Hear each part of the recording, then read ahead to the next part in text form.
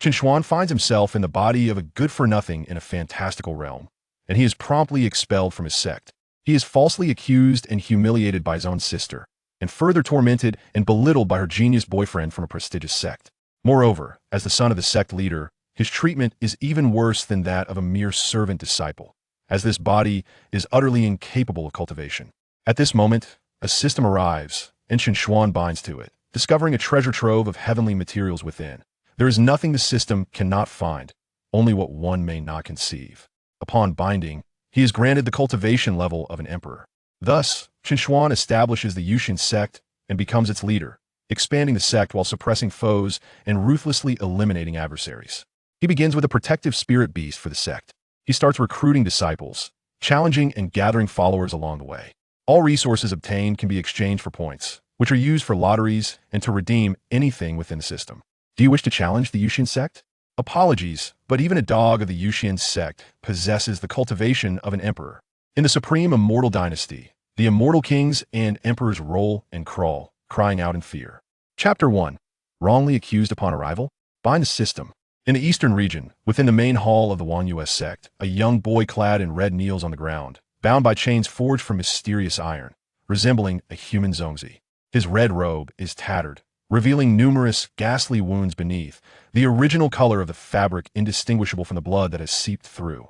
This boy is none other than Chen Xuan, the son of the Yuxian Sect leader, yet he is a veritable waste, unable to cultivate by nature. Despite his title, he is regarded as inferior to a dog within the sect. Even a passing cat would dare to trample him. The root of this disdain lies in the indifference of Chen Xuan, the sect leader, who has never cared for these matters, allowing the disciples to bully Chen Xuan at will. Chen Xuan has 3 children. The eldest, Chen Hu, the second son, the kneeling boy Chen Xuan, and a younger daughter, Chen Yueling. Unlike his treatment of Chen Xuan, Chen Xuan dotes on his other son and daughter, and anyone daring to harm Chen Yueling would face severe punishment. At this time, the main hall is filled with sect disciples, and many outsiders are peering in due to the crowd. Chen Xuan, who would have thought that not only could you not cultivate, but you would also commit such a heinous act, inciting the wrath of both gods and men. This is utterly unforgivable. From above, a middle-aged man in black, who is none other than Chen Xuan, glares down at the boy crumpled on the ground like a dead dog. Indeed, Chen Xuan, how could you do this to me?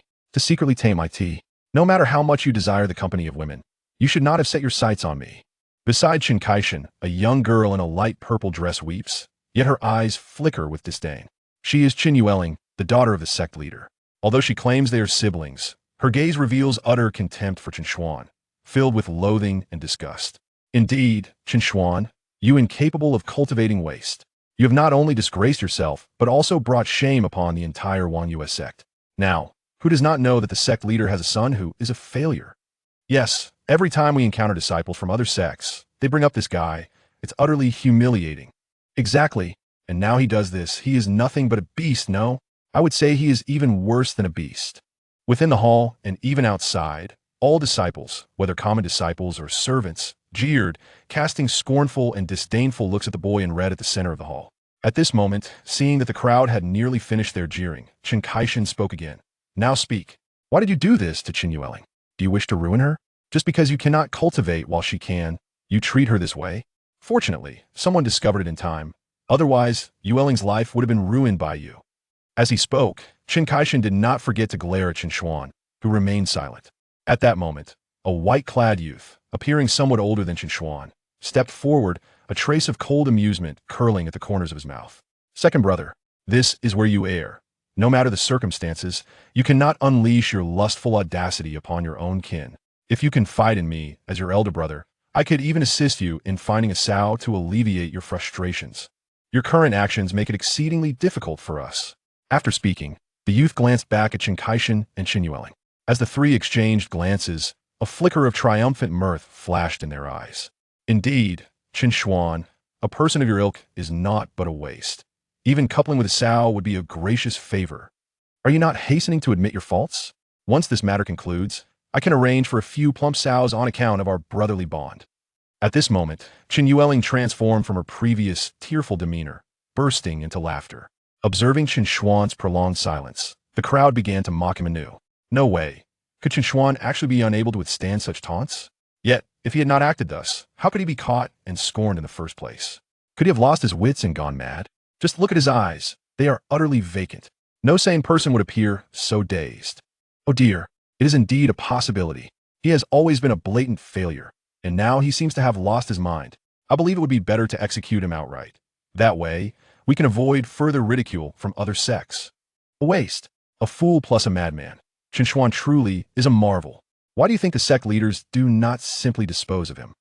Lower your voice. No matter how useless he is still the sect leader's son. He has yet to speak, and you are shouting as if you seek death. Honestly, the reputation of Yuxian Sect is utterly tarnished. If I were him, I would rather die than endure this. Suddenly, Chen Xuan, who had been lying on the ground, took a deep breath, his eyes darting wildly. Having grasped the situation, he muttered under his breath, "What the hell? I have truly crossed over." Chen Xuan quickly assimilated the memories of the original host. Did I not just finish taking a hot bath? Then, my vision went dark, and I found myself here. Upon realizing his predicament, he could not help but curse inwardly. The original host had lived a life unworthy of a human. After all, he was the son of the sect leader. Even if he could not cultivate, he should not have been reduced to a state where he could be bullied by all. In truth, the original host had succumbed to his injuries, paving the way for Chen Xuan to fortuitously occupy his body. But now what should he do? He was bound hand and foot, cast into the grand hall, unable to cultivate, devoid of any spiritual power. How could he break free? Just as Chen Xuan was engulfed in despair, a voice that sounded like celestial music reached his ears. Ding! Detection complete. Host has successfully crossed over. System binding commencing now. Upon hearing the system's voice, Chen Xuan was filled with joy.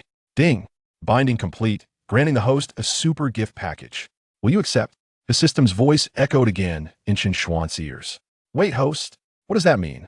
Chen Xuan was puzzled. Had it not just referred to him as the host? Why the sudden change to master? Due to successful binding, you shall now be the master of the system. The system will accompany the master in traversing myriad realms and reaching the pinnacle of greatness. Master, shall we activate the novice gift package? Hearing this, Chen Xuan paid no heed to the system's terminology. He simply desired to grow stronger. Resolving his internal conflict, he excitedly declared, "Activate it immediately." Chapter 2. You think I'm foolish? Well, now you're in trouble. Ding. Initiating the beginner's gift package. Congratulations, Master. You have attained the cultivation of an emperor. Congratulations, Master. You have acquired the unusual eye, heavenly eye.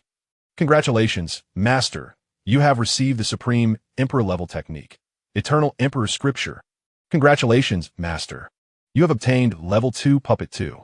Congratulations, Master. You have acquired the spirit beast, purple melody spirit fox, Queen Medusa. Ding. Due to the binding of the system, the issue preventing you from cultivating has been automatically resolved.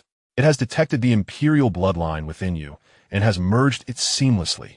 The acquired items have been automatically stored in the system space. Wow, this is absolutely exhilarating. Xianxia gazed at the items distributed by the system, his eyes shimmering with excitement. This beginner's gift package is truly remarkable. Just as the system's voice faded, Xianxia felt a warm current coursing through him, immediately sensing an explosive power surging within his entire being. This force was intoxicating beyond measure. System, what path are we to follow? Moreover, what other functions do you possess? Xianxia inquired discreetly to the system. Master, perhaps you should first deal with those nuisances outside to avoid disrupting my mood. Upon hearing this, Xianxia was momentarily taken aback. He had almost forgotten about those fools. Very well, let's take care of them first. Meanwhile, the crowd outside had already sensed Xianxia's unusual state, particularly the sect leader of Yuxian Sect, Chen Xuan, whose keen eyes as a Yuan Dan realm expert quickly caught sight of the healed wounds beneath Xianxia's clothing. Clearly, Xianxia was no longer in danger, and this sight sparked in him the thought of the hidden treasure. Given the peculiar scene unfolding with Xianxia, it was possible that the treasure was concealed within him. Xianxia, will you not acknowledge your faults? If that is the case, today I shall expel you from Yuxian Sect in my capacity as its leader. From this day forth, you shall no longer be a part of Yuxian Sect, and I shall sever our father-son relationship. With that, Chen Xuan snorted coldly and commanded others to throw Xianxia out. With so many people present, it was not the time to act openly. He would probe for the treasure's whereabouts once Xianxia had left. However, Chen Yueling interjected with fury, No, father. He has yet to admit his wrongdoing. Are we to simply let him depart without consequence? What of my dignity? He must kneel and apologize. We should break his limbs and cast him out. Hearing Chen Yueling's demands, Chen Kaishan pondered for a moment, finding merit in her words. He then halted the approaching individuals and turned to Chen Xian. Did you hear that? Kneel and confess, and you may suffer less pain. Otherwise, Chen Kaishan's eyes glinted with malice. Upon hearing these words, Chen Xian could not help but feel sorrow for the original owner. Could this truly be the bond of flesh and blood? Just then, before Chen Kaishan could finish his sentence, a cold voice resonated from beyond the hall. Upon hearing the voice of the individual, Chen Kaishan felt a palpable tension coursing through him, and the onlookers at the grand hall's entrance swiftly parted to create a path. Soon, two figures emerged into the crowd's view. To their astonishment, a resplendent young man was accompanied by an elderly gentleman. Xiao Xinji, what brings you here? Chen Kaishan addressed him thus, though his body betrayed his unease, bending at the waist at an angle exceeding 90 degrees. This young man was none other than the son of the Yuxian Sect's leader and the betrothed of Chen Yueling. Rather than merely a betrothal, it was more accurate to say that Xiao Ting had taken a fancy to Chen Yueling, as the Yuxian Sect's power eclipsed that of the Yuan Sect. The Yuan Sect was merely a third-rate sect, whereas the Yuxian Sect ranked as a second-rate sect, with its leader being a formidable figure at the Tian'er realm, far beyond what Chen Kaishan could contend with. Thus, Chen Kaishan was quite pleased with the alliance. What brings me here? The youth, Xiao Ting, scoffed, glaring fiercely at Chen Kaishan. Had I not come, I would remain oblivious to the fact that my fiancé was on the verge of being bullied by another. And that very person is my brother? How is it, sect leader Chen, such a grave matter can merely be resolved by expelling him from the sect? I demand his death. Upon hearing this, Chen Kaishan discerned the ill intent of the visitor and dared not utter a single word of rebuttal in Xiao Ting's presence. Everything shall be at young Master Xiao's discretion, he replied with an awkward smile. Since Xiao Ting had already spoken, Chen Kaishan felt he had no recourse but to acquiesce. Offending the Yuxian Sect would spell significant trouble. As for the treasure, he thought he could retrieve it later when he searched for Chen Xian's corpse, as he hardly believed anyone would dare to disturb it. After all, even the living Chen Xian had already become a source of their disdain. Huh, am I hearing correctly? You, this fool, dare to speak of killing me? At that moment, Chen Xian, who had remained silent until now, rose to his feet, his eyes gleaming with derision as he regarded Xiao Ting. The crowd soon reacted, unleashing a torrent of rebuke and anger. Impudent! Chen Xian, do you even comprehend whom you are addressing? Who granted you such audacity? You are courting death. Do not drag us down with you. You are provoking the Yuxian Sect. Cursed wastrel. Indeed, the Yuxian Sect, with its Tian'er realm powerhouse, was not something the Yuan Sect could hope to oppose. The onlookers, acutely aware of Xiao Ting's identity and the might of the Yuxian Sect, felt as though the heavens were collapsing upon hearing Chen Xian's vehement insults directed at Xiao Ting. Excellent. Truly remarkable. You possess courage, and I shall ensure your demise is anything but swift. I shall sever your tendons and shatter your bones, allowing you to savor each moment of your suffering before you perish. Xiao Ting initially stood in shock, utterly unprepared for this so-called wastrel to dare insult him, and his expression darkened instantaneously. Witnessing this, Chen Kaishan trembled, his complexion paling as he hastily attempted to explain to Xiao Ting. Young Master Xiao, I have severed ties with him and expelled him from the Yuan Sect. He is no longer associated with us, and I hope that the Yuxian Sect does not hold us accountable for his actions. Upon hearing this, Xiao Ting glanced at Chen Kaishan and replied with a smile. Rest assured, since Chen Xian has been banished from the Yuan Sect and our relationship has been cut, I certainly shall not implicate you. Indeed, one could argue that Chen Kaishan is his prospective father-in-law, and Xiao Ting would not dare to disrespect him, for that would be akin to striking his own face. As for Chen Xian, the matter will only come to a close upon his demise. As long as he draws breath, even if he fails, he remains an indelible stain upon both himself and Chen Yueling. You wish to kill me? You are not worthy. But today, this Yuan Sect shall be your burial ground. Chen Xian scoffed, casting a mocking glance at Xiao Ting. Xiao Ting, enraged, had already reached the 7th stage of qi gathering. The audacity of Chen Xian to speak thus was tantamount to courting death. With that, Xiao Ting unleashed his spiritual energy, showcasing his formidable cultivation, and coldly declared, Chen Xian, you dare to speak to me in such a manner? Today, I shall make you wish for death, and even remove your tongue. As he spoke, his figure vanished, charging toward Chen Xuan with the intent to deliver a severe beating followed by slow torment. However, Chen Xuan merely chuckled, and the iron chains enveloping him shattered into dust as he softly uttered a single word, explode. In the next instant, the recently moving Xiao Ting met with a catastrophic explosion, his body disintegrating into a bloody mist. This unexpected turn of events left the onlookers in sheer shock, while Chen Xuan wore a faint smile, as if to say, "You thought me foolish, yet here we are, you are no more." The third chapter, titled A Rampage, began with the exclamation of young master. The elder who had accompanied Xiao Ting was the first to regain his composure, witnessing Xiao Ting's mangled remains. His heart plummeted into despair. This man was known to Chen Xuan, or rather, to the original owner of this body, as he had always been seen accompanying Xiao Ting, elderly of the Yuxian Sect, a practitioner at the 5th stage of Yuan Dan. At this moment, Elder Li's pupils dilated in shock, the specter of death looming over him, completely oblivious to the anomalies surrounding Chen Xuan.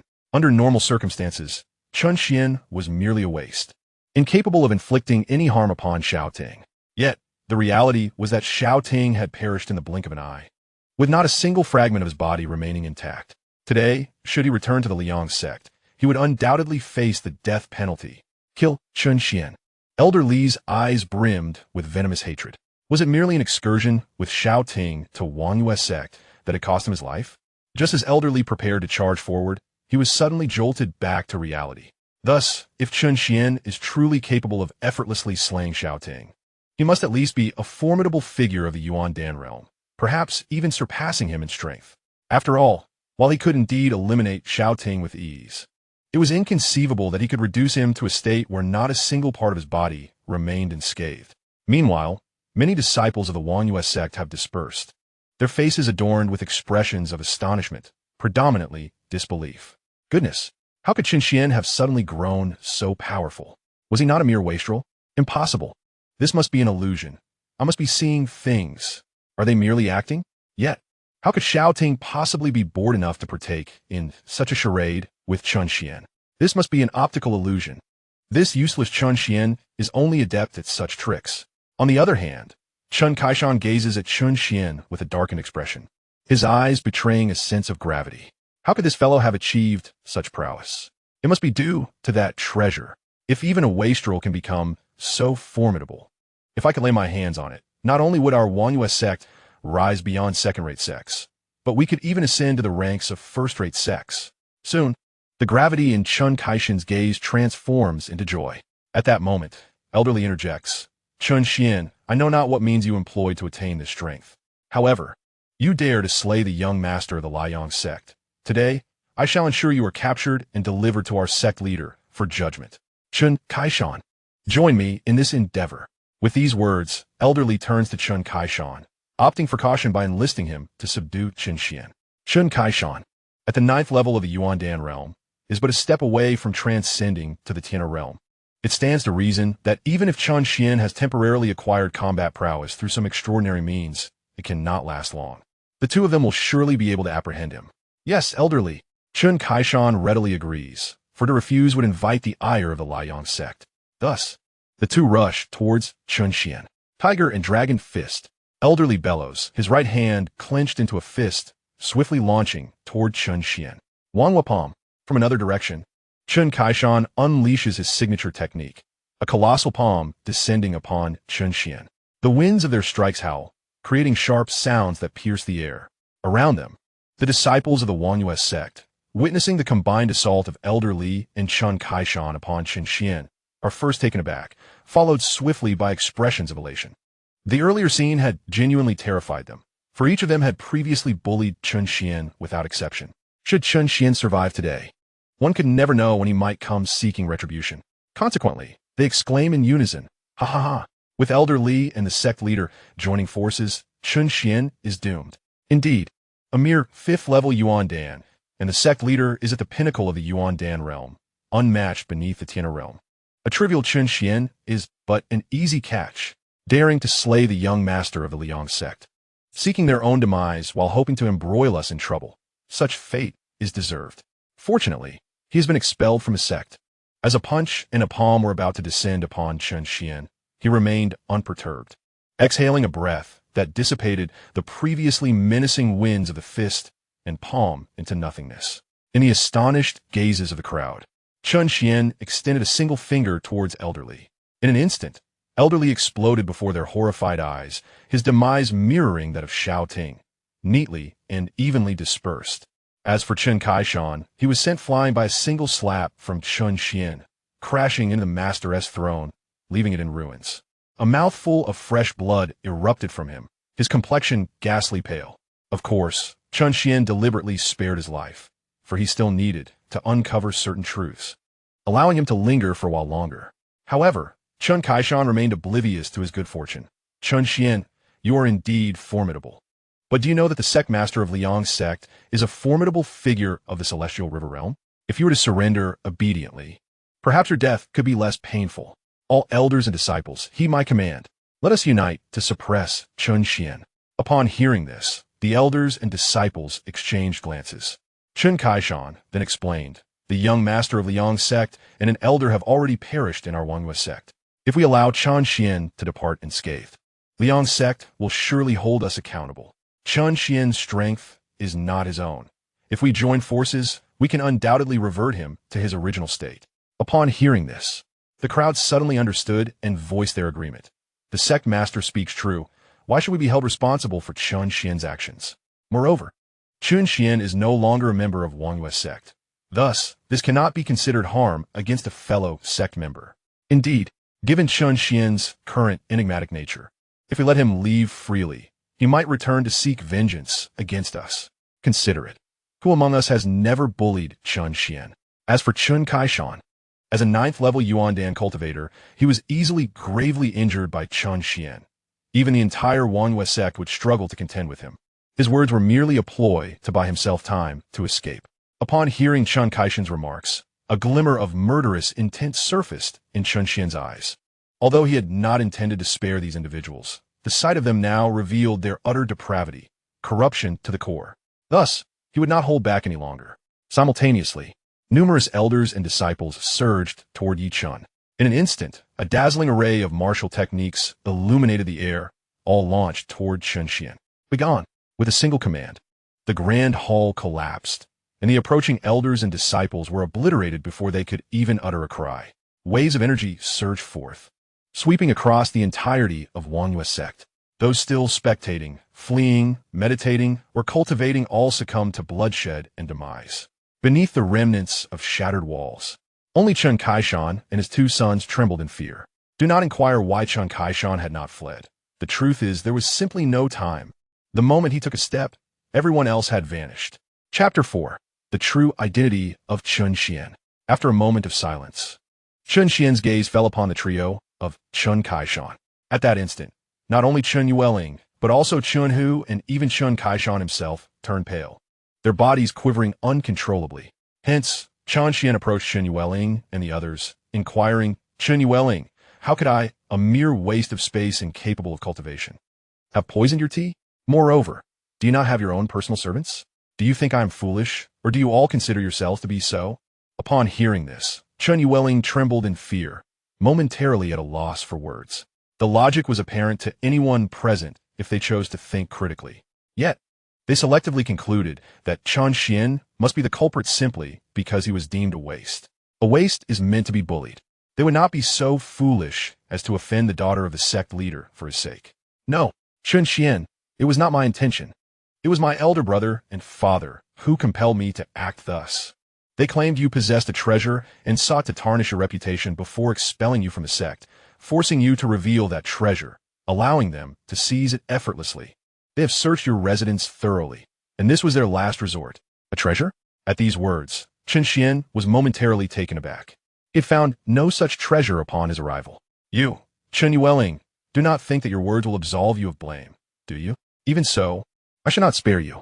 Nearby, Chen Hu, witnessing Chen Yueling so easily betray the two, bore an expression of anger.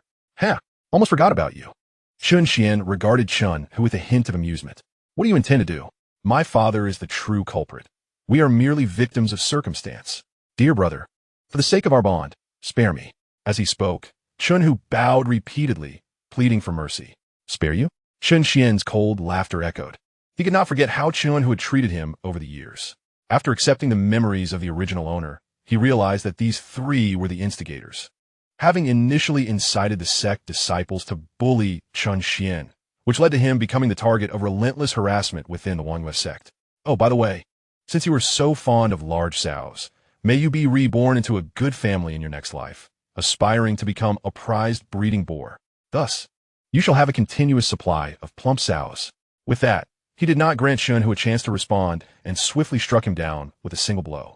Witnessing this, Chen Yueling's eyes widened in terror, fear evident in her gaze, her legs giving way beneath her.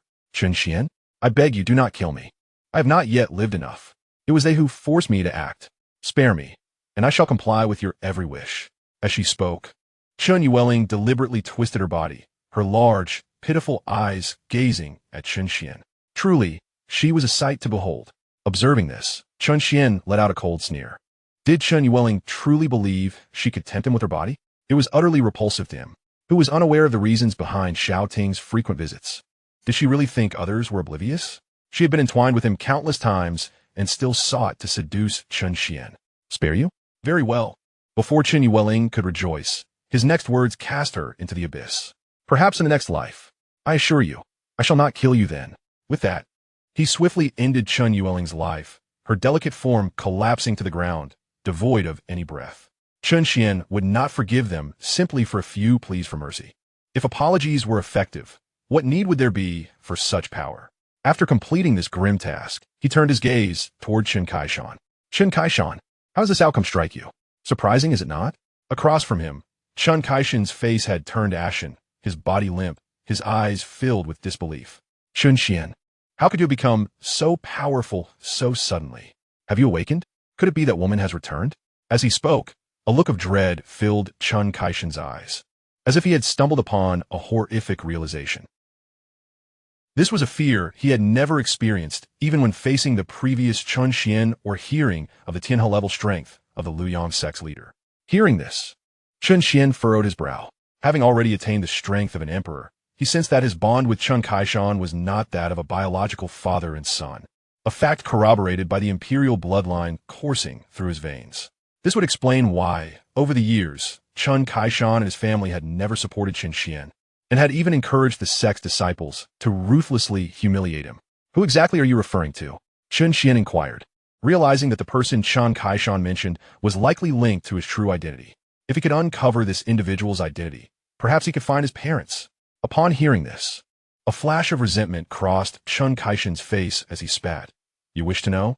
I shall not tell you, and you will remain in the dark for all eternity. Ha ha ha. Chen Kaishan laughed maniacally, as if he had lost his mind. Do you think that by withholding the truth, I will remain ignorant? A smirk danced upon Chen Xian's lips. Since Chen Kaishan was not related to him, he felt no burden. He then approached Chen Kaishan. The latter trembled uncontrollably as he watched Chen Xian advance, his pupils dilating with fear, as though a demon were drawing near. What do you want? Please, do not come any closer. The memories of Chen Xian annihilating the elders and disciples of the Yuxian Sect, as well as the brutal deaths of Chen Hu and his sister, loomed vividly in his mind, leaving no room for doubt or fear. Yet, rather than ending Chen Kaishan's life immediately, Chen Xian placed his hand before his face. In the next moment, an imperial thought penetrated deeply into Chen Kaishan's mind. Reaching his very soul, Chen Kaishan emitted a chilling scream akin to that of a slaughtered pig. Indeed, Chen Xian had directly invaded Chen Kaishan's consciousness, employing the most detrimental method available, subjecting him to both physical and mental torment simultaneously. Soon, a piercing and mournful wail reverberated throughout the area. Chen Kaishan's body convulsed violently. He lost control of his bodily functions, his eyes rolling back until only white showed, and his limbs began to stiffen. After what felt like an eternity, Chen Xian finally ceased his actions.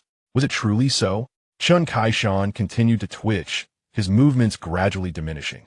Observing this, Chen Xian decisively struck down with his palm, reducing Chen Kaishan to dust, utterly vanquished. From the memories extracted from Chen Kaishan, Chen Xian gleaned insights into his own lineage. He discovered that his father was also a member of the Yuxian Sect and a close brother to Chen Kaishan. However, over a decade ago, Chen Kanglin, the true father of Chen Xian, had inadvertently rescued a woman of unparalleled beauty.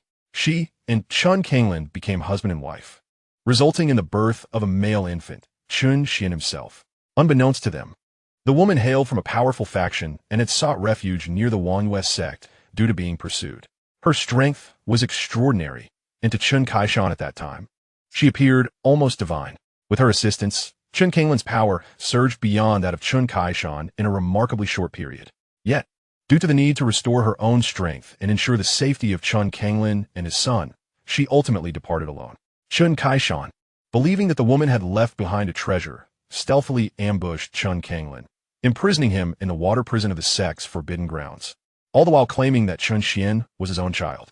Over the years, Chen Kaishan refrained from killing Chen Kanglan and his son because Chen Kanglan had deceived him into believing that Chen Xuan possessed a valuable artifact. Should either of them perish, Chen Kaishan would never obtain this treasure. As the years passed, it was evident that Chen Kaishan had grown impatient, leading him to conspire against Chen Xuan and expel him from the sect, convinced that the now inept Chen Xuan would still be compelled to reveal the coveted item. Little did he know, no such treasure existed, and the original owner had been slain before any expulsion could take place. Ah, what a misguided father. Chen Xuan could only lament. Chapter 5. Parents who never let you rest. After resolving the matter with Chen Kaishan, the Yuxian Sect lay in ruins, with no survivors except for Chen Xuan himself. No, there was one more. Chen Kanglan, for after delving into Chen Kaishan's memories, Chen Xuan discovered that Chen Kaishan had imprisoned Chen Kanglan in the forbidden grounds, which lay beneath the Yuxian Sect. Thus, under Chen Xuan's perception, he arrived in the forbidden area. Before him lay a small water prison. Within this prison stood a wooden post, to which a disheveled and wretched man was bound. The man possessed a broad skeletal frame, yet at this moment he appeared emaciated, reduced to little more than skin and bones, his head hanging low. Only a faint sound of breath indicated that he was still alive. Furthermore, his spiritual power had been sealed, rendering him no different from an ordinary mortal. Observing this dismal environment, Chen Xuan couldn't help but furrow his brow. To endure such conditions for so long was a testament to this man's remarkable resilience.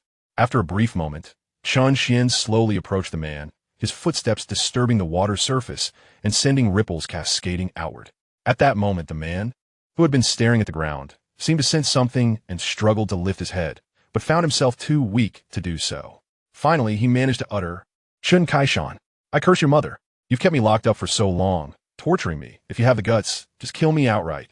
Damn you, you filthy bastard. I even gifted you the profound martial arts bestowed upon me by my wife. And what do? You stab me in the back. I must have been cursed in my past lives to have crossed paths with such a scoundrel." However, after a considerable time, the man did not receive the familiar lash of a whip. This was decidedly abnormal. In the past, every time he cursed Chen Kaishan, that scoundrel would respond with a beating. Mildly, he would bare his teeth, or severely, he would wail for hours. Could it be that this man had suddenly shown mercy? Impossible. Absolutely impossible. The man quickly dismissed this thought. Over the years, he had seen through Chen Kaishan's character. Rather than hope for his kindness, one might as well wish for the sun to rise in the west. Ultimately, the man gritted his teeth and summoned all his strength to raise his heavy head. To his astonishment, the figure before him was not Chen Kaishan, but an unfamiliar youth. Yet, the man felt an inexplicable kinship with this boy, as if they were bound by blood.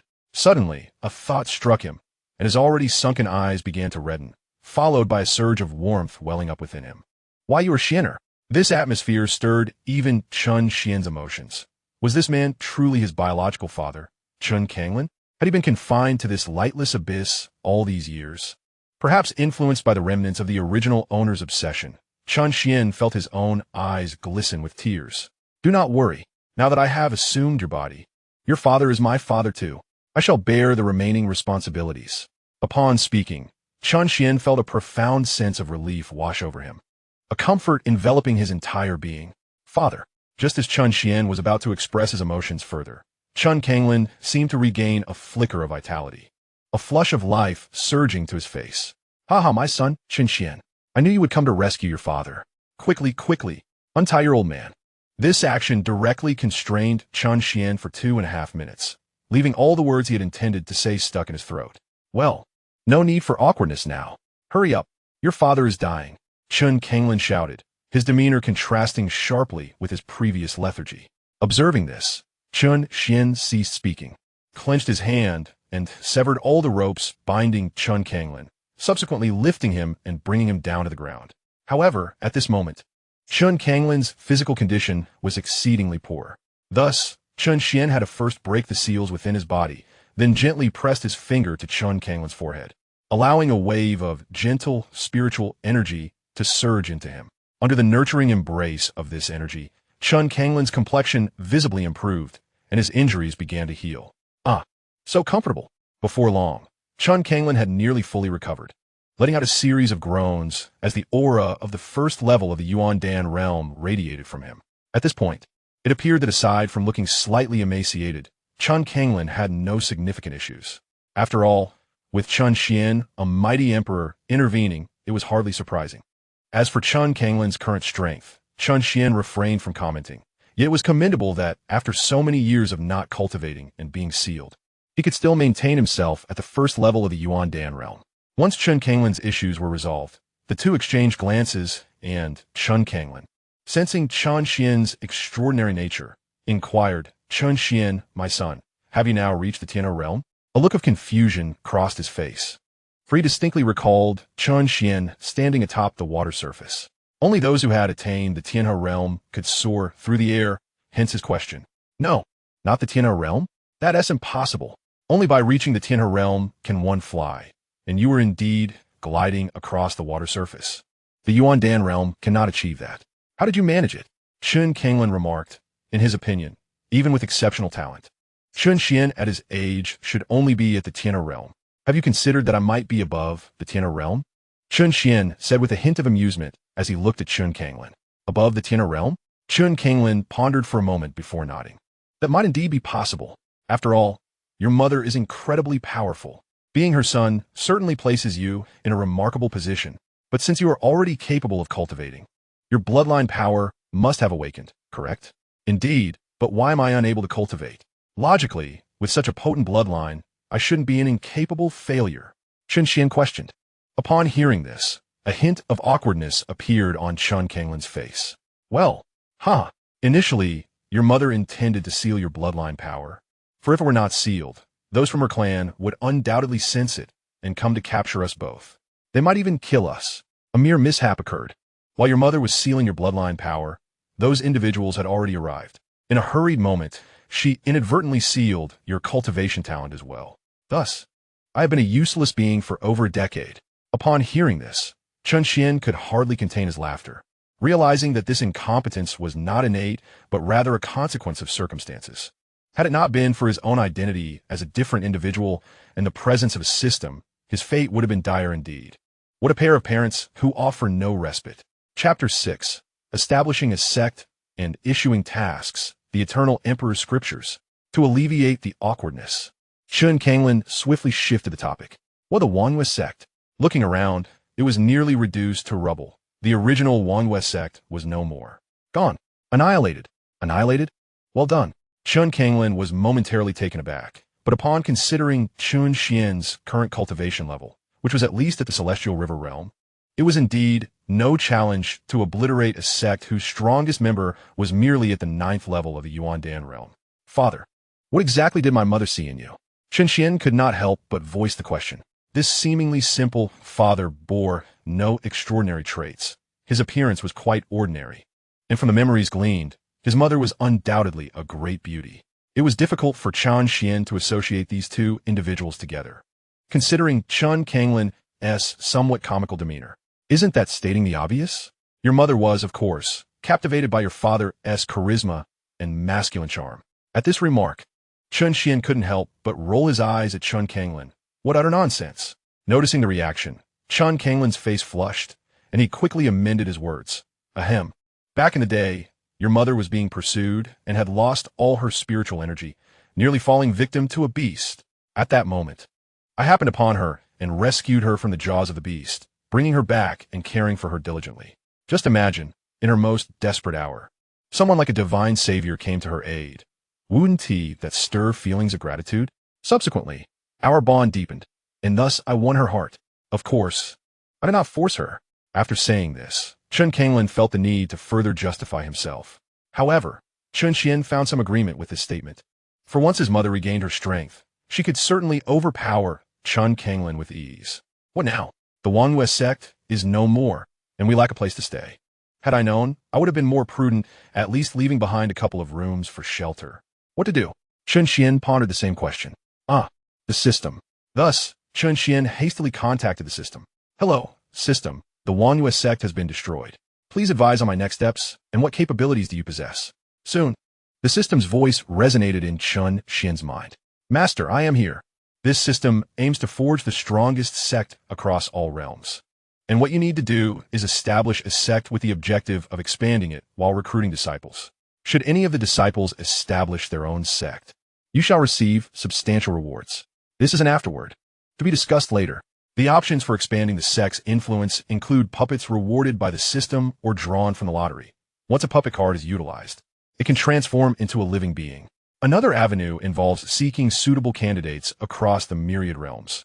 Naturally, the system will assist the master in selecting potential recruits. The master merely needs to personally gather them. At each stage, the system dispenses generous rewards. For instance, when the master elevates the soon-to-be established sect from a third-rate to a second-rate sect, a reward will be granted. The master will also receive rewards for each disciple recruited. Simultaneously, the system has activated a lottery and a marketplace, both teeming with various items. Provided there are sufficient points, purchases or lottery draws can be made. All treasures, techniques, and spiritual stones gathered by the master can be exchanged for points. A guaranteed critical reward of precious items awaits after every 361 draws. Of course, this applies only to draws within the same tier. As the master establishes the sect, the system will directly provide a complete set of sect facilities, including a grand protective formation. Master, shall we establish the sect now? Upon reading this, Chen Xuan nodded in satisfaction. Let's establish the sect now. Please, master, name the sect. Naming it? Since it is destined to become the strongest sect across the myriad realms, it must surely suppress the celestial beings and rise above the immortals. Thus, let it be named Yuxian Sect. Understood. Master, the system is in the process of establishing the sect and distributing the facilities. No sooner had the system's voice faded than a resounding boom echoed through the sky, heralding the arrival of a colossal entity. Chen Xuan, lost in thought, suddenly sensed something amiss and looked up. What on earth? Chen Xuan, my son, the sky is falling. Run, he exclaimed, attempting to drag Chen Xuan along. However, Chen Xuan interrupted his father's actions, appearing somewhat speechless. This seemingly opportunistic father was taking advantage of him, yet nothing felt amiss. No need to run. This is my sect. With that, a sect several hundred times larger than the original Yuxian Sect descended into place. The view revealed a fully equipped sect, complete with training grounds, alchemy rooms, and cultivation chambers. The grand entrance exuded extraordinary majesty, adorned with a massive golden plaque inscribed with the vigorous characters of Yuxian Sect. Within the sect, thousands of towering peaks stretched endlessly, each suffused with spiritual energy. From the outside, the entire sect occupied a space no larger than the original Yuxian Sect, but upon entering, it unveiled an entirely different realm, akin to a celestial paradise. The spiritual energy within the sect was so dense it began to condense into a liquid form. Ding! A low-grade spiritual vein has been detected remaining from the Yuxian Sect. Would you like to exchange it for points? The system's voice chimed again before Chen Xuan could finish reading. A low-grade spiritual vein? Chen Xuan felt a tinge of confusion. For the sect bestowed by the system already possessed an unquantifiable number of exquisite spiritual veins. What significance did this inferior spiritual vein hold? Seemingly perceptive of Chen Xuan's thoughts, the system elucidated.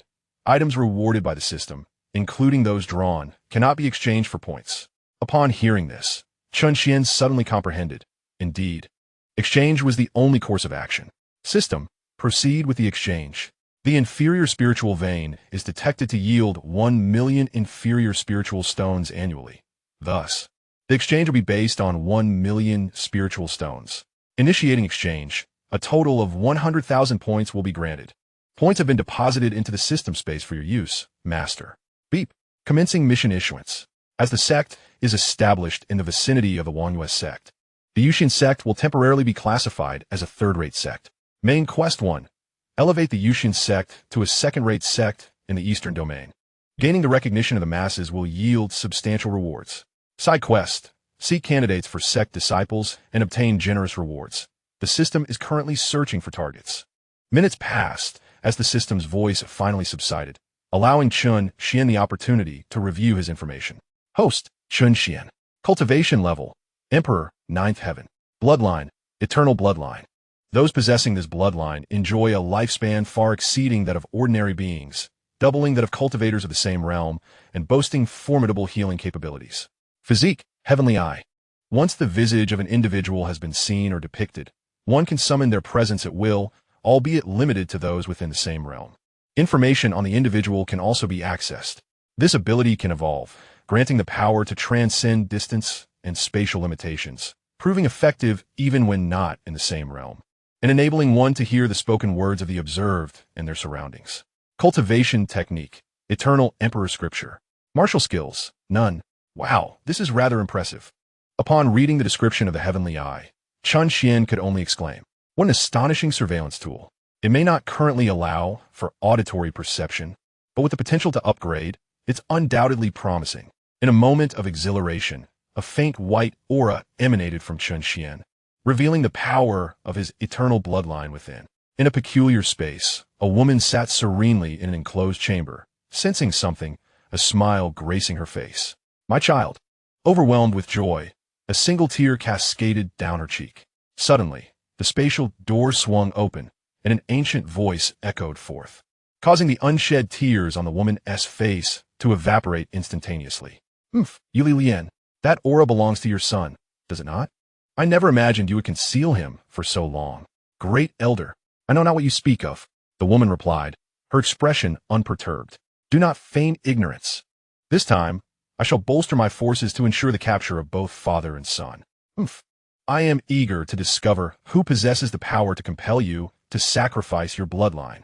The Grand Elder, do not overstep your bounds. You are aware that I wish to leave, and you cannot impede my departure. Do not blame me for severing ties completely with you. Upon finishing her words, a formidable aura emanated from the woman, rivaling that of the elder. I shall not take their lives, but I am determined to bring the person back. With that, the elder vanished. Shinner, your mother will be waiting for you here. As long as you are within my sight, no one can harm you. Chapter 7, System Lottery. In the Eastern Domain, at the Yuxian Sect, after reviewing his attribute panel, Chen Xuan's face broke into a faint smile. However, he lamented, but I still lack martial arts. He shook his head in contemplation. Nevertheless, with the system at his disposal, as long as he had ample resources, he had no fear of lacking martial skills. Exiting the system panel, he was immediately greeted by the astonished gaze of Chen Kanglin. At that moment, Chen Kanglin was trembling, pointing at everything around him, and asked in disbelief, Chen Xuan, my son, did you create all of this? His eyes were filled with incredulity. Without further ado, Chen Xuan replied, indeed. All of this is my doing. From today onward, the Yuxian Sect shall be my domain, and I shall be its master. As for you, Chen Xuan lowered his head, pretending to ponder for a moment before declaring, you shall merely be a humble disciple of the Yuxian Sect. A mischievous smile played upon his lips. Chen Kanglin, still reeling from the shock of his surroundings, was taken aback by Chen Xuan's words, his expression twisted with disbelief. What did you say? You want your father to be but a mere disciple? He instinctively raised his hand to admonish Chen Xuan, but recalling his son's unknown prowess, he lamented, heavens, this is elder abuse. Someone come help. After a considerable time passed with no response, he cautiously stole a glance at Chen Xuan, only to find him wearing a half-smile. At that moment, Chen Kanglin realized he had been played. Chen Xuan then remarked, enough of the charade. You have not shed a single tear despite your prolonged lament. Since you are my father, you shall henceforth be the ancestor of the Yuxian Sect. Upon hearing this, Chen Kanglin grinned widely. Excellent. Now that sounds fitting. Chen Xuan, my son, do not hesitate to call me ancestor. He straightened his posture, gazing at Chen Xuan. Chen Xuan was left speechless, inwardly cursing. Is this fellow truly not a jester summoned by a monkey? With such a comical father, there would certainly be no shortage of amusement in the future. After briefly introducing the situation of the entire Yuxian Sect, Chen Xuan arranged for Chen Kanglin to reside in a luxurious mountain peak, fully equipped with amenities. As for Chen Xuan himself, he retreated to the exclusive space of the sect master. There, he turned his attention to the items within the system. The beginner's gift package included not only the cultivation level of an emperor and the heavenly eye, but also a spirit beast and 2 puppet cards. Perfectly. These 2 spirit beasts can temporarily serve as guardian beasts for the sect. As for the lottery system, Chen Xuan originally possessed a total of 100,000 points. And after exchanging some undamaged resources from the Yuxian Sect for an additional 50,000 points, he now had a grand total of 150,000 points. The first level lottery requires 1,000 points per attempt, while the second level lottery demands 10,000 points per attempt. After glancing at the number of points, Chen Xuan decided to boldly proceed with the 10 consecutive draws from the second level lottery. System, initiate 10 second level draws. The system soon responded with its mechanical voice. Drawing in progress. Congratulations, Master, you have drawn the Earth level martial skill. Mountain splitting palm. Congratulations, Master, you have drawn purple celestial silkworm stockings. Congratulations, Master. You have drawn red celestial silkworm stockings. Congratulations, Master, you have drawn a 10-fold cultivation card for the 9th heaven realm upon use. Individuals with a cultivation level below the 9th heaven realm can directly ascend to the 9th heaven realm. Congratulations, Master. You have drawn a high-level defensive formation, mixed origin array 1. Congratulations, Master. You have drawn Joyful Sphere 2. Congratulations, Master. You have drawn 2 second-level puppet cards. After a few minutes, Chen Xuan reviewed all the items he had drawn. The Earth-level martial skill, Mountain Splitting Palm, elicited a slight disappointment from him. Alas, despite being a great emperor, he now only possessed an Earth-level martial skill. He would have to make do with it for the time being. The hierarchy of martial skills and techniques ranges from the highest to the lowest. Emperor level, Saint level, Heaven level, Earth level, Mysterious level, and Yellow level. Turning his gaze towards the exquisite stockings, Chen Xuan couldn't help but exclaim, "What in the world? As an 8-foot-tall man, this system dares to present me with such items? And what on earth is a joyful sphere?" He berated the system in his mind. After a long pause, the system's timid voice finally emerged. "Master, all item draws are entirely random. The probabilities remain the same. It is all a matter of luck." With that statement, the system fell silent once more. As for the defensive formation, which is of mysterious level, he would reluctantly utilize it for now. At the very least, it could withstand attacks from the Heaven Realm. Although it was of little use to Chen Xuan at this stage. Regarding the Heaven Realm cultivation card, he thought of giving it to Chen Kanglin. At least it would make her appear less weak. The remaining item was the puppet card, and combined with the one from the beginner's gift pack, Chen Xuan now possessed a total of 4 second-level puppet cards. However, with only 2 individuals in the Yuxian Sect, it appeared rather meager. Thus, Chen Xuan resolved to use the puppet cards to augment the number of people in the Yuxian Sect, at least to inject some vigor into it. System. Utilize the puppet cards. Received. Master. Initiating the use of puppet cards. As a command was issued, 4 beams of light flashed before Chen Xuan. And soon 4 figures materialized before him. In a moment, their information was displayed before Chen Xuan through the Heavenly Eye's capability. Character. My Ling. Cultivation. 8th level of the Celestial River Realm. Technique. Profound Een Art. Martial skills. Profound Een Palm. Tiger Roar Fist. Introduction. Affected. Adept in PUA. Skilled in brainwashing. Self-centered. Reveling in the adulation of others. Character. Liang Zai. Cultivation. 9th level of the Celestial River Realm. Technique. Profound Yang Art. Martial skills. Profound Yang Palm. Drifting Dragon Step. Introduction. The partner of my Ling, although possessing higher cultivation, is completely dominated by her. Character. Spicy Little Rain. Cultivation. 9th level of the Celestial River Realm. Technique. Dragon and Tiger Formula. Martial skills. Flying Leg. Frenzied Flame Slash. Introduction. A strong woman, capable of standing alone, a fighter among women. Character. Pei Si. Cultivation. 7th level of the Celestial River Realm. Technique. Black Underworld Art.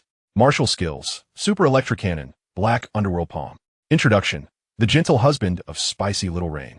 With a mild disposition, the 4 stood side by side, with my Ling being a robust woman sporting a fringe that brushed her eyebrows.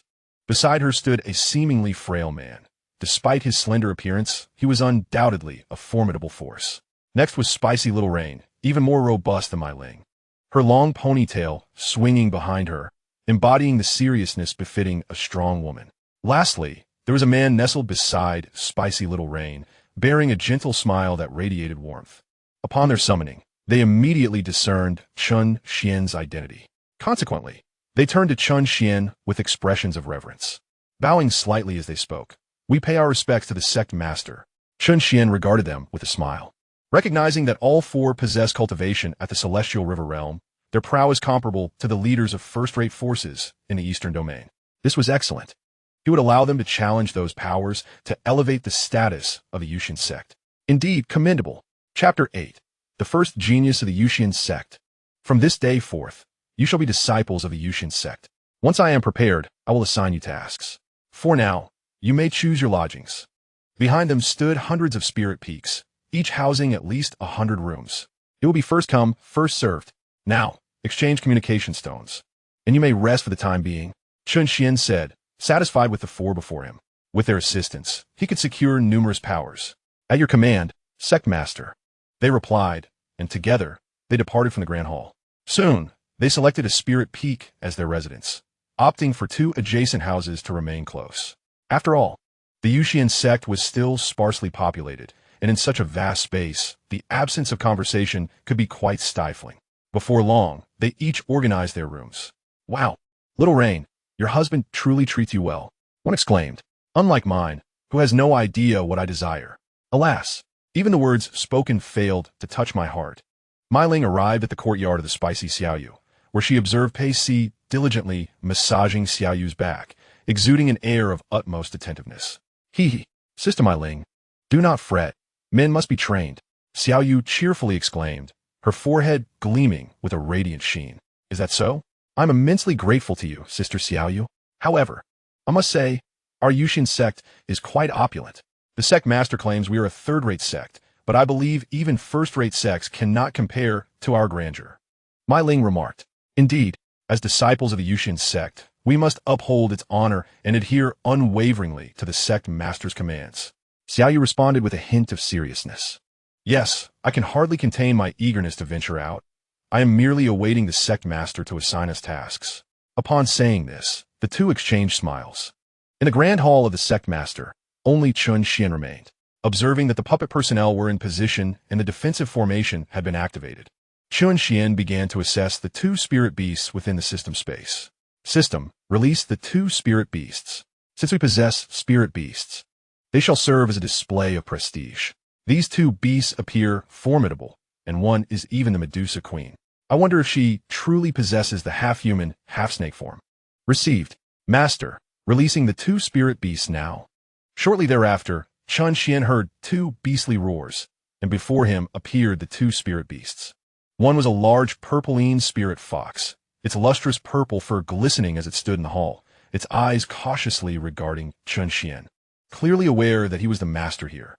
The other was a large red serpent, its tongue flicking in and out, projecting an imposing presence. Quite satisfactory. Chen Xuan expressed his approval. Suddenly, Chen Xuan sensed the auras emanating from the serpent and the fox. They had evidently reached the 9th layer of the Heavenly Passage Realm. In this world, beasts that attain the Celestial River Realm can articulate human speech, while those that reach the Heavenly Passage Realm can transform into human form. Thus, Chen Xuan promptly inquired, can you transform into human form? Below, the serpent and the fox replied, Sect Master, we can indeed transform. Very well. Transform into human form. Initially, Chen Xuan intended for the 2 spirit beasts to guard the entrance of the Yuxian Sect, but now that they possessed the strength of the Heavenly Passage Realm, he conceived a new plan. As his words fell, the serpent and the fox swiftly morphed into human forms. In the blink of an eye, 2 enchanting beauties, tall and slender, materialized before Chen Xuan, clad in purple and red gowns respectively. At first glance, the 2 individuals exude entirely different auras. The purple rhythm spirit fox appears as a cool and aloof woman, while the Medusa Queen embodies the essence of a fiery and passionate beauty. However, such contrasts are precisely what makes life intriguing. Monotony would be utterly dull. Furthermore, Chen Xuan has conceived a bold idea, to appoint both enchanting ladies as his personal attendants. Imagine, for instance, the luxury of having one's feet washed, receiving a soothing massage, reclining in a comfortable chair while being fed fruits, and employing the celestial eye to monitor the completion of tasks assigned to the sect's disciples. How delightful that would be! Splendid indeed. You shall henceforth be members of the Yuxian Sect, and may select your own residences. From now on, you shall be called Medusa, and you shall be named Purple Rhythm." Chen Xuan indicated, gesturing toward the two women. "Very well, you may take your leave." "Yes, Sect Master." With that, Chen Xuan allowed them to choose their desired spiritual peaks. Just as the two women were about to depart, Chen Xuan called them back, having recalled a splendid item he had won in the recent lottery. With a flick of his wrist, 2 pairs of stockings appeared in his hand, which he tossed to them. "This is quite suitable for you. Consider it a gift." The two ladies blushed at the sight, but graciously bowed to Chen Xuan before exiting the Grand Hall. As for what comes next, Chen Xuan glanced at the cultivation card. "Let's first enhance my father's cultivation. It would be rather embarrassing for an ancestor to remain at the Yuan Dan realm." With that, Chen Xuan's figure vanished from the hall and reappeared at Chen Kanglin's residence. Upon the sudden appearance of Chen Xuan, Chen Kanglin was taken aback. "What brings you here?" "Ancestor, I am about to enter my training session. Please do not disturb me," Chen Kanglin said nonchalantly. Noticing this, Chen Xuan smiled. "Oh, it seems someone does not welcome my presence. I had intended to assist you in slightly enhancing your strength, but it appears that is no longer necessary." With that, he turned toward the entrance of Chen Kanglin's courtyard. The previously melancholic Chen Kanglin quickly positioned himself in front of Chen Xuan, smiling broadly. "Wait, Ancestor, dear father, that was not my intention. I merely thought that as the leader of sect, you must be quite busy. I was concerned that your visit might tire you. So, how exactly do you plan to enhance my cultivation? Since the inexplicable emergence of this sect, Chen Kanglin has unconditionally trusted every word spoken by Chen Xuan. If Chen Xuan claims he can bolster his strength, then he undoubtedly can. As for now, seeking assistance from Chen Xuan, Chen Kanglin believed that a true man is not bound by trivialities. He can adapt and bend, especially when the one he seeks help from is his own son. What is there to be embarrassed about? Seeing this, Chen Xuan felt a sense of resignation toward his rather unconventional father. Therefore, he produced a cultivation enhancement card, specifically designed to elevate the cultivation of individuals below the Tianhe realm directly to the 9th level of Tianhe. Under the curious gaze of Chen Kanglin, a card transformed into a stream of light and entered his body. At that moment, Chen Kanglin felt a tremendous surge of energy flooding into him, permeating every limb and sinew. The shackles within his body were being shattered. A powerful aura emanated from him. As time passed, Chen Kanglin's presence settled at the 9th layer of the Heavenly River realm. This was truly astonishing. "My son Chen Xuan, you are simply extraordinary. Ha ha ha. With such combat prowess. Who dares to claim that I am not a genius? From this day forth, I shall be the foremost genius of the Yuxian Sect, and as for you, you may barely qualify as the second genius." Upon hearing this, Chen Xuan cast a disdainful glance at Chen Kanglin, feeling a sense of exasperation. It was as if he were dealing with an incessantly boastful elder. He felt that if this continued, he would be unable to maintain his composure in the presence of Chen Kanglin. Chapter 9. The Wrath of the Sunfire Sect. After sharing a light-hearted jest, Chen Kanglin's expression grew serious. "Xin'er, not only have you obliterated the Wanyue sect, but you have also slain the young master of the Sunfire Sect here. I fear the Sunfire Sect will not let this transgression go unpunished. The sect master of the Sunfire Sect is undoubtedly at the Heavenly River realm. I just do not know at which layer. However, what troubles me is not this, but the sudden emergence of a Yuxian Sect, which will inevitably attract the attention of other factions. Soon, second-rate or even first-rate powers will likely come to investigate, and they may even come knocking at our door." Although Chen Kanglin was aware of Chen Xuan's strength, he had not disclosed his true cultivation level, which left Chen Kanglin with a lingering sense of concern. After all, there were many formidable beings in the eastern region, such as those at the Celestial Passage Realm, Earth Martial Realm, and even the Heavenly Martial Realm. Such powers could easily extinguish those at the Heavenly River Realm with a mere flick of their wrist. Do not worry, I would actually welcome their arrival. If they do not seek me out for trouble, how will I have the pretext to annihilate them and seize their resources? Chen Xuan chuckled, his eyes glinting with disdain. He had his sights set on the treasures within the system's shop and lottery. If those individuals did not come seeking trouble, how could he justifiably take what belonged to them? Seeing Chen Xuan's relaxed demeanor, Chen Kanglin finally sighed in relief. "All right, my son Chen Xuan, I must enter seclusion. You should leave promptly and not disturb my cultivation." With that, he hurriedly retreated into the house. Witnessing this, Chen Xuan felt a surge of irritation. Were it not for the fact that he was his father, he would have been unable to restrain himself from delivering a sharp rebuke. Outside the Yuxian Sect, several figures gazed in astonishment at the suddenly majestic sect, their faces reflecting shock. They had also witnessed the annihilation of the Wanyue sect and had even seen Chen Xuan's imposing figure. In truth, these individuals had long been detected by Chen Xuan, though he had chosen not to deal with them at that moment. It is precisely at this moment that these individuals will disseminate the news of the Yuxian Sect, and we shall see what grand catches may come forth. That young man in red appears familiar to me. I believe I have seen him before. Yes, it has come back to me. Is he not the so-called good-for-nothing from the Wanyue sect? The son of the sect leader. I have heard that his status is inferior even to that of a dog. How could he have suddenly grown so formidable? Upon hearing this, the nearby cultivators displayed expressions of astonishment and sudden realization. Indeed, I too recall, his name is Chen Xuan. It is truly astounding. How could this fellow have undergone such a transformation? His aura likely rivals that of a second-rate sect leader. No wonder the Wanyue sect was obliterated by him. The strength of a second-rate sect leader must at least be at the Celestial River realm, while the Wanyue sect leader's prowess barely reached the 9th layer of the Yuan Dan realm. Chen Xuan has not only faced ridicule from other sects, but has also been subjected to the most severe mockery and humiliation from his own sect. It is only fitting that these individuals have met their demise. At that moment, another cultivator approached, a peculiar expression upon his face. Let me tell you, a friend of mine from the Wanyue sect mentioned that today Chen Xuan attempted to perpetrate an unscrupulous act against Chen Yueling and was caught red-handed. He is currently undergoing judgment. Moreover, Chen Yueling's fiancée has personally rushed over from the Liang sect. It seems the young master of the Liang sect may have met his end as well. Upon hearing this, the crowd's expressions shifted dramatically. Does this imply that Xiao Ting perished at the Wanyue sect? This is indeed grave news.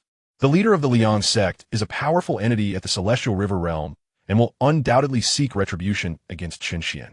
We must quickly distance ourselves to avoid calamity. Yes, let us swiftly retreat. We cannot ascertain what this sudden sect is. Despite the curiosity regarding the Yuxian sect, one's life takes precedence, and thus, as soon as one person began to depart, the rest promptly scattered. Within a certain mountain range, surrounded by peaks, predominantly fiery flora thrive. At the very heart of this mountain range, fire clouds swirl and spiritual energy erupts. This is the location of the Liang sect. At this moment within the Grand Hall, a man adorned in a fiery red robe sits at the pinnacle. He is the leader of the Liang sect, Xiaoyan. The atmosphere in the Grand Hall is exceptionally heavy, particularly with Xiaoyan's countenance darkened, reflecting a grave displeasure. The oppressive air seems poised to erupt at any moment. Below, seated are the elders of the Liang sect. In the center of the hall, another individual is prostrated, presumably having just completed a report. Suddenly, one person rose, shattering the somber atmosphere. This individual, an elder with a goatee, likewise bore an expression of anger. Respected sect leader, that Chen Xuan has gone too far. He dares to harm our young master and elders of the Liang sect, utterly disregarding our standing. We must not let him escape. This individual is the second elder of the Liang sect, possessing strength at the 9th layer of the Yuan Dan realm, thus indicating that the might of the Liang sect far surpasses that of the Wanyue sect. Indeed, the second elder spoke wisely. We must eliminate Chen Xuan and display his remains before our sect for 100 days. This serves as a warning to others. Let the world witness the consequences of offending our Liang sect. However, Chen Xuan has indeed destroyed the Wanyue sect, showcasing formidable strength. Another elder interjected. The insignificant Wanyue sect is nothing. Even I could easily obliterate it. Not to mention our sect leader is at the 6th level of the Heavenly River realm. Dealing with a mere child like Chen Xuan is surely within our grasp. At this moment, a slightly plump elder rose, his face etched with disdain. This man is the Grand Elder of the Liang sect, possessing strength at the 1st level of the Heavenly River. Even if Chen Xuan were at the Heavenly River realm, he would barely reach the 1st level. At such a young age, how could he possibly defy the heavens?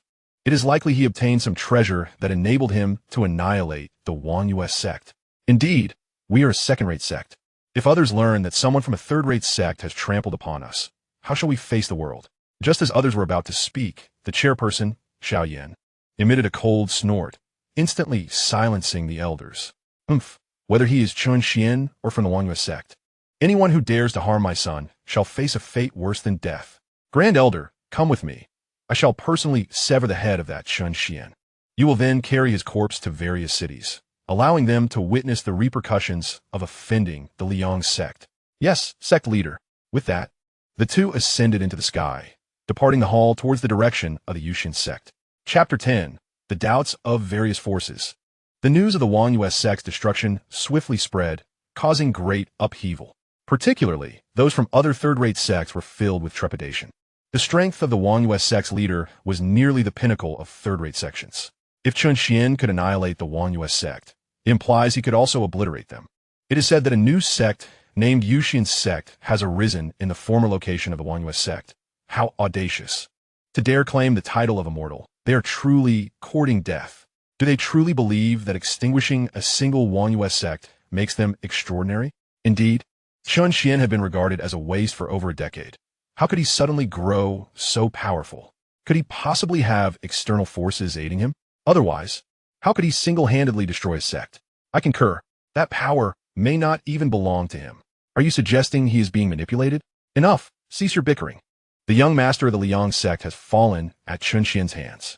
And now it is rumored that sect leader Xianxia has personally gone to the Yuxian Sect. He is a formidable presence at the 5th level of the Heavenly River. Let's see how the Yuxian Sect meets its demise. Indeed, if Chen Xuan can annihilate the Yuxian Sect, it indicates that his sect's strength has reached the threshold of a second-rate sect, which undoubtedly threatens the status of those second-rate sections. Let's sit back and await the unfolding drama. In a moment, the major cities buzzed with speculation, including various sections. After all, it had been quite some time since a sect's downfall occurred. In a location enveloped in ethereal energy, where the essence of swords permeated the air, numerous spiritual peaks pierced the heavens like a multitude of sharp blades. This place is the abode of the Heavenly Sword Sect, which, despite being classified as a second-tier sect, stands among the most formidable within that category. The sect's leader possesses the formidable strength of the 9th level of the Celestial River Realm, and the overall prowess of the sect far exceeds that of the Blazing Sun Sect. Within a secluded chamber, a middle-aged man clad in a silver-white sword robe sat leisurely upon a chair, cradling a cup of freshly brewed tea from which steam gently wafted. His eyes shimmered with a piercing sword intent, and after savoring a sip of the aromatic brew, a look of disdain flickered across his visage. This man was none other than Jian Wufeng, the leader of the Heavenly Sword Sect. How intriguing, he mused, destroying a minor sect like the Yuxian Sect only to give rise to another second-tier sect. I wonder if this so-called Yuxian Sect can truly establish itself. Jian Wufeng spoke with a calm demeanor. Across the eastern domain, every faction had delineated its territory, and the resources within those regions had become relatively fixed. For the Yuxian Sect to emerge as a recognized sect, it would inevitably need to expand its influence. However, how could the entrenched sects allow the Yuxian Sect to encroach upon their domains? Thus, it would likely resort to annexing third-tier sects, a move that could provoke retaliation from other such factions. Intelligence reports indicated that the Yuxian Sect's peak combat capability currently stood at the 1st level of the Celestial River Realm. Should they incite a collective assault from various factions, they might find themselves extinguished before they even truly commence their existence. At that moment, an elder clad in black, upon hearing Jian Wufeng's remarks, promptly chimed in, indeed. Sect leader, what is the Yuxian Sect but an insignificant entity, having merely vanquished a third-tier sect? Moreover, that fool even dared to slay the beloved son of the Blazing Sun Sect's leader, truly a death wish. Xianxia will surely not let him escape. We might soon hear of Chen Xuan's demise.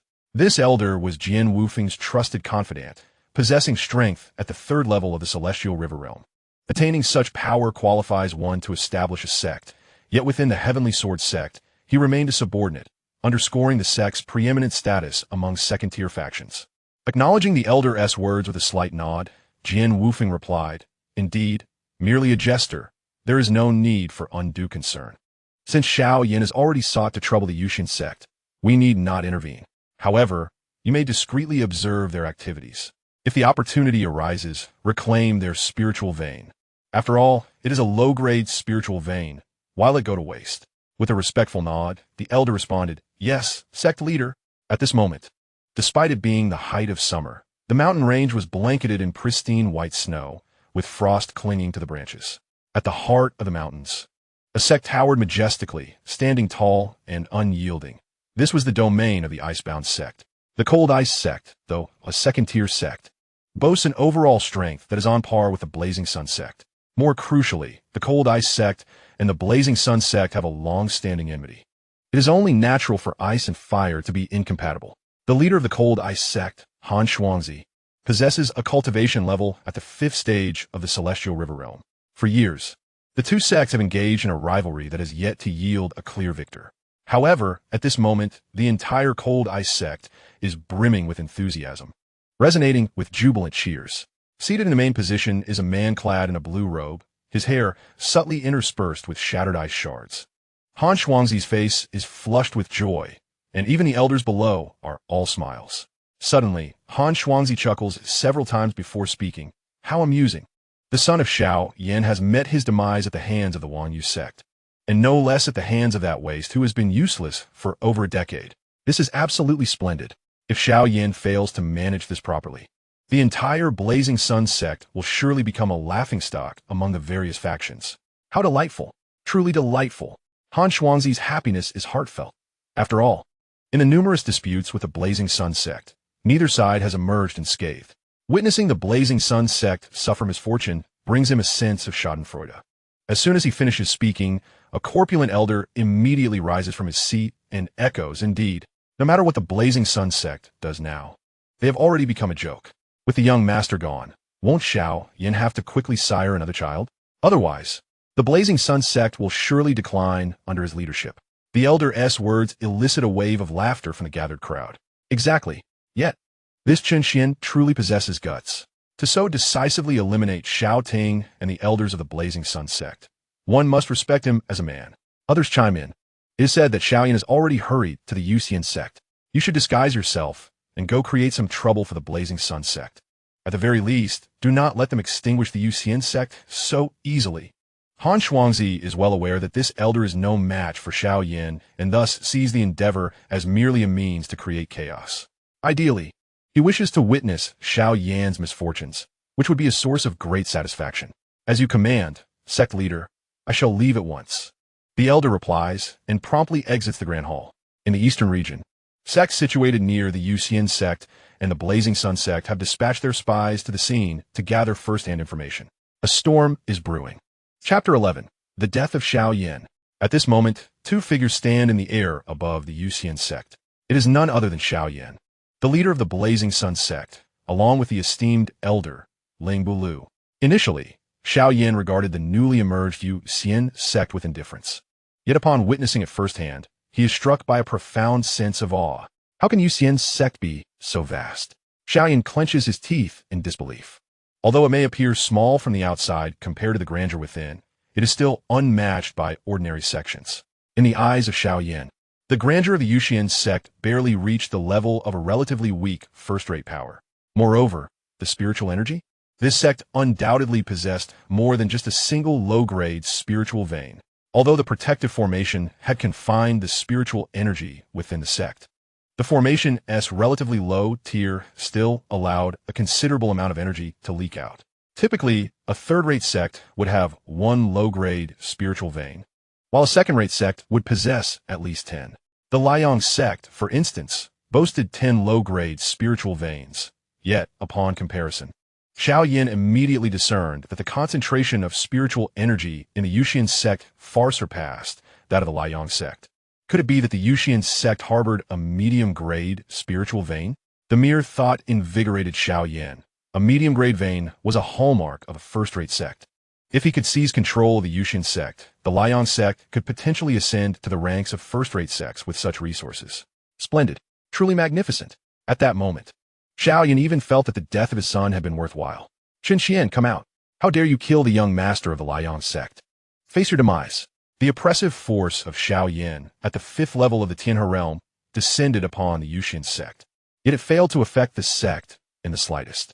This was because the protective formation had entirely absorbed the pressure. The protective formation?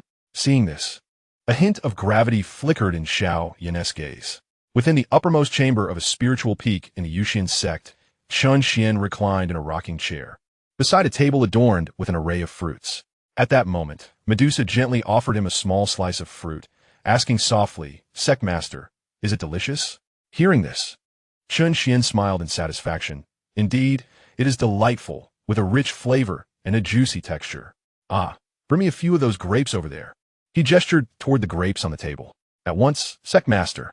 Meanwhile, Ziyun was diligently massaging Chen Xuan's feet, applying just the right amount of pressure that elicited a few satisfied hums from him.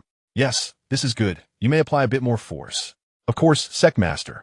Before Chen Xuan, the scene of Xiaoyan and his companions standing at the Yuxian Sect had been displayed through the heavenly eye, visible only to him. To share this view with others would require an upgrade of the heavenly eye. After Medusa fed Chen Xuan a grape, she spoke up, "Sect Master, there are 2 ruffians causing trouble outside. Shall I deal with them?" Being at the 9th level of the heavenly realm, Medusa could naturally sense the external circumstances. However, to her surprise, Chen Xuan waved his hand and replied, "No need. Someone will take care of them." Following this, Chen Xuan directly transmitted a message to the ears of the quartet of Ma La Xiaoyu. "You 4 go out now and handle those 2 rascals. Then annihilate their sect, starting with the Yuxian Sect to establish the reputation of our Yuxian Sect." Within a mystical peak, 4 individuals promptly responded with utmost respect. "Yes, Sect Master." After exchanging glances, the spirited Xiaoyu remarked, "Sister Miling, how about Pei Si and I handle these 2 ruffians while you and the handsome lad pay a visit to the Liang Sect?" Miling, upon hearing this, replied eagerly, "Of course, Sister Xiaoyu. I can hardly contain my excitement. I finally get to strike. By the way, after we obliterate the Liang Sect, do not forget to retrieve their resources and spiritual veins. Rest assured, Sister Xiaoyu, we will not forget." With that, Miling and the handsome lad soared into the air, heading towards the Liang Sect. Outside the Yuxian Sect, as Xiaoyan was in deep contemplation, he caught sight of 2 figures shooting forth from within the sect. 2 individuals at the Tianhe realm? His gaze sharpened, for according to his intelligence, only Chen Xuan was at the Tianhe realm. How could 2 unfamiliar figures also emerge at that level? Due to Xiaoyu and Pei Si concealing their auras, Xiaoyan was unaware of their true cultivation levels. "Who are you? Where is Chen Xuan? Have him come out." He growled fiercely. "How dare he kill my son? I shall make him pay with his life." "Who are we?" "Haha, we are, of course, disciples of the Yuxian Sect. Are we supposed to be from your Liang Sect?" Xiaoyu mocked. Despite Xiaoyan having his suspicions, hearing it from Xiaoyu's lips made it somewhat hard to believe. The Liang Sect had merely 2 figures of the Tianhe realm. How could the Yuxian Sect boast 3? 2 of you. Do not be deceived by that brat Chen Xuan. Whatever he can offer you, I can provide as well. Xiaoyan, being the sect master of the Liang Sect, was already contemplating how to entice Xiaoyu and Pei Si. "With you? You ought to take a good look in the mirror and see your own worth before comparing yourself to the sect master." Xiaoyu scoffed. "Umph. Do not refuse a toast only to be forced to drink a penalty." With that, the formidable presence of Xiaoyan at the 5th level of the Tianhe realm surged forth. 5th level of the Tianhe realm? Pathetic. How dare you disrespect the sect master? Pei Si, grant him a thunderous cannon, Xiaoyu disdainfully declared, observing Xiaoyan's aura. "Right away, my lady." Upon her words, Pei Si unleashed his power at the 7th level of the Tianhe realm. Instantly, Xiaoyan's expression shifted dramatically, and before he could process the shock, Xiaoyu manifested her power at the 9th level of the Tianhe realm. 9th level of the Tianhe realm. 7th level. Impossible. This sight sent shivers down the spines of Xiaoyan and his companion, causing them to tremble in terror. They immediately turned to flee. Super Thunder Cannon. Pei Si's speed surpassed theirs, delivering a powerful strike to Xiaoyan. As he attempted to resist, he found himself utterly outmatched, plummeting downwards. Meanwhile, Xiaoyu did not remain idle. A massive blade appeared in her grasp. Fiery slash. In an instant, Xiaoyan and the elder were cleaved in 2, their corpses severed asunder. Accomplished. Now, all that remained was to await the good news from Ai Ling and the others. Upon witnessing this, the 2 returned to the Yuxian Sect after obliterating the bodies of Xiaoyan and the elder. Chapter 12. The Annihilation of the Liang Sect and the Shock of All Forces. At this moment, Lao Shanyang, the 2nd elder of the Liang Sect, reclined in his chamber, accompanied by a charming woman nestled by his side. Suddenly, a large hand descended upon a particular part of the woman, eliciting a delicate laugh from her. Oh, how annoying! Yet, the soft and alluring sound set Lao Shanyang's heart ablaze. Just as he was poised to proceed with his intentions, an urgent knocking resonated from outside the door. "Knock!" Knock, knock. Reporting to the second elder. I have urgent matters to convey. A voice from outside called out, straining to be heard. Whatever it is, say it later. After speaking, Lao Shangyang intended to resume his previous actions. However, the knocking grew increasingly fervent and insistent, rendering it impossible for him to continue. His frustration boiled within him. You better have a matter of utmost urgency. Otherwise, I shall not spare you. With that, Lao Shangyang leapt from his bed, seething with anger as he approached the door. Upon opening it, he was met by a disciple of the sect, panting heavily. Second elder, the sect master. The disciple's words came out in a stammer, as if overwhelmed by shock. I understand you're in a hurry, but do try to maintain your composure. What a disgraceful display. Lao Shangyang's irritation only intensified at the sight of the disciple's flustered state. Finally, once the disciple had regained his breath, he hurriedly divulged the dire news. Second elder, the sect master and the grand elder have been slain by the people of the Yuxian Sect, right before the gates of our sect. As the words fell, Lao Shangyang erupted into laughter, as if he had heard the most ludicrous of jokes. What did you say? You must be mad. It's merely the death of a young lad named Chen Xuan. What nonsense is this? However, as time passed, and he observed the disciple's grave demeanor, it became apparent that this was no jest. Instantly, a chill coursed through him from his feet to the crown of his head. Impossible. How could a mere Yuxian sect have the capability to slay the sect master? He is a formidable expert of the 5th tier of the Tianhe realm. The disciple seemed to have anticipated Lao Shangyang's reaction and continued. It is indeed true. It is said that the Yuxian sect possesses not only Chen Xuan, but also 2 other experts of the Tianhe realm, one at the 7th tier and another who has even reached the 9th tier. The sect master and the grand elder fell at their hands. As the disciple finished speaking, Lao Shangyang's body trembled visibly. This cannot be. How could the Yuxian sect harbor such levels of strength? Just as his words echoed, 2 figures materialized in the sky above the Liang sect. In an instant, 2 formidable pressures enveloped the entire Liang sect, casting a shadow over its grounds. Below, all disciples of the Liang sect, including the second elder, Lao Shangyang, gazed skyward. With the absence of Xiao Yin and the grand elder, Lao Shangyang had become the strongest within the sect. Who were these powerful beings descending upon us? The intensity of their aura surpassed even that of the sect leader. Who could they possibly be? When had our Liang sect provoked such formidable adversaries? Were they here to annihilate us? A sense of despair pervaded the Liang sect as the disciples felt the terrifying pressure wash over them. At that moment, Lao Shangyang stepped forward, joined by several other elders who gathered in the plaza. We are unprepared for the arrival of such esteemed elders. Please forgive our lack of courtesy. Lao Shangyang spoke first. He was uncertain of their intentions, but it was clear that they were forces beyond what the Liang sect could contend with, so he humbly inquired. You are from the Liang sect? How dare mere Yuan Dan realm practitioners provoke us of the Yuxian sect? Such audacity is tantamount to seeking death. Came the icy voice of my Ling. What? You belong to the Yuxian sect? Lao Shangyang exclaimed, his eyes widening in terror as his body trembled uncontrollably. 2 more heavenly river realm experts. How could this be? The more he contemplated, the greater his dread grew. The messages conveyed by the communication stone traveled faster than these 2 individuals, and with the emergence of 2 heavenly river realm experts from the Yuxian sect, along with the presence of these 2, including Chen Xuan, it amounted to 5 in total, an arrangement that was unparalleled even among second-tier sections. How could a newly emerged sect like the Yuxian sect possess such strength? As for the remaining members, they were paralyzed by fear and dared not move. Even though the 2 had yet to unleash their power, even the weakest of the heavenly river realm was not something they could contend with. Yet, witnessing the reactions of the crowd, my Ling's face twisted with anger. Your responses and reactions are not what I sought. They have completely missed the mark. Since you have chosen to oppose the Yuxian sect, then you shall face your demise. Liang Zai, go seize their resources, including their spiritual veins. I will handle the rest. My Ling commanded, casting a glance at Liang Zai beside her.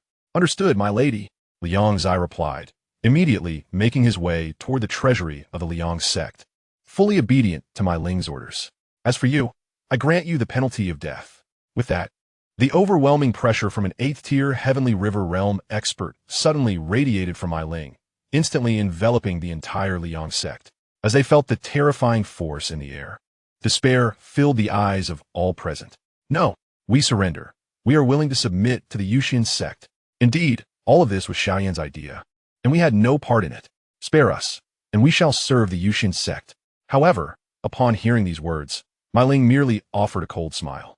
You are not worthy to join our Yuxian Sect. To oblivion with you all. Shining palm. As the words fell, a colossal palm imprint descended from the apex of the Yuxian Sect, causing those of weaker strength to faint before the assault even landed. No, please no. Damn that sect master. It is all his fault. Had it not been for him, how could we have provoked the Yuxian Sect?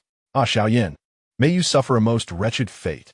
Although Xiaoyan had only lost one son, now, because of him, the entire Yuxian Sect faces annihilation. Xiaoyan, even in death, I shall not spare you. The crowd realized that only death awaited them, and in that moment, their mouths were filled with curses. Boom! A tremendous explosion echoed, accompanied by a powerful wave of energy. In an instant, the entire Yuxian Sect collapsed, shattered, and was reduced to dust. As the energy dissipated, the Yuxian Sect had transformed into a desolate ruin. After gathering all the resources of the Yuxian Sect, Mai Ling and Liang Zai returned to the Yuxian Sect. The news of the obliteration of the Yuxian Sect spread swiftly. What? The Yuxian Sect actually possesses a 9th layer Heavenly River Realm expert, and a 7th layer as well. Within the Sword Sky Sect, Jian Wufeng was utterly astonished. His previous composure completely shattered. Indeed, I witnessed it with my own eyes. Beside him, an elder clad in black spoke, still trembling with fear. The presence of a 9th layer Heavenly River Realm expert in the Yuxian Sect signifies that their overall strength is now comparable to the Sword Sky Sect, if not superior. No, they must not be allowed to continue their ascent. I must hasten to contact other second-rate forces. Ice Cold Sect.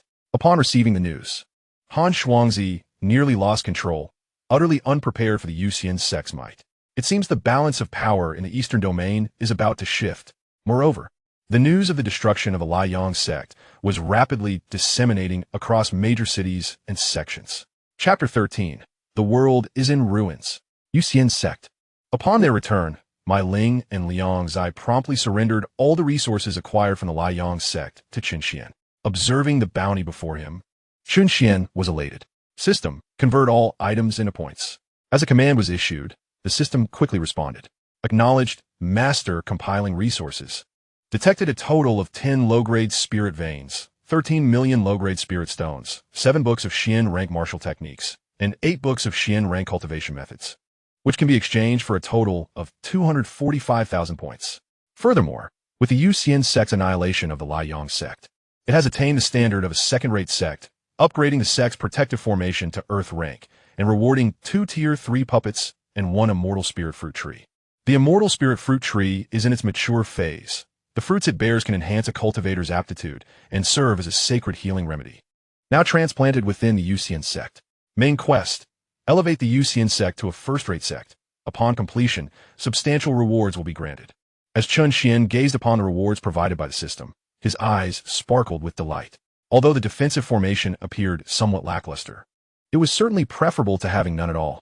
The 2 third-tier puppets would further augment the ranks of the sect, introducing 2 formidable experts at the Celestial Realm, which boded well for the enhancement of the personnel within the Yuxian Sect. Furthermore, the Celestial Spirit Fruit Tree was nothing short of extraordinary. Under Chen Xuan's perception, he discerned that the entire tree's branches nearly obscured half of the Yuxian Sect, laden with an abundance of celestial spirit fruits. With this treasure in hand, he would never again be at a loss for healing elixirs. Upon observing the balance of points in the system, Chen Xuan felt a surge of excitement. The second-tier lottery required 10,000 points per draw, while the third tier demanded 100,000. With an ample supply of points at his disposal, it was only natural for him to opt for the third-tier lottery.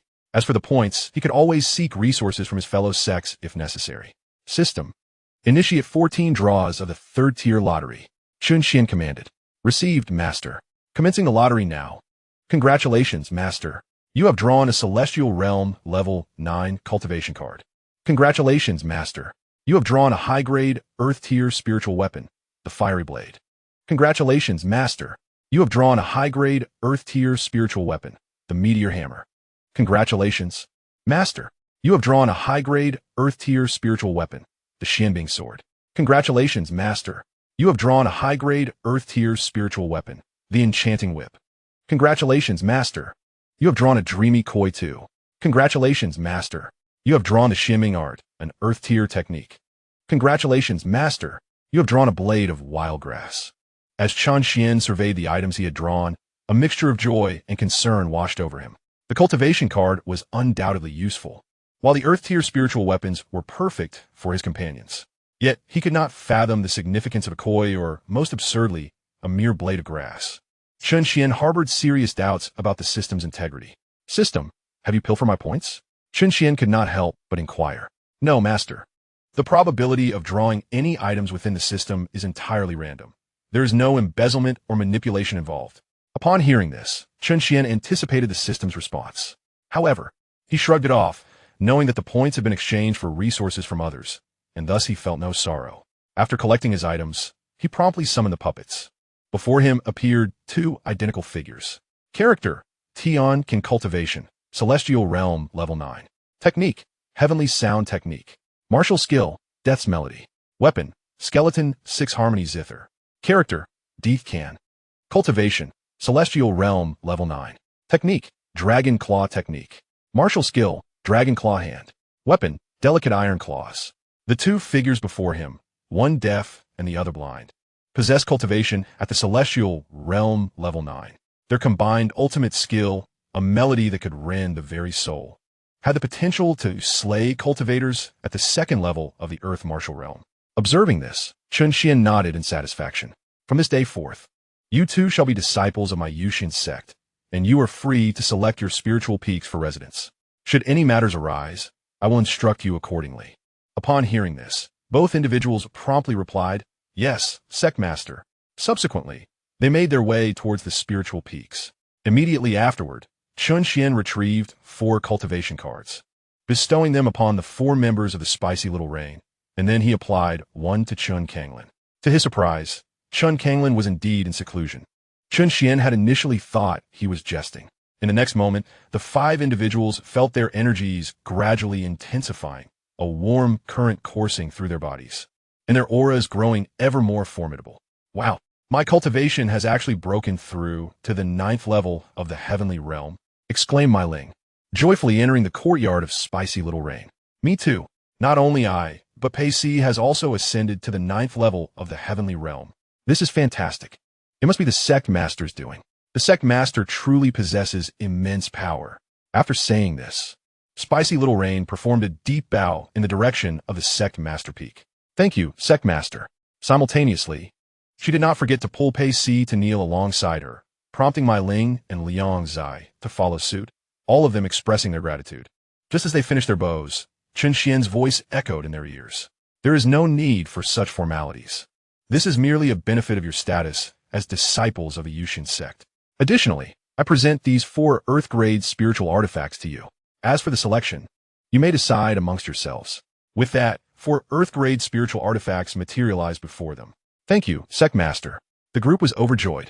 Ultimately, the distribution of the artifacts resulted in Spicy Little Rain receiving the Fiery Blade, Pei Si obtaining the Meteor Hammer, Mai Ling acquiring the Enchanting Whip, and Liang Zai claiming the Profound Eye Sword. The newly acquired artifacts were treasured by the recipients, who promptly headed to the training grounds to practice. Meanwhile, in the secluded chamber, Chen Kanglin suddenly sensed a change within himself. In the next moment, his aura surged, swiftly reaching the 9th level of the heavenly realm. Observing this, Chen Kanglin was momentarily bewildered. What in the world is happening? Soon, he recalled the day Chen Xuan had assisted him in enhancing his cultivation, which eased his mind as he gazed into the void, aware that Chen Xuan was undoubtedly watching him. Chen Xuan, my son, I truly am the greatest talent of the Yuxian Sect. Seeing this, Chen Xuan quickly withdrew his perception. Damn, what a character. Despite his words, a smile graced Chen Xian's lips. Having such a humorous father must indeed be quite entertaining. After distributing the spiritual artifacts, only 3 items remained. Chen Xuan directly tossed the 2 koi into the spiritual spring within the sect, which was formed from an exceptional spiritual vein beneath the Yuxian Sect. Let's temporarily use it as the sect's fish pond. As for the wild grass, Chen Xuan could not be bothered and simply discarded it into the system space. After completing all tasks, Chen Xuan finally exhaled in relief. Beside him, the enchanting Medusa, clad in a red gown, gracefully approached and gently massaged his back. Just as Chen Xuan intended to rest for a while, the sudden voice of the system echoed. Ding! A suitable candidate for the Yuxian Sect has been detected. Please proceed to recruit them in a timely manner. Startled by the announcement, Chen Xian's expression shifted to one of delight. Could it be that the moment for him to take action had finally arrived? Chapter 14. The Wasted Talent of the Lin Family, Lin Yan. System, where is this person? Chen Xian inquired, a glimmer of excitement in his eyes. To be selected by the system certainly implied a remarkable individual. Locking in, please wait. Locking complete. Location, Haiyan City. Lin Family. As the system's words faded, a projection-like image materialized before Chen Xian. He could already discern the coordinates of the Lin family in Haiyan City within his mind. Haiyan City, Lin family. As one of the three prominent families in Haiyan City, the Lin family's strength was undeniable. The family head, Lin Xiao, possessed a cultivation level of the 5th stage of Yuan Dan, his prowess rivaling that of some third-rate sect leaders. However, today, the Lin family found themselves confronted by two uninvited guests. Within the grand hall of the Lin family, numerous clan members had gathered, with Lin Xiao seated at the head of the table. The atmosphere was notably tense, especially for Lin Xiao, whose countenance appeared particularly grim. The cause of this tension lay in the two individuals standing at the center of the hall. One was a slender young lady, adorned in a flowing gown of azure, her face displaying an air of arrogance, head held high like a proud peacock. Following closely behind her was an elderly man with a kind demeanor, yet a hint of disdain flickered in his eyes upon closer inspection. Uncle Lin, I trust when I've been clear. The engagement between Lin Yin and myself was a decision made unilaterally by our ancestors, and it does not signify any mutual affection. I am here today to annul the engagement. The young lady spoke with an icy detachment. From this day forth, the betrothal between Lu Ruoyan and Lin Yin is hereby dissolved. However, as compensation, I can offer your family 2 profound-grade cultivation techniques and 300,000 spirit stones. These should be of considerable value to your Lin family, and I hope you will not be ungrateful. The young lady was Lu Ruoyan, from the Lu family of Tianyang City, which was also one of the 3 major families in that region. The engagement between the 2 families had been established many years prior by their ancestors. At this moment, not only the members of the Lin family were privy to the announcement of the annulment, but a crowd had already gathered outside the Lin residence, eager to witness the unfolding spectacle. Lin Xiao was well aware that this was the handiwork of the young lady before him, aiming to sever all ties with the Lin family. The reason for this was evident. Lin Xiao's son, Lin Yin, was a cultivation failure, having only reached the 3rd stage of body refinement at such an age. In contrast, Lu Ruoyan, the daughter of the Lu family's head, was a prodigy at the 9th stage of qi gathering, merely a step away from entering the Yuan Dan realm. More importantly, Lu Ruoyan has caught the attention of the esteemed leader of the second-rate sect, Tianlan Sect, who has accepted her as a personal disciple. Consequently, with one soaring high above and the other grounded, they exist on entirely different planes, rendering Lu Ruoyan indifferent to Lin Yin. Thus, it was only natural for Lu Ruoyan to arrive at the Lin family today to annul their engagement. TSK, TSK, TSK. The proud daughter of the Lu family has come to break off the engagement. This is indeed a tremendous disgrace for the Lin family. Indeed, it is akin to a slap on Lin Zhao's face, and he dares not retaliate. Is it not expected? If Lin Yin had any sense, he should have dissolved the engagement himself long ago. For how could a mere waste who cannot cultivate claim to Lu Ruoyan? Precisely.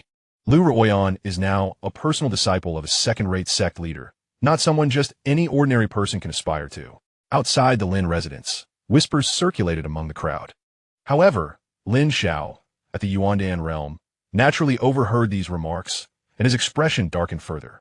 Lu Ruoyan, is this also your father's intention? Lin Xiao refrained from directly addressing Lu Ruoyan's words, instead posing a counter-question. Taken aback by his inquiry, Lu Ruoyan soon responded with a light laugh. Of course. It is my intention. I believe that my marriage should be determined by myself, rather than binding 2 individuals who do not love each other by the constraints of a mere contract. As her words fell, Lin Zhao's heart blazed with fury, yet he found himself powerless to act. Just as Lin Xiao grappled with his predicament, the young man who had been quietly seated rose slowly, fixing his gaze upon Lu Ruoyan. Very well, today we shall annul our engagement. This individual was none other than Lin Yan, the young master of the Lin family. Despite being only at the 3rd level of body refinement, he stood unflinching before Lu Ruoyan and the formidable elder behind her. Upon hearing these words, a faint smile graced Lu Ruoyan's lips, clearly indicating that the current situation was entirely within her expectations. However, the next moment, Lin Yan's utterance transformed her charming visage into one of frost. Our engagement is annulled, but today, there shall be no annulment, only a divorce.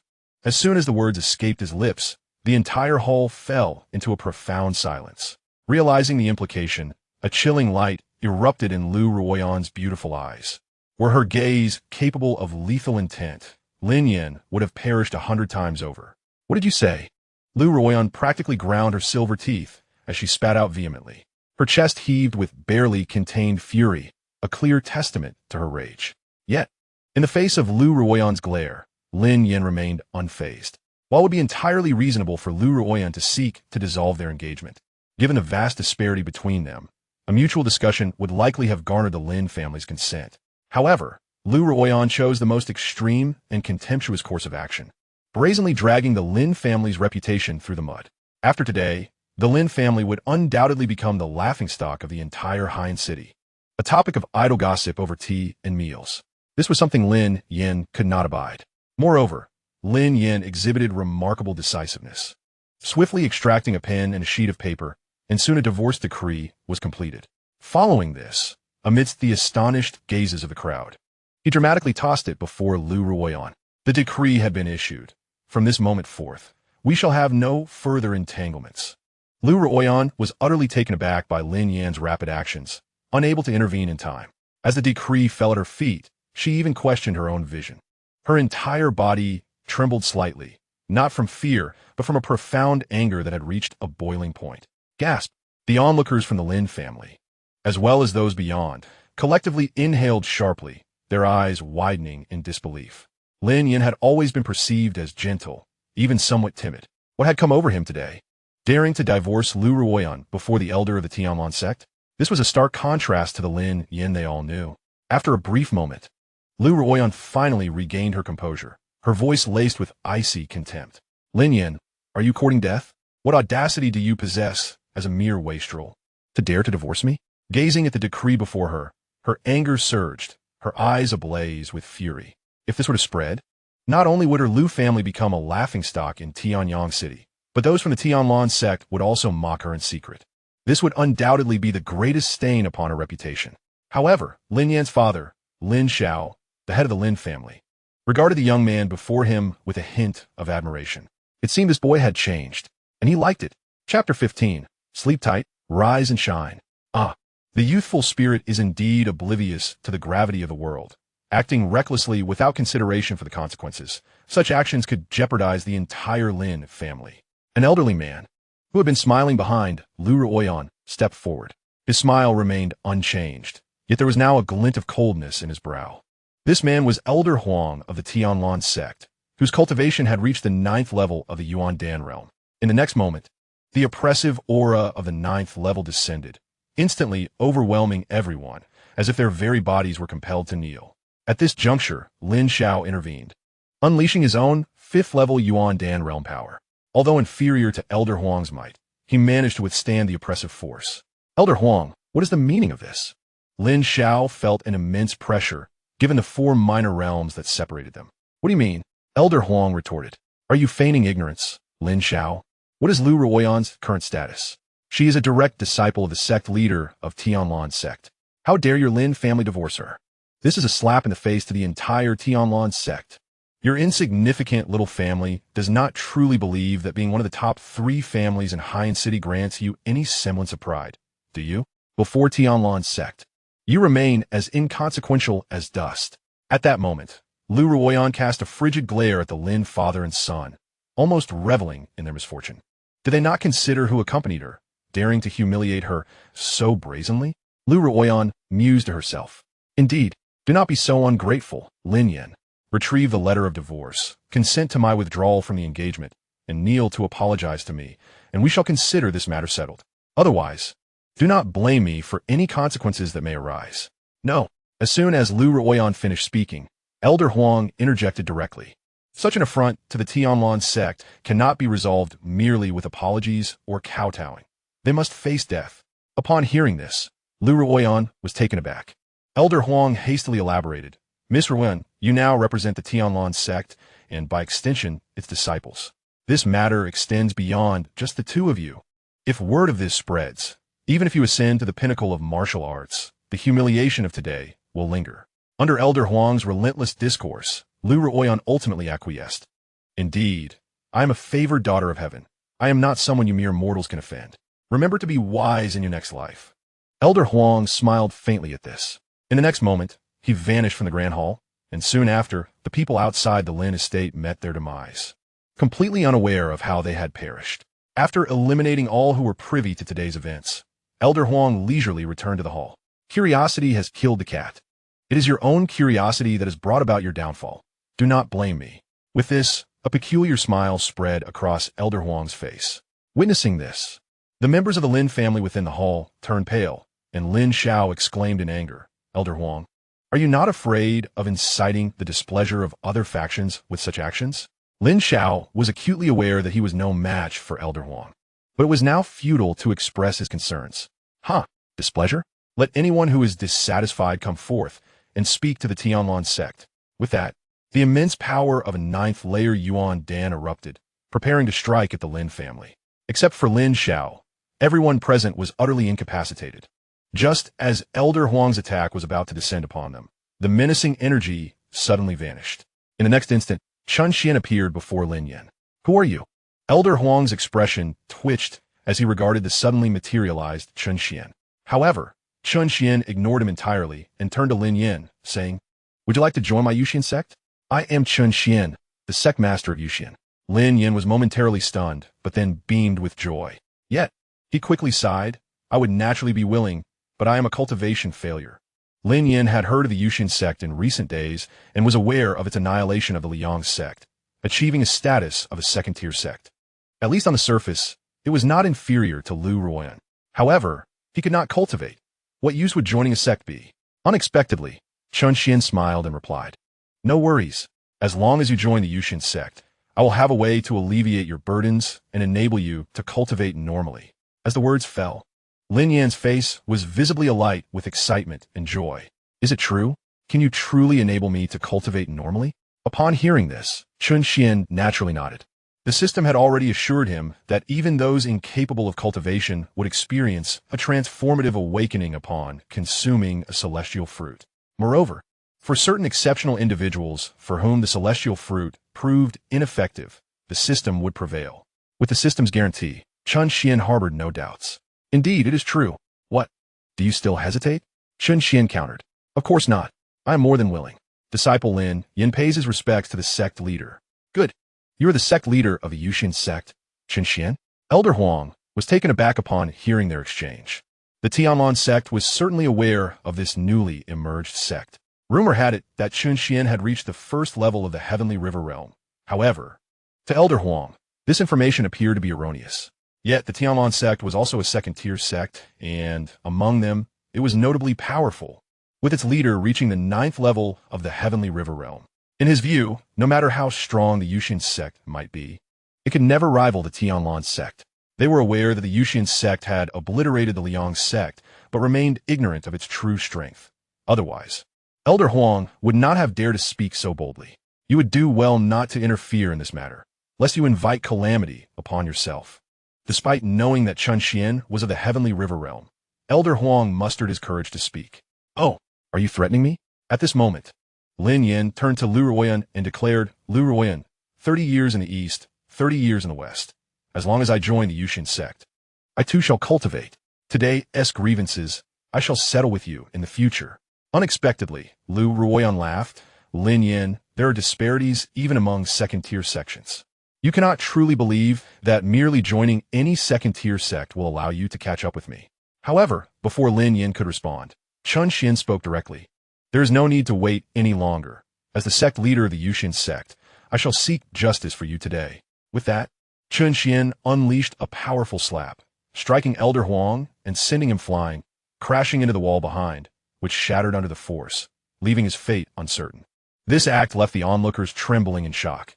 How could such a seemingly formidable 9th-level Yuan Dan realm expert be so easily vanquished by Chen Xuan? In the end, Lin Yan approached to take a glance at Elder Huang before turning back to Chen Xuan, saying, "Sect leader, it seems he has fallen asleep." "Oh." Upon hearing this, Chen Xuan raised an eyebrow and remarked, "Sleep? Wake up and rejoice." With that, he delivered another slap, causing Elder Huang to explode into a mist of blood, leaving no trace behind. Chapter 16. The Descending Palm Technique. Elder Huang. This scene truly terrified Lu Ruoyan, her delicate face paling as she gasped in shock. "You actually dared to kill Elder Huang. He is a member of the Yuxian Sect. Do you not fear their retribution?" Lu Ruoyan spoke with a tremor in her voice. "Yuxian Sect? What a worthless bunch. If they dare to come, I shall gladly accept their resources. Instead of worrying about Yuxian Sect, you should be more concerned about your own situation." Chen Xuan, observing Lu Ruoyan, smiled and replied, "What is your intention?" "I am a direct disciple of the sect leader of Yuxian Sect." Ignoring Lu Ruoyan further, Chen Xuan turned his attention to Lin Yan. "Where is the Lu family? Point me in their direction." Upon hearing this, Lin Yan was momentarily taken aback, but he quickly grasped Chen Xuan's intentions. "No, you cannot harm the Lu family. You must not." Lu Ruoyan's eyes brimmed with fury as the image of Chen Xuan effortlessly slaying Elder Huang was etched in her mind. Dealing with the Lu family would be a trivial task. Their overall strength was comparable to that of the Lin family. And even Elder Huang alone could annihilate the Lu family, let alone the might of Chen Xuan, who surpassed him. "What's the matter? Are you reluctant to strike against the Lu family?" Chen Xuan inquired upon noticing Lin Yan's hesitation. After a brief moment, Lin Yan finally divulged the location of the Lu family. The Lu family lies 83 miles to the northeast. Lin Yan realized that had Chen Xuan not arrived, all members of the Lin family would have faced a grim fate today, and there would be no Lin family left in Haiyan City. Moreover, Lu Ruoyan had not intervened during Elder Huang's actions, indicating her tacit approval of his conduct. Thus, Lin Yan felt no further need for hesitation. "Excellent." Chen Xuan expressed his satisfaction upon seeing Lin Yan's resolve. Following the direction indicated by Lin Yan, he employed his imperial-level spiritual power to sense the surroundings and swiftly locked onto the Lu family's position. Subsequently, the onlookers watched as Chen Xuan slowly extended a hand, gently pushing forward before lowering it. Is it done? Is it over? This series of actions left everyone in bewilderment. "Ha ha ha. What a charade. Did you think you had any real ability? Do you actually believe that by performing tricks here, you could obliterate the Lu family in distant Tianyang City?" Lu Ruoyan stood up, her initial impression of Chen Xuan's strength now tainted by doubts about his intellect. Clearly, he was not on the same level as the sect leader of Yuxian Sect. Her only desire was to return alive to the Lin family. But she vowed to make the sect leader of Yuxian Sect pay for her grievances, preferably by annihilating the Yuxian Sect. Around them, the members of the Lin family, including Lin Xiao, shared a sense of confusion, but they dared not voice their thoughts, especially considering that this individual had just saved their entire clan. "Sect leader, what are you doing?" Lin Yan could no longer contain his curiosity. "Of course, I am here to annihilate the Lu family," Chen Xuan declared. "Annihilate the Lu family? But we're so far from them. How can we possibly destroy them from here?" Lin Yan questioned. "Patience. News will soon arrive." As soon as the words left his mouth, a burly man behind Lin Xiao retrieved a communication stone, which was still faintly glowing. Clearly, someone on the other end was transmitting information through the stone. This man was Lin Xiao's brother, Lin Sheng. As the light on the communication stone extinguished, Lin Sheng trembled, his hand clutching the stone, shaking uncontrollably, rendering him speechless. This sudden change drew the attention of everyone present. "Lin Sheng, what has happened?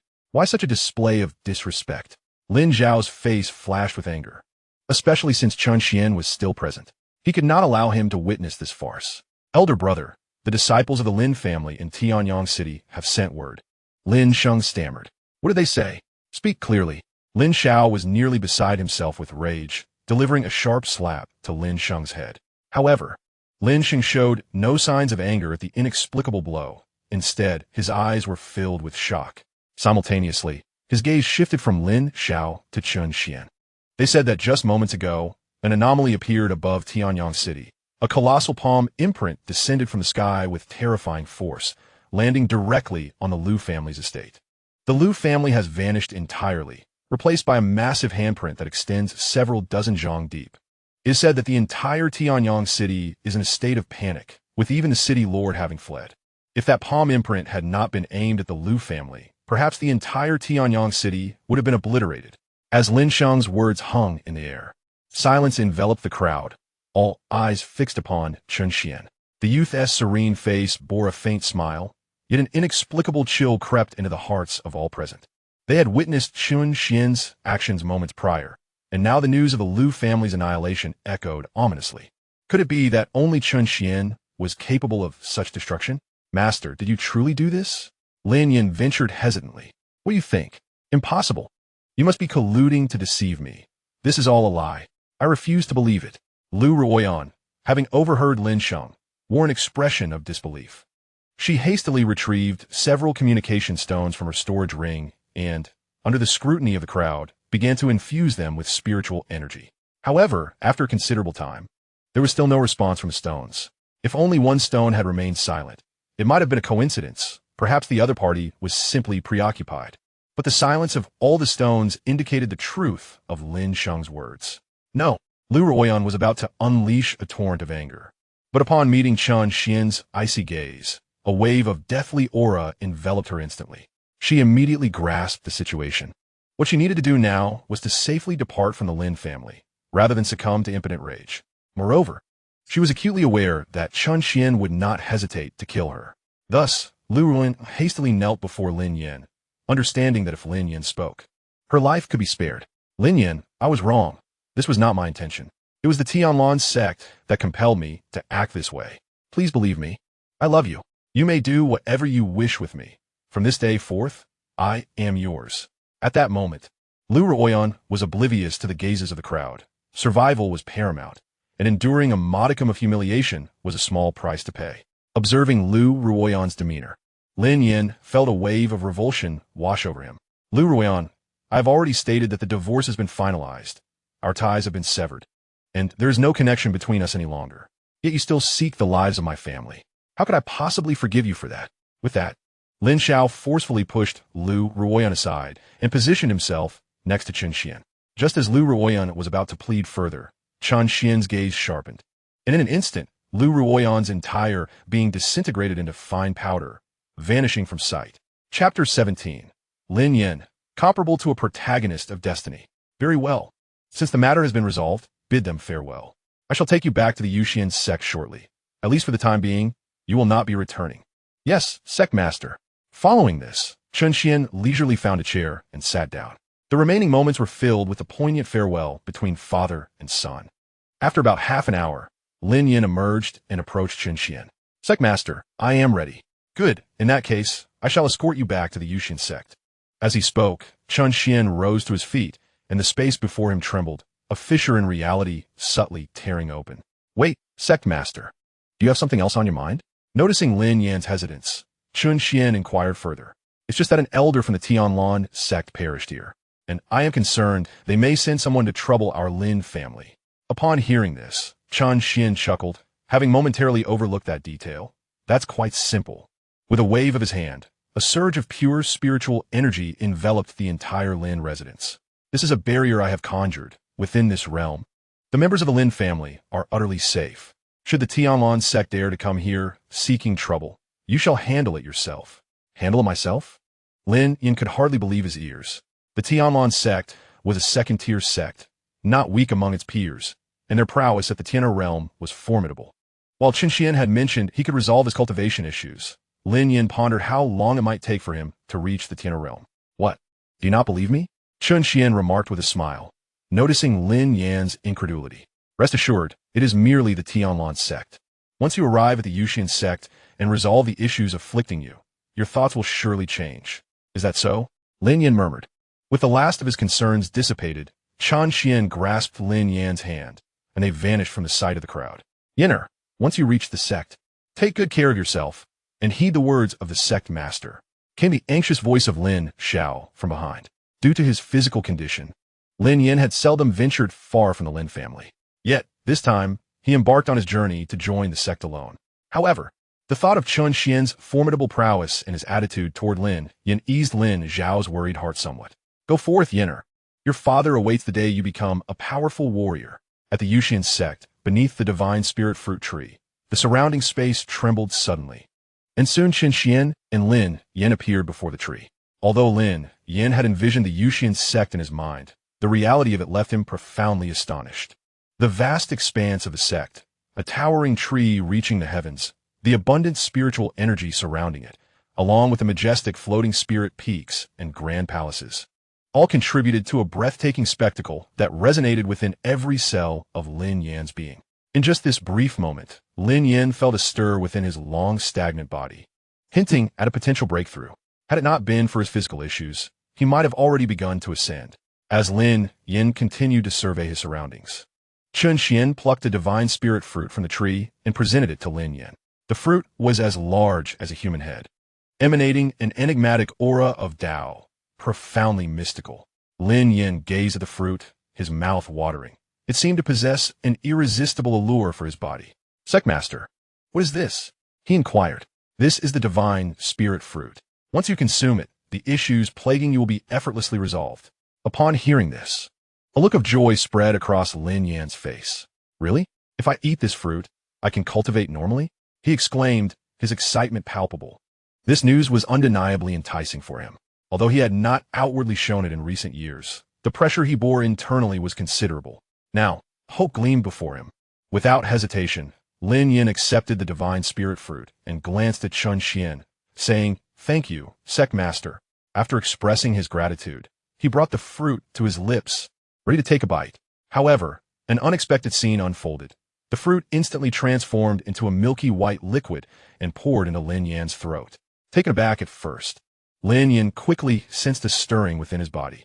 A wave of heat flowed down his throat into his stomach, spreading throughout him, and he felt as if his internal organs were being seared, a pain that was almost unbearable. The heat was unbearable, and pain coursed through Lin Yan's body as he curled up on the ground, struggling incessantly. Observing this, Chen Xuan furrowed his brow. Had he not sensed the steady pulse of Lin Yan's life force, he might have intervened sooner. "System, what is happening?" "Ding. Do not be alarmed, Master. The effects of the immortal spirit fruit vary for each individual due to factors such as personal constitution. However, the commonality is that it is undoubtedly beneficial for them. Once the immortal spirit fruit is fully activated within him, this painful sensation will dissipate." Indeed, as soon as the system finished speaking, Chen Xuan noticed the anguish on Lin Yan's face vanish, replaced by a surge of warmth radiating from within. From Lin Yan's perspective, the energy that had flowed into his limbs was now akin to sweet nectar revitalizing his parched body. In the next moment, Lin Yan let out a soft gasp, and flames enveloped him. These flames were not foreign. They were birthed from Lin Yan himself.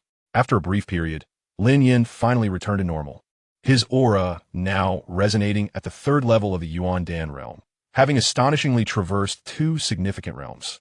Overwhelmed by the newfound power coursing through him, Lin Yan's eyes brimmed with tears. "I can finally cultivate the third level of the Yuan Dan realm. This is wonderful. Thank you, Sectmaster, for this rebirth." With that, he hastily knelt before Chen Xuan. "There is no need for excessive formality. Since you're now a member of my Yuxian Sect, I naturally wish for your strength to grow ever greater." After speaking, Chen Xuan glanced at Lin Yan's information. Character: Lin Yan. Cultivation method: none. Martial skills: none. Weapons: none. Constitution: 10,000 fire body, Imperial grade constitution, commanding the might of all fires. When the Imperial body emerges, all fires submit. Constitution rankings: Imperial, Sacred, Royal, King, Spirit. Seeing Lin Yan's constitution, Chen Xuan couldn't help but feel envious. If this were another tale, he would undoubtedly be the destined protagonist. Suddenly, Chen Xuan recalled the system's mention of rewards for recruiting disciples. "Hey system, what about the rewards you mentioned?" "Do not rush, Master. The rewards are being dispensed." "Congratulations, Master. You have received the Disciple Recruitment Gift Pack, now opening. Imperial Grade Supreme Cultivation Method, Heavenly Fire Anomaly. Imperial Grade Supreme Martial Skill, 10,000 Wheels of Fire Technique. Ultimate Imperial Weapon, Eternal Ancient Measurement. Items have been deposited into the system space. Please check, Master." Chapter 18. What kind of gaze is that?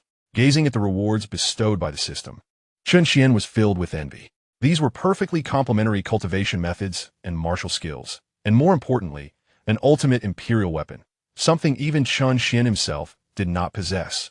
Indeed, The disparity between individuals could be quite disheartening. However, the extreme Dao Imperial weapon is currently far beyond Lin Yan's ability to wield. Nevertheless, its use, albeit limited, is still possible. It can at least assist him in transcending realms to vanquish foes.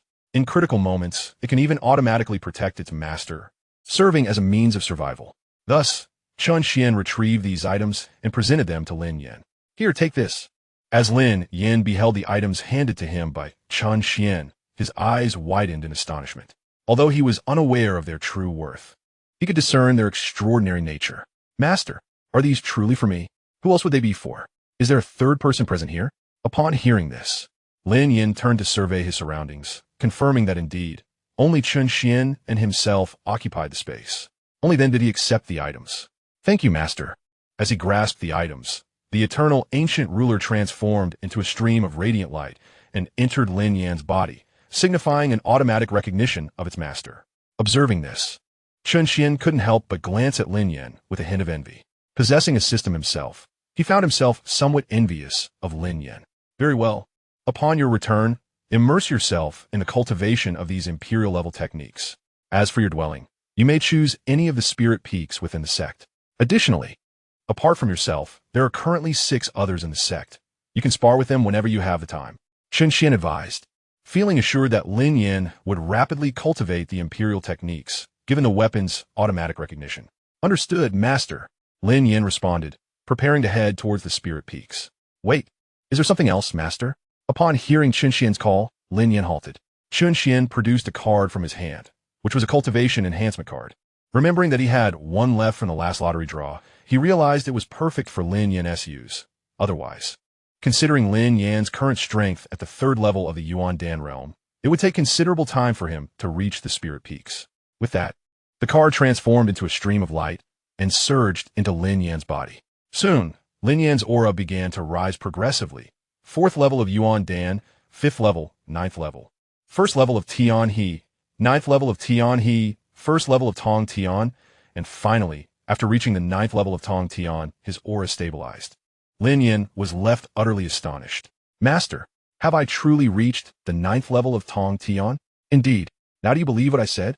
That Tianlan sect is utterly ineffectual. If they dare to confront your Lin family, you can handle them with ease. Chen Xuan remarked with a smile directed at Lin Yan.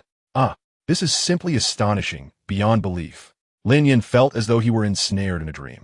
Just moments ago, he had been a mere, trifling figure in the 3rd realm of body tempering. Yet now he stood as a formidable powerhouse in the 9th realm of celestial ascension. In any sect, possessing a single celestial ascension would suffice to elevate it to the ranks of a 1st-tier sect. As for one at the 9th realm, that individual would undoubtedly be among the elite of 1st-tier sections. At this moment, the image of Chen Xuan, once towering in Lin Yan's mind, now seemed infinitely distant. If the sect leader could effortlessly elevate him to the 9th realm of celestial ascension, what unfathomable level of power did he himself possess?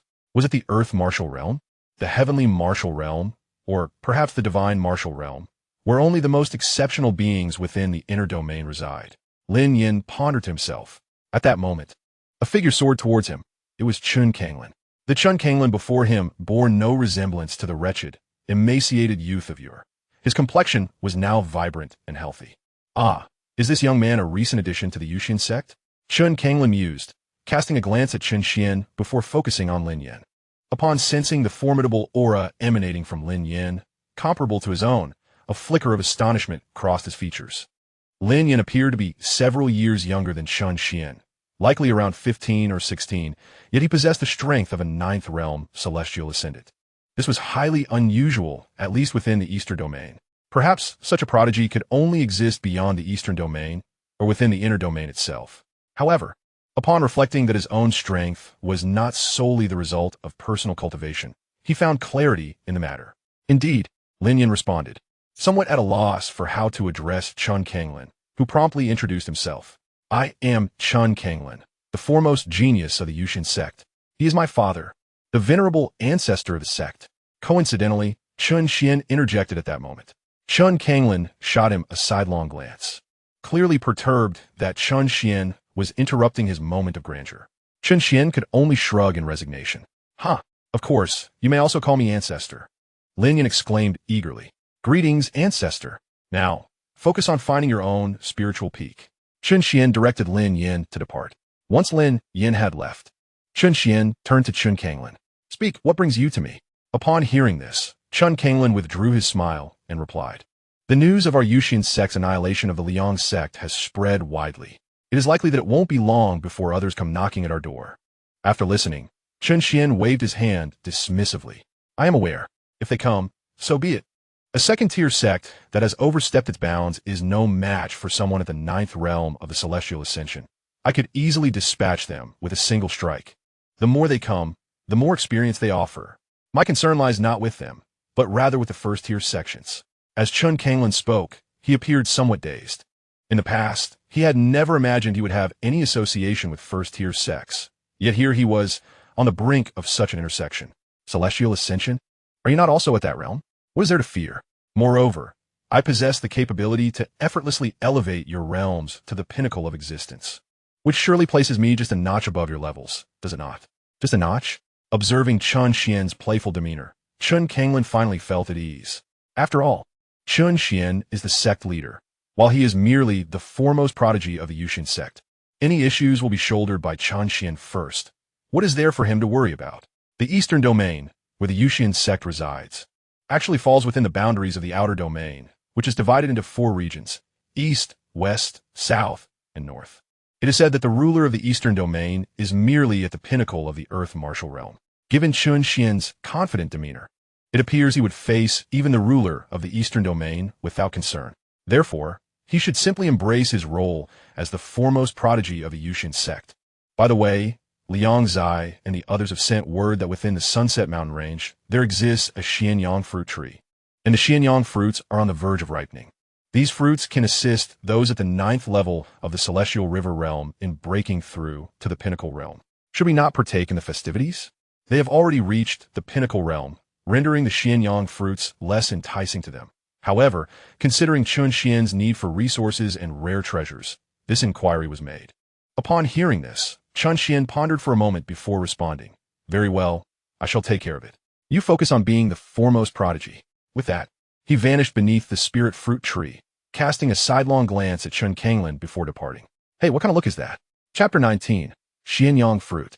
In a vast chasm perpetually swept by sandstorms, a formidable defensive array stands resolute. Within this array lies the Huangfeng Valley, located near the outskirts of the eastern domain. Huangfeng Valley is also a second-tier sect, and its leader, Huang Qingjio, possesses strength at the 9th level of the Celestial River realm. At this moment, within a grand hall of Huangfeng Valley, a middle-aged man clad in a light yellow robe, sporting a mustache shaped like a hook, gazes solemnly at the man opposite him, who exudes a sharp sword intent. This man is Huang Qingjio, the valley leader, and opposite him sits Jian Wufeng, the leader of the Tianjin sect. Evidently, Jian Wufeng has informed Huang Qingjio of the circumstances surrounding the Yuxian Sect. Should the Yuxian Sect be weak, they would harbor no concerns. However, with a formidable presence at the 9th level of the Celestial River realm, the Yuxian Sect cannot be disregarded any longer. If the Yuxian Sect has the capability to annihilate the Liang Sect, they may very well turn their attention towards them next. What say you, Valley Leader Huang? Although the Yuxian Sect boasts a 9th level Celestial River realm expert, if we join forces, we can undoubtedly obliterate them and eliminate the threat they pose to us. Noticing Huang Qingjio's silence, Jian Wufeng continued. These sects are positioned closest to the edge of the outer domain. Their overall strength is considerable, yet still inferior to the second-tier sects nearer to the center of the outer domain. For instance, the Tianlan sect possesses at least 2 9th level Celestial River realm experts, unlike their own sects, which each house but one. Valley Leader Huang, if you're concerned about potential losses, there is no need for such worries. Oh, what do you mean by that? Huang Qingjio narrowed his eyes as he regarded Jian Wufeng. Despite the shortcomings of the Yuxian Sect, it still boasted formidable experts at the 9th level of the Tianhe realm. Should a confrontation arise, casualties would be inevitable, although it was a 2-against-1 scenario. What if the Yuxian Sect's 9th level expert, in a desperate bid, sought to take one of them down with him? As a fellow practitioner of the Tianhe realm, Huang Qingjio found himself at a slight disadvantage against Jian Wufeng. He harbored doubts that Jian Wufeng would risk his life to save him should the Yuxian Sect strongman decide to perish alongside him. One could only speculate that he might even relish the prospect of their mutual demise. Cooperation and alliance appeared exceedingly fragile to them. He dared not place his life in Jian Wufeng's hands. Naturally, the master of the Wujiang sect, Wai Wanji, has already consented to our collaboration. With the three of us, all at the 9th level of the Tianhe realm, we shall effortlessly eradicate that nameless expert from the Yuxian Sect. Once the matter is concluded, all resources of the Yuxian Sect will be divided among us, ensuring a shared victory while eliminating a potential threat. How does that sound? Surely, Huanggu Master need not harbor any further concerns. Jian Wufeng spoke with a smile, exuding confidence.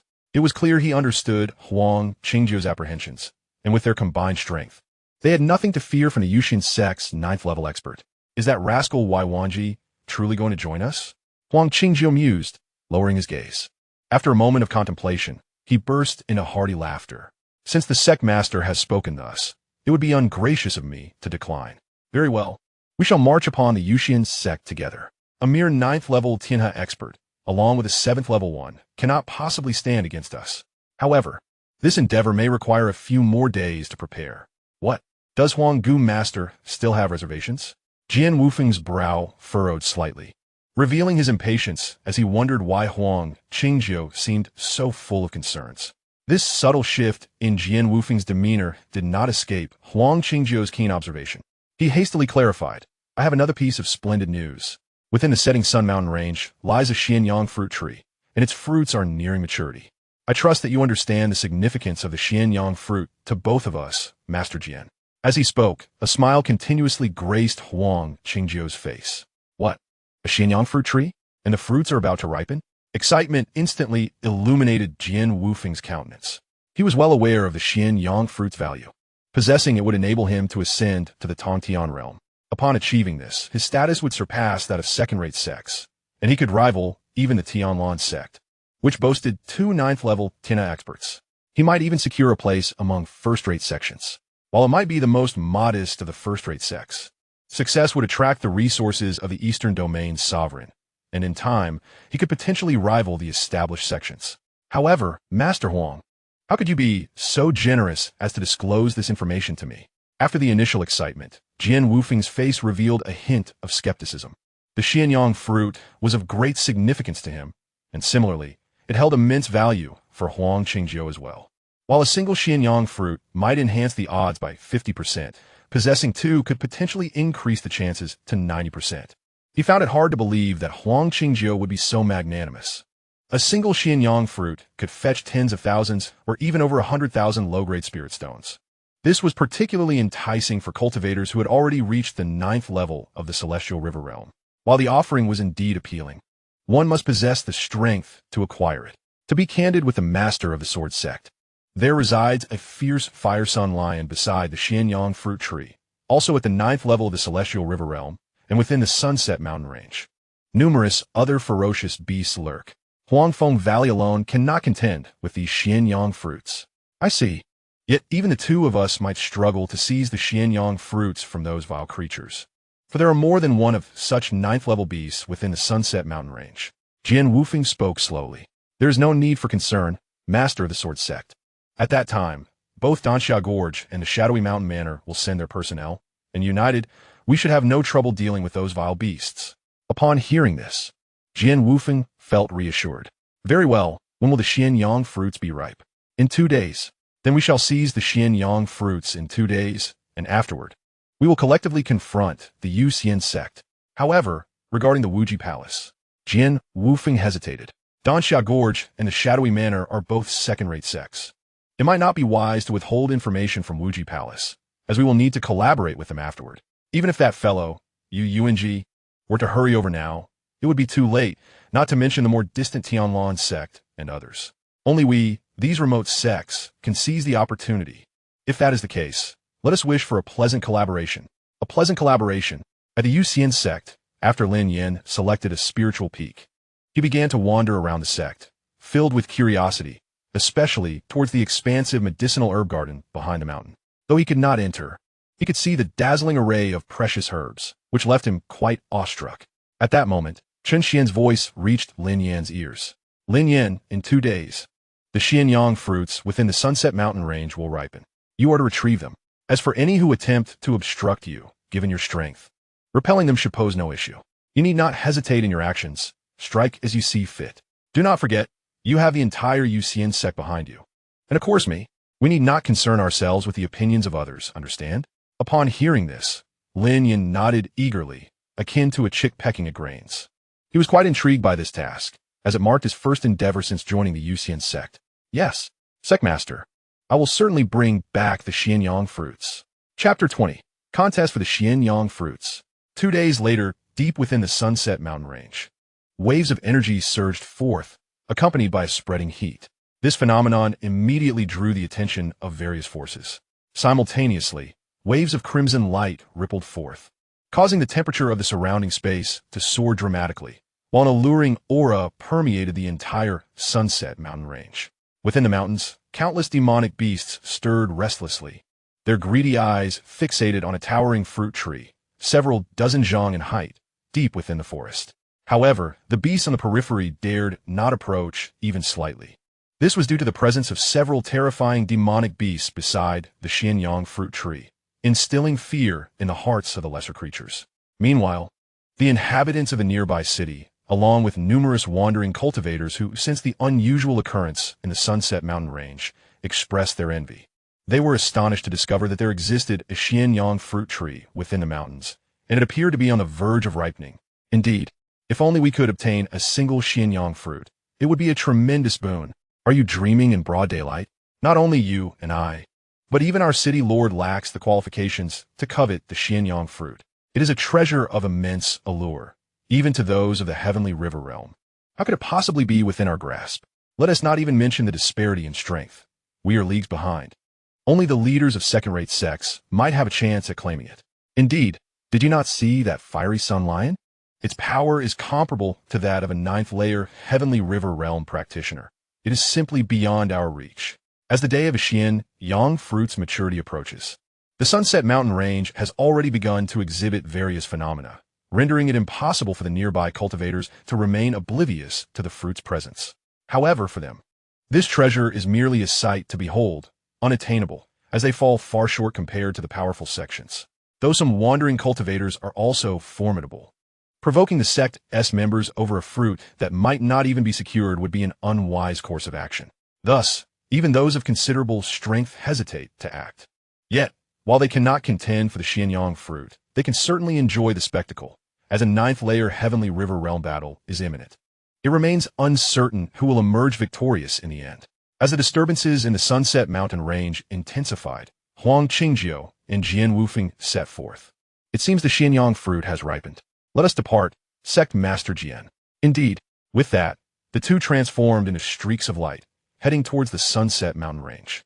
Along the way, 2 more powerful presences approached, and soon the 4 individuals encountered one another. The newcomers were the master of Danxia Gorge and the master of Yuying Manor, Luo Hongxia and Yu Wuing. Luo Hongxia, a woman of comparable age to Huang Qingjiu and the others, wielded a gigantic blade, presenting a stark contrast to her feminine stature. However, both Huang Qingjiu and Jian Wufeng exhibited a flicker of caution at the sight of her, for they knew that even together, they could not guarantee victory against her. The other individual, clad in black, moved gracefully, shadows trailing behind him. The master of Falling Stream and the master of the Ghostly Manor have also arrived. Their presence significantly enhances our chances of success. Upon hearing this, both nodded in agreement and proceeded towards the Sunset Mountain range together. At the Yuxian Sect, Lin Yan had been observing the Sunset Mountain range for quite some time. Now, witnessing the unusual activity, he couldn't help but feel startled. It appears this is indeed the Xianyang fruit spoken of by the sect leader. I had not anticipated such a phenomenon. I must hurry there immediately, lest I be forced to seize it from another storage space. With that thought, Lin Yan's figure moved swiftly, a wisp of flame emanating from him. With a thunderous roar, the wind surged beneath his feet, propelling him rapidly towards the Sunset Mountain range. Deep within the Sunset Mountain range, atop a towering fruit tree reaching several dozen meters high, nearly 30 Xianyang fruits hung. Each fruit was the size of a pair of fists and radiated a delicate reddish hue, emanating faint wisps of warmth. Above the Xianyang fruit tree, a colossal lion circled, the flame sky lion, whose fur resembled blazing flames, exuding a scorching aura that was palpable even from a distance. Additionally, it possessed two magnificent wings. The oppressive aura of a ninth-tier celestial river realm emanated from its being, deterring any beings of lesser strength from approaching. Beside the flame sky lion, three other formidable beasts, whose presence rivaled that of the lion, stood guard near the Xianxia fruit tree. Just then, Huang Qingjiu and his companions arrived before the tree. Gazing at the four formidable beasts before them, Huang Qingjiu's expression hardened as he remarked, "Flame Sky Lion. It seems you have been preparing for this. I never expected you to summon such powerful allies." Hearing Huang Qingjiu's words, the Flame Sky Lion let out a cold laugh. "Umph. Do we really need to speak of your kind's moral standing? We have awaited your arrival for quite some time. However, if you know what's good for you, you will leave immediately. Otherwise, this sunset mountain range shall become your grave." No sooner had it spoken than the oppressive aura of the ninth-tier celestial river realm surged from its body, mirrored by the three other beasts. Instantly, the overwhelming pressure caused Huang Qingjiu and his companions' expressions to tighten. Undeterred, Huang Qingjiu and his comrades revealed their own celestial river realm prowess and declared, "Since you beasts seek death, we shall oblige." With that, the four of them engaged with the four beasts, and chaos erupted on the battlefield. As time passed, both sides began to sustain injuries. If the conflict continued, it was inevitable that someone would fall. On the periphery, spectators watched in astonishment at the tumultuous battle unfolding deep within the Sunset Mountain Range. Is this the power of the ninth-tier celestial river realm? Is truly overwhelming. Indeed, some opportunists, hoping to take advantage of the situation, were caught off guard and perished in the aftermath of the battle. Truly a deserved fate. Fortunately, we possess the wisdom to keep our distance. Otherwise, it would have been our demise. I must move even further away, should I accidentally fall victim to this chaos. It would be a tremendous loss. Watching the spectacle is acceptable, but I cannot afford to perish. At this moment, both parties had expended considerable physical energy. Huang Qingjiu gazed at the beast before him and said, "Continuing this fight will yield no benefits for either side. Given the abundance of Xianxia fruits here, there is ample energy for each of us to achieve a breakthrough. I propose that we cease hostilities and divide the fruits equitably." Upon hearing this, the fiery Tianyang lions' eyes flickered. Through their earlier exchange, both sides had proven nearly evenly matched, and further combat would only lead to mutual destruction.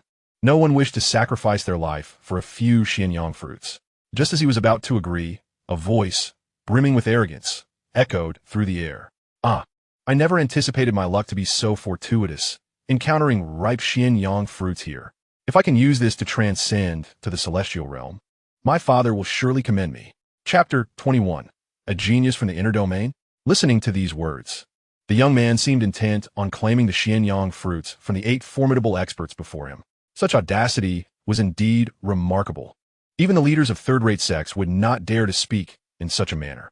Yet, this suddenly appearing youth had the audacity to make such declarations openly, seemingly disregarding the 8 powerful figures nearby.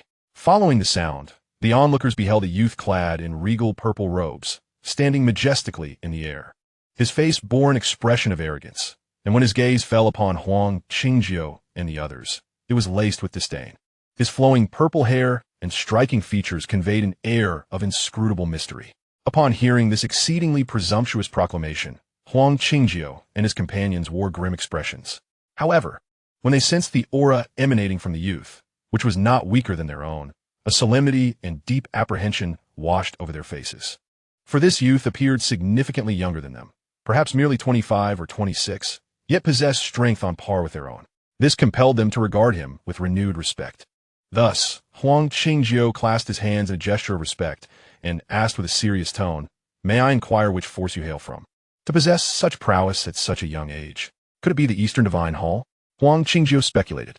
For a genius of this caliber would not likely be found here. Even first-rate sects would struggle to produce such talent. Perhaps only the Eastern Divine Hall, the dominion of the Eastern region's overlord, could boast such an extraordinary individual. However, upon hearing Huang Qingjiu's words, the youth's expression turned scornful, his eyes betraying a hint of contempt. What Eastern Divine Hall? A mere triviality. It seems to be an insignificant sect. At this, Huang Qingjiu furrowed his brow. The fact that this individual, appearing in the eastern region, was unaware of the Eastern Divine Hall indicated he was certainly not from the east.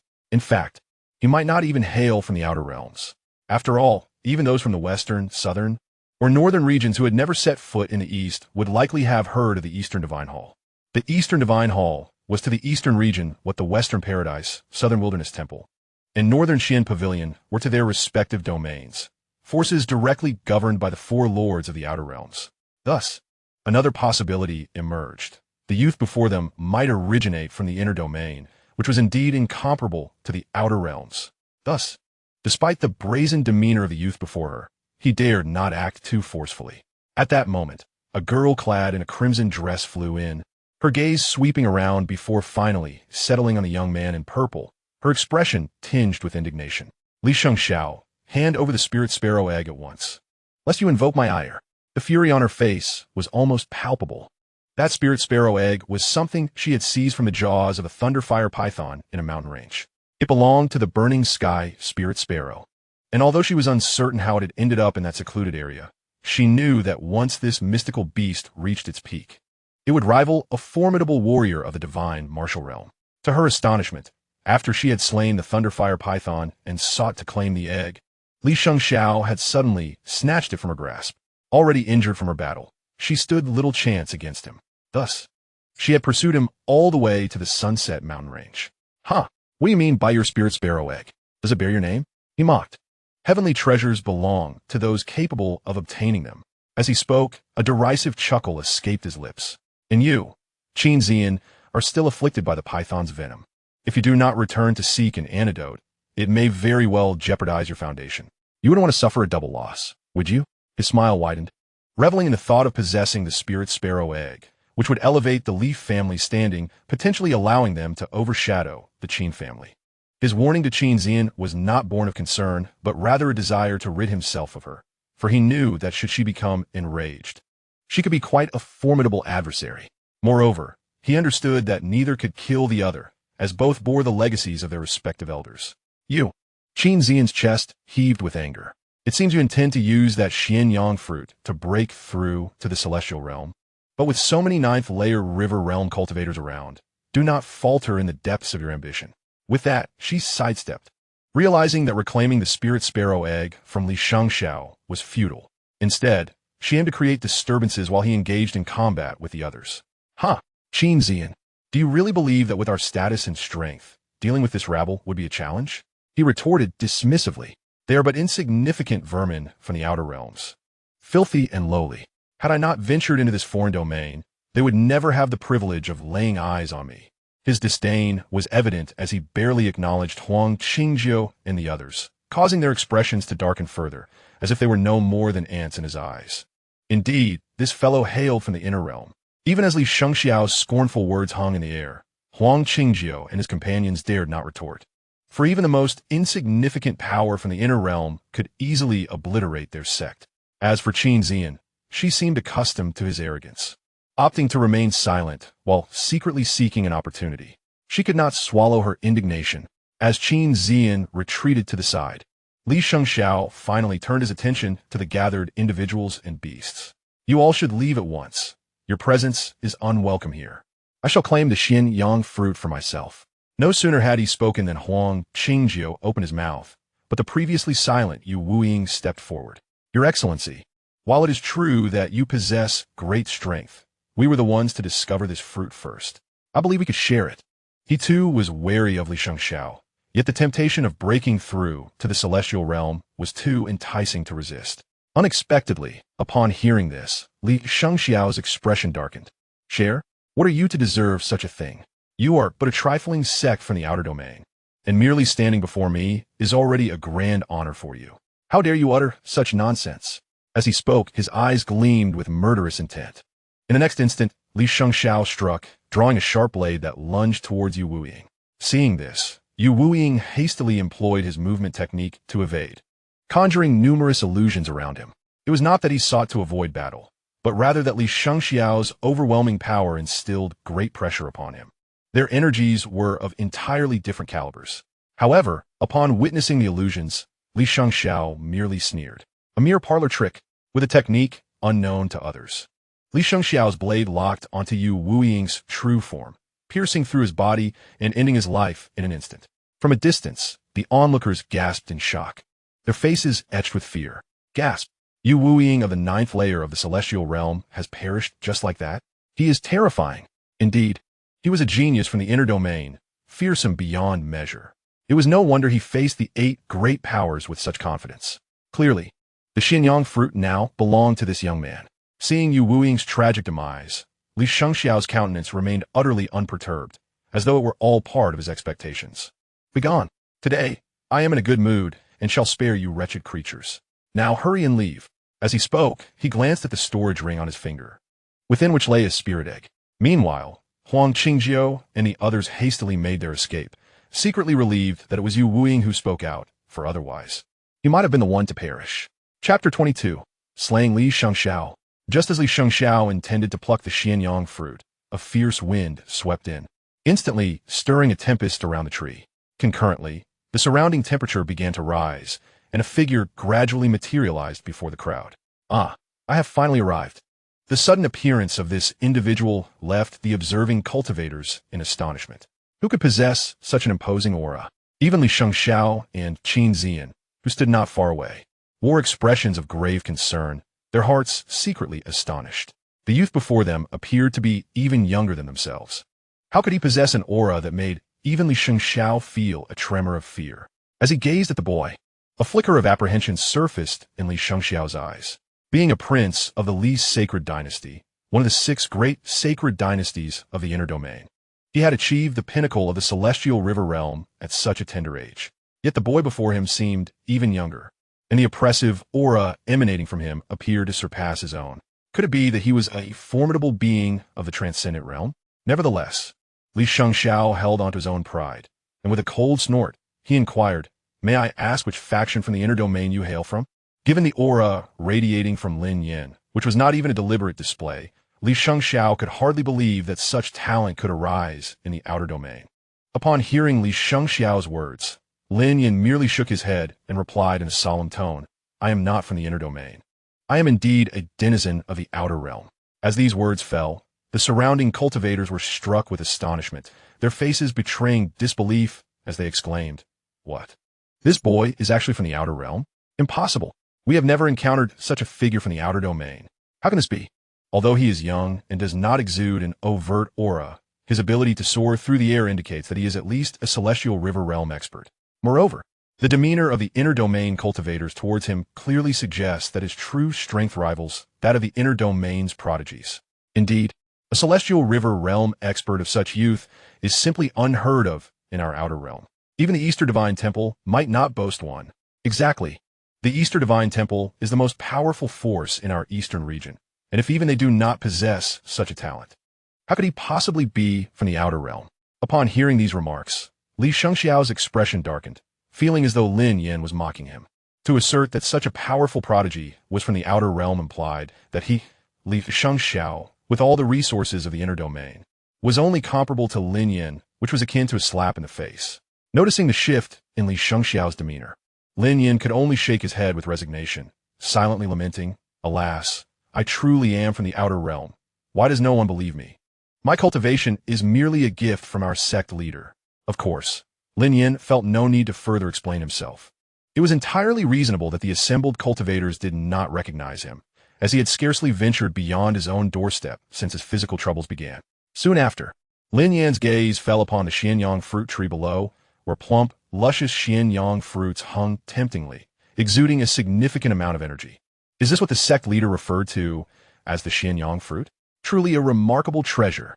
No wonder it has drawn so many to vie for it. Lin Yin mused to himself. Subsequently, Lin Yan's gaze fell upon Li Xiangxiao. Although Qin Zian was present, she showed no inclination to contest, prompting Lin Yin to disregard her entirely. He declared, "The Xianyang fruit here belongs to me. I need to take it back to report. You should leave at once." Lin Yin was acutely aware of the cultivation levels of both Li Xiangxiao and Qin Zian, each at the 9th level of the Tian'er realm. However, it was likely that their true combat prowess far surpassed that of their counterparts from other domains. Yet, Lin Yin, now at the 9th level of the Tongtian realm, felt confident. Even if they joined forces with the onlookers and the still distant Huang Qingjiu, along with several demon beasts, he could easily vanquish them. Upon hearing Lin Yan's words, Li Xianxia was consumed by fury, his countenance dark and stormy. He retorted, "You intend to monopolize the Xianyang fruit? Huh, such audacity. Let us see what you are truly capable of." In response, Lin Yan merely smiled faintly and said, "Considering your arduous cultivation, I suggest you depart. Otherwise, should we engage, you may very well meet your demise here." To Lin Yan's surprise, Li Xiangxiao's rage intensified, his eyes nearly ablaze with fury. Who was he? The son of the sovereign of the Li family in the inner domain, his status exalted. Yet here he was, belittled by what appeared to be an outsider. This was an egregious affront to his dignity. How foolish. Do you think that high talent grants you the right to look down upon others? I shall see just how formidable you are.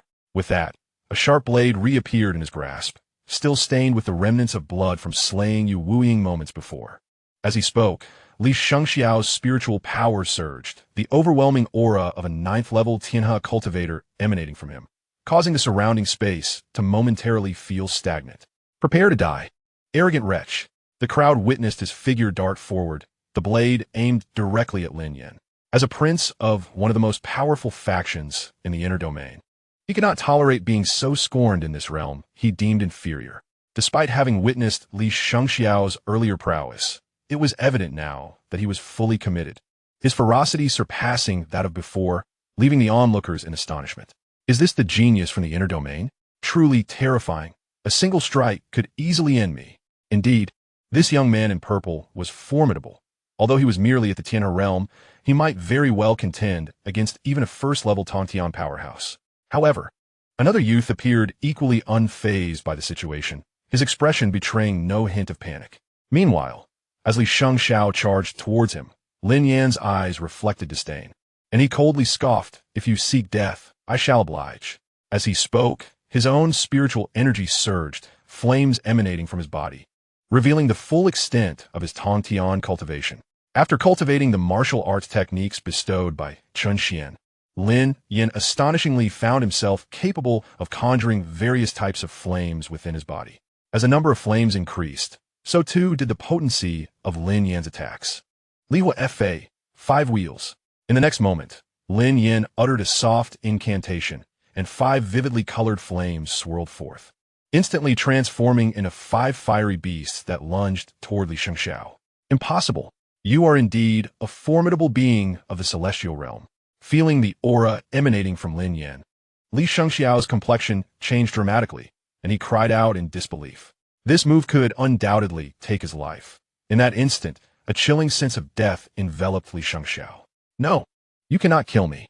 I am a prince of the Li Holy Dynasty. If you slay me today, your power and that of your backing will vanish without a trace." However, Lin Yan hesitated but for a moment before calmly retorting, "What do I care about the Li Holy Dynasty? If you have the guts, go find our sect master." "You fool." Lin Yan recalled Chen Xuan's words. After all, Chen Xuan would bear the brunt of any fallout. Without further ado, a thunderous roar echoed as the flame-formed beasts tore Li Xiangxiao apart, rendering him utterly non-existent. Chapter 23. The Invitation from Qin Zian. As Li Xiangxiao's presence vanished completely from the realm, the crowd understood that he had met his end. Yet, unbeknownst to them, a strand of spiritual power quietly slipped into Lin Yan's body, unnoticed by even him. Those surrounding him had witnessed the once overwhelmingly powerful Li Xiangxiao being dispatched by Lin Yan in a single strike. Fear filled the eyes of the onlookers. Disbelief etched on their faces. How terrifying. The purple-clad youth was effortlessly obliterated by that white-clad youth. Indeed, it was utterly inconceivable. Was this the true essence of a prodigy? How awe-inspiring. Where did this young man, possessing such celestial prowess at such a tender age, come from? He rivaled the leaders of first-rate sects. Indeed, we are unlikely to ever catch up to him in our lifetimes. Meanwhile, on the periphery, the previously hidden Huang Qingjiu and his companions, along with the 4 fierce beasts of the fire sky, Sun Lion, were utterly terrified. They had initially hoped that the two would mutually exhaust each other, allowing them to seize a few Xianyang fruits amidst the chaos. Now, however, they dared not linger for even a moment and fled at the swiftest pace. They had already sensed Li Xiangxiao's formidable strength when he had slain Yu Wuying. To their astonishment, He was now effortlessly vanquished by the even younger Lin Yan. It was unfathomable to them just how powerful Lin Yan had become. They now recognized him as a being of the celestial realm. Yet they remained unaware of the exact level of his prowess. Nonetheless, such details had become trivial. Whether he was at the first level or the pinnacle of the celestial realm's 9th level, he was far beyond their capacity to confront. After dispatching Xianxia, Lin Yan's gaze fell upon Chen Xuan as he inquired, "What? Do you also wish to seize the Xianyang fruit?" Upon hearing this, Chen Xuan waved her hand dismissively. Although the Xianyang fruit was beneficial to her, she would not risk contention with such a perilous individual. With the power backing her, rare treasures were not in short supply. As for Li Xianxia, he was merely unfortunate. I have no interest in the Xianyang fruit." While speaking, Chen Xuan cast a sidelong glance at the storage ring left by Li Xianxia, for what she truly desired was the Linkei egg. However, her intentions could not escape Lin Yan's notice. With a swift motion, Lin Yan summoned the ring into his possession. Observing the lack of fear in the girl's eyes, Lin Yan speculated that she might, like Li Xianxia, hail from the inner realm. Watching Lin Yan retrieve the storage ring, Chen Xuan could only stomp her foot in frustration. Originally, it was already impossible to reclaim it from Li Xianxia, let alone now that it was in the hands of the more formidable Lin Yan. Lin Yan, however, paid no heed to Chen Xuan. He approached the Xianyang fruit tree and with a grand gesture, collected all the fruits from its branches. He was about to turn away when Chen Xuan's voice rang out. "May I ask how to address you, esteemed sir?" Lin Yan turned, and upon noticing the slight pout on Chen Xuan's pretty face, he discerned no hostility emanating from her. Thus, he replied, "Lin Yan." Upon hearing his name, Chen Xuan's expression softened, and she reciprocated, "Chen Xuan. Miss, do you have something to discuss?" Lin Yan inquired, feeling somewhat uneasy. Indeed, Chen Xuan was exceptionally beautiful, far surpassing Lu Ruoyan in allure. He could not shake the suspicion that she might be attempting to seduce him into relinquishing the Xianyang fruit. However, following his encounter with Lu Ruoyan, Lin Yan felt a twinge of resistance towards enchanting women. Unless they were more assertive, he feared he might succumb to their charms. Yet, the thought of the Xianyang fruit being a task assigned directly by the sect leader, Chen Xuan, sent a shiver down his spine. "Miss, we can be friends, but I must implore you not to covet the Xianyang fruit in my possession. It is meant for our sect leader, and I cannot secretly hand it over to you." As soon as the words left his mouth, Chen Xuan felt an overwhelming urge to strike Lin Yan. But recognizing her own inability to overpower him, she restrained herself. "Your sect leader? Is your sect particularly powerful?" Chen Xuan inquired. "Of course. My cultivation level was granted by our sect leader," Lin Yan exclaimed, and immediately clapped a hand over his mouth, panic flashing across his face. "Oh no, why did I divulge that?" He discreetly scrutinized Chen Xuan, relieved to find no sign of alarm, thus easing his mind. "I am at the Tongtian realm. Our sect leader must be many times stronger than I. Do you think he is not formidable?" Upon hearing this, Chen Xuan appeared contemplative. "That is indeed intriguing. If time permits, I would like to visit your sect. However, it is not convenient at the moment." As she spoke, Chen Xuan pressed her hand against her chest, evidently suffering from the rampant poison of the thunder flame python within her body. "It seems you are truly a prodigious talent, having already broken through to the celestial realm at such a young age. Especially in this outer domain. Had you been born in the inner domain, it is hard to fathom the heights of your current cultivation." In response, Lin Yan offered a slight smile. Miss Chen is truly being polite. Yet internally he mused, this has little to do with one's birthplace. What matters is the support from the sect leader. Observing Lin Yan's composed demeanor, Chen Xuan couldn't help but feel a sense of admiration.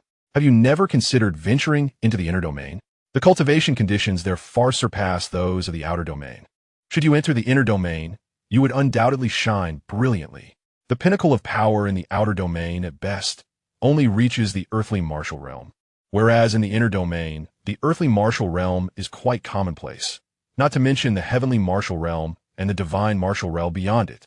Moreover, the forces in the inner domain are extraordinary, with the 6 great holy dynasties being the most prominent. There, your talents could be fully realized. I hail from one of those 6 holy dynasties, the Qin Holy Dynasty. What do you think? Would you be interested in joining us? I assure you, you would receive significant support and training." Upon finishing her words, Chen Xuan looked at Lin Yan with anticipation. With such a genius joining, The Qin Holy Dynasty would soon boast another formidable figure in the divine martial realm, greatly enhancing their overall strength. Realizing this was an attempt at recruitment, Lin Yan suddenly understood Chen Xuan's intentions. However, he had no intention of abandoning the Yuxian Sect to join any holy dynasty. I apologize, Miss Chen, but I find the Yuxian Sect quite satisfactory. As for your Qin Holy Dynasty, I might consider a visit if the opportunity arises. Hearing this, although Chen Xuan felt a tinge of disappointment, she maintained a smile. What a pity, but since you are unwilling, I shall not press the matter. With that, she handed Lin Yan a communication stone. This is my communication stone. Whenever you arrive in the inner domain, do visit our Qin Holy Dynasty. You might find it to your liking. Furthermore, should I wish to visit your Yuxian Sect in the future, it would facilitate our communication. With such an offer laid out, Lin Yan naturally accepted the communication stone. Very well, Miss Chen. Upon seeing Lin Yan take the stone, Chen Xuan's expression brightened. As long as he accepted it, there remained a chance to draw him closer. Finally, she addressed Lin Yan, then I shall take my leave. I look forward to the day you arrive in the inner domain. Chapter 24. Incubating the Fiery Sky Sparrow. With that, Chen Xuan transformed into a streak of light and vanished from Lin Yan's sight. After all, the poison from the thunder flame python still lingered within her. If she did not return soon to seek an antidote, it could irreparably harm her martial foundation. Watching Chen Xuan's departing figure, Lin Yan narrowed his eyes. The inner domain. Indeed, the Yuxian Sect shall inevitably ascend in due time. Although Chen Xuan did not elaborate, Lin Yan gleaned from his interactions with Xianxia and others that Chen Xuan intended to develop the Yuxian Sect into the most formidable sect. Thus, once the Yuxian Sect establishes itself as the premier sect in the outer realms, it may commence its advance into the inner domain. Subsequently, Lin Yan made his way directly back towards the Yuxian Sect. In the Grand Hall of the Yuxian Sect, Chen Xuan awaited Lin Yan, who had just returned from the Sunset Mountains. Upon encountering Chen Xuan, Lin Yan presented him with the Xianyang fruits he had retrieved from the mountains, totaling 25 in number, along with a storage ring taken from the vanquished Xianxia. Master, here are the Xianyang fruits collected from the Sunset Mountains. Additionally, I have slain a prodigy from the inner domain, who claimed to belong to some holy dynasty. Should we prepare ourselves in advance to prevent any trouble from their people? Lin Yan inquired. Well done. Such bold provocateurs against our Yuxian Sect must be dealt with decisively. As for the holy dynasty, you need not concern yourself. Should anyone dare approach, I shall handle them, Chen Xuan replied. Suddenly, Chen Xuan fixed his gaze upon Lin Yan, a playful smirk gracing his lips. A beautiful maiden has extended an invitation to you, and you turned her down so readily? Beautiful maiden? Lin Yan pondered who Chen Xuan referred to until he recalled that Chen Xuan had indeed invited him. However, Chen Xuan had not ventured to the Sunset Mountains. How could he possibly know? Lin Yan's eyes widened in astonishment, realizing that Chen Xuan's prowess had reached an extraordinary zenith. Nothing could escape his perception. Master, you yist. Were it not for your intervention, I might not have attained my current cultivation level. And perhaps I would have perished at the hands of an elder from the Tianlan sect. From the moment I joined the Yuxian Sect, I live as a member and shall die as a specter of a sect. Lin Yan spoke earnestly, his expression solemn and his gaze resolute. There's no need for such anxiety. I merely find that young lady intriguing. After all, your engagement has been dissolved, has it not? I believe she possesses great potential. Chen Xuan remarked with a smile. Master, this left Lin Yan utterly bewildered, unsure of Chen Xuan's true meaning.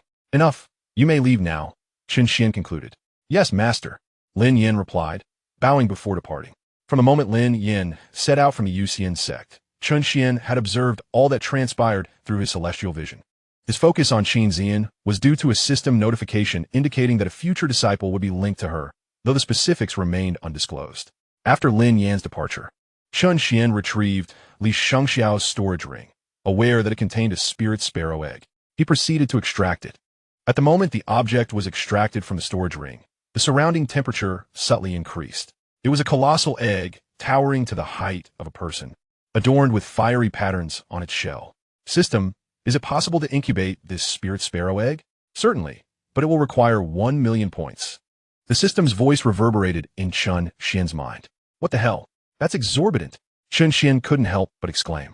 After the last lottery, he had exactly 1 million points left, leading him to suspect that the system had calculated his points with precision.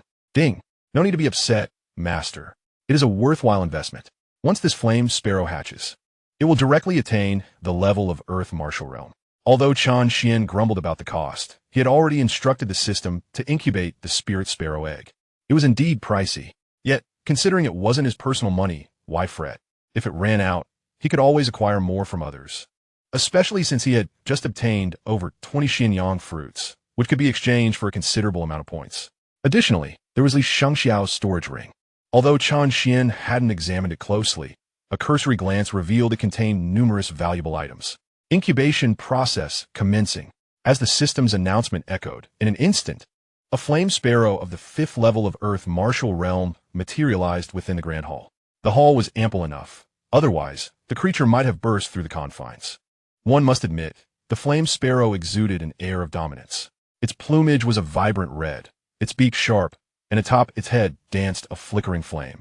Even more astonishing were the 2 pairs of wings on its back, each flap sending forth a cascade of flames. With a resounding cry, the flame sparrow transformed before Chen Xuan into a youthful figure, appearing to be around 20 years of age. Greetings, Master. Clearly, the system had implanted the notion of Chen Xuan as its master during the incubation process. Very well, from this day forth, you shall be my steed. As for your name, let us see. How about Little Sparrow? No, that sounds a bit unappealing. Let us call you Little Fire. Chen Xuan mused, resting his chin on his hand while seated.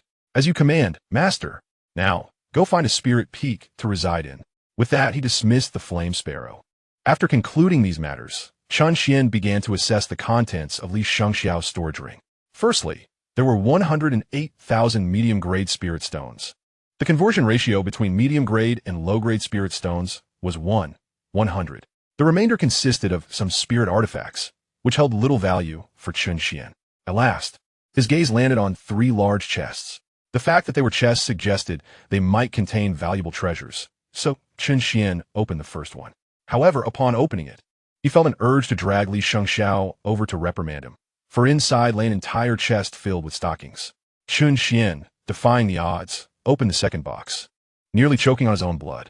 Inside lay a trove of ominous portents. Good heavens! What peculiar obsession does Li Xiangxiao possess? After sealing the box, Chen Xuan's gaze fell upon the final one. Heaven help me! After a fervent prayer, he opened the last box, only to shatter it into dust before fully unveiling its contents. For within was an entire case filled with triangular innergarments. This discovery infuriated Chen Xuan, who cast a baleful gaze beyond the Grand Hall, as if piercing through the void to reach the inner realm. The Holy Dynasty, is it? You still owe me? Chen Xuan, 10 million medium-grade spirit stones. Do prepare yourselves accordingly. Clearly, Chen Xuan was dissatisfied with the mere 1,080,000 medium-grade spirit stones he had received. In the inner realm, within the Holy Dynasty, a man clad in a golden dragon robe sat in the imperial study, perusing official documents, when he suddenly sneezed for no apparent reason. How curious. Is something amiss? He murmured to himself. Chapter 25, The Onslaught of the Second-Class Sect. System. Convert everything into point vouchers. Faced with the useless items in the 3 boxes, Chen Xuan was filled with indignation. Is this what a prince of a holy dynasty possesses? Ding. Detected a total of 25 Xianyang fruits, 1,080,000 medium-grade spirit stones, 1 box of 4 babes, and 1 box of ominous portents. Total redeemable for 18,333,000 point vouchers. Upon seeing the previously depleted voucher count surge to 18,333,000, a smile finally graced Chen Xuan's face. In ordinary circumstances, he permitted Mai Ling and Liang Zai to roam freely, for they could always convey messages should the need arise. Thus, these individuals frequently found themselves outside the sect. Moreover, Chen Xuan encouraged them to challenge other sects, assuring that defeating the strongest among them would elevate the Yuxian Sect's standing to that of the vanquished. Ultimately, Chen Xuan relished his leisure, allowing them to pursue their endeavors. Huangfeng Valley. Upon returning from the Sunset Mountain Range, the valley's master, Huang Qingjiu, and the master of the Sword Sect wore expressions as dark as storm clouds. Damn it! They had hoped to secure Xianyang fruits to ascend to the Transcendence Realm, only to be ambushed by an unexpected adversary. Indeed, their lives had nearly been forfeit. But that individual truly deserved the title of a genius from the inner realm, possessing such formidable strength that he could obliterate Yu Wuying, another second-class sect master, with a single strike. However, now that Yu Wuying was deceased, I believe that upon our return from the Yuxian Sect, we can unite to assault the Shadow Mountain Manor. Without Yu Wuying, the manor is akin to a wolf stripped of its fangs, no longer a threat. Jian Wufeng regarded Huang Qingjiu with a hint of smug satisfaction. Indeed, I believe that by seizing the resources of two sects, both Huangfeng Valley and your sword sect shall see a significant enhancement in overall strength. However, the youth who appeared at the end was undeniably enigmatic. He claimed to be from another realm. Yet no one in the Eastern Domain had ever heard of such a figure. Huang Qingjiu nodded in agreement, but when Lin Yan was mentioned, his eyes were filled with gravity. That was a formidable presence at the Celestial Realm. Both he and Jian Wufeng were still striving to reach that level. Just because he claims to be from another realm, does that make it true? Do you not consider that he is at the Celestial Realm? Jian Wufeng remarked. Enough of this idle chatter. Wai Wanji is almost here. Once he arrives, we shall set forth to the Yuxian Sect. With the combined strength of the three major powers from the ninth heaven, I refuse to believe the Yuxian Sect can remain unscathed. As soon as Jian Wufeng's words fell, a figure as swift as lightning burst into the grand hall of Huangfeng Valley. Jian Wufeng and Huang Qingjiu focused their gazes, and before them stood a lean middle-aged man, his eyes glinting with sharp intensity. This was none other than Wai Wanji, the master of the Wujigong. Speak of the devil, and he shall appear. Master Wei Yuan is indeed a man of action, Jian Wufeng exclaimed, stepping forward to greet Wai Wanji. Master, it has been a while. I trust you have been well. Huang Qingjiu also rose to acknowledge him. However, Wai Wanji did not respond immediately. Instead, he scrutinized the two men up and down before commenting with a hint of derision. I heard you two ventured to the Sunset Mountain Range to contend for the Xianyang fruit. It seems you have met with failure. The fact that these two sought his alliance to attack the Yuxian Sect, yet failed to inform him of such news, inevitably stirred resentment within him. Nevertheless, upon witnessing their defeat, Wai Wanji felt a slight relief. In response, Huang Qingjiu and Jian Wufeng could only manage awkward smiles. After all, their actions were indeed rather inappropriate. Since Master has already heard, you must also know about the events of that day. The emergence of a Celestial Realm expert made it unsurprising that we could not secure the Xianyang fruit, Jian Wufeng explained. He reasoned that since Wai Wanji was the one he had brought in, and the matter had already passed, it was futile to dwell on it. Now that Master has arrived, shall we depart for the Yuxian Sect? Huang Qingjiu suggested. With the nods of the other two, the trio set forth towards the Yuxian Sect. Before long, Jian Wufeng and the others arrived at the entrance of the Yuxian Sect. Despite having heard of it, the sight of the Yuxian Sect still left them momentarily awestruck. Not to mention anything else, the overall grandeur of the Yuxian Sect outshone them by several streets. Their eyes gleamed with avarice. If such opulence adorned the exterior of the sect, it was only natural to assume that the resources within were equally abundant. Yuxian Sect, come forth. Let the master of this sect step out. Jian Wufeng was the first to speak, eager to resolve matters swiftly. Indeed, Yuxian Sect, the masters of the three second-tier sects, have arrived. Do you intend to keep us at bay? Huang Qingjiu echoed in agreement. However, after calling out for a considerable time, the Yuxian Sect remained unresponsive, prompting the trio to take matters into their own hands.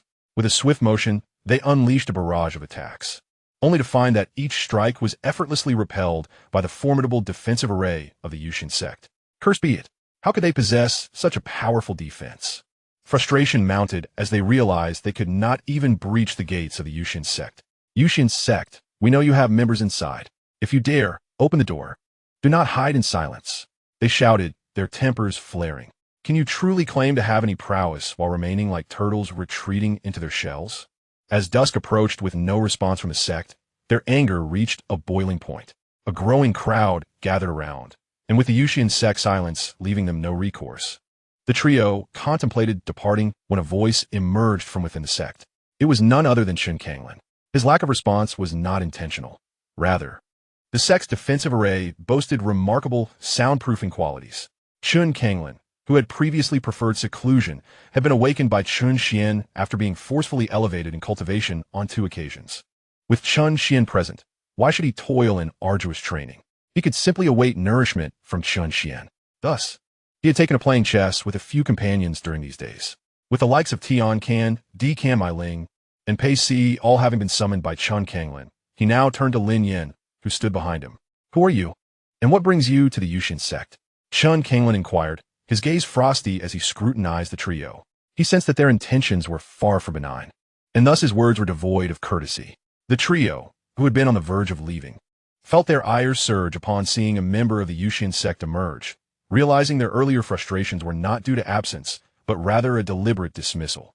Upon observing that Chen Xuan was capable of flight and exuded an aura they could not detect, they mistakenly took him for the rumored ninth layer of the Tianna realm.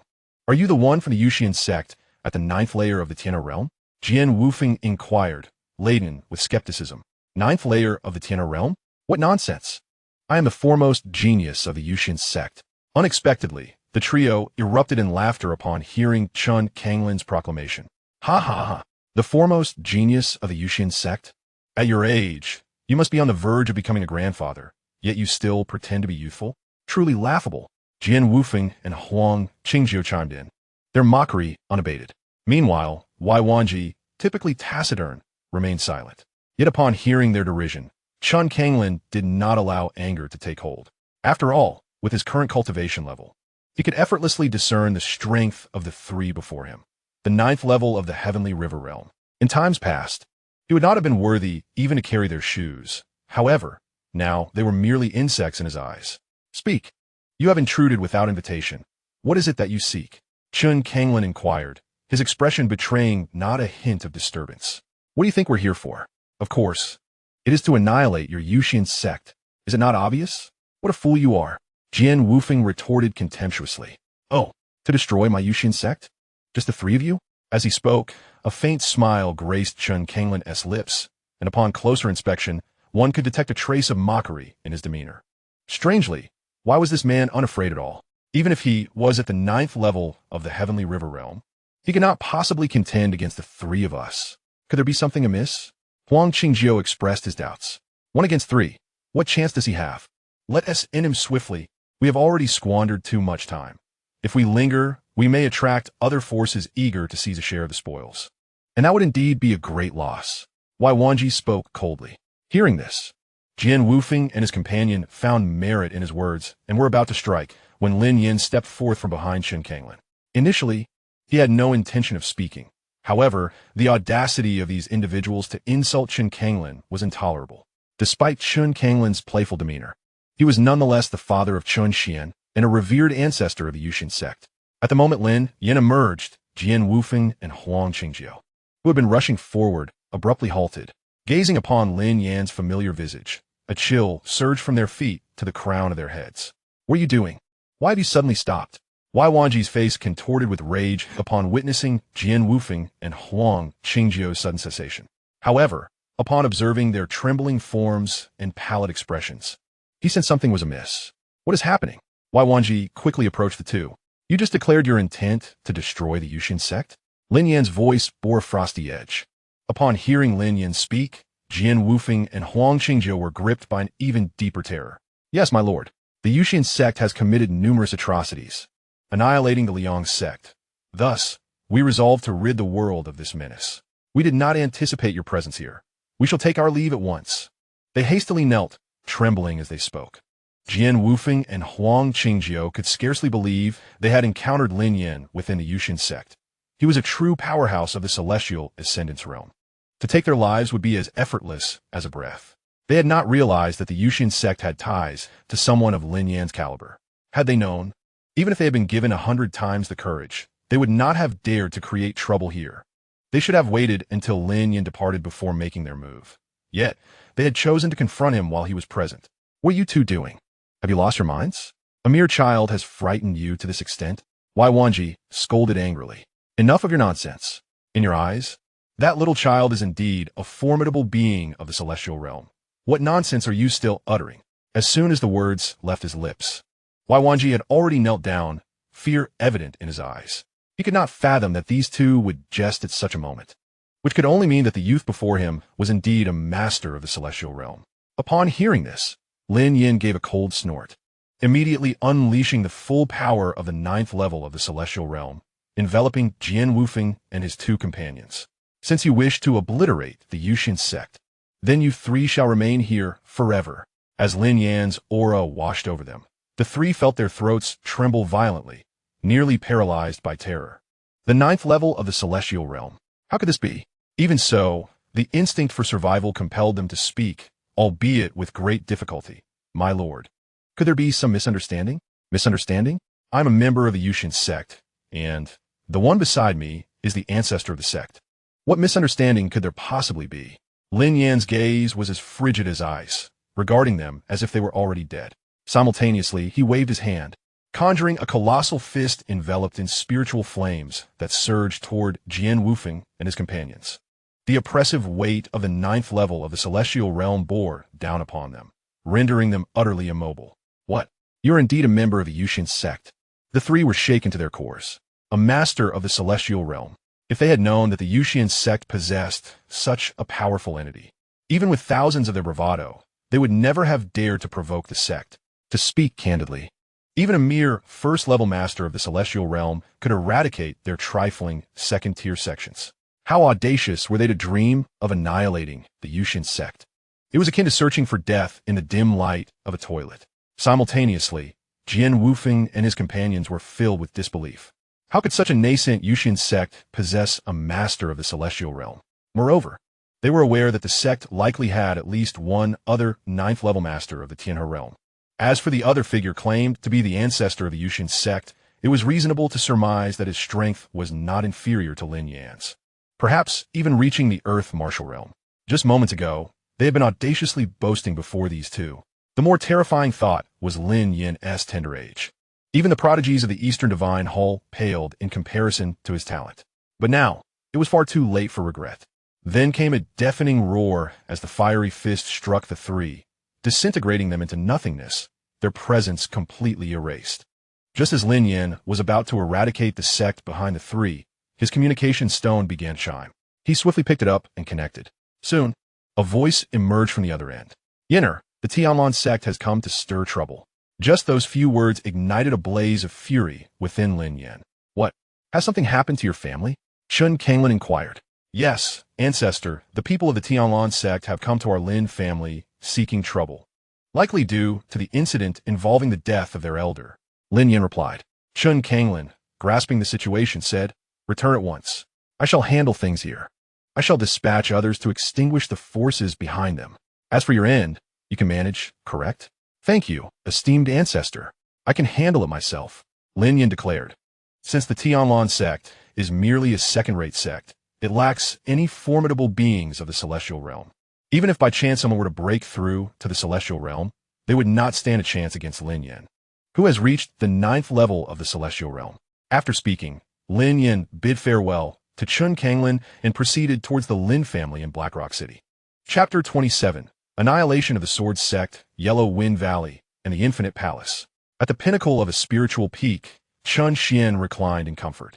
Behind him, the voice of Medusa resonated. Sect Master, this is exquisite essence, extracted from a heavenly grade spiritual plant.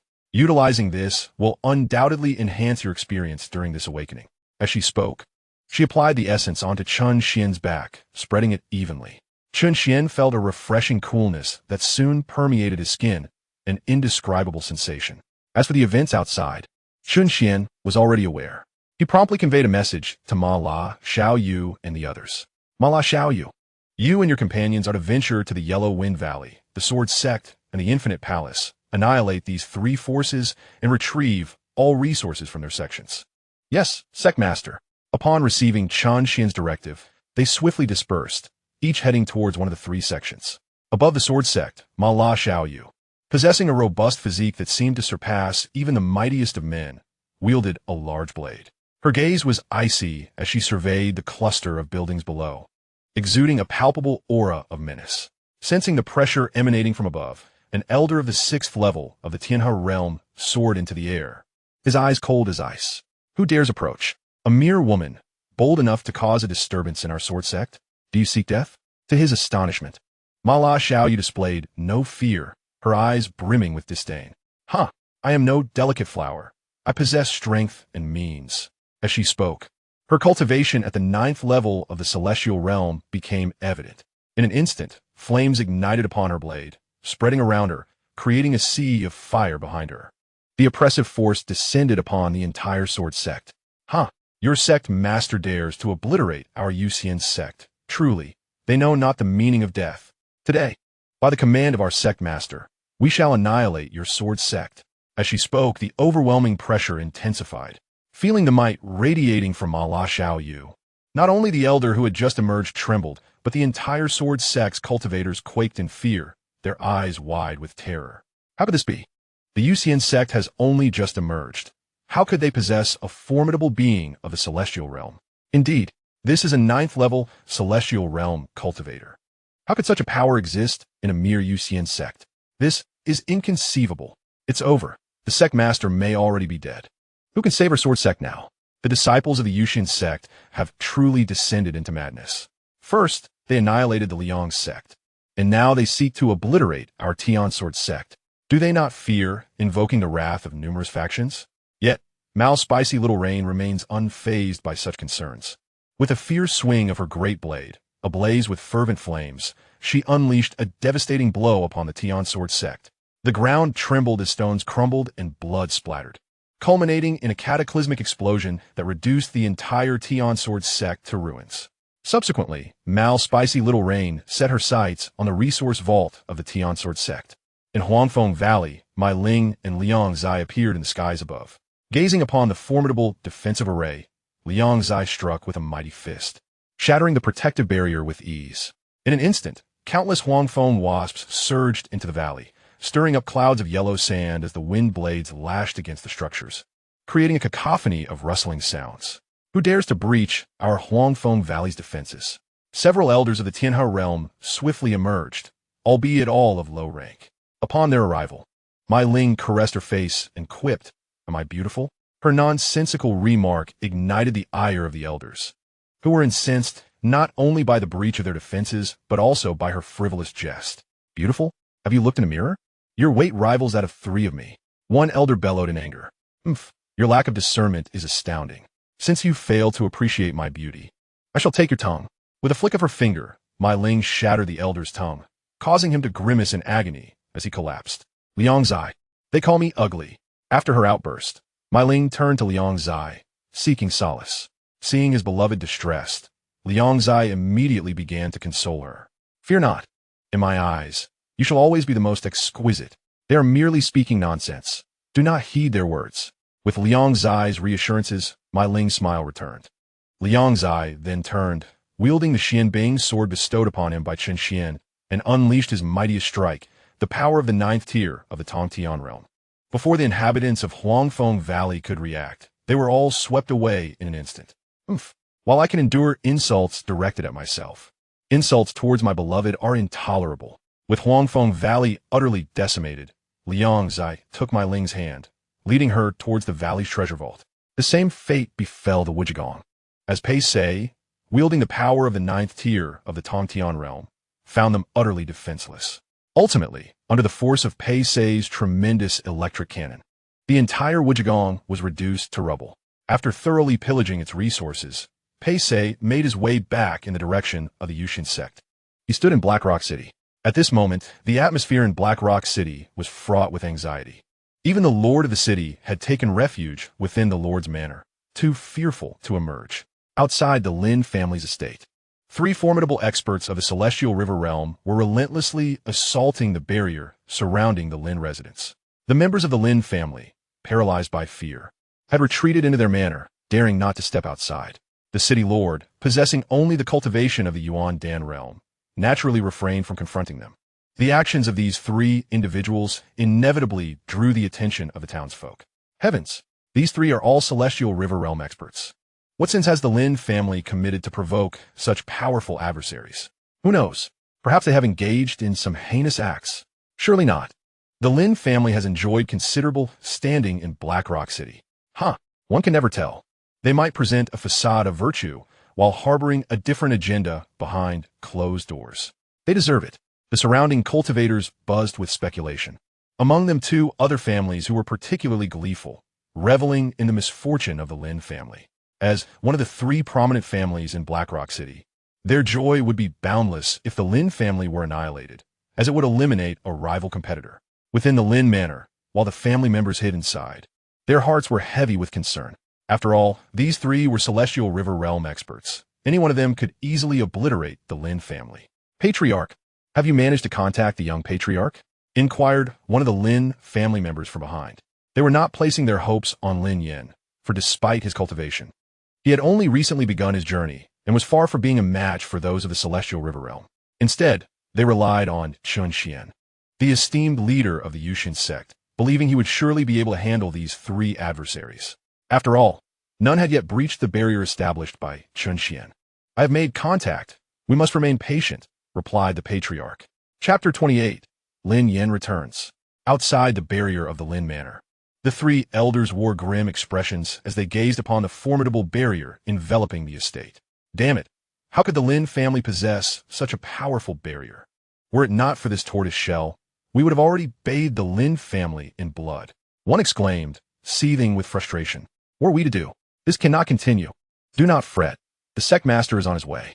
He is a 9th-tier expert of the Celestial River Realm and will surely shatter this barrier with ease. Once it falls, I look forward to seeing how the Lin family can hide. They dare to waste our time here. Elder Ben must ensure they suffer for this. Indeed, the men should be executed immediately, and as for the women, haha, they can be taken back to warm the bed, as I am in need of a few foot servants. As they spoke, sinister and malicious expressions surfaced on their faces. Just as they pondered their strategy against the Lin family, Lin Yan's figure appeared in the sky above the Lin estate. The sudden appearance of Lin Yan startled the three men, for he was levitating effortlessly, clearly demonstrating the prowess of the Celestial River Realm. Furthermore, considering Lin Yan's relatively young age, they could not help but speculate on the source of this prodigious talent. Lin Yan coldly regarded the three individuals before him, his eyes betraying an unmistakable hostility. The trio, confident in their lack of prior interaction with this youth and convinced they had not offended such a prodigious talent, were taken aback. One of the elders spoke up, inquiring about his origins, astonished that someone so young could possess the cultivation of the Celestial River Realm. However, they implored him not to interfere in the grievances between the Xianxia sect and the Lin family. The three men observed Lin Yin's demeanor, sensing he seemed poised to defend the Lin family. Though they harbored no fear of him, they were acutely aware of the formidable force that supported him. A talent of his caliber undoubtedly attracted powers far beyond the reach of the Xianxia sect. Huh, you come to my Lin family with such aggression, seeking to annihilate us. Yet now you wish for me to refrain from intervening? Have you considered the absurdity of your own words? Lin Yin's gaze turned icy, a hint of murderous intent glimmering in his eyes as he spoke coldly. Is this truly Lin Yin? Was he not merely at the 3rd stage of body refinement? How could he have transformed into a formidable being of the Celestial River Realm? Indeed, it was Lin Yin. After his cultivation had stagnated, he seldom ventured out. However, there were still those who recognized him. Heavens, this is utterly astonishing. The Celestial River Realm. Surely the Lin family is blessed by their ancestors. Nevertheless, even if he has reached the Celestial River Realm, they were still at odds with the Xianxia sect, whose master was a 9th-stage Celestial River cultivator. How could Lin Yin possibly contend with such a powerhouse? Alas, it is indeed a tragic loss. Should Lin Yin be allowed to flourish, there may come a day when even the master of the Xianxia sect could find himself outmatched. If I were a member of the Lin family, I would certainly ensure Lin Yin's safe passage. The numerous cultivators present in Xianxia City voiced their astonishment. Meanwhile, the expressions of the representatives from the other 2 prominent families in the city turned grim. Cursed be it. How could Lin Yin possess the cultivation of the Celestial River Realm, with one such talent emerging from the Lin family? The days of the 3 great families in Xianxia City are numbered. Only the Lin family would remain dominant, and even the city lord would dare not provoke them. Do not panic. Why the haste? Even if he is of the Celestial River Realm, crossing the Xianxia sect would spell his doom today. Indeed, how could we have overlooked this detail? With that, a sinister smile crept onto their faces. Opposite Lin Yin, the 3 men were taken aback by his words, absorbing the murmurs of the crowd around them. What? You are Lin Yin of the Lin family? How can this be? Wasn't he Lin Yin a waste? How could he have attained the Celestial River Realm? The trio could scarcely believe their own eyes. They had indeed heard of Lin Yin, particularly due to the engagement with Lu Ruoyan, which prompted an elder from the Xianxia sect to come and annul the betrothal. Unexpectedly, that elder was slain on the spot. and Lin Yin was subsequently taken into the sect, seemingly associated with the recently renowned Yuxian Sect. Yet, how could he have achieved the Celestial River Realm in such a short span? Old hey old bye. Regardless of the Celestial Realm they belong to, since the sect leader has resolved to eradicate the Lin family, we shall proceed without hesitation, especially concerning this Lin Yin. No matter how talented he may be, a genius who meets an untimely end is ultimately inconsequential. Among the three, an elderly man, standing in the middle, remarked to his companions, "Indeed, today, the Lin family shall surely be annihilated. Allow me to take the life of Lin Yan. The mere thought of vanquishing such a prodigy excites me." At that moment, the elder in the black robe on the left spoke with palpable exhilaration, as if already envisioning the scene of Lin Yan being subdued and tormented. In his eyes, even if Lin Yan were extraordinary, he was merely at the first or second level of the celestial realm. He, on the other hand, was at the fifth level. Dealing with Lin Yan would be a trivial task. In a few years, he might not be Lin Yan's match, but at present, he still held the upper hand. With that, the black-robed elder took several steps forward, preparing to launch an attack on Lin Yan. "Hey, old black, don't let yourself be caught off guard." The elder in white jested from behind, his tone devoid of tension. Clearly, the other two shared the same sentiment as the black-robed elder. Lin Yan's eyes flashed with disdain at the black-robed elder's actions. At such a level, he need not even resort to martial techniques. "Huh, kid, you ought to choose your next life more wisely, and keep your eyes open to discern whom you can provoke and whom you cannot." After uttering this, the black-robed elder let out a sinister laugh and charged at Lin Yan. Within the Lin residence, sensing the commotion and voices from outside, the crowd emerged from their homes and gathered in the courtyard. "It's the young clan leader. The young clan leader has returned," they exclaimed with delight. Yenner, Lin Zhao's eyes also sparkled with joy. "Wait, how can the young clan leader fly in the air? That is a sign of a celestial realm expert." "Clan leader, what is happening?" The crowd turned to Lin Xiao. However, Lin Xiao appeared equally bewildered. "If you ask me, who should I ask?" Yet in his heart, Lin Xiao held immense admiration for Chen Xuan. Evidently, it was Chen Xuan's influence that had brought about such a remarkable transformation in Lin Yan. It seemed that the Lin family had indeed secured a powerful ally. Above the Lin family, Lin Yan observed the elder's impending attack and scoffed. "An insect. Is this all you've got?" Upon seeing Lin Yan's blatant contempt, the black-robed elder was consumed with rage. However, in the next moment, Lin Yan's aura locked onto him, and a hand swiftly descended towards him. Feeling Lin Yan's overwhelming presence, the elder was struck with sheer terror at that moment. He was as defenseless as a fish on a chopping board. "You are," before he could finish his sentence, Lin Yan's hand struck down, and the elder's aura dissipated entirely, akin to a lifeless dog being flung aside. Chapter 29. The elder of Tianlan's sect meets his demise. The sect leader arrives.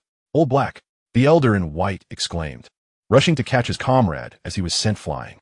As the black-robed elder lay in a pitiful state, a flicker of coldness flashed in the eyes of the white-robed elder. However, upon sensing that the black-robed elder had completely lost his life force, a hint of trepidation appeared on the white-robed elder's face. Their cultivation levels were nearly equal, with only the middle figure possessing slightly greater power. Standing at the 7th level of the celestial river realm, the aura that Lin Yan had unleashed moments ago had solely targeted the black-robed elder. Thus, these two remained unaware that Lin Yan's true cultivation level was that of the heavenly ascension realm, specifically at the 9th level. "Elder Han, this child is enigmatic. He may very well possess the cultivation of the 7th or even 8th level of the celestial river realm. We must join forces, or we too might meet the same fate as Old Hay." The white-robed elder lamented as he laid down the corpse of the black-robed elder, a shadow of sorrow crossing his features.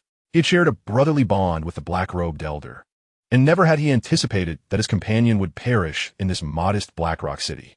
Indeed, Elder Han concurred, their earlier demeanor of ease now replaced by gravitas. The power Lin Yan exhibited had instilled a deep sense of peril in them. Should they continue to underestimate him, it was likely all three would perish here.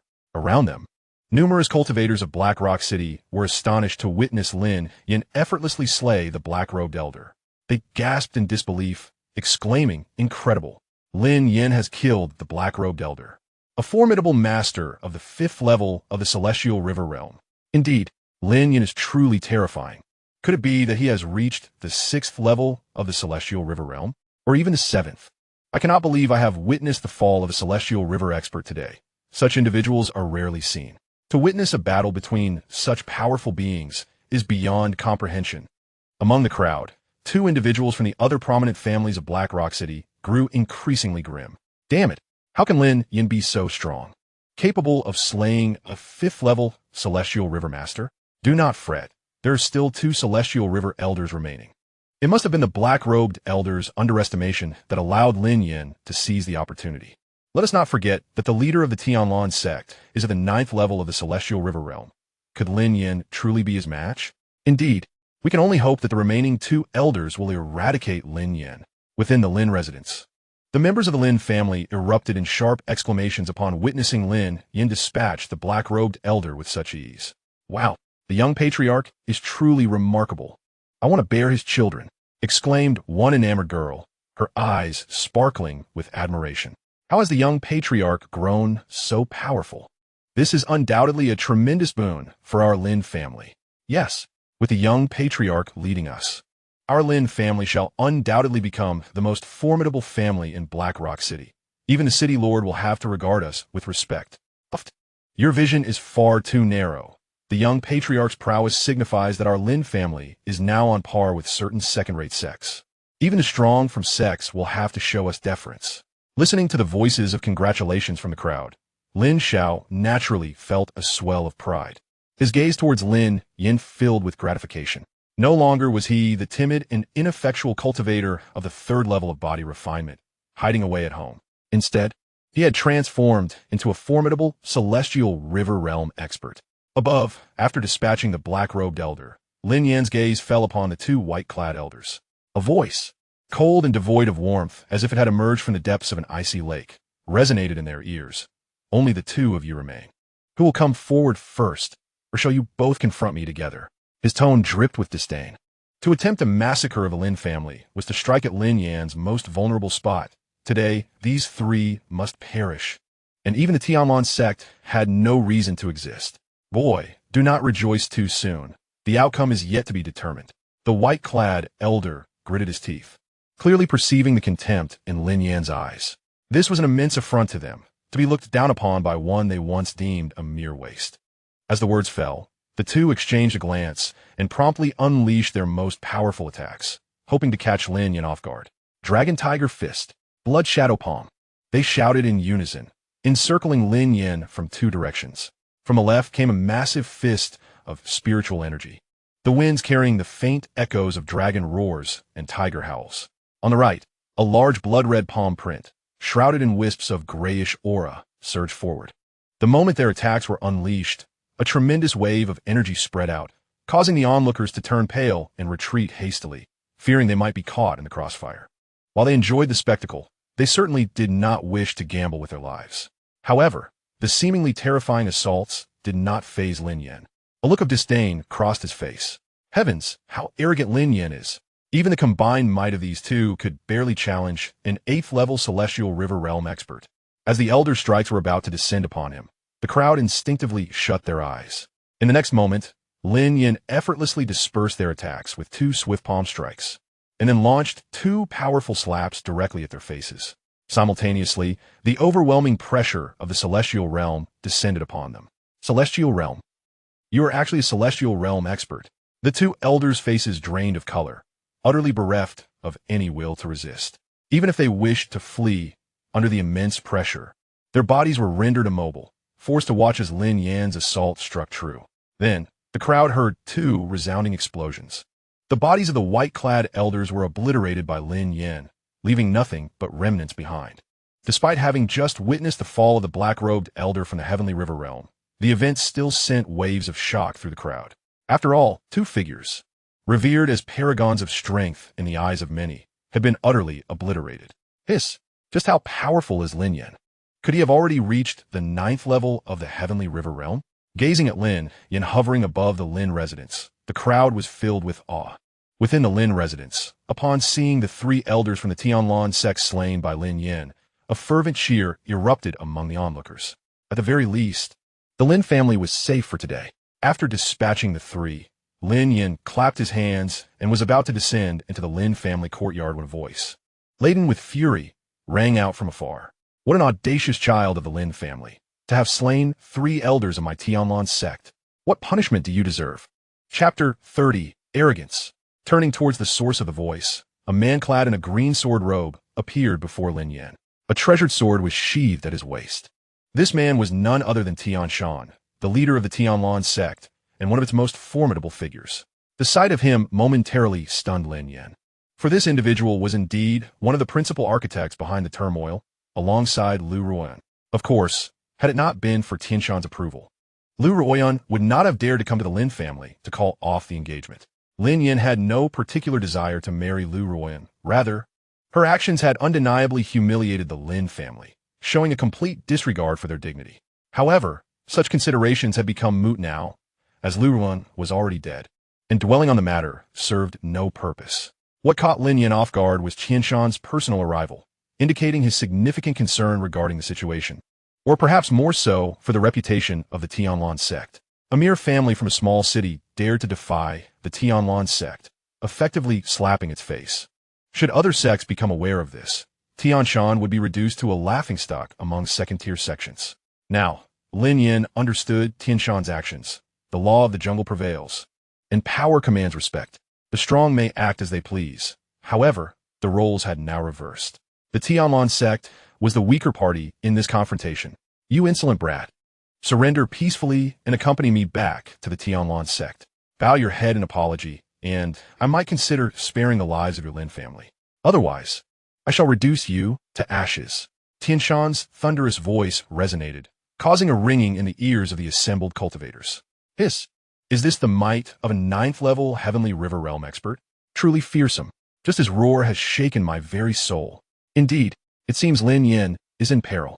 Ha! With the sect leader of Tianlan personally here, Lin Yin is doomed.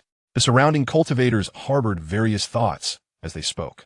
Within the Lin residence, the family members, upon seeing Tianshan, were overcome with concern.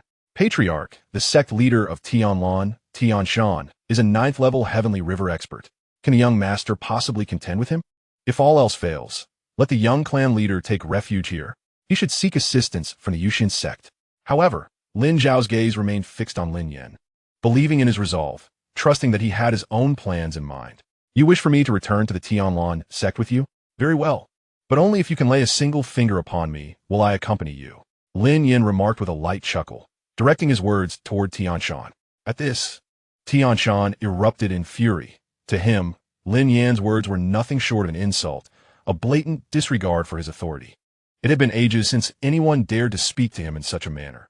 Those who had done so in the past now lay buried beneath 2 meters of earth. How audacious! Lin Yin, you are courting death. Since you refuse my hospitality, do not blame me for my lack of courtesy. Today, I shall dispose of you and display your lifeless body at the entrance of our Tianlan sect, so that the world may witness the fate of those who offend us. With that proclamation, Tianshan unsheathed his sword and soared into the heavens. Heaven's extremity, celestial destruction. The immense power of the 9th layer of the celestial river realm surged into his blade.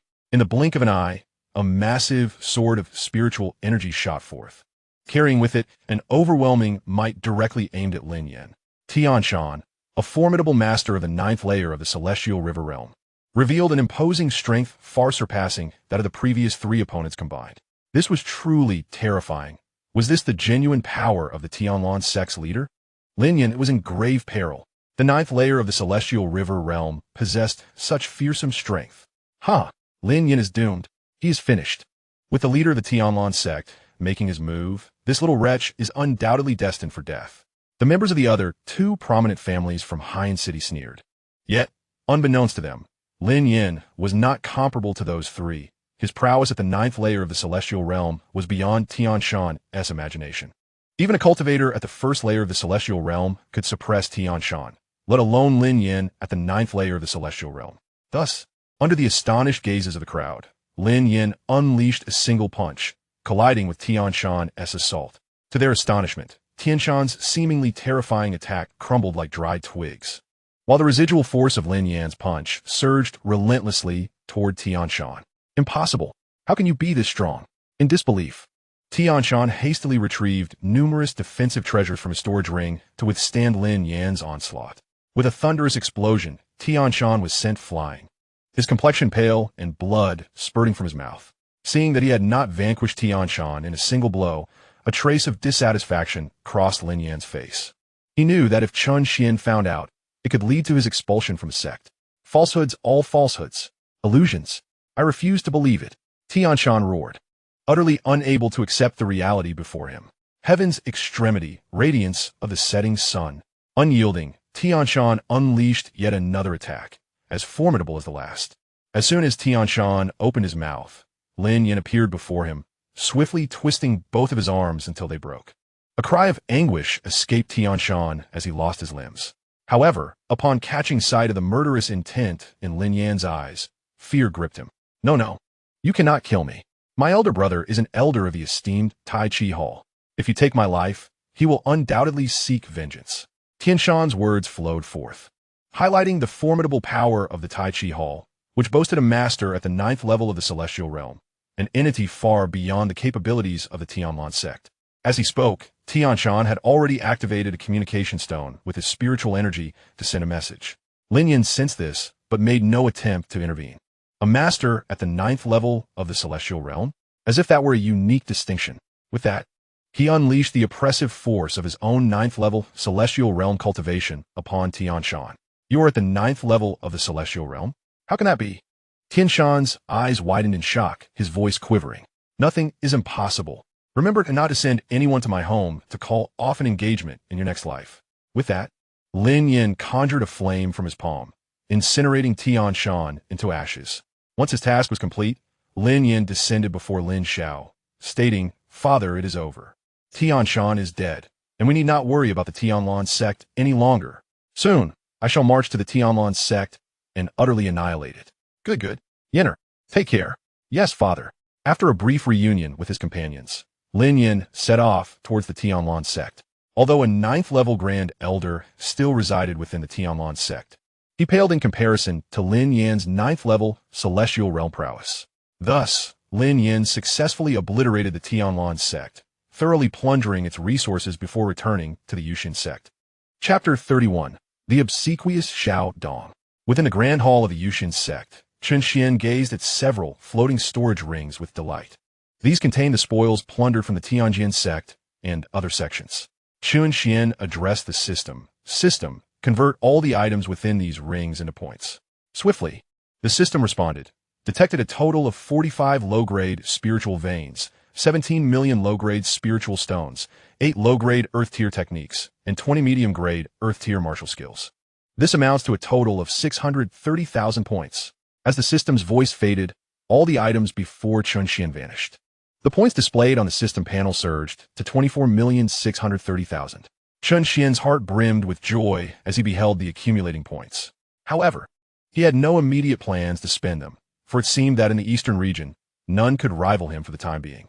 He resolved to accumulate even more points, aiming for a grand total of 36 million to attempt a significant lottery draw. Higher tier rewards awaited in the lottery, and he intended to amass enough points for a substantial gamble. As Chen Xuan gazed at his points balance with a cheerful demeanor, the system's voice resonated. Master, suitable disciples for recruitment have been detected. The system data lock has reached 99%. Oh, how intriguing. Another opportunity has arisen. Chen Xuan chuckled, realizing it was time for him to take action personally. Data lock reached 100%. Locking position, first-class sect, Feiyu Sect. With the system's announcement, a vivid scene materialized before Chen Xuan's eyes. Gradually, the figures within the image became clearer. Feiyu Sect. Within a courtyard, a resolute-looking young man struggled to support himself, his complexion pale. Before him stood a girl with an austere expression and a hint of disdain. She regarded the boy coldly, her eyes devoid of any emotion. Xiao Dong, quickly hand over the sacred artifact, the Tsongyuan halberd, that you obtained from the secret realm. You are merely a talent with no background. You do not deserve such a treasure. A mere commoner should not bear such a burden. Only prodigies like Brother Chong Kong are worthy of wielding such a divine artifact. At this point, a flicker of admiration flashed through the girl's eyes. Looking at her, Xiao Dong felt an unfamiliarity. Was this truly the girl he had grown up with? The girl he remembered was innocent and understanding. Though both were orphans, They had shared a childhood filled with promises of growing old together and cultivating their paths side by side. However, it seemed that after joining Feiyu's sect, the once gentle and endearing girl began to change. She gradually distanced herself from him, shamelessly demanding from him while growing closer to Lin Chongkong, the son of the sect master. Xiao Dong continually reassured himself that this could not be Yun Piapiao's true intention. Surely, Lin Chongkong must be coercing her. Yet, every time he sought to confront Lin Chongkong, he was beaten mercilessly. Not only was Lin Chongkong stronger than him, but he was also the prince of Feiyu's sect, drawing countless sycophants to his side to deal with Xiao Dong. Nevertheless, Xiao Dong remained undeterred, willingly sacrificing everything for Yun Piapiao, even enduring cruel humiliation without wishing to leave Feiyu's sect. His survival was entirely due to Lin Chongkong's desire for amusement, as Xiao Dong had become their daily target for venting frustrations. It wasn't until Xiao Dong accidentally witnessed a kiss between Yun Piapiao and Lin Chongkong that he finally lost hope. Yun Piapiao appeared to be far from coerced, and after years of acquaintance, Xiao Dong had only ever held her hand. According to Yun Piapiao, they could not advance further until marriage.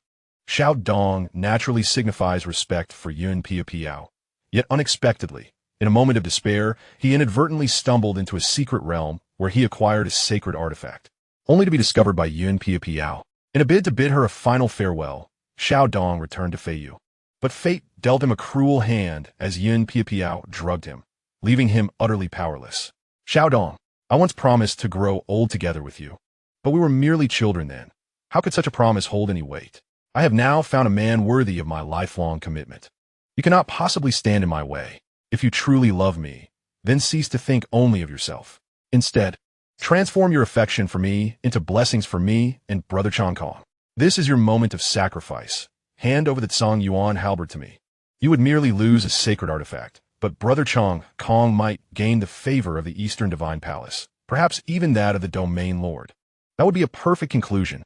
So, Xiao Dong, surrender the Tsang Yuan halberd obediently, or when Brother Chongkong arrives, your fortune may run dry, and you might find yourself bedridden for half a month.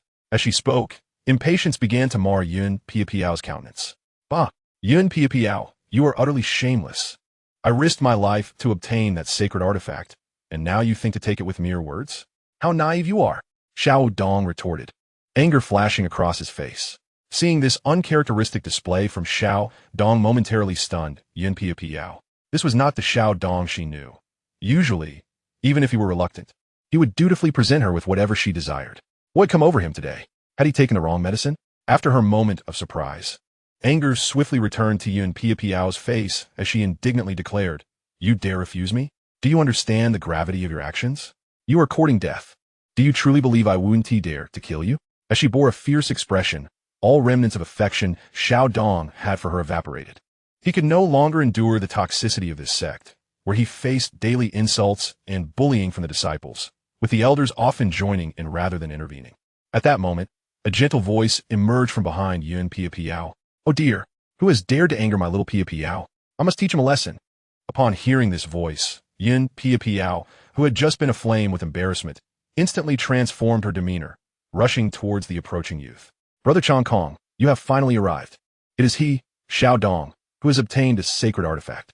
I wish for him to present it to you, but to my shock, he has shown such a lack of gratitude, refusing to part with it. As she spoke, she subtly rubbed her arms against Lin Chongkong's, feigning nonchalance. TSK. What a devoted sycophant. Chen Xuan felt a wave of discomfort as he observed the scene projected by the system.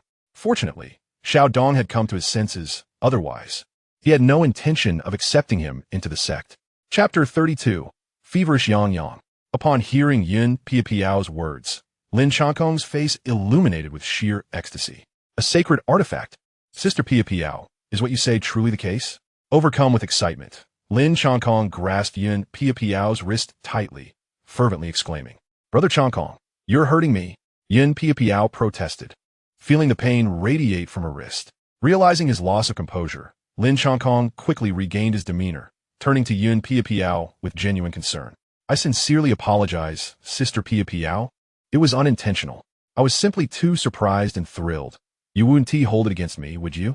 Though Lin Chongkong appeared to be deeply concerned for Yun Piapiao, in truth, She was but a mere plaything to him, and his current kindness stemmed solely from his lack of boredom with her. Regrettably, Yin Piapiao remained oblivious, genuinely believing in a romantic connection with Lin Chongkong. How could the son of a prestigious sect master consider marrying an orphan without any power or background? Both Yin Piapiao and Xiao Dong were merely fleeting amusements in his life. Of course not, Brother Chongkong. I know you would never do it on purpose. Yin Piapiao replied, her voice sweet and delicate. That is splendid news. You truly are understanding, Sister Piapiao. But pray tell, where is the sacred artifact you mentioned? Lin Chongkong inquired anxiously. The sacred artifact is indeed a true treasure. Not only in this foreign realm, but even in the inner domain, its emergence would attract countless individuals vying to seize it. Although they might not be able to wield its true power, possessing a sacred artifact would undoubtedly enhance their combat prowess significantly. If fortune favored them, the artifact might even recognize its master, further unleashing its potential. However, to fully harness the artifact's capabilities, one must possess exceptionally high cultivation, a realm Lin Chongkong was unaware of. Observing the conversation between the man and woman before him, Xiao Dong appeared lost in thought. It seemed that Yin Piapiao had once spoken to him in a similar manner, but alas, the individual across from her was no longer him, in Xiao Dong's possession. Yet I cannot fathom where he has concealed the sacred artifact. No matter how I search, it eludes me. Yin Piapiao coldly pointed to the ground where Xiao Dong stood. Oh, it's you again. Ha ha, Xiao Dong. I advise you to obediently surrender the sacred artifact, or I assure you, you shall never escape from Feiyu Gate. Lin Chongkong regarded Xiao Dong with a mix of anger and amusement. He was frustrated by Xiao Dong's refusal to hand over the artifact directly, yet found it amusing that Xiao Dong had lost all dignity in his presence, allowing Lin Chongkong to humiliate him time and again. However, faced with Lin Chongkong's aggressive demeanor, Xiao Dong displayed no sign of fear. This time, he feared he might truly meet his end at Feiyu Gate. Lin Chongkong, you shall not lay your hands on the sacred artifact. If you possess the courage, then kill me. I assure you, not a single one of you will succeed, Xiao Dong proclaimed with a resonant voice. In his current state, he was utterly powerless, his body devoid of any strength. Even at his peak, he would not stand a chance against Lin Chongkong, who had already attained the 6th level of the Yuanyan realm, while Xiao Dong, despite his commendable talent, was merely at the 1st level. This disparity was largely due to his decision to allocate most of his resources to Yin Piapiao. Lin Chongkong, being the son of Lin Riqian, the leader of the Feiyu Sect, had access to resources far beyond those available to Xiao Dong. Huh, it seems you truly possess some backbone. Alas, courage cannot be consumed as sustenance, nor can it serve as your leverage against me. Lin Chongkong's face twisted into a cruel expression as he spoke. With a swift kick, he sent Xiao Dong flying several dozen meters, until he collided with a massive boulder, finally coming to a halt. Poof! Xiao Dong felt as if his entire body were about to shatter, and he coughed up a mouthful of blood. The weak must possess the awareness of their frailty. Individuals like you will forever find themselves groveling before me. Surely, you do not still harbor the hope that this sacred artifact will assist you in turning the tides? Lin Chongkong laughed heartily, his eyes betraying unrestrained disdain. Indeed, Xiao Dong, I advise you to be sensible. This way, you might suffer less. Otherwise, should your life be forfeit, you shall possess nothing at all. Out of the kindness of our long acquaintance, I am merely offering you this warning. Do not be ungrateful. Yin Piapiao chimed in, echoing his sentiments. However, in that moment, Xiao Dong could do naught but gaze at the repulsive visages of the two. Speak. Where have you concealed the sacred artifact? If you do not surrender it forthwith, do you not believe I will simply kill you? Lin Chongkong, noticing Xiao Dong's unwavering defiance, began to lose his patience. Kill me if you must. Why waste words? Every man must face death, and encountering you two wretches in this lifetime is merely my misfortune. In 18 years, I, Xiao Dong, shall rise again as a formidable warrior. Xiao Dong spat blood and smiled defiantly at the pair. Very well, very well. Lin Chongkong's face turned a deep shade of anger. When had anyone from the Feiyu Sect dared to speak to him in such a manner? You refuse to speak, do you? You think that your silence will keep me from guessing? If the artifact is not here, there is but one possibility left. The sacred artifact lies within you. It is said that one who gains the artifact's acceptance can claim it as their own. Lin Chongkong stated coldly, a flicker of envy and jealousy crossing his features as he regarded Xiao Dong. In his eyes, Xiao Dong was but a commoner, yet their ranks were worlds apart. Why should Xiao Dong be so fortunate, not only to acquire the sacred artifact, but also to gain its recognition as master? I shall kill you, and then we shall see if that sacred artifact will emerge, Lin Chongkong declared, unleashing the formidable aura of the 6th level of the Yuandan realm. He had already begun to gather a powerful strike in his hand, unperturbed by the notion that Xiao Dong might perish beneath his blow. After all, the sacred artifact that recognizes its master possesses the inherent ability to protect its owner. He intended to force the sacred artifact out. Meanwhile, Yun Piapiao, who had overheard Lin Chongkong's words, suddenly grasped the situation. No wonder she had searched for so long without success. The artifact was, in fact, within Xiao Dong's body. Now witnessing Lin Chongkong's ruthless actions against Xiao Dong, there was not a trace of compassion in Yun Piapiao's eyes. As if the fate of Xiao Dong was of no concern to her. With a resounding crash, Lin Chongkong unleashed a powerful punch, the energy of his strike crackling through the air. Observing this scene, a bitter smile crept across Xiao Dong's face. It seemed the sacred artifact was doomed. Just as the energy imprint was about to collide with Xiao Dong, a ripple formed before him, and suddenly, Chen Xuan's figure appeared, blocking Xiao Dong from harm. Lin Chongkong's expression shifted to one of astonishment as he saw his formidable attack vanish. Upon noticing the unexpectedly appeared youth, a grave look crossed Lin Chongkong's face. Who are you? This is Feiyu Sect. You would do well to reconsider your actions. However, Chen Xuan did not spare a glance at Lin Chongkong and his companion. Instead, he turned to Xiao Dong, a flicker of pity crossing his gaze. Ah, how pitiable. Is this not a clear case of being led astray? Yun Piapiao has likely already feasted on the spoils, while Xiao Dong remains blissfully unaware. Would you be willing to join my Yuxian Sect? Chen Xuan inquired with a smile directed at Xiao Dong. Chapter 33. Silence, fool. Yuxian Sect? Upon hearing Chen Xuan's words, a glimmer of bewilderment flashed in Xiao Dong's eyes. In recent days, the name of Yuxian Sect had begun to circulate throughout the eastern region. First, they annihilated the Yuan Sect, and then demonstrated strength comparable to that of second-rate sects by subsequently destroying the Liang Sect, thus ascending into the ranks of second-rate sections. Yet, the Feiyu Sect before him was not to be compared with the Liang Sect. Even a casual dispatch of a Tianhe realm elder could effortlessly obliterate the Liang Sect. Before Xiao Dong could respond, Lin Chongkong's expression had already darkened. Yuxian Sect? Are you seeking death?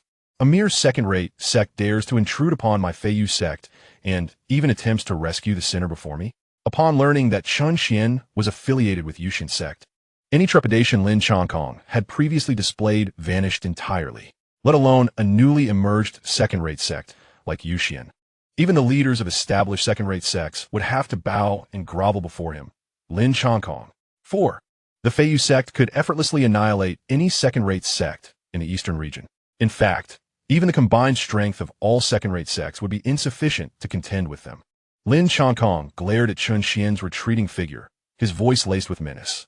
Although Chen Xuan appeared to be of a similar age to Lin Chongkong, he had managed to appear before him without detection and effortlessly block his attack, indicating that he had undoubtedly reached the Tianhe realm. The earliest reports indicated that the waste from Yuan Sect, Chen Xuan, had somehow attained the Tianhe realm, albeit merely at its initial stage. Such matters are beyond the capabilities of Lin Chongkong. However, this is Feiyu Sect, not Yuxian Sect.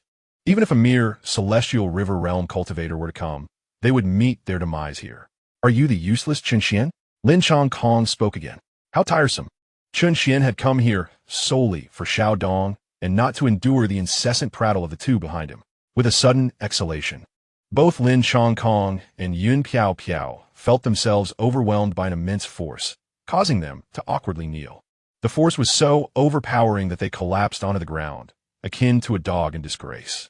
Seeing Chen Xuan so effortlessly subdue Lin Chongkong, a flicker of intrigue crossed Xiao Dong's eyes. Esteemed one, I am grateful for your assistance. However, Yuxian Sect is ultimately a second-rate sect and cannot possibly rival Feiyu Sect. There is no need for you to offend them on my account. Though Xiao Dong was unaware of the reasons behind the young man's desire for him to join Yuxian Sect, he did not wish to jeopardize the entire sect due to his own involvement. Do not fret. You need only answer yes or no. Your concerns are unfounded. Who told you that our Yuxian Sect is merely of second-rate caliber? Chen Xuan remarked with a playful smile, gracing his lips. As his words settled, Xiao Dong initially froze, then suddenly recalled that Yuxian Sect had not faced defeat since its inception. The so-called second-rate designation was merely a label assigned by other sects following the annihilation of the Yuxian Sect. Considering the young man before him, who had already attained celestial river realm strength at such a tender age, could this truly be a genius of a second-rate sect? Feiyu Sect was a first-rate standing, and Lin Changkong was its foremost talent. Even so, he was no match for Chen Xuan. Perhaps Yuxian Sect was not merely a second-rate sect. Its true foundation might even surpass that of the first-rate Feiyu Sect. If that were the case, Xiao Dong might survive today, and he need not worry about endangering the entire Yuxian Sect because of his actions. So what is your decision? Have you given it thought? Chen Xuan was not in a rush regarding Xiao Dong. After all, those chosen by the system were undeniably extraordinary. You are courting death. I will ensure my father annihilates your Yuxian Sect. Lin Changkong, face pressed to the ground, bellowed furiously. For him, this was an unbearable humiliation, first forced to kneel, and now sprawled on the ground, unable to move, all within the territory of his own Feiyu Sect. How dare a mere second-rate sect act so brazenly on sacred ground? Conversely, Xiao Dong had relaxed, and upon confirming that Chen Xuan was not jesting, he earnestly replied, I am willing. Excellent. Upon hearing Xiao Dong's affirmation, Chen Xuan clapped his hands. With this agreement, half of today's mission had already been accomplished. The remaining half was naturally left for him to resolve the too bothersome flies himself. With that, Chen Xuan effortlessly lifted Xiao Dong into the air and swiftly expelled all the medicinal power from his body. In the next moment, a celestial fruit appeared in Chen Xuan's hand. Drawing from his previous experience, he had already harvested a celestial fruit in advance for this occasion. He then extended the fruit to Xiao Dong. Consume this, and your wounds shall heal. Upon hearing this, Xiao Dong did not hesitate for a moment. He brought the celestial fruit to his lips. As the fruit neared his mouth, it transformed into a surge of energy that flowed into Xiao Dong's body. Almost instantly, his injuries began to visibly mend, and his aura gradually intensified. A large white cocoon began to form around him, and upon closer inspection, one could discern the flickering power of thunder coursing through it. Observing this, Chen Xuan smiled gently, clearly pleased that Xiao Dong was undergoing transformation. Meanwhile, he wasted no time and inquired within his mind, System, Xiao Dong has agreed to join the Yuxian Sect. What about the rewards? Rewards are being distributed. Please remain patient. Congratulations, Master. You have received the Disciples Recruitment Package, now opening. Imperial Grade Supreme Technique, Tianlei Bumingjing. Imperial Grade Supreme Martial Skill, Dahuang, Qiu Tianji.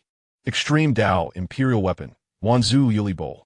Items have been dispatched to the system space. Please check. Goodness. Looking at the items bestowed by the system, Chen Xuan could only express his exhaustion at the word envy. Once again, the techniques, martial skills, and weapons were perfectly suited to Xiao Dong. This indicated that Xiao Dong's physique was indeed connected to thunder. Thunder has always been associated with divine punishment and judgment. As expected, yet another child of destiny. With this realization, Chen Xuan directly infused the items into the cocoon, and upon entering Xiao Dong's body, the thunderous power surrounding the cocoon intensified and began to expand outward, creating an ever-growing commotion. If this continued, it would likely soon attract the attention of other disciples and elders from the Feiyu Sect. But what of it? Meanwhile, Lin Changkong and Yun Piapiao gazed in disbelief. Struggling to lift their heads, they could barely see Xiao Dong transformed into a colossal, thunderous cocoon. Undeniably, they sensed the aura within the cocoon growing stronger, surpassing even Lin Changkong, now reaching the 7th level of the Yuandan realm with an upward trend. Who on earth are you? A hint of astonishment flickered in Lin Changkong's eyes, realizing that all of this was brought forth by the youth before him. Yet, how could someone from a second-rate sect like the Yuxian Sect possess such power? Silence, fool. Chen Xuan admonished. Had it not been for his desire to have Xiao Dong resolve the situation with these two individuals himself, they would have perished long before his arrival. Chapter 34. The Great Wilderness Prison Heaven Pointer. As Chen Xuan's voice echoed, both men spewed forth blood once more. At this moment, even Lin Changkong, boiling with rage, dared not further provoke Chen Xuan. However, he had discreetly activated the communication stone to contact his father. Once his father arrived, he could hardly believe that Chen Xuan would maintain such arrogance. He was determined to subject Chen Xuan to severe torment, rendering him worse than dead.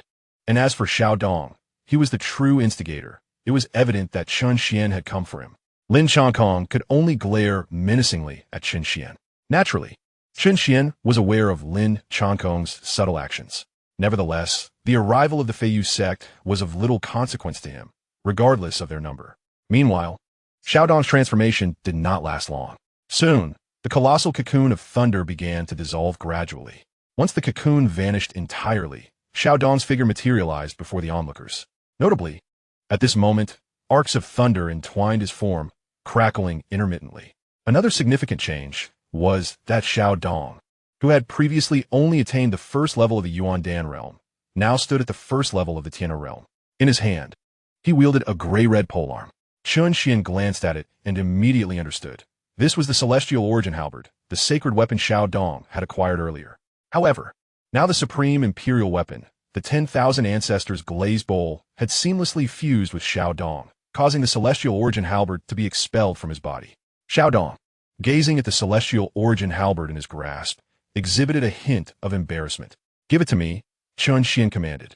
Since Xiaodong possessed the supreme imperial weapon, he no longer required such an item. It could be exchanged for some points, or at the very least, utilized by others. Yes, with that, Xiaodong handed the celestial origin halberd to Chen Xuan. He could now feel his newfound strength. This was the Tian'er realm. Under normal circumstances, he could not fathom how long it would take to reach this level. Yet, in merely a moment, he had ascended. Furthermore, the techniques and martial skills within him resonated perfectly, even surpassing the halberd's might. Beyond sacred weapons lay imperial artifacts. And this feeling was even more exalted than that among imperial artifacts. It was the supreme imperial weapon. "Thank you." Xiaodong intended to express his gratitude to Chen Xuan, but it seemed he was unaware of Chen Xuan's name. "Chen Xuan, the master of the Yuxian Sect." Chen Xuan replied, "Thank you, master." Upon hearing Chen Xuan's words, Xiaodong was further astonished. He had initially believed Chen Xuan to be merely a prodigy of the Yuxian Sect, never imagining he was its leader. At this point, Xiaodong was entirely unconcerned about the safety of the Yuxian Sect. How could a sect that can effortlessly bestow upon him imperial-level techniques and supreme-grade weapons be simple? It is certainly not something that the Feiyu sect could ever compare to. Very well. The remaining matters shall be left for you to resolve. After speaking, Chen Xuan casually glanced at Xiaodong's information. Character, Xiaodong. Technique, Indestructible Thunder Sutra. Martial skill, Great Wilderness Prison Sky Finger. Weapon, 10,000 Ancestors Glaze Bowl. Physique, Indestructible Thunder Body. Imperial level physique, all thunderstorms, heed my command. TSK. What splendid provisions. Chen Xuan marveled. The system has once again bestowed nearly top-tier configurations. As Chen Xuan's words resonated, the oppressive force that had been weighing upon Lin Changkong and the other dissipated. At that moment, the two managed to rise from the ground.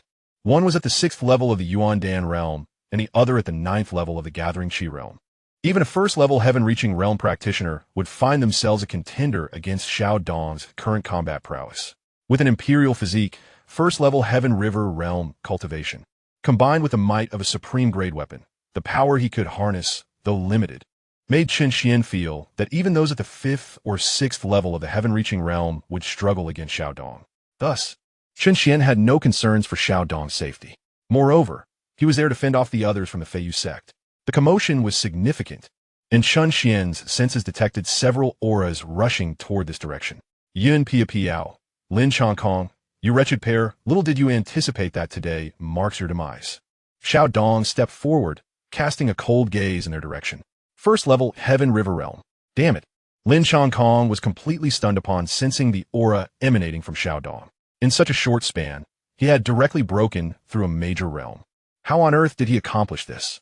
More precisely, how did that youth achieve such an astonishing feat? Even his father, Lin Ritian, the master of the Feiyu sect, could not perform such a remarkable act. How could someone from a second-rate sect, like the Yuxian Sect, whom he looked down upon, possess such a bizarre ability? And now, he was utterly incapable of being a match for Xiaodong. Xiaodong, if you dare to kill me, I am the son of the master of the Feiyu sect. My father, the master of the Feiyu sect, at the 9th level of the heaven-reaching realm, will avenge me even if it means traversing the heavens and the earth. You were once a member of the Feiyu sect. You should understand how powerful a first-rate sect is. A mere second-rate sect lacks even the qualification to shine our shoes. Lin Chongkong boldly declared. In truth, he was merely stalling for time. He had already sent a message to Lin Ritian. Once Lin Ritian arrived, he could hardly believe that the two would be able to leave the Feiyu sect unscathed. Their bones shall remain here. Oh, your words seem to carry some merit. Xiao Dong retorted. Upon hearing this, Lin Chongkong mistakenly believed that Xiao Dong was afraid, and a smile began to spread across his face. Hee. Lowly beings are indeed lowly. My Feiyu sect is a towering mountain, and merely its reputation is enough to instill fear in you. However, in the next moment, Lin Chongkong witnessed Xiao Dong soaring into the sky. Subsequently, he extended a finger, the tip coalescing into a terrifying energy that pressed ominously toward Lin Chongkong. The great wilderness prisoner's finger, a single finger restraining heaven and earth. With a thunderous roar, Xiao Dong decisively unleashed his attack. No, Xiao Dong, I concede. I beg for mercy. Confronted with this irresistible force, even Lin Chongkong, who had always looked down upon Xiao Dong, felt compelled to humbly plead for mercy in this moment of humiliation. Yet, Xiao Dong paid him no heed, his gaze imbued with profound indifference. Had it not been for Chen Xuan's timely arrival, it would have been Xiao Dong who lay dead today, and he would never have shown any mercy. This would be an affront to the oppression and humiliation he had endured over the years of the Feiyu sect.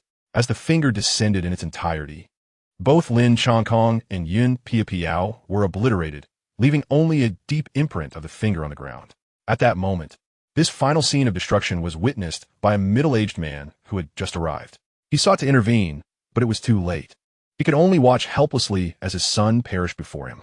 This man was none other than Lin Ritian, the sect master of Feiyu sect, a formidable practitioner at the pinnacle of the Tongtian realm. Trailing behind him were several other cultivators of the same realm, all holding significant positions within the sect. Xiao Dong, I shall turn you to ashes. Lin Ritian's eyes burned with rage, a visceral desire to rend Xiao Dong asunder. Chapter 35. The Fall of Feiyu Sect. In a fit of fury, Lin Ritian's profound power was laid bare for all to see.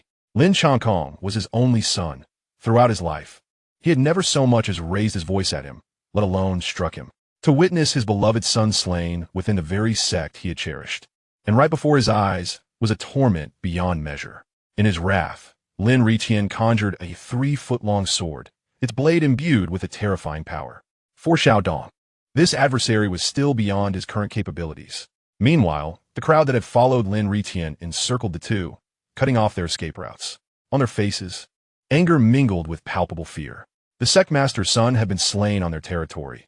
Even if they succeeded in killing Xiao Dong and his companion, they could not escape retribution. Truly audacious beyond belief. The onlookers murmured. At last, Lin Ritian's attack descended. Confronted with this overwhelming force that surpassed his own limits, Xiao Dong felt a sense of dread. Yet, there was no trace of fear in his eyes, for he knew Chen Xuan would intervene. Indeed, in the next moment, Chen Xuan appeared before him. With a gentle flick, the formidable strike that could easily vanquish all present was instantaneously shattered. Who are you? Upon witnessing his attack dissipate, Lin Ritian's pupils constricted. He was acutely aware of the immense power behind his strike, and to have it so effortlessly thwarted could only be accomplished by someone of great standing in this eastern domain. That is the Eastern Divine Temple, the undisputed sovereign of the eastern region. Lin Ritian, upon arriving here, had certainly noticed Chen Xuan. However, he had been momentarily dazed by the news of Lin Chongkong's demise, hastily intent on eliminating Xiao Dong first. Yet now, he could no longer afford to disregard Chen Xuan's presence, for this individual evidently possessed strength surpassing his own. Lin Ritian was already a formidable figure at the 9th level of the Tongtian realm, and beyond that lay the Earth Martial realm. Chen Xuan, by appearance, seemed to be merely in his 20s. When had the eastern region witnessed the emergence of a 20-something Earth Martial expert? It seemed improbable that even within the Eastern Divine Temple, such a figure existed. Nevertheless, he resolved to ascertain the truth. Are you from the Eastern Divine Temple? There's no need for speculation. I am Chen Xuan, the sect master of the Yuxian Sect. Chen Xuan replied coolly. Chen Xuan? Upon hearing this name, the crowd was momentarily taken aback, as it appeared that the Eastern Divine Temple did not recognize this individual. Wait. The Yuxian Sect? The name rang a bell for many, though it was regarded as a trifling entity compared to their first-rate sects, receiving little attention. Yet now, the seemingly formidable youth standing before them, who might even eclipse their sect master, turn out to be the leader of the Yuxian Sect. Chen Xuan? You are the so-called waste of a third-rate sect that has been ridiculed for over a decade. Lin Ritian gazed at Chen Xuan in disbelief after pondering for a moment. Hearing this, Chen Xuan raised an eyebrow. It appeared that the original owner of this name had indeed made quite a notorious impression. Even the leader of a first-rate sect was aware of his infamous exploits. Perhaps so, Chen Xuan replied nonchalantly. As his words settled, Lin Ritian furrowed his brow. Had someone claimed the Yuxian Sect to be powerful before, he would have scoffed at the notion. However, with the reality unfolding before him, he found himself compelled to exercise caution. Chen Xian's revelation had effectively elevated him to an equal standing, rather than being dismissed as a mere junior. If you're here as a guest of my Feiyu sect, I, Lin, would certainly welcome you. However, today that Xiao Dong has slain my child. If I allow him to depart unscathed, would it not reflect my incompetence? Despite his wariness of Chen Xuan, Lin Ritian believed he need not fear excessively as long as Chen Xuan was not affiliated with the Eastern Divine Temple. After all, the true rulers of the Eastern region were indeed the Eastern Divine Temple. Moreover, since Chen Xuan was not one of their own, Lin Ritian could seek assistance from the Eastern Divine Temple to deal with him, albeit at a cost. Your incompetence is of no concern to me. Xiao Dong is now a member of my Yuxian Sect.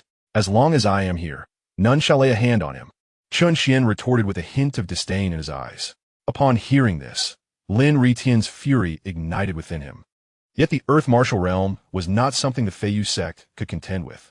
Nevertheless, in the context of the Eastern Divine Temple, an Earth Martial expert was not particularly formidable. Thus Lin Ritian contemplated leveraging the influence of the Eastern Divine Temple. Within the Eastern Divine Temple, I have a few acquaintances. Although you are at the Earth Martial Realm, you may still fall short when confronted with the Eastern Divine Temple. I advise you not to jeopardize the entire Yuxian Sect for the sake of a mere disciple. Lin Ritian spoke with gravity. The notion of good friendships may be a facade.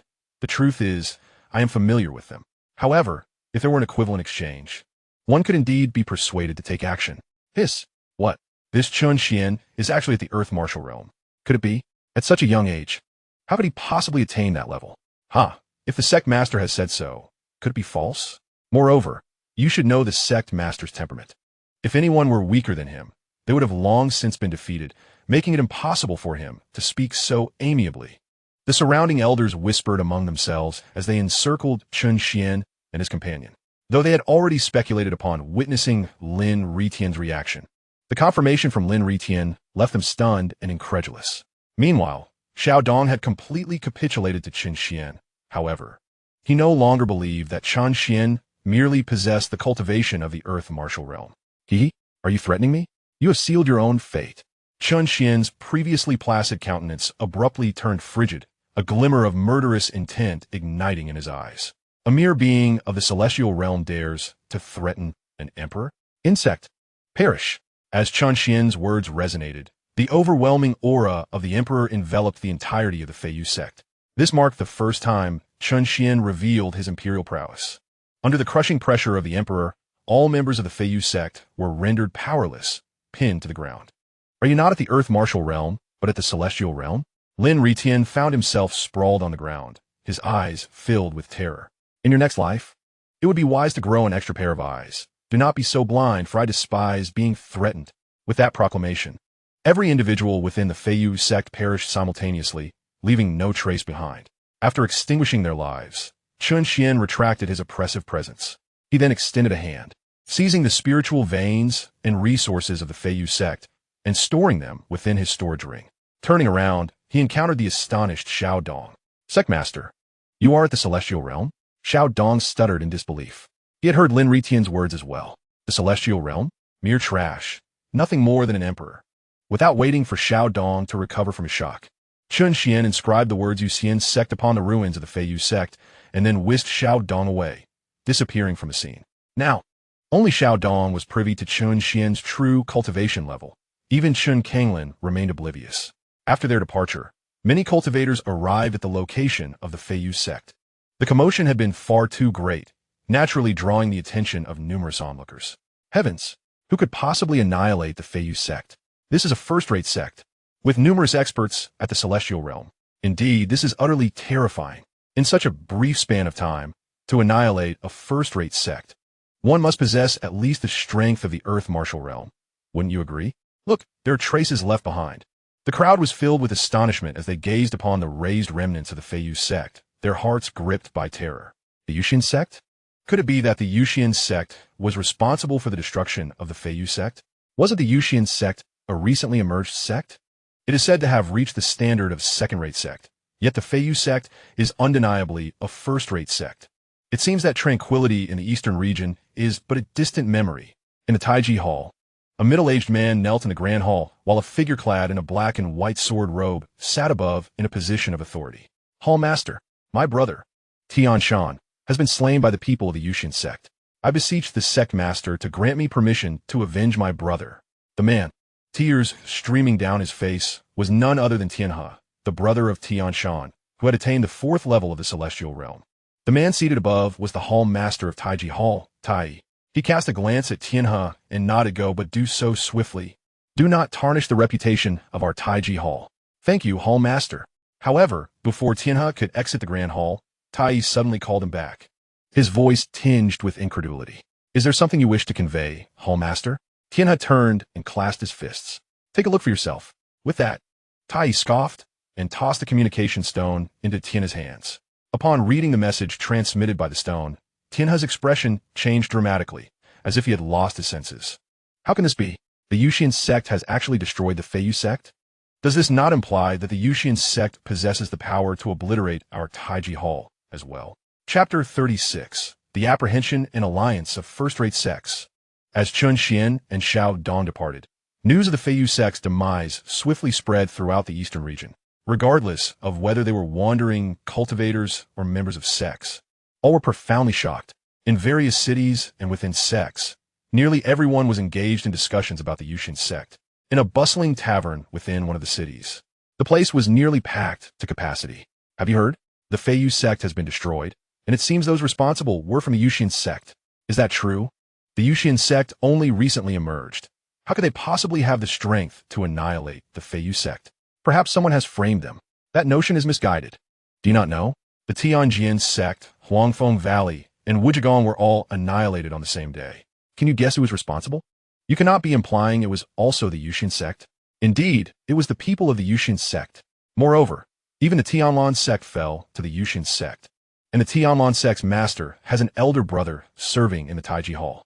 Let us see if he dares to seek vengeance against the Yuxian Sect. Unbelievable. Those are all top-tier sects among the second-rate. Furthermore, it seems we have never truly ascertained the actual strength of the Yuxian Sect. Perhaps the Yuxian Sect is not inferior to any first-rate sect in our eastern region.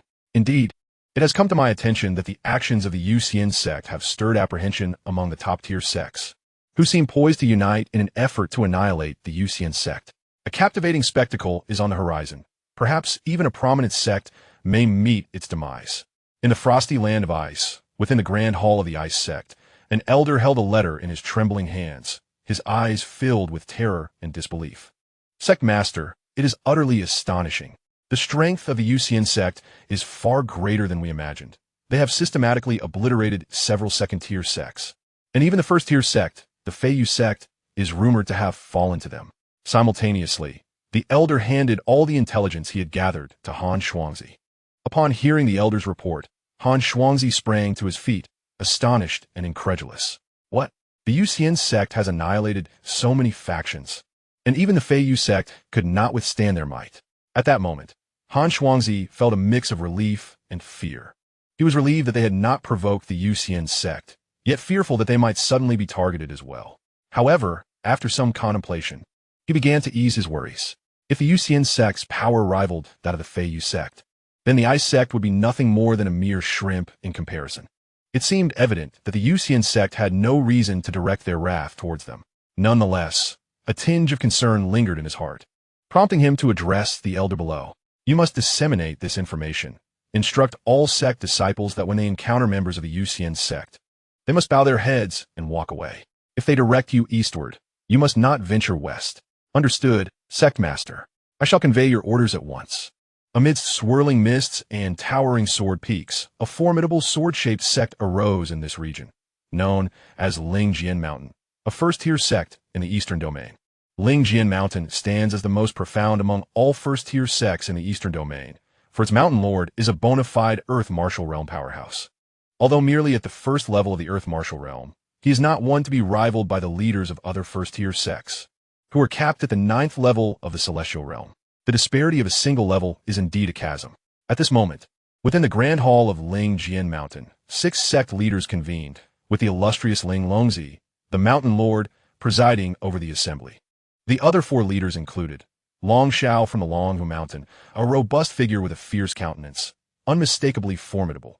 Zhao Bufan from the Shenin Cave, despite his diminutive stature, possessed piercing eyes that glimmered like a serpent's fangs. Wu Xingyu from the Yuxian Sect, exuding an ethereal aura with an air of mystery.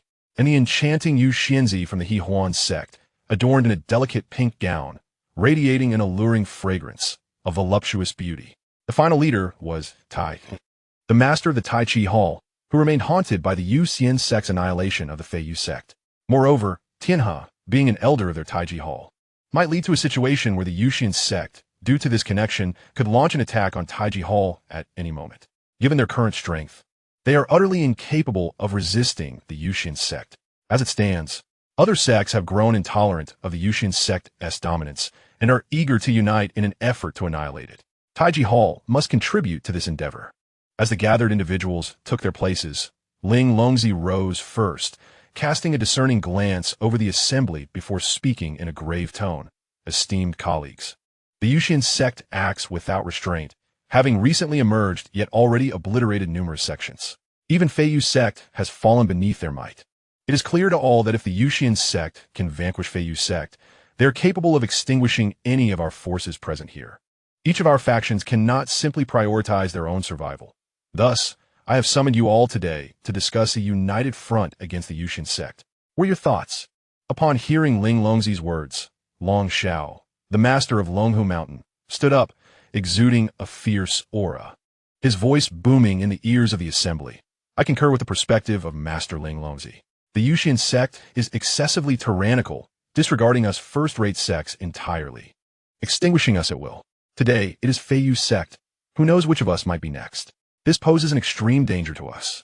To avert such a fate, the Yuxian Sect must be eradicated. Upon hearing Long Zhao's declaration, Zhao Bufan from the Shenin Cave also stood, a glint of coldness flickering in his eyes. Indeed, in this Eastern Domain, aside from the Eastern Divine Hall, no other power should pose a threat to our existence. Abandoning the Eastern Divine Hall, we are the sovereigns of the Eastern Domain. No sooner had he spoken than Wu Xingyu from the Tianyan Sect, Tai from Taiji Hall, and Su Xianzi from the Yuxian Sect also expressed their agreement to unite in the effort to obliterate the Yuxian Sect. Seeing their responses, Ling Longzi felt a surge of delight, not at all surprised. After all, the strength of these sects was on par with that of Feiyu Sect, and they regarded the Yuxian Sect with even greater apprehension. Meanwhile, Lingjian Mountain, being a pinnacle first-rate sect, enjoyed the trust of the Eastern Divine Hall.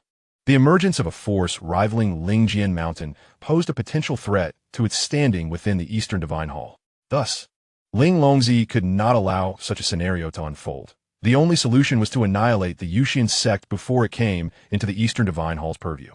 Since all agree to eliminate the Yuxian Sect, we shall converge at its headquarters 3 days hence and proceed to obliterate it, Ling Longzi declared coldly.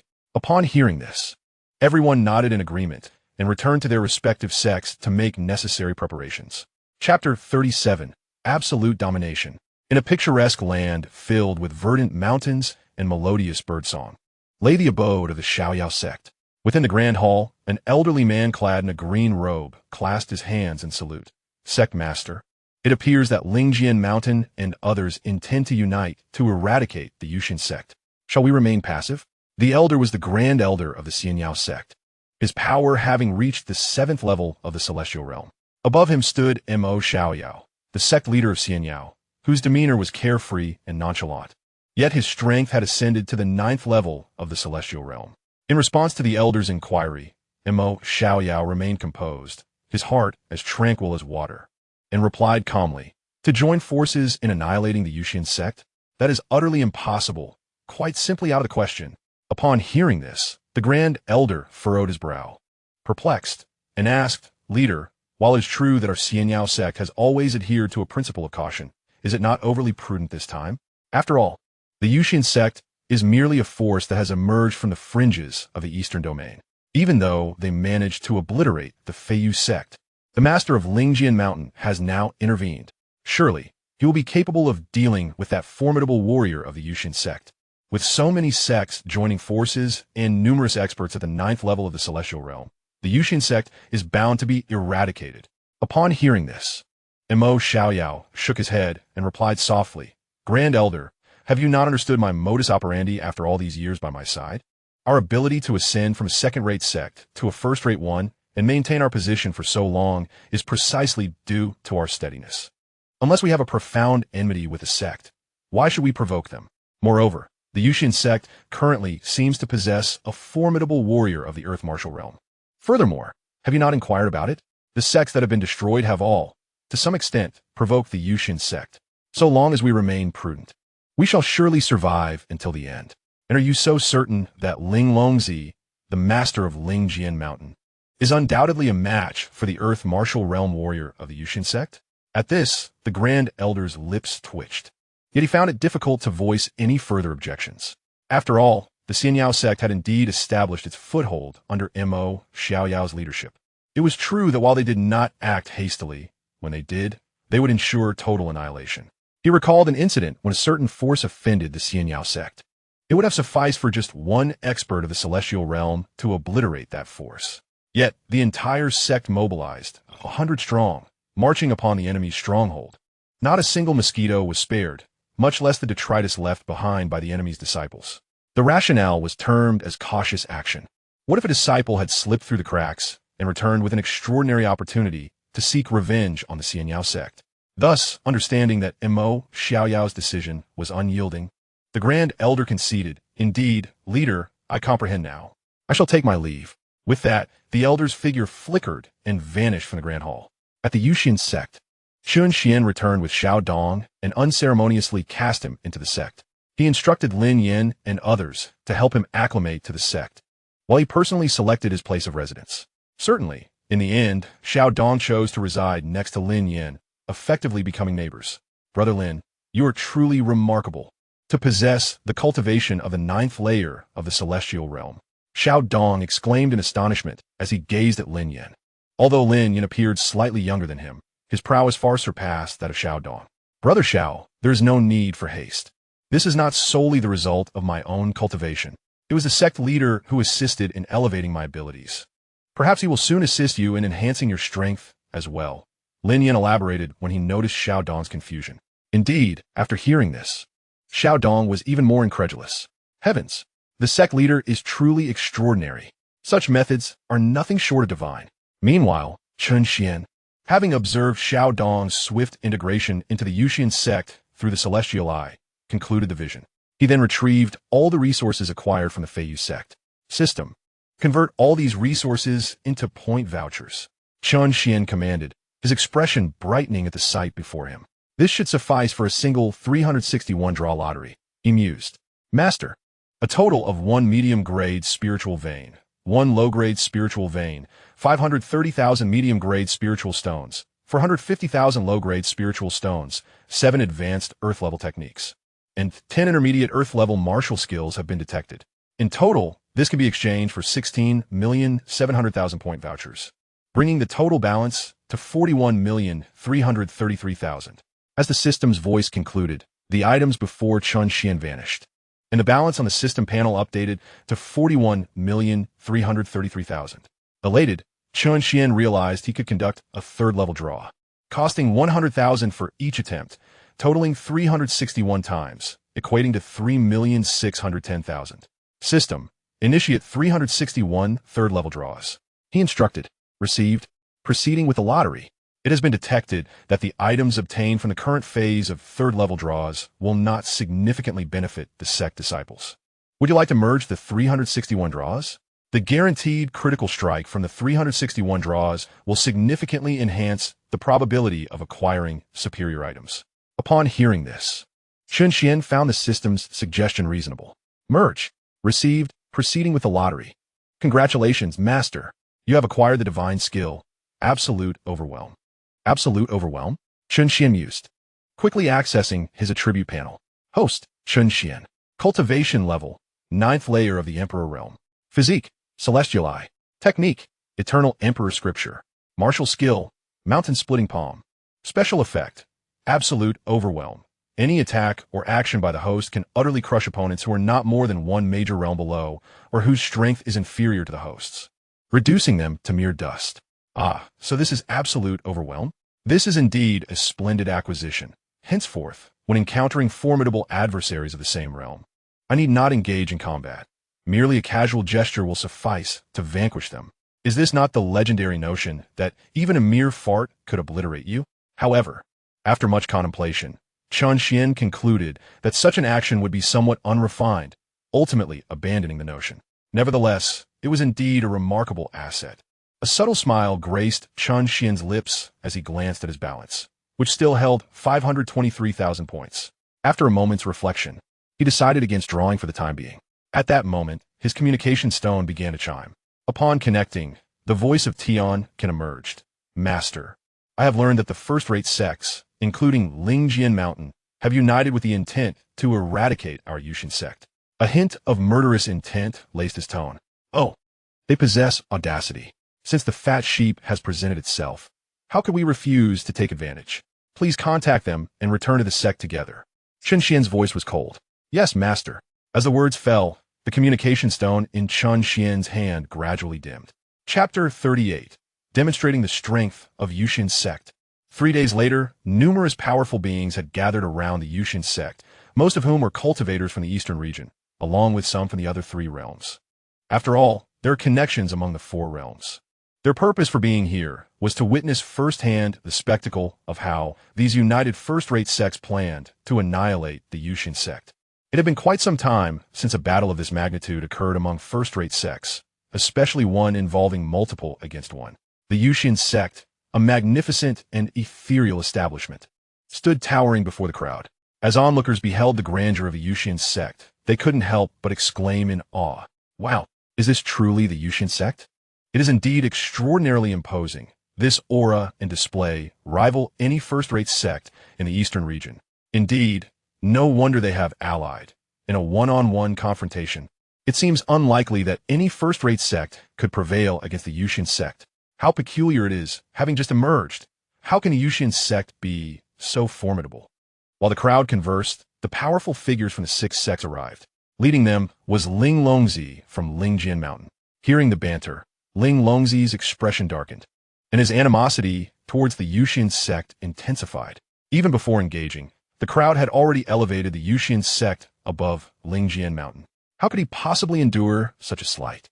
Yet, despite his ire, a flicker of envy crossed his eyes as he surveyed the Yuxian Sect. In terms of appearance, the Yuxian Sect undeniably overshadowed Lingjian Mountain. In mere moments, Ling Longzi's gaze grew colder. What does it matter how grand it appears? Flashy trappings. After today, the eastern region shall no longer have the Yuxian Sect.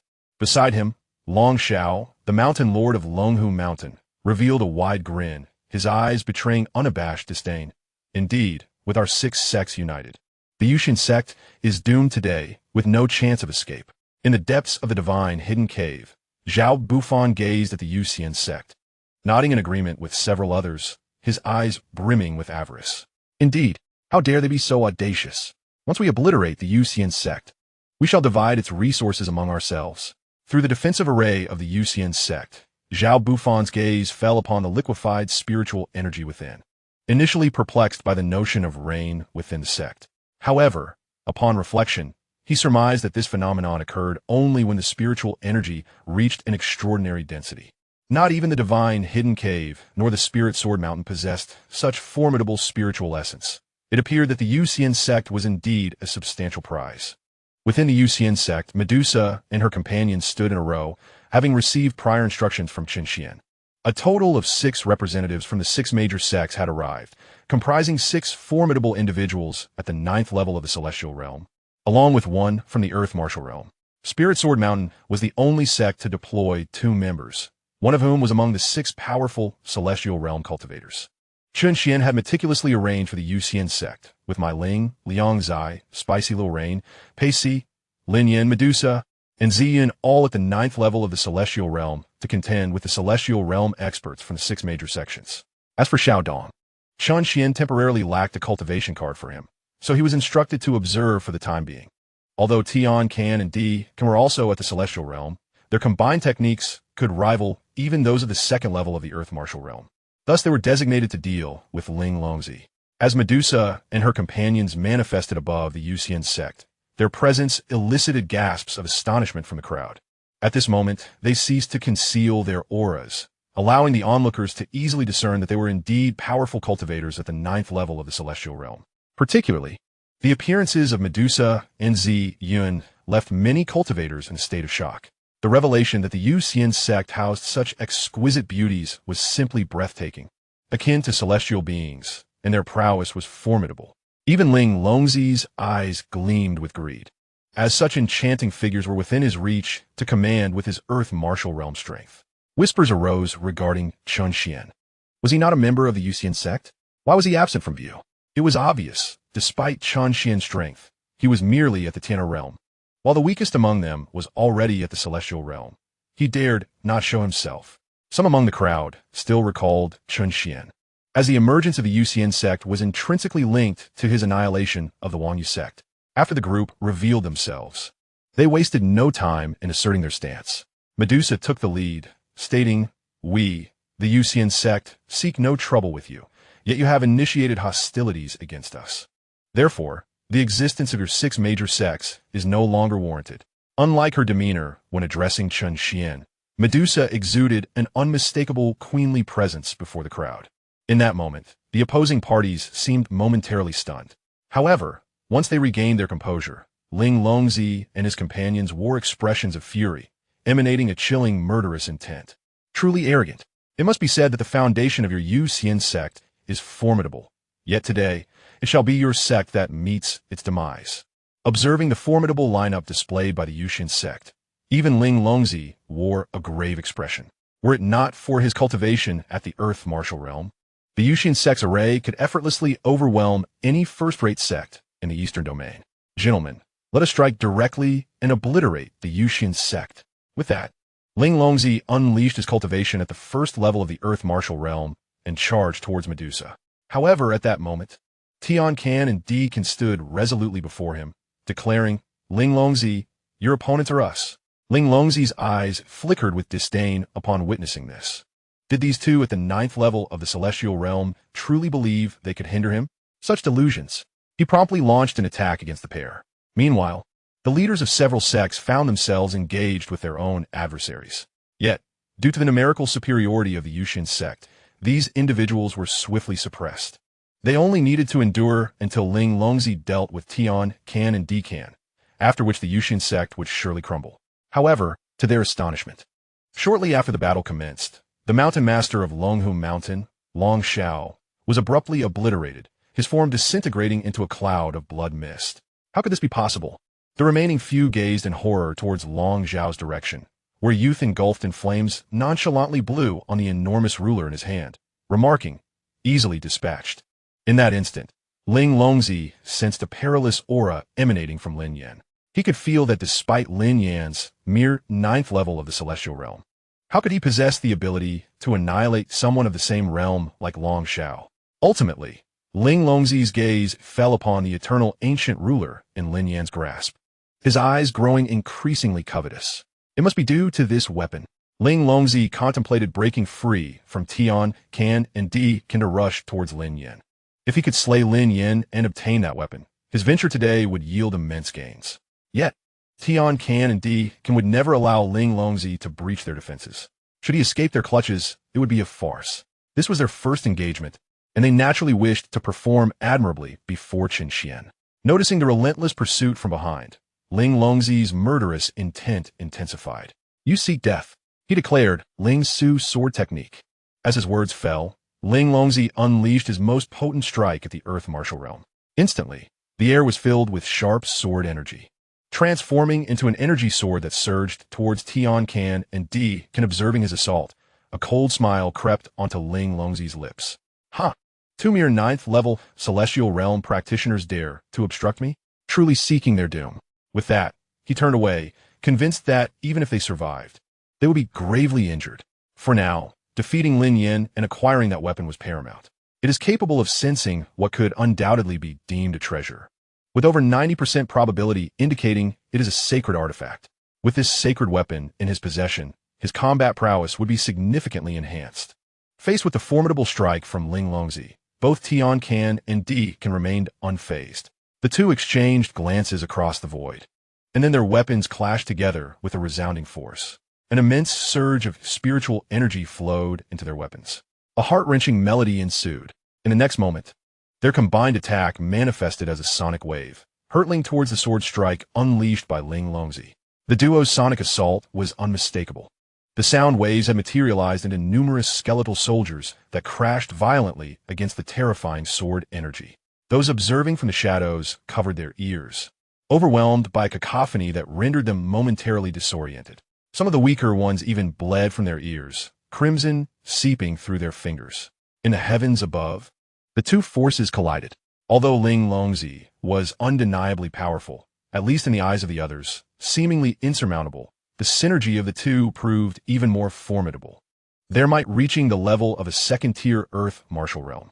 With the impact, the sword energy abruptly dissipated, while the residual force of Tian Can and Di Can's attack surged through the remnants of the sword energy towards Ling Longzi. What? The sudden turn of events sent shockwaves through Ling Longzi's mind, cold sweat cascading down his brow.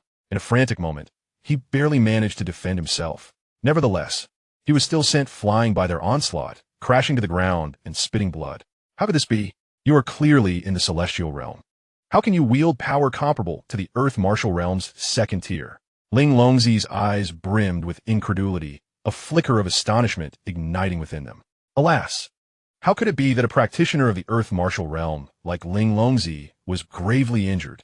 Is this truly the Yuxian Sect? Indeed, they are shrouded in mystery, utterly astonishing. Not only do they possess numerous celestial realm practitioners, but they also harbor individuals capable of contending with those of the Earth martial realm. It seems the six major sects face peril today. Indeed, initially believing today would witness the downfall of the Yuxian Sect at the hands of the six major sects. Who could have anticipated that it would be the six major sects courting their own demise? Many cultivators around began to voice their disbelief, their eyes wide with fear and shock. I refuse to believe it. Impossible. Ling Su's second sword, breaking the void. Ling Longzi, undeterred by despair, staggered his feet once more and unleashed another attack. This strike was not inferior to the previous one.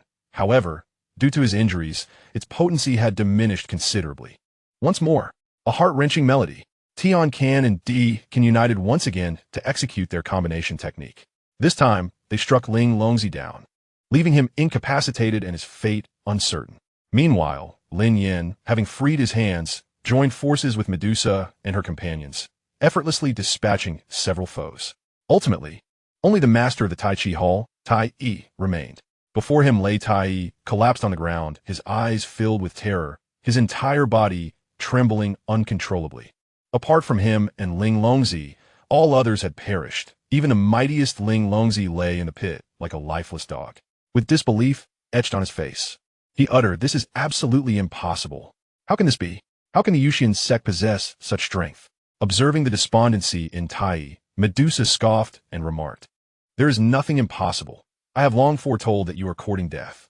Today marks the annihilation of your 6 sections." As she spoke, a surge of spiritual energy emanated from her, revealing her mastery at the 9th level of the celestial realm. Medusa's eye perished. With a thunderous shout, a colossal ethereal python manifested above the crowd. In the next instant, twin beams of blinding light erupted from the python's eyes, infused with a sense of annihilation. Hurtling toward Tai Yi with astonishing speed, so swift that even at his peak, he might not have evaded it, let alone in his current severely injured state. As he sensed the impending doom, fear filled Tai Yi's eyes. "No, no, no," he cried, attempting to flee. In that moment, he regretted his decision to come. Had he not shown up, perhaps the Yuxian Sect would have spared his Taiji Hall. However, as he barely stood, a powerful energy attack from Medusa pierced through his body. With a resounding thud, he collapsed to the ground, devoid of breath. Meanwhile, Tian Can and Di Can swiftly severed Ling Longzi's head, presenting a headless corpse before the onlookers. Witnessing this scene, The surrounding cultivators were struck with fear, their faces reflecting disbelief as they exclaimed, "This is overwhelmingly powerful. The 6 sects combined have utterly perished." Indeed, especially that young boy, appearing no older than his teens, has already slain someone at the celestial realm. Just how mysterious is the Yuxian Sect to possess such a prodigy? With the demise of Ling Longzi and others, the battle of the day reached its conclusion. At that moment, Chen Xuan's voice echoed in their ears. "You shall each proceed to the 6 sects, obliterate them, and return with all their spiritual veins and resources." "Understood, Sect Master." They responded, clasping their fists in unison. With that, they set off towards the 6 sections. As they watched Medusa and her companions depart, the surrounding cultivators exchanged glances. Their eyes filled with shock and dread. They understood that a seismic shift was about to occur in the eastern region. Some who were not from the eastern region hurriedly relayed news of the events back home. In a place shrouded in mist, where sword peaks towered, Lin Yan appeared above Ling Jin Mountain. Instantly, an inferno erupted from his being, swirling above the mountain. A formidable pressure descended, accompanied by the oppressive force emanating from the imperial weapons of the underworld, completely shrouding the Spirit Sword Mountain.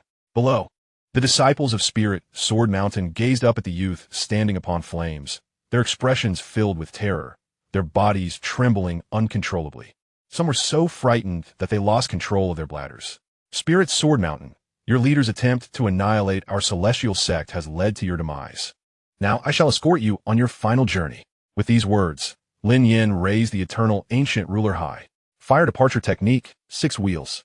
As Lin Yan uttered a soft command, 6 colossal fire beasts erupted from the ruler. Clearly, within Lin Yan, 6 distinct flames had been born, their power greatly amplified. The immense energy contained within was sufficient to obliterate Spirit Sword Mountain. The crowd below, upon hearing Lin Yan's declaration, found it hard to believe that this sudden powerhouse was indeed from the Celestial Sect. Wasn't the Celestial Sect merely a second-tier sect? How could this be? Hadn't the leader and others joined forces to eradicate the Celestial Sect? How could there still be someone from the Celestial Sect here? Could it be that their leader had failed? With a thunderous explosion, the fire beasts annihilated the entire Spirit Sword Mountain, unleashing a wave of potent energy. The entire sect was reduced to ruins, with 6 hues of flames gently flickering atop the debris. Subsequently, Lin Yan moved swiftly, extracting the spiritual veins from Spirit Sword Mountain and seizing all the resources from the treasury. Meanwhile, the other 5 sects were systematically obliterated. Chapter 40. The overall strengthening of the Celestial Sect, the Landlord and Landlady. With the complete destruction of the 6 major sects, this grand battle finally came to an end. The resources retrieved from the 6 sects were all handed over to Chen Xuan. Observing the 6 rings before him, Chen Xuan felt immense joy. These contained the resources and spiritual veins of 6 first-tier sections. System, convert all these items into points. Master, detected a total of 6 medium-grade spiritual veins. 8 low-grade spiritual veins. 360,000 medium-grade spiritual stones. 1,670,000 low-grade spiritual stones. 25 advanced Earth-level techniques, and 31 intermediate Earth-level martial arts. Total points available for exchange, 9,910,000. As the system concluded, Chen Xuan glanced to the system panel, and the point count had transformed, now amounting to 143 million points.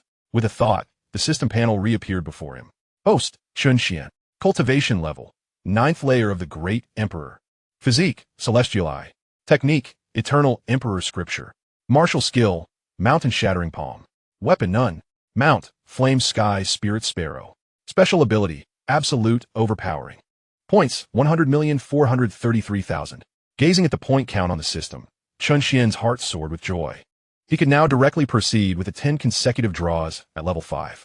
As for his cultivation, Chen Xuan currently need not be concerned.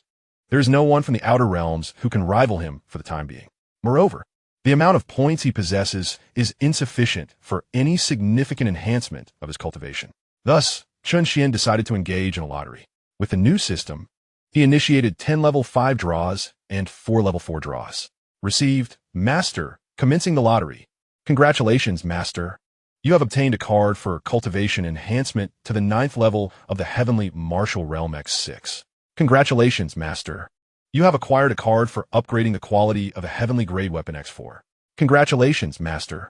You have obtained a card for cultivation enhancement to the 9th level of the Earth Martial Realm X3. Congratulations, Master. You have received a fresh pile of dog excrement X1. Quite satisfactory. Observing the rewards before him, Chen Xuan could not help but smile. He could once again bolster the overall strength of the Yuxian Sect. However, what on earth is this last item? What the heck? Dog excrement? Damn it. Is this system messing with him on purpose? Ding! Detected that the Yuxian Sect has annihilated the 6 major sects, elevating it to a first-rate force in the eastern region. And the defensive formation has been upgraded to heavenly grade, capable of withstanding attacks from the heavenly martial realm. Gaining skill simulation can simulate all things in the universe. Applicable to all objects, including breath and appearance, and 2 level 4 puppets. Main quest: develop the Yuxian Sect into the strongest sect in the outer realms and receive abundant rewards. As the system's voice faded, Chen Xuan sensed the enhancement of the Yuxian Sect's defensive formation. As for the simulation skill, he had yet to utilize it, but the puppet card would allow the Yuxian Sect to add 2 more members to its ranks. System: deploy the puppets. Received: Master deploying the puppets. With a flash of white light, 2 figures appeared before Chen Xuan, 1 male and 1 female. The female was rather plump, clad in pajamas, with curly hair and a cigarette dangling from her mouth. The male sported slick-back hair, emanating an indistinct aura. They were none other than the landlord and landlady. Simultaneously, their information materialized before Chen Xuan's eyes. Character: landlady. Cultivation: 9th level of the Earth Martial Realm. Technique: Xian Art. Martial skills: Wind Fire Wheel. Lion's Roar. Weapon: Eastern Emperor Bell. Character: landlord. Cultivation: 9th level of the Earth Martial Realm. Technique: Taiji Art. Martial skills: Taiji Fist, Lion's Roar. Weapon: Taiji Boxing Gloves. Salutations, Sect Master. Upon their emergence, they immediately recognized Chen Xuan's identity and promptly bowed in respect. Excellent. It is indeed fortuitous that our Yuxian Sect has gained 2 more experts of the Earth Martial Realm. You may proceed to select a spirit peak for your residence. Should there be any matters, I shall communicate with you directly, Chen Xuan said with a subtle smile. Understood, they replied, making their way towards the spirit peak. Chen Xuan gazed at the cultivation enhancement cards within the system space, contemplating their use and ultimately deciding to allocate them to my Ling and the others. Medusa and Yin primarily remained within the sect, thus facing minimal peril, while Chen Kanglin had already ventured out on his own. Upon realizing that no one in the eastern region posed a threat to the Yuxian Sect, Chen Kanglin resolved to indulge in some adventures, claiming he was merely seeking Chen Xuan's mother. Aware that Chen Kanglin had been confined for over a decade and was undoubtedly restless, Chen Xuan chose not to intervene. After all, he had discreetly implanted certain measures within Chen Kanglin, ensuring he would sense any imminent danger. Consequently, the final decision regarding the recipients of the cultivation cards fell upon Mai Ling, Liang Zai, Ma La Xiaoyu, Pei Si, Lin Yan, and Xiao Dong, who would utilize the Tian Wu Realm cards. Tian Can and Di Can would employ the Di Wu Realm cards, as their combined techniques could directly slay those at the 2nd level of the Tian Wu Realm. The last cultivation card was reserved for Chen Kanglin. As for the members of the Yuxian Sect, the system had already recorded their identity information in its database. Therefore, Chen Xuan merely needed to access their profiles to bestow upon them the cultivation cards. Without further hesitation, he promptly utilized all the cultivation cards he had just drawn. Within the Spirit Peak, Lin Yan and Xiao Dong were engaged in a sparring session when they suddenly felt a warm current surge within them. Subsequently, their cultivation soared like a rocket, ultimately stabilizing at the 9th level of the Tianwu realm.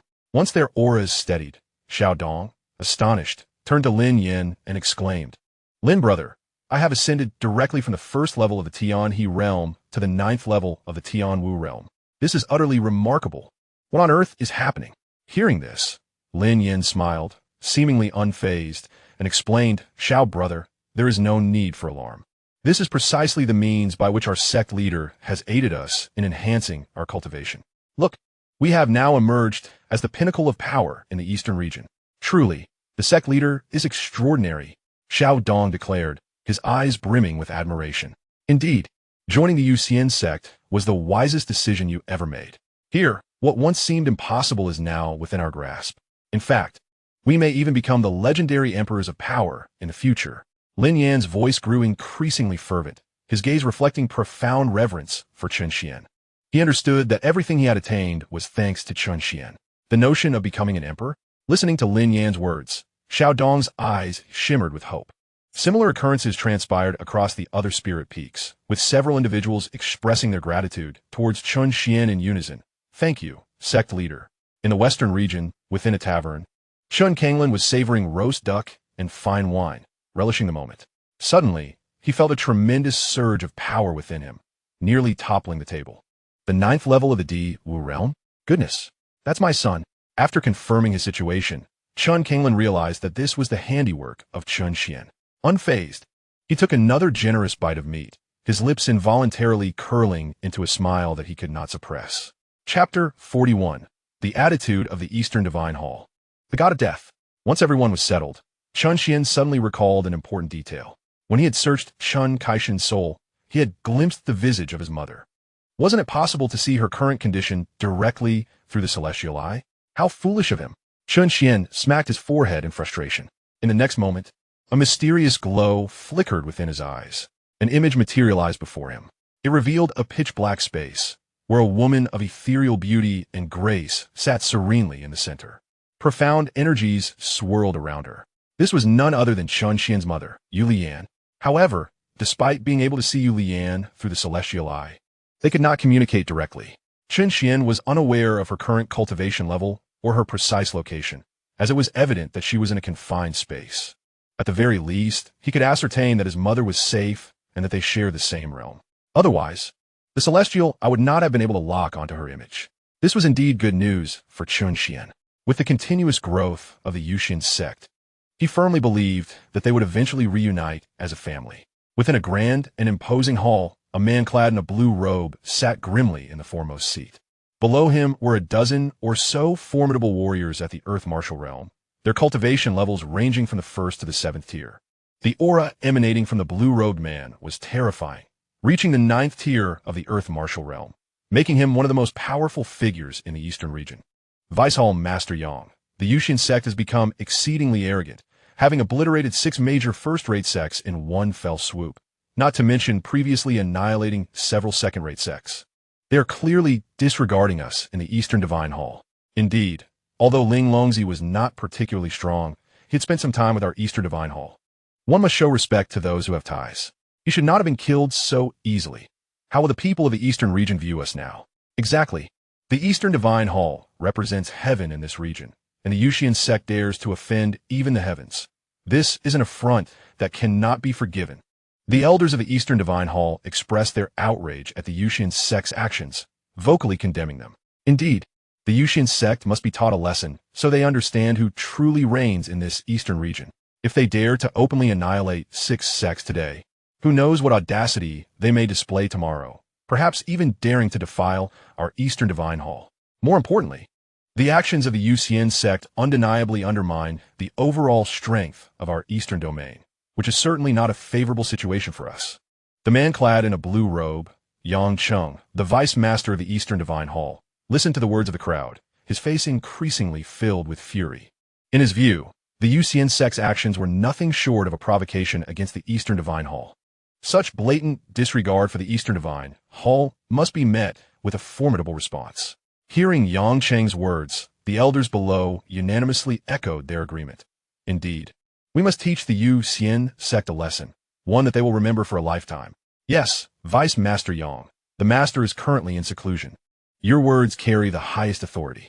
With just a command from you, we shall set forth immediately to demonstrate to the people of the Yuxian Sect what it means to bow in humility. Although it was not their direct concern, the elders appeared as if they had consumed gunpowder, their eyes wide with eagerness to act against the Yuxian Sect. Upon hearing this, Yang Cheng lowered his gaze, secretly making a decision. The Master of the Eastern Divine Hall had entrusted the hall to his care before entering seclusion, and he was determined to fulfill this responsibility meticulously. However, the unexpected emergence of the Yuxian Sect posed a significant challenge. If the mightiest being of the Eastern Domain were to emerge and witness his failure to address such an issue, it would surely diminish his future authority. After a brief moment, it seemed that Yang Cheng had made up his mind, his eyes gleaming with resolve as he addressed the gathered individuals. Elders 5, 6, and 7. You are to pay a visit to the Yuxian Sect, directly suppress their members, and bring their sect master back to me for questioning. The three individuals, named by Yang Cheng, were all formidable warriors at the 5th level of the Earth Martial Realm. According to the information received, the strongest individuals of the Yuxian Sect were at the Celestial Realm, with 2 capable of executing combination techniques that could produce attacks equivalent to the 2nd level of the Earth Martial Realm. Thus, sending out 3 warriors of the Earth Martial Realm should suffice to deal with the Yuxian Sect. Understood, Vice Master. Upon hearing Yang Cheng's command, the 3 designated individuals stepped forward, preparing to depart for the Yuxian Sect. However, at that moment, a cold snort resonated from the entrance of the Grand Hall. The 3 who had just taken flight were abruptly struck down to the ground by the chilling sound. "Who dares?" they exclaimed, scrambling to their feet in indignation. The sudden occurrence caused the expressions of the others within the hall to change as well, including Yang Cheng, who rose from his seat. "Return at once." As the voice echoed, a man with flowing black hair and striking features appeared at the entrance of the Grand Hall, his eyes filled with indifference. "The Master?" "Greetings, Master." Upon seeing the newcomer, the crowd was momentarily taken aback, then quickly knelt, bowing their heads in reverence. The individual was none other than Xianxia, the Master of the Eastern Divine Hall. "Master, were you not in seclusion? When did you emerge?" Yang Cheng trembled upon seeing the newcomer and, like the others, hastily knelt down. "Oof. If you don't emerge soon, won't you doom the Eastern Divine Temple in your hands?" In the next moment, the figure of Xianxia vanished and reappeared seated at the highest position. "What do you mean by that, Hall Master?" Yang Cheng inquired, puzzled as he gazed at Xianxia. "Oof. Do you truly understand the Yuxian Sect? Are you certain that these 3 can subdue the Yuxian Sect? If they fail, the Eastern Divine Temple shall be irrevocably at odds with the Yuxian Sect. Even I, upon my recent emergence, am aware that the Yuxian Sect has ascended from a trifling sect, as spoken of by the masses, to a first-rate sect. Are you all oblivious to this? To this day, no one even knows who the sect master of the Yuxian Sect is, let alone their strength. You dare to make such a hasty decision without fear that the Eastern Divine Temple might follow in their footsteps?" Xianxia spoke with palpable anger etched across his face. "But Hall Master, you are a celestial martial realm expert. How could that newly emerged Yuxian Sect possibly possess a celestial martial realm powerhouse?" Yang Cheng retorted, unwilling to concede. "Heh, weren't those obliterated sects thinking the same? And now what is the outcome?" As his words fell, a chill surged through the hearts of the assembled. "I shall personally oversee this matter. As for what you must do, carry on with your tasks. One more thing, the Xianlei space will soon open. At that time, the talented individuals from the 4 domains will enter, and those who excel may attract the attention of the inner domain sects. For now, you should remain vigilant and be mindful of the other 3 domains. There might be those who seek to cause turmoil in the Eastern Domain. The matters concerning the Yuxian Sect will be handled by me after the Xianlei space battle concludes," Xianxia stated gravely, casting a solemn gaze toward the temple doors. "Yes, Hall Master." Chapter 42. The 4 great powers of the outer domain gather. At the Yuxian Sect, atop the tallest spiritual peak within the Grand Hall, Chen Xuan contemplated whether to strike at the Eastern Divine Temple first or confront the remaining 3 domains simultaneously. After all, to become the most formidable force in the outer domain, a visit to the other 3 domains was inevitable. Just then, Chen Xuan's communication stone resonated. Upon activating it, the voice of Ma La Xiaoyu emerged from within. "Sect Master, I've heard that in 3 days, a secret realm known as the Xianlei space will open on the Guayin Plain. It is said that the young talents from the 4 domains will gather there, and those who perform exceptionally may garner the favor of the inner domain sects, potentially even entering the inner domain for cultivation. Should we send someone to join the fray?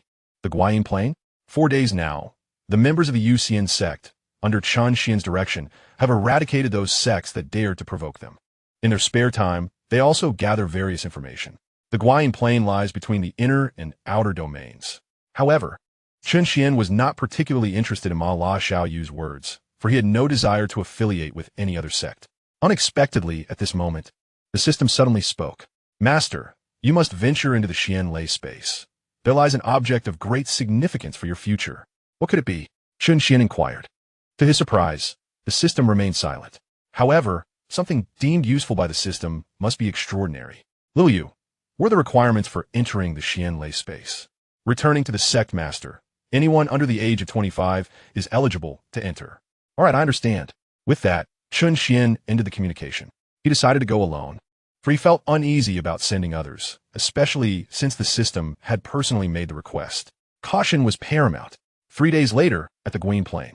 The name Guin Plain might suggest to many that it is a desolate and inhospitable place. On the contrary, the vast expanse is rich in spiritual energy and teems with formidable spirit beasts. Perhaps in some inconspicuous corner, one might even discover rare herbs. Suddenly, a resounding eagle's cry echoed across the Guin Plain. In an instant, many cultivators below witnessed a gigantic eagle soaring above, the Gale Eagle. The majestic creature was enveloped in swirling wind blades, and its aura unmistakably marked it as a first-level Earth Martial Realm beast.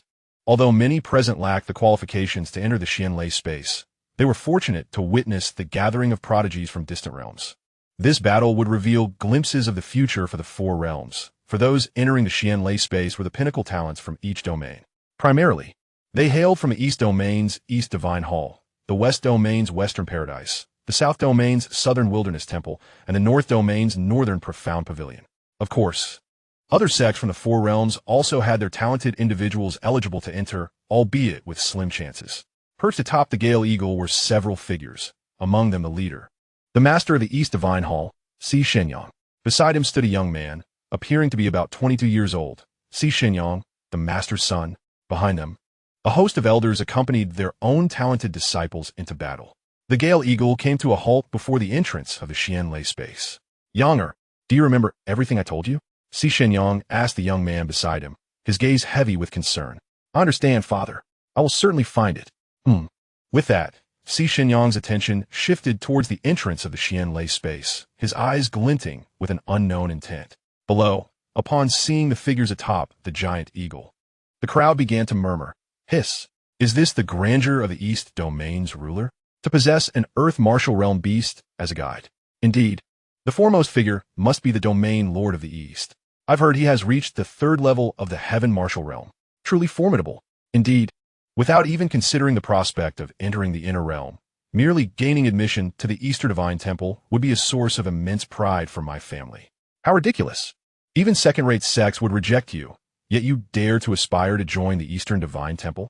Prior to the Xianlei space, the area was roughly divided into 4 regions, serving as a temporary haven for individuals from the 4 domains.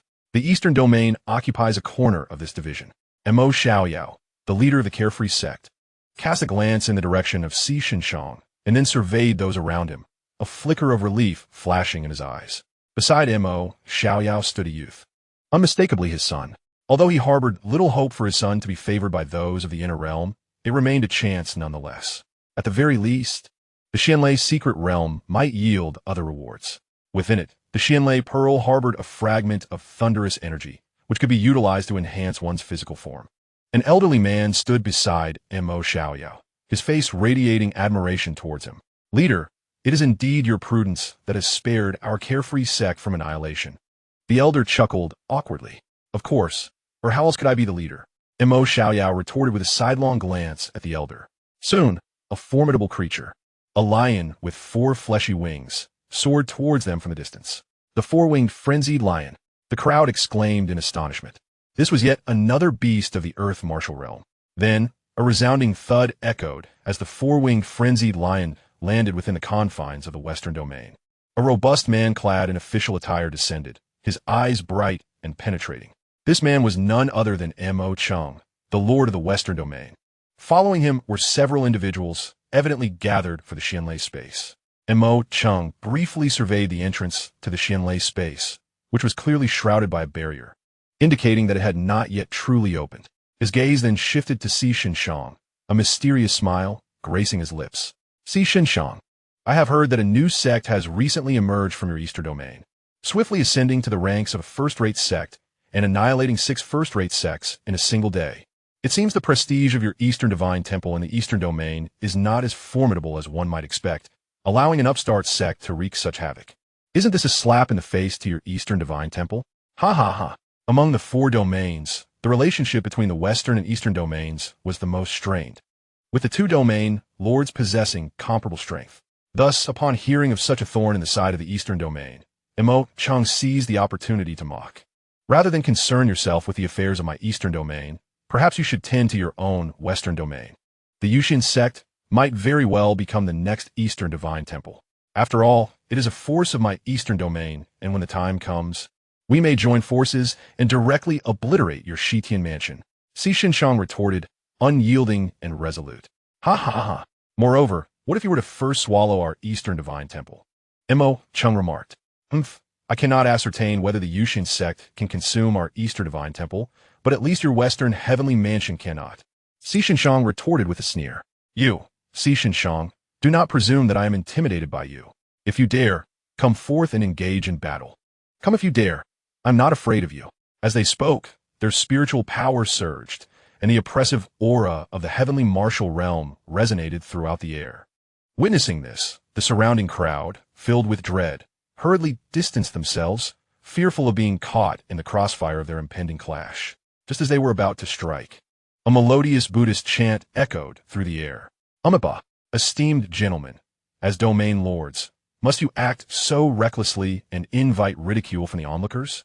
The gathered cultivators turned towards the source of the voice, only to behold a congregation of monks approaching, gracefully gliding atop a grand robe, which was evidently a flying spiritual artifact.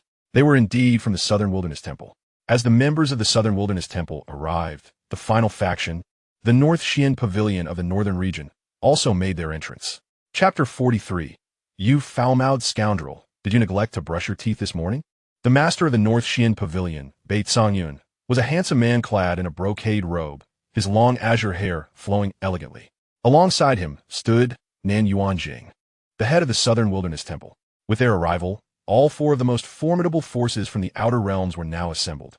Just when the North Xian Pavilion's members arrived, an elderly figure with a head of white hair and a youthful visage appeared above the Xianlei secret realm. The elder leaned on a cane, appearing frail and delicate. Yet, only Xianxia and a few others were aware that this elder's strength far surpassed their own. The domain lords of the four realms were relatively evenly matched, each nearly at the third level of the heavenly martial realm. However, the elder above exuded an immense sense of pressure, a sensation only attainable by those at the higher echelons of the heavenly martial realm, typically at least at the 7th level. Frankly speaking, the elder before them could effortlessly sweep aside their combined forces. Upon the elder's arrival, he cleared his throat gently, and his gaze fell upon the crowd below. Within his seemingly murky eyes, glimmers of brilliance emerged. It appears that most have arrived. Let us discuss the rules. This assessment, as per tradition, will only admit 20 individuals from your outer realms. Within this Xianlei space, there exist Xianlei puppets which, upon being defeated, will drop Xianlei orbs. Regardless of the process, as long as those who emerge hold a quantity of Xianlei orbs ranking within the top 20. They shall accompany me to the inner domains Yuxian Sect for cultivation. Upon hearing the elder's words, the crowd below collectively inhaled sharply. Indeed, truly worthy of the inner domains sect, the difficulty of this assessment is exceedingly formidable. Indeed, this time, there are at least 400 to 500 participants from the outer realms, yet only 20 spots are available for entry into the inner domain for cultivation. Alas, it appears that hope eludes me, as the number of geniuses from the first-rate sects far exceeds 20. Indeed, the Yuxian Sect boasts a formidable powerhouse at the 9th level of the heavenly martial realm, far beyond our capacity to contend with from the outer realms. Below, numerous cultivators displayed expressions of disappointment, shaking their heads and sighing. They were acutely aware that entering the top 20 was utterly unattainable. Fortunately, aside from the coveted opportunity to enter the inner realm for cultivation, the Xianlei pearls obtained within this secret space are indeed treasures in their own right. They possess the ability to refine the cultivator's physique, a rare boon. After all, to the esteemed individual above, these Xianlei pearls merely served as objects for the final assessment and would not be collected from the participants. Moreover, once the puppets within this secret space are vanquished, it would require at least a year for new Xianlei pearls to coalesce. Naturally, those hailing from the 4 major powers of the outer realm wore confident smiles, as they were assured of their potential to secure a place in the top 20, particularly the sons of the 4 domain lords. Take, for instance, Xianxia, the son of Xianxia, whose prowess has already reached the 3rd level of the heavenly river realm. Aside from several other sons of domain lords, none among the competitors posed a challenge. Father, I will certainly enter the top 20, Xianxia declared, casting a glance at Xianxia. As long as you can acquire what I have instructed you to obtain, even failing to enter the inner realm will pose no issue. Xianxia's tone bore a weight of seriousness. Indeed, father, I will secure it. Suddenly, a wave of intense heat surged forth, causing the air to grow progressively warmer, as if the crowd were ensconced within a furnace. The heat was unbearable. Numerous cultivators turned towards the source of the warmth, only to behold a flaming spirit sparrow soaring towards them, adorned with 2 pairs of wings. With each flap of its wings, a torrent of fiery wind radiated outward from the spirit sparrow center. At the moment the burning sky spirit sparrow appeared, the gale eagle and the 4-winged savage lion involuntarily trembled. Being beasts themselves, their senses were remarkably acute, allowing them to easily perceive the oppressive force emanating from the bloodline of the burning sky spirit sparrow, their eyes betraying evident fear. This sudden arrival not only surpassed them in strength, but also dominated them in bloodline lineage. The 4 domain lords regarded the emergent burning sky spirit sparrow with grave expressions, their minds racing with speculation. What kind of new power could possibly possess a beast of the earth martial realm as a steed within the outer realm? Suddenly, Mo Cheng and his companions seemed to recall something, a flicker of trepidation crossing their eyes. A new, unknown force. Could it be the Yuxian Sect from the Eastern Domain? The name of the Yuxian Sect had already begun to circulate among the other 3 domains in recent days. With a resounding crash, the burning sky spirit sparrow descended to the ground. Upon witnessing that the creature bore only a single youth, the onlookers were struck with disbelief. How could a genius of the sect dare to approach alone, unafraid of ambush on the way? Although the beasts of the earth martial realm were formidable, many powerful practitioners were present, not to mention the 4 domain lords of the celestial martial realm.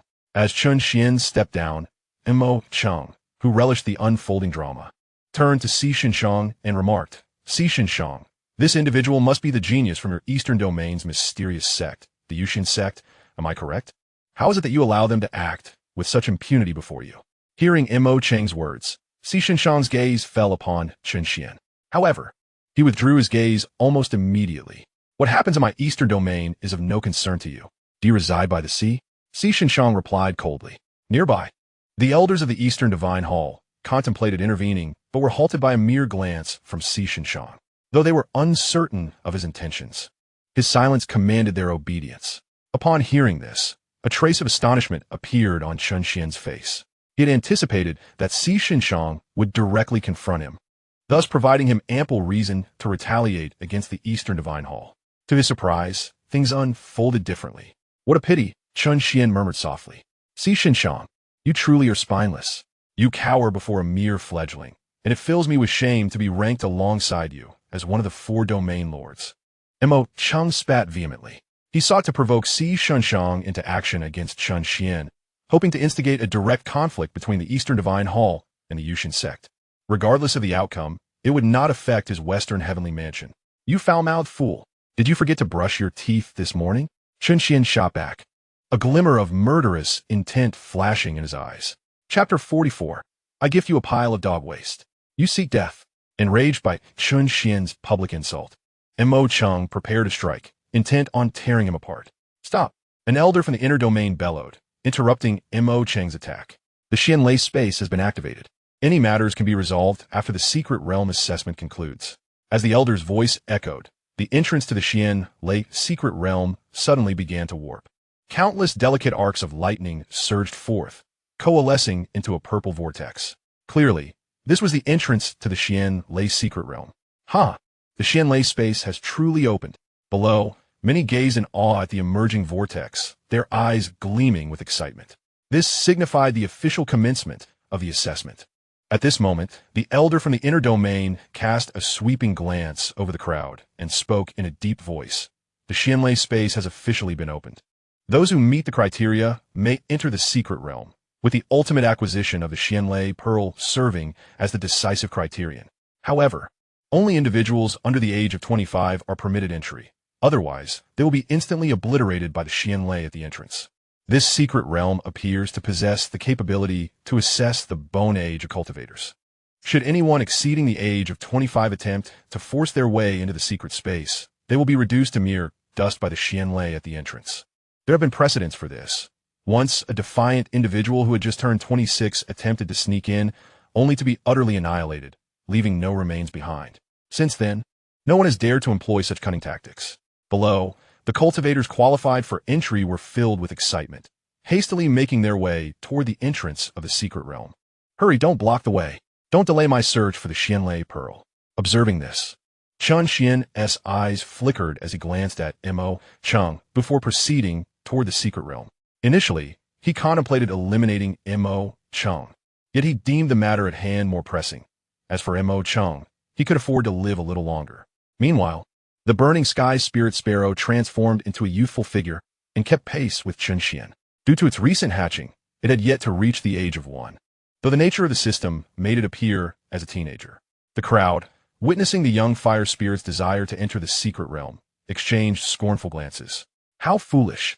A beast dares to enter the secret realm. Just wait to be struck down by the Xianlei. In their eyes, a beast of the earth martial realm had undoubtedly reached maturity, as such power was unattainable otherwise. As for the youthful appearance of the fire spirit, they assumed it was a deliberate transformation. The elder from the inner domain narrowed his eyes, but refrained from speaking further. After all, he had conveyed all that was necessary. Those who sought their own demise could not blame him. Moreover, whether it was a mere beast or one of the 4 dominators from the outer realms, they were inconsequential before him. Strange. This beast seems oddly familiar, as if I have seen it in the sect's library. The elder murmured. It appears to be quite a little creature, surrounded by such foolish beasts. Mo Cheng, already incensed by Chen Xuan's earlier insult, could not resist throwing in his mockery. Yet, in the next moment, as Chen Xuan approached the secret realm, he unexpectedly halted. The crowd, taken aback, soon began to voice their thoughts. Indeed, that beast has reached maturity. It nearly deceived him, but now it dares not. Indeed, losing a beast of the earth martial realm must be a significant blow to his sect. Ha ha ha. It seems that the intention was to show off, but now it has turned into a display of cowardice, which brings me great amusement. Even the likes of Xianxia and others believe that Chen Xuan and his companion are merely jesting. You may enter first. Chen Xuan instructed Xiaohua. As you wish, master. With that, Xiaohua's figure vanished from the sight of the onlookers. Chen Xuan then turned to Mo Cheng and remarked, I almost forgot. I have a delightful gift for you, especially since your tongue is so foul. It is quite fitting. With that, Chen Xuan retrieved a rather unsavory item from his system space, having already isolated it with spiritual energy from his hand. He then hurled it directly at Mo Cheng's face. To the astonishment of the crowd, a substantial lump of excrement splattered across Mo Cheng's visage. The instigator of this incident, Chen Xuan, merely chuckled before stepping into the Xianlei's secret realm, leaving the bewildered spectators behind. The occurrence was so abrupt that Mo Cheng had no time to react. And even if he had, it would have been futile. If Chen Xuan willed it, that lump of filth was destined to strike Mo Cheng's face. Instantly, those surrounding Mo Cheng were taken aback, only to be met with a pungent stench of excrement. By heavens, is that dog feces? At this utterance, a wave of uproar erupted among the gathered crowd. They witnessed a figure of authority, the lord of the western region, Mo Cheng, being humiliated by a mere youth in front of so many witnesses. It was a profound disgrace. Mo Cheng, now fully aware, howled at the sky. You wretched little beast, I will surely kill you. I will slay you. Silence. Should anyone dare to laugh again, I will end you. Under Mo Cheng's threat, the laughter subsided, yet every face was flushed with suppressed mirth. However, Xianxia, also a domain lord, was unafraid of Mo Cheng and remarked with a smile. It appears that Lord Mo Cheng is indeed quite popular, for even those from the eastern domain are eager to present you with gifts. As for Xianxia, Mo Cheng could not retaliate. With this elder present, he dared not act rashly and was left to swallow his indignation. Yet in his heart, he had already marked Chen Xuan for death.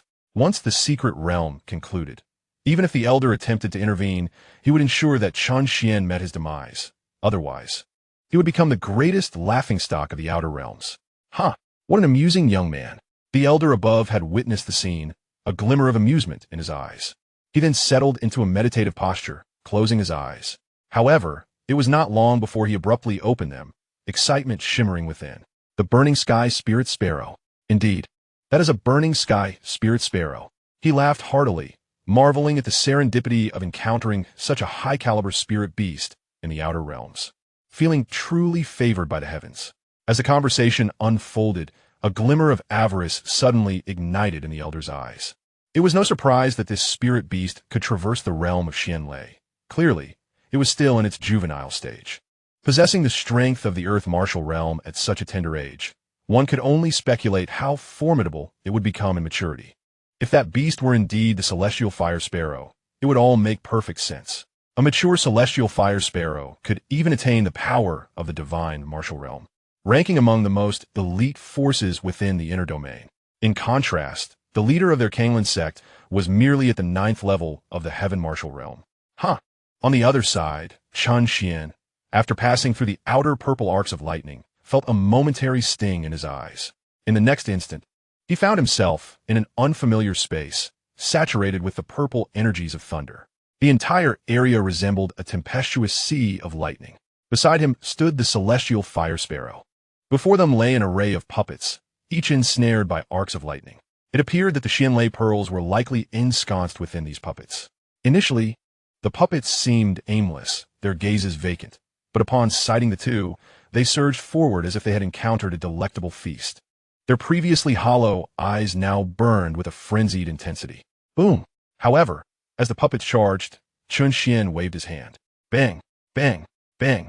The seemingly ferocious puppets erupted one after another in a cacophony of explosions. Soon, hundreds if not thousands of purple thunder pearls began to hover before him. These pearls were presumably the Xianlei pearls intended for gauging the final results. The puppets themselves were not particularly powerful, possessing only the cultivation of the body refinement realm. Not to mention Chen Xuan, even the Celestial Fire Sparrow could easily dispatch them.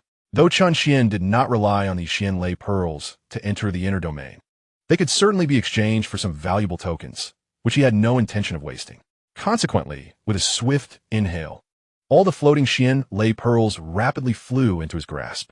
Each pearl was no larger than a thumb, radiating a vibrant purple hue, with faint arcs of lightning swirling about its surface. Observing this, Chen Xuan promptly stored the pearls within his spatial realm, planning to exchange them all together once he exited the secret realm. Of course, he was not oblivious to the main objective of his venture. After all, that was the primary reason for his presence here. System, where is the significant item you mentioned? Chen Xuan inquired silently. Master, please proceed to the innermost depths of the secret realm. With these words echoing in his mind, Chen Xuan glanced at the Celestial Fire Sparrow beside him and said, Let's go deeper. With that, the two ventured straight towards the heart of the secret realm. Naturally, along the way, Chen Xuan effortlessly dealt with any puppets that obstructed their path. As they progressed deeper, the number of puppets increased, and so too did their strength. Throughout their journey, Chen Xuan and his companion found the path remarkably effortless. The puppets at the body refinement stage were akin to mere ants to them, easily shattered with a mere breath of their essence. Before long, Chen Xuan had amassed 4,000 to 5,000 thunder pearls in his possession. Upon reaching the depths of the Thunder Sea, they were met with a swirling vortex of lightning. Observing this, Chen Xuan raised an eyebrow. It seems this secret realm consists of more than one layer. With that thought, they boldly stepped into the vortex. Upon emerging from the swirling maelstrom, they were once again greeted by the vast expanse of the Thunder Sea, albeit with a more ferocious intensity than before. Clearly, they had entered the second layer of the Xianlei space. At that moment, they encountered puppets whose strength had ascended to the gathering Qi realm. Chen Xuan's expression brightened at the sight of these puppets. Even the smallest mosquito is still meat, he thought, as he swiftly annihilated the puppets before him. To his astonishment, from one of the puppets emerged 10 thunder pearls. It appeared that the stronger the puppet, the greater the reward of thunder pearls upon its defeat. At this juncture, Chen Xuan also noticed others from the outside realm. However, he paid them no heed. Based on his current estimations, the next layer might very well house puppets at the Essence Dan realm. Thus, he and his companion soared deeper into the second layer. Soon, they encountered another vortex of lightning. Indeed, without hesitation, they plunged into the swirling depths once more. Upon their arrival, they were once again met by a tumultuous thunder sea. With the lightning force amplified and the puppet strength, as Chen Xuan had surmised, reaching the Essence Dan realm. This level of power was formidable even for the most talented individuals. The number of puppets had significantly diminished, as even the elite disciples from top-tier sects were confined to the Essence Dan realm. Present, Alongside Chen Xuan and his companion were numerous prodigies, all engaged in the hunt for the lightning puppets and the collection of thunder pearls. However, these talents were bound by the limits of the Essence Dan realm, marking this layer as their utmost threshold. In Chen Xuan's perception, he did not detect any individuals of the Celestial River realm. It seemed that the geniuses from the foremost powers of the four domains had already advanced into the fourth layer of the space. Thus, Chen Xuan wasted no time and continued his descent into the depths of the secret realm.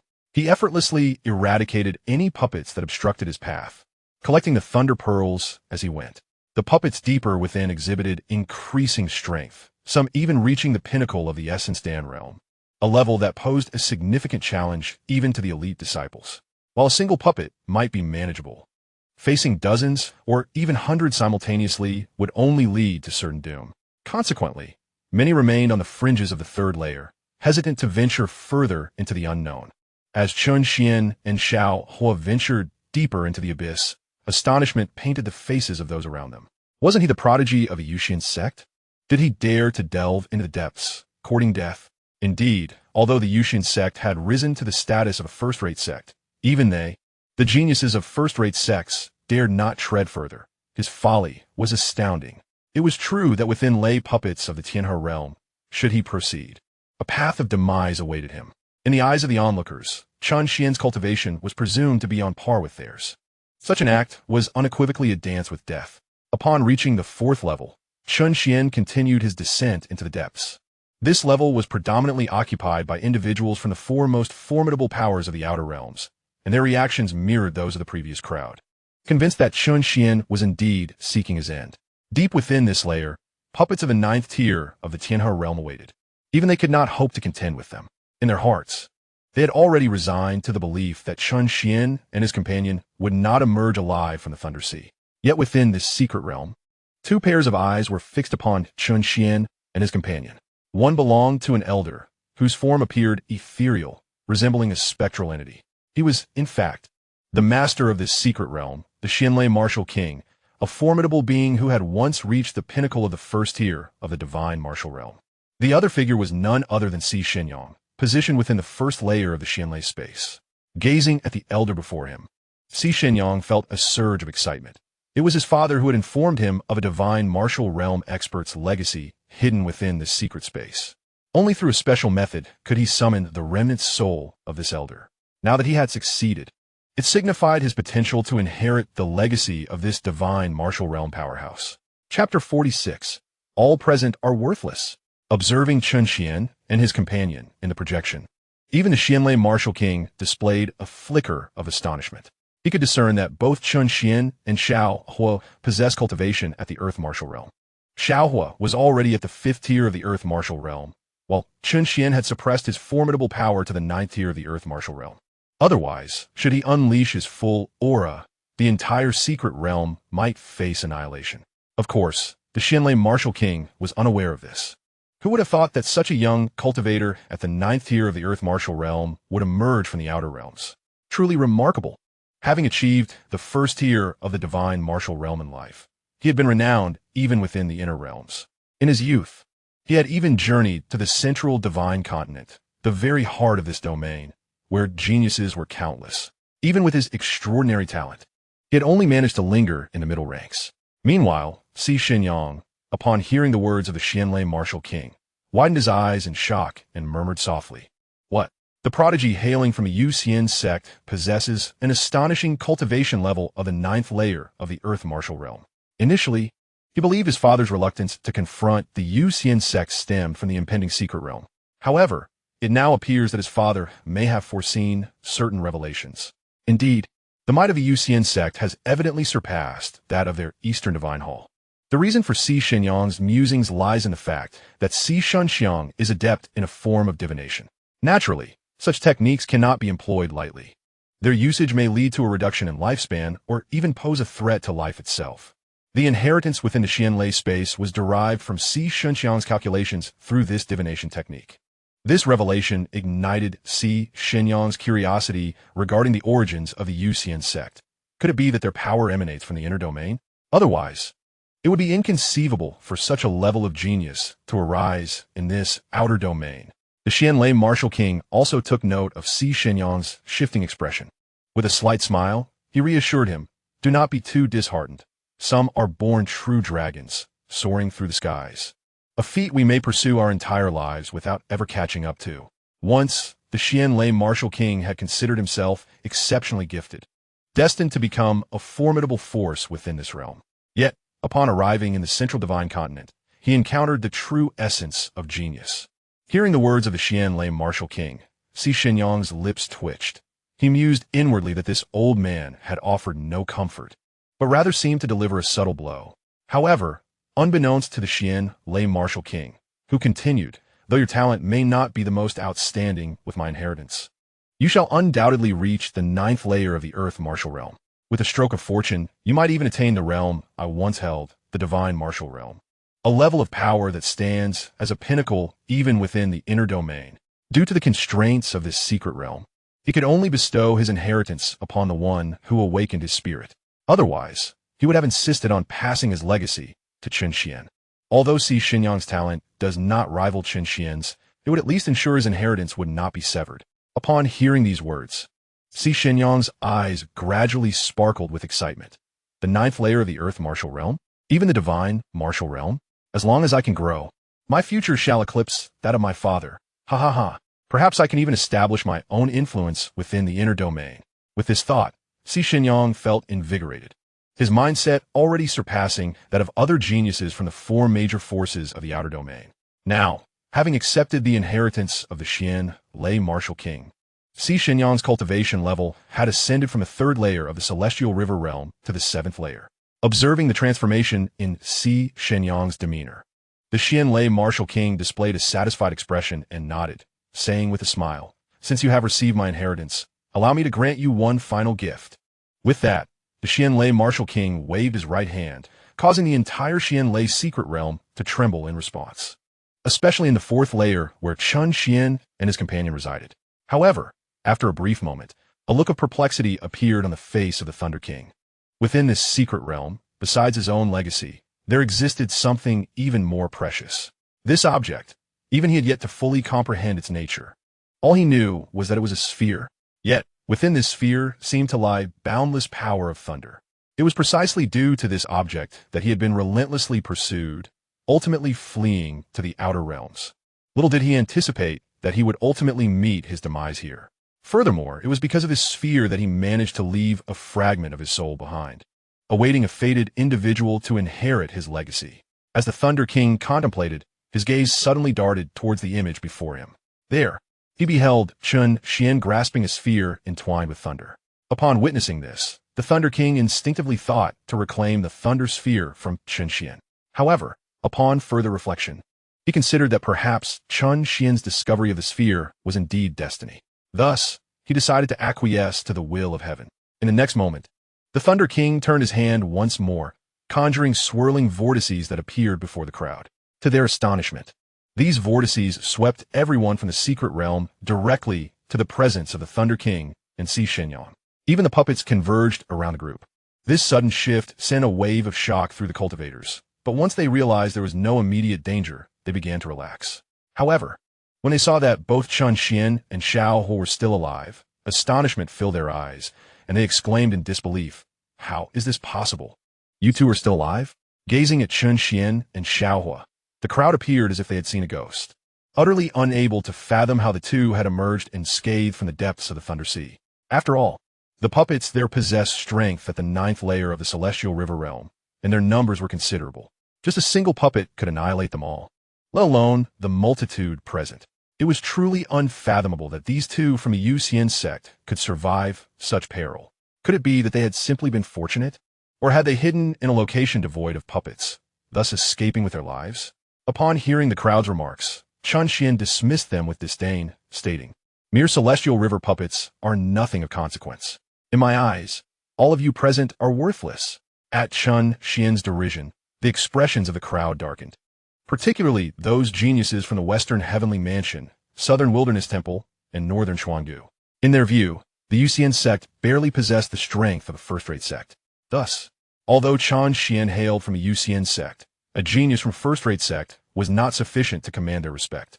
Some even revealed a startling killing intent in their eyes. Chapter 47. Seizing the Burning Sky, Spirit Sparrow?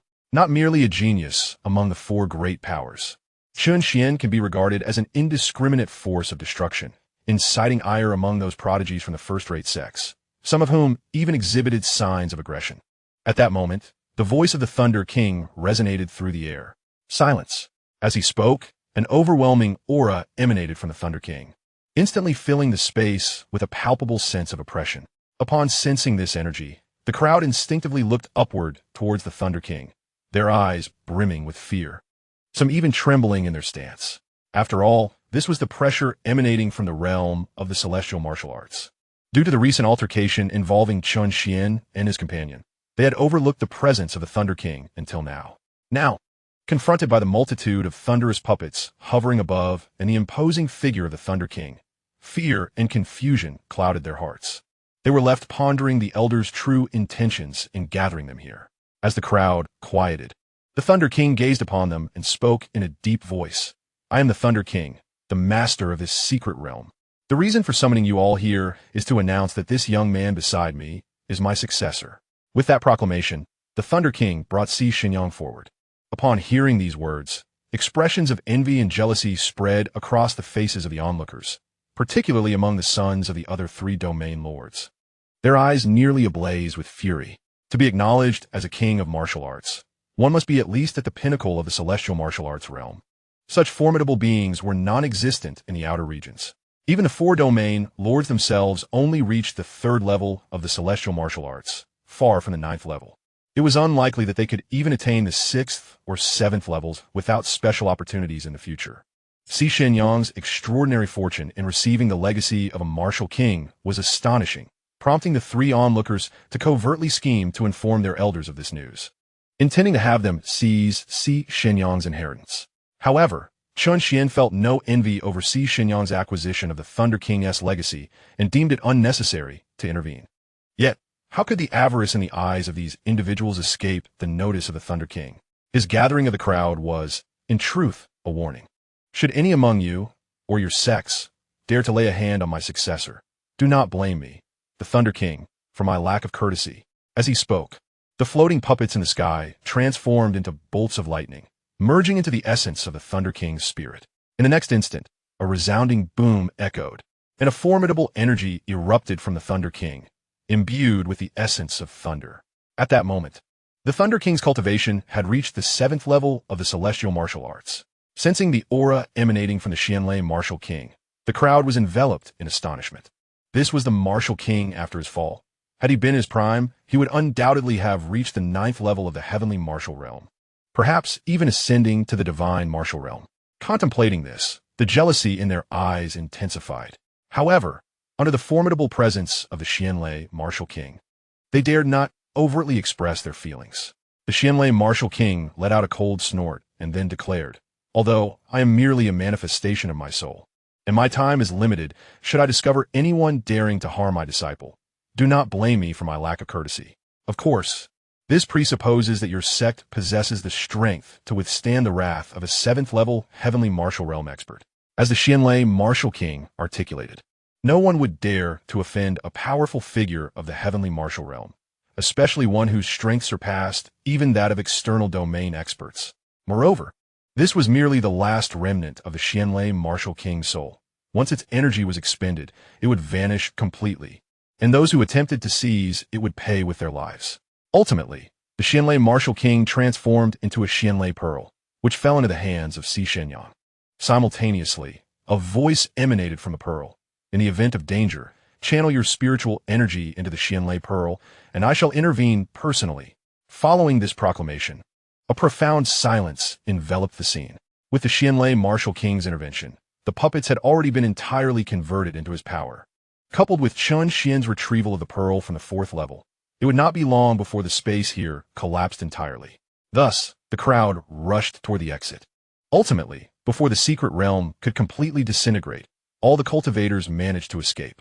Upon emerging, the first order of business for the cultivators was to inform their elders of Xianxia's inheritance. In an instant, nearly every gaze was fixed upon Xianxia. However, wary of the methods left by the Xianxia martial king, None dared to approach and seize it directly. Yet, upon seeing Chen Xuan, Mo Cheng's expression shifted dramatically. His face contorted with rage. "You wretched brat, I will grind you to dust." With that, Mo Cheng charged directly at Chen Xuan, his demeanor resembling that of one eager to flay him alive. After all, Chen Xuan had brazenly humiliated him in front of so many witnesses, an affront that would undoubtedly haunt him for years to come, rendering him a laughingstock. However, just as Mo Cheng was about to reach Chen Xuan, the elder who had been seated in the void suddenly appeared between them.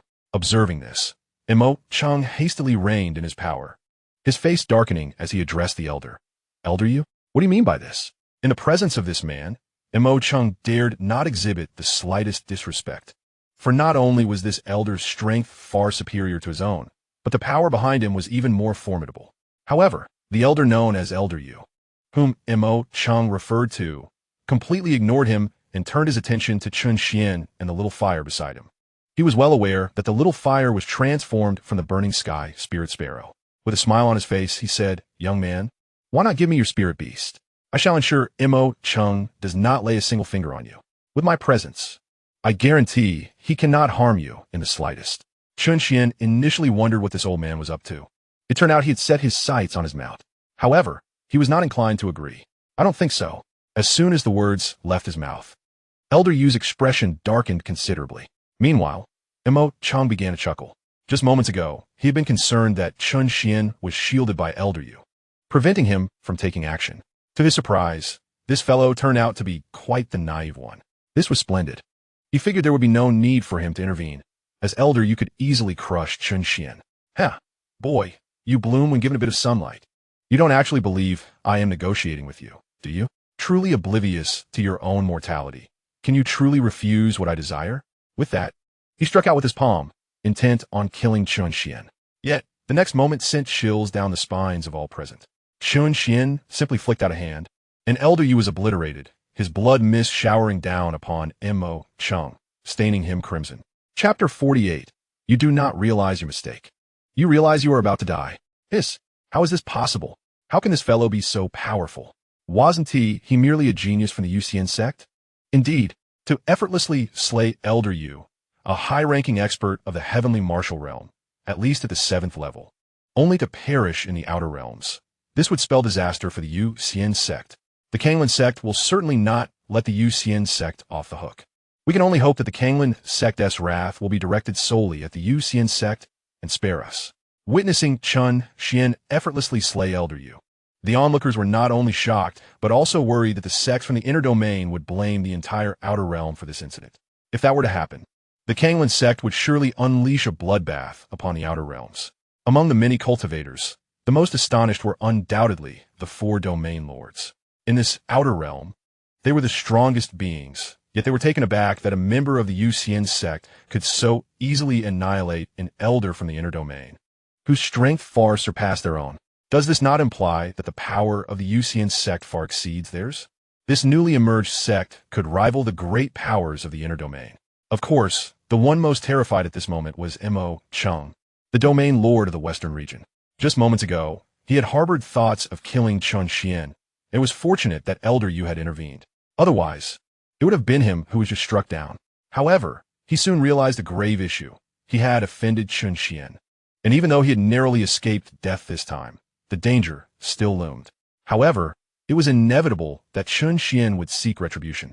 As expected, in the next moment, Mo Cheng felt a chilling gaze fixated upon him. Turning to look, he saw Chen Xuan hovering in the air, gently clapping his hands, a playful smile gracing his lips as he regarded him.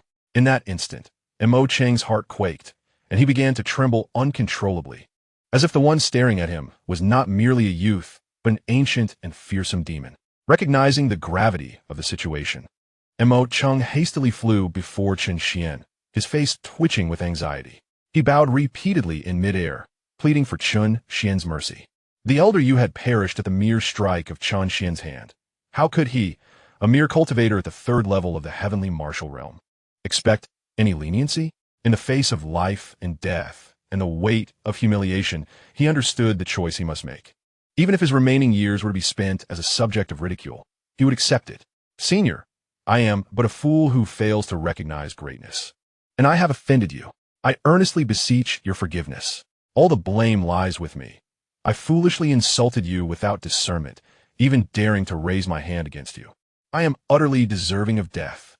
And Mo Chang trembled as he continued to bow, terrified that Chen Xuan would not spare him, even going so far as to address him as senior. Yet, Chen Xuan merely chuckled at Mo Chang's display. Allow me to formally introduce myself. I am Chen Xuan, the master of the Yuxian Sect. As his words echoed, astonishment filled the eyes of those present. They had always believed Chen Xuan to be merely a prodigy of the Yuxian Sect, never imagining he was its leader. However, upon reflecting on his formidable strength, the cultivators deemed this revelation entirely reasonable. Among those most astonished were the people of the Eastern Domain. Chen Xuan? Is he not the son of the master of the third-rate sect, the Yuxian Sect? A waste for over a decade. Silence. Do you wish to perish? Someone retorted. Do not forget that the Yuxian Sect's rise began with Chen Xuan's annihilation of the Yuxian Sect, and at that time, it was rumored he was at the Tian'er realm. My heavens, he is actually at the heavenly martial realm, and perhaps even at the 9th level. As this revelation spread, the cultivator's eyes widened in disbelief. On the back of the windstorm eagle, Xianxia was equally shocked as he gazed at Chen Xuan, then turned to Xianxia, saying, Father, did you foresee this? Did you already know he was at the pinnacle of the heavenly martial realm? Is that why you were so adamant against letting anyone confront the Yuxian Sect? Upon hearing Xianxia's words, Xianxia's face flickered with unease as he mused inwardly. I suspected there was something unusual about the Yuxian Sect, but I never anticipated they would be this powerful. If it weren't for my cultivation issues, and my strength being less than 70%, I would have already made my move against the Yuxian Sect. Of course, such thoughts would remain unspoken among those present. Thus, he quickly adjusted himself, and, in a deep voice, remarked, Ahem, indeed, it is fortunate that we did not take action against the Yuxian Sect. Otherwise, our Eastern Temple would have ceased to exist. Upon hearing this, the elders behind Xianxia and the deputy temple master, Yang Cheng, were filled with admiration, their faces reflecting relief. The temple master is indeed wise. Meanwhile, as the crowd was astonished by Chen Xuan's strength and identity, Mo Chang continued to bow repeatedly. Since Chen Xuan did not intervene, he coldly addressed Mo Chang. Mo Chang, it is not that you realize your wrongdoing, but rather that you comprehend your impending demise. Had I not possessed my current strength today, would you have spared me? You would not. Hence, you shall die today. As these words fell, Mo Chang's eyes quivered, his complexion ashen. He never anticipated that even after his abject pleas for mercy, Chen Xuan would still not relent. In a flash, Mo Chang rose and swiftly fled in the opposite direction. In this dire situation, escape was his only glimmer of hope. Chen Xuan, unfazed by Mo Chang's actions, chose not to pursue him immediately. Within mere moments, Mo Chang's figure nearly vanished from the crowd's sight. Upon glancing back and seeing that Chen Xuan was not in pursuit, joy illuminated his face. However, in the next instant, he collided with an energy wall, wincing in pain. As he stood up, he found Chen Xuan calmly observing him from a short distance, wearing a faint smile. In that moment, Mo Chang felt a chill run down his spine. Just as he intended to flee once more, he saw Chen Xuan raise his right hand. Instantly, Mo Chang felt as though he was ensnared, rendered immobile, with only his face able to move. Chen Xuan, may you meet a miserable end, a wretched end. With his body under the loss of control, he could only rage impotently, cursing Chen Xuan repeatedly. Yet, Chen Xuan remained unfazed. Whether I meet a wretched end, I cannot say, but I do know that you are about to die. With that, Chen Xuan clenched his hand, and Mo Chang's entire being exploded, utterly dissipating into the ether. Having eliminated Mo Chang, Chen Xuan returned to the secret realm, recognizing it as a prime opportunity for plunder, one he would not let slip away. As he pursued Mo Chang, many had already begun to flee in all directions. Yet, how could they escape Chen Xuan's perception? Under the weight of his oppressive aura, all, whether flying or riding beasts, were forced to the ground, unable to move an inch, left to await Chen Xuan's judgment. Chapter 49. Half of the resources. Chen Xuan, what is it that you intend to do? We have not provoked you. By what right do you confine us here? As they found themselves suppressed by Chen Xuan's might, many among them began to voice their protests. Upon witnessing the scene, Chen Xuan quickly discerned that these individuals belonged to the esteemed sects of the western regions. He recalled the moment when Mo Chung had sought to end his life, noting the gleeful malice evident in their eyes. Thus, Chen Xuan was resolute in not sparing them. As he spoke, an escalating aura of pressure emanated from him, and a glint of murderous intent flickered in his eyes, particularly directed at the people from the western regions. It was only then that they comprehended the grave peril they were in, fearing that Chen Xuan might annihilate them as well. They hastily pleaded, "Chen Xuan, we did not lay a hand against you. You cannot kill us. Indeed, although we harbored thoughts of your demise at the hands of Mo Chung, you ultimately triumphed. Did you not? Having vanquished Mo Chung, you ought to spare us. We merely entertained those thoughts. We did not engage in any action. It was solely a matter between you and Mo Chung." Yet, Chen Xuan's countenance revealed no flicker of emotion in response to their desperate entreaties, plunging them further into despair. Some among the crowd were so paralyzed by fear that they lost control of their bodily functions, yellow liquid streaming down their legs. No, no, no, Chen Xuan. We can offer you all our spirit stones and resources. Please, spare us. Another cried, I can surrender all the resources of my sect if you grant me mercy. I have an elderly mother of 80 and a 3-year-old child. I implore you to let me live. Another added, I have an 18-year-old sister. If you release me, I can arrange for her to be yours. My mother, though she is older, possesses enduring beauty and is renowned as the Western region's beauty. Allow me to offer her to you. From now on, you would be like a father to me. In their desperate bid for survival, these individuals resorted to any means necessary. Why all this fuss? Chen Xuan mused. Once I have eliminated you all, your resources will rightfully belong to me. With that, he struck the ground with a singular, powerful blow, instantly creating a deep pit several tens of feet in depth.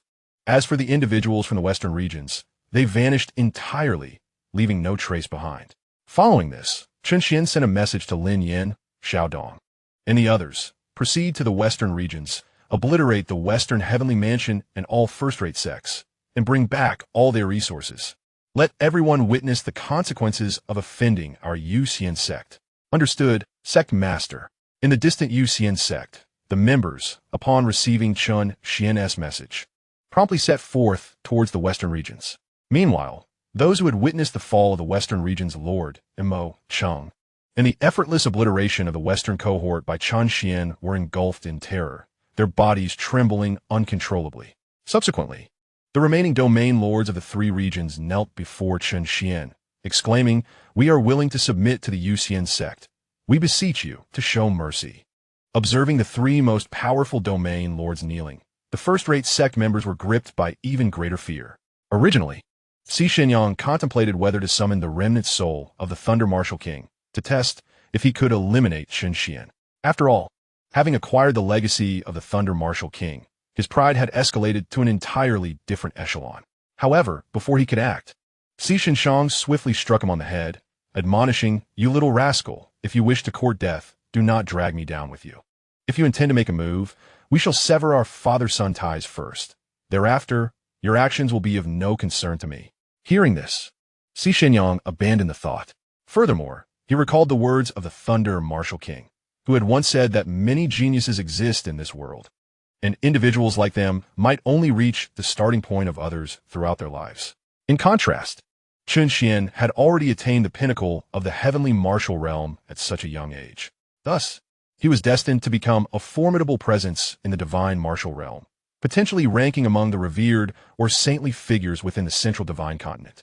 Therefore, it seemed that submitting to Chen Xuan was not a matter of disgrace. Moreover, given the might of the Yuxian Sect, their future undoubtedly extended beyond the outer realms. As long as the Yuxian Sect ventured into the inner realms, the Eastern Divine Hall would remain the strongest force in the Eastern region. With the legacy of the Thunder Martial King, he could even lead the Eastern Divine Hall to become the supreme power in the outer realms. Having just entrusted a task to Lin Yin and others, Chen Xuan felt a sense of satisfaction watching them act accordingly. Very well, if you wish to preserve your lives. That is certainly feasible.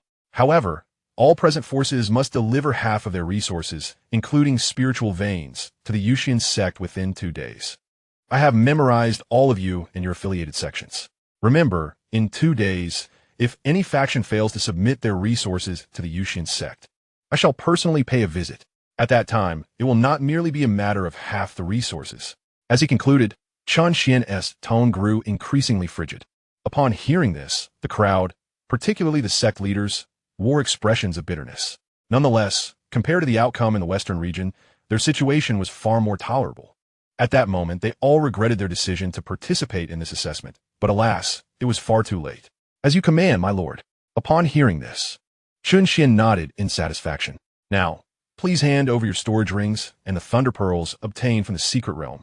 Without waiting for their reactions, Chen Xuan extended his hand, directly drawing in the storage rings from everyone present. Faced with such an action, the crowd dared not voice their anger. Yet, to preserve their lives, they could only swallow their grievances.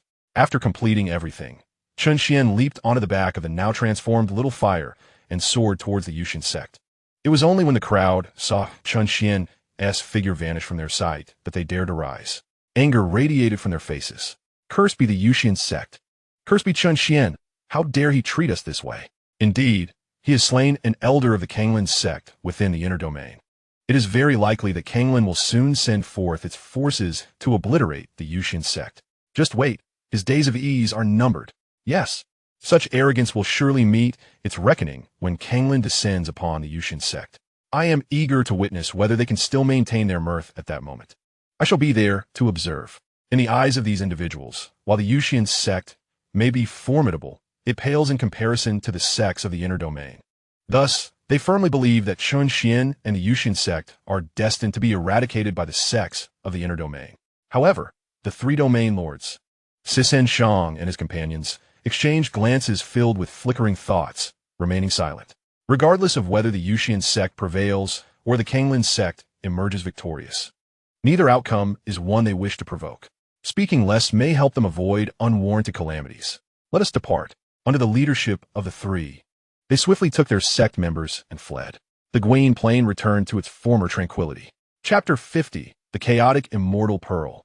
In the Western domain, the most potent source of spiritual energy flourished. Towering palatial structures stood as if they were not merely a sect, but rather a grand dynasty. The entire scene exuded an air of solemnity, with all present adorned in attire reminiscent of official robes. This was none other than the most powerful force in the Western domain, the Xianxia Mansion. Suddenly, immense fire dragons surged from all directions, encircling the Xianxia Mansion in mere moments. The individuals within immediately felt an unbearable heat, as if they were cast into a blazing inferno, enduring the searing flames. Atop one of the fire dragons, a youth wielding a large staff gazed coldly down at the crowd below. Who are you? And why do you attack our Xianxia Mansion without provocation? At that moment, a middle-aged man swiftly appeared before the Xianxia Mansion, his eyes betraying a hint of trepidation as he addressed Lin Yan. This man was the foremost marshal general of the Xianxia Mansion and the most capable subordinate of the domain lord, Mo Cheng of the Western domain. With a cultivation level already at the 9th stage of Earth Martial Realm, he was on the cusp of entering the Celestial Martial Realm, known as the Thunder Leopard. He sensed that the youth above was a formidable force of the Celestial Martial Realm, although he could not discern the exact level of strength. Even a first-stage Celestial Martial Realm practitioner was beyond his capability to contend with. Moreover, this was merely a youth of tender years. It was inconceivable for an otherworldly prodigy to exist. Perhaps he hailed from the inner domain. I am Lin Yan, a disciple of the Yuxian Sect for the Eastern domain. Your domain lord dares to show disrespect to our sect leader and seeks to provoke the Yuxian Sect. I have come today to annihilate your Xianxia Mansion. Upon finishing his declaration, Lin Yan drew forth the massive staff from his back, and waves of fiery spiritual energy surged into the ancient staff. With a forceful swing, 6 colossal fire beasts erupted from the staff, each one brimming with terrifying energy. No, esteemed sir, could there be some misunderstanding? The gaze of Lei Bao was filled with a profound terror. The moment the youth made his move, he realized that this individual possessed strength surpassing even that of the lord of the Western region. If a disciple of the Yuxian Sect exhibited such prowess, one could only imagine the power of its leader. Moreover, was it not the Eastern Divine Hall that reigned as the most formidable force in the Eastern region? The might displayed by the Yuxian Sect had evidently eclipsed that of the Eastern Divine Hall. Nevertheless, Lin Yan was indifferent to the complexities of the matter. He was merely to execute Chen Xuan's command. A resounding explosion echoed as 6 colossal fire beasts utterly devoured the Western Tianfu. In an instant, torrents of potent energy radiated outward, obliterating all edifices in their wake. along with all souls within. As the smoke dissipated, Lin Yin retracted the flames, revealing the Western Tianfu transformed into a desolate ruin. After a fleeting glance, he stored away the primordial ruler and surged forth towards the treasury of the Western Tianfu. The tremendous upheaval soon captured the attention of surrounding forces, plunging all factions in the Western region into a state of panic. In the Western region, the Yuxian Sect stood as a first-rate power, its master having perished at the hands of Chen Xuan. At that moment, Xiao Dong appeared above the Yuxian Sect, his form enveloped in a myriad of vibrant lightning. It was evident that he had fully awakened the indestructible thunder body, radiating an overwhelming aura. In an instant, a formidable pressure enveloped the entire Yuxian Sect, causing its members to tremble in fear. "Elder, we are unaware of your intentions," an elder exclaimed, hastily stepping forward to inquire about the unfolding events. Yet before he could finish his words, a colossal finger descended from the heavens, instantaneously looming above the Yuxian Sect. Under the weight of this energetic digit, the entire sect was annihilated, reduced to mere ruins. In his final moments, the elder could only behold the profound indifference reflected in the youth's gaze, with arcs of lightning swirling within his pupils. Having completed his task, Xiao Dong soared towards the direction of the Yuxian Sect, his feet poised upon the glazed bowl. Concurrently, in other first-rate sect territories of the Western region, figures such as Mala Xiaoyu and Liang Zai were also focused on the eradication of these esteemed sections. Such tumult undeniably sent shockwaves throughout the entire Western region, indeed, the entirety of the outer domain. The news of the destruction of numerous powers in the Western region spread like wildfire, reaching the ears of many cultivators in the other three domains, inciting fervent discussions. Can it be true that the Western Tianfu has indeed been obliterated? My goodness, the Yuxian Sect is truly terrifying. What exactly is this Yuxian Sect, and why have I never heard of it before? The ability to annihilate the Western Heavens manner suggests it is no ordinary sect. Naturally, being at the far edge of this external realm, you are unaware. It is said that the Yuxian Sect emerged from the Eastern Domain, and its leader has audaciously slain the Western Domain's sovereign, Immo Cheng. Remarkable. Does this imply that the Yuxian Sect's power surpasses that of the four most formidable forces in the external realm? Indeed, what is even more astonishing is that the sect's leader is merely a youth, already possessing the might to obliterate the Western Heavens manner. Who knows what heights he may attain in the future? However, I have also heard that the sect leader has killed an elder from the Kanglin sect in the internal domain. It remains uncertain whether the Yuxian Sect can withstand the wrath of Kanglin. It seems that our external realm is on the brink of transformation. No longer will there be four equally powerful sects, but rather the singularly dominant Yuxian Sect. I must swiftly send word back to caution the disciples of our sect. Henceforth, they must steer clear of anyone from the Yuxian Sect, lest they find themselves obliterated. Upon finishing this discussion, everyone dispersed, fearful that their words might reach the ears of someone from the Yuxian Sect. Atop a spiritual peak, Chen Xuan savored a bite of the xianling fruit, his gaze then falling upon the numerous storage rings hovering before him. These contain nearly all the resources and spiritual veins of the Western Domain, gathered and submitted by Lin Yin and the others upon their return. Indeed, they also included half of the resources from the other three domains. One could assert that the Yuxian Sect now possesses the most abundant resources in the entire external realm, and with these assets, they could commence their lottery once again. However, Chen Xuan's primary focus remained on a nebulous orb suspended before him, the Thunder Pearl, acquired from the Xianlei secret realm as per the system's instructions. System, what purpose does this orb serve? Chen Xuan inquired. Master, this is a Chaos Thunder Immortal Pearl. In the future, when you achieve immortality, you may gain enlightenment of the Chaos Immortal Body through it. Upon hearing this, Chen Xuan's countenance brightened with joy. The Chaos Immortal Body is an unparalleled supreme physique, capable of vanquishing foes beyond one's level with ease. However, he must wait until he attains immortality to utilize it. So he stored the orb within the system space and turned his attention back to the resources he had reclaimed. Chapter 51. The Fire Cloud, Evil God. The Fury of the Kanglin Sect. System, convert all resources within the rings into points. Received, commencing statistical conversion. Detected a total of 45 medium-grade spiritual veins, 38 low-grade spiritual veins, 56 million medium-grade spirit stones, 34 million low-grade spirit stones, 35 advanced earth-grade techniques, 52 intermediate earth-grade martial arts, for advanced heaven-grade techniques. 8 intermediate Earth-grade martial arts, and 300,000 thunder pearls. This totals to an exchange of 1,200,000,000 points. As a beam of white light descended, all the storage rings before Chen Xuan vanished without a trace. The quantity of points displayed on the system panel had soared to 1,020,033,000. Upon witnessing this, Chen Xuan could not help but feel a surge of joy. System, apart from evolution through the lottery, are there other means to advance the heavenly eye? He inquired. For the likelihood of evolution through the lottery was exceedingly low. Thus, he sought to uncover any alternative pathways for advancement. Once evolved, the heavenly eye would possess the capability to pinpoint an individual's location and overhear their conversations, rendering it truly practical. Indeed, Master. You may consume 100 billion points to evolve the heavenly eye, the system responded. Upon hearing this, Chen Xuan glanced at his point total, compared it to 10 million, and could only sigh in resignation. The road ahead was long and arduous. Beep. Detection indicates the annihilation of a Yuxian Sect by the Xianxia Mansion, instilling fear in the other 3 domains, and establishing itself as the strongest sect in the Outer Realm.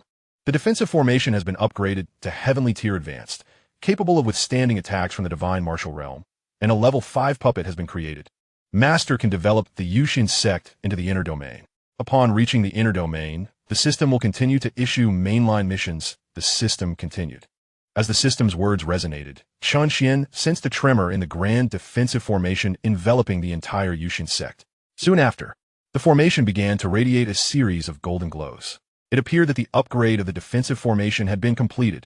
System, if we proceed to the inner domain, can the entire sect be transported there?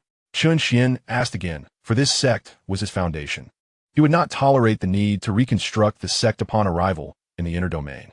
Of course, as long as Master selects an appropriate location, the system can facilitate the relocation of the entire Yuxian Sect, the system assured him. Hearing this, Chen Xuan finally felt a sense of relief. Next, he needed to consider where to position the Yuxian Sect. System, activate the level 5 puppet. With that, Chen Xuan's gaze fell upon the recently rewarded martial arts puppet.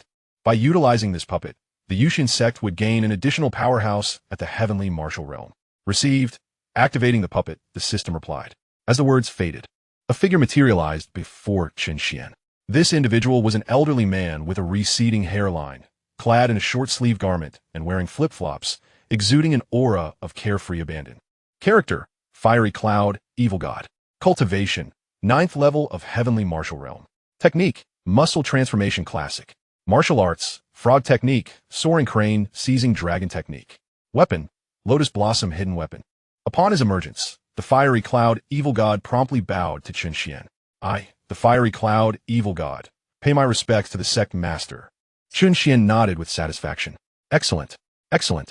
From this day forth, you shall become a member of my Yuxian Sect.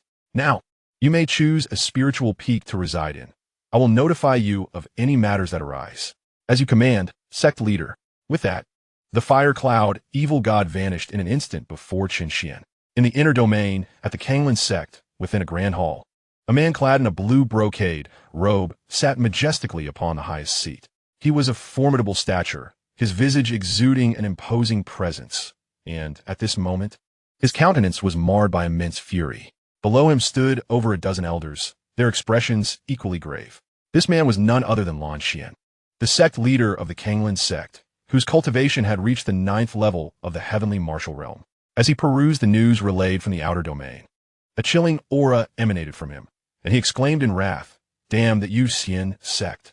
How dare they slay an elder of my Xianxia Sect? They are courting death. Clearly, Lan Xian's ire was boundless, for Elder Yu is the 3rd elder of their sect, a pivotal force within Xianxia. Furthermore, the actions of the Yuxian Sect were a blatant affront to their dignity. If they did not obliterate the Yuxian Sect, Xianxia would inevitably become the subject of ridicule henceforth. Indeed, sect leader, the audacity of the Yuxian Sect is beyond comprehension. We must eradicate them. Another elder chimed in. If we allow the Yuxian Sect to persist, we shall become a laughingstock within the entire Qin Holy Dynasty. As the elders voiced their sentiments, Lan Xian's cold demeanor intensified. After a moment of contemplation, he shot forth from the grand hall like a streak of light toward the outer domain. Ha ha ha! With our sect leader personally taking action, the insignificant Yuxian Sect shall surely be annihilated. Another elder proclaimed. What a mere outer domain sect thinks it can rise above us. They are simply inviting their own demise. The elders were not taken aback by Lan Xian's decisive actions. Had he refrained from intervening, it would have been a true anomaly, as they harbored a deep-seated disdain for those from the outer domain. How could they possibly tolerate the slaying of their elder by outsiders? Having gathered sufficient intelligence, Lan Xian was aware of the precise location of the Yuxian Sect. His formidable presence, as he traversed the eastern domain, naturally drew the astonished gazes of numerous cultivators. Who on earth is this person? He is astonishingly powerful. We have no one of such caliber in the outer domain. Perhaps he hails from the inner domain. Inner domain? Could it be someone from the Yuxian Sect? After all, the leader of the Yuxian Sect has slain one of our elders. Perhaps this individual has come seeking vengeance. Indeed, he must be from the Yuxian Sect. Let us hasten to witness whether the Yuxian Sect is truly stronger today, or if the Yuxian Sect can bring about their downfall. Quick, let's follow and see. Subsequently, numerous cultivators swiftly activated the spiritual energy within their bodies and soared towards the direction of the Yuxian Sect. Soon, news of the Zhonglan Sect's intent to annihilate the Yuxian Sect spread like wildfire across the four domains. The moment the news reached them, the domain lords Nan Yuanjing of the southern domain and Beit Songyun of the northern domain hastened to the eastern divine temple. At this moment, the three stood side by side at a considerable distance from the Yuxian Sect, eagerly awaiting the clash between the two great sections. They were equally keen to discern whether the Yuxian Sect could triumph over the Zhonglan Sect, or if the latter would prevail. As the three waited, a thunderous explosion emanated from the entrance of the Yuxian Sect. The figure of Lan Xian materialized before the sect's gate. Chapter 52. Annihilation of the Zhonglan Sect, entering the inner domain. Before the entrance of the Yuxian Sect, Lan Xian gazed upon the grand and imposing sect, which surpassed even the Zhonglan Sect in its magnificence, a fleeting glimmer of jealousy flashing across his face.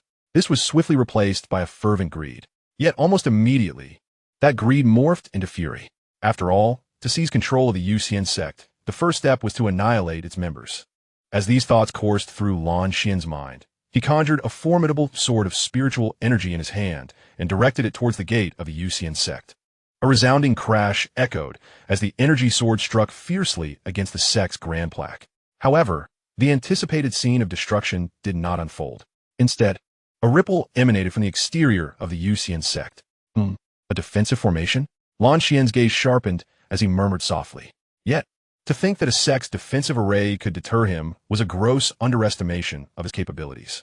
With that, Lan Xian amplified his voice using his spiritual energy, proclaiming, "Members of the Yuxian Sect, you better come out at once. How dare your sect master slay our elder from the Zhonglan Sect? Do you truly disregard us?" As Lan Xian's voice faded, a figure gradually emerged from within the defensive formation of the Yuxian Sect. It was none other than Chen Xuan, who had sensed Lan Xian's arrival the moment he appeared. Initially, he was preoccupied with the selection of the Yuxian Sect's new location within the inner domain. And now he was confronted with an unwelcome disturbance at his doorstep. Look, the sect master of the Yuxian Sect, Chen Xuan, has emerged. This is going to be entertaining. When two tigers contend, one must surely perish. The uncertainty lies in whether it will be the elder or the younger. Indeed, the sect master of the Zhonglan Sect is said to possess the strength of the ninth layer of the Tianwu realm, capable of effortlessly slaying Elder Yu.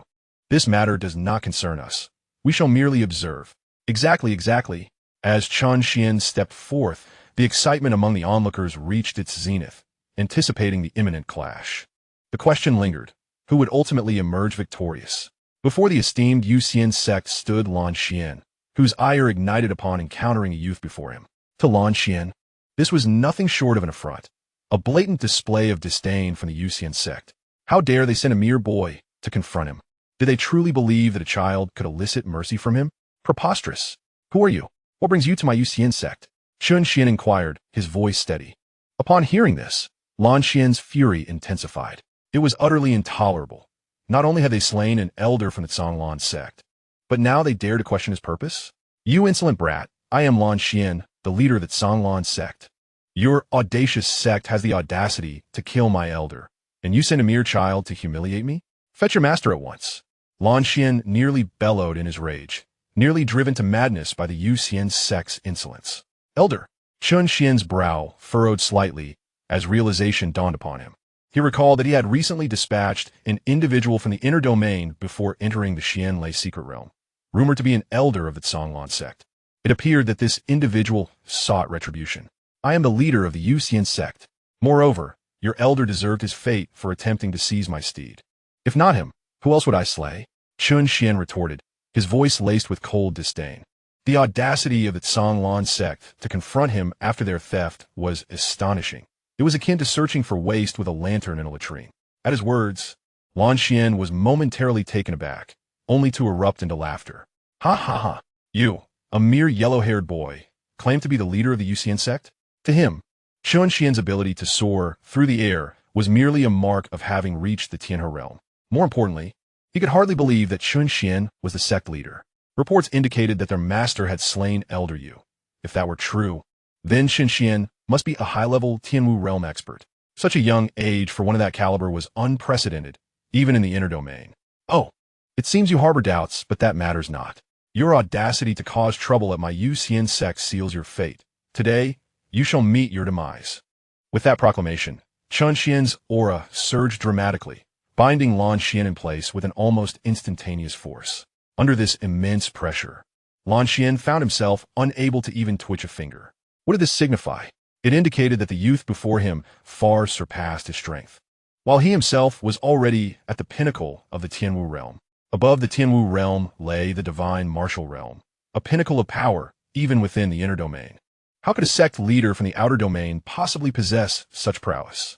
It was not until this moment that Lan Xian comprehended the magnitude of the adversary he had offended. Esteemed elder, I sincerely apologize for my previous transgressions. This entire affair was solely the design of Elder Yu and bears no relevance to the other members of our Kanglan sect. At that moment, feeling like a fish on the chopping block, Lan Xian immediately lowered his head in contrition. However, Chen Xian had no intention of letting him off the hook. Perfectly seizing the opportunity, he contemplated that the Yuxian Sect required a stronghold within the inner domain, and thus, the territory of the Kanglan Sect would serve as their new base of operations. It no longer mattered. From the instant you arrived at the Yuxian Sect, your fate was sealed, along with that of your Kanglan Sect. Once I have dispatched you, I shall personally venture into the inner domain to obliterate your sect. With that, Chen Xian flicked his fingers, unleashing a surge of spiritual energy that surged towards Lan Xian. Upon witnessing this, Lan Xian was struck with terror, his complexion paling instantly. He could sense that should this attack land upon him, it would mean certain death. Yet, he was powerless to act, resorting instead to furious curses. You dare to kill me? I represent a sect from the inner domain. Are you provoking the entirety of the inner domain? Chen Xian, however, merely smirked at Lan Xian's words. Your Kanglan sect hardly embodies the whole of the inner domain. Moreover, even if I were to provoke the entire inner domain, what of it? I could simply annihilate it all. Lan Xian wished to retort further, but the attack had already struck him, and in an instant, he evaporated without leaving a trace. Once the deed was done, Chen Xian's mind stirred, and he vanished from sight. A moment later, above the Kanglan Sect, Chen Xian stepped forth from the void. Instantly, a formidable pressure enveloped the entire sect. Before the members of the Kanglan Sect could comprehend the situation, Chen Xian descended with a single palm, reducing the entire Kanglan Sect to ruins. After completing this act, Chen Xian collected the resources of the Kanglan Sect into his system space. He then inquired of the system, the location within the inner domain has been chosen. It's time to relocate my sect. As his words fell, the system responded, acknowledged master, initiating the transfer of the Yuxian Sect. With a burst of golden light, the Yuxian Sect, situated far in the outer domain, ascended into the sky. Within mere moments, it appeared above the Kanglan Sect. Finally, with a resounding crash, the entire sect settled into the location formerly occupied by the Kanglan Sect. At this point, the Yuxian Sect had officially established itself within the inner domain. Observing this, Chen Xian smiled contentedly. The next step was to conquer the numerous sects within the inner domain. Chapter 53. Rise in Power. The Shock of the Forces in Yanling County. Chen Xian stood above the Yuxian Sect, watching as this majestic and transcendent sect gradually supplanted the former Kanglan Sect, a slight smile gracing his lips. After completing everything, Chen Xian directly communicated with Lin Yin and the others. You shall go forth and disseminate the news of our Yuxian Sect's annihilation of the Kanglan Sect.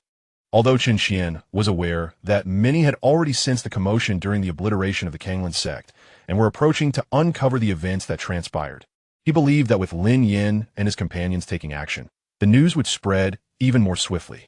Soon, they would witness which oblivious individuals might seek to cause trouble. Understood, Sect Master. Upon receiving Chen Xuan's message, the crowd displayed palpable excitement, each of them eager to partake in the unfolding drama. They relished the prospect of an event to alleviate their boredom. As soon as the words were spoken, they rushed out with fervor. Observing this, Chen Xuan could only shake his head in resignation. Once he had dispatched everyone, he retrieved the resources obtained from the Yuxian Sect. He then addressed the system. Convert these items into points. Received, Master, processing the statistics. Detected a total of 40 mid-grade spirit veins, 47 million mid-grade spirit stones, 8 high-tier cultivation techniques, and 16 mid-tier martial arts manuals. This totals to 870 million points. With a flash of white light, all the items before Chen Xuan vanished. Subsequently, the points displayed on the system panel increased to 1,890,033,000. Observing the amount, Chen Xuan felt a twinge of bitterness. He was still far from the goal of 100 billion points. It seemed this endeavor required patience. Thus, Chen Xuan resolved to proceed with a lottery draw, allowing the evolution of the heavenly eye to take its time. Steeling himself, he addressed the system. Conduct 8 level 6 draws and 9 level 5 draws. Each level 6 draw required 100 million points, and with a total of 1,800,000,000 points available, Chen Xuan was eager to test his luck. Received. Commencing the lottery. Congratulations, Master. You have obtained 5 cultivation enhancement cards for the 9th level of the Heavenly Martial Realm. Congratulations, Master. You have acquired 2 Breaking Sky Pills, which enable cultivators at the 9th level of the Earth Martial Realm to ascend to the Heavenly Martial Realm. Congratulations, Master. You have received 2 cappuccinos. Congratulations, Master. You have gained 2 cultivation enhancement cards for the 5th level of the Divine Martial Realm. Congratulations, Master. You have obtained 6 Divine Martial Pills, which allow cultivators of the Divine Martial Realm to break through one realm. Looking at the items he had drawn, Chen Xuan's expression brightened. With the enhancement cards in hand, he could further elevate the strength of the Yuxian Sect's members. Soon, he had allocated the items accordingly. Afterward, he instructed the system to display the attributes of his companions. System utilized the Heavenly Martial Realm enhancement cards Anzun, Medusa, Xiao, as well as the Landlord and Landlady. Upon the completion of his words, the cultivation card for the Celestial Martial Realm vanished without a trace. Simultaneously, outside the Yuxian Sect, the auras of Ziyun and her companions, who were disseminating news, began to strengthen gradually. Ziyun and Medusa ascended directly from the 9th level of the Celestial Realm to the 9th level of the Celestial Martial Realm, while the Landlord and Landlady advanced from the 9th level of the Earth Martial Realm to the 9th level of the Celestial Martial Realm. Witnessing this, their expressions brightened with joy. I have broken through to the 9th level of the Celestial Martial Realm. This must be the Sect Master's doing. The Sect Master is truly formidable, Ziyun exclaimed with elation, turning to Medusa. Me too. This is simply marvelous. However, both women wore veils, for if their true faces were revealed, it would surely incite a commotion. Meanwhile, Xiaohua remained by Chen Xuan's side, having transformed into a diminutive burning sky spirit sparrow, appearing exceedingly adorable. As the transformation occurred among Ziyun and the others, Xiaohua also felt a gradual enhancement of his own aura, ultimately stabilizing at the 9th level of the Celestial Martial Realm. Upon sensing the power within, Xiaohua could hardly contain his joy.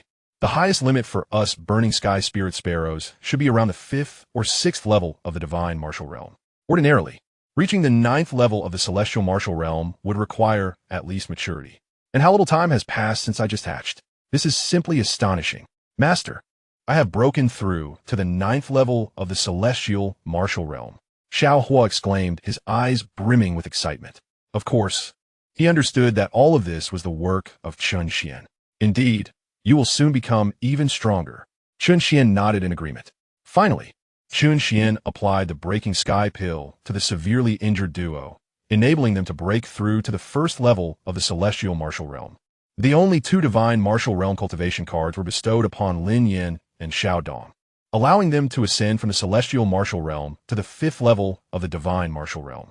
With such combat prowess, They should be able to dominate in Yinling County. Main quest. Detected that the Yuxian Sect has relocated to the inner region, becoming the foremost sect in Yinling County, and will receive substantial rewards. Just as Chen Xuan finished distributing the rewards he had drawn, the system's voice resounded. After some inquiries, Chen Xuan gained a rough understanding of the inner region. They were currently situated in Yinling County, where the Yuxian Sect stood as a formidable faction. However, the most powerful force in Yinling County was undoubtedly the county governor's mansion. This meant that defeating the county governor would allow the Yuxian Sect to become the leading sect in Yinling County. Now, Lin Yin and the others had already spread the news of Yuxian Sect's complete annihilation. It would not be long before someone came knocking at their door. The question remained, which sect would be the first to meet their misfortune? Yinling County. Within the county governor's mansion, the governor of Yinling County held a steaming cup of tea, gently sipping from it. Below him stood an elderly man, respectfully reporting the recent occurrences. Upon hearing of the annihilation of the Azure Blue Sect, a look of astonishment crossed the Governor Xianxia's face as he remarked, "Oh, the Azure Blue Sect has been utterly destroyed, and by an obscure sect, no less?" The elder nodded in acknowledgement, exclaiming in shock, "Governor, it appears that this sect possesses some formidable strength. To obliterate the Azure Blue Sect, they must at least have a powerful warrior at the divine martial realm." At these words, Xianxia's gaze sharpened. He knew that his own administration could have dealt with the Azure Blue Sect, but he was uncertain of the exact cultivation level of the divine martial realm expert from the Yuxian Sect. Elder Yang arranged for surveillance on the Yuxian Sect and try to ascertain their precise strength. The emergence of this sect instilled a sense of threat in the governor. "As you command, my lord," replied the elder before vanishing.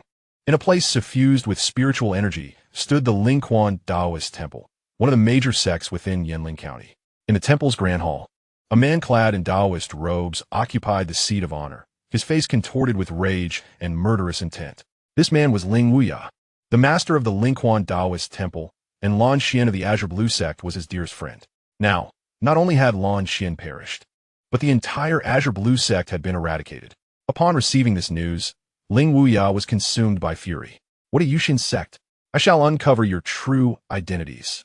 For daring to slay my brother, I will make you regret ever stepping foot in this world." Unlike others who feared the Yuxian Sect, he was undaunted, for he himself was a powerful warrior at the first level of the divine martial realm, while the governor of Yinling County was merely at the third level. Meanwhile, within the cities of Yinling County, taverns were abuzz with shock at the emergence of the Yuxian Sect and the downfall of the Azure Blue Sect.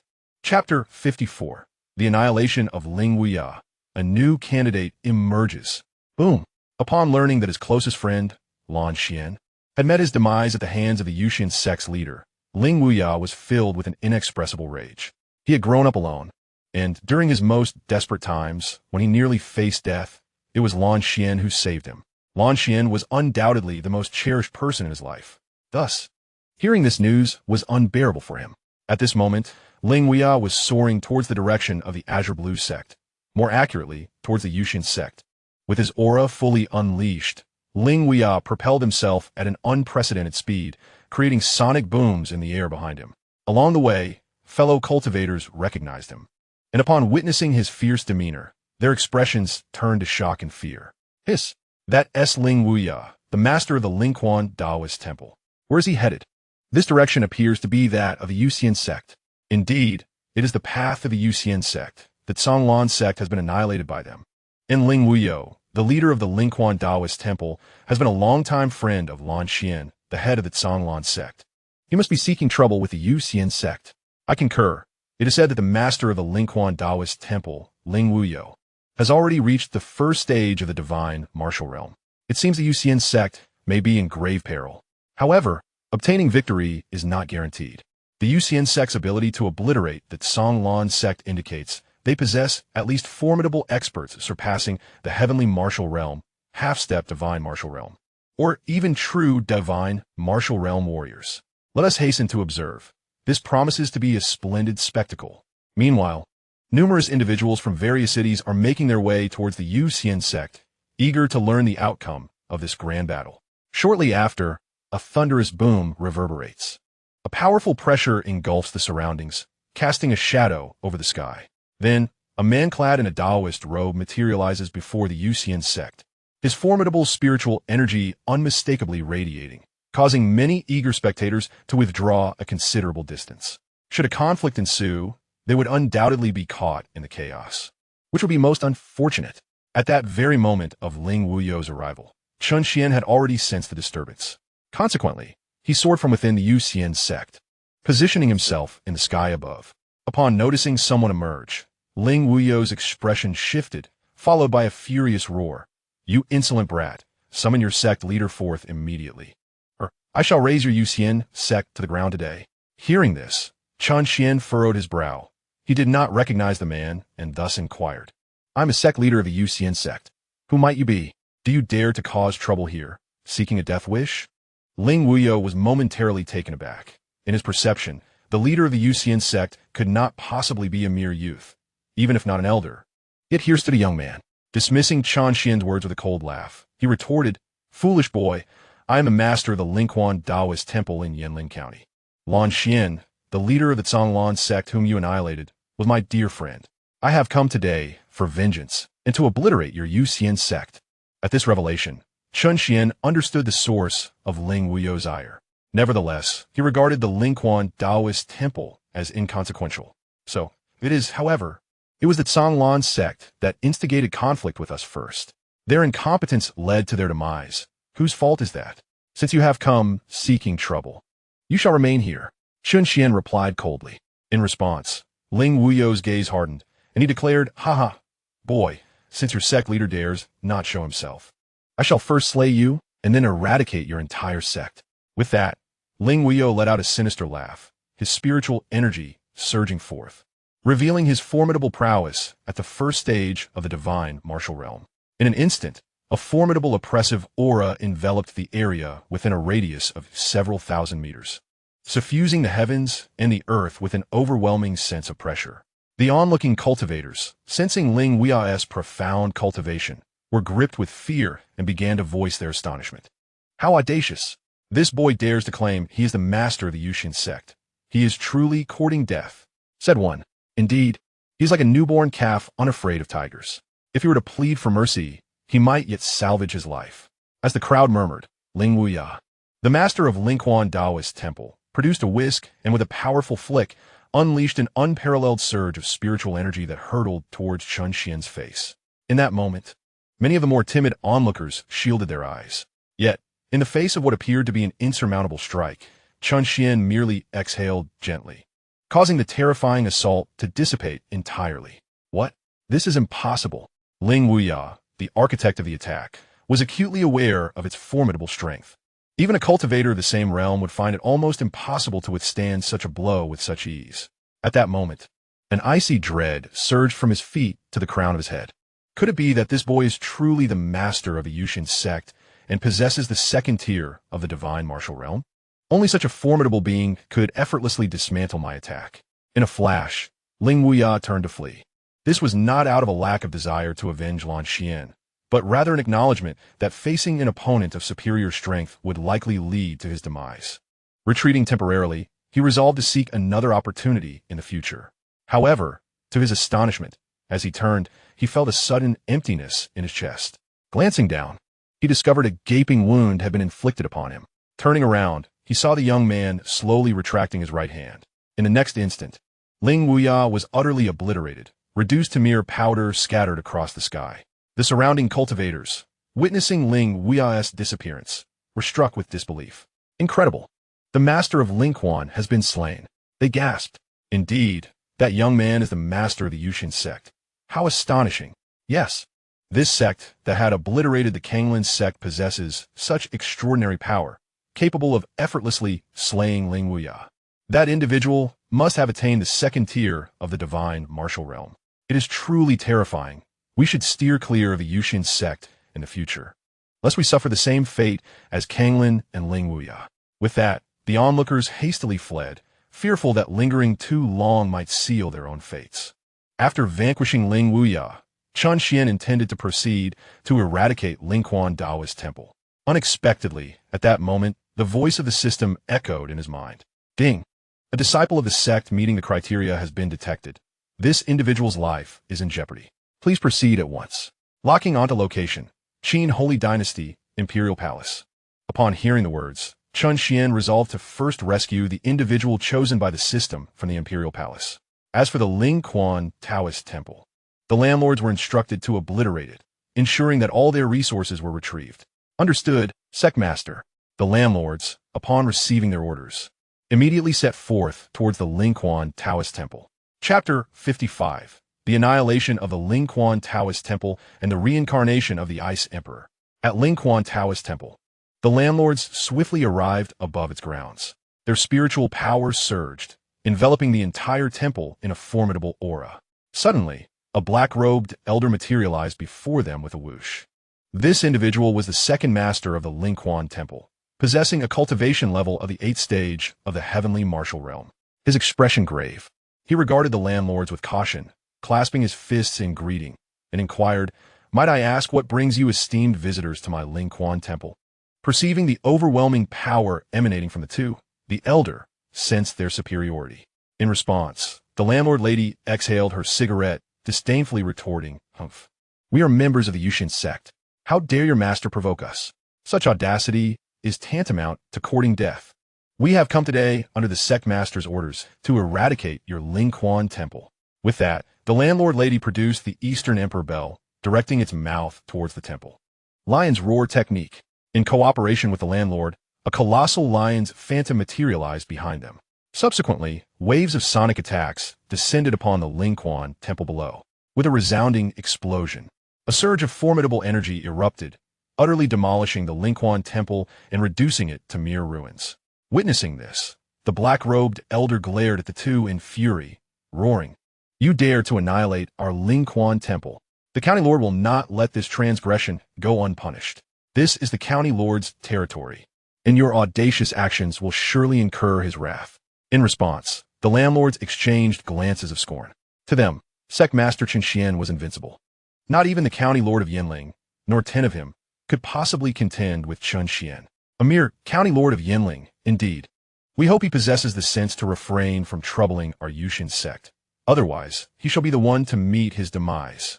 With that, the landlord clenched his fist, channeling a powerful strike towards the black-robed elder.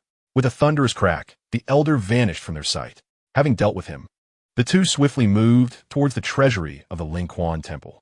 Before long, news of the death of Ling Wuyo, the master of Lingquan, and the temple's destruction spread like wildfire. Upon receiving this news, the various factions within Yinling County were left utterly astonished. Simultaneously, there existed a profound trepidation towards the Yuxian Sect. To these factions, the Yuxian Sect acted without restraint, extinguishing entities at will.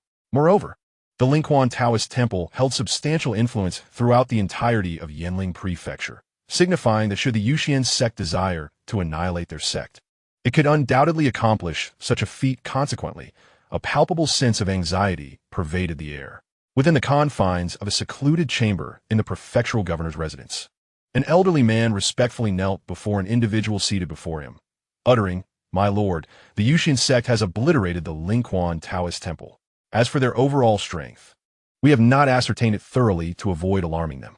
However, the sect leader of the Yuxian Sect, having slain Ling Wuya, is likely a formidable warrior at the second level of the divine martial realm. Otherwise, had they possessed a higher cultivation, they might have already besieged our governor's residence. Additionally, it is rumored that the destruction of the Lingquan temple was executed by 2 warriors at the 9th level of the heavenly martial realm, presumably also members of the Yuxian Sect." Upon hearing this, the prefect of Yinling displayed a fleeting expression of delight, only to quickly furrow his brow in concern. The leader of the Yuxian Sect is but a youth? To possess such prowess at such a tender age is alarming. He must be eradicated in his infancy. Otherwise, should he progress further, our prefectural governor's residence may very well find itself incapable of contending with the Yuxian Sect. Furthermore, their audacity to annihilate a sect within the confines of Yinling Prefecture demonstrates a blatant disregard for my authority as governor. If this continues, they may one day ride upon my very shoulders. We cannot allow their growth to persist. Yin Lao, summon all the esteemed experts within the governor's residence. In 2 days, we shall march together to obliterate the Yuxian Sect. The elderly man, in respectful acknowledgement, responded, "As you command, my lord," just as he prepared to depart. The prefect of Yinling interjected, "Wait. Ensure that the top factions within Yanling Prefecture are summoned to join forces with us in the annihilation of the Yuxian Sect. As he spoke, a glint of lethal intent flickered in the governor's eyes.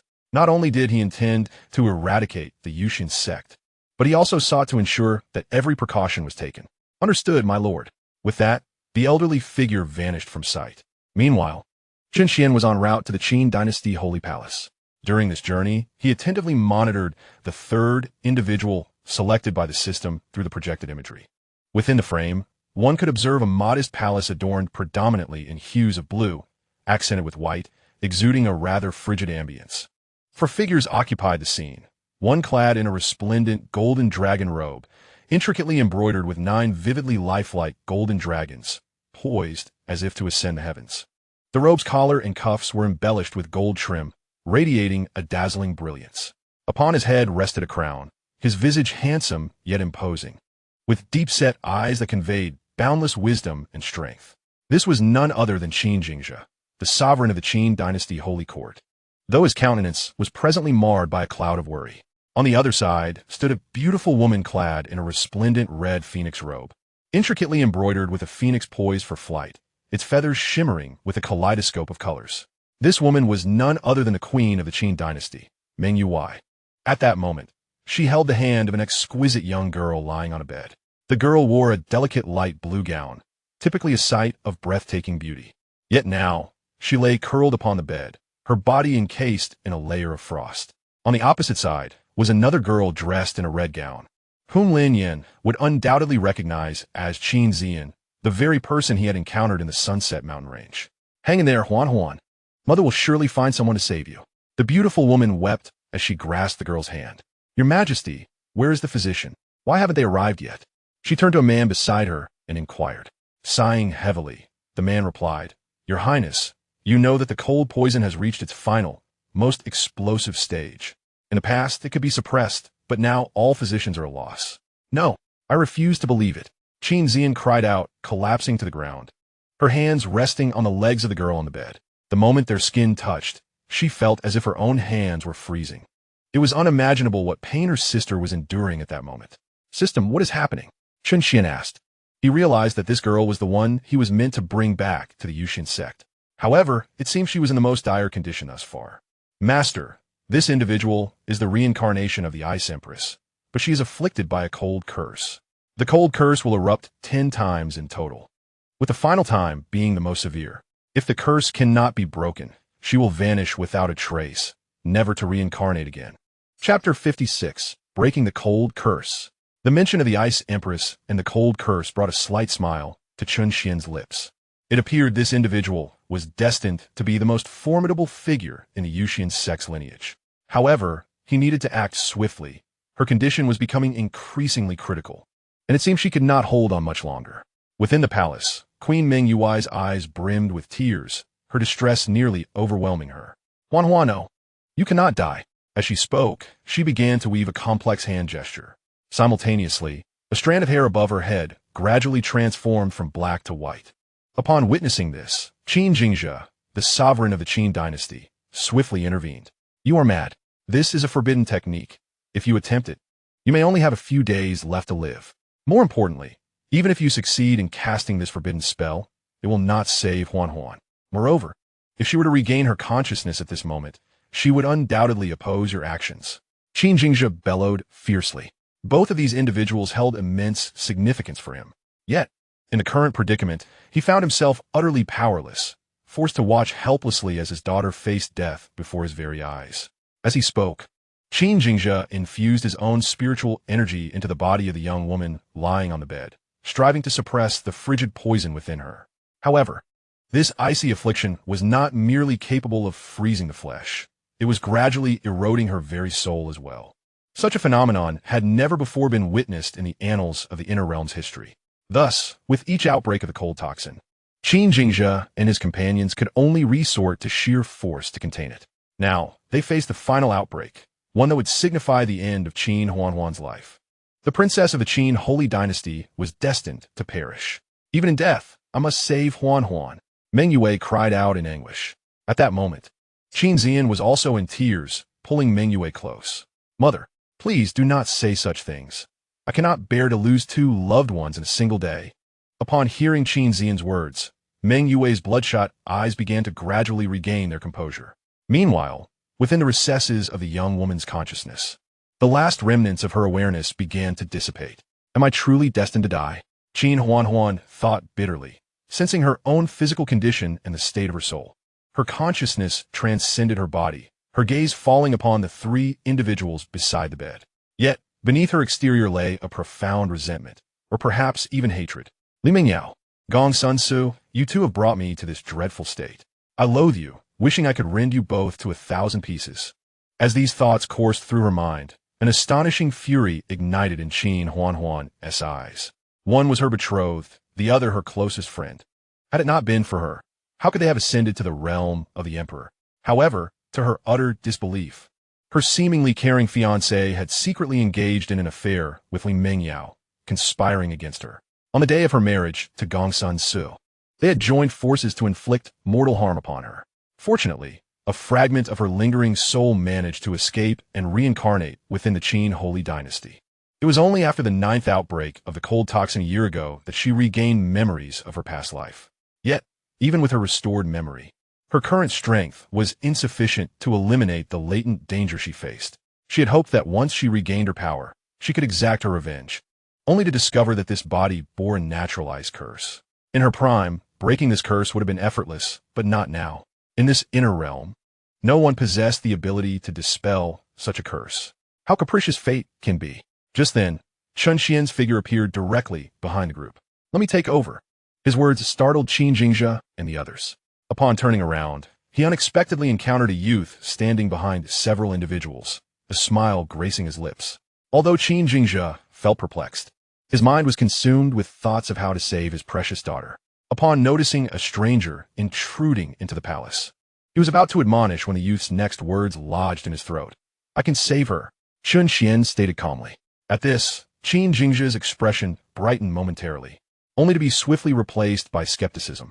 As the esteemed lord of the Qin Holy Dynasty, with a cultivation level of the 8th stage of divine martial realm, he was at a loss.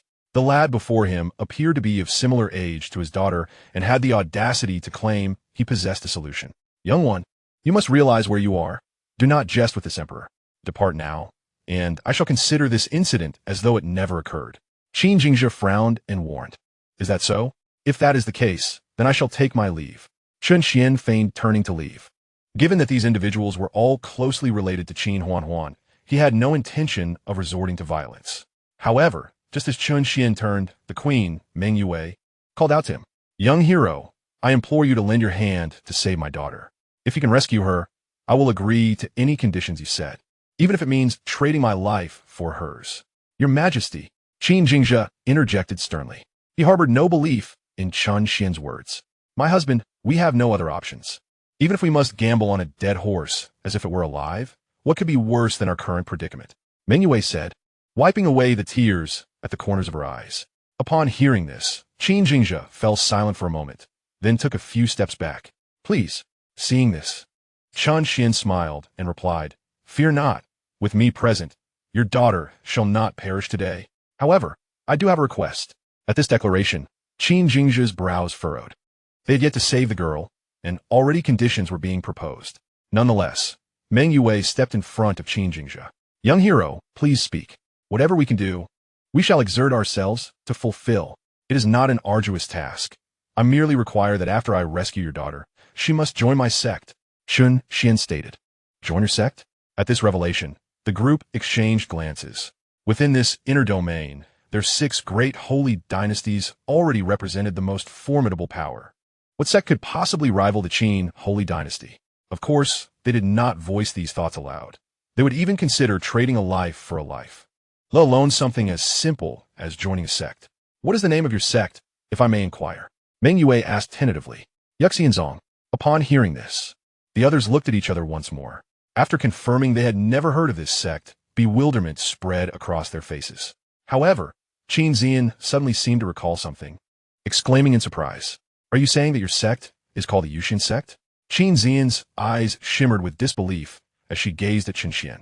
Xian, are you familiar with such a sect? Upon witnessing Qin Xian's profound reaction, Xianxia and Meng Yue hurriedly inquired. Enough. We shall discuss this later.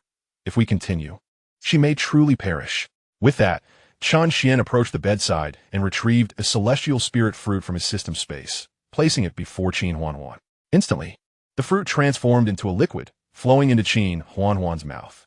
The onlookers observed with astonishment as the frost enveloping her began to visibly dissolve. Once the layer of frost completely vanished, Qin Jingzhe sensed that the cold poison within Chen Xuan had been entirely eradicated. However, the process did not end there. A unique spiritual energy enveloped Chen Xuan, forming an icy cocoon around her, emanating waves of chilling aura. Chapter 57, Frosty Ice Soul Sword. Chen Xuan joins the Yuxian Sect. Seeing this, Chen Xuan let out a sigh of relief. It appeared that the celestial spirit fruit had indeed taken effect, guiding Chen Xuan back onto the right path. Now, they merely awaited her emergence from the cocoon. Behind him, Qin Jingzhe and the others also felt a sense of ease. Yet a hint of gravity crept into their gazes as they regarded Chen Xuan. Upon calming their minds, they began to recognize numerous inconsistencies. They were situated deep within the Qin royal palace, specifically in the quarters of the eldest princess. How could a mere youth effortlessly infiltrate the palace and arrive precisely at their location, as if he were deliberately seeking out Chen Xuan? More critically, despite witnessing Chen Xuan's formidable abilities, they could not discern his true cultivation level, underscoring his enigmatic nature. Once assured of Chen Xuan's safety, Qin Jingzhe pulled Qin Xian closer and inquired in a hushed tone, "Xian, do you recognize the Yuxian Sect you just mentioned?" This time, even Meng Yue held her breath. Quietly listening, Qin Xian furrowed her brow and replied, "I have indeed heard of the Yuxian Sect, but I cannot ascertain if it is the same sect he refers to." "Oh, what do you mean by that?" Qin Jingzhe pressed further. Noticing his curiosity, Qin Xian lowered her voice and said, "Father, mother, do you recall that I mentioned the third prince of the Li Dynasty, Xianxia, perished in foreign lands?" At this revelation, both parents were taken aback. Qin Xian had previously informed them of this event, but since it pertained to the affairs of the Li Dynasty, it seemed irrelevant to the Qin dynasty. Moreover, the relationship between the two great dynasties was already strained, with inevitable rivalries. Consequently, Qin Jingzhe had sternly instructed Qin Xian not to disclose this matter to others, lest it invite calamity. Although the Qin clan does not fear the Li clan, the prospect of conflict arising from this incident is likely to result in some losses. Qin Jingzhe is certainly not inclined to provoke the Li clan over such a matter. Moreover, the sovereign of the Li clan, Xianxia, is currently in a state of great fury due to this event. Not only has he dispatched troops to search within the Li clan's territory in pursuit of the true culprit, but investigations are also underway among several other prominent clans, seeking eyewitnesses. Unfortunately, they are completely unaware that Xianxia did not perish in the inner realm, but rather met his demise in that remote outer domain. Could it be that Xianxiao's death is somehow linked to the Yuxian Sect? Qin Jingzhe pondered with suspicion. Indeed, a young man claiming to be from a Yuxian Sect effortlessly dispatched Xianxia, who was utterly powerless to resist before him. Furthermore, this youth appeared no older than Xianxia, yet possessed the cultivation of the celestial realm, although the specifics of his mastery within that realm remain unknown. Such prodigious talent hardly seems the sort that one would expect to find among those from the outer domain. Qin Xian spoke slowly. Qin Jingzhe and his companion displayed expressions of shock upon hearing this. Is this truly the case? Why did you not mention it earlier? The celestial realm is a level that even the foremost powers of the inner realm are yet to attain, though of course, Chen Xuan is an exception. Despite being born with a cold poison, her innate talent is unparalleled, leaving the younger generations of the 6 major clans in her dust. It is only due to her limited time spent in cultivation, most of which has been devoted to suppressing the cold poison within her, that she has not yet reached her full potential. Even so, she has already attained the 9th level of the celestial realm. Wasn't it you who told me not to speak of it? In response, Qin Xian playfully stuck out her tongue. She distinctly remembered that after she mentioned Xianxiao's death in the outer domain, Qin Jingzhe had instructed her not to discuss the matter further, even interrupting her words. Realizing this, Qin Jingzhe scratched his head awkwardly, as if recalling the incident. He then shot a disapproving glance at Qin Xian, saying, "Why didn't you emphasize the key points at that time?" As his words fell, the queen, Meng Yue, shot Qin Jingzhe a fierce glare and remarked, "It is clearly your own issue, yet you blame your daughter." Indeed, upon hearing her mother speak, Chen Xuan quickly linked her arm with the queeness, playfully pleading her case. Faced with this, Xianxia could only chuckle sheepishly, conceding, all right. It is indeed the fault of the emperor. So, do you believe that the Yuxian Sect you referred to is the one you've heard of in the outer domain? Yes. Chen Xuan nodded. To this, the others could not reach a conclusion. Well then, if we wish to determine whether it is indeed the sect that Xian knows of, we can simply inquire directly with this young hero later on. Furthermore, since he has indeed saved Huan, she shall henceforth be a disciple of the Yuxian Sect. Even if the Yuxian Sect is an external domain sect, what of it? Meanwhile, Chen Xuan was completely indifferent to the discussions around him. Instead, he engaged in a dialogue with the system. System, the person has been received. What of the gift package? Chen Xuan inquired internally. Received, master. Preparing the sect disciple gift package. Gift package ready, dispatching now. Imperial grade supreme martial art, ice sovereign technique. Imperial grade supreme martial skill. Twilight snow over 1,000 mountains. Ultimate imperial weapon, frost cold, ice soul sword. Items have been dispatched to the system space. Please check, master. Observing the grand gift package within the system space, Chen Xuan nodded in satisfaction. Qin Huan, having been the reincarnation of the Ice Emperor, found these ice-related techniques to be perfectly suited for her. Just as Chen Xuan was musing, the icy cocoon above the bed began to tremble. Gradually, before the gaze of the four, it melted away. With the disappearance of the icy cocoon, a graceful figure appeared before them. Unlike before, Qin Huan's once black hair had transformed entirely into an ice blue. An innate, supreme chill emanated from her, sending a shiver down the spines of Xianxia and the others. Even Xianxia, a formidable warrior at the 8th stage of the divine martial realm, sensed a hint of danger.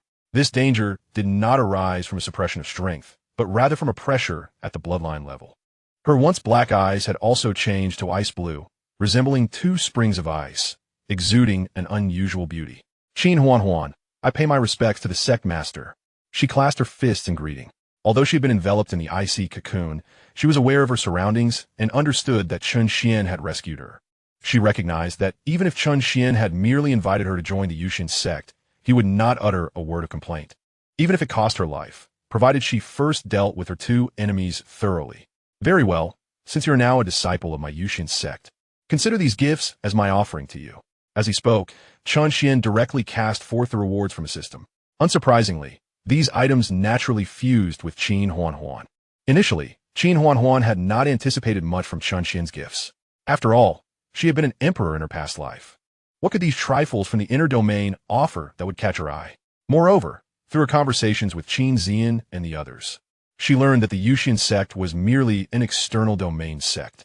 However, upon closely experiencing the gifts, her eyes widened in astonishment. These items were something she might not have been able to acquire even at her peak. Any single one of them could incite a frenzy of competition. Her gaze toward Chen Xuan now held a hint of wariness. This individual seemed to be more than just the simple master of an external domain sect. Chapter 58. Qin Huan's astonishment. What astonished her even more was the profound resonance these items had with her very being, as if they were meticulously crafted for her. Particularly striking was the sword, one she had never possessed even at her zenith.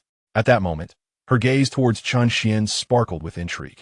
Her master seemed to harbor a hint of mystery. Such artifacts could not possibly be wielded by mere youth or foreign power.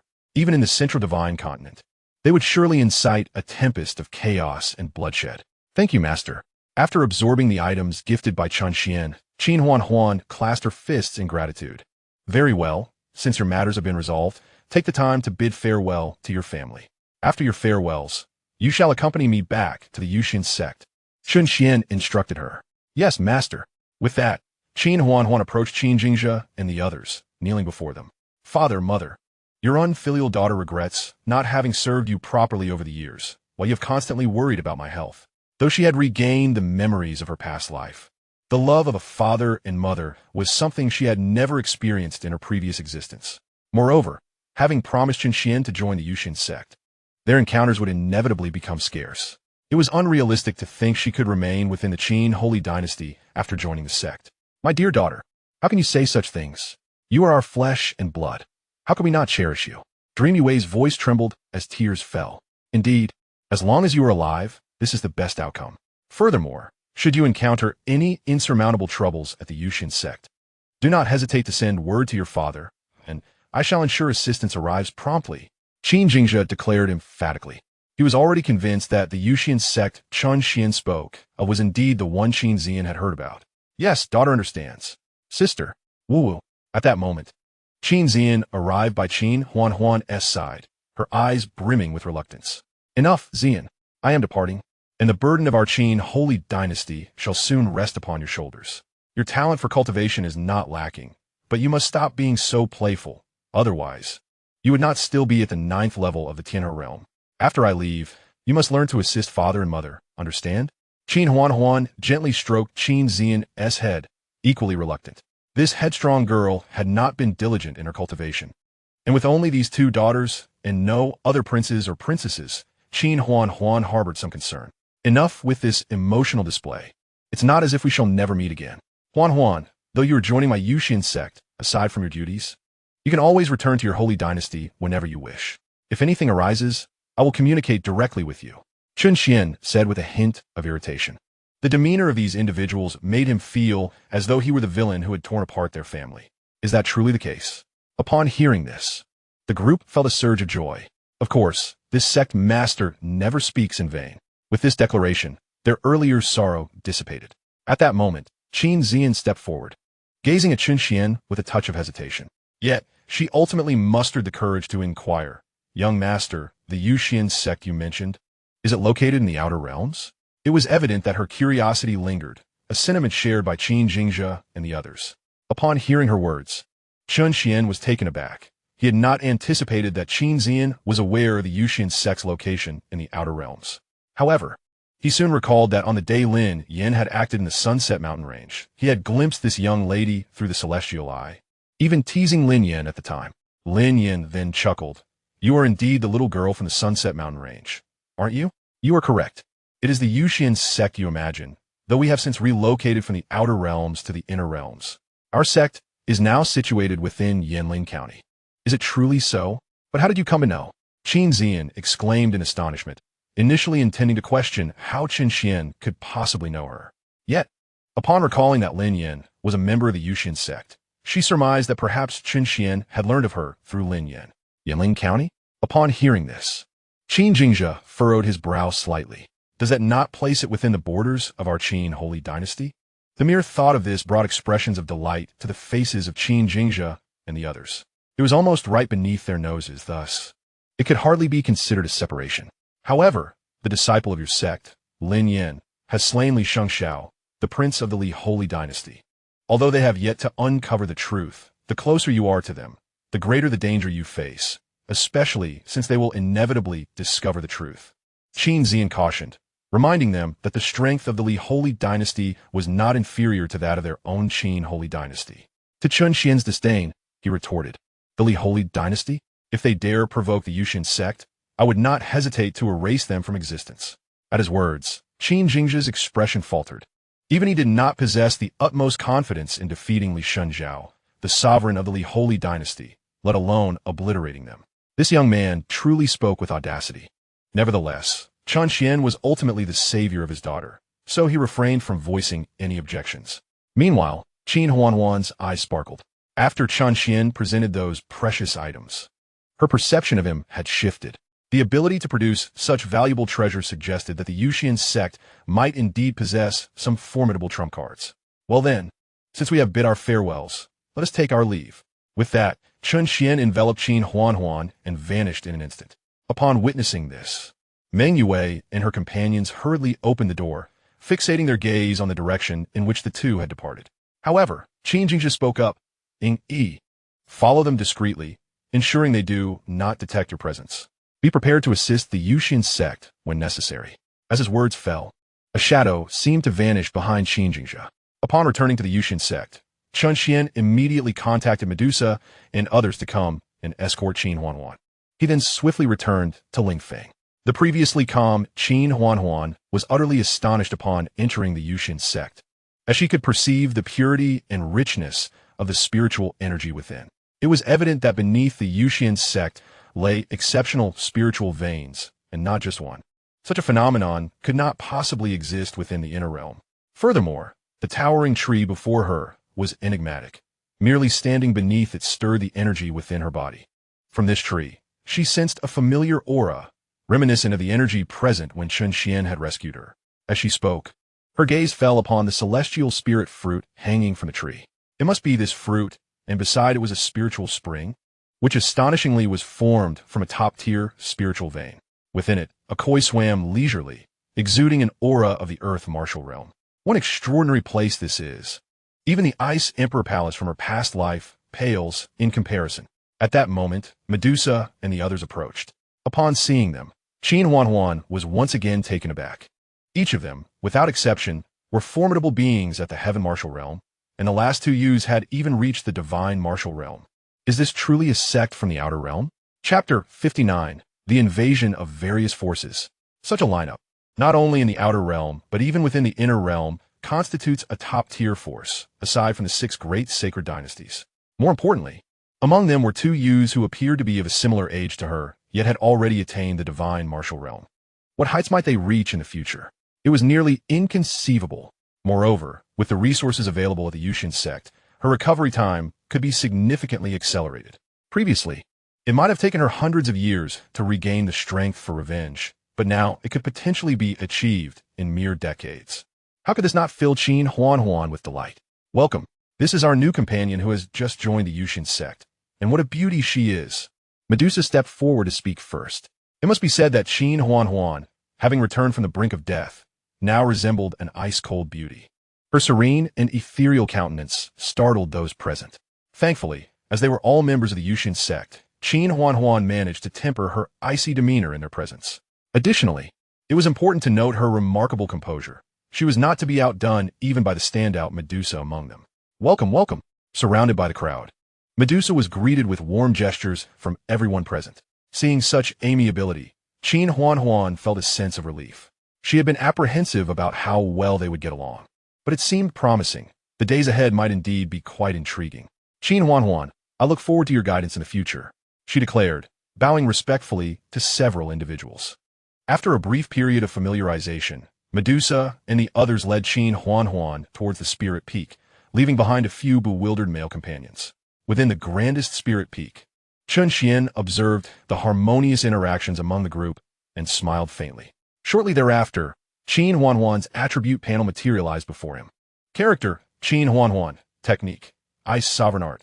Martial skills, Twilight Snow of 1,000 Mountains.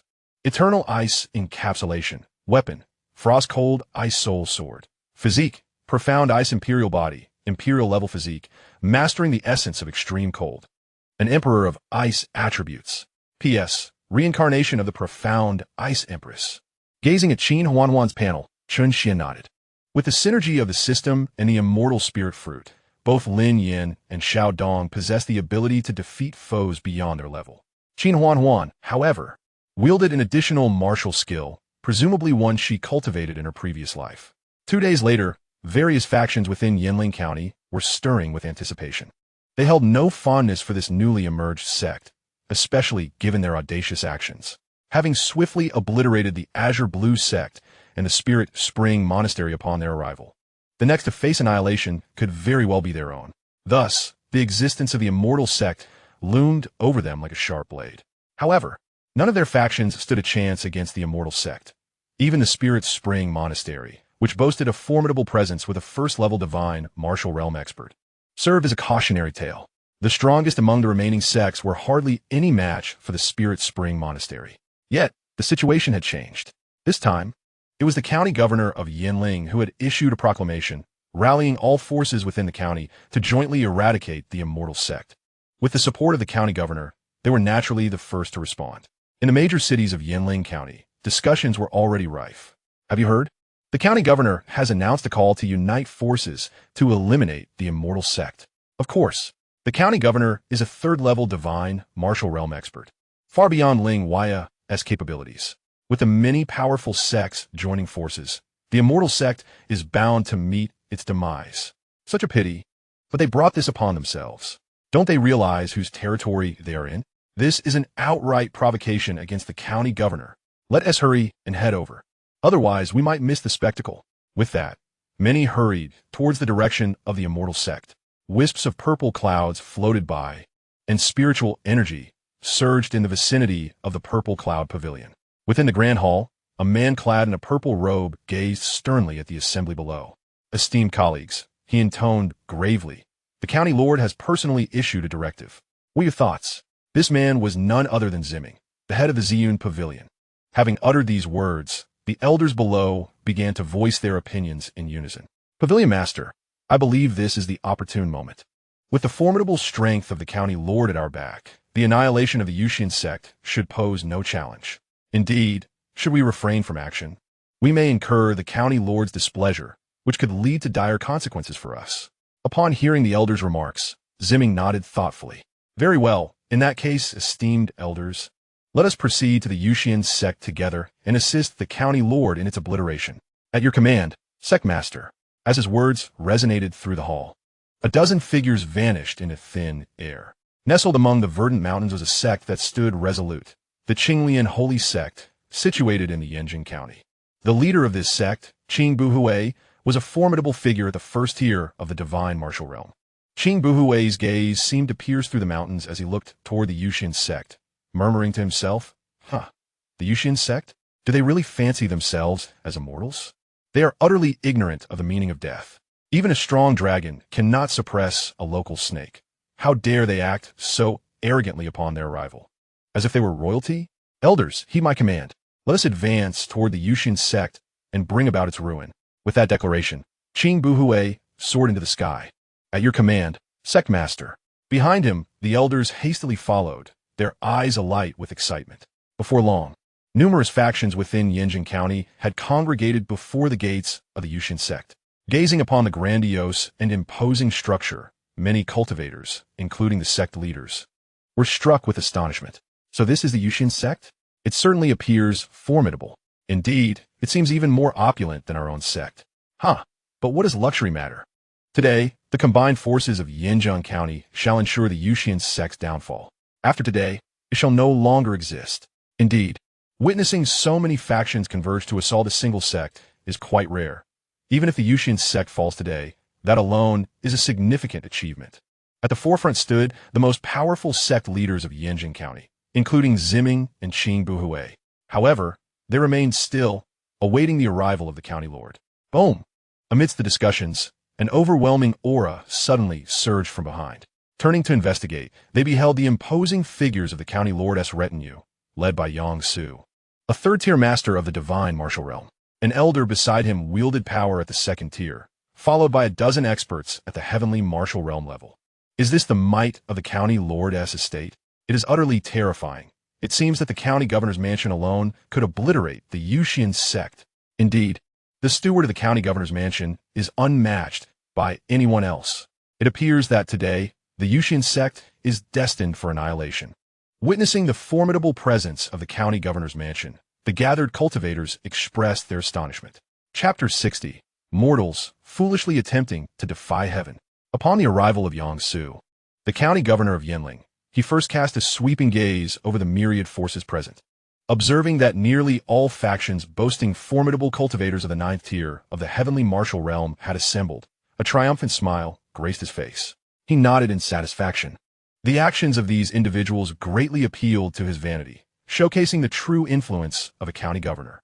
With a sly smile directed at the assembled cultivators, he began to speak. "I greatly appreciate your efforts in carving out time from your busy schedules to join the county governor's mansion in exterminating the Yuxian Sect surrounding him." Particularly the leaders of the major factions quickly offered their praise in response. "Your Excellency, you flatter us. The Yuxian Sect is but an outsider, acting with such arrogance and disregard for others. Their actions pose a grave threat to the safety of all forces and cultivators within Yanling County. Thus, to ensure the continued harmony of Yanling County, the eradication of the Yuxian Sect is imperative, a matter of collective consensus. Moreover, even if your Excellency were to remain silent, we would seize the opportunity to eliminate the Yuxian Sect. We must not allow such a perilous sect to exist within Yanling County." Some wandering cultivators echoed their agreement. Indeed, let's restore the clear skies of Yanling County. Down with the Yuxian Sect. Down with the Yuxian Sect.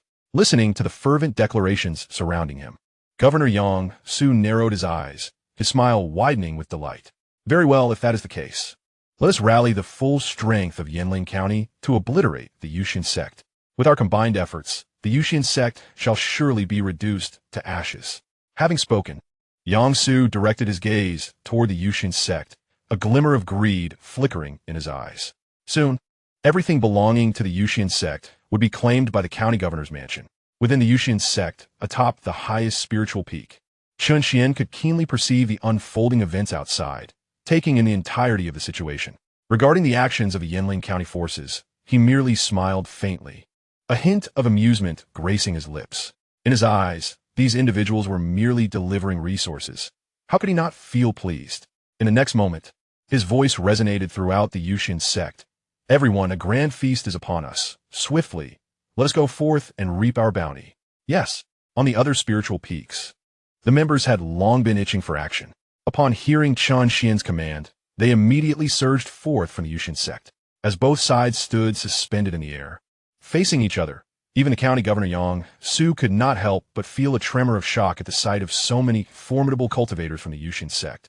Clearly taken aback by their numbers, 10 formidable warriors at the 9th level of the Celestial Martial Realm, along with 2 at the 1st level, and 2 more at the Divine Martial Realm. Such a formidable assembly rivals even the governor's estate. Beyond the governor's estate, no other faction possesses this many 9th level celestial martial practitioners. At the same time, he silently rejoiced in having forged early alliances with various forces. Otherwise, had the Yuxian Sect methodically devoured the powers within Yanling County, even the city lord's residence would likely find itself impotent against them. Although 2 among them were of the Divine Martial Realm, he perceived them merely as first-level practitioners, with 5 Divine Martial Warriors on their side. Including those of the 2nd and 3rd levels, they should be sufficiently equipped to deal with the Yuxian Sect. As everyone emerged, Chen Xuan also stepped forth. Upon seeing him, Governor Yang Su's gaze sharpened. After Chen Xuan had slain Ling Wuyo, Yang Su had recognized him through images as the leader of the Yuxian Sect and a formidable 2nd-level divine martial practitioner. Upon encountering Chen Xuan, Yang Su unveiled his 3rd-level divine martial aura, disdain flickering his eyes as he declared, "You are the leader of the Yuxian Sect? A mere 2nd-level divine martial practitioner? Alas, you are doomed today." Following this proclamation, Yang Su erupted into boisterous laughter. Behind him, Chen Xuan furrowed her brow. She had always found Chen Xuan inscrutable, and upon hearing Yang Su assert that Chen Xuan was only a 2nd-level divine martial practitioner, her concern deepened. Although she could sense that Lin Yin and Xiao Dong were of the divine martial realm, their lack of overt displays left her uncertain of their exact levels. Given that Chen Xuan was merely a 2nd-level divine martial practitioner, she assumed the same for the 2 of them. Such a configuration, even with the Yuxian Sect's greater number of 9th-level celestial martial warriors, would still struggle against their opponents. After all, true dominion on the battlefield is wielded by the most elite forces. As Yang Su and his cohorts prepared to strike, Chen Xuan stepped forward, her azure eyes, cold as 2 frozen lakes, fixated on the opposition. "Impudent fools! I am Princess Chong of the Qin Holy Dynasty. Should you fail to retreat, I shall ensure the annihilation of your entire lineage." This declaration left not only the adversaries stunned, but also caused a momentary pause among the Yuxian Sect members. However, Yang Su soon erupted into laughter. You claim to be a princess? I could just as easily claim to be the sovereign of the Qin Holy Dynasty. He dismissed Chen Xuan's proclamation with utter incredulity. How could the illustrious princess of the Qin Holy Dynasty possibly be found within the confines of a mere sect? Given her affliction from cold poison, it was not surprising that she seldom appeared in public view. The lack of recognition from these individuals was entirely understandable. Behind Yang Su, his companions erupted into raucous laughter. Ha ha ha! He claims she is a princess. How utterly ridiculous. Indeed, the young lady possesses remarkable beauty. Before we end her life, there remains an opportunity for some mischievous delight. In a moment, a torrent of vile language was unleashed. Witnessing this, Chen Xuan was utterly infuriated. Yet, even with the addition of the formidable imperial weapon, she would not stand a chance against these individuals. Meanwhile, a shadow stirred silently in the void, poised to take action. This person, sent by Xianxia, observed the audacity of these people to jest about the crown princess and the holy master. To him, this group was already marked for death.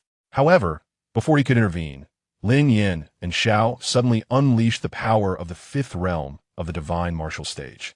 At that moment, they astonished everyone present, including Chen Xuan, who could only stare in disbelief at the two. Medusa grasped Chen Xuan's hand and assured her, "Do not worry. Even a mere Yinling county, or even 10 of them, would not pose a challenge to our Yuxian Sect." In that instant, fear gripped the hearts of the intruders, their bodies trembling in terror. Impossible! How could your Yuxian Sect possess 2 experts at the 5th realm of the divine martial stage? Despite their incredulous words, their bodies betrayed them as they hastily fled. In that moment, any thought of resistance vanished, replaced solely by the singular desire to escape, farther and faster. Even the shadow lurking in the void, Yi, bore an expression of astonishment. The 5th realm of the divine martial stage. As the shadow guard of Holy Master Xianxia, he himself was only at that level. It was utterly unfathomable that a disciple of the Yuxian Sect could possess equal strength. Yet, as the crowd fled, Chen Xuan smiled faintly, a hint of derision curling at the corner of his mouth. Ha! Mere ants of the mortal realm, daring to defy fate? In this land, the Emperor realm reigns supreme. To prance before me is nothing short of courting death. Then, Chen Xuan pointed, and the void rippled as the space trembled. In the next heartbeat, all the fleeing individuals erupted into a mist of blood. Chapter 61. The Mother-Child Spatial Transmission Array. This scene left Chen Xuan rooted in shock. Such a feat could not possibly be achieved by one at the 2nd realm of the divine martial stage. It required at least a high-ranking expert of that realm, suggesting that Chen Xuan's power might even surpass her father's. Just how many secrets did this individual harbor? Seeing her astonishment, Medusa chuckled. No need for such surprise. You will soon witness the astonishing capabilities of our sect. Afterward, she cast a sidelong glance at Chen Xuan's cultivation level, 9th level of the celestial realm. This was likely the lowest strength within the Yuxian Sect, as even the koi fish in the spiritual spring had reached the earth martial stage. However, it would not be long before Chen Xuan's cultivation soared to match theirs. Meanwhile, in the depths of the void, Yi's fingertips trembled slightly. In the presence of such formidable beings within the Yuxian Sect, there was no need for a mere 5th-tier God martial realm practitioner to offer assistance. Chen Xuan, maintaining an impassive demeanor, suddenly cast a sidelong glance toward the position of Shadow One, only to retract his gaze promptly. He then extended his hand, effortlessly collecting the storage rings left behind by the deceased. Turning to the others beside him, he commanded, "Proceed to annihilate the forces behind them and retrieve all resources." With that, Chen Xuan vanished without a trace. "At your command, Sect Master." The group responded, clasping their fists in respect before dispersing in various directions. Once they had departed, a number of concealed rogue cultivators emerged, their eyes filled with trepidation. They had initially come to witness the downfall of the Yuxian Sect, only to bear witness to the utter defeat of the county governor and his entourage. This scene was one that would likely haunt them for the rest of their lives. An indelible mark of horror. Many retreated, murmuring in disbelief, "How terrifying! Is this the true might of the Yuxian Sect?" Indeed, it was wise to avoid provoking the Yuxian Sect from this point forth, lest one find themselves unaware of their impending demise. Why is the Yuxian Sect so powerful, leading to our unwarranted demise? Those who were slower to flee fell victim to the hands of Mai Ling and her companions. Although Chen Xuan did not slay them, the fact that they had come to witness the downfall of the Yuxian Sect rendered their fate just.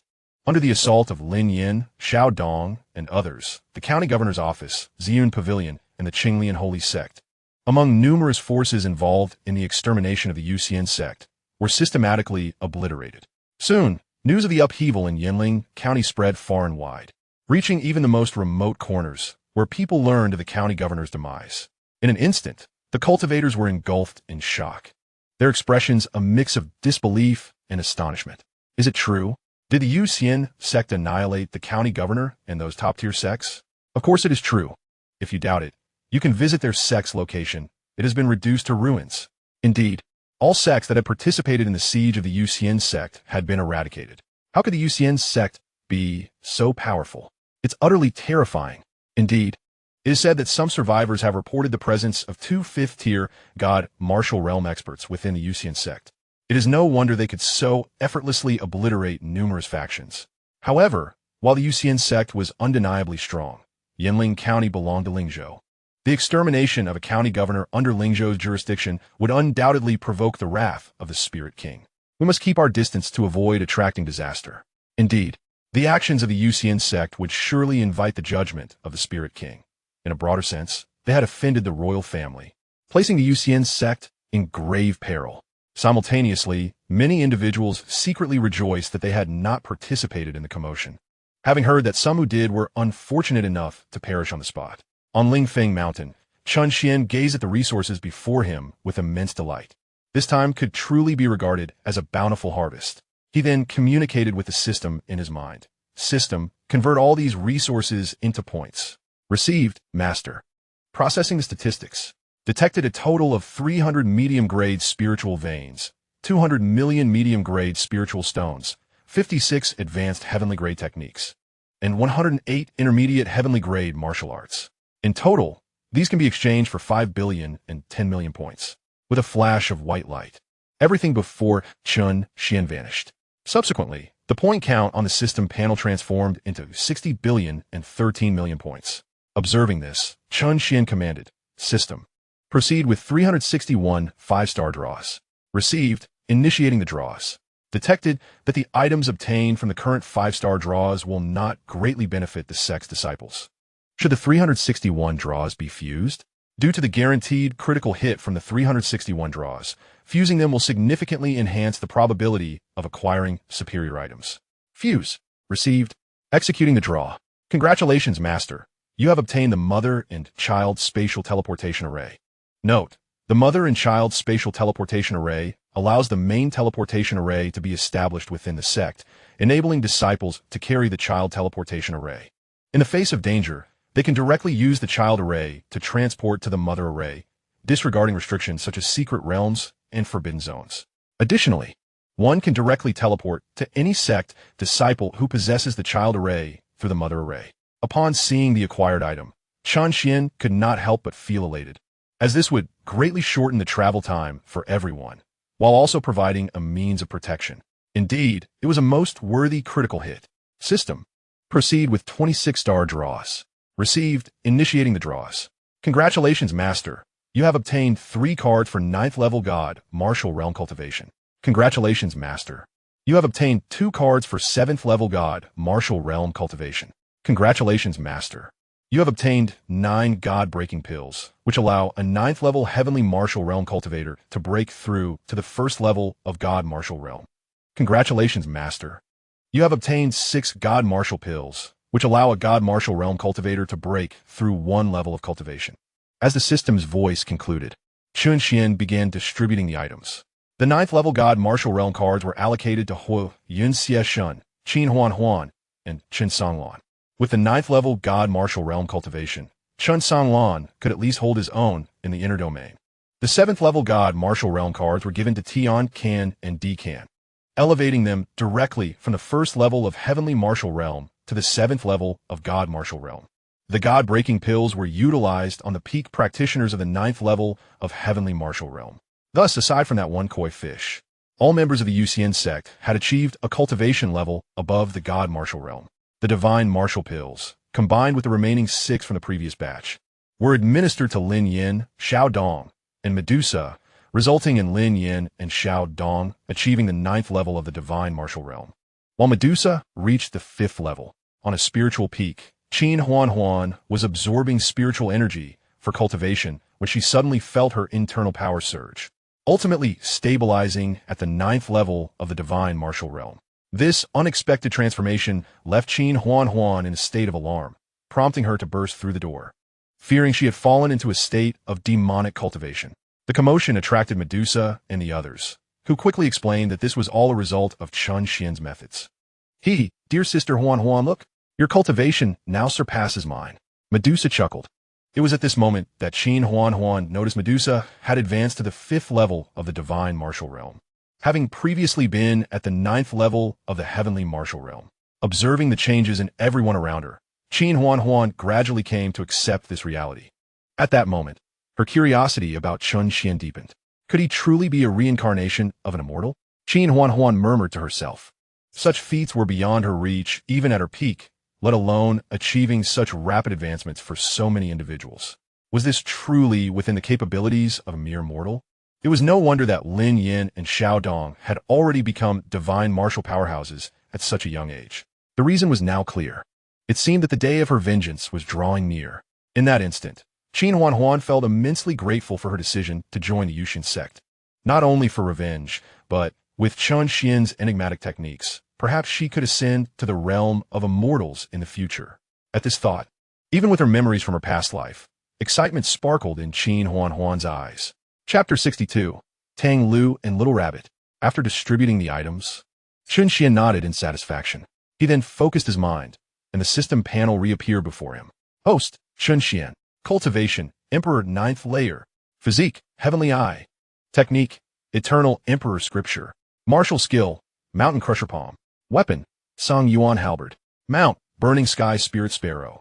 Special Ability, Absolute Suppression, Simulation. Points, 401.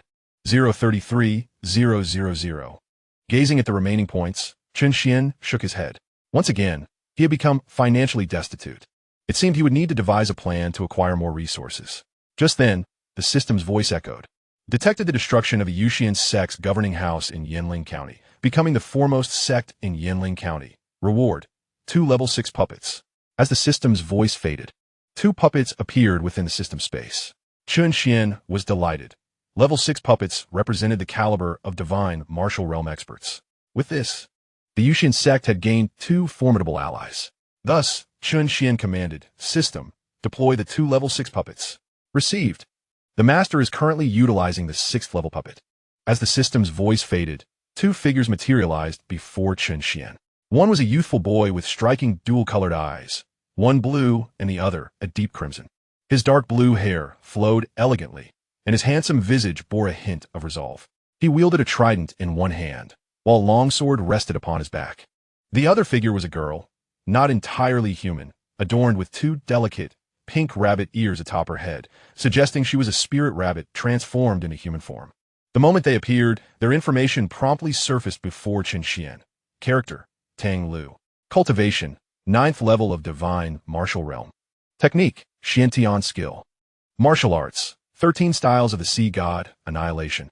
Weapons, Sea God Trident, Azura, Demon Sword. Character, Xiao Tu. Cultivation, 6th level of Divine Martial Realm. Technique, Extreme Charm Mystic Method. Martial Arts, Explosive 9-Section Throw, Absolute Defense, Moonlight Heaven Slaughter, Eye of Enchantment. Weapon, Extreme Day, Soft Armor. Upon their arrival, the 2 exchanged glances before turning their attention to Chen Xian. Tang Lu pays respects to the Sect Master. Exclaimed Tang Lu. Xiao Tu pays respects to the Sect Master. They both acknowledged, recognizing Chen Xian as the leader of the Yuxian Sect, and thus they bowed respectfully. Excellent. Henceforth, you shall be disciples of the Yuxian Sect. You may proceed to the location of the Spirit Peaks to select your residence and integrate swiftly among your peers, Chen Xian instructed, referring to those who had joined the Yuxian Sect before them. This arrangement would facilitate future collaboration. Yes, Sect Master. They replied in unison before retreating from the Grand Hall. In the outer realm, near the border of the Eastern Domain and the Inner Domain, a disheveled middle-aged man, exuding an unstable aura, staggered swiftly toward the outer realm. Simultaneously, he muttered curses, his face etched with indignation. Damn it, the Inner Domain is indeed teeming with formidable beings. Even though I have reached the 9th level of the Heavenly Martial Realm, I nearly perished there. No, it is the damned Heavenly Demon Sect. If I cannot defeat you, I shall let my Yuxian Sect take action the next day, and see if he remains so arrogant then. This man was none other than Chen Kanglin, who had departed alone. He had thought that having attained the 9th level of the Heavenly Martial Realm under Chen Xian's guidance, he would be able to make a mark in the Inner Domain. Little did he expect to come perilously close to losing his life there. Had he not fled swiftly, he would have long lost his life. The predicament arose when he inadvertently entered the territory of the Wei Holy Dynasty, one of the 6 great holy dynasties in the Inner Domain. Unexpectedly, by a stroke of fortune, he discovered Blood Spirit Jade in a secluded canyon. Blood Spirit Jade is an exceptionally rare cultivation treasure, and upon encountering such a prized possession, Chen Kanglin certainly could not allow it to slip away. Beside the Blood Spirit Jade lay a guardian beast, a blood python that had attained the formidable 8th level of the Celestial Martial Realm. This python, it seemed, had reached such a realm after years of cultivation aided by the blood spirit jade. Just as Chen Xuan was about to slay the python and claim the blood spirit jade for himself, he was unexpectedly ambushed. Someone had already seized the jade and struck Chen Xuan away with a single palm. More alarmingly, this individual was a formidable warrior at the first level of the divine martial realm. Recognizing his disadvantage, Chen Xuan wisely chose to retreat. But the assailant was intent on eliminating him to silence any witnesses. Had their clash not attracted the attention of other powerful beings, Chen Xuan's life could have been at grave risk. In a moment of quick thinking, he relayed the news of the jade's theft to the arriving individuals, thus managing to evade the pursuer. Through others, he learned that this assailant was none other than the master of the heavenly demon sect, Immortal. Chen Xuan now sought aid from the Yuxian Sect, knowing he stood no chance against a first-level divine martial realm opponent. Yet he believed Chen Xuan would be more than capable of handling the situation. Just you wait. How dare you bully the foremost talent of the Yuxian Sect? With that, Chen Xuan transformed into a streak of light, racing toward the Yuxian Sect, with his speed at the 9th level of the celestial martial realm. He swiftly returned to the location of the Yuxian Sect. However, upon arrival, he was met with utter astonishment. The once grand Yuxian Sect had vanished, leaving behind only a vast expanse of flat ground. What on earth? How could it be gone so soon after my departure? Chen Xuan was bewildered. Surely it hadn't been obliterated by another force? But he quickly dismissed that thought. The Yuxian Sect's strength was unparalleled in this outer realm, and annihilation was out of the question. Pondering in vain, Chen Xuan retrieved the communication stone to contact Chen Xuan. Moments later, as the stone connected, Chen Xuan's figure appeared within the crystal. Observing Chen Xuan reclining comfortably in a soft rocking chair, nonchalantly consuming spirit fruits, Chen Xuan felt a surge of frustration. Before he could speak, Chen Xuan chuckled. "Father, it's been a few days. Where have you gone to play refugee?" He felt little concern for Chen Xuan's safety, as he had left behind measures within him. Should Chen Xuan's life be in genuine peril, he would sense it and provide aid through his mark. "You little rascal, is this a time for jest? I demand to know, what has become of our sect? How could such a large sect simply disappear?" Chen Xuan retorted, exasperated. Taken aback, Chen Xuan had indeed forgotten to inform Chen Xuan that the Yuxian Sect had relocated to the inner realm. "I've moved the Yuxian Sect to the inner realm, within the Qin Sacred Dynasty. I'll send you the location details." With that, Chen Xuan abruptly ended the communication. In his view, Chen Xuan would not be in any mortal peril, so he might as well come over himself. Upon witnessing Chen Xuan abruptly terminate the communication stone, Chen Xuan's face twitched. And gritting his teeth, he muttered, "That insolent brat. Just wait until I return. I shall deal with you." With a heavy sigh, he lamented, "So I made a fruitless trip. Having just returned from the inner region, I must venture back again. Nonetheless." Chen Xuan set off immediately in the direction indicated by Chen Xuan. Chapter 63. The Star Tadpole Compass. In the Sunset Mountain Range, an intense battle unfolded between a man and a demonic beast before the Xianxia fruit tree. Suddenly, two figures quietly emerged from the void. In an instant, a terrifying pressure enveloped the entire Sunset Mountain Range. All living beings found themselves rooted to the spot, trembling in fear under the weight of this oppressive force. "Is this truly the place?" inquired a white-robed elder, facing a black-clad elder who held a small object resembling a compass in his hand. Within the compass, a black tadpole swam languidly. "It must be correct. The star tadpole compass cannot be mistaken," the black-clad elder declared in a deep voice, though a hint of doubt lingered in his tone, causing the already wrinkled brow to furrow even further. Just as he finished speaking, the star tadpole compass in his grasp suddenly vibrated violently. The black tadpole at its center transformed into a vibrant red and began to swim rapidly. Both elders were taken aback by the unusual movement of the compass, and a flicker of joy appeared on the aged face of the black-clad elder. "Indeed, this is it," he exclaimed, casting a glance at the white-robed elder. Their gazes met, and in an instant, their expressions turned icy. In this barbaric land, there are those who dare to plot against a royal prince of the Holy Dynasty. They truly do not know the meaning of mortality.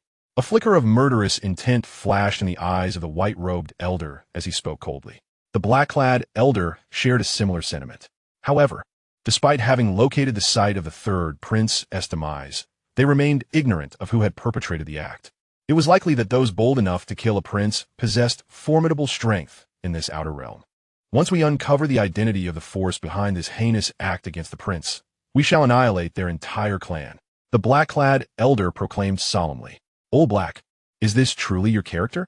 Just to obliterate a single faction? The third prince perished in this eastern domain. The domain lord shall not escape culpability," replied the white-robed elder, his eyes glinting with coldness. "Unless we eradicate all beings in this eastern domain, we may very well face punishment upon our return." At this, the black-clad elder nodded in agreement. His gaze then fell upon the man and beast below. In the blink of an eye, he appeared before the man, lifting the oppressive force that had bound him. Upon realizing he could move, the man hastily knelt, trembling all over, his voice quivering with a hint of tears as he spoke. "Two venerable seniors, I, a mere junior, was unaware of your esteemed presence. If I have caused any offense, I humbly ask for your forgiveness." Under the immense pressure emanating from the two before him, the man realized the extraordinary strength they possessed. To them, extinguishing his life would be as effortless as crushing an ant. Thus, he could only kneel in supplication, hoping to salvage his life. The elder in black did not respond to his words. Instead, he fixed a gaze filled with contempt upon the man. "I ask, you answer. Do you comprehend? Should you dare to lie, I possess countless methods to ensure your survival becomes unbearable." As the elder's voice fell, the man felt an overwhelming terror wash over him. Hastily bowing his head, even disregarding the blood that trickled from his brow. "Esteemed sir, I would never dare conceal anything." Noticing the man's demeanor, the elder in black let out a cold snort. "Have you seen a young man with purple hair here recently?" As he spoke, the elder raised his hand, conjuring an image of Xianxia with a surge of spiritual energy. At the mention, the man lifted his head, his gaze drawn to the ethereal figure hovering above the elder's palm. In mere moments, his expression solidified, revealing his astonishment. "It is him." This young man was someone the man had encountered before, as he was among the onlookers witnessing Xianxia effortlessly eliminate a rival of equal standing. However, it was this very genius who ultimately met his demise at the hands of another young man. Observing the change in the man's expression, the elder in black felt a surge of delight. Instantly, the oppressive aura bore down upon the man. "You have seen him? Speak of all you know." In an instant, the man prostrated himself. "Esteemed sir, please spare me. I have indeed seen this young master, but what?" The elder in black thundered. "But this young master has already been slain by another youth." The man hastily replied, fearing that a moment's delay might lead to his own demise. "What did you say? Slain by another young man?" Upon hearing this, both the elder in black and the elder in white were taken aback, exchanging glances that conveyed their mutual bewilderment. They had presumed that Xianxia had perished at the hands of a powerful entity from beyond, yet this man claimed it was another youth who had taken his life. The realms beyond did not possess, nor could they ever possess, a talent comparable to Xianxia. Could it be that the assailant hailed from the inner domain? Such a revelation would indeed complicate matters. What did this person look like? Is he from the inner domain? The elder in black pressed further. If it were indeed someone from the inner domain who had slain Xianxia, it was likely that the two of them alone would not be sufficient to bring the perpetrator to justice. For only a few other prodigies from the same holy dynasty could have matched Xianxiao's prowess. Faced with the elder's inquiries, the man dared not defy. While the Yuxian Sect is indeed formidable, the current silence of its master suggests that he may not survive beyond the next moment. "My lord, that individual is not from the inner domain. Rather, he hails from the Yuxian Sect, a force within our eastern domain," the man replied in terror. Upon hearing this, the two cloaked elders breathed a sigh of relief. As long as he was not affiliated with any other holy dynasty, even a single eastern domain entity posed no threat to them. As for the youth capable of slaying Xianxia, they would soon encounter him at the Yuxian Sect, where they were eager to witness what kind of sect could nurture a talent surpassing that of the holy dynasties. "In which direction lies the Yuxian Sect?" inquired the elder in black. The man promptly pointed toward direction. Armed with this valuable information, the two ascended into the sky, soaring toward the Yuxian Sect. Just when the man thought he was safe, a terrifying surge of energy pierced through his body in an instant. Ahead, the cloaked elders did not even glance back, their peripheral vision catching sight of a massive mushroom cloud slowly ascending, enveloping the entire Sunset Mountain range in the aftermath of the explosion. As the two made their way toward the Yuxian Sect, they suddenly sensed a formidable aura, one that should not exist in the outer domain. Ninth layer of Tianwu realm? They exchanged glances and accelerated, intent on intercepting the source of that energy. The bearer of this aura was none other than Chen Xuan, who was already agitated due to the pursuit of Chen Xuan. Furthermore, Chen Xuan had directly broadcast his image stone, leading to a stream of curses as he journeyed. To his surprise, someone obstructed him at this very moment. More alarmingly, he sensed that both individuals were stronger than himself, two formidable warriors of the divine martial realm. Chapter 64, Slaying the Black and White Elders. Esteemed friends, what is the meaning of this? Chen Xuan inquired gravely upon being halted by the two. Both were divine martial realm experts. Even one would pose an insurmountable challenge for him. Moreover, such powerful beings were nearly non-existent in the outer domain. He even harbored doubts about whether they were associated with the so-called Tiamat sect. If that were the case, it would spell disaster. However, the two did not exude the same demonic energy characteristic of the Tiamat sect. Regardless of their affiliations, their abrupt hindrance left him prepared to flee at a moment's notice. Meanwhile, the cloaked elders were filled with suspicion, as high-level Tianwu realm practitioners were rare in the outer domain. Coupled with the man's earlier claim about the Yuxian Sect's ability to slay a holy dynasty prince, they began to suspect that Chen Xuan might indeed be affiliated with the Yuxian Sect. After all, if the Yuxian Sect truly possessed talents surpassing those of the inner domain's holy dynasties, then a ninth-layer Tianwu realm practitioner would not be an extraordinary occurrence. Where are you headed, my good sir? Are you aware of the Yuxian Sect? The two figures cloaked in black spoke almost in unison. Upon hearing their words, Chen Xuan felt a shiver run down his spine. It appeared that their intentions were far from benign.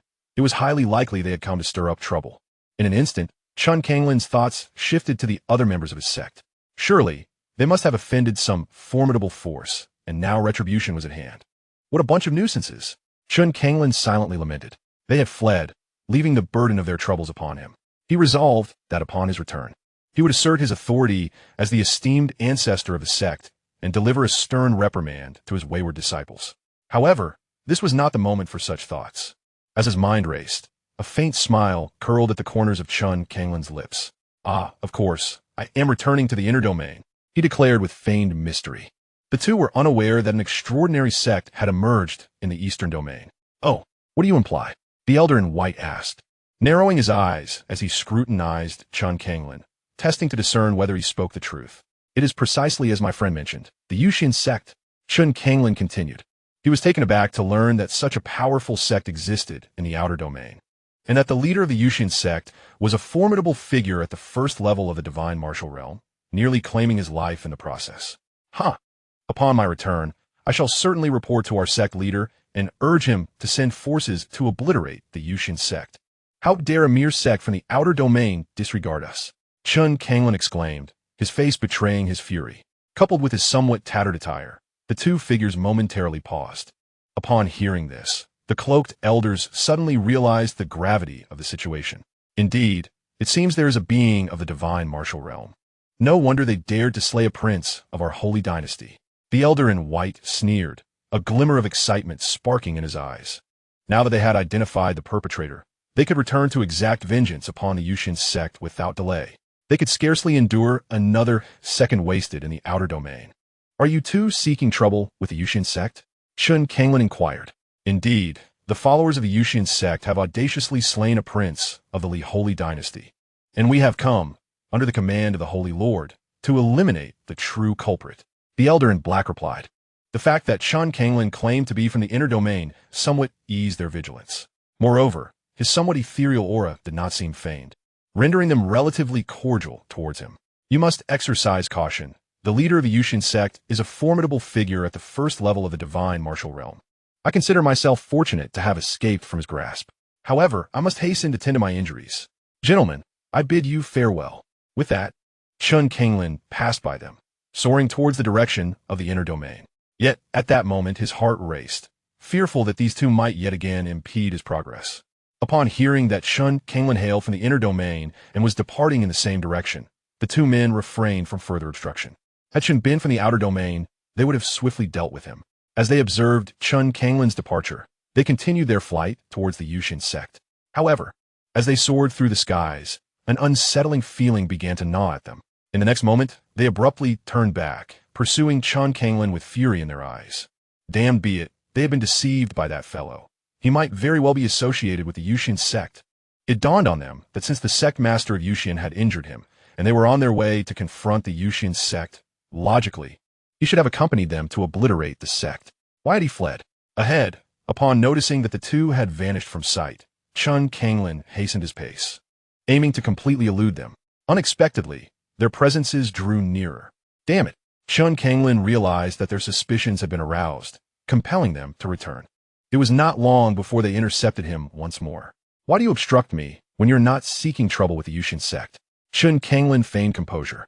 You were injured by the sect master of Yuxian, were you not?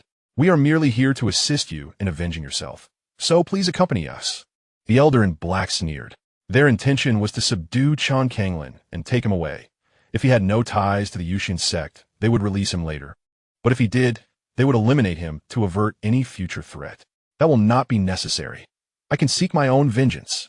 Chen Kanglin firmly rejected. What folly it would be to accompany these two. Upon reaching the now desolate Yuxian Sect, he might very well be the first to be slain.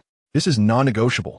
With that, the elder in black unleashed a punch, revealing his strength at the first level of the divine martial realm. Chen Kanglin sought to flee, but the elder in white had already sealed his escape. With a sickening thud, he was struck down, blood spilling from his mouth. The two, having witnessed Chen Kanglin's actions, concluded he was indeed connected to the Yuxian Sect and resolved to kill him on the spot. Each conjured a fist of spiritual energy aimed at Chen Kanglin. Confronted with this inexorable assault, a flicker of despair crossed Chen Kanglin's face. Could it be that he would truly perish here today? In that critical moment, he felt a warm surge coursing through his limbs. In an instant, all his injuries healed, and his aura began to rise, ultimately stabilizing at the 9th level of the divine martial realm. In that fleeting moment, Chen Kanglin recognized this as the handiwork of Chen Xuan, arriving just in time. Now, this is more like it. With that, Chen Kanglin extended a hand, effortlessly deflecting the attacks of the two men. His cultivation at the 9th level of the divine martial realm unabashedly on display. Sensing the aura emanating from Chen Kanglin, the two elderly figures clad in black were taken aback, their expressions marred by incredulity. The 9th layer of the divine martial realm? How can that be? They exclaimed in astonishment. Have you two old hounds relished your bout? Now it is my turn. With that declaration, Chen Kanglin swiftly sealed the spiritual energy within the two men, resorting to a brutal physical assault. It wasn't long before their heads swelled grotesquely, resembling that of a pig. Who on earth are you? We are from the Li Sacred Dynasty. Do you not fear their retribution? They threatened, albeit futilely. Li Sacred Dynasty? Bah, what a trifling matter. As for me, I am the ancient ancestor of the Yuxian Sect. With that proclamation, Chen Kanglin obliterated the two, then dusted off his hands and soared towards the inner domain. Chapter 65. I still prefer your unruly nature. Yuxian Sect. As Chen Kanglin hurried along his path, he finally returned to the Yuxian Sect. Upon entering the sect, he bellowed at the top of his lungs, "Brat, come here." Fortunately, the Yuxian Sect was sufficiently expansive. Otherwise, the sheer volume of his voice might have deafened onlookers.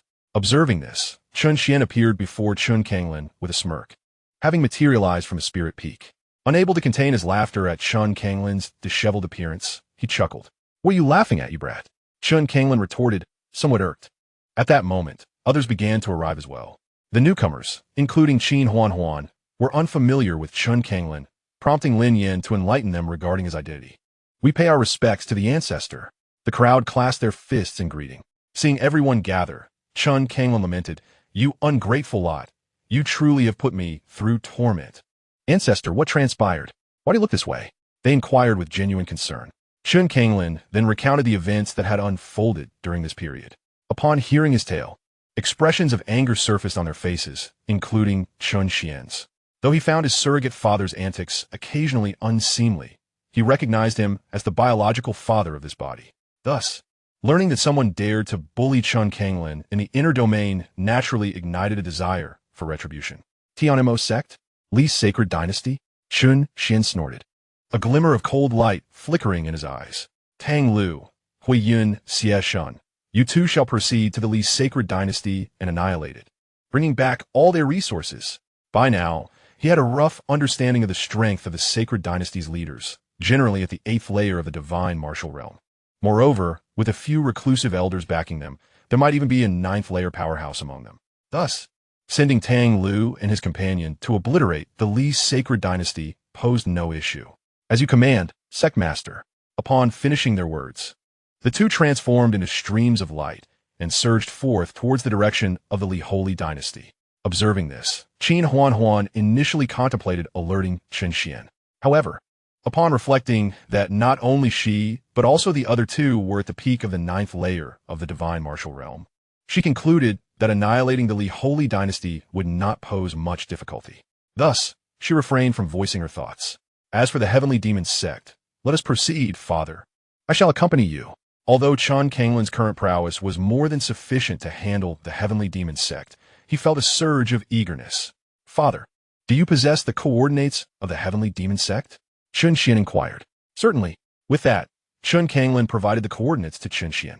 Upon receiving the coordinates, Chen Xuan's aura intensified momentarily. Suddenly, the space before him tore apart, exuding the majestic might of an emperor. Subsequently, he vanished from the sight of the onlookers.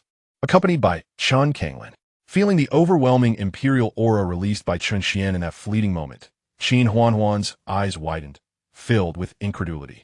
The sect master was indeed an emperor. This revelation astonished her, for she sensed that Chen Xuan's power surpassed even her peak form. Her pinnacle had already reached the 7th layer of the emperor realm. Thus, it stood to reason that Chen Xuan was at least an 8th layer emperor, if not a 9th layer one.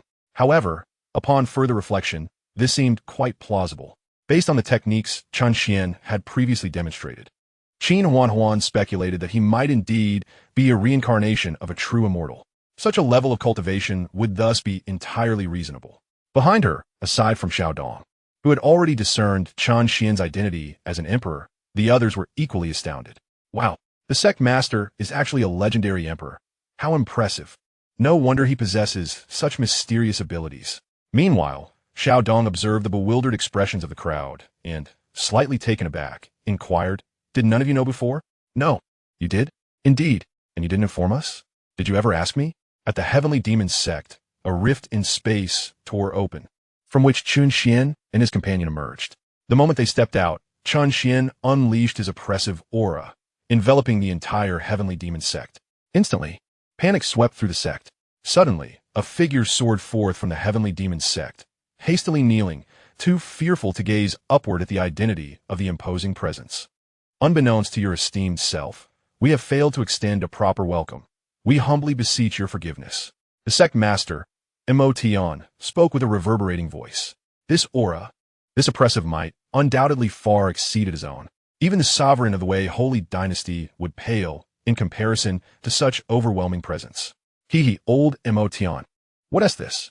Has it been so little time since we last met that you no longer recognize me? Chen Kanglin remarked, his voice laced with a hint of mockery. Hearing this voice, Emotion found it somewhat familiar, yet he could not recall it at that moment. As I raised my head unexpectedly, I was met with the sight of two unfamiliar faces. No, one of them seemed vaguely familiar, yet I could not quite place them. The fact that this Emotion had even failed to remember me only fueled my anger further. How could this matter in simply because they had stolen my blood spirit jade? They even sought to take my life. I had promised I would return to settle the score. My voice brimmed with indignation. "Blood spirit jade? You're the one who fled that day?" Emotion inquired, a hint of disbelief in his tone. However, he was acutely aware that at that time, I had only possessed a cultivation level of the 9th layer of the heavenly martial realm. How could I have now ascended to the 9th layer of the divine martial realm? This was troubling, exceedingly troubling, given that I did not conceal my aura. Emotion could easily perceive my cultivation level. Yet, he soon came to terms with the reality, regardless of whether I had truly attained the 9th layer of the divine martial realm. There existed an even more formidable presence beside me.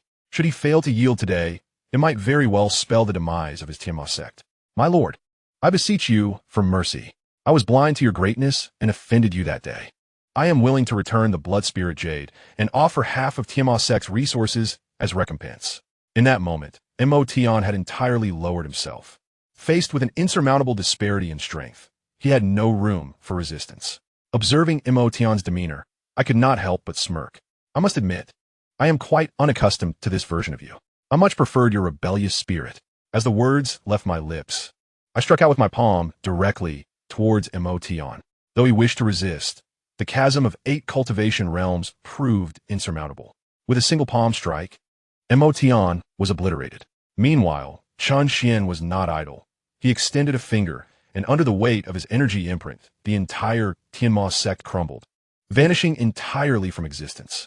After securing all the resources of the Yuxian Sect, Chen Xuan activated the subteleportation array. A flash of white light enveloped us, and we found ourselves within the primary teleportation array of the Yuxian Sect. Chapter 66. The Fall of the Li Holy Dynasty. Having personally tested the efficacy of this subteleportation array, Chen Xuan nodded in satisfaction. From the recent experience, he discerned that the speed of this teleportation array was remarkably swift, allowing for instant travel back to the Yuxian Sect from the territory of the Wei Holy Dynasty. It even surpassed his own ability to tear through space. Moreover, once activated, this subteleportation array could not be interrupted by external forces, a crucial aspect that rendered it an exceptional means of escape. Beside him, Chen Xuan noticed that Chen Xuan had not returned by creating a spatial passage, but through an alternative method. Curiosity piqued, she inquired, "Xianer, what technique is this?" With a smile, Chen Xuan responded, "This is the subteleportation array, capable of facilitating long-distance travel." After explaining the concept of the subtransportation array to Chen Xuan, Chen Xuan extracted a subtransportation array from the mother array and infused it into Chen Xuan's body. As long as the array possesses sufficient energy, it can theoretically generate an infinite number of subarrays. This is the essence of the subtransportation array. In times of peril, one can simply invoke their spiritual power to activate it. Upon hearing this, Chen Xuan's eyes sparkled with delight. With this device at his disposal, it was akin to possessing an extra life, provided he did not encounter a being so formidable that he could not even utilize the array in time. This method seemed almost insurmountable. In the splendid and imposing hall of the Li Sacred Dynasty, a middle-aged man adorned in a golden dragon robe with purple long hair sat upon the throne, his expression dark and foreboding. This man was Li Shunjiao, the sovereign of the Li Sacred Dynasty, a master at the 8th level of the divine martial realm. Below him, a figure clad in black armor and a veiled face knelt reverently in the grand hall. "Are you saying that the soul tablets of the black and white elders have shattered, and that their last known location was in the outer domain?" Li Shunjiao spoke gravely, maintaining an outward calm while his heart seethed with fury. Ever since learning of his son, Li Xianxiao's demise, he had dispatched numerous individuals to investigate and pursue the true culprit. The black and white elders, both at the first level of the divine martial realm, were among those he had sent. Yet, despite the passage of time, there had been no leads. Even after placing many in the other 5 sacred dynasties to conduct covert inquiries, the results remained minimal. Reporting to the sovereign, "They have indeed perished, and it was in the outer domain. It is likely that they discovered information regarding the death of the 3rd prince, leading them to venture there." The man responded, "Did they send any messages to you?" Li Shunjiao inquired. "None. I believe it is due to their adversaries' strength surpassing theirs, preventing them from even having the chance to use the communication stones." The man replied, though his tone was tinged with uncertainty. "Oh, are you suggesting that an entity capable of annihilating first-level divine martial experts has emerged in the outer domain?" Li Shunjiao's voice grew colder, laced with a hint of mockery. "It is well known that, in the eyes of the inner domain, the outer domain is a desolate land. Not only divine martial experts, but even high-ranking heavenly martial experts are rare to be found unless they venture into the inner domain for cultivation.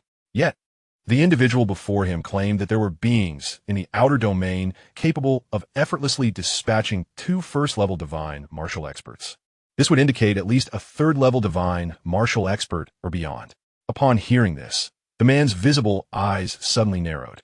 "To the sovereign, I understand that this is indeed difficult to believe, but beyond this, there is no other explanation for their demise." He hastily clarified, beads of cold sweat beginning to form at his temples. Upon hearing this, Li Shunjiao lowered his gaze, gently tapping his right index finger upon the armrest of the dragon chair. A series of resounding impacts reverberated through the tranquil grand hall. In the next moment, a glimmer of brilliance flashed in Li Shunjiao's eyes, coinciding with the final tap of his index finger. The armrests of the dragon throne quietly shattered into a fine powder. Li Shunjiao rose from the throne, his violet eyes gazing into the void. He spoke coldly, regardless of what exists in the outer realm.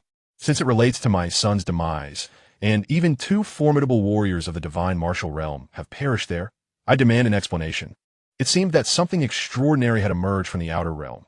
Thus, this sovereign would venture forth personally to uncover the truth behind these phantoms. Kang Wu, accompany me on this journey. With that, Li Shunxiao turned his gaze to the man below. At your command, sovereign. Yet, just as the two prepared to depart, two overwhelming pressures descended from the heavens, enveloping the entire imperial palace. In that instant, even Li Shunxiao trembled, his eyes widening. Ninth level of the divine martial realm? Who could it be?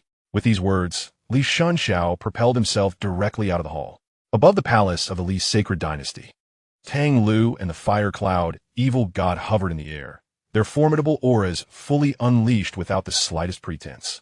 Soon, Li Shunxiao's figure emerged from the hall. Upon seeing the unfamiliar faces of the two, he couldn't help but feel a sense of unease. There was no doubt that both were at the ninth level of the divine martial realm. However, the number of such individuals within the inner realm was limited, and he recognized them all, with the exception of the previous sovereign of the Li sacred dynasty, Li Wudi. The ancestors of the other 5 sacred dynasties were also at this level. Yet, it appeared that the two before him did not belong to any faction of the 6 sacred dynasties. Could they possibly hail from the central divine continent? Li Shunxiao murmured, "Esteemed sirs, may I inquire about your purpose in my Li sacred dynasty?" Faced with those stronger than himself, Li Shunxiao adopted a more humble demeanor. How dare you people from the Li sacred dynasty act against our ancestor? You are courting death.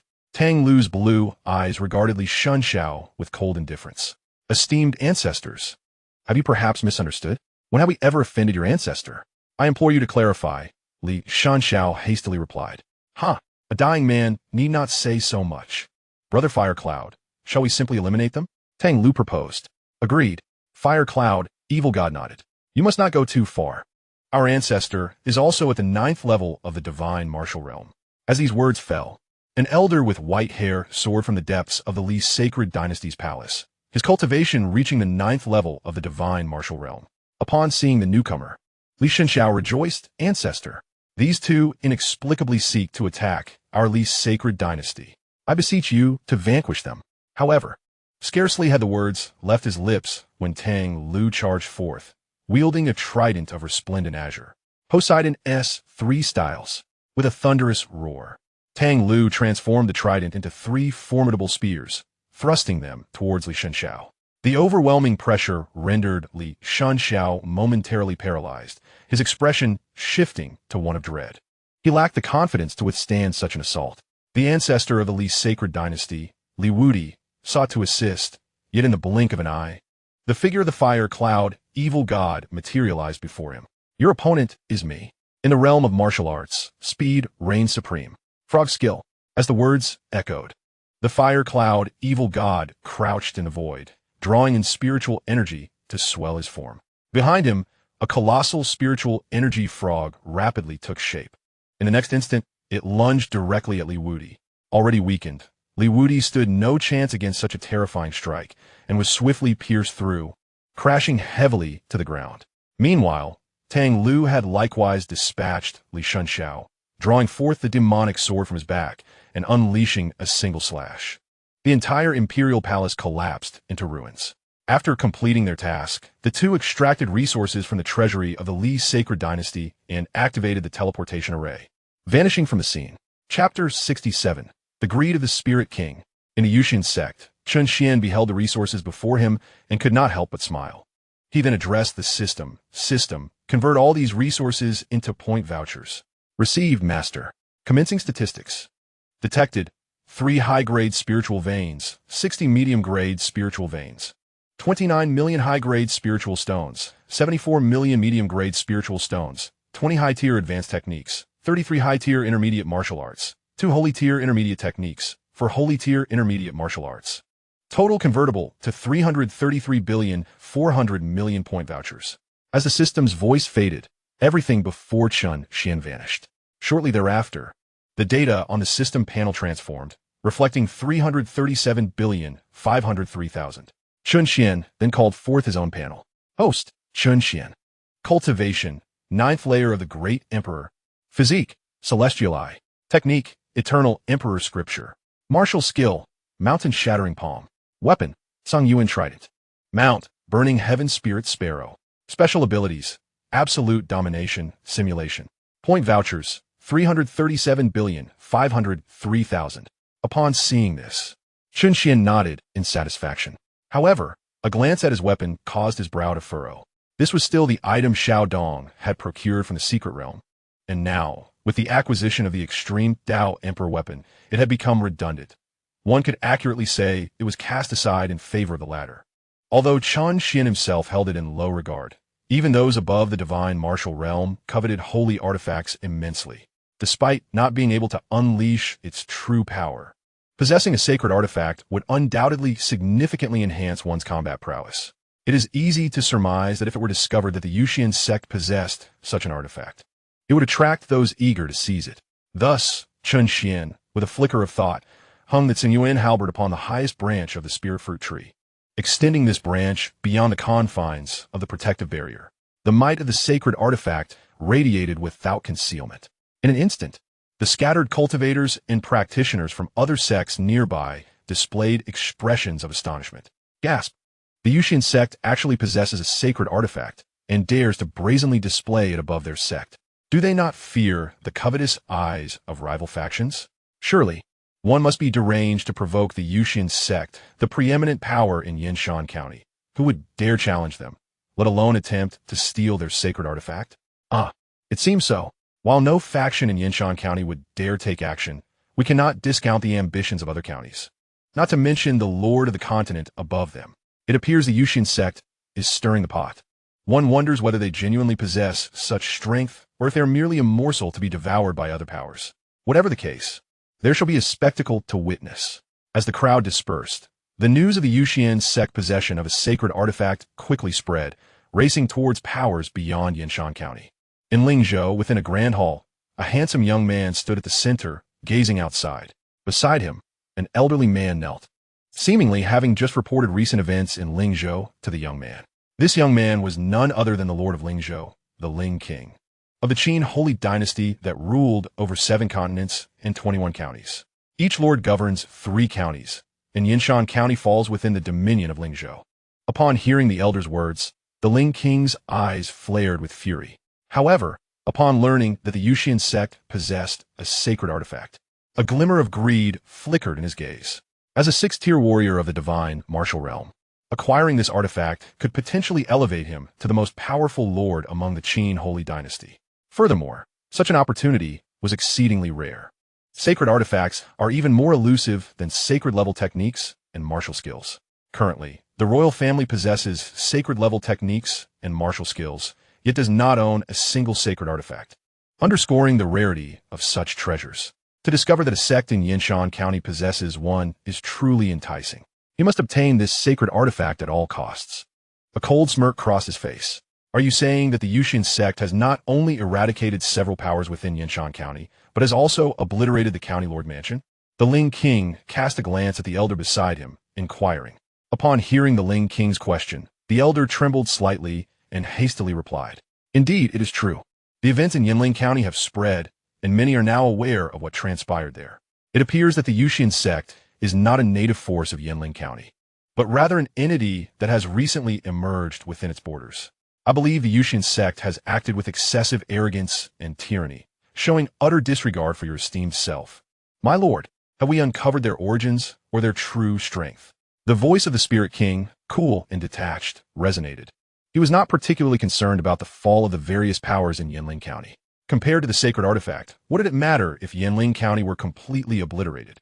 His interest lay solely in the sacred artifact wielded by the Yuxian Sect, and their actions had conveniently provided him with a legitimate opportunity to intervene.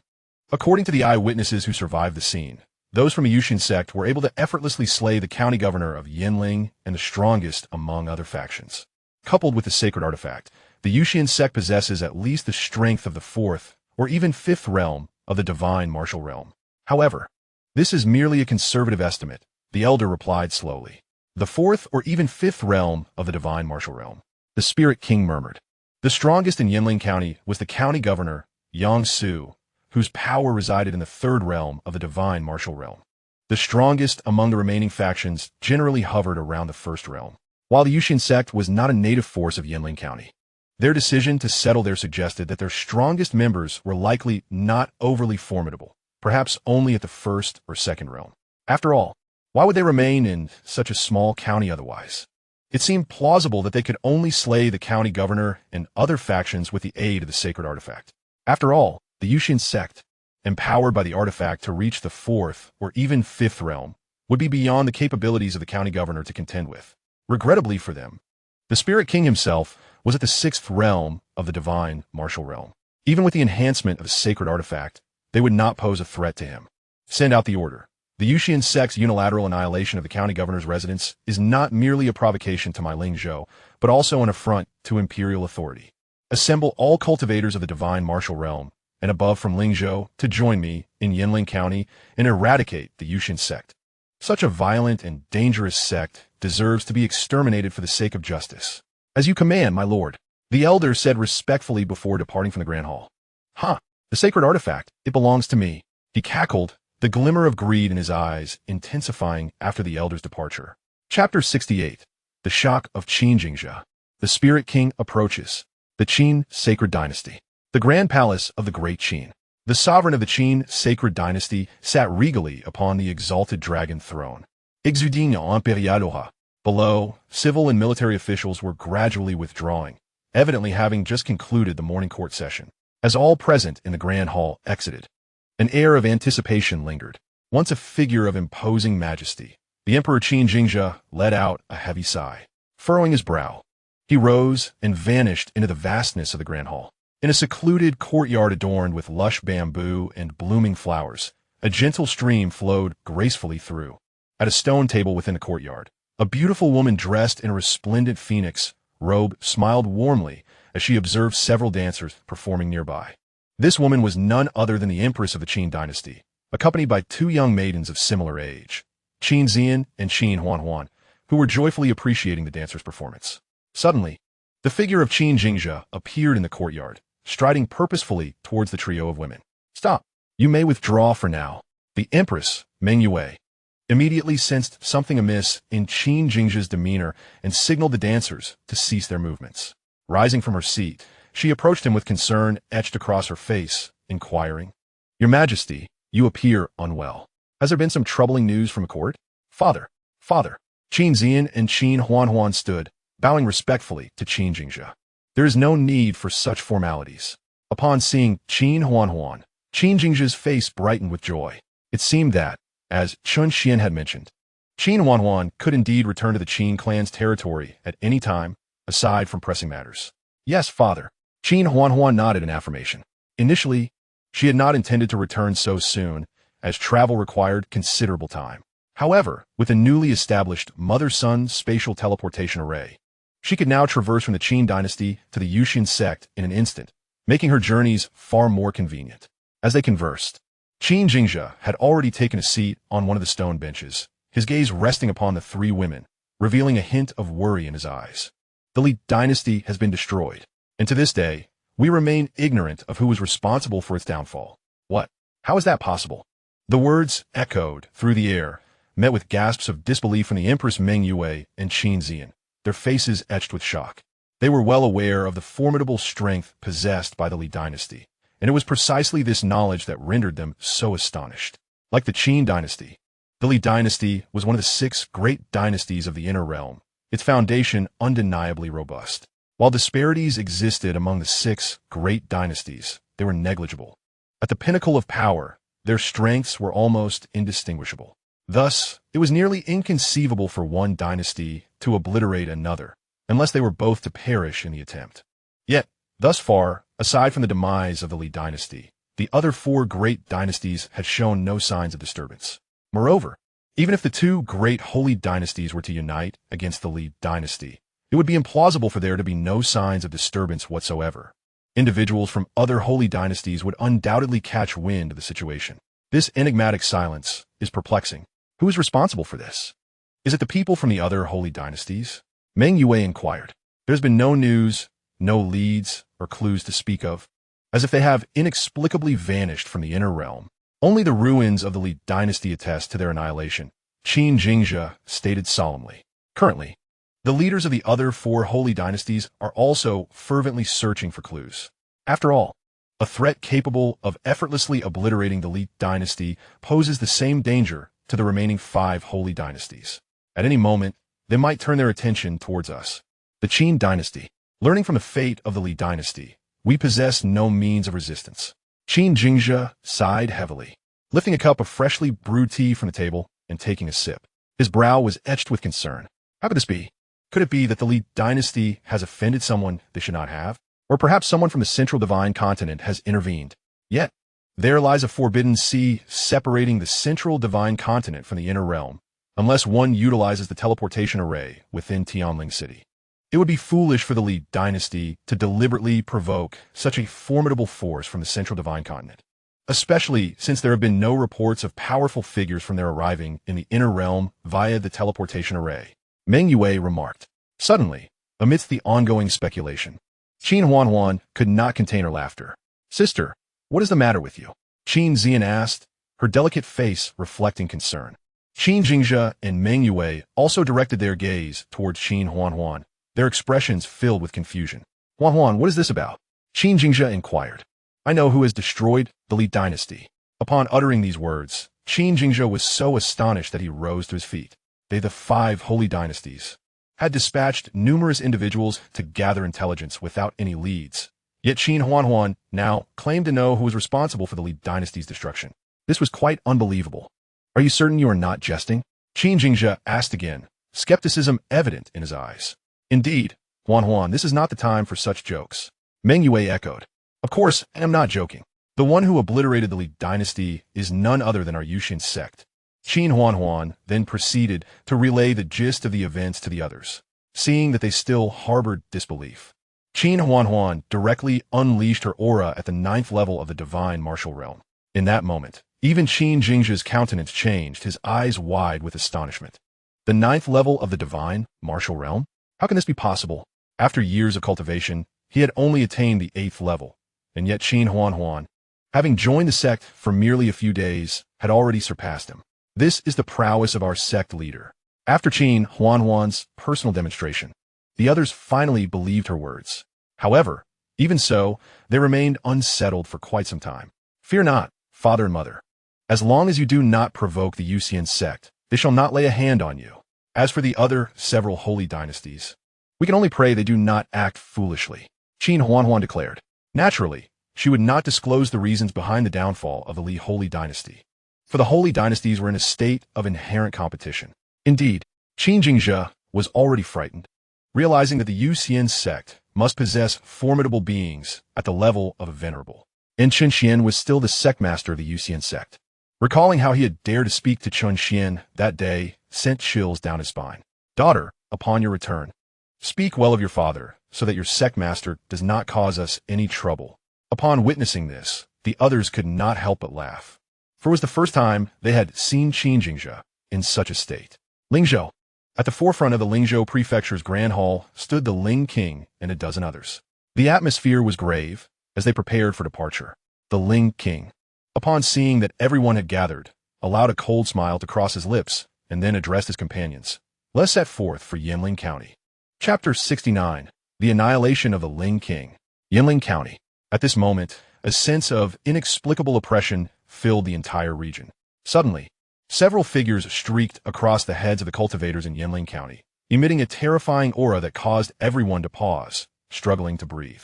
It felt as though enormous stones were pressing upon their hearts. Hiss! These individuals seem to have come from Lingzhou. Look, the one leading them is the Ling King. I had the fortune of seeing this esteemed figure from afar many years ago. These individuals approached with great intensity. It appeared that significant events were about to unfold in Yanling County. Their destination seemed to be the Yuxian Sect. Could it be that they intended to strike against the Yuxian Sect?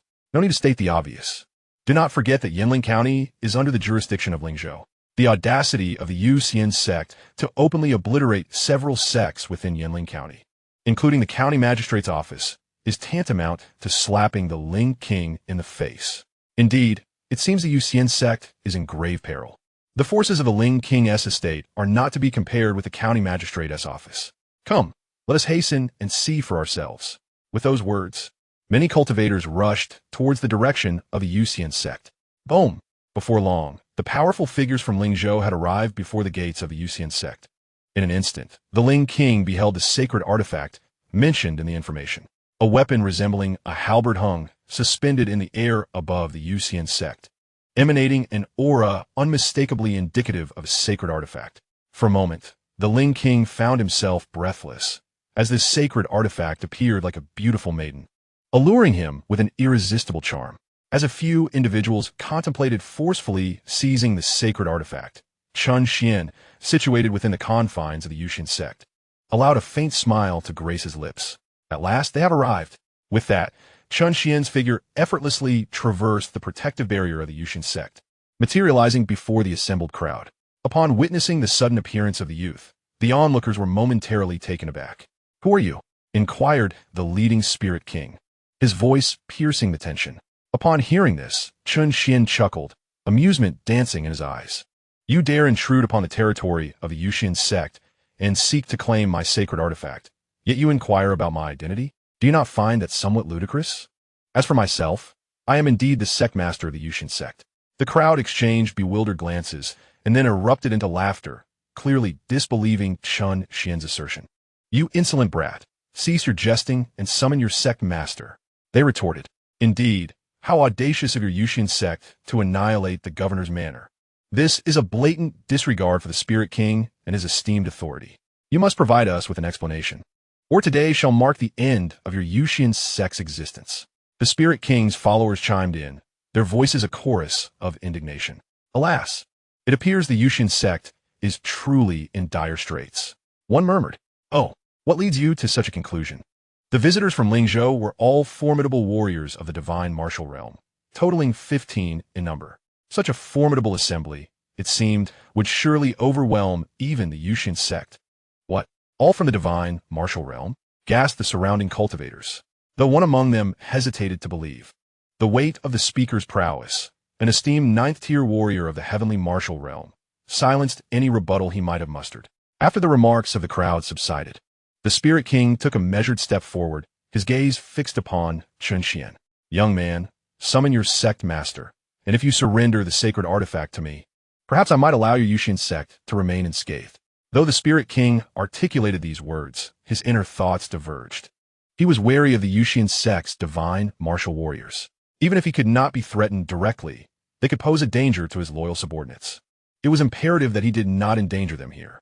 Should the Yuxian Sect relinquish the sacred artifact, the subsequent course of action would be entirely at his discretion. To obliterate the Yuxian Sect without shedding a drop of blood, now that would be a true display of prowess. "My lord," his followers attempted to interject, but a mere glance from the Spirit King silenced them. Chen Xuan, however, was not one to be swayed by such words. Regardless of whether their intent was to acquire the artifact or exact vengeance for the governor's manor, it mattered not. Their fate was sealed the moment they appeared before the Yuxian Sect. "And what if I refuse?" Chen Xuan inquired, maintaining his smile. No sooner had the words left his lips than the Spirit King's countenance darkened ominously. "Refuse? You possess no power to refuse, thus. The existence of your Yuxian Sect has become unnecessary." As soon as the words left his lips, the Spirit King unsheathed a long sword, channeling his entire spiritual energy into it. The blade trembled, evidently accumulating an overwhelming force. In the next moment, the Spirit King's figure soared into the sky. The sword aimed directly at Chen Xuan's face, his eyes gleaming with a sinister light. Meet your demise." This seemingly simple strike was, in fact, delivered with full force. He intended to slay Chen Xuan with a thunderous blow and subsequently seize the sacred artifact.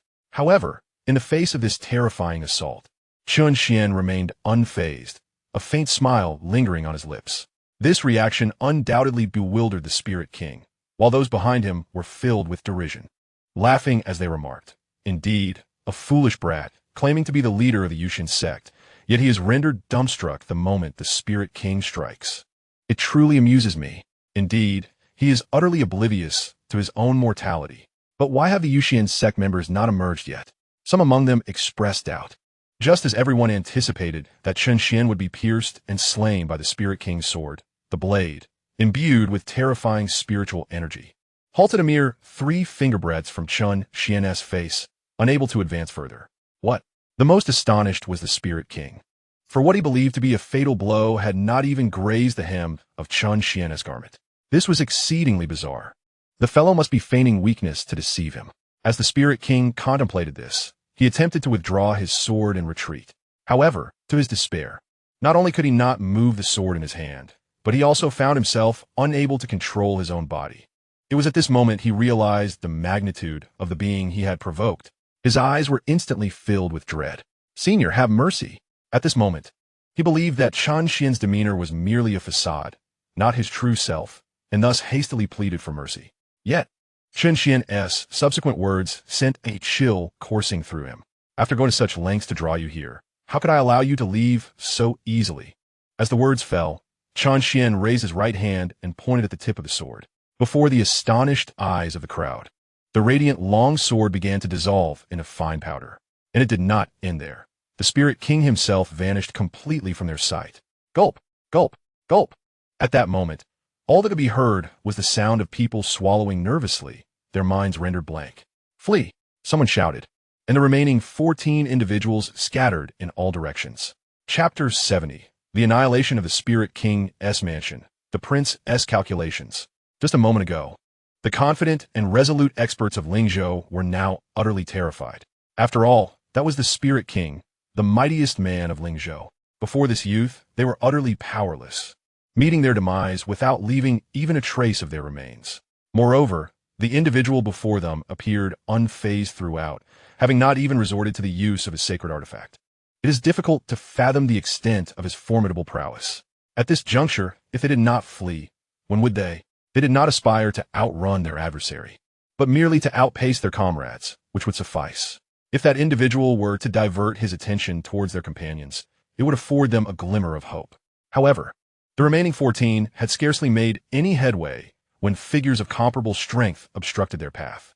More alarmingly, half of these individuals exuded an aura surpassing that of the Lord of Lingzhou Prefecture, a being of the high-tier divine martial realm.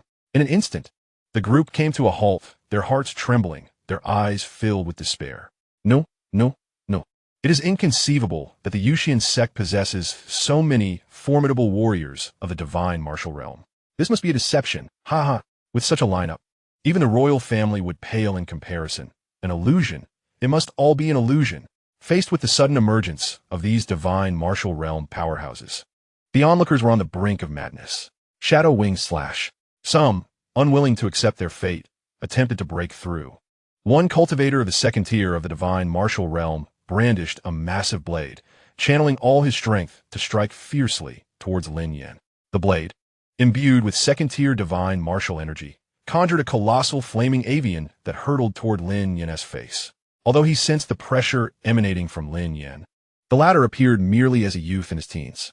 He could not fathom that the Yuxian Sect was indeed so extraordinary, that a mere boy had attained a level of power beyond his reach. Yet, reality is often cruel. Despite their self-deception, Lin Yan would not show them mercy. With a light reprimand from his lips, 7 colored flames erupted from within him, piercing through the flaming bird and absorbing it entirely. The force of the spiritual flames surged forth once more, ensnaring the man of the second tier of the divine martial realm within a fiery prison. In mere moments, the fiery cage exploded, leaving nothing but emptiness. The man had been reduced to ashes, utterly annihilated. Gulp, gulp, gulp. This scene struck terror into the hearts of the remaining 13.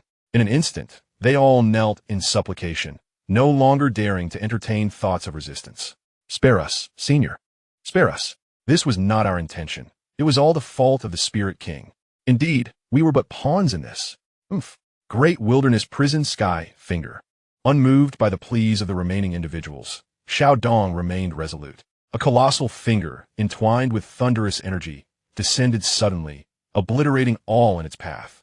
Witnessing the demise of the remaining individuals, Chen Xuan gestured with a sweep of his hand, collecting the storage rings left behind.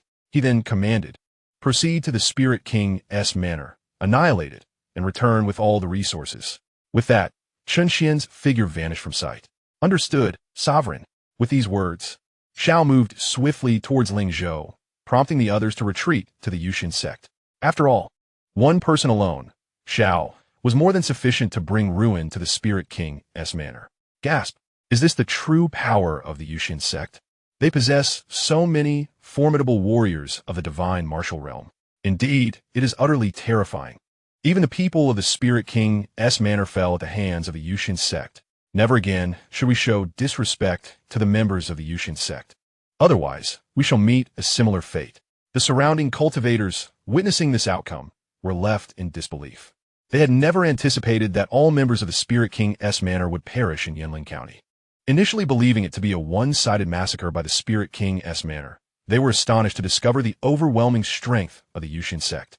Even from a distance, they could sense the formidable power of those emerging from the Yuxian Sect. The ability to easily annihilate the warriors of the Spirit King's manor indicated that they were at least of equal caliber. Many were drenched in cold sweat, utterly stunned. In Lingzhou, above the Spirit King's manor, Xiao appeared, his terrifying aura enveloping the entire state. The sky above the manor seemed shrouded in a layer of dark clouds. What is happening? Who is this formidable being that has descended upon our Spirit King's manor? Let's investigate. Yet, as the crowd looked up, they beheld two colossal, ancient fingers of energy entwined with purple lightning descending from the heavens. In an instant, the terrifying energy forced all to the ground. No! When did our Spirit King's manor offend such a powerful being? Despair echoed in their minds. However, no amount of pleading could halt the descent of the titanic fingers. In the next moment, the Spirit King's manor crumbled and was utterly annihilated, reduced to mere ruins. High above, Xiao, witnessing the destruction of the Spirit King's manor, flew towards the treasury. In Jinju, within the grand hall, a middle-aged man clad in a golden python robe sat at the head of the table, quietly listening to reports from below. This man was none other than Qin Batian, the lord of Jinju and a prince of the Qin Holy Dynasty, presiding over the largest and most powerful province within the realm. Beside the man stood a young lad, approximately in his 20s, whose cultivation had already reached the 7th tier of the celestial realm. This youth was none other than Qin Batian's son, Chen Xuan. Oh, a previously unknown sect has emerged in Yanling County of Lingzhou, and it has even obliterated the governor's mansion. Moreover, this sect possesses a sacred artifact? Qin Batian inquired, his eyes glimmering with intensity. Indeed, my lord, replied the man reporting below. Very well, you may withdraw, he commanded. As you wish. The man exited the grand hall. After his departure, Qin Xuan stepped forward, his expression brimming with excitement as he addressed Qin Batian. Father, a sacred artifact. That is indeed a sacred artifact. If you could obtain it, even Xianxia, or even the ancestors, would not stand a chance against you. Qin Batian did not respond directly to Qin Xuan's exuberance. Instead, a flicker of hatred crossed his gaze. That wretched old fool. Why does he always favor Xianxia? What makes me, Qin Batian, inferior to him? Just because his realm surpasses mine, does that grant him the title of sovereign? Alas, I have also reached the 7th tier of the divine martial realm. If I can acquire the sacred artifact, not only will Xianxia be no match for me, but even if you two join forces, you would still fall short. At that point, I shall be the sovereign of the Qin sacred dynasty. Ha ha! Father, at that time, please leave the two lovely maidens, Qin Xian and Qin Huan. For me, Qin Xuan remarked, a lascivious glint evident in his eyes. Do you wish for death? Qin Xian may be acceptable, but Qin Huan comes with a cold poison that would freeze you to death. Qin Batian retorted, exasperatedly eyeing the youth beside him. Yes, father, I shall heed your every word. Upon witnessing the obedient demeanor of the young lad, a hint of a smile broke through Qin Batian's previously stern countenance. Xuan, you are my only son, and your talents are not inferior to those of the princes and princesses of the sacred dynasties. However, you must focus more on your cultivation. Only with strength can one suppress all. Do not let your mind be consumed by such trivial pursuits.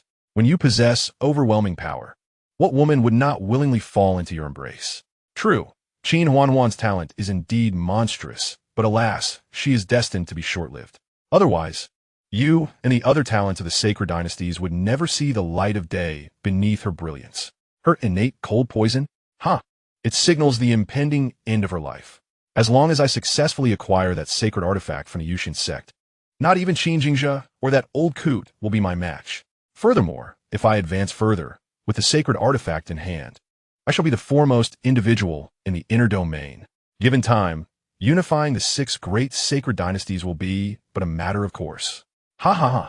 As he spoke, a crimson fervor surged in Chen Xuan's eyes, his demeanor resembling that of a madman. Does that not imply that I, Chen Xuan, shall become the sole heir of the sacred dynasty in the inner domain? Father, we must acquire that sacred artifact without delay. We have received word that second uncle Xianxia may have also been informed. If we are a moment too late, the opportunity will be lost forever. This is our final hope to bring him down. Chen Tuo's eyes sparkled with excitement as he envisioned himself as the crown prince of the Chen Holy Dynasty. His entire being trembled with anticipation. Indeed, you should remain in the estate and await my triumphant return. During my absence, be sure not to cause any trouble. Chen Batian glanced at Chen Tuo and spoke solemnly. Understood, father. I shall await your good news. With those words, Chen Batian vanished from the Grand Hall. In the western warm pavilion of the Chen Holy Dynasty's Yangxin Palace, the Holy Master Xianxia was reviewing memorials. Suddenly, a man materialized from the void and knelt before Xianxia. It was Ying Yi, summoned back after Xianxia learned of the formidable strength of the Yuxian Sect. Your Holiness, the Lingwang Mansion's attempt to seize the sacred artifact from the Yuxian Sect has ended in complete annihilation, and the Lingwang Mansion has been destroyed. Moreover, it appears that the prince's mansion has also made a move, seemingly targeting the Yuxian Sect as well. Ying Yi reported. Upon hearing this, Xianxia lowered his gaze slightly, setting aside the memorial in his hand, a flicker of intrigue passing through his eyes. Those who are outmatched deserve their fate. As for the prince's mansion, I see. You may leave now. Xianxia replied coolly. Yes. With that, Ying Yi's figure melted back into the shadows. Chen Batian? It seems you remain undeterred after all these years, Xianxia murmured. After a long moment of contemplation, Xianxia retrieved a projection stone from his possession. After a brief hesitation, he gradually infused it with a trace of spiritual energy. The projection stone began to tremble, and the next instant, Chen Xuan's figure appeared within it. Elder brother, it has been a while. You are heading to the Yuxian Sect, I presume, given our lingering blood ties. Allow me to offer one last piece of advice. Do not approach the Yuxian Sect, nor entertain any thoughts against them, or you will find yourself devoid of any regrets. Xianxia addressed the figure within the projection stone with the same authoritative demeanor he displayed before the ministers. On the other side, Chen Batian was perplexed by the sudden communication. Indeed, the moment those words were spoken, a chill ran through his heart as he silently mused. How astute you are! Xianxia, I have only just set out, and you have already received word. Yet, to think I could be dissuaded by mere words is utterly delusional. Chen Batian turned to face Xianxia, a cold smile gracing his features.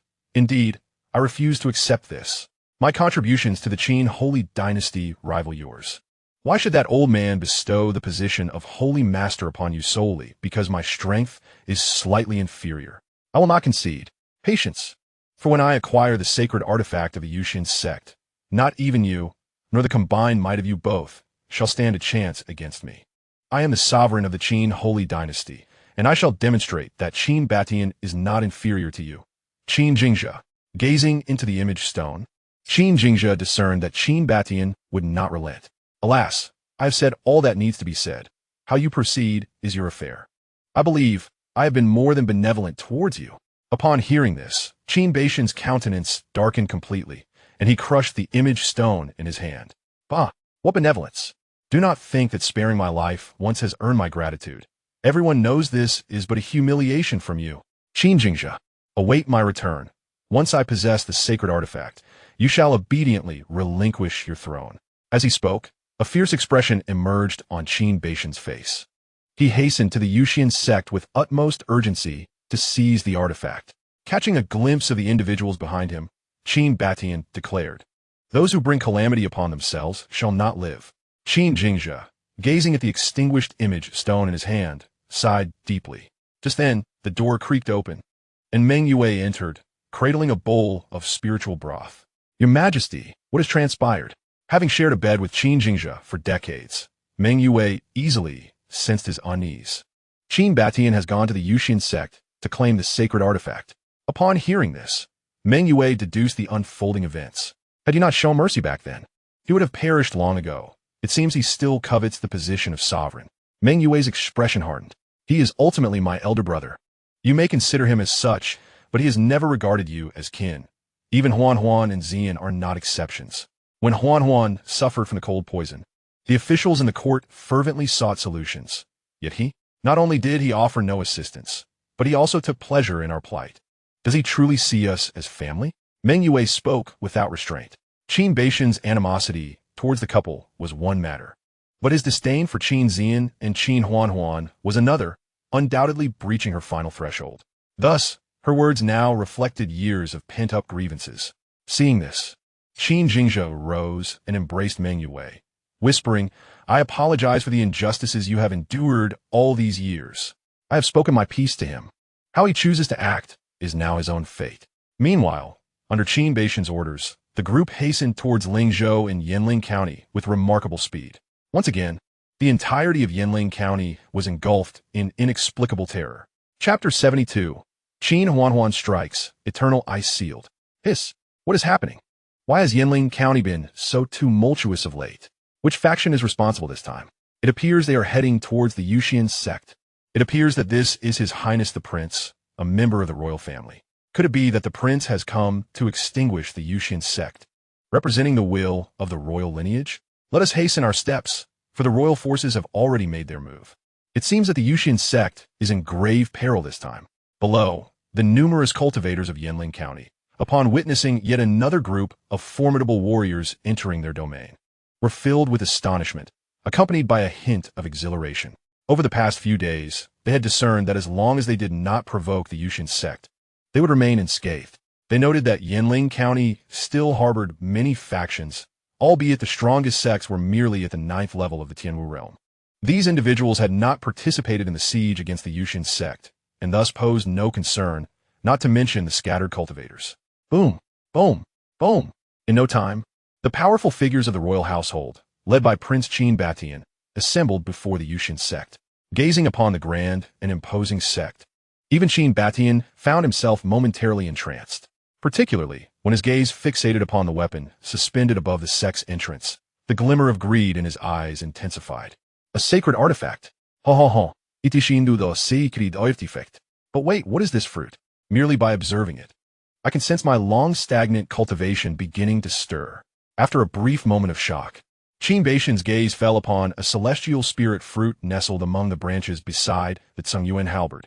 It was a fruit the size of a child's head, exuding an inexplicable allure that compelled him to reach for it. He sensed that consuming this fruit would yield tremendous benefits, perhaps even a complete transformation. Although he was unaware of the nature of this fruit, the innate longing within him could not be mistaken. Ha! I have truly come to the right place. Perhaps today, I shall not only acquire a sacred artifact, but also break through to the 8th or even 9th level of the divine martial realm. As he spoke, Qin Baishan's eyes glowed with fervor, clearly intent on seizing the sacred artifact and the mysterious fruit. Yet at this juncture, he had yet to see anyone from the Yuxian Sect emerge. To him, it seemed possible that the Yuxian Sect was filled with trepidation. After all, he himself was a formidable presence at the 7th level of the divine martial realm, only a single tier below Qin Jingzhe, the sovereign of the Qin Holy Dynasty. Furthermore, he had several powerful allies at his back, including several at the 5th level of the divine martial realm.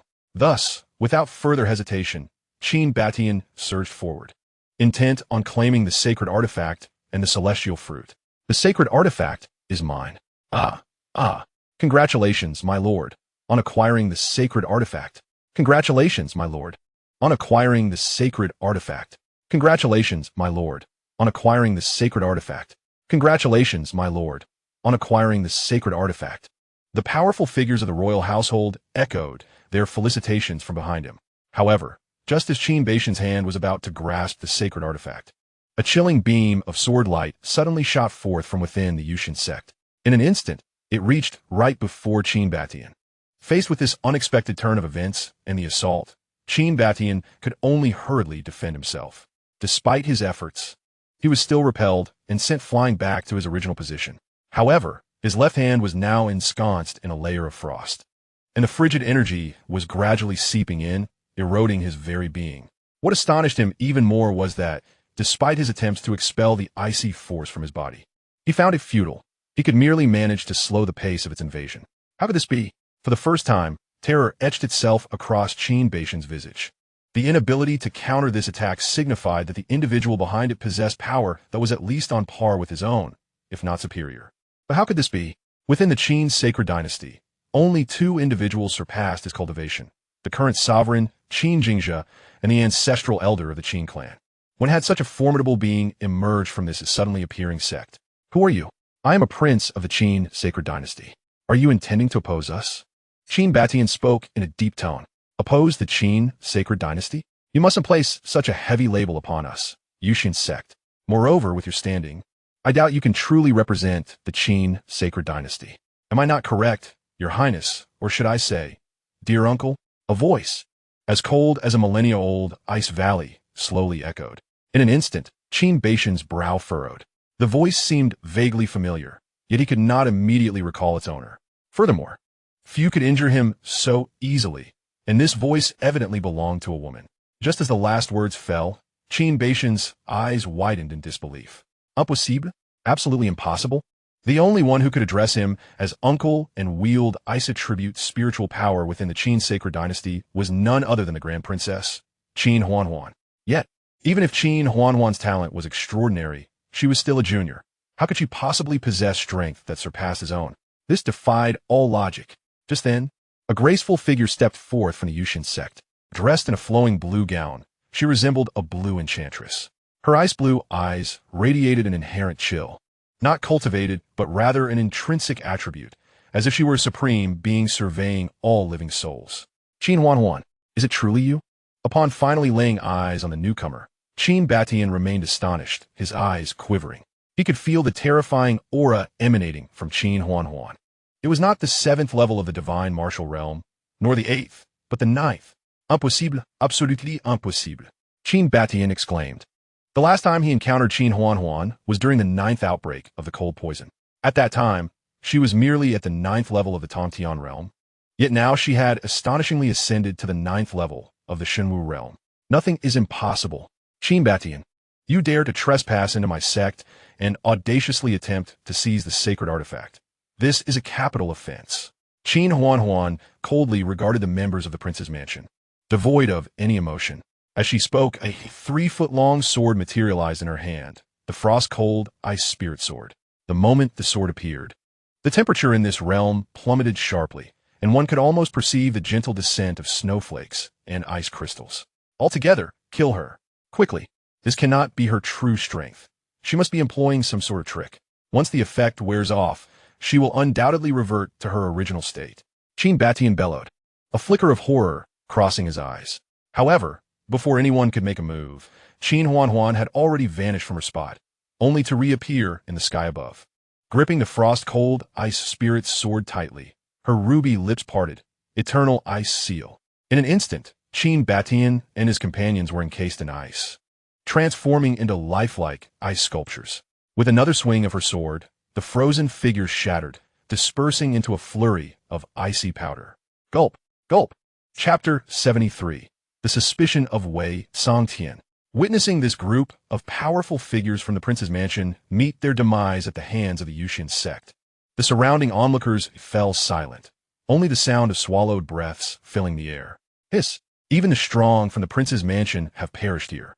It seems that our Yinzhen County will not know peace. Indeed, this prince represents the authority of the royal family. The Yuxian Sect has shown such disregard for the imperial face. Could it be that their power surpasses even that of the Qin dynasty's royal family?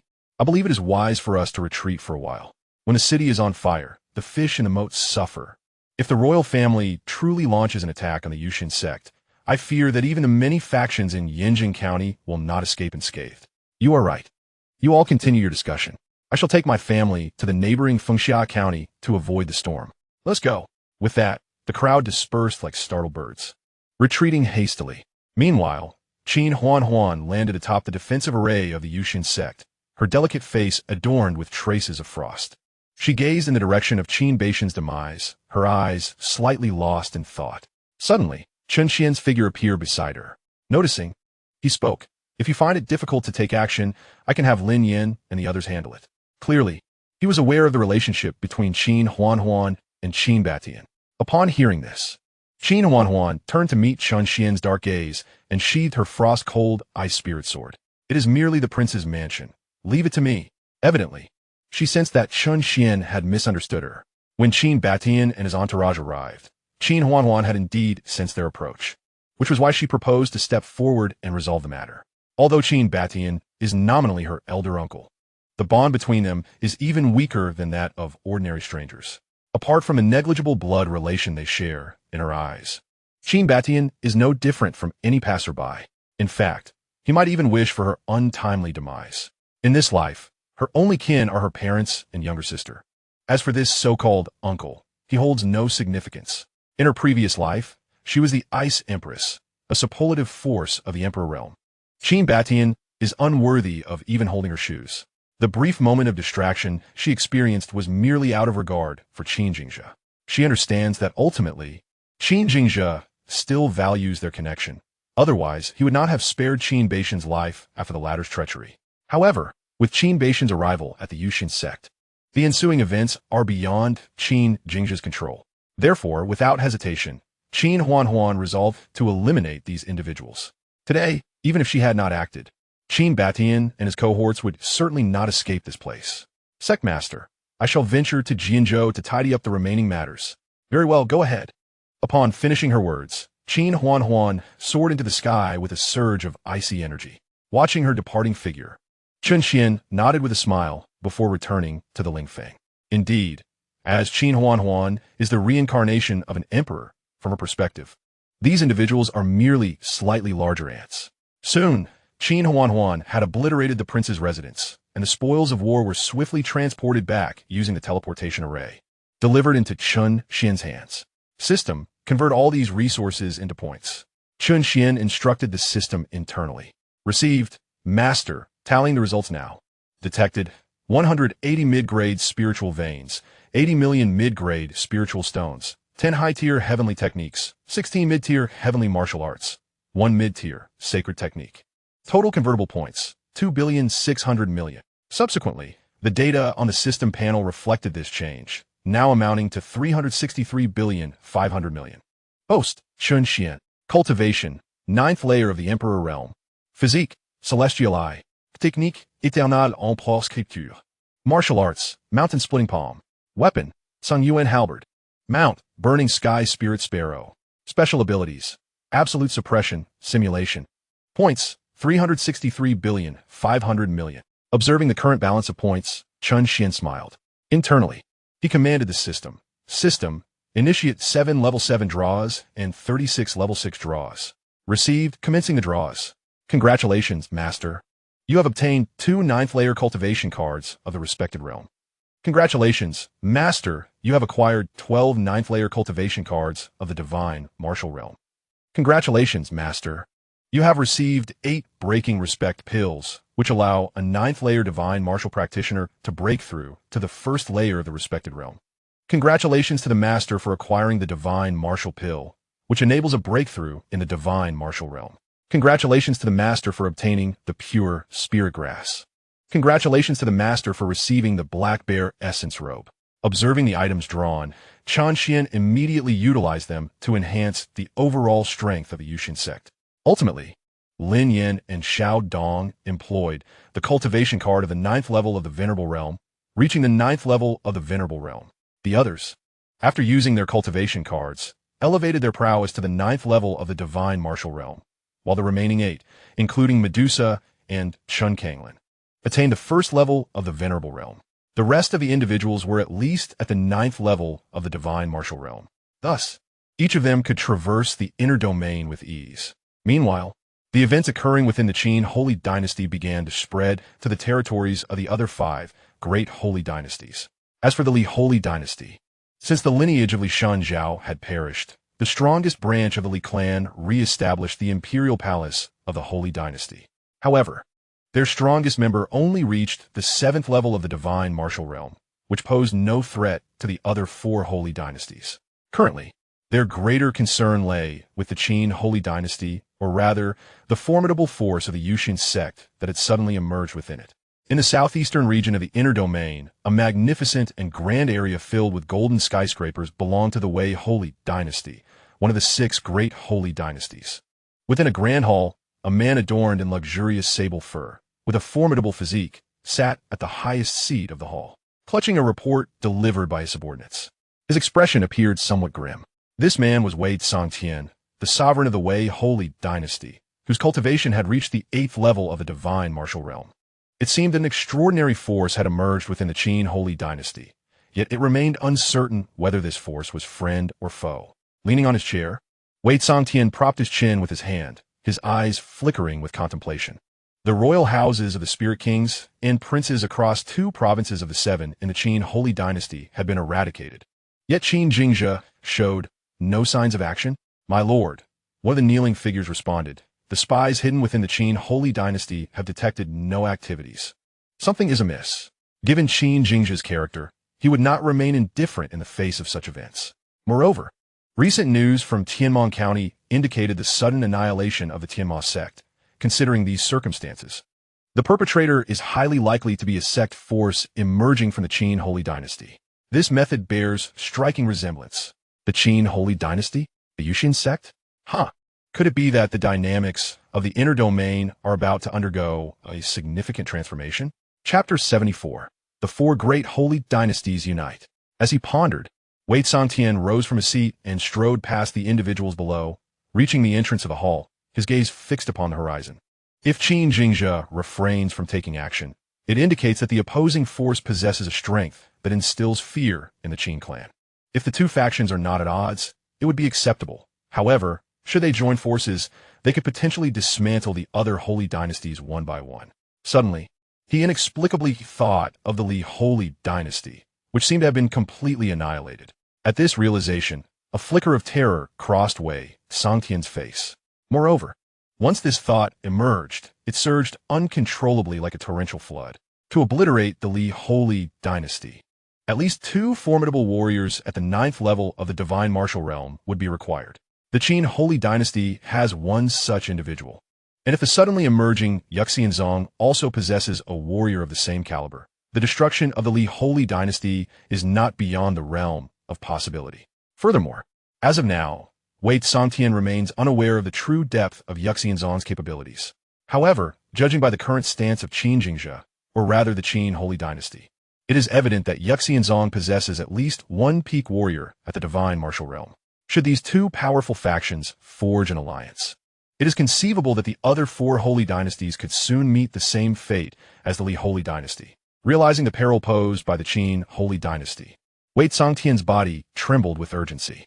It is imperative to prepare in advance. He must hasten to contact the other 4 holy dynasties to devise a counter-strategy. You are dismissed. Continue to monitor the movements of the Qin clan. Upon concluding his orders, Wei Tsongtian sent the individuals in the hall away. "As you command, Khan," they responded, exiting the grand hall. Immediately thereafter, Wei Tsongtian retrieved a projection stone from his storage ring, intending to channel his spiritual energy into it. Unexpectedly, the stone began to tremble, indicating that someone was attempting to reach him. Without hesitation, Wei Tsongtian activated the projection stone, eager to discover who was seeking him at that moment. As the connection was established, a slender man clad in a blue brocade robe, with piercing eyes full of vitality, materialized in the projection. Upon seeing the apparition before him, Wei Tsongtian raised an eyebrow, his eyes glinting with intelligence. He recognized the individual on the other end, Zhao Ting, the sovereign of the Zhao Holy Dynasty. His strength also resided at the 8th level of the divine martial realm. Not only him, but the other holy dynasty leaders also possessed similar capabilities. "Zhao Ting, what brings you to contact me at this time?" Wei Tsongtian inquired in a solemn tone, already suspecting the purpose behind Zhao Ting's call. Zhao Ting, not one to beat around the bush, replied directly, "Wei Tsongtian, I do not believe you are unaware of the recent events concerning the Qin Holy Dynasty. I have already conferred with Lin Xinghe and Wang Jingshan.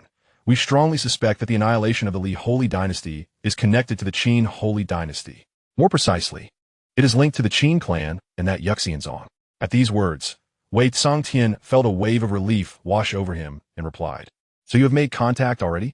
Like you, I too harbor suspicions regarding their involvement, yet we possess no concrete evidence. Furthermore, A small sect within the territories of my esteemed Wei dynasty was recently annihilated, and to this day, no leads have surfaced. Thus, I suspect that it was the hand of the Yuxian Sect behind this calamity. As these words left my lips, a flicker of intrigue passed through Zhao Ting's eyes. It appears, Master Wei, that you have some thoughts on the matter? To be candid, my companions and I are in unanimous agreement that if the Qin clan has indeed allied with the Yuxian Sect to obliterate the Li dynasty, the remaining 4 great dynasties, cannot remain unscathed. Therefore, what are your thoughts? Zhao Ting gazed intently into the eyes of Wei Sangtian through the image stone, seemingly seeking the answer he desired. In response, Wei Sangtian offered a disdainful smile. Is there even a need to ask? Have you not already made your choice? Speak. How do you wish to proceed? Wei Sangtian clearly possessed a profound understanding of the other sovereigns. Rather than soliciting his opinion, it seemed they were intent on drawing him into their collective endeavor. Their adversaries were none other than the Qin clan and the Yuxian Sect, which appeared to possess strength rivaling that of the great dynasties. Excellent. Master Wei is indeed forthright. We have resolved to unite, deploying all the high-tier divine martial experts from the 4 great dynasties to assault the Qin dynasty, directly annihilating both the Qin dynasty and that unfamiliar sect. Within the inner domain, no force surpassing the 6 great dynasties is permitted to exist. Otherwise, it would disrupt the delicate balance of our realm. As these words echoed, both parties fell into a momentary silence. After a brief pause, Wei Sangtian lifted his head, his gaze resolute, fixing it upon Zhao Ting within the image stone, and slowly declared, "Very well. The Wei dynasty agrees to ally. When shall we strike?" "In 2 days." Upon finishing, the image stone in Wei Sangtian's hand extinguished. As he stowed the stone away, a glint of coldness flickered in his eyes as he gazed at the horizon. A balance of power among the 4 corners? Quite agreeable. Meanwhile, within the Yuxian Sect, Chen Xuan sat cross-legged in his chamber. Suddenly, the image stone trembled, and, upon connection, the figure of the fire cloud, evil god, materialized. "Greetings, Sect Master." The fire cloud, evil god spoke. "No need for formalities. What brings you here?" Chen Xuan inquired. "Sect Master, I have received word that the other 4 great dynasties seem to be making moves. Their target appears to be the Qin dynasty and our Yuxian Sect." The voice of the fire cloud, evil god, resonated from the image stone. Upon hearing this, Chen Xuan paused momentarily, then chuckled lightly. "It seems our recent activities have not gone unnoticed, drawing their attention. They may have already surmised our connection to the downfall of the Li dynasty. However, since they seek their own demise, we shall gladly accommodate them, for the resources of the 4 great dynasties are indeed considerable." As he spoke, a smile played upon Chen Xuan's lips. Merely the annihilation of the Li dynasty has already exchanged for nearly 300 billion points. The profound heritage of the other 4 holy dynasties is likely quite comparable. As for the resources delivered, Chen Xuan had no reason to refuse them. Prior to their arrival, there was no need to concern oneself with their presence. Should they indeed take action, they could be extinguished without hesitation. As for the Qin holy dynasty, just convey a message to Qin Huahuan, Chen Xuan remarked. Given the current strength of the Yuxian Sect, even if Chen Xuan refrained from intervening, any individual who has attained the status of a respected master would effortlessly handle the 4 holy dynasties. On the side of the Qin holy dynasty, Qin Huahuan alone would suffice. Understood, Sect Master.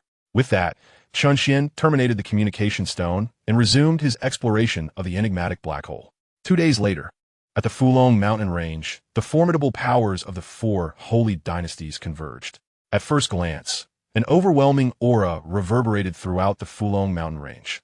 Hundreds of formidable beings gathered, resembling a dark cloud poised to engulf a city. Leading them were 4 elderly figures, the pinnacle of strength present. Superlative masters at the 9th level of the divine martial realm. In this inner domain, they were undoubtedly the most elite. Beside these 4 stood the sovereigns of the 4 holy dynasties, all-powerful beings at the 8th level of the divine martial realm. Onward, to the Qin holy dynasty. With this command, hundreds of figures transformed into streaks of light, soaring towards the territory of the Qin holy dynasty. Chapter 75. Are the people of my Qin holy dynasty truly within your reach? Boom, boom, boom. On this day, the Qin holy dynasty seemed to be struck by a great earthquake, awakening countless forces and beings. A throng of powerful figures surged into the territory of the Qin holy dynasty, making their way towards the imperial palace. In the Qin Holy Dynasty, in Jizhou at the Jiwang Manor, a man burst forth from his chamber, standing aloft over the manor, gazing towards the approaching multitude on the horizon. His expression shifted dramatically. This man was Xianxia, the Lord of Jizhou, one of the 7 states of the Qin Holy Dynasty, possessing strength at the 6th level of the divine martial realm. Are these the individuals from the 4 holy dynasties? How could they possibly unite? Xianxia furrowed his brow, a flicker of contemplation crossing his eyes. This is bad. They intend to strike at the Qin royal family.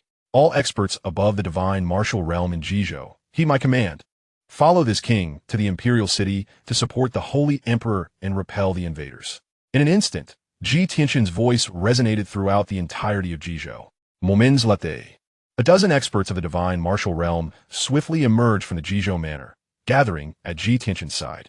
Despite their respective cultivations ranging from the 1st to the 5th levels of the divine martial realm, they represented the pinnacle of Jizhou's combat prowess.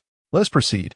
With the personnel assembled, Xianxia issued the order, leading the group towards the imperial city.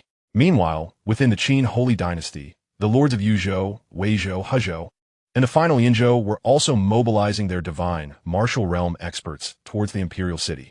On the other side, as the alliance of the 4 holy dynasties approached the imperial city of the Qin Holy Dynasty, they split into 2 factions. The Lin and Wei sacred dynasties led their elite warriors towards the direction of the Yuxian Sect, while the Zhao and Wang sacred dynasties continued their relentless advance towards the imperial city. The army has besieged the city. Under the command of Xianxia, the soldiers of the Qin sacred dynasty have prepared their defenses. Within the royal palace of the Qin sacred dynasty, Qin Xian clutched Meng Yue's arm, her eyes filled with concern.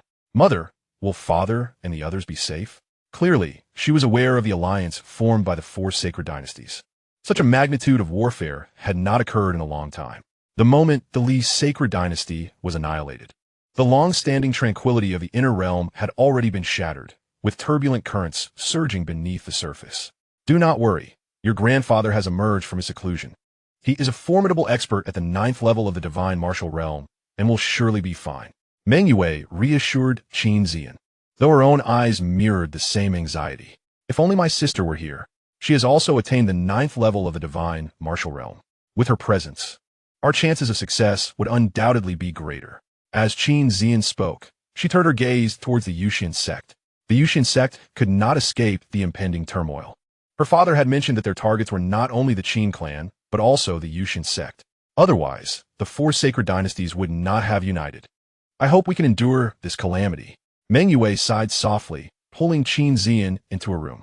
Outside this chamber was a protective barrier, their last line of defense in the absence of Xianxia. On the city wall, Xianxia stood among the crowd, his expression grave, his gaze penetrating as he peered into the distance, sensing the formidable aura approaching from afar. Clearly, the enemy forces were drawing near. Beside Xianxia stood an elderly man, bearing a striking resemblance to him. Qin Yanhai, the previous sovereign of the Qin sacred dynasty, also at the 9th level of the divine martial realm. Father, it seems today will be a fierce battle. Perhaps both of us might perish here. Xianxia spoke solemnly. However, with the 4 sacred dynasties joining forces, it is likely that only 2 of them are advancing here, while the other 2 are heading towards the Yuxian Sect. The Yuxian Sect? Quite intriguing. But have you managed to contact Huan? Even if we were to perish today, we must ensure her escape. As long as she survives, with her innate talent, she will undoubtedly revive our Qin sacred dynasty in the future, and at that time, even the 4 sacred dynasties will not be her match. Qin Yunhai's murky eyes stared ahead, filled with the resolve of one prepared to face death. He sensed 2 familiar auras approaching at an alarming speed, his old adversaries from his youth. Zhao Hu and Wang He had also attained the 9th level of the divine martial realm, which meant that today they would face at least a 2-to-1 odds. In this light, the Qin sacred dynasty's chances of victory appeared exceedingly slim. Having already made contact, yet she has not responded, perhaps she has been delayed by some matters. Xianxia replied. Just as Xianxia's voice faded, the joint forces of the 4 great holy dynasties had fully materialized before the crowd. Within a few breaths, the Zhao and Wang holy dynasties had halted their advance mere hundreds of meters from the city's defenses. Qin Yanhai, you old relic, you still draw breath? After all this time, it seems you remain slightly lacking. Next year on this day shall be your day of reckoning. The speaker was Wang. appearing as a gaunt skeleton, frail to the point that a gust of wind could topple him. Were it not for the overwhelming aura of the ninth layer of divine martial realm emanating from him, no one would suspect that this aged figure, half buried in the earth, was one of the mightiest in the inner domain. Umph. Wang He, you pest. How could I perish before you do? Qin Yunhai retorted with unwavering resolve, undeterred by the likelihood of his impending demise. Yet he possessed the confidence to take down another before his end, and he had already chosen his target. He at present. You can only boast with words. Our battle prowess doubles yours. Today, let us see how you will turn the tide. Attack. To prevent any further complications, Wang He issued the command. In an instant, a dazzling array of martial techniques erupted across the sky, hurtling toward those atop the city. Meanwhile, Wang He and Zhao Hu obstructed Qin Yunhai, while Zhao Ting and Wang Jingshan engaged Qin Xianxia. The remaining forces assailed the numerous formidable warriors of the Qin Holy Dynasty stationed on the city. Given the current circumstances, it would not be long before the Qin Holy Dynasty faced total collapse, ultimately succumbing to the combined might of the two holy dynasties. In this dire moment, a flicker of determination glimmered in Qin Yunhai's eyes as he contemplated self-detonation, intending to perish alongside the other two. Damn it, this is bad. Retreat. Wang He bellowed, retreating alongside Zhao Hu. Father. Observing Qin Yunhai cornered to the brink of self-destruction, Qin Jingzhi's eyes turned crimson. However, under the relentless assault from Zhao Ting and his companion, she could scarcely defend herself. Qin Jingzhi, you ought to prioritize your own safety. Zhao Ting sneered, casting a furtive glance towards another battlefield. At that moment, a surge of spiritual energy erupted from the void, swiftly suppressing the chaotic energy surrounding Qin Yunhai. It then propelled him back toward the city's defenses. Who? This unexpected turn of events startled the forces of the two holy dynasties. In the next instant, a terrifying beam of sword light cleaved through the fabric of space, forcefully separating the Zhao and Wang forces. The sword light struck the ground, carving a 1,000-foot chasm. In the following second, a breathtaking young woman clad in a flowing blue gown gracefully stepped forth from the void, accompanied by a voice laced with chilling intent that resonated in the ears of all present. I, a member of the Qin Holy Dynasty, am I now within your grasp? Chapter 76. In heaven and on earth, I alone am exalted. Who might you be? This is a matter of grievance between us and the Qin Holy Dynasty, and I kindly ask that you refrain from intervening. As the sudden appearance of a young maiden graced the scene, Wang He was the first to speak. His expression darkened at this moment. It was indeed alarming that someone would offer support to the Qin Holy Dynasty at such a critical juncture. He could faintly sense a perilous aura emanating from this maiden. Otherwise, he would not have chosen to engage in such cordial dialogue, but rather would have struck her down without hesitation. Today, the four great holy dynasties were resolute in their intent to obliterate the Qin Holy Dynasty, and no unforeseen circumstances were to be tolerated. Though this maiden appeared formidable, they still had the backing of two other holy dynasties. As long as the Wei and Lin holy dynasties annihilated the Yuxian Sect, even with the assistance of this maiden, the Qin Holy Dynasty would not stand a chance against the united force of the four holy dynasties. Upon recognizing the newcomer, Qin Jingzhi initially felt a surge of joy, quickly followed by a flicker of concern. Huan, why have you come? Did I not instruct you to leave first? Qin Jingzhi was aware that Qin Huan had reached the 9th level of the divine martial realm, yet given the current circumstances, even an additional warrior of that caliber might not suffice against their adversaries. Father, leave the rest to me, Qin Huan replied with a smile. She then turned to face the ranks of the two holy dynasties, her eyes once again cold as ice. Huan, Qin Jingzhi sought to dissuade her, but was halted by Qin Yunhai's grasp. It seems Huan has taken that momentous step, Qin Yunhai proclaimed, his eyes gleaming with elation. What? Qin Jingzhi could not immediately fathom his father's words. Observing the situation, Qin Yunhai smiled and said, to effortlessly thwart the self-detonation of a 9th-level divine martial expert. What does that signify? As the weight of his words settled, Qin Jingzhi's eyes widened in disbelief, his hands trembling slightly as he grasped his sword. One could only imagine the profound shock that engulfed Qin Jingzhi at this revelation. Has Elder Huan truly ascended to the ranks of the exalted? Meanwhile, Wang He and his companions regarded Qin Huan with palpable trepidation. Zhao Ting and Wang Jingshan wore expressions of astonishment. Though Zhao Hu and Wang He were unfamiliar with the girl before them, The former two were acutely aware. She was none other than Qin Jingzhi's daughter, the Grand Princess of the Qin Holy Dynasty, of the same generation as their own children. Furthermore, although she had displayed remarkable talent, her innate cold toxin physique had destined her for an early demise. How had this once fated genius maiden transformed into a powerhouse who surpassed them all? Qin Jingzhi's daughter, Qin Huan, how is it possible for you to possess such strength? Zhao Ting questioned, a sense of incredulity shared among the others. However, in the face of the inquiries from these individuals, Qin Huan paid them no heed. A glint of lethal intent flickered in her eyes as the frost-cold ice soul sword hovered before her. Subsequently, she formed a series of intricate seals with her hands, unleashing a terrifying energy that radiated from her being. Interrupt her. The group was taken aback by Qin Huan's resolute nature as she struck without hesitation. They swiftly unleashed their most formidable martial techniques to assail her. Observing this, a disdainful glimmer crossed Qin Huan's eyes, and a cold smile graced her lips. "Huh, insects." With the completion of her seals, an overwhelming chill enveloped the surrounding thousands of miles. In an instant, the area transformed into a realm of ice, with the very air beginning to freeze. Towering icebergs erupted from the ground, morphing into countless chains of frost that surged toward the crowd of the two great holy dynasties. In a heartbeat, wails of despair erupted, flesh and blood splattered, and before it could even touch the ground, it was entirely frozen into ice. The four individuals, Zhao Ting and his companions, bore the brunt of the assault, each one sent flying, shattering several icebergs before regaining their footing. Spurt, spurt, spurt, spurt. All four coughed up blood, their breaths labored, and expressions filled with terror. The realm of the venerable. You are truly a venerable. This is impossible. There is no such realm in the inner domain, let alone one so young. This shattered their understanding of reality. As they felt the overwhelming might radiating from Qin Huan and glanced at their injuries, an overwhelming sense of dread washed over them.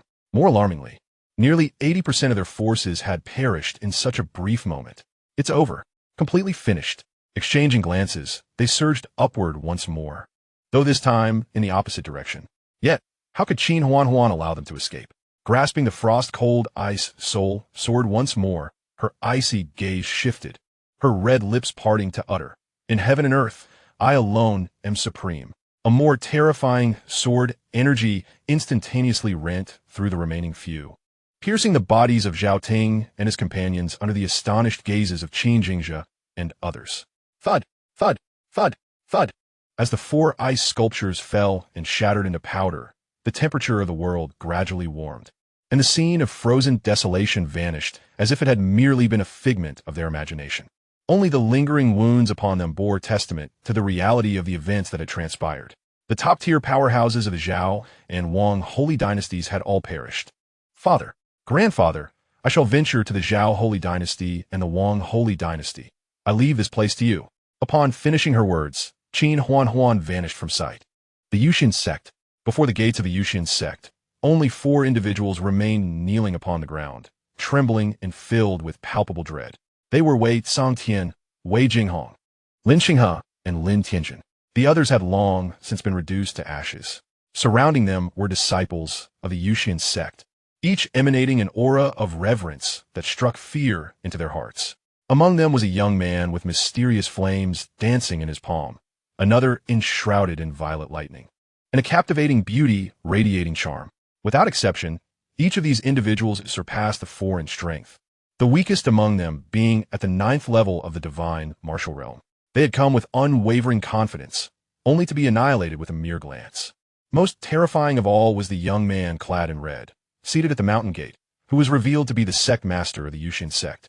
They had attempted to gauge his cultivation with their own spiritual energy, but it was as futile as a droplet of water attempting to disturb the vast ocean. He was an absolute figure of reverence, unmatched even among his peers. "No, you cannot kill me. My son, Wei Qinyang, has already caught the attention of the Grand Elder of Jingguang Mountain in central Shenzhou and has been taken as his direct disciple. Jingguang Mountain is a force of reverence in central Shenzhou, boasting formidable experts at the 9th level of the reverence realm. If you slay me, Jingguang Mountain will not stand idly by. My son will surely avenge me." Wei Cangtian bellowed, his eyes still flickering with trepidation. The Yuxian Sect was a power beyond the reach of their 4 holy dynasties, and, at this moment, their only hope rested upon Wei Qianyang and the might of Jingguang Mountain behind him. What are you still hesitating for? I have stated that anyone who dares to offend the Yuxian Sect shall be obliterated without mercy. As for the forces behind you, with my presence, I shall shield you from the heavens collapsing. With these words, Chen Xuan's gaze flickered, and he vanished from sight. Boom! A thunderous explosion echoed, and Wei Tsangtian and the others were instantly obliterated, leaving not a trace behind. Only Xiao Dong lightly clapped his hands and turned to the others with a smile, saying, "Apologies, but you were simply too slow. Brother Lin Yin, shall we pay a visit to their lair?" "Certainly." With that, the 2 figures surged into the sky. Chapter 77. The Twin Dragons and Phoenixes. Approximately half a day later, under the assault of Lin Yin and his companions, the royal families of the 4 holy dynasties were entirely vanquished. Within the spiritual peak of the Yuxian Sect, Chen Xuan gazed upon the resources before him, elated. This endeavor could be considered the annihilation of the greatest powers within the inner domain, yielding the most substantial rewards. System, convert all these resources into points. Chen Xuan instructed the system in his mind. Received, Master. Compiling resources now. Detected 12 high-grade spiritual veins, 90 million high-grade spiritual stones, 12 advanced celestial-level techniques, 22 intermediate celestial-level martial arts, 8 intermediate holy-level techniques, and 16 intermediate holy-level martial arts. In total, this can be exchanged for 102 billion points. As the voice of the system faded, a flash of white light appeared, and all the storage rings before him vanished without a trace. Subsequently, the value of the points on the system panel transformed into a staggering 12,475 million. Chen Xuan had yet to relish this fortune when the system's voice echoed once more. Ding! Detection of the annihilation of the 5 great sacred dynasties of the Yuxian Sect, establishing dominance as the foremost power in the inner realm. The defensive array has been upgraded to withstand attacks from beings at the level of a venerable, and you have acquired a level 7 puppet. System, deploy the puppet. Without hesitation, Chen Xuan commanded the use of the puppet. A level 7 puppet was equivalent to a formidable venerable, and upon activation, the Yuxian Sect would gain 2 additional venerable beings. Acknowledged. Activating now. With the system's declaration, 2 figures materialized before Chen Xuan. They appear to be no older than 10 years, a boy and a girl, their features strikingly similar, each adorned with a red dot on their foreheads and dressed in simple garments. Notably, both wore a red belly band.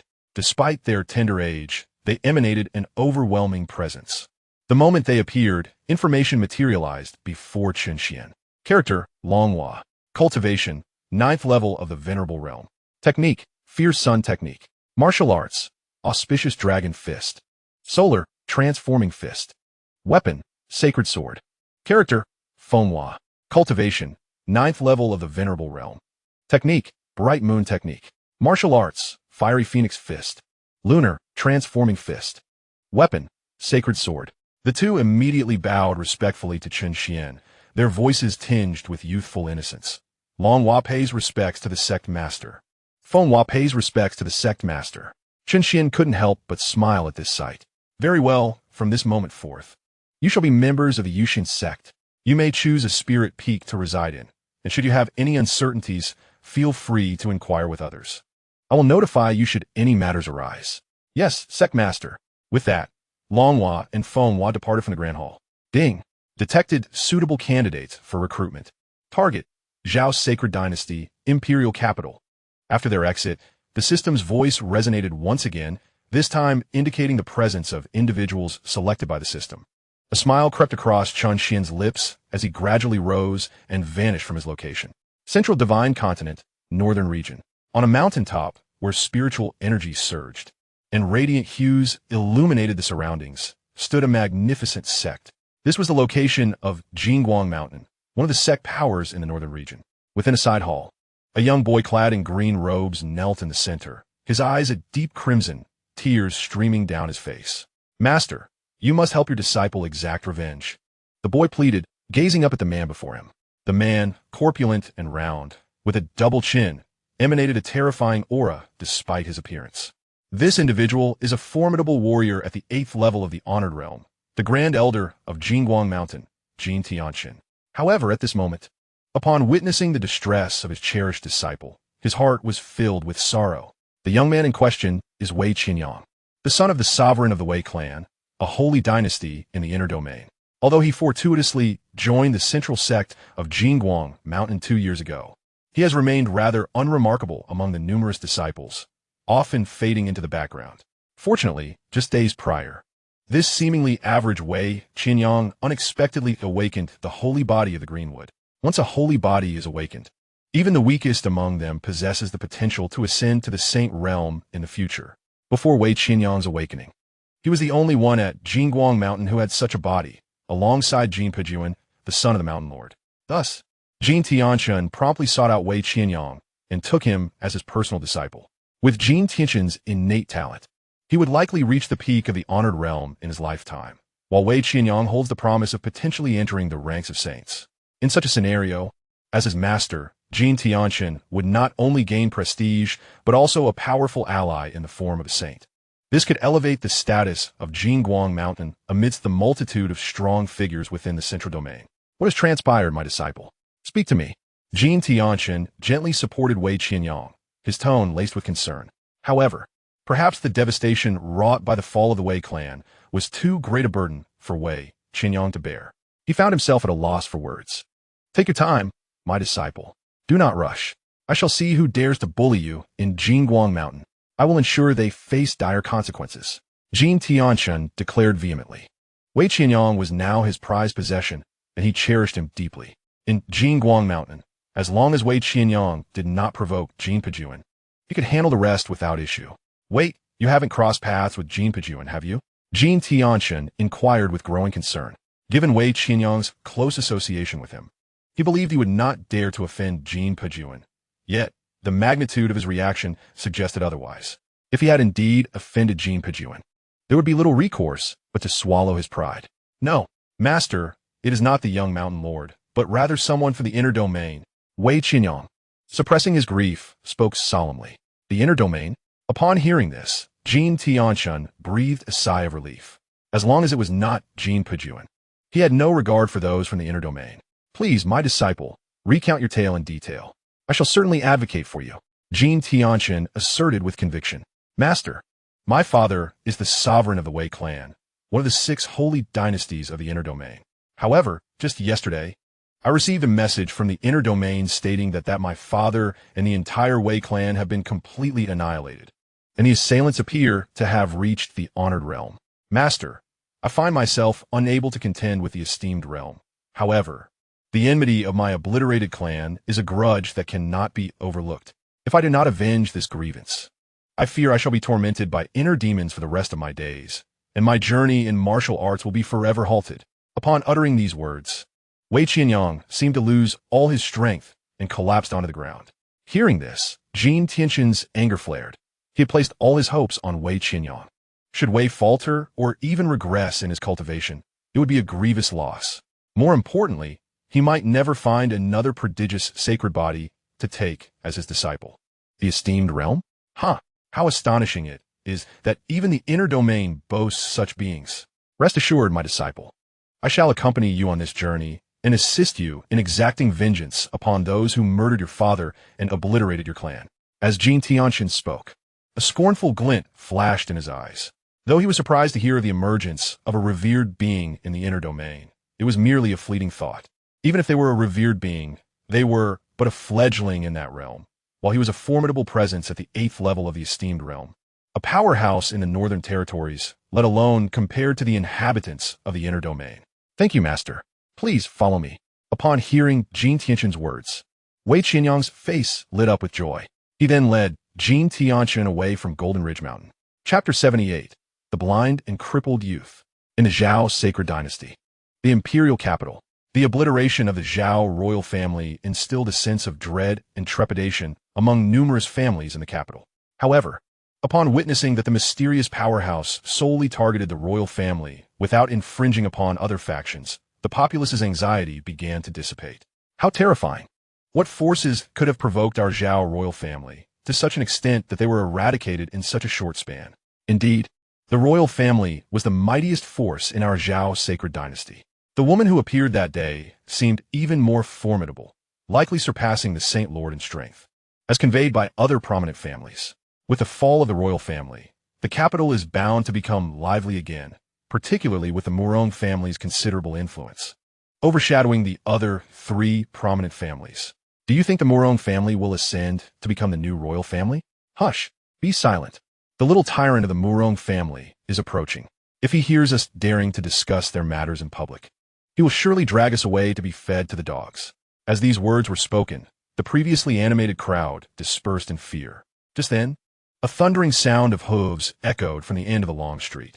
8 blood-red steeds appeared before the crowd, each possessing the strength of the celestial river realm. Following the horses was an opulent and majestic palanquin adorned with numerous gleaming jewels. In front of the palanquin sat a scar-faced, burly man, clearly the coachman of this lavish conveyance. Nevertheless, the burly man exuded an aura of power at the first level of the celestial martial realm. Within the imperial capital, the extravagant entrance and brazen demeanor unmistakably belonged to the esteemed Murong family, the foremost among the 4 great clans. The individual within the lavish carriage was none other than the notorious young tyrant, Xianxia. The speed of the horse-drawn carriage was astonishing, showing no inclination to yield to the crowd. Should anyone dare to step into its path, they would face certain demise. The reputation of the Murong family was well known throughout the capital, prompting the populace to prudently step aside. Many small vendors, unable to dismantle their stalls in time, found their goods overturned. The onlookers, filled with indignation, dared not voice their grievances, for to do so would lead to a grim fate. In the past, when the Zhao royal family still held sway, the Murong family exhibited some restraint. However, with the recent downfall of the royal lineage at the hands of a mysterious force, the Murong family seemed poised to assume dominance, instilling fear in the hearts of all. Their conduct grew increasingly audacious. "Clear the way, you lowly commoners," shouted the coachman, his voice piercing through the air, causing the bystanders to feel a surge of anger and trepidation. The oppressive aura of the celestial martial realm was not to be trifled with. Even in the imperial capital, such beings were formidable. Yet in the service of the Murong family, he was merely a coachman, more accurately, a bodyguard for Xianxia. How infuriating! The Murong family's arrogance was becoming intolerable.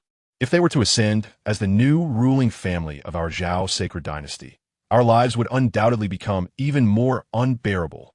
Indeed, while the Zhao royal family was far from perfect, they did not exhibit the same reckless disregard as the Murong family. The other 3 families might be preferable, yet they stood no chance against the Murong clan. Alas, as the carriage from the Murong family receded from view, many clutched their chests, their faces pale, exuding an air of despair. Go, go, go! With a crack of the whip upon the back of the steed, the horse's speed surged once more. At that moment, a ragged youth appeared on the street, roughly 300 meters ahead of the carriage. He lay sprawled on the ground, struggling to shift aside. His limbs appeared to be broken, hanging limply, and were beginning to wither away. Bloodied scabs covered his eyes, indicating severe damage. Perhaps only his ears and mouth remained functional. Yet, despite his plight, the boy showed no inclination to seek assistance. At that moment, no one dared to intervene. Any attempt to aid him would be seen as an affront to the Murong family, resulting in grievous injury or even death. As the 8 swift steeds hurled the carriage forward, even cultivators of the celestial river realm would likely sustain severe injuries, let alone the boy before them, from whom they sensed no trace of cultivation. Thus, the only fate awaiting the young lad was a grim conclusion.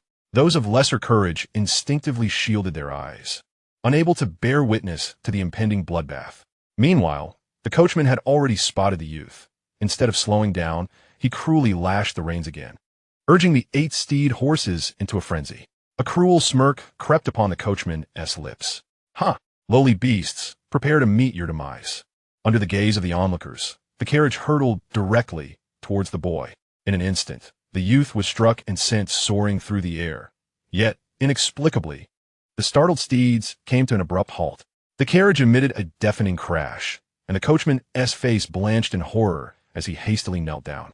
"Young master, spare your wrath. I beseech you for a reasonable explanation, or prepare to be fed to the dogs." A chilling voice emanated from within the carriage. "Young master, a thief suddenly emerged and obstructed our path. I promptly dispatched him." The coachman rose to confront the youth, only to find him still alive, a faint aura of earth martial realm emanating from him.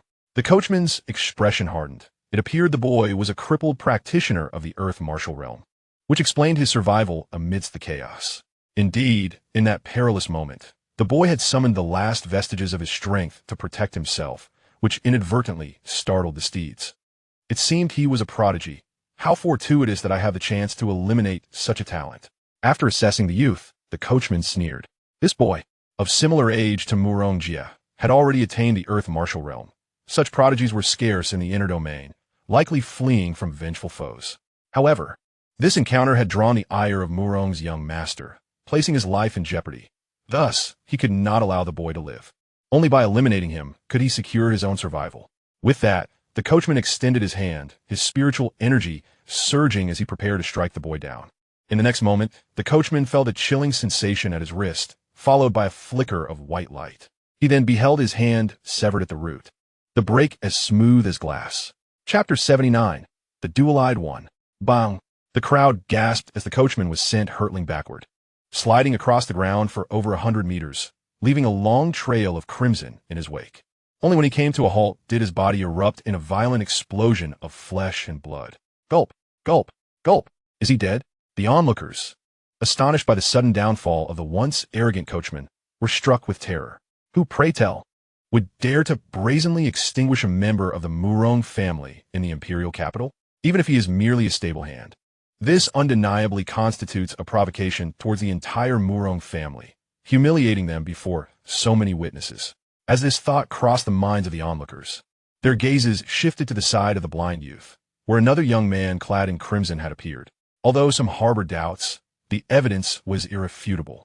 The one who had effortlessly slain the stable hand must be this red-clad youth. This indicated that his strength was at least at the celestial martial realm. Realizing this, the crowd collectively gasped in astonishment. What does this signify? Who is this youth? He cannot possibly belong to the Zhao sacred dynasty. For such a young celestial martial expert is unheard of. Have you lost your mind? Surely, this cannot be his true appearance. A celestial martial at such a tender age? Perhaps he is merely an ancient being disguising himself. That notion does hold some merit. Of course, there are those who dismissed the idea that the boy's visage was genuine, for individuals of considerable power could indeed alter their appearances. Yet, what does it matter if he is a celestial martial? He is still destined to perish. Not even a celestial martial would dare provoke the Murong family lightly. Indeed, the Murong family possesses even the prowess to contend with those of the divine martial realm, and their ancestral patriarch is a formidable figure in the 6th tier of that realm. To the Murong family, a celestial martial is merely a slightly larger ant. In the carriage, it was evident that something was amiss. Consequently, the curtain at the front of the carriage was drawn aside, revealing a youth adorned in gold and silver who stepped forth. The boy appeared somewhat handsome, with skin fairer than that of any woman, presenting an image akin to a gentle, neighborly elder brother. However, his eyes, reminiscent of a viper, marred the overall allure. Within those eyes resided a disdain from the superior towards the inferior, an indifference, and a trace of latent cruelty. This individual was none other than Murongjia, the son of the head of the Murong family in the imperial capital. Scarred one, who are you? Upon emerging, Murongjia surveyed the scene before his gaze settled upon Chen Xuan and the blind youth, initiating the conversation. Surrounding him, the crowd, upon noticing Murongjia's attention, hastily diverted their gazes, some even shrinking back in fear of being singled out and facing misfortune. The scarred one Murongjia referred to as evidently the stable hand from earlier. The stable hand had previously claimed that the startled steed had been caused by a thief's sudden appearance. Undeniably, the thief, he mentioned, must be the blind youth on the ground. Would you be interested in joining my Yuxian Sect? I possess the means to restore you, even to surpass your former self. Chen Xuan spoke slowly to the youth on the ground, having kept his gaze fixed upon him since his arrival and the subsequent slaying of the stable hand. As for Murongjia's earlier remarks, he had absorbed not a single word, let alone respond to Murongjia's inquiries. Observing this, Murongjia's fair visage darkened, his eyes fixed upon Chen Xuan with a venomous intensity, seething with fury. His chest heaved, a clear indication of the pent-up rage within. Yet, he refrained from taking action, for he understood the strength of Scar Chong. Without his consent, that fellow would not simply vanish without cause. To outsiders, Scar Chong appeared as a master of the celestial martial realm, but to him, he was merely one among a pack of loyal hounds. Presently, it seemed that Scar Chong may have met with misfortune, as he sensed a faint metallic tang of blood wafting through the long street. The one capable of dispatching Chong with such ease would undoubtedly surpass him in strength. With this thought, Murong Jie crushed a communication stone concealed beneath his robe. A cold smile flickered at the corners of his mouth as he mused. It has been ages since anyone dared to provoke the Murong family so brazenly. Not even the Zhao royal clan, before its demise, would have the audacity to act thus before us. And now that the Zhao clan has fallen, the last individual who crossed our family now has grass 2 meters high on their grave. Before long, the Murong family shall rise as the new royal clan of this sacred dynasty, and the Zhao sacred dynasty shall be renamed the Murong sacred dynasty. How dare a mere celestial martial realm pretender stir trouble upon our turf? Such audacity is truly laughable. Once I have dealt with you, I shall publicly display your corpses before the imperial city as a warning to others. At that moment, bystanders were increasingly astonished to see Chen Xuan ignoring Murong Jie entirely. This fellow possessed remarkable audacity, disregarding even the petty tyrant of the Murong family. More astonishing was the fact that this petty tyrant displayed no signs of anger. What do you mean he is not angry? Can't you see the darkness clouding his face? He must be seething with a desire to tear those two apart. Yet, with even the celestial martial realm coachman dead, he was no fool. He must be seeking reinforcements. These two might still have a chance to escape. For once the Murong family's strongmen arrived, they would be utterly trapped. Just wait, when the Murong families might arise. Murong Jie will surely make these two wish they were never born. What, you don't believe me? The dual-eyed prodigy from the central divine state, the unparalleled genius. Am I not speaking the truth? Noticing the young man before him remain silent, Chen Xuan spoke again. He knew the youth was skeptical, but he had gleaned the entirety of the young man's information from the system. The unparalleled genius of a sacred-level force, the dual-eyed one, a natural sovereign. Yet, he had suffered the cruel fate of having his eyes gouged out by the lord of the sacred land, his limbs shattered, his foundation obliterated, and he was cast into the inner domain. The reason for sparing his life was to ensure he would languish in perpetual humiliation. As Chen Xuan concluded his statement, the youth became visibly agitated, trembling as blood tears welled from his scarred eyes. I am willing. As long as it allows me to exact my vengeance, I would willingly sacrifice my very soul. At this moment, the youth spoke, yet his voice emerged as a raspy and enigmatic whisper, clearly indicating that his throat was afflicted, possibly poisoned by some malevolent substance. Your words are rather severe. Why would I seek your life? Simply join my Yuxian Sect and assist me in expanding its influence in the future. Chen Xuan replied with a smile. At that instant, a formidable pressure suddenly descended from above as a middle-aged man clad in black slowly landed beside Murong Jie. A formidable warrior of the divine martial realm. This is the second son of the Murong family, Murong Yu, a superlative powerhouse of the 4th tier of the divine martial realm. These two are doomed. Chapter 80, The Erupting Mushroom Cloud. Second uncle, it is them. That young man in red has slain my servant. They have completely disregarded our Murong family.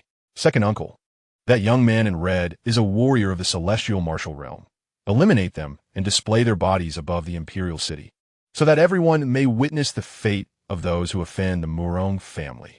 Upon seeing the newcomer, Murong Jie's face lit up with joy as he pointed at Chen Xuan and his companion, shouting fervently.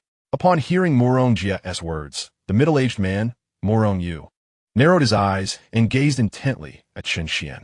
Murong Yu appeared gaunt, with an unremarkable countenance, the only striking feature being his nose, which resembled an eagle's beak. A celestial martial realm youth? A grave expression flickered in Murong Yu's eyes. Second uncle, what are you saying? How can he possibly be a youth? His current appearance must be a transformation. Perhaps his true form is that of a decrepit old man. Murong Jie questioned, perplexed. Like most around them, the Murong family also believed that this could not possibly be Chen Xuan's true visage. A youth of this age appearing in the Zhao sacred dynasty? What a jest.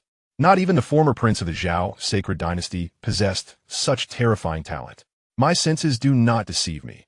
He is indeed merely a youth of around 20, and not a transformation by special means, Murong Yu declared solemnly. Impossible. How can this be? Murong Jie exclaimed, his eyes wide with shock. Might I inquire as to your origins and your master? Murong Yu asked cautiously. Achieving the celestial martial realm at such a young age suggests either a powerful background or a fortuitous encounter, perhaps inheriting the legacy of some enigmatic powerhouse. Thus, the presence of a youth with such cultivation could indeed be elucidated. Begone! Chen Xuan abruptly turned away, coldly uttering, a glint of murderous intent flickering in his eyes. These individuals had truly provoked his ire, repeatedly interrupting his attempts to recruit disciples for his sect. You, upon hearing Chen Xuan's directive to leave, not only Murong Jie, but even Murong Yu felt a surge of rage. Was this not a slap to their faces? Did he not care for his reputation? To be humiliated in front of so many by being told to leave, how could he ever establish himself in the imperial capital thereafter? Moreover, given the methods of the Murong family, had it not been for their apprehension regarding Chen Xuan possibly having a formidable mentor, Murong Yu would have long since eliminated him. Furthermore, should this incident reach the ears of his elder brother, there was a chance that he himself would face punishment. That individual was the true power within the Murong family, known for his ruthless and severe methods. Considering the current circumstances, the Murong family was on the brink of becoming the new royal family. If that person learned of the disgrace Murong Yu faced before two youths today, he would undoubtedly suffer dire consequences. Young man, do not presume that a stroke of fortune grants you the right to act with arrogance. There are many in this world far stronger than you, and countless with greater talent. Since no one has taught you the virtue of humility, I shall take it upon myself to enlighten you. With that, Murong Yu pointed a finger at Chen Xuan, his eyes glinting with disdain. For a fleeting moment, as he recalled the pressure from the head of the Murong family, he momentarily forgot his earlier trepidation. At this moment, his sole desire was to deal with the two before him. Although Chen Xuan had already reached the Tianwu realm at such a young age, Murong Yu was a formidable presence in the Shenwu realm. An unrefined genius was of little consequence. Teach me, you?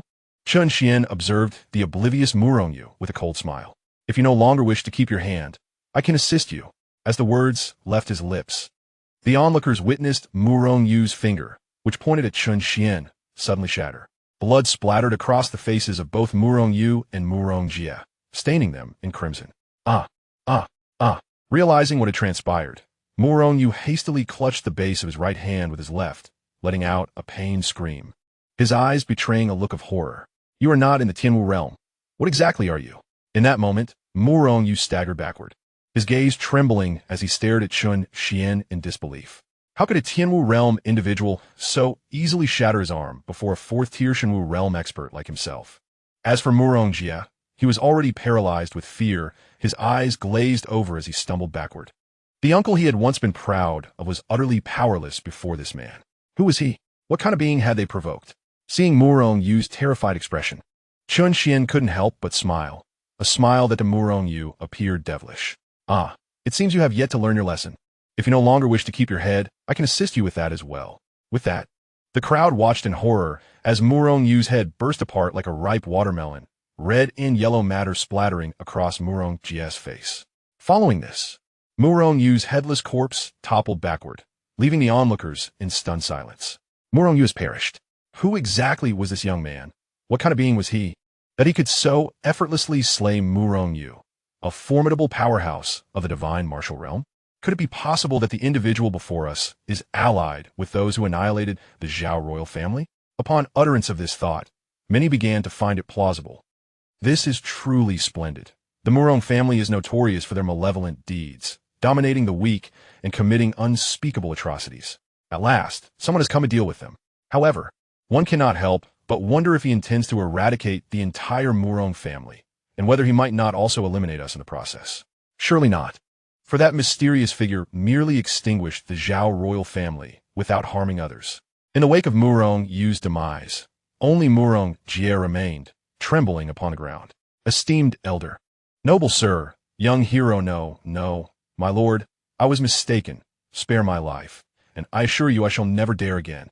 Murong Jie suddenly knelt and implored. Where's your family located? Point me in the right direction.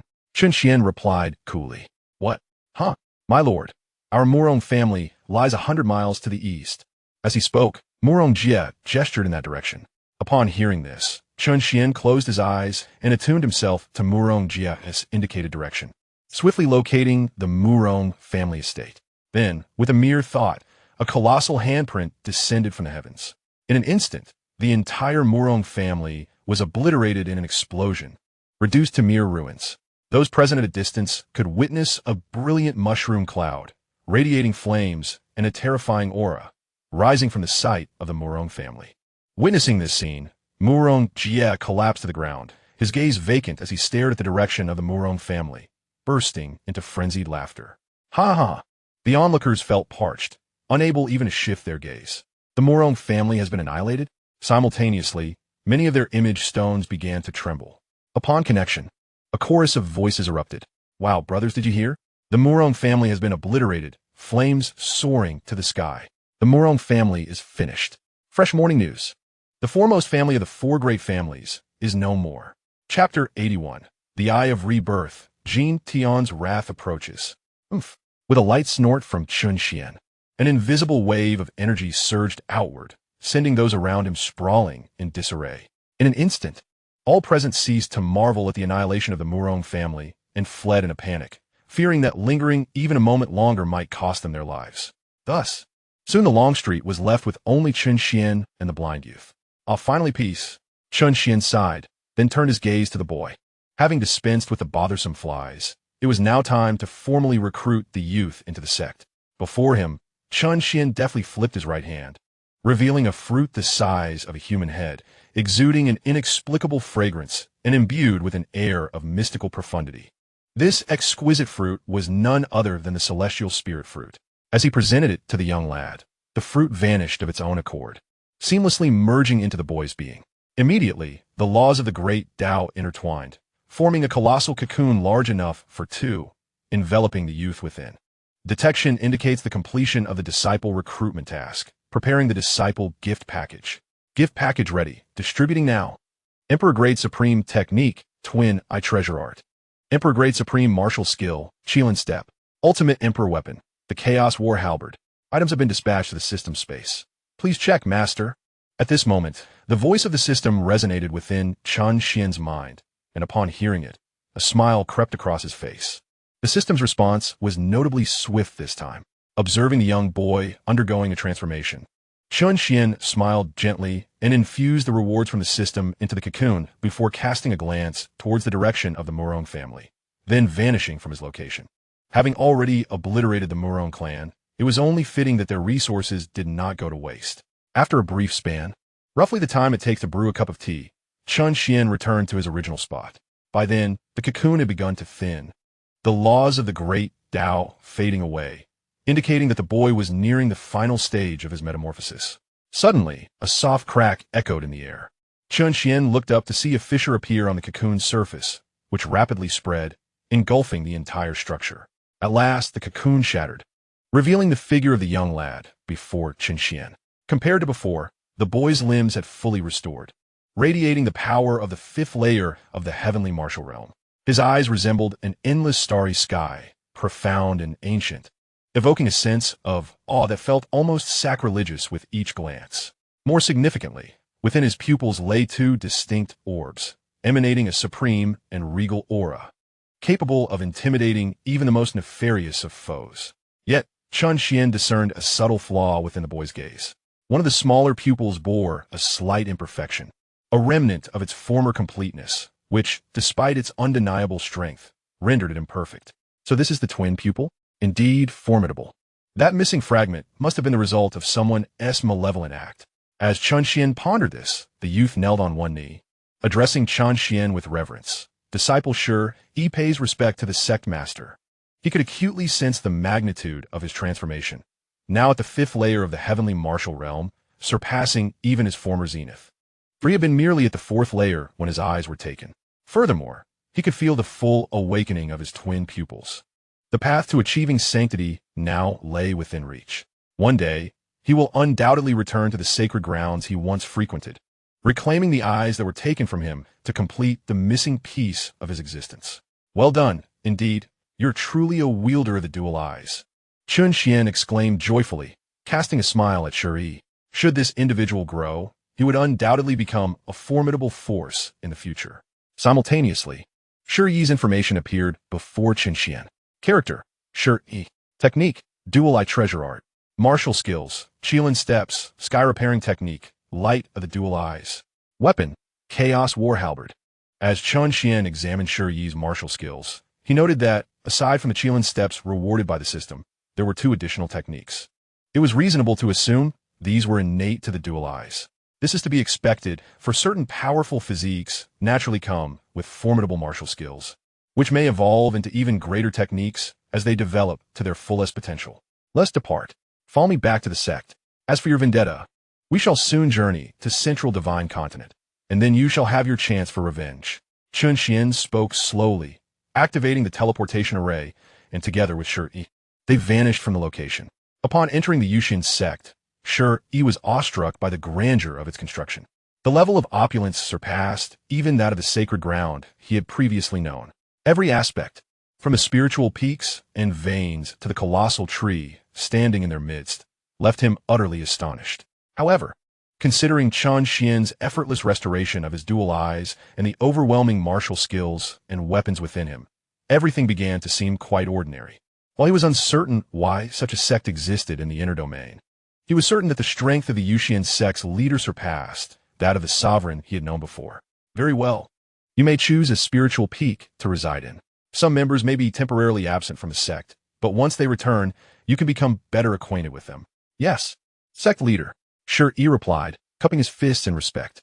At that moment, a tremendous roar echoed from outside, shaking the defensive array of the Yuxian Sect. Chen Xuan moved swiftly, appearing beyond the array, with Shi Yi soaring out to stand beside him. Additionally, two small figures emerged from within the sect, revealing Longhua and Fenghua. Upon their exit, they encountered a corpulent man and a youth clad in green. The latter was filled with boundless hatred as he gazed in the direction of the Yuxian Sect. These two were Jin Tianchen and Wei Qianhua. After arriving from the Central Divine Continent, they had inquired along the way, finally reaching the Yuxian Sect. The earlier roar had resulted from their attempt to forcibly seize the holy artifact above the Yuxian Sect, only to be repelled by its backlash. This was a holy artifact. Even their Jingang Mountain possessed but a single pseudo-holy artifact, and should they succeed in claiming this one, they from Jingguang Mountain might soon find themselves among the ranks of the sacred lands. With a divine artifact in hand, they would be capable of contending with the early-stage powers of the saints, and thus, Jin Tianchen would rise in prominence due to his achievements. Unbeknownst to him, a flicker of greed glimmered in Jin Tianchen's eyes. Chapter 82. The Annihilation of Jin Tianchen and the Journey to Central Shenzhou. At this moment, upon seeing the emissaries from the Yuxian Sect, the glint of greed in Jin Tianchen's eyes vanished instantaneously. He forcefully shook off the excess flesh on his body and cast a malevolent gaze upon the crowd, saying, "So, you're the people from the Yuxian Sect? How dare you slay my disciples' kin and obliterate their sacred dynasty? Have you grown weary of life?" As he spoke, the flesh on Jin Tianchen's face quivered slightly. "However, if you willingly surrender that divine artifact, I might consider sparing you." Jin Tianchen gestured towards the Tsungyuan halberd, altering his tone. "Master." Upon hearing this, Wei Qianyang's face displayed an anxious expression. He had brought Jin Tianchen here to seek revenge. What was happening? Noticing Wei Qianyang's distress, Jin Tianchen quickly reassured him in a hushed tone. "My dear disciple, I am merely lowering their guard. Once the divine artifact is secured, I shall annihilate them without hesitation." While he regarded these individuals with disdain, their protective sect formation held some merit. It appeared this sect had fortuitously acquired certain opportunities. Otherwise, no one would have breached the realm of the revered, nor possessed a divine artifact. Upon hearing this, Wei Qianyang finally relaxed. Indeed, given his master's temperament, he found it hard to believe that he would genuinely show mercy. Had it not been for his sudden awakening of the Qingmu sacred body, this rotund fellow would likely not have cast him a second glance. In the past, during his mediocrity, he had even faced insults from this man. Yet, it seemed he had completely forgotten that incident. "Fatty, the day I surpass you, I shall be the first to kick you," Wei Qianyang silently vowed. "Yes, master.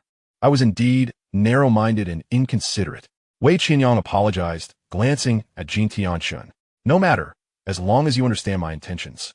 With that, Jin Tianchen once again turned his gaze towards the members of the Yuxian Sect. At that moment, Shi Yi appeared to recognize the man before him. His brow furrowed, his gaze sharpened, and he slowly spoke. "Elder Jin Tianchen of Jingguang Mountain, I know you." Upon hearing this, Jin Tianchen was taken aback, and his eyes fixed upon Shi Yi. He had not anticipated that someone in this inner domain would recognize him. Could it be that the Yuxian Sect was a force from central Shenzhou? As he spoke, his gaze scrutinized Shi, finally resting upon his unique eyes. Double pupils? In that instant, Shi's form converged with that of the double pupil individual from his memory.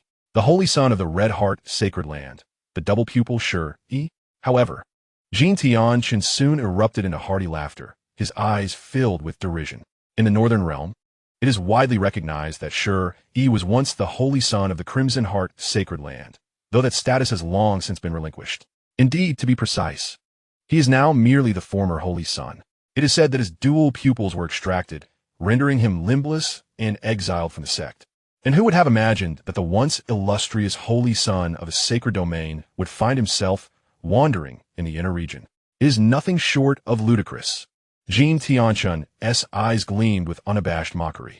In times past, he would have bowed in deference upon encountering the holy son of the Crimson Heart Sacred Land, bestowing him a modicum of respect. Yet now, he is reduced to nothing more than a mere cripple. However, as soon as his words left his lips, his gaze suddenly sharpened, and disbelief tinged his voice. But dual pupils? And your injuries and cultivation have been restored? For he could clearly see the dual pupils shimmering in Shi's eyes, which implied that they had indeed been rejuvenated. How could this be? His pupils have been forcibly removed by the sect's lord. Who could possibly recreate such a phenomenon? Could it be the work of a sect within the inner region? If that were the case, it would be unfathomable to consider how gravely he had erred in his judgment today.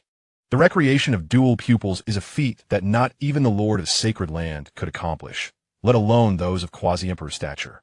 Ladies and gentlemen, I believe we have just encountered a misunderstanding. Jin Tianchen stammered awkwardly. In the next instant, he propelled himself forward, shooting towards Yu Chu without a second thought. Abandoning Wei Qianyang entirely. Eliminate them, Chen Xuan commanded coldly. Understood. As his words fell, Long Hua and Feng Hua surged forward at a speed that surpassed even Jin Tianchen's.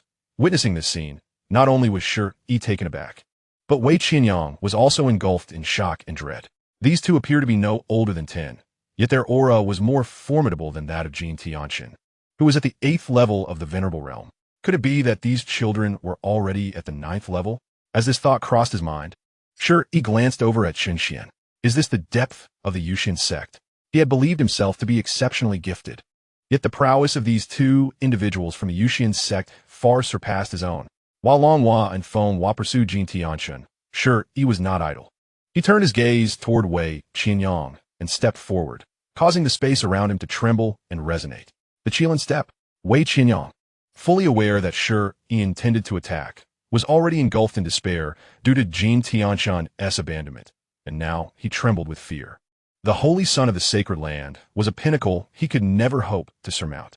No, I refuse to believe it. You are already crippled. While I possess the holy body, I will not be inferior to you. Wei Qianyang roared, attempting to charge at Shi with his sword.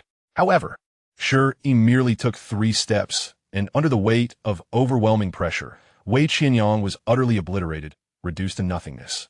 The chasm between the 5th level of the Tianwu realm and the Tongtian realm is not to be underestimated, especially considering that Shi has now fully awakened his dual pupils.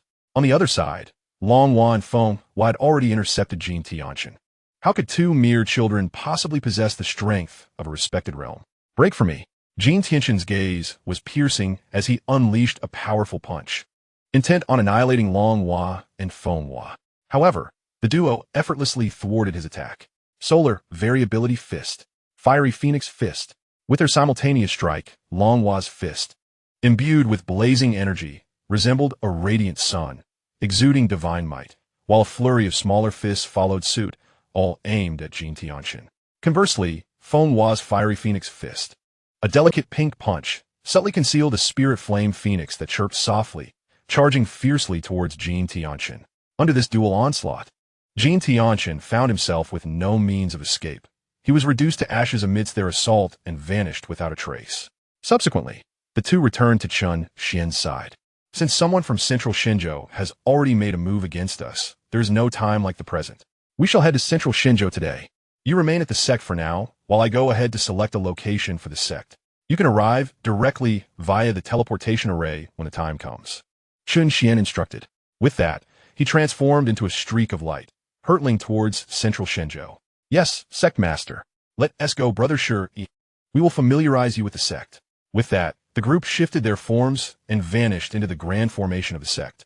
Chapter 83. The Mountain Lord of Jingang Mountain, Jin Tianjin. Central Shenzhou is separated from the inner domain by the Forbidden Sea. Typically, there are two methods to traverse between central Shenzhou and the inner domain. The first is through a teleportation array, which allows direct access to central Shenzhou. The second involves navigating by spirit vessels. The former is safe and swift, yet the cost in spirit stones is several dozen times that of the latter. The second method, while risky due to the various beasts inhabiting the Forbidden Sea that may obstruct the journey, is nonetheless the more frequently employed option. Of course, there's a third method, crossing the Forbidden Sea by sheer physical means. This approach necessitates formidable strength. Otherwise, one might succumb to the sea creatures before even reaching the other side. It has been attempted, with those at the 9th level of the respected realm able to cross the Forbidden Sea, assuming no sea monsters ambush them during the passage. As for Chen Xuan, he required no such precautions, effortlessly traversing the Forbidden Sea with terrifying speed. Spectators at the periphery of the Forbidden Sea could barely catch a glimpse of a fleeting shadow plunging deep into the waters. Only when the surface of the Forbidden Sea was violently parted, sending towering waves crashing, could they confirm that someone had indeed crossed the Forbidden Sea in the flesh. This spectacle left everyone in awe. Gasp! Someone actually dared to traverse the Forbidden Sea. Are they courting death? Indeed, it appears to be the folly of a novice. It is said that one must possess at least the pinnacle strength of a venerable to cross the Forbidden Sea, and even then, the perils are numerous. Moreover, we in the inner domain lack such formidable beings. However, it may not be entirely impossible. I heard this morning that a powerful figure from the Central Divine Continent seemed to have arrived in our inner domain via a teleportation array. Who knows? They might choose to traverse directly on their return journey. A powerful being from the Central Divine Continent? If that is the case, then it is indeed plausible. After roughly half a day, Chen Xuan finally set foot on the land of the Central Divine Continent. The reason he opted to cross the Forbidden Sea directly rather than using the teleportation array was twofold.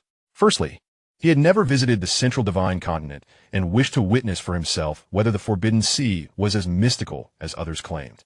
Secondly, the Forbidden Sea is teeming with various demonic beasts, and some immensely powerful aquatic demon races could rival the top forces of the Central Divine Continent. Should he encounter an unwelcome sea demon along the way, he would simply be a guest among those aquatic clans. Although they are of different races, they are, after all, spirits of the same continent. There is no need for such formality. Regrettably, to Chen Xuan's disappointment, he encountered not a single sea demon throughout his journey. How vexing! What went awry? Chen Xuan pondered, envisioning a bounty of luminous spirit stones that were nowhere to be found. Surely, it must be that he inadvertently revealed his aura. During his passage, he did notice a few peculiar locations and thus unleashed the aura of an emperor. Presumably, it was his formidable presence that deterred the sea demons from showing themselves. The closest area of the Central Divine Continent to the Forbidden Sea is the Northern region, which is divided into 4 major sections: the Eastern Continent, Western Continent, Southern Continent, and Northern Continent. The Golden Ridge Mountain lies within the northern region of the Northern Continent. Just as Chen Xuan set foot on solid ground, a large group approached from afar, initially intending to depart immediately. He suddenly noticed that their attire resembled that of Jin Tianxun from Golden Ridge Mountain. Thus, he halted in his tracks. It seems fortune is on my side. There is no need to inquire further. Chen Xuan chuckled softly. Mountain Lord, it is simply unbelievable that a person from the inner domain possesses the power to slay the Grand Elder. Should we not first ascertain the truth? Among the approaching group, the leader was a robust man clad in a brown robe, none other than Jin Tianjin, the Mountain Lord of Golden Ridge Mountain and the strongest among them, whose strength had reached the 9th level of Venerable, even brushing against the threshold of the Saint Realm. How could the inner domain possibly harbor someone capable of slaying Jin Tianxun? Was it not said that he ventured forth to avenge his disciple? Once we arrive, all shall be revealed. Nevertheless, the force that Jin Tianxun seeks to annihilate must be eradicated. As for the cause of his demise, it could very well be the handiwork of another faction within the Central Divine Continent. For many years, our Jingang Mountain has accumulated numerous adversaries. and it is not inconceivable that they might secretly conspire against Jin Tianchen. Jin Tianchen furrowed his brow as he spoke, harboring suspicions that hostile forces were indeed plotting to ambush Jin Tianchen, which was why he had brought so many companions along. Before long, they arrived not far from Chen Xuan, drawn to this location by the presence of a teleportation array leading to the inner domain. Beside the array sat an elderly man with white brows, meditating in a cross-legged position, floating in the void. Upon a mere glance, Chen Xuan discerned the true cultivation level of this individual, who was at the 8th level of the Saint Realm. While formidable to the group, Chen Xuan regarded him with indifference. Clearly, these individuals sought to utilize the teleportation array to access the inner domain directly. Elder Yu, we wish to employ the teleportation array to venture into the inner domain. We would be most grateful for your assistance, Jin Tianchen remarked, producing a storage ring, evidently filled with spirit stones intended as the fee for using the array. At this, the white-browed elder finally opened his eyes, narrowing them as he regarded Jin Tianchen. As the custodian of the teleportation array, he was a powerful figure at the 8th level of the Saint Realm, well acquainted with the leaders of the various factions in the Northern Territory. What is the meaning of this, Jin Gang Mountain? Just as Jin Tianchen departs for the inner domain, you follow closely behind. The elder, named Yu, expressed his confusion regarding the actions of Jin Gang Mountain. The cultivation environment of the Central Divine Continent could not possibly compare to that of the inner domain. Why were these individuals so eager to rush towards it? Could it be that something extraordinary had emerged in the inner domain? Were anyone else to pose such a question, Jin Tianchen would have likely retaliated with force. However, he recognized the elder's formidable status as a true saint-level powerhouse. There is no need for Jin Tianchen to conceal the truth. Elder Yu, you may be unaware, but our esteemed elder at Jin Gang Mountain has perished in the inner domain. Might you know if any others have traveled through the teleportation array to the inner domain in recent days? Jin Tianchen inquired, hoping to glean information directly from the elder. Oh, Jin Tianchen has died in the inner domain? The elder expressed surprise. He was aware of Jin Tianchen's strength, being at the 8th level of the Venerable Realm. It was already impressive for anyone to reach the Venerable Realm within the inner domain, let alone the 8th level.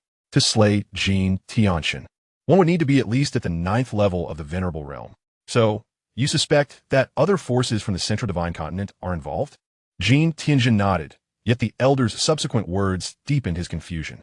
No, there have been no such occurrences in the past few days, nor even in the last 6 months.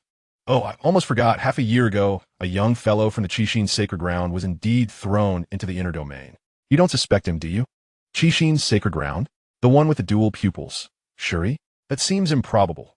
Given his misfortunes, he may very well have been devoured by a beast by now. However, since the esteemed Elder Yu is unaware, we must venture into the inner domain to uncover the truth. It is inconceivable that the elders of Jingguang Mountain would perish in silence within the inner domain. As he spoke, Jin Tianchen presented a storage ring and respectfully cupped his fists toward the elder. Wait, Chapter 84. Never have I encountered such shamelessness. Just then, a voice suddenly resonated, causing all present, including the elder with white brows, to pause in surprise. The speaker was none other than Chen Xuan. His purpose for this visit was to secure a favorable position for his sect. Coincidentally, he encountered members of Jingguang Mountain, who were also intent on settling scores with Yuxian Sect. Was this not fortuitous? He could obliterate Jingguang Mountain and relocate Yuxian Sect to its former site, thus resolving the matter perfectly. The reason for his interruption of Jin Tianchen was clear. If he were to annihilate Jingguang Mountain, its resources would rightfully belong to him. Therefore, he could not tolerate the notion of relinquishing his possessions to this elder, who, upon hearing these words, the gathered crowd turned their heads, only to behold a youth stepping lightly through the air. You insolent brat, what nonsense are you spouting? Jin Tianchen's expression shifted, revealing a fierce demeanor upon recognizing that the newcomer was merely a boy. Although the elder before him was formidable, it was audacious for this unknown child to disrupt their discourse. You better have a valid reason for your interruption. Otherwise, I assure you, the Mountain Lord will not spare you, Jin Tianchen declared sternly. Behind him, the other elders displayed their impatience. Yet, since Jin Tianchen remained silent, they dared not act recklessly, though their glares toward Chen Xuan were fierce. In their eyes, Chen Xuan was far too youthful. They were already troubled by the matter concerning Jin Tianchen, and now, An unexpected child was hindering their affairs. What I mean is, how can you so casually give away my belongings? Did you consult me? Did I give my consent? Chen Xuan stated with a serious expression, pointing at the storage ring in Jin Tianjin's grasp. As his words echoed, the crowd exchanged bewildered glances. What? For a moment, it seemed that they had yet to comprehend the significance of Chen Xuan's statement. Even the elder with white brows regarded Chen Xuan with curiosity, a flicker of intrigue crossing his eyes. Such a person either possessed a formidable backing or was simply an impetuous youth, lacking wisdom. To speak so boldly to the mountain lord of Jingguang Mountain was nothing short of audacious. While Jingguang Mountain was not among the top-tier forces in the northern region, it certainly held its own. Yet, the youth before them was entirely unfamiliar. They had never heard of nor seen such a prodigy in the northern region. A moment later, Jin Tianjin finally reacted, his fury igniting, veins bulging. You insolent brat, do you dare to toy with me, the mountain lord? It appears I have been too lenient over the years, allowing all manner of fools to mock me to my face. Once I sever your head, let us see how you will call out then. Jin Tianjin's expression twisted into a menacing scowl. The loss of a practitioner at the 8th level of the Venerable Realm had already inflicted a grievous wound upon Jin Gang's mountain, and in his most irritable moment, someone dared to provoke him.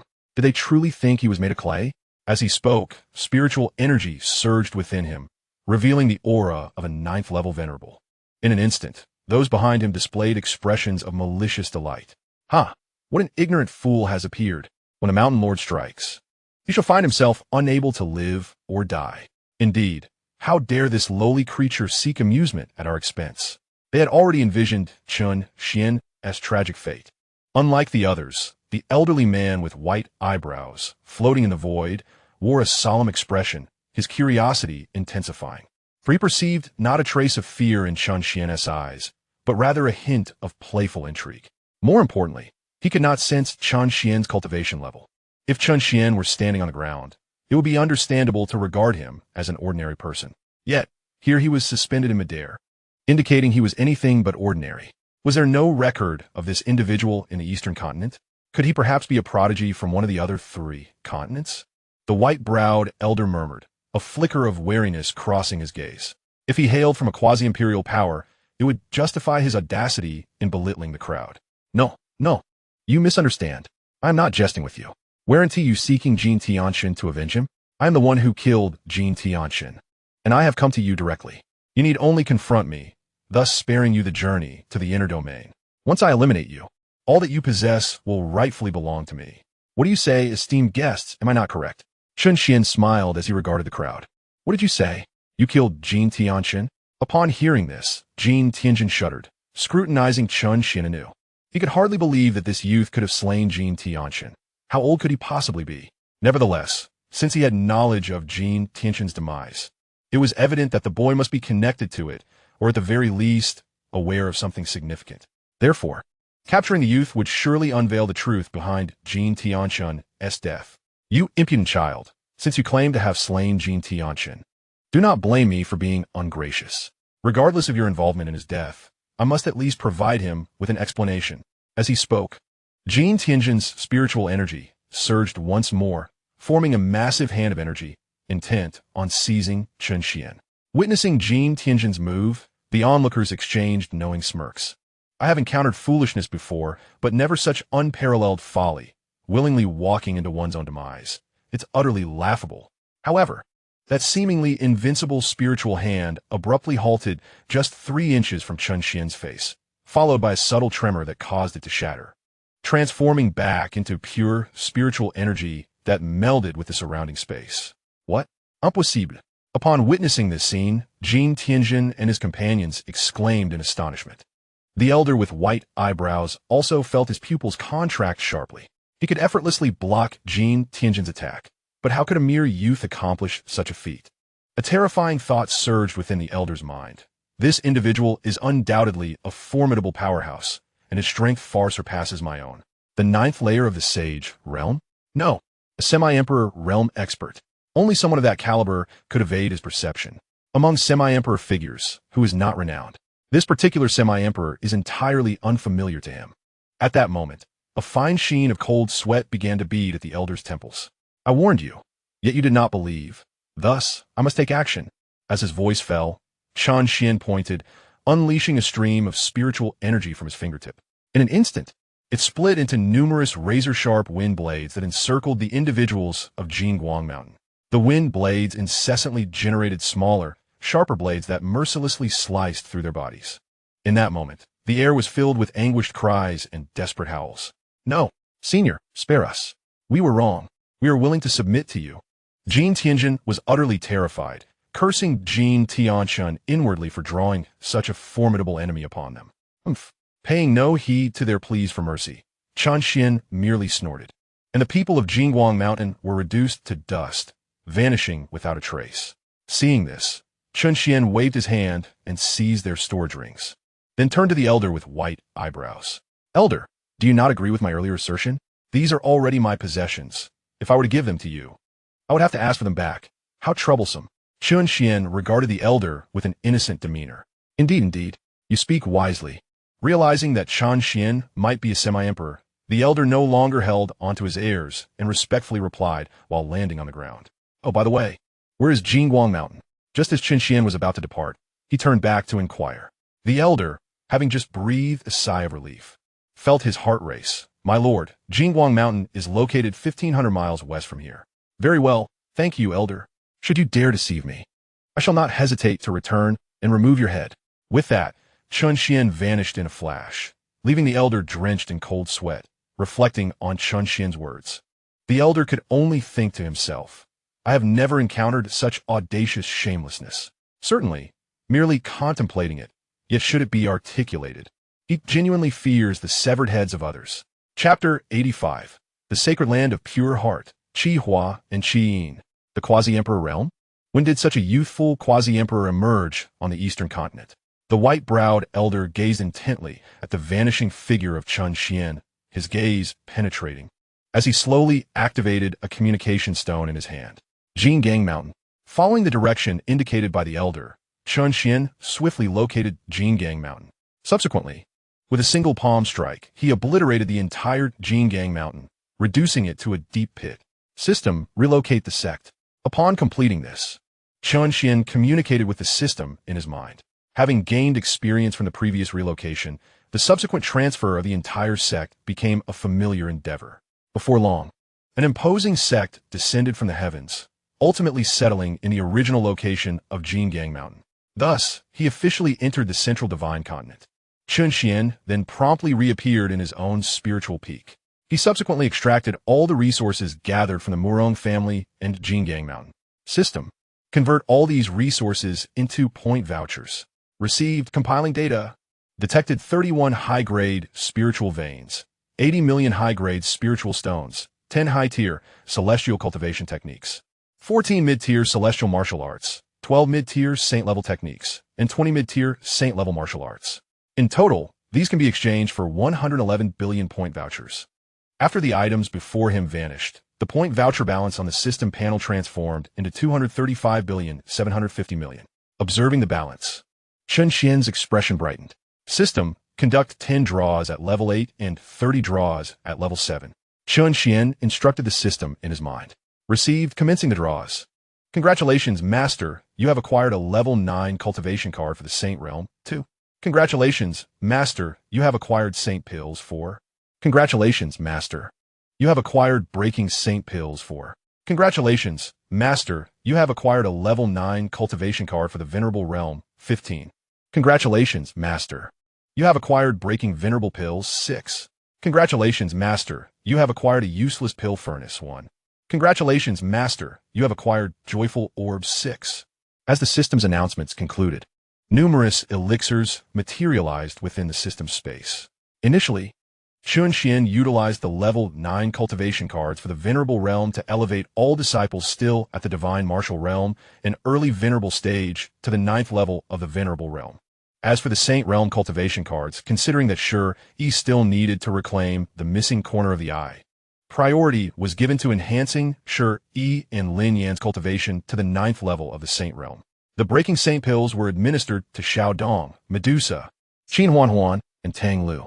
Thus, the Yuxian Sect gained 6 powerful individuals of the Saint Realm, while the remaining members were all at the 9th level of the Venerable Realm.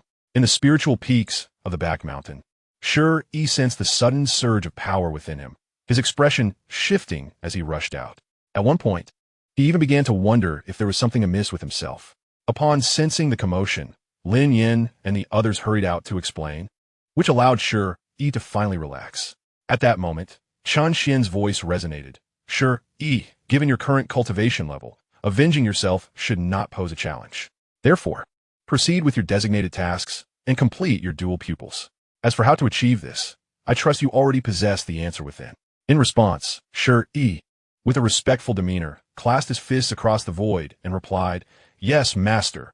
I understand what I must do." With that, he moved and vanished within the spiritual peak. "Sure, brother, wait for me," Lin Yin exclaimed, following closely behind. After all, with nothing pressing to do, lingering about was rather dull. It would be far more entertaining to accompany Shi and witness his prowess against weaker foes than to remain in solitude practicing. Upon sensing the departure of the two, Chen Xian's thoughts returned to the system. With their current levels of cultivation, not only would they be capable of contending with quasi-emperor realm experts, but they would also have no cause for concern regarding their safety. Moreover, should the situation turn dire, there is always the mother-child spatial transmission array to rely on for a swift retreat. However, according to the information provided by the system, the Red Heart Sacred Land did not possess any quasi-emperor realm experts. After the lottery draw, over 1,000 points remained in the account, which was just enough to upgrade the Heavenly Eye. System, expend 1,000 billion points to upgrade the Heavenly Eye. Received. Upgrading the Heavenly Eye. Please wait. Please hold on. The Red Heart Sacred Land, one of the premier powers in the eastern continent of central Shenzhou, stands among the top-tier forces within the 4 major continental factions, where quasi-emperor level powers reign supreme. The remaining sacred level forces are considered elite. The Red Heart Sacred Land is a sacred level force, with its master possessing a cultivation of the 6th level of the Saint Realm, making it formidable among the sacred lands. Meanwhile, within a sealed training chamber of the Red Heart Sacred Land, a young man clad in a golden robe was engrossed in closed-door cultivation. With striking red hair and distinct facial features, he was none other than Qihua, the sacred son of the Red Heart Sacred Land. Suddenly, his previously closed eyes snapped open, and a mysterious yet terrifying ray shot forth from his gaze. Instantly, it struck the wall of the training room, creating a noticeable dent. Observing this, the young man slowly stood up, exhaling softly, a glimmer of joy flickering in his eyes. The materials used to construct this training chamber were crafted from special ores, capable of withstanding even the full force of an early-stage revered expert, which would only result in minor damage. Yet, he, merely at the heavenly martial realm, had managed to inflict such harm. Indeed, the dual pupils are astonishing. As he spoke, the young man's serious pupils split into 2, slowly rotating. See, to be able to wield the fusion of your dual pupils is a fortune cultivated over countless lifetimes. How foolish to aspire for mutual destruction with me. Spare your life so that you may witness the vast chasm that separates us. How could a mere worm ever aspire to stand beside a true dragon? I shall dismantle your foundation and sever your limbs. I wonder, are you still clinging to life in despair? If you still draw breath, I, the Holy Sun, would not hesitate to allow you to experience genuine hopelessness. Recalling the former Holy Sun, Qihua's eyes brimmed with scorn. He truly believed that the Qi Heart Sacred Land would exhaust all efforts to cultivate him, oblivious to the fact that this was merely a preparation to seize his dual pupils. How laughable that he, upon discovering the truth, still wished to perish alongside him. The master of the Qi Heart Sacred Land is his father. The entire sacred land belongs to his family.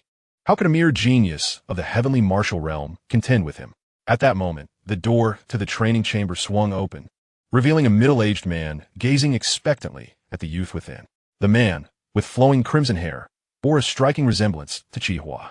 This was none other than Qi Yin, the master of the Qi Heart Sacred Land and Qihua's father.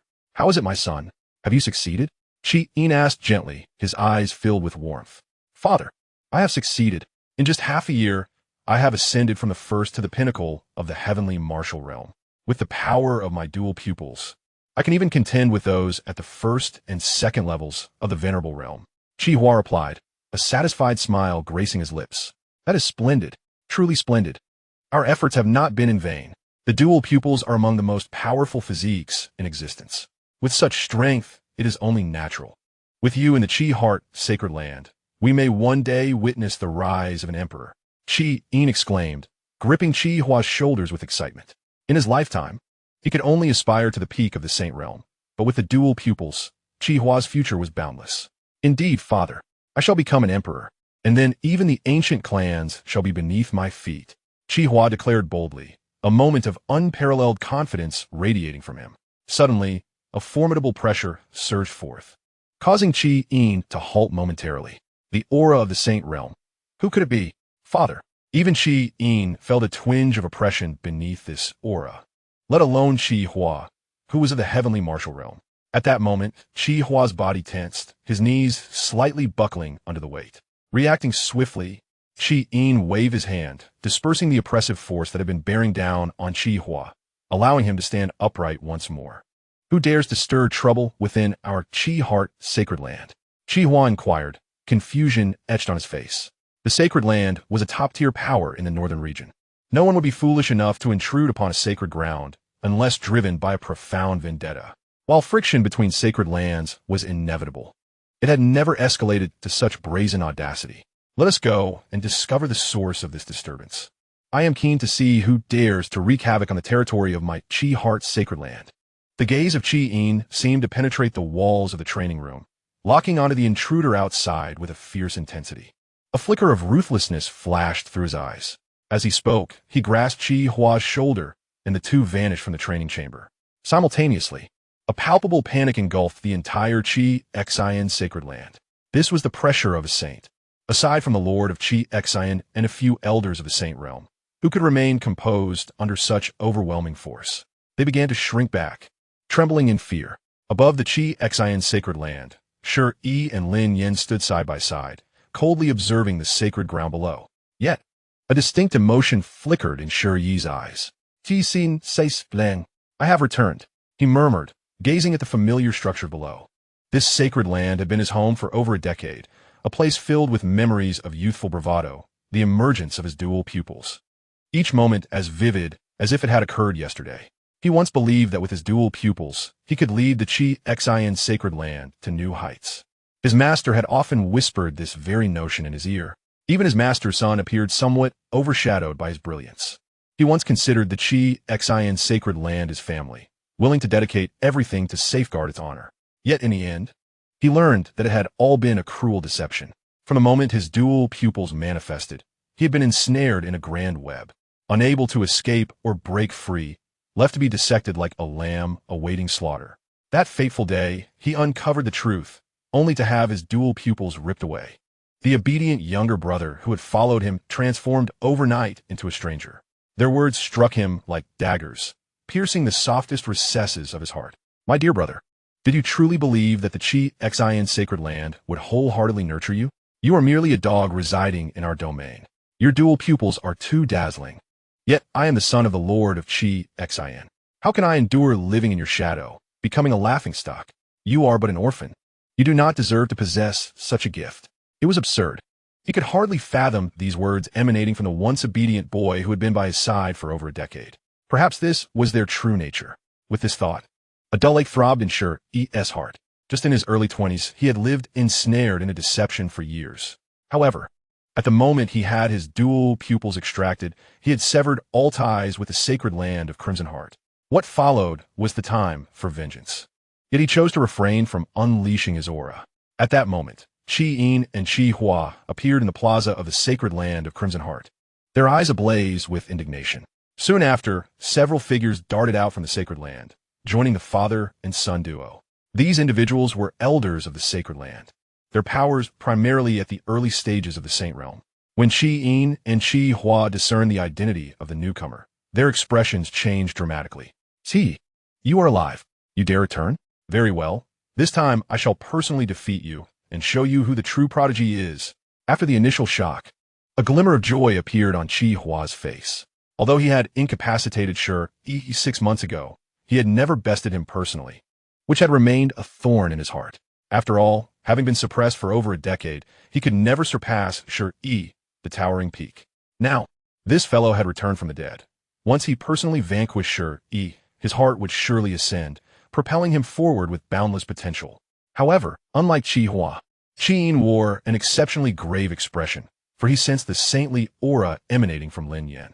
It was even possible that the young man before him possessed strength greater than his own. He pondered the purpose of this visitor to the sacred land of Crimson Heart. Given that the youth stood alongside Shi, he assumed he had come to defend him. Yet one thing puzzled him. With Shi's dual pupils no longer in existence, why would this saint still take an interest in him? Oh, you are mistaken. I am merely here to spectate. I find it all rather dull. You may settle your affairs amongst yourselves.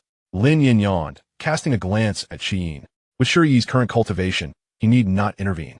Upon hearing this, Qiyin chuckled. Your words ring true. Meanwhile, Hua was even more delighted, turning his gaze towards Shi with a look of disdain. Little Shi, do you dare to battle? Gulme. Unfazed by Hua's contempt, Shi merely coldly uttered a single word. Huh. Hua scoffed, still posturing? Once I defeat you, you shall kneel before the gates of the sacred land of Crimson Heart for a millennium to atone for your misdeeds. With that, Hua sprang into the air. His gaze shifted, and his eyes began to whirl. An immensely powerful beam shot forth from his eyes, hurtling toward Shi. Do you feel despair, having fallen before your own dual pupils? He was neared. Yet, just as the beam neared Shi, a slight shift in his gaze transformed his ordinary pupils into dual ones. The ray that had surged from Hua's eyes was effortlessly absorbed by Shi's dual pupils, causing not even a ripple. Dual pupils? How is this possible? Not only was Hua taken aback, but even Qiyin and the surrounding elders were left aghast. Behold the true essence of the dual pupils, the radiance of the dual pupils. In the next moment, a colossal specter of the dual pupils manifested above the entire sacred land of the Red Heart, from which a seemingly ethereal beam of light surged forth, piercing through the chest of Hua in an instant. Following this, Hua began to disintegrate, centered around the point of impact, until only two gleaming orbs remained. Chapter 87. The end is also a beginning. At this moment, the entire sacred land of the Red Heart trembled. Hiss, is that Shi? Wasn't his dual pupil extracted by the Holy Master? Moreover, how has Shi's cultivation reached such formidable heights? That kind of aura can only be perceived from the elders of the Sage Realm and the Holy Master themselves. Indeed, this is disastrous. The sacred land of the Red Heart is in peril. We must escape while they are distracted. Though the sacred land is splendid, one's life is paramount. Yes, the power of that individual by his side is likely even more terrifying. Otherwise, why would the Holy Master refrain from intervening? Thus, witnessing the dire situation, many hastily began their retreat. Dual pupils? Sage Realm? This is impossible. Everything before them seemed to overturn the perception of the strongest man in the sacred land of the Red Heart. The dual pupils have been extracted. How could they possibly be reborn? Furthermore, he had practically grown up before his eyes, even if he possessed dual pupils. How could he attain the strength of the Sage Realm at such a young age? More critically, he had no time to react. His only son, the one upon whom he had placed great expectations, had perished before him. Everything was ruined, utterly destroyed. In that moment, Qiyin's eyes bulged with rage, his gaze bloodshot, as he gasped for breath in frenzy. He had believed that as long as the Sage Realm individual beside Shi did not intervene, his son would undoubtedly defeat Shi. Yet, in but a few breaths, his prideful son had met his demise. On the other side, after killing Hua, Shi's expression remained unchanged. He reached out, retrieving the two eyeballs, and then employed his spiritual power to scorch and refine them, purging the impurities within until they transformed into two orbs of starlight. He then placed these two orbs of starlight into his own eyes. In an instant, a terrifying pressure surged forth from within Shi, stirring a tempest around him. As the two orbs of starlight entered his eyes, the previously incomplete aspect became entirely whole. Above, the once mere specter of the colossal eye began to solidify, coming to life as if it were indeed a genuine eye. Shi even felt his spiritual power augmenting, subtly on the verge of a breakthrough. You treacherous wretch, I shall slay you. The death of Hua seemed to sever the last straw for Qiyin. In that moment, he appeared to lose all semblance of reason. His eyes bloodshot as he glared at Shi, and then charged forth, wielding a chain entwined with crimson flames, the sole sacred artifact of the Red Heart sacred land. The crimson flame chains was unleashed by Qiyin as he swung the chains enveloped in blazing red flames, resembling a fiery serpent intent on piercing through Shi. In response, Shi summoned a war spear that gradually materialized in his grasp, emanating wisps of chaotic mist, enigmatic and unfathomable, then hurled it towards the crimson flame chains. Crack, crack, crack. To everyone's astonishment, the seemingly formidable sacred artifact, the crimson flame chains, shattered into several segments upon the impact of the chaotic war spear. A trace of divine energy began to dissipate from the remnants of the chains. Impossible. This is a sacred artifact. How could it possibly break? At the moment the crimson flame chains fractured, Qi Yin's eyes regained a glimmer of clarity, his pupils trembling in astonishment. As the chaotic war spear severed the chains, it returned to Shi's hand. With a flick of his wrist, the chaotic war spear was absorbed back into his body. Impossible? There is nothing impossible. When you once extracted my dual pupils, I too deemed it impossible, yet you still proceeded. Shi coldly addressed Qi Yin. His gaze as indifferent as that of the Grim Reaper. Taking deliberate steps, each footfall reverberated through the void. In an instant, the entire Red Heart sacred land trembled under Shi's advance, beginning to fracture. Here in step, in Shi's eyes, these individuals were utterly deserving of their fate. He had no desire to hear their words, directly invoking imperial-level techniques. Having taken merely 4 steps, those beneath the saintly realm who had not managed to flee began to erupt into blood mist, meeting their demise. Even several early-stage elders behind Qi Yin fell to the ground, barely clinging to consciousness under the immense pressure. Peak Saint Realm. You are at the Peak Saint Realm. In this moment, panic and terror began to seep into Qi Yin's eyes. The Peak Saint Realm was beyond what the Red Heart Sacred Land could withstand. What kind of extraordinary fortune has this individual attained? He not only regained his dual pupils, but also reached a height that would typically take a lifetime to achieve. Just one he rendered them utterly powerless, not to mention the presence of another powerful saint beside him. That individual was likely no weaker than Shi himself. Stop. Shi, I admit my wrongdoing. I have wronged you. I am your master. Were it not for me bringing you back, you would still be a wandering orphan, unaware of your fate. Qi Yin howled, desperate. He could not afford to perish, having already lost one son. He could not bear to lose another. Master? Huh. Upon hearing this, Shi's eyes glimmered with profound scorn. The so-called master was merely a pretext to seize his dual pupils, a ruse. As he spoke, Shi took his 10th step. The elders, whose strength paled in comparison to Qi Yin, could no longer withstand the overwhelming force and perished one by one. In Shi's eyes, they met a deserved fate, being accomplices of Qi Yin and his son. Even Qi Yin himself was spewing blood from his mouth, his 7 orifices bleeding profusely. Shi, do you truly intend to betray your master and annihilate your ancestors? This is an unforgivable act of treachery, a defiance against the heavens. And you shall undoubtedly face divine retribution. Qi Yin roared in madness. What nonsense about a master? Everything that once was is but a fleeting illusion, a dream of self-deception.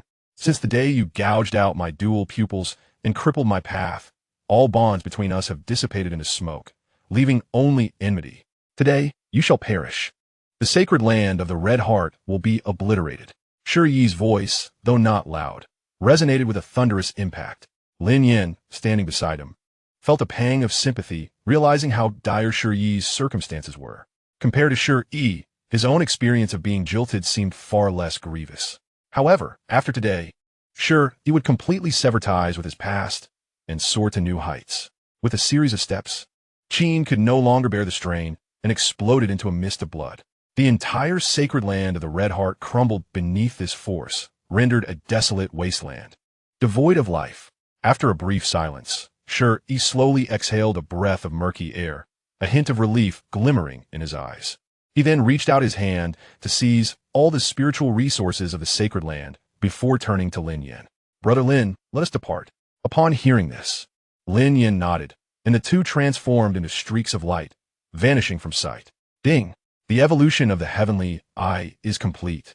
Chapter 88, Moon Lilian. Ding! The evolution of the heavenly eye is complete. Upon hearing this sound, Chen Xuan felt a surge of joy, surprised that the evolution of the heavenly eye took such a long time. Yet, the wait proved worthwhile. As the system's voice faded, Chen Xuan felt a slight itch in his eyes. Eagerly, he activated the heavenly eye to explore its newfound capabilities. First, he gathered his spiritual energy to form a mirror, through which he beheld his awakened heavenly eye. His previously black eyes appeared ethereal, shimmering with strands of golden light. At that moment, Chen Xuan activated the heavenly eye, and the visage of Moon Li Lian appeared in his mind. Soon after, a familiar scene materialized before Chen Xuan. In the image, a beautiful woman donned in a pale yellow long gown sat gracefully in a mysterious space.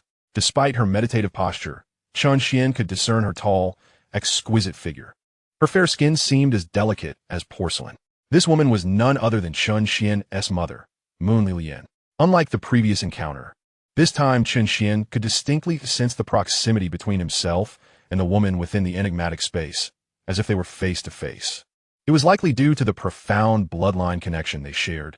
Meanwhile, the moonlit figure, Li Lian, who was originally seated in meditation, seemed to have sensed something, suddenly opening her beautiful eyes and gazing into the depths of the void. What is happening? Could it be an illusion? Li Lian murmured softly. Upon witnessing this, a look of astonishment appeared on Chen Xuan's face. He had not anticipated that Li Lian could perceive any anomalies. Normally, when utilizing the heavenly eye to locate another, the individual in question would remain oblivious to one's presence.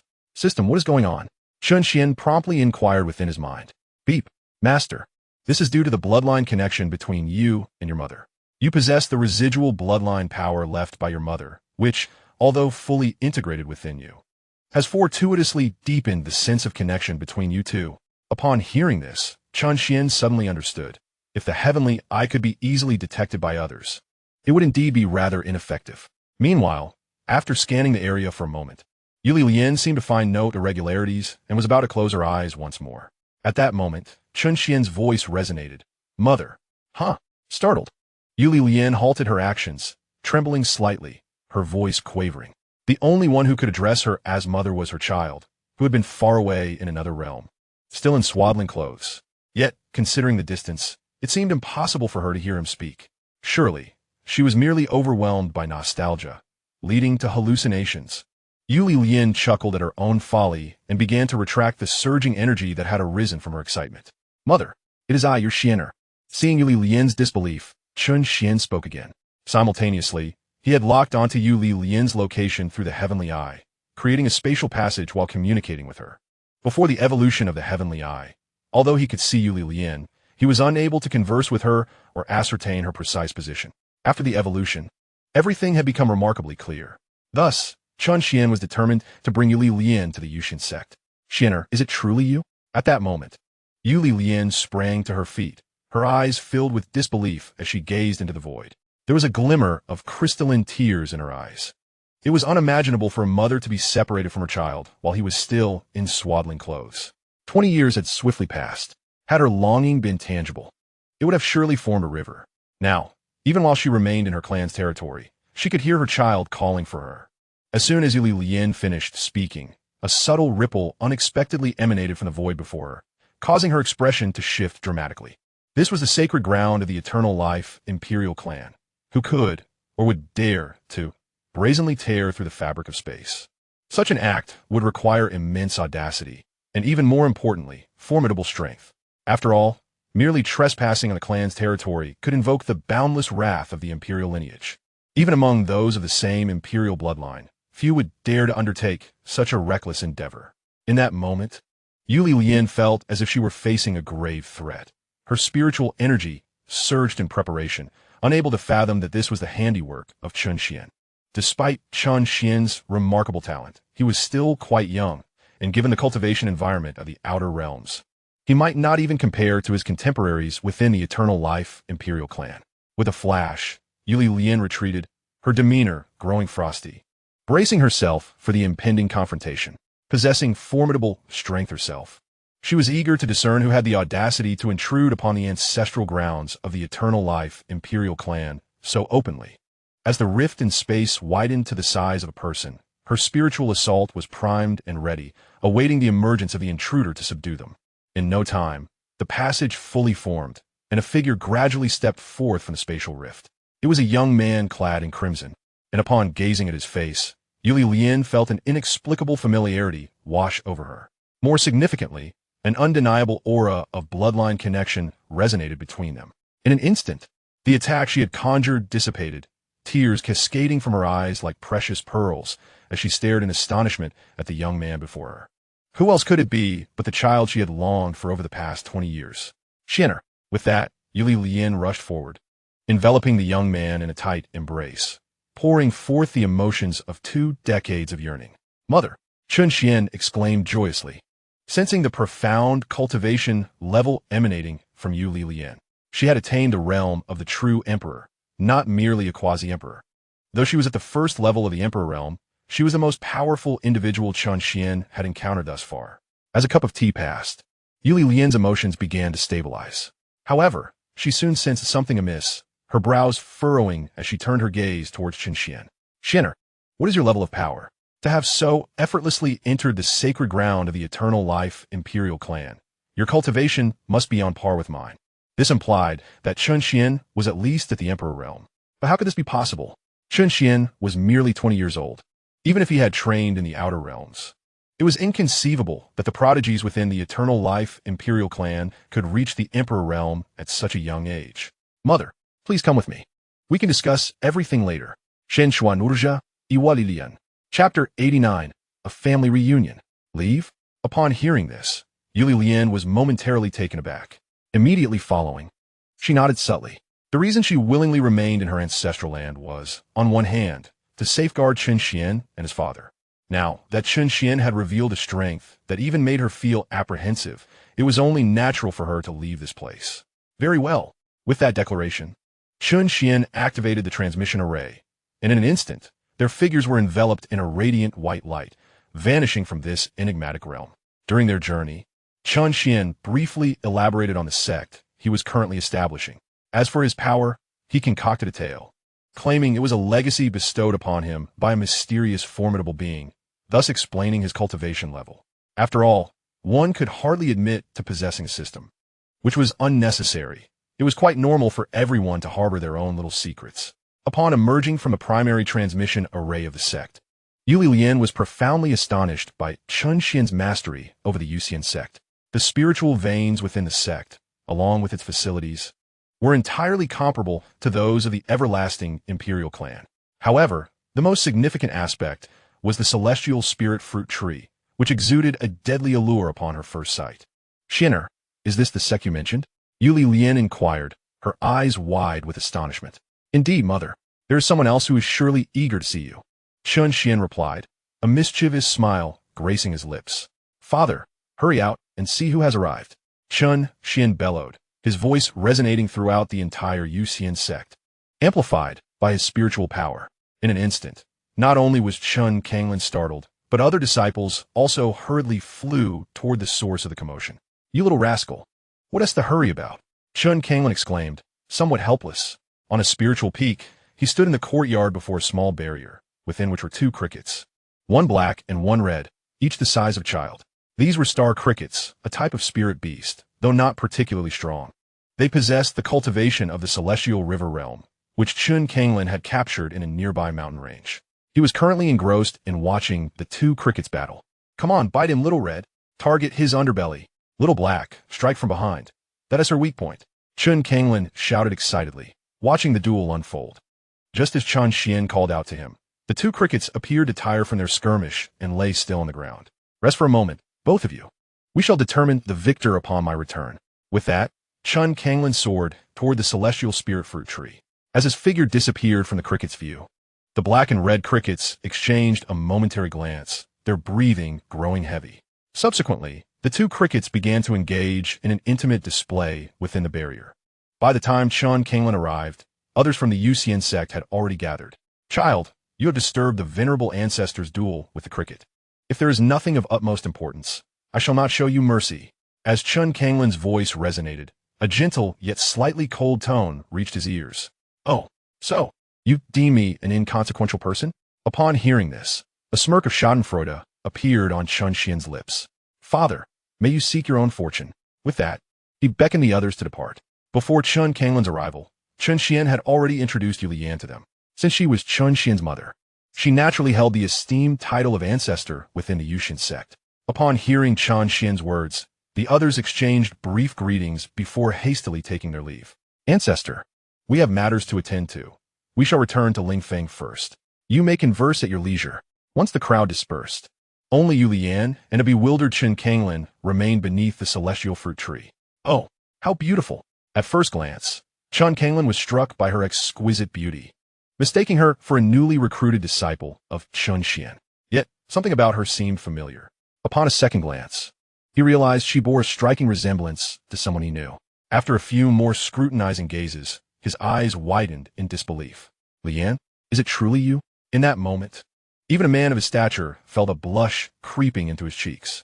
Was this not his beautiful wife, from whom he had been separated for 20 years?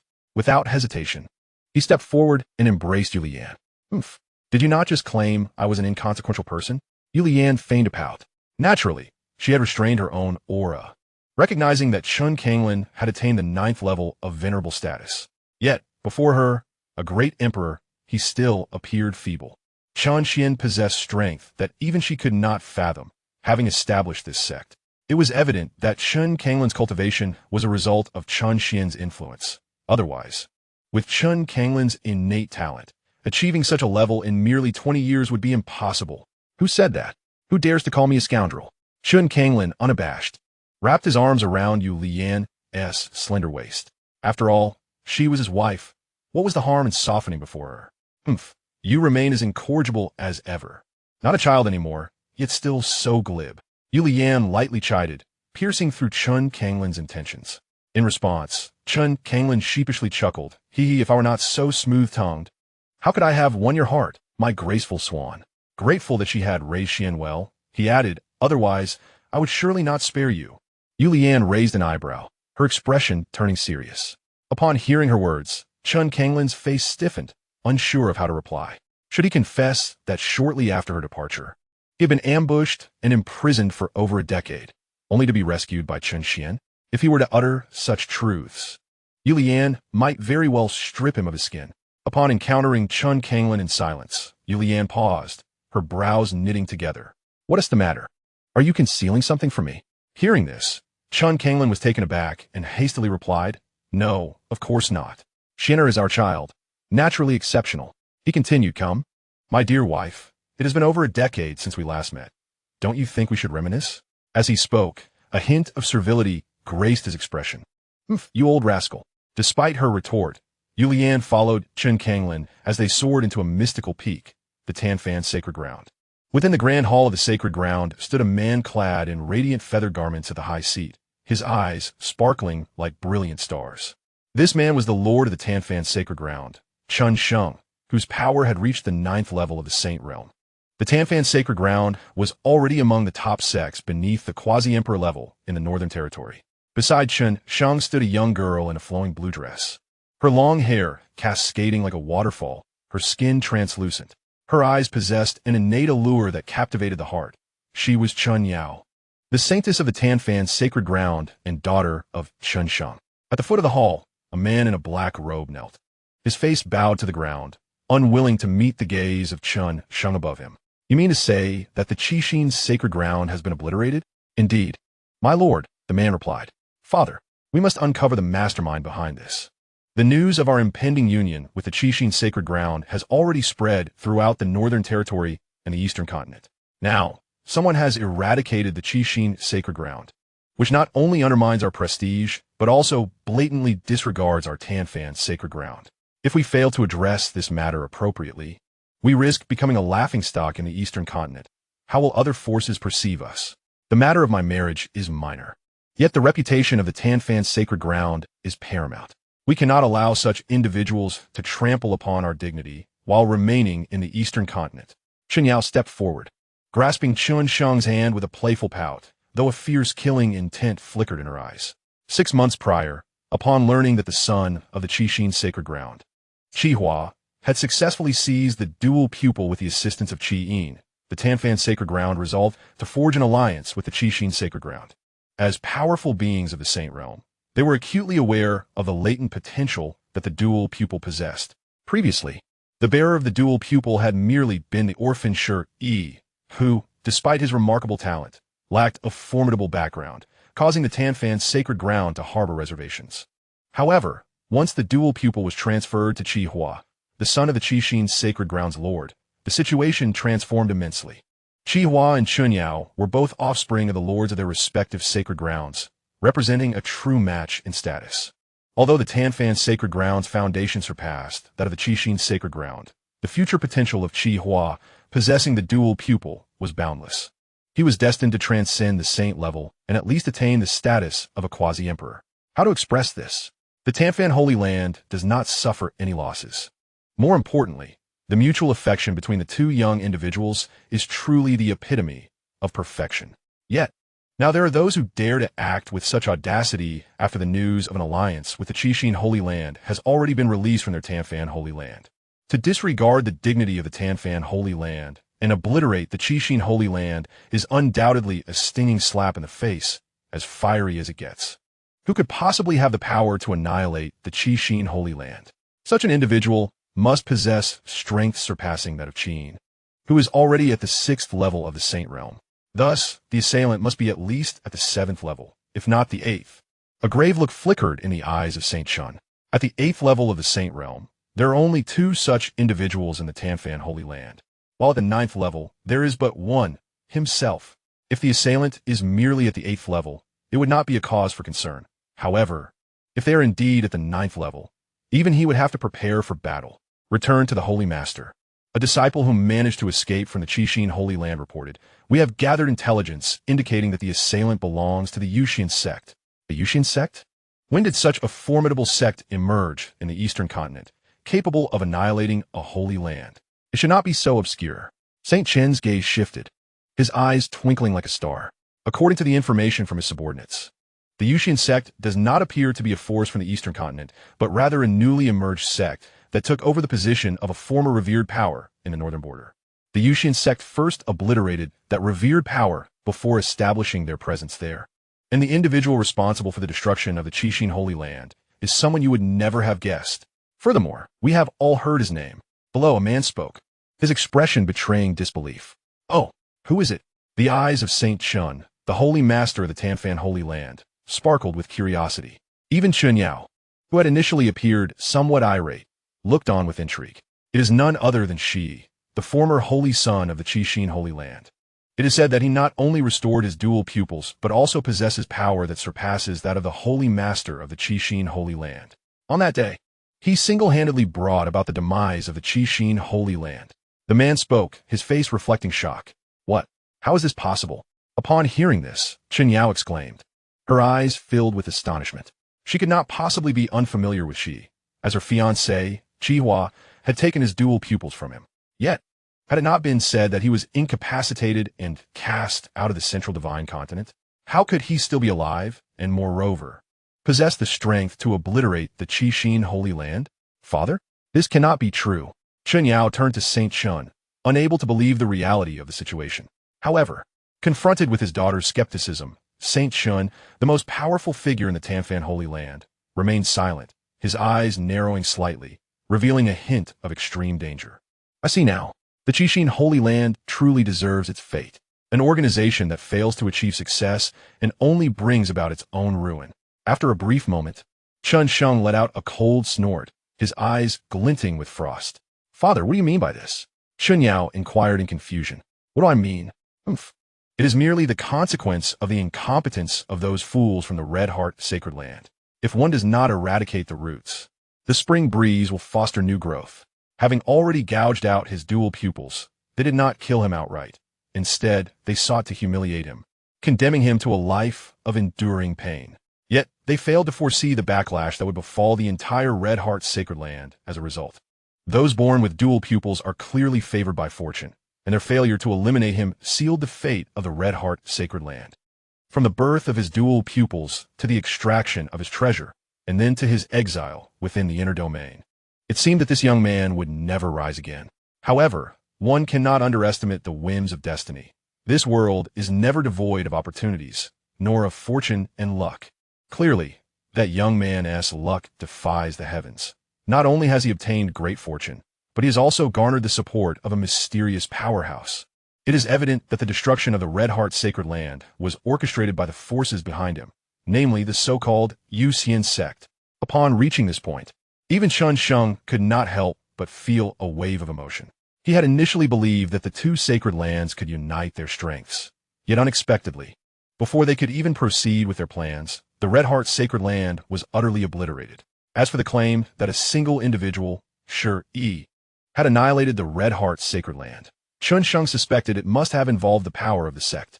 After all, how could a young man barely 20 possess such formidable strength? Not to mention their Tan Fan sacred land. Even those quasi-emperor level factions could not boast such a prodigy. Father, what shall we do? Are we to simply swallow our pride? Chen Yao expressed her dissatisfaction. The destruction of the Red Heart sacred land was one thing, but she was more concerned about the repercussions for their Tan Fan sacred land. Swallow our pride? How could that be possible? Although they have rooted themselves in that esteemed power and have managed to annihilate the Red Heart sacred land, they cannot act with impunity in the Eastern continent. Their ability to destroy the Red Heart sacred land does not mean they can contend with us. We, too, can easily obliterate them. Moreover, I possess a sacred artifact. Even against a first-level quasi-emperor, I can still put up a fight. What is a mere Yuxian Sect in comparison? I am eager to see just how formidable this Yuxian Sect truly is. As he finished speaking, Chen Xuan waved his hand, and a blood-red blade materialized in his grasp. This was the Blood Drink Mad Blade, the sole sacred artifact of the Tan Fan sacred land. After declaring this, Chen Xuan moved, vanishing from the Grand Hall. Chapter 91. Does he really consider himself significant? Yuxian Sect. The master of the Tan Fan sacred land, Chen Xuan, swiftly arrived at the gates of the Yuxian Sect upon receiving intelligence. However, at this moment, he refrained from making any rash moves and instead surveyed the unfamiliar sect from a distance. Suddenly, his gaze fell upon the Tsang Yuan halberd atop the defensive array of the Yuxian Sect, a sacred artifact. In an instant, his eyes, akin to a resplendent galaxy, widened in astonishment. The weapon, suspended above the sect, was undoubtedly a sacred artifact, one that rivaled the blood-drinking mad blade he wielded. Should he succeed in acquiring it, the power of the Tan Fan sacred land would be significantly enhanced. Ah, the Yuxian Sect, it matters not that you have annihilated the Qixin sacred land, but you have inadvertently brought great humiliation upon us. Let this sacred artifact serve as your token of apology. With a slight smile curling at the corners of his mouth, Chen Xuan, from his current vantage point, could discern no signs of life within the Yuxian Sect. In contrast, other sacred lands would be bustling with disciples traversing the entrance. It appeared to be a newly established sect, perhaps even lacking a single disciple in sight. That boy with the heavy pupils might be its sole practitioner. With a cold chuckle, Chen Xuan continued to approach the Yuxian Sect. However, as he neared within 100 zhong, he suddenly felt a deadly allure, accompanied by an intoxicating fragrance of fruit. What is this fruit? It stirs the dormant spiritual energy within me. His gaze shifted to a fruit the size of a human head beside the Tsang Yuan halberd. Previously, he had been focused on the halberd, and the distance had kept him oblivious to this fruit. It was this very fruit that exerted a captivating pull, hinting that consuming it could potentially propel him beyond the Saint Realm and into the quasi-emperor stage. Ordinarily, he would require at least a century, perhaps even centuries, to break through that barrier. If fortune were to abandon him, he might remain stagnant at the 9th level of the Saint Realm for his entire life. Yet now, this unprecedented fruit could shorten his cultivation by a century. At this moment, even his seasoned temperament began to falter, and his breath quickened. After a brief hesitation, Chen Xuan surged toward the Tsang Yuan halberd and the celestial fruit with remarkable speed, while the blood-drinking mad blade in his hand surged with violent spiritual energy. Prepared for unforeseen changes, though he had yet to encounter any disciples of the Yuxian Sect, their ability to obliterate the Qixin sacred land indicated formidable strength, and he knew he must remain vigilant. As he drew ever closer to the sacred artifact, excitement radiated from his face. His other hand reached out, eager to seize both the artifact and the mysterious fruit. Just then, an invisible barrier seemed to rise before the sacred artifact, halting Chen Xuan's motion. Following this, the space resonated with a thunderous sound, echoing footsteps that, though slow, bore down upon him like a series of heavy blows. At the moment when the five-element barrier obstructed him, Chen Xuan had already retreated, appearing hundreds of meters away. His eyes, resembling twinkling stars, gazed towards the direction of the Yuxian Sect, filled with gravity. In his right hand, which gripped the blood-drink mad blade, spiritual energy surged, as if it were poised to erupt at any moment.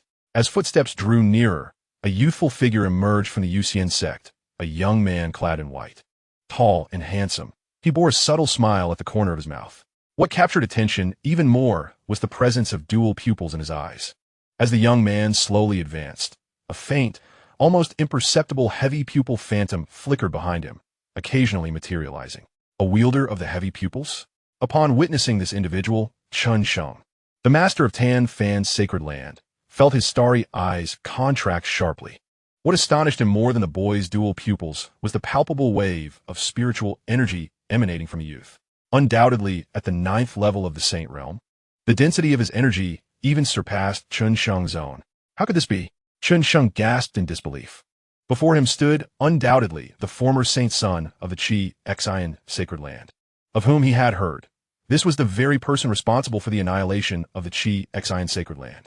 Yet, he had always assumed that even if Shi had been the one to destroy it, he would have relied on the strength of his sect rather than his own power. However, now that this individual stood before him, he realized the extent of his misjudgment. A saint at the 9th level in his 20s? This was beyond the realm of jest. Master of Tan Fan's sacred land, Chen Xuan, what is your intention? He recognized him naturally. Before the conflict with the Xianxia sacred land escalated, Yin had brought him to spar with other saintly scions. Thus he was acquainted with the master of the northernmost sacred land. You have destroyed the Xianxia sacred land? Chen Xiang inquired. Indeed. They seized my heavy pupils. This is a deep-seated grievance. Are you, Master Chen Xiang, seeking to avenge them? He replied with a slight smirk. Vengeance is not the term, but your actions have inadvertently undermined the dignity of my Tan Fan sacred land. If you would simply offer an apology today, we could conclude this matter amicably. Chen Xiang stated solemnly. Given that this individual was already at the 9th level of the Saint realm, it was uncertain whether he could subdue him even if he attempted to strike. It was prudent to seek a secondary resolution. An apology should not be too much to ask, especially since he was, after all, Yi's elder. With Yi's apology, should any other sects later disparage Tan Fan's sacred land over this incident, he could present Yi's apology to silence their criticisms. As for Yi, or rather the Yuxian Sect, it was unlikely they would choose to oppose Tan Fan's sacred land over such a straightforward apology. After all, Tan Fan's sacred land was not to be compared with the Xianxia sacred land. Upon this reflection, the sage of the Tan Fang sect could not help but smile faintly. Although the Crimson Heart sacred land had met its demise and Qi Hua was deceased, Yi had regained his dual pupils. Should he and his daughter unite, it would ensure that this future individual would become his son-in-law, elevating the Tan Fang sect to new heights. Just as he entertained this delightful thought, a cold and scornful remark abruptly shattered his reverie. Let me apologize to you? Do you truly believe you are worthy of such a gesture? Have you elevated yourself to a position of significance? Chapter 92. The Annihilation of Sage Chun. This single statement darkened the countenance of Sage Chun, the leader of the Tan Fang sect. His face appeared as if it might drip with water, and his eyes, which once gleamed like stars, dimmed slightly. What are you saying? Boy, Sage Chun spoke coldly, momentarily taken aback. Despite his lack of understanding regarding Yi's sudden emergence into the realm of saints, he was nonetheless the esteemed leader of the Tan Fang sect, a figure of renown. He merely sought an apology from Yet the audacity to address him in such a manner was utterly disrespectful. Young man, as the former son of the Crimson Heart sacred land, you ought to comprehend that our Tan Fang sect holds a position on the eastern continent that far surpasses that of your Crimson Heart sacred land. Are you truly intent on making an enemy of me? Sage Chen articulated. Even the formidable Yuxian Sect could not disregard the Tan Fang sect, could they? Does the leader of the Tan Fang sect still fail to grasp my meaning? Allow me to reiterate. You, Sage Chun, lack the stature to demand an apology from me, and your Tan Fang sect possesses no such authority either. He retorted with a disdainful snort, unapologetically voicing his thoughts. How dare a mere leader of a sacred land demand an apology from him? Would he also need to seek permission from the Tan Fang sect for his vengeance? He had an inkling of the underlying reasons, but that was merely a matter between the two sacred lands and held no relevance to him. Moreover, Sage Chun harbored a deep-seated contempt for him, a sentiment echoed by his daughter, Chun Yao. During previous challenges at the Tan Fang sect, the disdain in their gazes had been glaringly evident. Were it not for his possession of dual pupils, he might not have even qualified to enter the Tanfeng sect. Now, the news of the union between the Crimson Heart's sacred land and the Tanfeng sect only served to reinforce this reality. It was not that he harbored any affection for Chen Yao. Rather, why should he offer kindness to those who look down upon him? More importantly, the once formidable leader of the Tanfeng sect now appeared quite ordinary in his eyes. Very well, boy, just you wait. You are provoking the Tanfeng sect. With that, Sage Chen intended to take flight. Given his current strength, he could not hope to confront the Yuxian Sect alone. He needed to rally the full might of his sacred land. He would annihilate the Yuxian Sect and make this arrogant sect and its impertinent young man pay a heavy price. However, just as he turned, He swiftly appeared before him. What do you mean by this? Are you seeking to make an enemy of my Tanfan's sacred land? Chen Xuan furrowed his brow and spoke in a deep tone. No, you have misunderstood. It is not my Yuxian Sect that stands opposed to you, but rather you from the Tanfan's sacred land who have declared enmity against my Yuxian Sect. You have trespassed upon the gates of my sect and audaciously attempted to seize sacred artifacts and celestial fruits. This is a capital offense.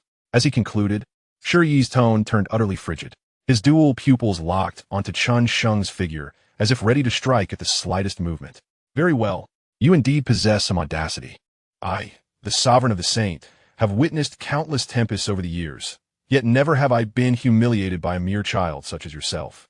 Allow me to experience firsthand your capabilities and see if your famed dual pupils are as fearsome as the legend suggests.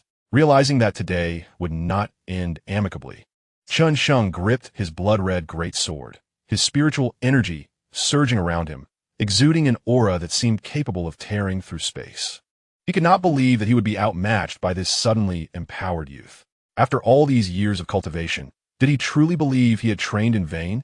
While he was well aware of the infamous reputation of the dual pupils, he understood that in this situation, retreat was not an option.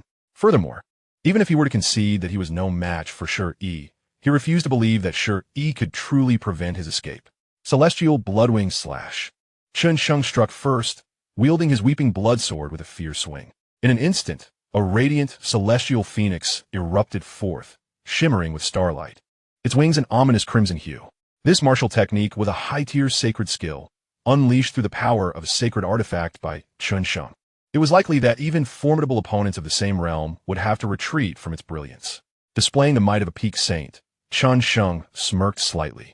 In contrast, Yi's eyes, imbued with the essence of the dual pupils, flashed with a hint of derision. In the blink of an eye, he took several steps forward. With each step, the surrounding space was beset by an increasing pressure. After 17 steps, the once near celestial phoenix was instantly obliterated, bursting into countless motes of starlight. The shockwave sent Chen Sheng hurtling backward over 100 meters, a muffled grunt escaping his lips as blood trickled from the corner of his mouth. Damn it, how could this fellow be so powerful? In this initial clash, Chen Sheng found himself at a disadvantage. He had known the dual pupils were formidable, yet he had not anticipated Yi's overwhelming strength. Moreover, the earlier attack had not even utilized the full force of the dual pupils. Meanwhile, upon realizing that Chen Sheng had not been crushed by his own divine step, an unusual glint flickered in his eyes. In his grasp, a battle spear emanating a hazy mist appeared. It was none other than the chaotic battle spear. After pinpointing the location of Chen Sheng, Yi effortlessly hurled the Chaos War Spear with a single hand. The spear seemed to pierce through layers of space as it shot towards Chen Sheng's chest with explosive force. Damned! What manner of weapon is this? Even the blood-weeping blade in my grasp trembles. In an instant, Chen Sheng's expression shifted drastically. In the blink of an eye, he raised the blood-weeping blade to shield his chest. Clang! The next moment, the Chaos War Spear collided violently with the blood-weeping blade, which, despite its fearsome crimson hue, succumbed and shattered after merely a breath. The Chaos War Spear pierced directly through Chen Sheng's chest. Blood gushed forth, completely pinning Chen Sheng to the ground as he struggled in vain. Remarkably, he was still alive, quite resilient. Yi observed the pinned Chen Sheng, who could barely thrash about, and smiled slightly. Chen Sheng was desperately attempting to grasp the spear lodged in his chest with both hands. However, the aura radiating from him and his weakened breath unmistakably betrayed his grievous condition. Heavy Eye of Light.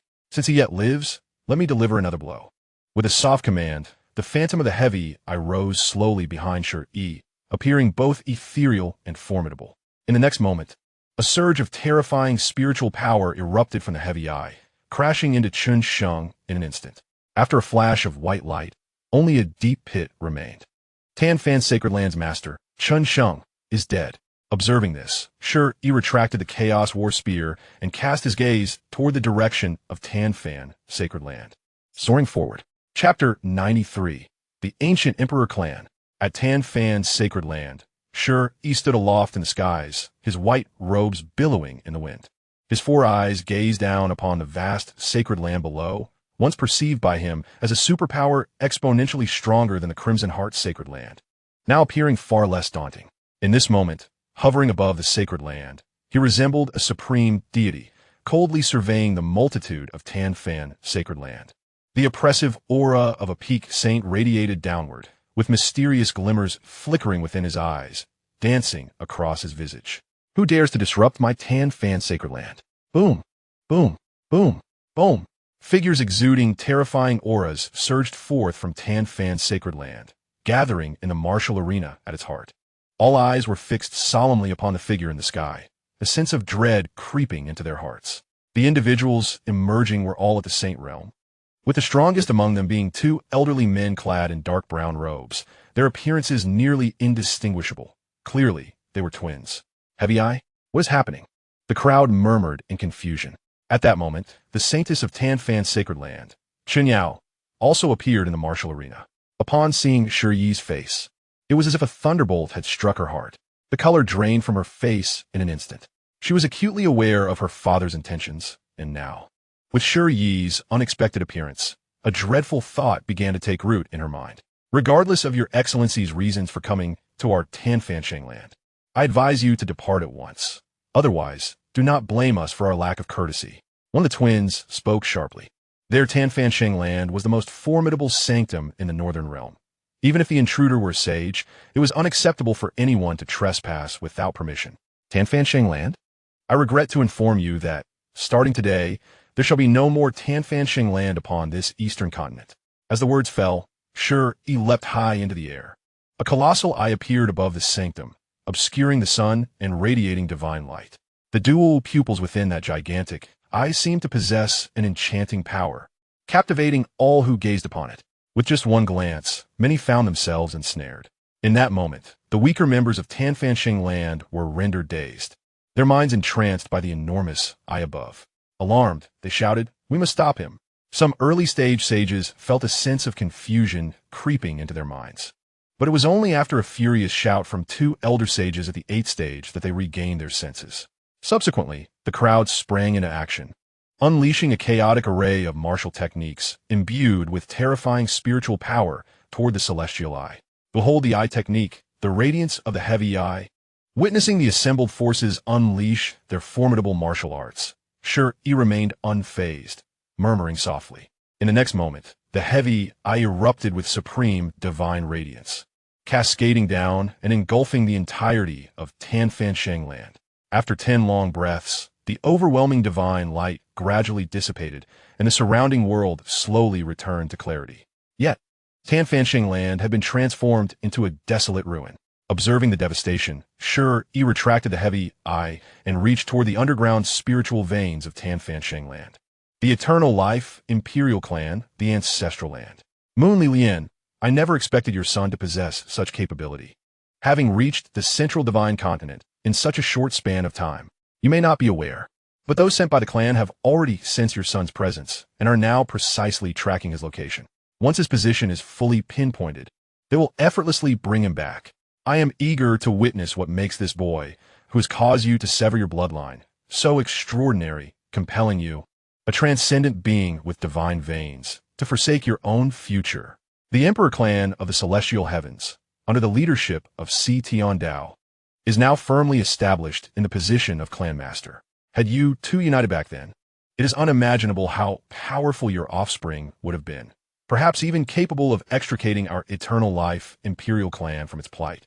Yet, you acted impulsively, rejecting the alliance between our two clans and retreating to the farthest reaches of the ancient realm, even consorting with a mortal to produce a bloodline. You have utterly squandered the efforts of our clan over the years. Before the elder could finish speaking, he had already torn through the void and entered this mysterious realm. Upon encountering this desolate space, the words on his lips were abruptly silenced. In the next moment, his countenance turned an ashen gray, and the aged, withered skin of his neck revealed bulging veins, pulsating ominously beneath the surface, causing his entire body to tremble. Concurrently, an unfathomable force emanated from the elder's being, manifesting as ethereal blades of energy that danced wildly within this enigmatic realm, relentlessly striking against the barriers of space, producing a series of sharp, resounding hums akin to the clash of steel. Yulian, how audacious of you! Time and again you defy the clan's rules. Do you truly believe the clan cannot rein you in? The elder's voice, deep and laden with unbridled fury, echoed through the void. With a swift flick of his sleeve, he vanished into the mysterious space. In the eastern continent, majestic palaces soared into the sky, stretching endlessly, surrounded by a mist of primordial chaos, infused with abundant spiritual energy that enveloped an expanse of tens of thousands of miles, resembling a celestial abode above the clouds. This locale served as the epicenter of the eastern continent, home to the sole dominant power, the quasi-imperial Nangong family. Suddenly, two figures materialized near the sprawling mountain palaces. A middle-aged man clad in a resplendent golden robe, his long black hair meticulously arranged, and a face that exuded cleanliness. His eyes glimmering with a faint golden-white radiance. Accompanying him was an elder in a fitted black garment, sporting a pair of small mustaches beneath his nose. His face etched with wrinkles, yet his eyes gleaming with vitality. Even more astonishing, both individuals emanated the aura of quasi-imperial strength, clearly indicating their status as formidable superiors. The Master of the Crimson Heart, that lad should be here in the eastern continent, correct? The elder inquired, his voice raspy yet inquisitive. Indeed, the Imperial Bloodstone has detected his presence, albeit faintly, replied the man known as the Master of the Crimson Heart. How intriguing. I had presumed he was hiding in some remote corner, yet he has ventured to the heart of the divine land. This certainly saves us considerable effort. Once we capture him, he shall receive a thorough lesson. The elder scoffed, his expression tinged with displeasure. Our mission is to bring him back. How he is dealt with will be determined by the Grand Elder. If you dare to act independently against him, have you considered the consequences? Do not expect the Grand Elder to save you then. As the words hung in the air, the man cast a sidelong glance at the elder, stowing away the blood-tinged stone in his hand before dashing in a specific direction. The elder, upon hearing this, envisioned a delicate silhouette in his mind, a look of shock crossing his face as he hastily followed the middle-aged man's path. As the two departed, a strikingly handsome middle-aged man appeared above the palace, his azure hair dancing in the wind, clad in a flowing white robe and barefoot, exuding an ethereal grace. Is he of the ancient Empire clan? What brings him here? The man murmured, observing the retreating figures. Chapter 94. The shock of the two, guided by the Imperial Bloodstone. The middle-aged man and the elder arrived at the Yuxian Sect. Upon their arrival, the stone, which had previously glimmered with a faint bloodlight, suddenly radiated a dazzling crimson glow. The middle-aged man's expression brightened with delight.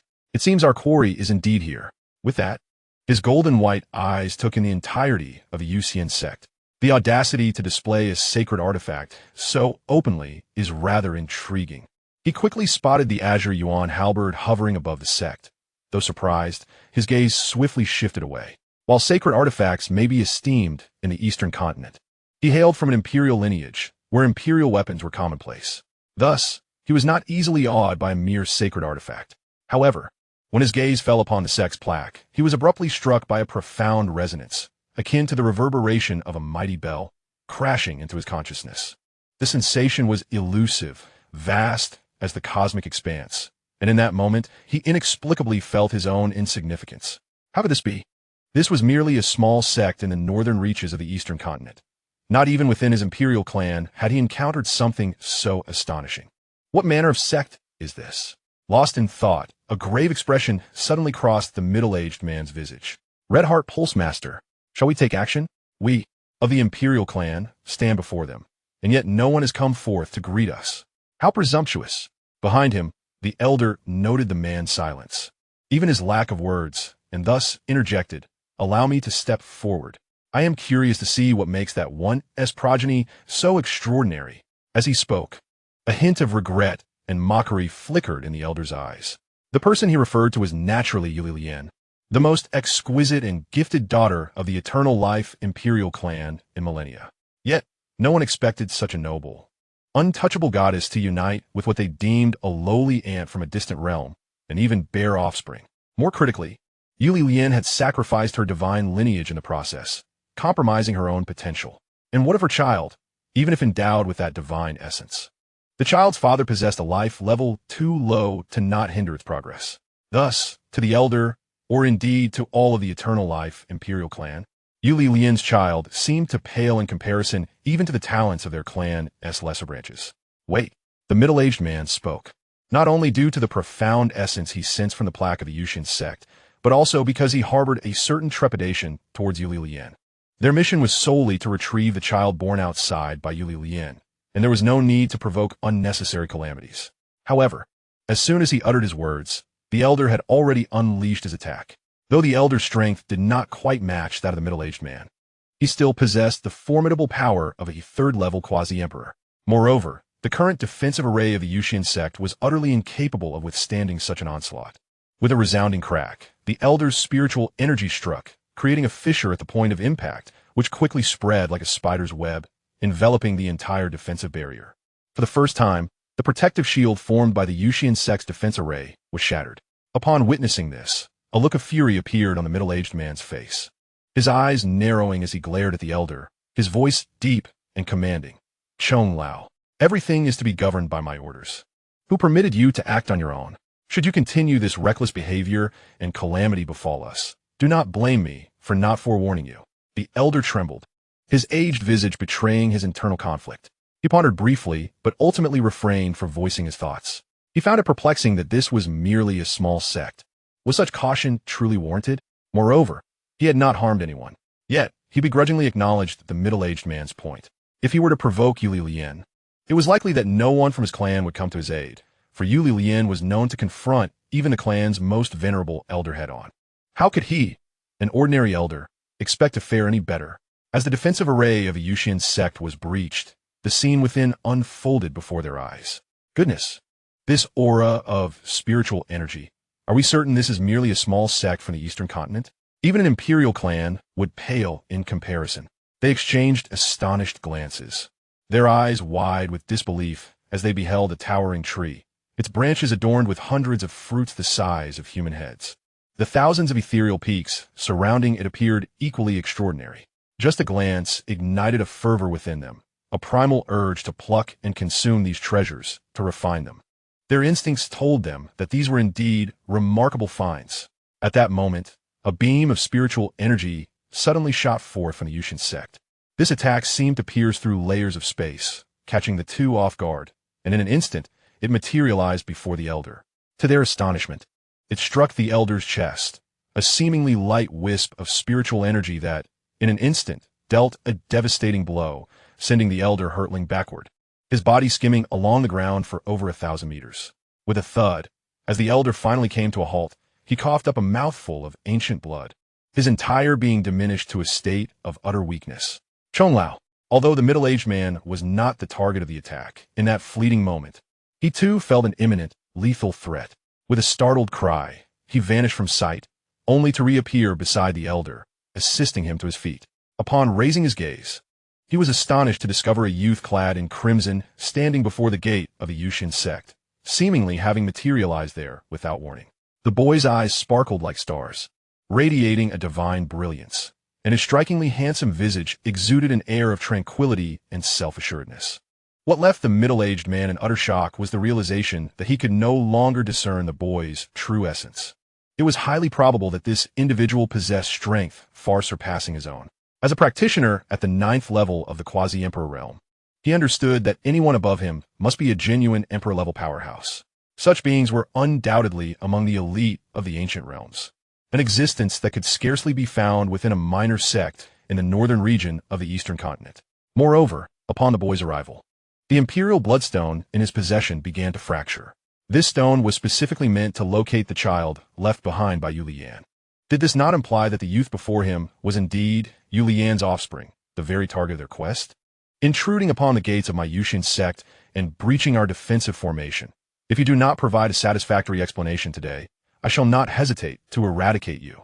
The speaker was none other than Chen Xuan, who regarded the two disheveled figures with an icy stare. From them, he sensed a peculiar resonance, likely indicating their connection to the lineage of his mother. Out of respect for Yu Lian, he chose to show restraint. Otherwise, the outcome would have been far more dire for them. Chapter 95. The Eternal Life Imperial Clan. Yu Li Kuan. You're Lord Lian's child? The middle-aged man, supporting the elder, cast a tremulous gaze upon Chen Xuan, his eyes wide with astonishment. The emperor-level strength was among the most formidable even within the ancient imperial clans. Now, the reality unfolded before him, revealing that this youth was indeed a superlative powerhouse at the emperor level. Considering his age, Chen Xuan appeared to be in his early 20s. The emergence of an emperor at such a tender age was nothing short of astonishing. Not only in the current ancient clans, but throughout the annals of history in the archaic continent had such a phenomenon been witnessed. Meanwhile, Chen Xuan, noticing the two remaining silent in response to his inquiry, felt his demeanor grow increasingly frigid. His impression of the forces behind Yu Lian was far from favorable. Had it not been for the pressures exerted by that lineage, their family would not have endured such a prolonged separation. However, he could discern the depth of Yu Lian's feelings for this race. Otherwise, given their blatant intrusion and disruption of his sect's defenses, he would have likely dealt with them the moment he arrived. It seems you're courting death. Chen Xuan narrowed his eyes, a glimmer of cold light surging within them. He certainly lacks patience, since these two individuals are so oblivious. Even if he chooses not to kill them, he will render them powerless instead. Given the attitude this clan holds towards his family, their arrival today can only signify misfortune. Opposite him, upon hearing Chen Xuan's words, the middle-aged man was drenched in cold sweat. The elder, on the other hand, closed his eyes and feigned death. Regret consumed him. Had he known Chen Xuan was so formidable, he would never have ventured here. Not only did he fail to gain any benefits, but his life was now in jeopardy. The middle-aged man's countenance was equally grim. Should he say they came today to capture him for the Eternal Life Imperial Clan? It was likely that before he could finish speaking, Chen Xuan would simply strike him down with a single blow. Despite being merely a step away from the true Emperor realm at the 9th level of the quasi-Emperor stage, he understood how arduous it was to truly take that leap. Time's up. Since you refused to speak, then meet your demise. As his words fell, Chen Xuan raised his right hand, and two streams of spiritual energy suddenly materialized in his palm. Within mere breaths, these streams transformed into two 3-inch-long swords hovering above his hand. In the next instant, the two spiritual swords shot forth, aimed at the middle-aged man and the elder. Though small in stature, their cold glint was unmistakable. The middle-aged man sensed that should these swords strike true, they would undoubtedly lead to their demise. He wished to move, but under Chen Xuan's oppressive aura, even the slightest shift was impossible. Just as the two spiritual swords were poised to pierce the foreheads of their targets, a gentle voice emerged from behind Chen Xuan. Xianxia, stop! Boom! At the critical moment, the two spiritual swords halted just before the foreheads of the two men. Nevertheless, the tips remained poised, leaving a delicate wound on their brows, for which a faint trickle of blood began to surface. Mother, the speaker was none other than Yu Lian. Initially, she had no intention of intervening, yet she could not bear to see members of the Eternal Life Imperial Clan perish here, as it would only escalate tensions between the two factions, a scenario she wished to avoid. At this moment, Yu Lian stood beside Chen Xuan, her beautiful eyes reflecting a hint of regret. Xianxia, let them go. This is not their intention, and with your current strength, they will no longer be able to coerce us into anything. Moreover, during the years we were apart, aside from forcing us to separate, they have not committed any other egregious acts. Let this all end here. Mother, your word is law. At her words, Chen Xuan smiled, naturally acquiescing to Yu Lian's request. Lady Lian, how is it that you are here? The middle-aged man, recognizing the woman emerging from the Yuxian Sect, was filled with astonishment, along with a tinge of relief. Had it not been for Yu Lian's timely intervention, both he and the elder might have met their end. But how could Yu Lian, who was believed to be imprisoned in the ancestral grounds, be present here? How could they appear at the Yuxian Sect and even find their child before us? Furthermore, does the esteemed elder of the Eternal Life Imperial Clan know about the matters concerning Yu Lian? Yu Lian, you too should return. You are no match for us. Go back and inform the elder that he should cease his futile efforts, for he has lost his chance. In the future, should the opportunity arise, I will personally visit the clan to clarify matters with him. Yuli Lian spoke slowly, her words imbued with an air of undeniable authority. Upon hearing this, a trace of bitterness crossed Xianxia's face. Failing in this task would undoubtedly lead to punishment upon their return. However, the solace lay in the fact that they would likely escape death today. With this thought, Xianxia's mood lightened considerably. Indeed, Lady Lian, upon my return, I shall report truthfully. We take our leave. With that, Xian cast a glance at the injured Yulichong, his expression turning cold as he unceremoniously tossed him aside, frustration bubbling within him as he shouted, "Why are you still here? What are you pretending for?" He then turned sharply, transforming into a streak of light that shot into the sky. Xian, wait for me. The elder, who had been discarded to the ground, quickly opened his eyes, pressed a hand to his chest, and followed suit. Though he had feigned unconsciousness, he had indeed been injured by Chen Xuan earlier. Yet, survival took precedence now. Seeing their antics, Yuli Lian couldn't help but chuckle. "Xianer, you do not blame your mother, do you?" she inquired of Chen Xuan. "Of course not, mother. I understand the depth of your feelings for the Imperial clan and would never wish to put you in a difficult position. Besides, even if they harbored such intentions, they would never gain any advantage from me." Chen Xuan replied playfully. "Thank you, Xianer." In the grand hall of the Eternal Life Imperial clan, an elderly figure stood with hands clasped behind his back. Clad in an oversized white robe, he appeared frail, slightly hunched, with patches of dark spots on his skin that spoke of his advanced age. At first glance, he resembled a gnarled old tree. This man was none other than the esteemed elder of the Eternal Life Imperial clan and the current acting clan leader, Yuli Kuan. Before him knelt Xian and Yuli Chong, who had just returned from the Yuxian Sect, trembling in fear and hesitant to utter a word. "Yuli Lian's son is a great emperor? Are you certain you are not deceiving me?" Yuli Kuan's voice bore an unsettling quality, akin to two pieces of wood scraping against one another, sending shivers down one's spine. Returning to the elder, we would never dare speak falsely. Moreover, Lady Yuli Lian has indeed reunited with her son. Yuli Xian replied, lowering his head. "Iwali Lian." At this, Yuli Kuan gradually began to accept the truth of the matter, for the news of Yuli Lian's departure had, thus far, been known only to him. "The Grand Elder, what action should we take? Should we employ the Imperial weapon to capture him?" At that moment, the elder Yuli Chong cautiously inquired. However, he was met with the icy gaze of Yuli Kuan, who responded with disdain. "Fool! Capture him? Get out of my sight." Yes. The two were bewildered by Yuli Kuan's sudden outburst, yet they complied and swiftly exited the Grand Hall. Once they departed, Yuli Kuan's eyes seemed to pierce through the void as he murmured to himself, "A 20-year-old emperor? How intriguing. Could it be that I was mistaken?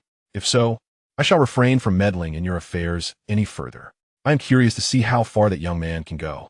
Will he be able to take that crucial step?" Chapter 96.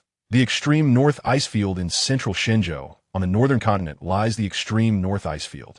This region represents the furthest reaches of the northern continent, perpetually blanketed in pristine white snow. For millions of miles, a thick layer of frost encases the land. Towering icebergs rise abruptly from the ground, reaching towards the heavens. Only the most resilient creatures, possessing attributes of extreme cold, can survive in this frigid expanse, with the extreme north ice bears being the most formidable among them. These colossal creatures can reach heights of over 100 meters. Their snowy fur capable of transforming into ice spikes to deliver lethal blows to their adversaries. Most notably, the extreme north ice bears possess a trace of dragon blood within them, resulting in a single horn protruding from their foreheads. Empowered by this draconic lineage, the mature ice bears can unleash devastating strikes utilizing the horn atop their heads. At that moment, the previously tranquil skies of the extreme north ice field were suddenly rent by a menacing fissure. In the next instant, a radiant beam of sword light descended from the heavens, piercing into a towering iceberg. Instantly, the massive iceberg shattered into countless shards of ice, the sword light reverberating and penetrating deep into the ice field, creating a pit several hundred feet deep. Within this pit, the ice had entirely melted, forming a crystalline pool, in the center of which floated a 3-foot azure sword. The blade bore faint cracks, yet an overwhelming, terrifying sword intent emanated from this azure blade, enveloping the surrounding area for thousands of miles. Countless ice peaks were cleaved and shattered by the sheer force of the sword intent. Simultaneously, the skies above the extreme north ice field transformed, and extraordinary phenomena began to manifest. Within the territory of the extreme North Ice Bear clan, a giant bear towering 100 feet gazed skyward, its body aglow with white light, which coalesced into the form of a 3-meter-tall, muscular man. This formidable figure radiated an intimidating aura, clad in shimmering silver armor, with a rugged beard adorning his jawline. Wielding a pair of meteor hammers, his eyes sparkled with an unusual light. Heavenly phenomena, a rare treasure descends. Could it be the Imperial weapon? A glimmer of excitement surfaced in the eyes of the towering man. As his words resonated, he swiftly darted towards the source of the extraordinary phenomenon. Within a vast chasm of ice, a colossal serpent, entirely white as snow, coiled upwards, transforming in midair into a middle-aged gentleman clad in white, exuding an air of scholarly elegance. This was the Xianxia ice python, one of the sovereigns of the extreme northern ice plains. The aura surrounding the Imperial weapon was unmistakable. If I could seize it, I would undoubtedly become the true overlord of these frigid expanses, perhaps even unify the entire region with ease. Upon finishing his declaration, the man flickered and vanished from sight. Suddenly, a series of hills erupted from the flat terrain, each accompanied by a menacing chain of ice, with a sharp spike glistening ominously at its end. Upon closer inspection, these were not mere hills, but rather ice scorpions, their tails disguised as chains. This species was known as the Ice Emerald Emperor Scorpion, the last of the 3 dominant factions of the extreme northern ice plains. At that moment, one of the scorpions, though not the largest, was adorned with a vibrant hue of emerald, resembling glistening jade, and ascended into the sky. It transformed into a stunning beauty. Draped in a flowing azure gown, her voluptuous figure accentuated by graceful curves. With delicate feet that lightly tapped the void, her slender fingers playfully curled at the corners of her lips, her eyes swirling with shades of emerald and obsidian. Then with a single step, she vanished from sight. In the very heart of the extreme northern ice plains, a 3-foot-long azure blade forged an expansive domain of sword intent, enveloping the area in a terrifying tempest of sword energy, creating an aura akin to a forbidden realm that was nearly impossible to approach. At this moment, a multitude of ferocious beasts had gathered, evidently drawn by the celestial spectacle. Leading the throng was a robust man clad in silver armor, accompanied by a scholarly youth and a resplendent beauty. Hiss! It appears this sword is extraordinary indeed, attracting even the mightiest of the 3 dominant factions of the extreme northern ice plains. No surprise there. I have heard our clan's elders speak of this as potentially a genuine Imperial weapon. Do you grasp the significance of an Imperial weapon? Only true emperors can wield such power, while even the strongest weapons among the 3 dominant factions merely qualify as pseudo-Imperial weapons. The two are not comparable in stature. It seems we others should abandon any hope, should this Imperial weapon fall into the hands of any clan among the 3 sovereign factions. It would undoubtedly elevate that clan to the pinnacle of the extreme northern ice plains. It appears that a great battle is imminent today. However, which faction will ultimately claim this Imperial weapon remains uncertain. TSK. Even the chieftain of the Ice Demon Wolf clan has arrived. Although the chieftain possesses quasi-emperor strength, he still pales in comparison to the other 3. But who cares? Regardless of our stake in this affair, we shall merely observe the spectacle. At the very least, witnessing the true form of the Imperial weapon today suffices. The surrounding beasts, witnessing the gathering of ever more formidable warriors, began to murmur among themselves. Xianxia, be Mei. Your speed is truly remarkable. The scholarly figure, transformed from the Xuanxiang ice python, remarked with a smile. This Imperial weapon is destined to be mine. Why not withdraw and consider it a favor owed to you? Ha! Emoku, what value does your favor hold? This is an Imperial weapon. Do you truly take us for fools? Retorted the burly Xianxia, a flicker of derision flashing in his eyes. Emoku, should you dare to address me thus again, I shall ensure you face the consequences. Came the icy voice of the enchanting beauty known as by Mei, her eyes glinting with a profound chill. Behind her, a phantom scorpion tail subtly manifested, suggesting that any further provocation would elicit a swift response. Emoku was left speechless. While he did not believe that a mere utterance would dissuade these 2 superlative warriors from their course, the lack of regard shown towards him before so many beasts was infuriating. If that is the case, let us compete fairly. It has been years since our last encounter. What better opportunity to gauge your progress? With those words, the three of them surged forward, directly aiming for the core of the ice lake where the Imperial weapon lay. Seeing the trio take action, the others refused to be outdone. They too moved swiftly towards the Imperial weapon. Among them were several quasi-emperor beasts. Although they could not rival Mo and his companions in the chaos of the day, should they seize the Imperial weapon, even the three most powerful figures in the extreme North Ice Plains might find themselves outmatched. Thus, everyone summoned their utmost strength. However, just as the throng approached the sword energy barrier surrounding the Imperial weapon, terrifying sword energies erupted forth, sweeping across all directions and repelling the crowd. Some of the weaker ones were torn asunder by the sword energy, leaving nothing but lifeless corpses in their wake. Damn it! The expressions of Mo and his companions shifted dramatically, their eyes betraying their fear. Chapter 97. The Sword of Celestial Slaying. Alert! A celestial artifact has appeared in the extreme North Ice Plains. Please proceed to collect it. Chen Xuan was currently cataloging the resources that Shi had retrieved from the Tanfan Sacred Land when the system's notification interrupted him. A celestial artifact? According to the system's information, such artifacts should not exist within this realm. Perhaps it has inadvertently fallen from the upper realms. Regardless, this is fortuitous for Chen Xuan, as thus far, the members of his sect have acquired their own weapons, while he remains without. It must be said, the arrival of this celestial artifact is most timely. With that thought, Chen Xuan rose and immediately opened a spatial passage, stepping through it. Extreme North Ice Plains. After several attempts, the expressions of Xianxia and his companions grew increasingly grim. They found themselves unable to breach even the sword intent barrier generated by the Imperial weapon, let alone approach it to seize it. Moreover, all three bore faint scars upon their bodies, inflicted by the sword chi during their futile assaults. Additionally, a mysterious force was subtly attempting to infiltrate their beings through the wounds, though the nature of this enigmatic power remained unknown. Instinctively, they sensed that if it fully permeated their bodies, even their formidable strength would be rendered helpless against its torment. Alas, they had hoped to witness someone mastering the Imperial weapon today, only to discover that they could not even shatter the barrier. Despite being the strongest in the extreme North Ice Plains, with their powers reaching the 6th layer of the semi-emperor realm, if they were powerless against it, surely others would stand no chance whatsoever. Surrounding them, numerous beasts expressed disappointment upon witnessing Xianxia and his companions fail to breach the barrier. What to do? Must they merely watch helplessly? Xianxia, embodying the spirit of the extreme North Ice Bears, spoke with a voice that resonated like thunder, imbued with profound reluctance.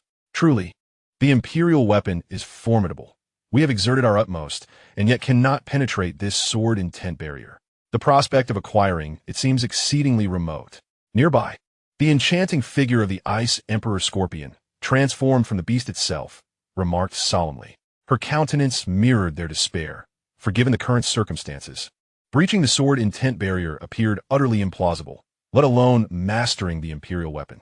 Meanwhile, the Xuanxiong ice python narrowed its eyes, its pupils morphing from round to slitted as it scrutinized the formidable barrier of sword intent. Suddenly, its serpentine eyes spun rapidly, reverting to round. Yet a flicker of elation crossed its visage. It turned to its companions, excitement illuminating its expression. I can sense that this barrier has weakened significantly compared to before, and there exists a particularly vulnerable point in the northeastern section of the barrier. If we focus our assault there, we may yet shatter this barrier. Upon hearing this, joy blossomed on the faces of the other two, who echoed in unison. Are you certain? Although they voiced doubts, their hearts were already inclined to trust the Xuanxiong ice python, for in this regard, it indeed surpassed them. What nonsense! Why would I deceive you? If I could breach this barrier alone, do you think I would willingly share this with you? The Xuanxiong ice python retorted with irritation. Very well then, let's strike together. As for the possession of the Imperial weapon, we shall see whose prowess prevails. Xianxia smiled broadly, his eyes filled with a fervent desire for the long sword at the heart of the barrier. Wait, let's bring them along. Although these fellows may not match us, there's still over a dozen at the quasi-emperor level. The greater the numbers, the stronger our force. We can conserve some energy. The Xuanxiong ice python interjected. Upon hearing this, the beautiful and enchanting Xianxia, the emperor scorpion, leaped into the air, her captivating eyes sweeping over the surrounding myriad beasts. We have discovered the weakness in the barrier. Let us strike together. This time, we shall undoubtedly shatter it. When that moment arrives, the imperial weapon will belong to the capable. As her words echoed, a wave of astonishment rippled through the crowd. The earlier commotion had caused many to retreat, resulting not only in failure to breach the barrier but also in sustaining injuries. Is what the Xianxia demon emperor says true? Inquired an elder, a being of the fourth tier of quasi-emperor strength, whose true form was that of an ice demon wolf. Indeed, it is true. It all depends on how interested you are in this imperial weapon. Bai Xianxia replied with a playful laugh, a gentle breeze caressing her as her skirt billowed, revealing a flawless, snow-white leg. In an instant, countless beastly eyes were captivated. Very well, count me in, exclaimed the quasi-emperor from the Ice Demon Wolf clan, and soon, numerous other quasi-emperors voiced their agreement. Upon witnessing this, a glimmer of pride flickered across the faces of Bai Xianxia and her companions.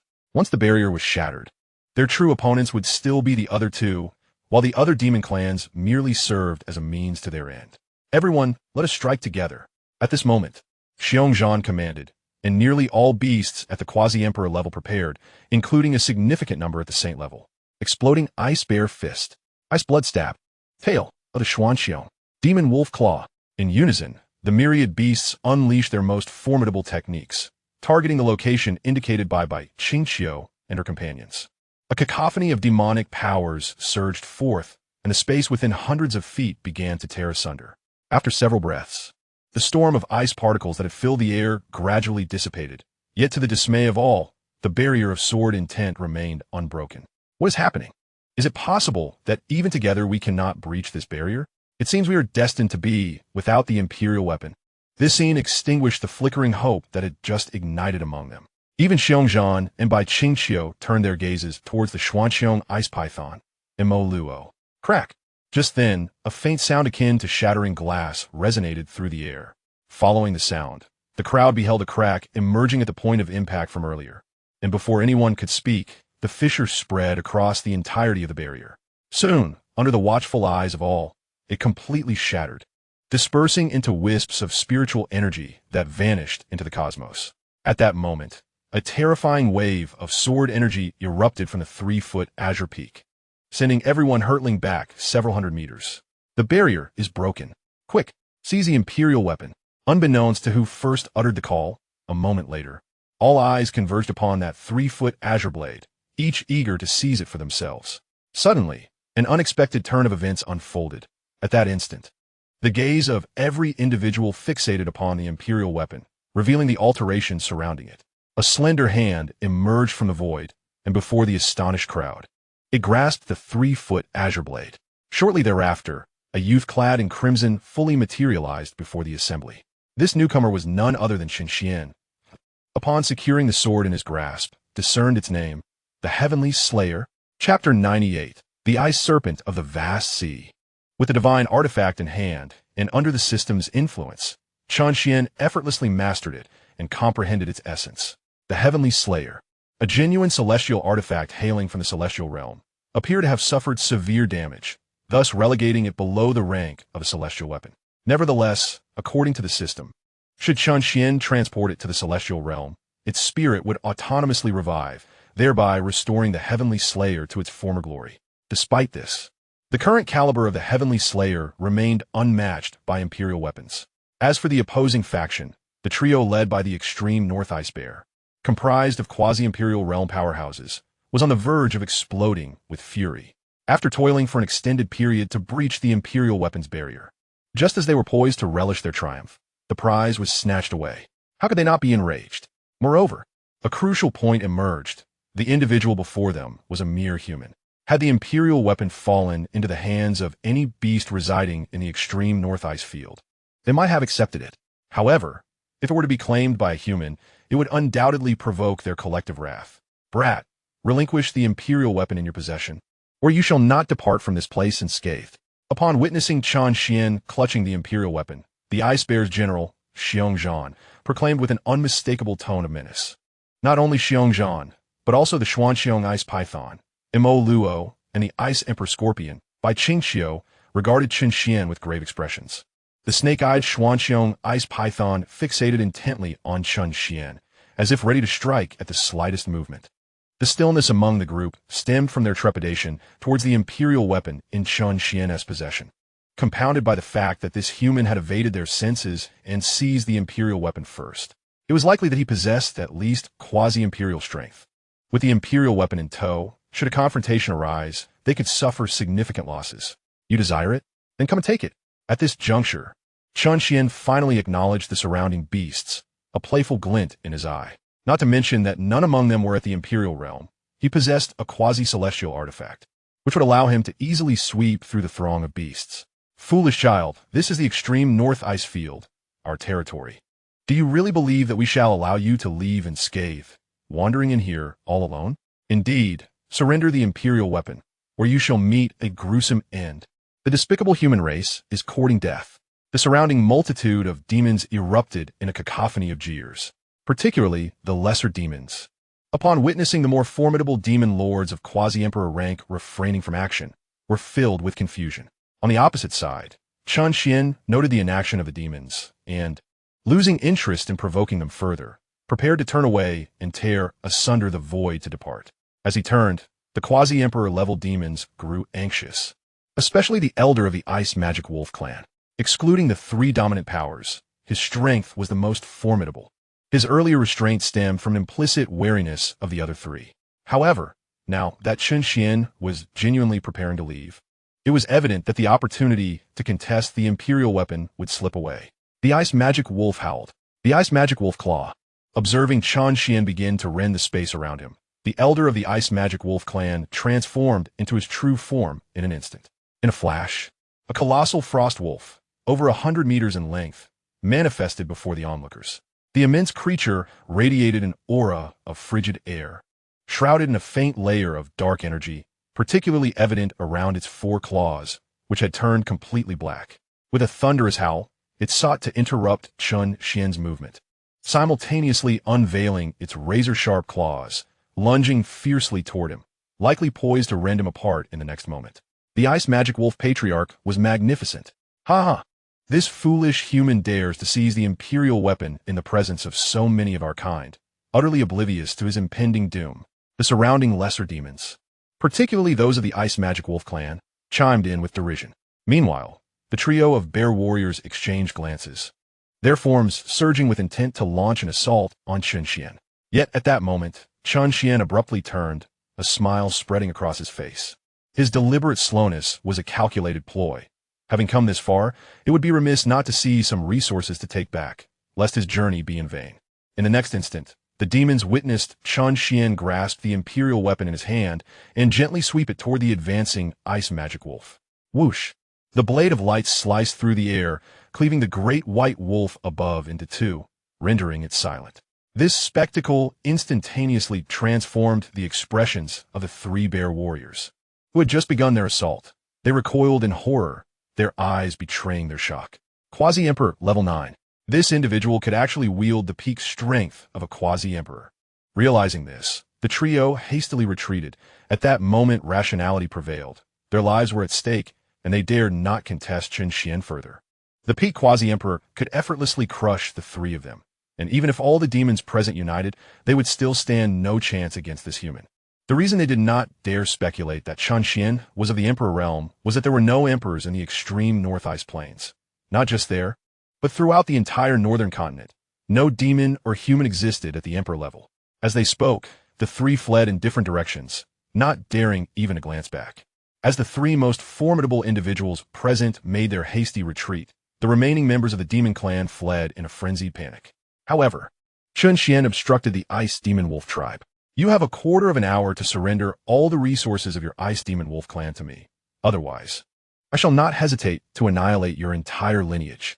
Aside from the deceased fourth-tier Quasi-Emperor Ice Demon Wolf, there remained one formidable Ice Demon Wolf at the 9th tier of the Saint Realm, evidently the strongest among them.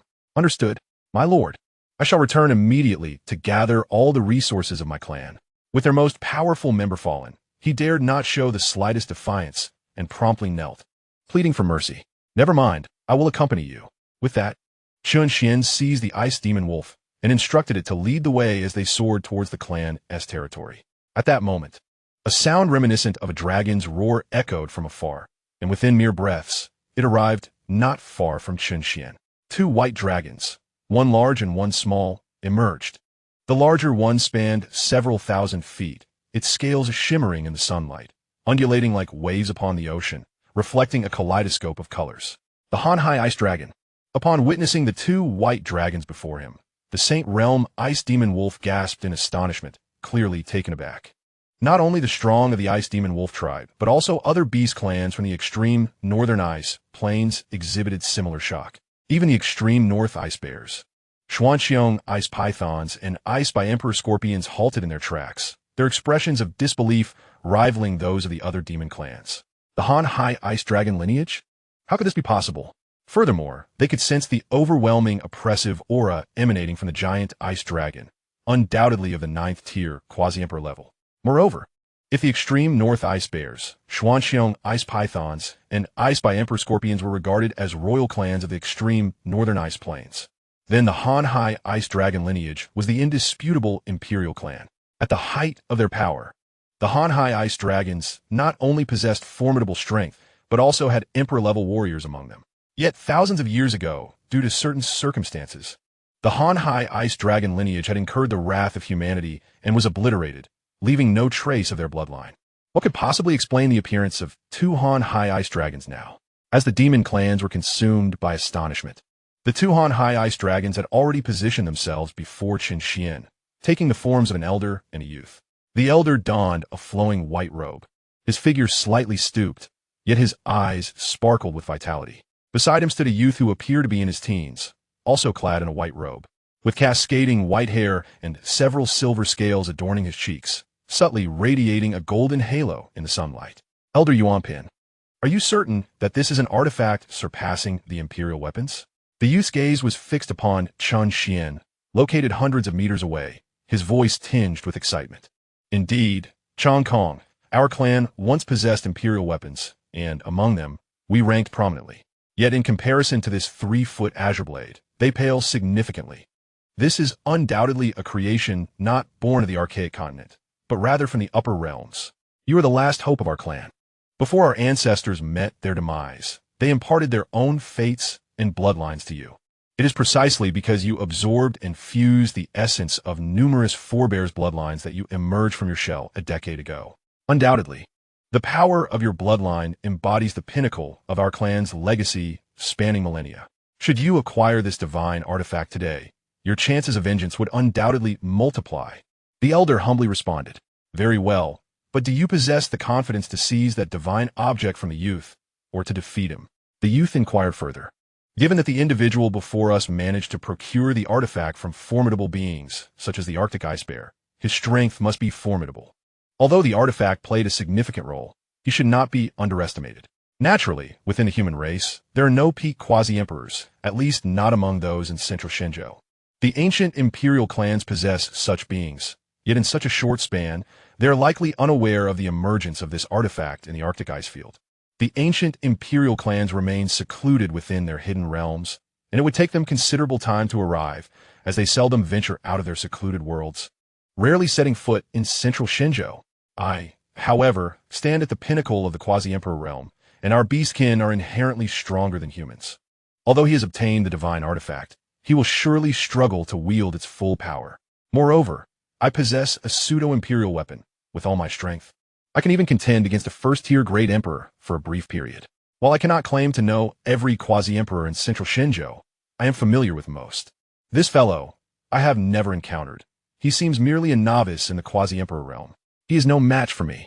As his words fell, a silver-white long spear appeared in the elder's hand, resembling a segmented bone, interspersed with white bone spikes. This was the Hanhai Jiaolong spear.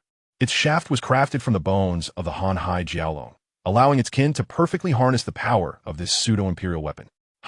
Humans, prepare to meet your end. With that proclamation, the elder thrust the Hanhai Jiaolong spear fiercely towards Chen Xuan, aiming for a decisive strike. Interesting. On the other side, Chen Xuan regarded the two figures obstructing his path, his voice cold. From the mouth of the Ice Demon Wolf, he had already learned that these two were the Hanhai Ice Dragons, the former sole rulers of the Arctic ice field, standing at the apex of the food chain. The appearance of the two figures was not lost on Chen Xuan, who understood its implications. However, to him, it merely signified additional assistance. Moreover, the weapon wielded by the elderly man appeared quite formidable and was likely to yield a substantial number of points. As the terrifying assault approached, Chen Xuan remained composed. Though the ice demon wolf beside him had already succumbed to fear, with a faint yellow stain seeping from its nether region. The peak of the quasi-emperor realm. The vast sea ice dragon and the pseudo-emperor weapon. This was the end. The ice demon wolf murmured, its face as pale as a ghost. The long spear surged forth with a fearsome might, piercing through the fabric of space directly towards Chen Xuan's face. In response, Chen Xuan calmly sheathed the sword of immortal slaying, extending one hand into the void. Remarkably, he grasped the silvery vast sea dragon spear. He refrained from using the sword, fearing it might obliterate the spear. The moment he seized the spear, it could advance no further, and the elder was frozen in midair. This spectacle caused the elder's complexion to shift dramatically, terror flooding his being. You're not a quasi-emperor. You are a true emperor. The elder's eyes widened in disbelief. To wield an imperial weapon with bare hands, even a pseudo-emperor could not accomplish this. Only those above the quasi-emperor realm, true emperors, had such capability. Yet, true emperors of the human race were few and far between, and this one was unfamiliar to him. Congratulations, you guessed correctly. I grant you the death penalty. With that, Chen Xuan snatched the vast sea dragon spear from the elder's grasp, then struck with the palm, reducing the elder to mere dust that vanished without a trace. Thud, thud, thud. This scene left the gathered demons in shock. The once formidable quasi-emperor realm, vast sea dragon, had been utterly annihilated by this human in an instant. Could it be that he was a being of the emperor realm? A bold thought surged in their minds, and in the next moment, the demons fled the scene with unprecedented speed. Impossible. The youth, witnessing his protector, a super powerhouse at the 9th level of the quasi-emperor realm, being dispatched so swiftly, was filled with disbelief and a burgeoning fear. In the next instant, he turned to flee. Though he could not comprehend the situation, with his protector dead, staying would surely lead to his own demise. However, Chen Xuan would not allow him to escape. The moment they chose to act against him, they had already entered his death list.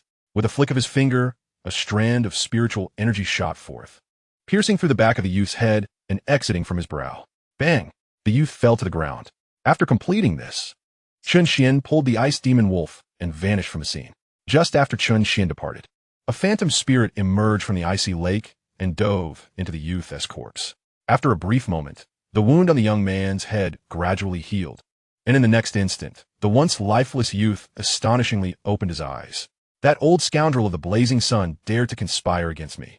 When I return, I shall ensure your demise is without a trace.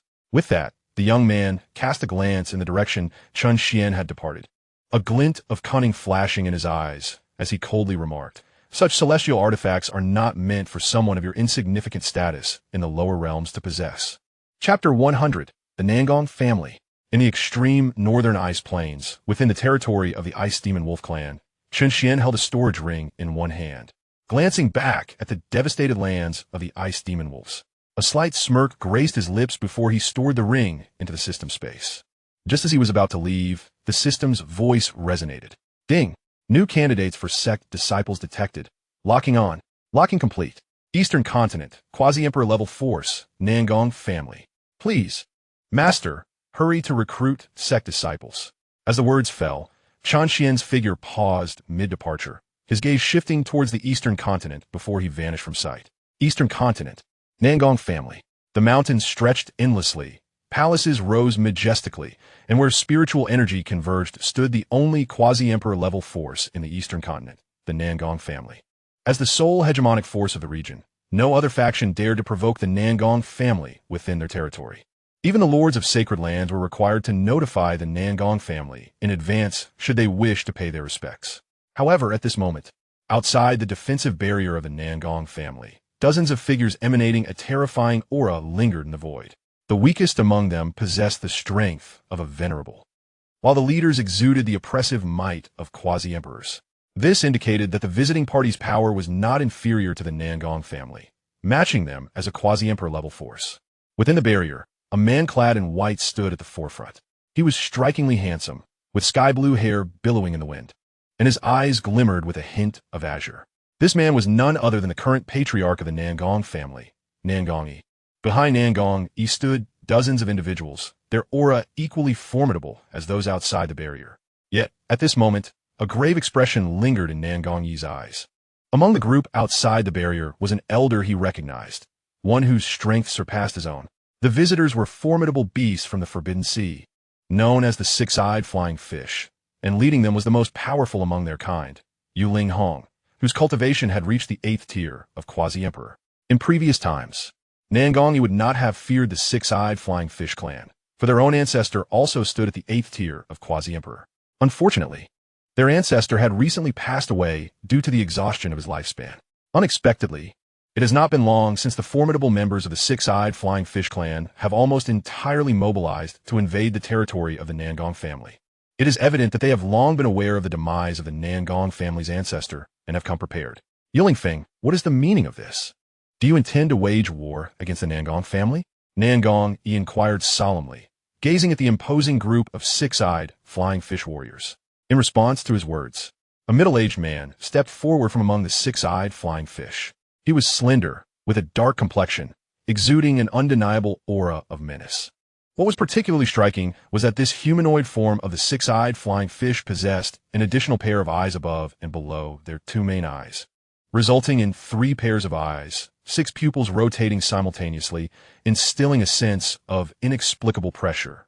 This man was none other than Yulingfeng, the current clan leader of the six-eyed flying fish, and he stood at the 6th level of the Quasi-Emperor realm, on par with Nangong, the leader of the Nangong family. Nangong, spare me the pretense of ignorance. The grievances between our clans have long been established, have they not? Now that your ancestor has perished, I am eager to see how the Nangong family will withstand our assault. Yulingfeng remarked with a cold smirk. Upon hearing this, Nangong furrowed his brow deeply, his expression twisting into a furrowed line.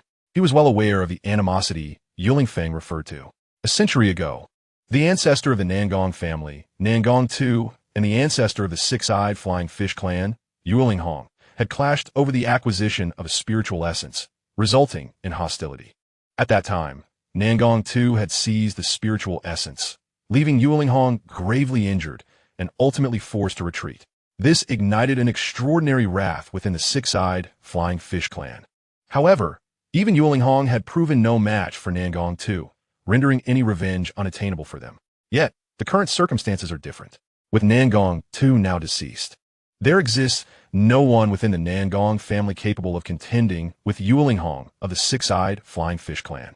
Should conflict erupt, it is plausible that the Nangong family could face annihilation. Heavenly treasures rightfully belong to the capable. Is it because of a single spiritual essence from a century ago that your entire clan now seeks to invade ours? Nangong spoke, his voice resolute. Nangong, you cannot truly be this naive, can you? In a world governed by the law of the jungle, the strong prevail over the weak. We may have suffered defeat in the past, but now you possess no standing to negotiate with us. Without Nangong II, you are no match for us. Yulingfeng retorted with a continued sneer. Hearing this, Nangong chuckled. Though we have lost our top-tier combatant, do not forget this is the territory of the Nangong family. Our home ground, not to mention our defensive formations. Even if you were able to obliterate our clan today, the six-eyed flying fish clan would suffer grievously in the process.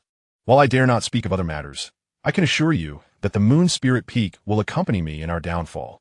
Moreover, the Forbidden Sea is not solely represented by the six-eyed flying fish as a dominant imperial force. Should you devour my Nangong family today, it is quite possible that your six-eyed flying fish clan will not survive to see the dawn of the following day. Surely, within the Forbidden Sea, you too must have numerous adversaries? Upon hearing this, Yulingfeng fell silent for a moment. There was indeed merit in Nangong words. To conquer the Nangong family would entail a considerable cost, even if they were to seize all the resources of the Nangong family. It would require time to recover or even surpass their former glory. Additionally, the six-eyed flying fish are inherently a marine race, and their strength would undoubtedly be diminished on land. Furthermore, although their ancestor, Yuling possesses an 8th-level quasi-imperial cultivation, it is a fortunate circumstance if he can currently exert the power of a 7th-level quasi-imperial. Nangong's observations were precisely what Yulingfeng feared, which is why he refrained from launching an immediate assault. In this moment, a young man stepped forward with a smile, addressing Yu Lingfeng and Yu Linghong. Father, grandfather, since the cost of conflict is too great for both sides, why not allow us younger generations to resolve this? This youth was none other than Yu Lingfeng's own son, Yu Lingyao. Both Yu Lingfeng and Yu Linghong were taken aback by this suggestion and inquired, "What do you mean by that?" Chapter 101, Nangong Wentian. Yu Lingyao continued, "If we engage in battle, it is highly likely that both sides will suffer devastating losses, potentially allowing other forces to take advantage of the situation. However, if I were to challenge the younger generation of the Nangong family, I believe it would pose no issue. The losing side would then concede half of their resources. With my current strength, I doubt there is anyone in the Nangong family who could match me. After all, Nangong Yi-sun seems to be somewhat incapacitated. Given our advantages as a beast clan, this approach would minimize our losses while simultaneously suppressing the arrogance of the Nangong family." Upon hearing these words, Yu Lingfeng and Yu Linghong exchanged glances before asking, "Are you serious?" Certainly, while conceding half of their resources would still be a significant loss for an imperial-level force. It is a more prudent choice than total annihilation. Moreover, we need not rush to settle scores with the Nangong family at this moment. Once we have acquired half of their resources, we can bide our time for a century. The younger generation in this region will not stand a chance against our six-eyed, flying fish clan. Our lifespan as beasts far exceeds that of the human race. When the time comes for us to truly overpower the Nangong family, we can strike then. After all, we have already waited 100 years. What is another 100? Yu Lingyao said seriously, narrowing his eyes as he gazed at Yu Lingfeng. However, even so, they may not necessarily agree to this decision. Although we look down upon the human race, there are times when their stubbornness proves formidable, especially considering they're the overlords of the Eastern continent. Yu Lingfeng spoke in a somber tone. It ultimately rests upon you and grandfather. Otherwise, we shall have no choice but to confront them directly. With this formidable defensive array in place, it will not be a simple task to subjugate the Nangong family. Yu Lingyao remarked with a hint of disdain. As her words settled in the air, a silent exchange of glances occurred between Yu Lingfeng and Yu Lingyao, seemingly arriving at a consensus regarding her suggestion. With a soft sigh, Yu Lingfeng shifted his gaze from Yu Lingyao back to Nangong Yi. At that very moment, while the two factions stood in confrontation, Chen Xuan had silently infiltrated the territory of the Nangong family. Under the peak of his imperial soul perception, he swiftly located the target designated by the system within one of the courtyards. It was a young man clad in white, tall, and agile, exuding an aura of elegance akin to that of an unblemished jade. His sky-blue hair cascaded down his back, and his light blue eyes held a depth of tranquility. At that moment, he was gazing towards the barrier, a look of concern etched upon his brow. Beside him stood a mystical beast, its body covered in blue fur. Resembling a quadruped, most notably, it bore a dragon-like head with majestic, large eyes, reminiscent of the legendary Qilin. This young man was Nangong Wentian, the son of Nangong Yi, the patriarch of the Nangong family. Despite the absence of any visible aura of spiritual power emanating from him, he appeared as an ordinary mortal, while the mystical beast beside him possessed the strength of a 9th-level Earth martial realm. Upon seeing this individual, the system promptly transmitted his information into Chen Xuan's mind. Character: Nangong Wentian. Cultivation method: none. Martial skills: none. Weapon: none. Physique: none. Description: the firstborn son of Nangong Yi from the Nangong family in the eastern continent of the primordial ancient land, born with an inability to cultivate, yet accompanied by a mystical beast resembling a Qilin, named Tianjing Beast. As Nangong Wentian pondered the troubling matters outside, Chen Xuan quietly observed him. After reviewing Nangong Wentian's information, he couldn't help but chuckle wryly. Indeed, the system selects no ordinary individuals. Tianjing Beast, do you know who those outsiders are? They seem to harbor ill intentions. I hope my father is not in danger. Should we not venture out to investigate? Nangong Wentian turned to the Tianjing Beast, expressing his concerns. Wentian, even if we were to step outside now, it would serve no purpose. Moreover, the Nangong family is not to be trifled with. We possess this layer of defensive array, and those individuals would need to weigh their options carefully before daring to act against us, replied the Tianjing Beast. Sigh. If only I could cultivate, perhaps I could alleviate some of my father's burdens. As it stands, I fear that the Nangong family may one day be brought to ruin through my inaction. Nangong Wentian's face was etched with sorrow. Do not think this way, Wentian. Your circumstances are not entirely within your control. Hasn't our father been tirelessly searching for capable individuals to help resolve your cultivation issues? If all else fails, we can simply live as ordinary mortals. Let your cousins bear the weight of the Nangong family. They would surely relish the prospect of inheriting the position of clan leader, wouldn't they? The Tianjing beast cast a glance at Nangong Wentian, its voice calm and soothing. As Nangong Wentian's companion spirit, it shared a profound connection with him, easily discerning his innermost thoughts. Yet, a tinge of melancholy lingered in Wentian's heart. But, father would be disappointed, wouldn't he? He murmured, his gaze falling to the ground. Are you interested in joining my Yuxian Sect? If you agree, I can provide a path for your cultivation. At that moment, a melodious voice reached the ears of both Nangong Wentian and the Tianjing beast. Startled, they turned, realizing that this was Wentian's private domain, and yet someone had intruded without their consent. How could they have remained unaware? Who are you? Following the sound, Nangong Wentian spotted a young man clad in red, standing a short distance behind him, a faint smile gracing his lips.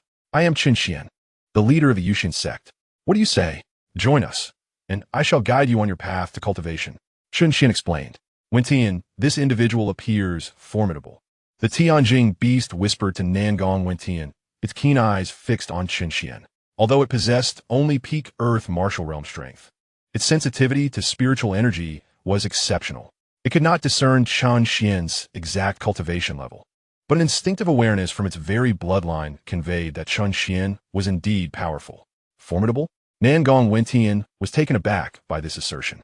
He was unaware of Chen Xuan's true strength, yet if the Tianjing beast had proclaimed it, he had no reason to doubt its judgment. After all, their bond was one of trust. The name Yuxian Sect echoed in Nangong Wentian's mind as he contemplated Chen Xuan's words. To have approached him unnoticed by both their factions suggested that Chen Xuan's strength was likely on par with his father's. However, in the Eastern continent, there is only the Nangong family as a quasi-emperor level force. Where had this Yuxian Sect emerged from?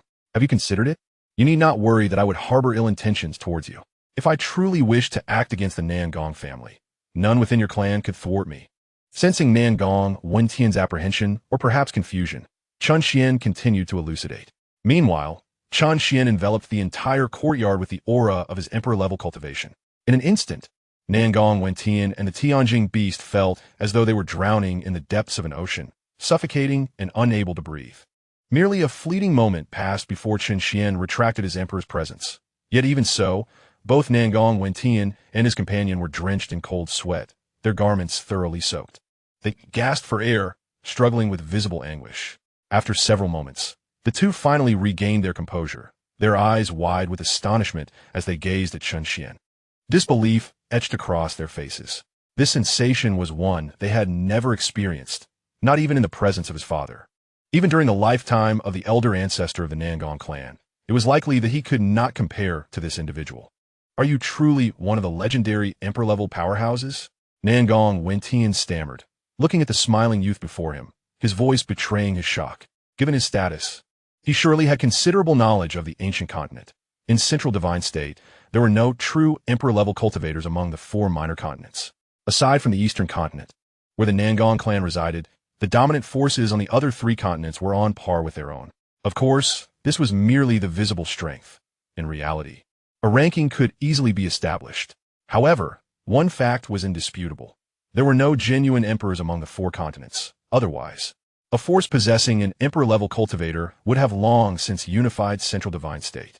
It was said that only the ancient emperor clans hidden within the small worlds possessed true emperor-level powerhouses, but such colossal entities would naturally look down upon Central Divine State. Another place that could harbor emperor-level cultivators was the Forbidden Sea, which covered nearly half of the ancient continent's territory. It certainly contained emperor-level beings, though the ocean was more conducive to their survival and proliferation than the land. Indeed.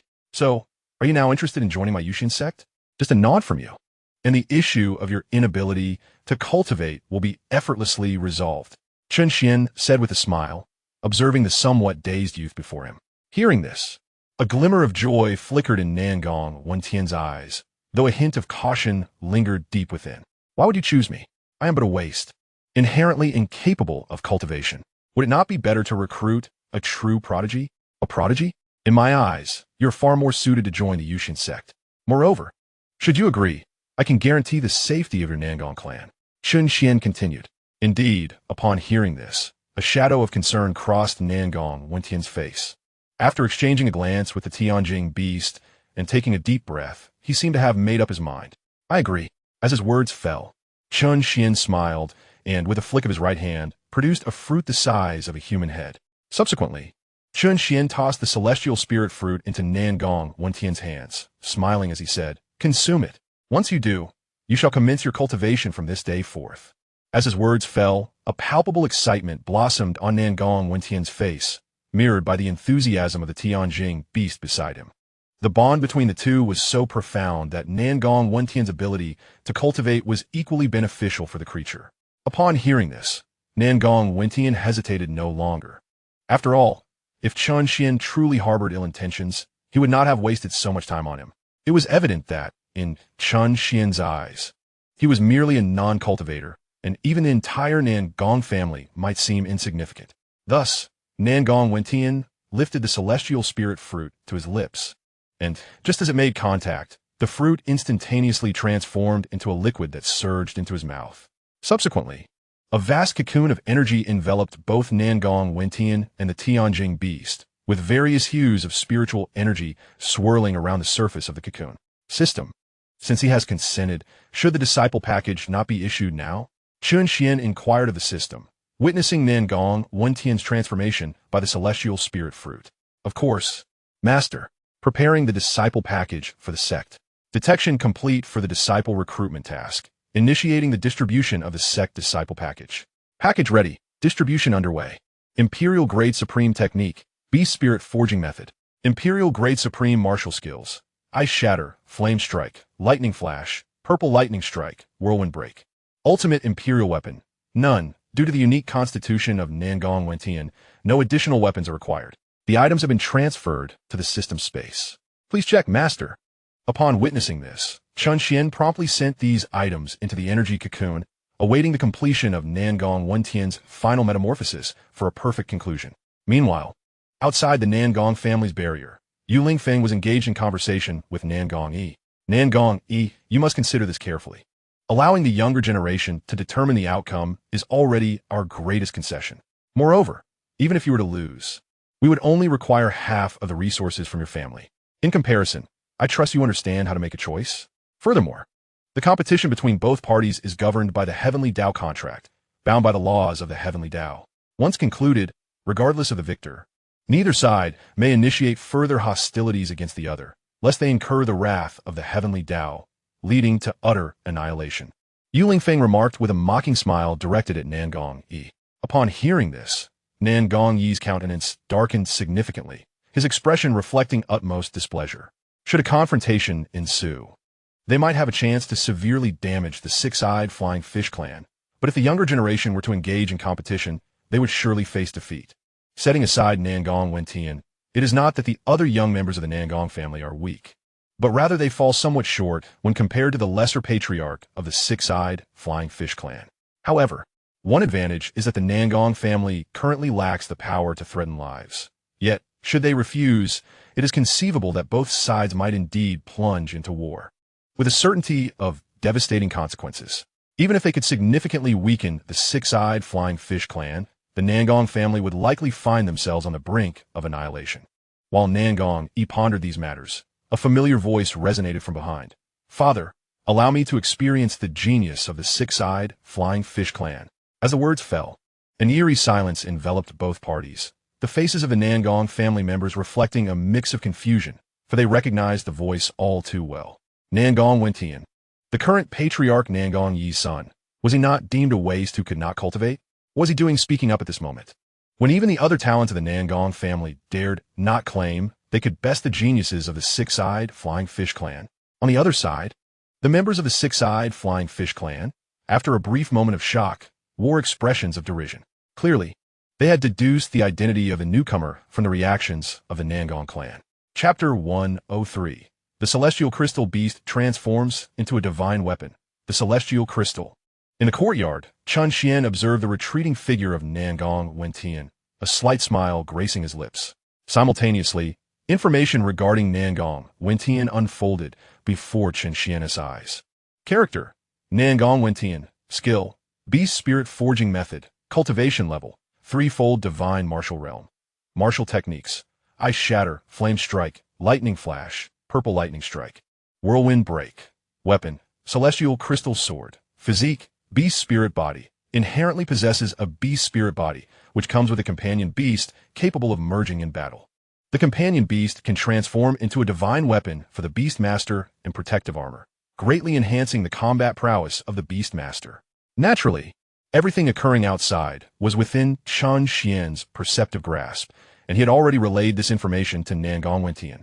Now that he could cultivate and had reached the divine martial realm, Nangong Wentian would undoubtedly seize such a splendid opportunity for battle. For years, he had been unable to cultivate, although, due to his father being the patriarch of the Nangong family, people had not openly spoken against him.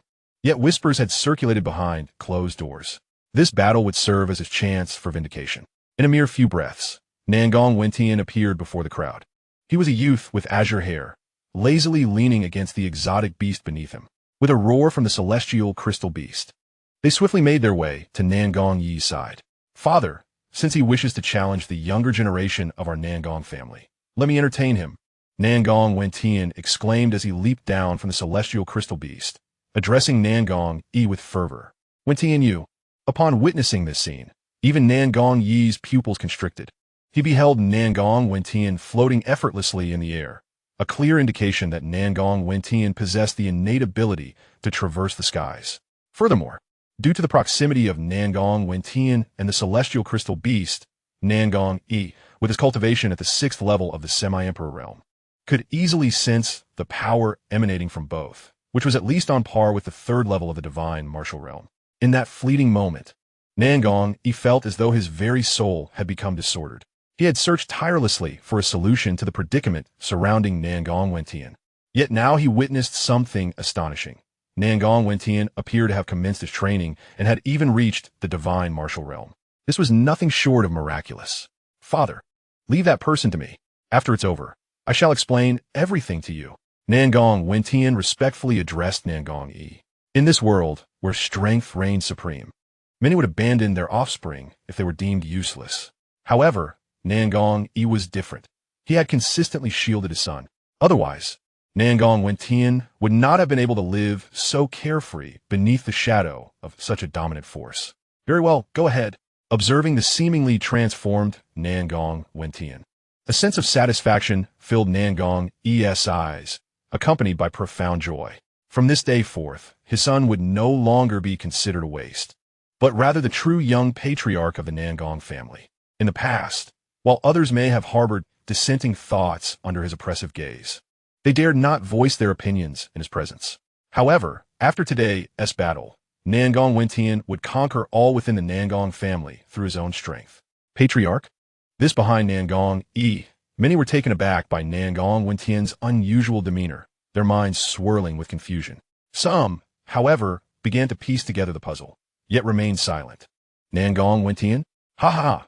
It is said you're the most useless heir of the Nangong family in many years. What? Do you seek to find some semblance of existence here to soothe your vain pride?" Sneered Yuxian, her tone dripping with derision. "Even if you were to lose, you could at least claim it was to the strongest genius of my 6-eyed flying fish clan, sparing your Nangong family from utter disgrace." Undeterred, Nangong Wentian maintained his composure and fixed his gaze on Yuxian, calmly stating, "Yuxian, I challenge you not under the heavenly Tao contract, but to a battle of life and death. Do you dare?" His words struck the crowd like a heavy hammer against their eardrums. "Patriarch, what is the young patriarch intending to do?" Some members of the Nangong family, upon hearing this, hastily inquired. They presumed that Nangong Yi, who cherished his son dearly, would never consent to such a reckless decision. However, to their astonishment, Nangong Yi did not respond, as if the advancing youth bore no relation to him whatsoever. "Nangong Wentian, are you courting death?" After a momentary daze, a flicker of anger suddenly appeared on Yuxian's face. In his view, Nangong Wentian was mocking him. But didn't he know that the young lord of the Nangong clan was incapable of cultivation? Were it not for the presence of a companion beast with some cultivation, he would be utterly worthless. Now this seemingly worthless individual dared to proclaim a life and death battle against him. And even more bizarrely, the members of the Nangong clan showed no intention of intervening. Had the Nangong clan lost their minds? Upon witnessing this, Yu Lingyao's expression turned cold. Very well. If you seek death, I shall escort you on your journey. With that, he was about to step forward when Yu Lingfeng grasped his shoulder. Yaoer, there is something amiss. Nangong Wentian seems to have gained the ability to cultivate. Yu Lingfeng, whose strength was not inferior to Nangong Yi, narrowed his eyes as he spoke in a serious tone, gazing at Nangong Wentian standing beside the heavenly crystal beast. At these words, Yu Lingyao was taken aback, and his 6 eyes once again locked onto Nangong Wentian. However, within moments, he burst into laughter. Father, even if he can cultivate after such a long period of stagnation, he surely cannot be my match. Besides, you and our ancestor are here, are you not? Although he suspected there was something unusual about Nangong Wentian, this battle was inevitable. Otherwise, if word got out, how could Yu Lingyao face anyone? Not to mention among the human race on land. Even the demon race in the seas would scorn him, thinking he was too cowardly to accept a challenge from a worthless opponent. As his words fell, Yu Lingfeng slowly withdrew his hand from Yu Lingyao's shoulder. Though he felt there was something off, the 6-eyed flying fish ancestor beside him was at the 8th level of the quasi-emperor realm. He would never allow his grandson to perish here, despite the fact that such an outcome was exceedingly unlikely. Nangong Wentian, come out. With Yu Lingfeng releasing his grip, Yu Lingyao almost instantly soared into the air, pointing a finger at Nangong Wentian within the barrier. Upon seeing this, Nangong Wentian exchanged a glance with the heavenly crystal beast before leaping forward to stand before Yu Lingyao. Soon, the 3 stood facing each other, enveloped by an energy barrier. Heavenly crystal beast, transform into divine weapon. Just as the barrier formed in its final moment, Nangong Wentian shouted vehemently, and the heavenly crystal beast suddenly transformed into a beam of light, ascending into the sky. Simultaneously, a melodious tune resonated, centering around Nangong Wentian, running amidst the crowd. I cannot see. Occasionally encountering solitude, I turn in circles. Face to face with myself, I chase the light of the stars. It is because of courage that I fear no danger. Chapter 104. Are the people of my Yuxian Sect someone you can touch? Accompanied by Nangong Wentian's soft utterance. Amidst the enchanting melody, the assembled onlookers beheld the extraordinary sight of the accompanying celestial beast, the crystal beast, leaping into the air beside Nangong Wentian, enveloped in a radiant glow. In the next instant, this vividly lifelike, Qilin-like creature transformed into 2 luminous orbs. One orb soared to engulf Nangong Wentian, morphing into a form-fitting armor, while the other coalesced into a divine weapon, exuding an inexplicable aura of majesty. This spectacle left the crowd utterly astounded. The metamorphosis of a beast into a divine weapon was a phenomenon they had never before encountered. Crystal sword, comme fort. Ignoring the astonishment of the crowd, Nangong Wentian grasped the weapon, which had materialized from the crystal beast, into his hand. Simultaneously, his aura became conspicuous, revealing his cultivation at the 3rd level of the divine martial realm. 3rd level of the divine martial realm? How is this possible? Aren't you supposed to be a worthless individual? The nearest to him, Yu Lingya, sensed Nangong Wentian's newfound strength almost immediately. The abrupt shift transformed his previously confident demeanor into one of horror, as he realized that the once innocuous rabbit had now become a ferocious tiger capable of easily tearing him apart, sending a tremor through his very being. At that moment, it was Yu Lingfeng who reacted swiftly, bellowing to pull Yu Lingyao back from his shock. Nangong Wentian, you will not deceive me. You must be employing some sort of illusion. I shall see through your trickery and expose your pretensions.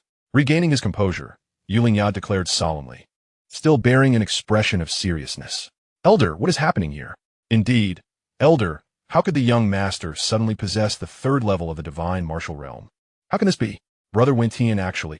Behind Nangong Yi, many members of the Nangong clan stared in disbelief at the dramatically transformed Nangong Wentian, voicing their astonishment to Nangong Yi.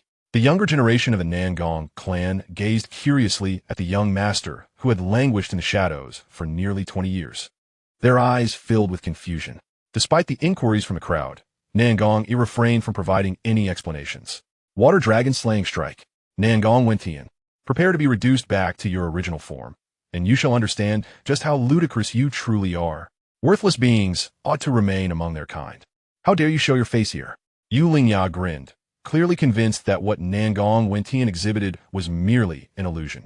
After all, If the Nangong clan had truly discovered a means to rectify Nangong Wentian's inability to cultivate, why had he been relegated to the status of a waste for 20 years?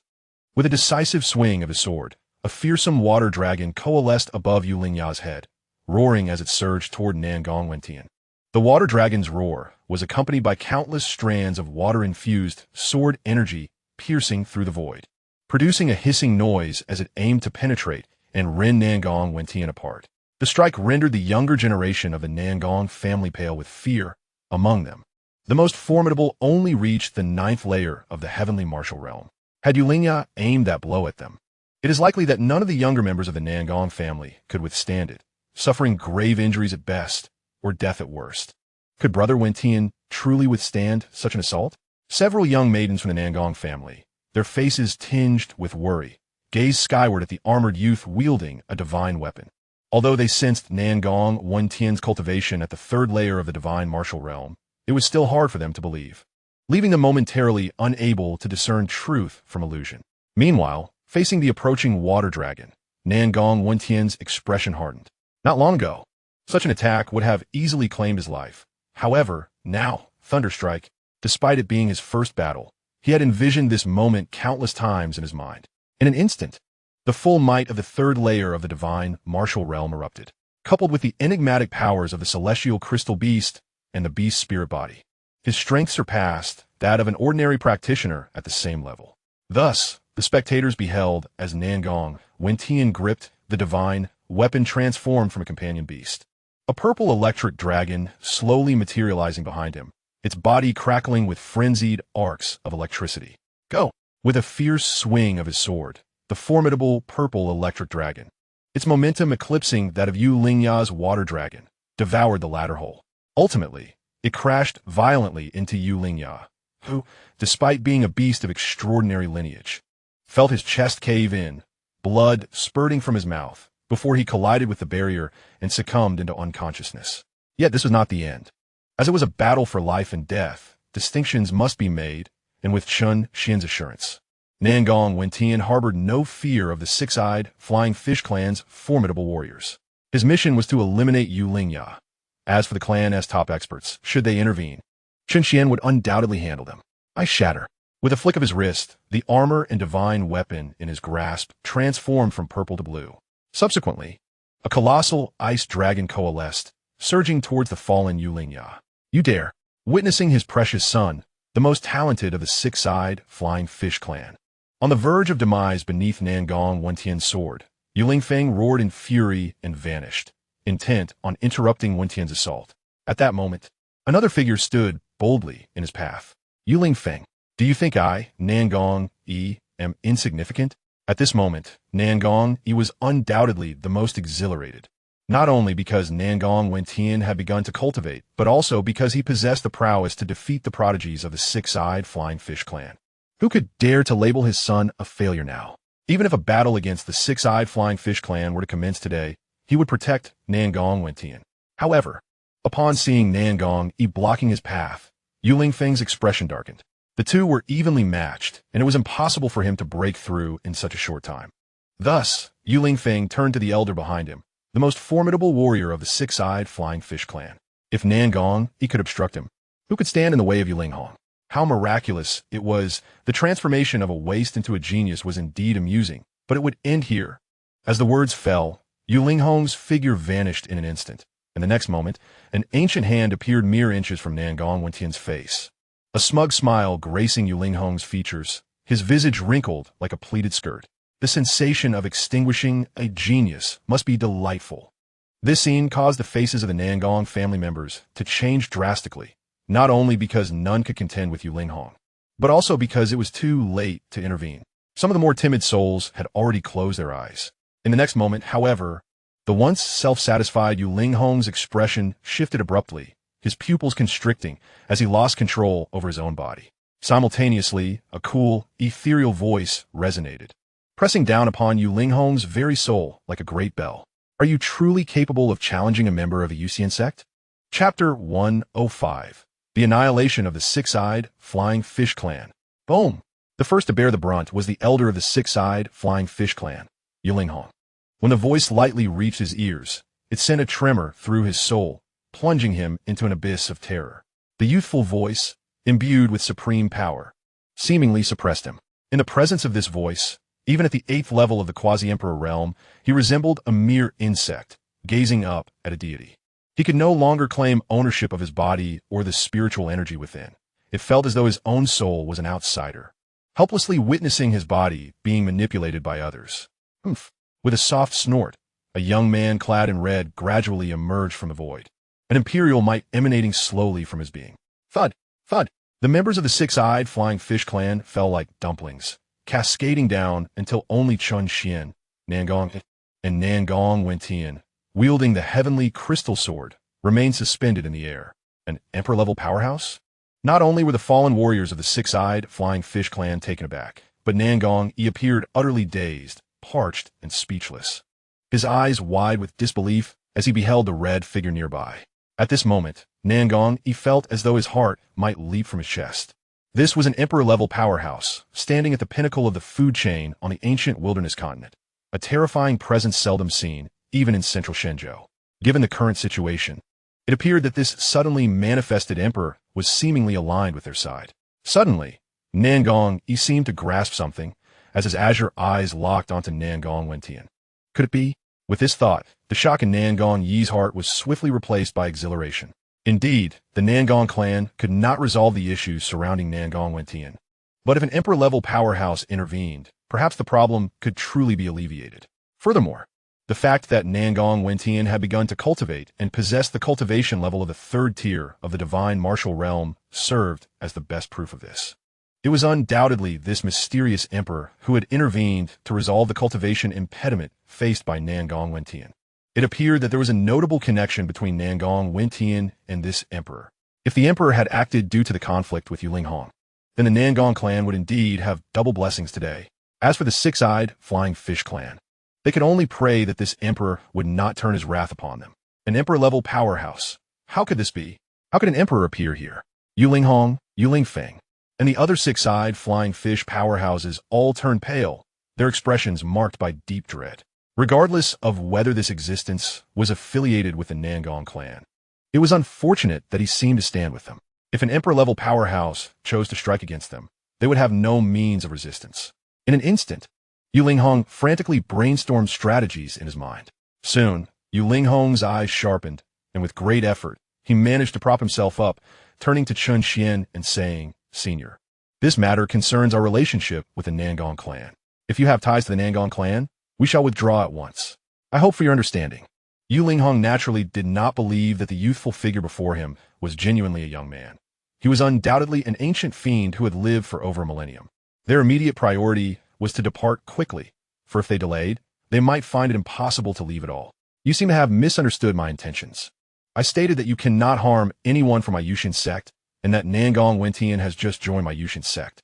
You dare to threaten my people in my presence, and you think I will allow you to leave just like that?" Chen Xuan remarked nonchalantly as he regarded Yulinghong. Upon hearing this, Yulinghong's face turned even paler. Yet he could not simply resign to fate.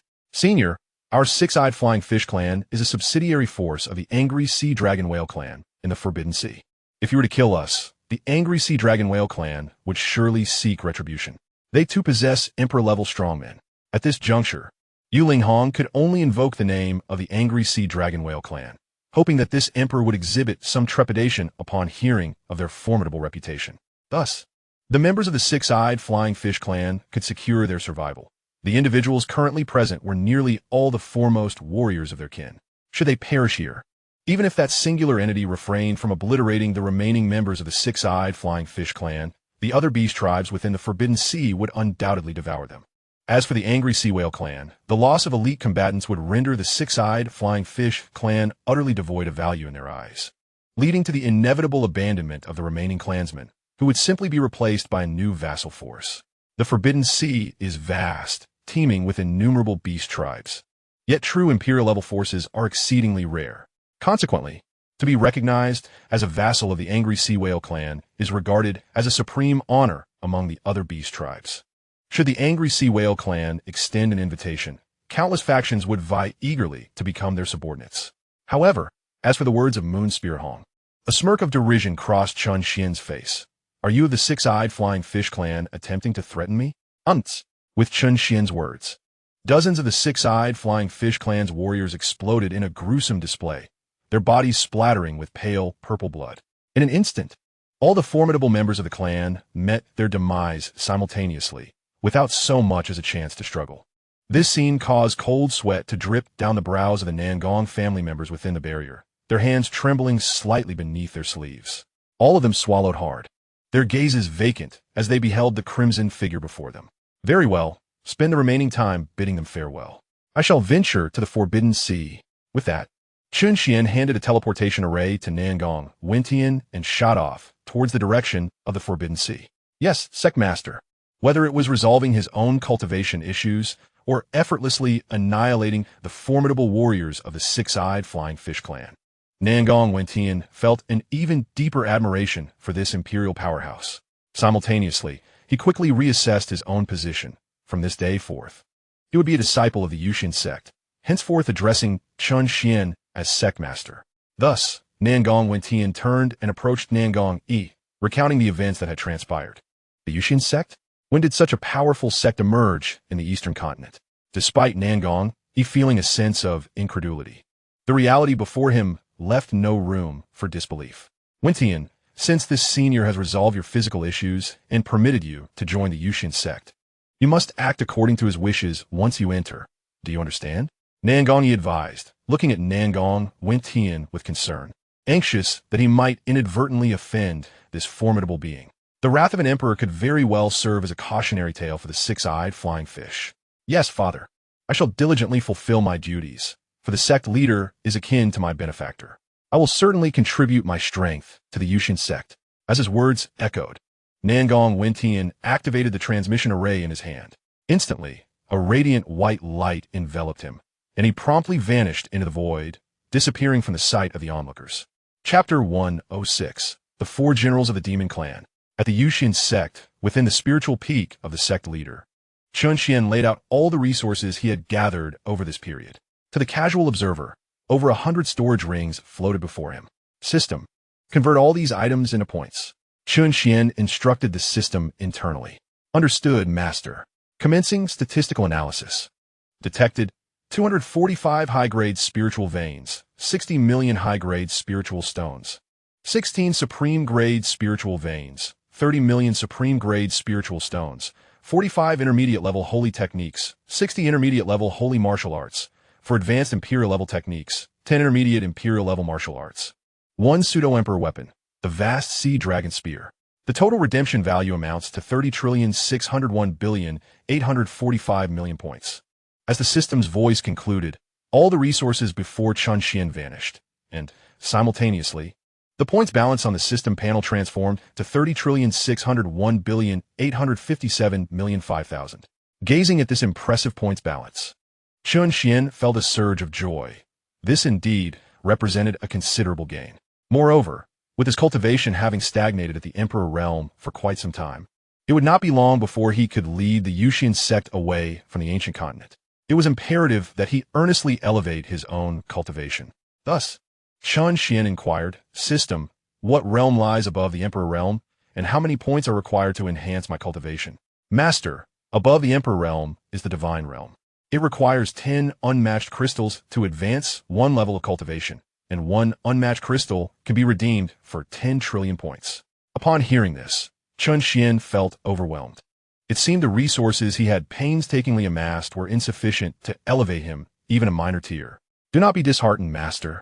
With your current strength, even a 9th-level Divine Realm expert will not pose a challenge to you, as long as you continue to enhance the comprehensive strength of the Yuxian Sect. Abundant rewards will naturally follow.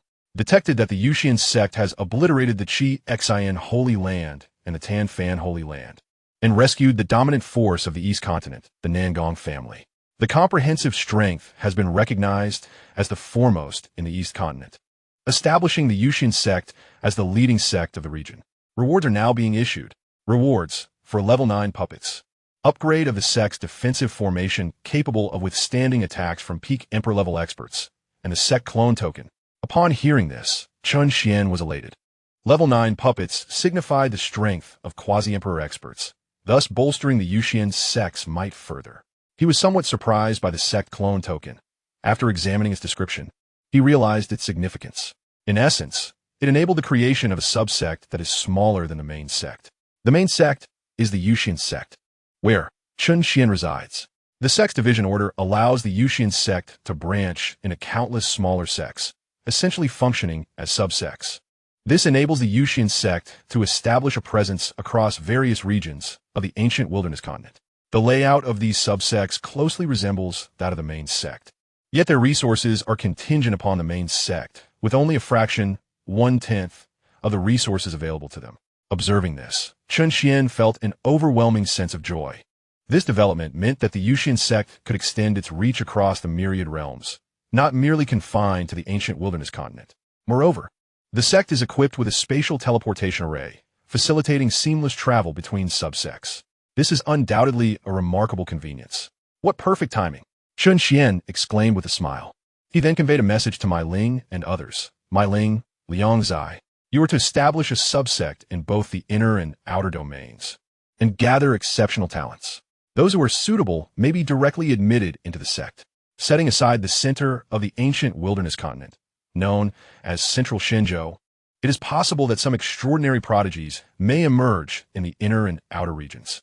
With the establishment of subsects, the task can be delegated to the subordinates. Understood. Sect Master. Upon receiving the command, Mai Ling and her companion set off toward the inner domain. System, activate the puppet card. With the two already in motion, Chen Xuan felt no further concern.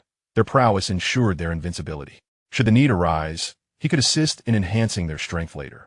Thus, Chen Xuan's gaze fixed upon the puppet card within the system space. Received, activating puppet card. As soon as he finished speaking, 4 figures materialized before Chen Xuan.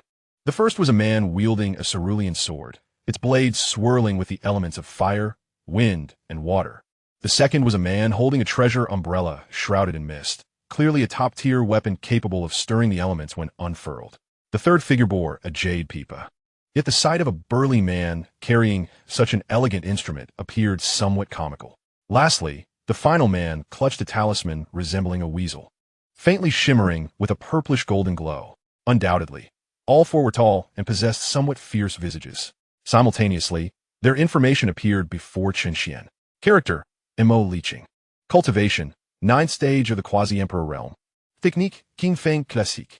Martial skills, Qingyun Sword / Firestorm Cloud Sword. Weapon, Qingyun Sword. Character, Mo Lihong. Cultivation, 9th stage of the quasi-emperor realm. Technique, Hunyuan Method. Martial skills, Hunyuan Fist, Universe within the umbrella. Weapon, Hunyuan Umbrella. Character, Mo Lihai. Cultivation, 9th stage of the quasi-emperor realm. Technique, Demon Sound Classic. Martial skills, Wine String Pipa Melody, Fire String Pipa Melody. Weapon, Jade Pipa. Character, Mo Li Shu. Cultivation, 9th level of the semi-imperial realm.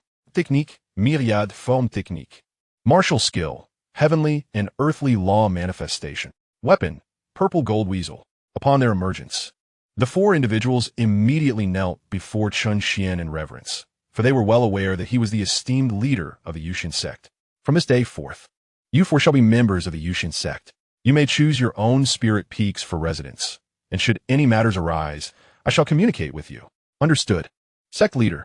As his words echoed, they vanished from the Grand Hall. In the Forbidden Sea, within an immense crystal palace adorned with resplendent pearls, the walls shimmered with flowing light and shadow. Upon a crystal throne sat a graceful youth, his cheeks adorned with silvery scales that glimmered under the ethereal illumination of the depths. In the very center of the palace, a robust figure clad in a flowing blue robe knelt respectfully upon the crystal floor. Outside the palace, colossal phantoms drifted around the crystalline structure, all being gigantic beasts gliding through the water, their massive bodies adorned with scales reminiscent of divine dragons, their azure armor gleaming brilliantly. Chapter 107, Wrathful Sea Dragon Whale. This locale is one of the few Imperial-level forces within the Forbidden Sea, the Wrathful Sea Dragon Whale clan. Mature Wrathful Sea Dragon Whales can reach lengths of several thousand feet, rightfully earning the title of the largest marine beasts in the Forbidden Sea. At this moment, the leader of the Wrathful Sea Dragon Whale clan, Xianjin II, was positioned at the center of the Crystal Palace. While seated on the throne was the legendary Long Kong from the extreme North Ice Plains, now occupied by a mysterious soul entity. Astonishingly, despite originally possessing only the cultivation of the divine martial realm, Long Kong now emanated the aura of a 5th-level sage realm cultivator. This meant that within a mere span of days, his power had surged by 2 significant realms, a revelation that would surely send shockwaves throughout the world. Nonetheless, even with such sage-level prowess, he was not regarded as a top-tier powerhouse within the wrathful Sea Dragon Whale clan. Yet, before him knelt Xianxia too, the clan's most formidable member, whose cultivation had reached the 5th level of the Emperor realm, displaying utmost respect and a hint of flattery upon his countenance. "My lord, I have thoroughly investigated. The individual in question hails from a sect in the eastern continent known as the Yuxian Sect, and he is the leader of that sect, suspected to possess Emperor-level strength." Xianxia too maintained his kneeling posture, a smile gracing his lips, albeit an unappealing one. "A sect from the eastern continent?" At these words, Long Kong's brow furrowed slightly, his gaze piercing through the palace walls to the several wrathful sea dragon whales swimming outside, a flicker of contemplation crossing his eyes. In recent days, upon arriving in the territory of the furious sea dragon whale clan, he gained insights into the central divine continent and the forbidden sea through Xianxia too, clarifying the distribution of power among various factions. Had it been during his peak, the mere presence of a great emperor would have paled in comparison to his might. With a single breath, he could have obliterated all beings across the ancient continent. Alas, he now existed merely as a feeble remnant of a soul, unable to contend even with an emperor-level figure, let alone a true sovereign. The reason he commanded the respect of the strongest members of the furious Sea Dragon Whale clan was due to the revelation of his identity and capabilities. Just a sliver of enlightenment had enabled Xianxia too, who had been trapped at the 4th level of the Emperor realm for centuries, to successfully break through to the 5th level. Moreover, he had promised to assist Xianxia too in reaching the pinnacle of the Emperor realm, even aspiring to challenge the exalted divine realm. "My lord, there is another matter related to the Yuxian Sect, or rather, concerning a mysterious Emperor-level figure from the Yuxian Sect." Upon noticing Jiao Chongkong's silence, Xianxia too continued, "Oh, speak." Days prior, one of the vassal factions of the furious Sea Dragon Whale clan, the 6-eyed Flying Fish clan, suffered the simultaneous demise of its top cultivators. Upon investigation, it was revealed that these individuals had sought to provoke the dominant force of the East Continent, the Nangong family, only to be slain by that enigmatic emperor-level figure. As Xianxia too mentioned the 6-eyed Flying Fish clan and the Nangong family, a flicker of disdain appeared in his eyes. While the Nangong family held a position of dominance in the East Continent, they remained insignificant before genuine emperor-level forces. This confirmed that the mysterious figure indeed possessed emperor-level strength. Otherwise, they could not have annihilated the 6-eyed Flying Fish clan's elite in an instant. It was possible that the Nangong family was already under their control. As he concluded, Xianxia too turned his gaze toward Jiao Chongkong, his eyes quivering with intensity. "An emperor? Huh. Are you confident in slaying them? If not, I shall seek out the other emperor forces within the Forbidden Sea." Upon hearing Xianxia too's words, Jiao Chongkong's expression grew solemn, his gaze fixed intently on Xianxia too, filled with disdain. "My lord, we certainly can handle this matter. Although that mysterious figure is also of the Emperor realm, it is likely they are merely a recent ascendant. Otherwise, they would not remain so obscure. In this ancient continent, every emperor is renowned. Aside from a few hidden ancient emperor clans among humanity, there are scarcely any emperor-level figures outside. Thus, even if this individual is of the Emperor realm, they are likely only at the 1st level." As soon as Jiao Chongkong finished speaking, Xianxia too hastily replied, fearful that Jiao Chongkong might change his mind and seek assistance from other factions. In his eyes, Jiao Chongkong was a benefactor on his path to becoming an emperor, one who could facilitate his breakthrough into divinity. How could he possibly miss such an extraordinary opportunity? He would never allow the other clans to seize this once-in-a-lifetime chance. Otherwise, not only would the Dragon Whale clan lose its prestigious status as a top power in the Forbidden Sea, but they would also be suppressed by other sea demon clans for thousands, if not tens of thousands of years. Very well, since you are confident, I shall entrust this matter to you. Should you fail, I will hand it over to another clan of demons. I do not tolerate incompetence. However, I must remind you of one thing. After you eliminate him, promptly retrieve that divine sword from his possession and present it to me. Rest assured, I shall not treat you unfairly afterward. At the very least, you shall attain the pinnacle of the Emperor realm without question. Jiao Kong narrowed his eyes as he gazed at Qianjin Tuesday. As for why he did not explain the uniqueness of the Immortal Sword to Qianjin too, it was simply because he did not believe that a mere individual from the lower realm could wield the Immortal Sword, which is a true celestial artifact. Even during his prime, he could barely exert some of its power. Moreover, due to this very artifact, he had been betrayed by so-called brothers, leading to the destruction of his divine body. Had it not been for a remnant of his soul hiding within the Immortal Sword, he would have long since perished. This sword was his last bastion. If he could master it, he could surpass his former self and reach new heights. In that future, those who betrayed him would all meet their demise. As you command, my lord, I shall undoubtedly retrieve the divine sword. Qianjin too lowered his head and replied respectfully. The sword that commanded such attention from this esteemed figure was undoubtedly no ordinary item, and it certainly could not be found within the ancient wilderness continent. However, since this esteemed one chose not to elaborate, he wisely refrained from inquiring further. The more one knows, the greater the peril. He understood this principle well. His task was simply to slay the formidable emperor from the Yuxian Sect of the eastern continent and bring back the divine sword.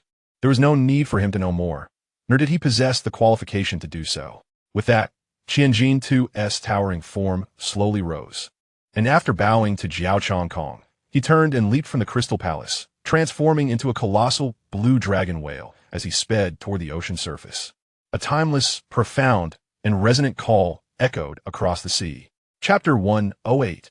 Chen Xuan's Grievances. System. Initiate 3 10-level draws. 6 8-level draws. Within the Yuxian Sect. Since he was still far from the required points for his upgrade, Chen Xuan decided to use them for draws instead. A single 10-level draw costs 1 trillion points, and with his current balance, he could draw 3 times. Received. Conducting draws. Congratulations, Master. You have obtained 3 Emperor 9-level Cultivation enhancement cards upon use. Can elevate anyone's Cultivation to Emperor 9 level. Congratulations, Master. You have acquired 6 Sage 9-level Cultivation enhancement cards. Upon use, can elevate anyone's Cultivation to Sage 9 level. Upon hearing the system's voice, Chen Xuan's thoughts settled in the system space, where several Cultivation enhancement cards had appeared. After a moment of contemplation, Chen Xuan allocated the Emperor's 9-fold Cultivation enhancement card to Lin Yin, Yuli Lian, and Chen Xuan. The Sage Realm enhancement cards were bestowed upon Chen Xuan, Medusa, Ziyun, and 3 others. Consequently, the sect gained 3 formidable figures at the Emperor level and 6 peak experts at the Sage level. With the pinnacle of the Emperor's 9-fold realm, one could traverse the entire ancient desolate continent with ease. According to Chen Xuan's insights from Yuli Lian, it had been ages since a high-ranking emperor emerged on the ancient desolate continent. A high-ranking emperor signifies a strength of at least the emperor's 7-fold realm. Not even in the central divine state, nor among the 4 ancient imperial clans in the lesser realms, could one find a being beyond the emperor's 6-fold realm. Such power was already deemed as the apex of strength on the ancient desolate continent. As for the existence of emperor-level experts of 7-fold and above in the Forbidden Sea, Yuli Lian expressed uncertainty, speculating that none existed, or if they did, they would be at the pinnacle of the 7-fold realm. This is because, in comparison to other continents, the ancient desolate continent has been relatively weaker in recent millennia, although it once flourished with diversity. Not only were peak emperors present, but even legendary ancient gods could arise. However, it appears that the ancient desolate continent has undergone significant upheaval and devastation, making the attainment of high-ranking emperor status immensely challenging. Strangely, this chapter of history has left no record among any race, save for fragments of documentation from a few ancient imperial clans attesting to the continent's former glory.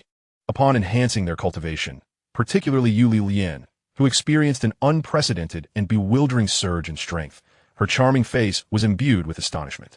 It was only after Chen Xuan's explanations that she began to feel reassured, though this was soon followed by Chen Xuan's complaints. Essentially, he questioned why Yuli Lian was elevated while he was not directly granted the same emperor-level power. In response, Chen Xuan could only deflect, knowing his overly hypocritical father was outshone by Yuli Lian and that this moment was inconsequential. As for elevating Chen Xuan, Chen Xuan recognized her as a reincarnated empress, bound to resolve past grievances. The emperor's 9-fold realm should suffice for her vengeance. Moreover, With her innate constitution and the extreme Tao Emperor weapon, she would be invincible even at the Emperor level, should she fail to contend against true divine entities. Thus, her cultivation was prioritized.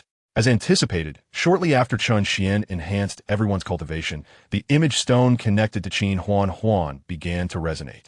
Observing this, Chen Xuan promptly activated the image stone, and Chen Xuan's figure materialized before him. "Greetings, Sect Master." She bowed gracefully in midair. "What brings you here? Speak freely." Chen Xuan inquired, waving his hand, and in the next moment, Chen Xuan stood before him. In response, Chen Xuan did not resist, for she understood that Chen Xuan would not harm her. Thus she spoke, "Sect Master, I may need to step out for a while. I will return to the sect as soon as the matter is resolved." Revenge? Upon hearing this, Chen Xuan was momentarily taken aback, but soon found her composure. From her perspective, Chen Xuan's methods were enigmatic and unpredictable.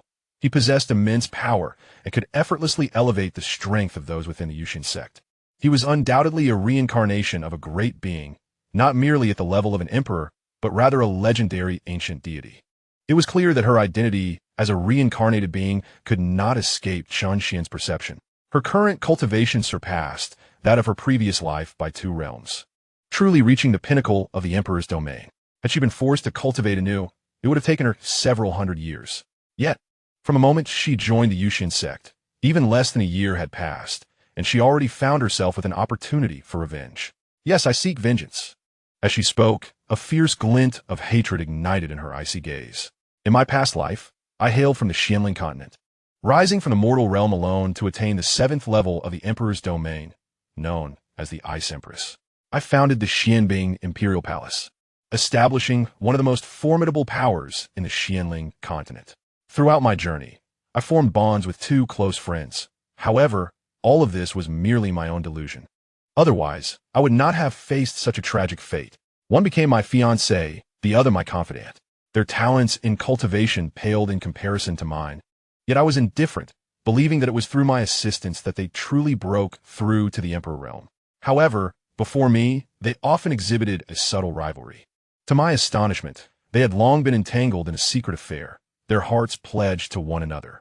All their actions were deliberately orchestrated to deceive me, leading me to never suspect the nature of their relationship.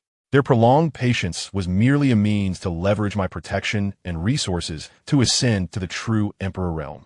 For only by achieving this could they be considered top-tier powerhouses. Ultimately, on the day of my wedding, they drugged me, stripped me of my cultivation, and took my life.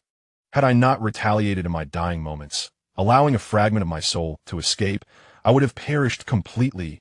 I swear I shall slay that treacherous pair, ensuring they never attain rebirth. By the end of her declaration, there was a fierce edge to Chen Xuan's voice.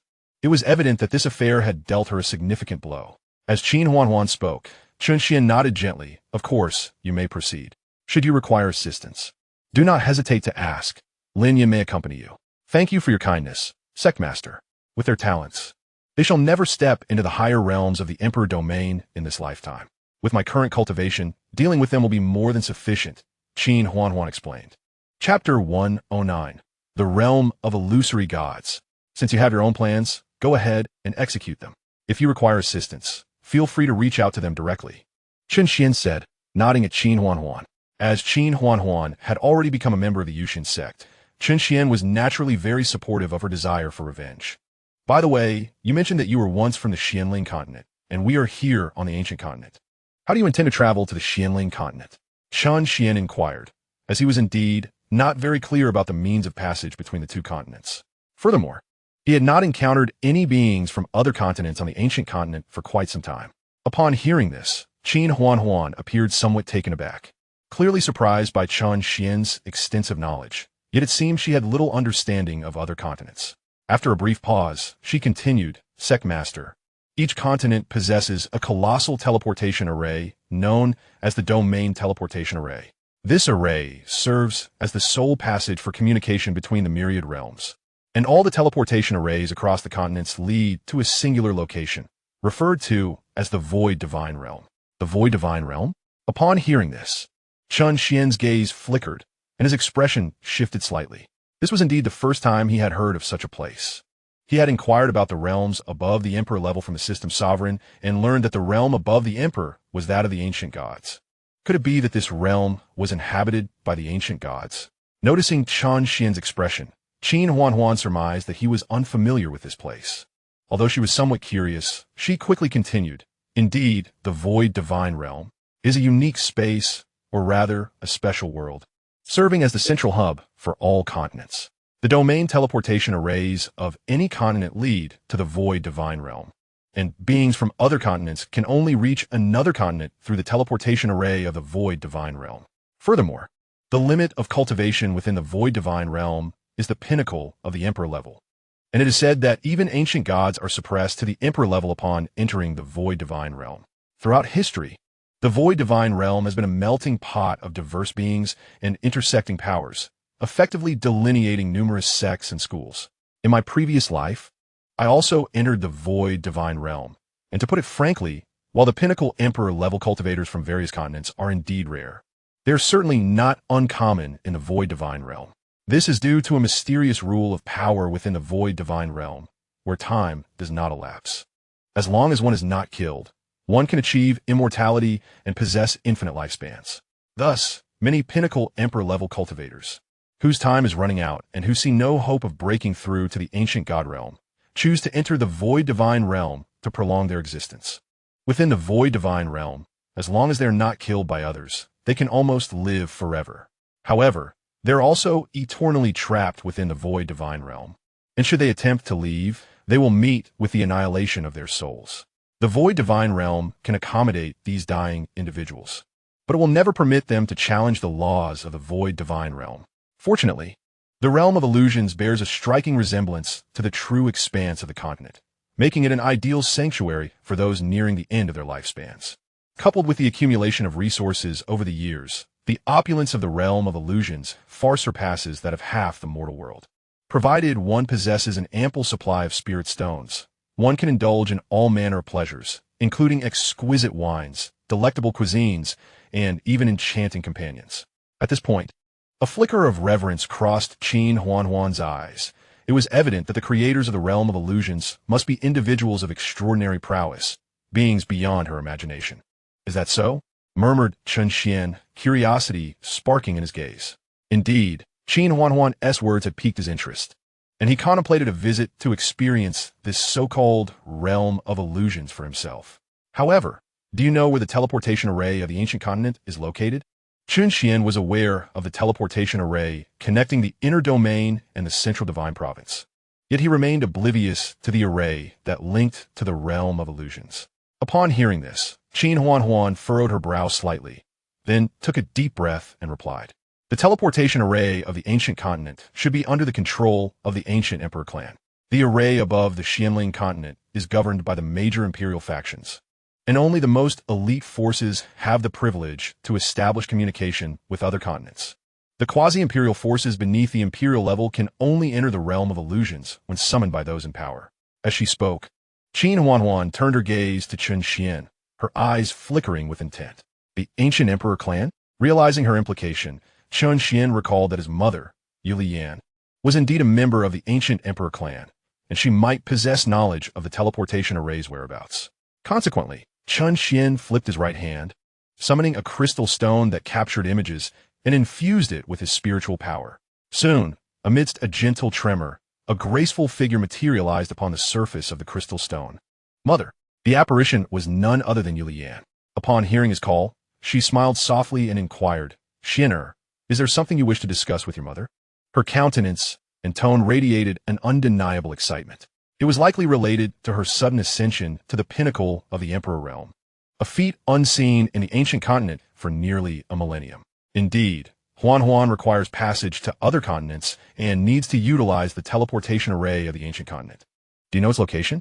To Chen Xuan's surprise, Yuxian's expression turned puzzled. "Teleportation array? What is that?"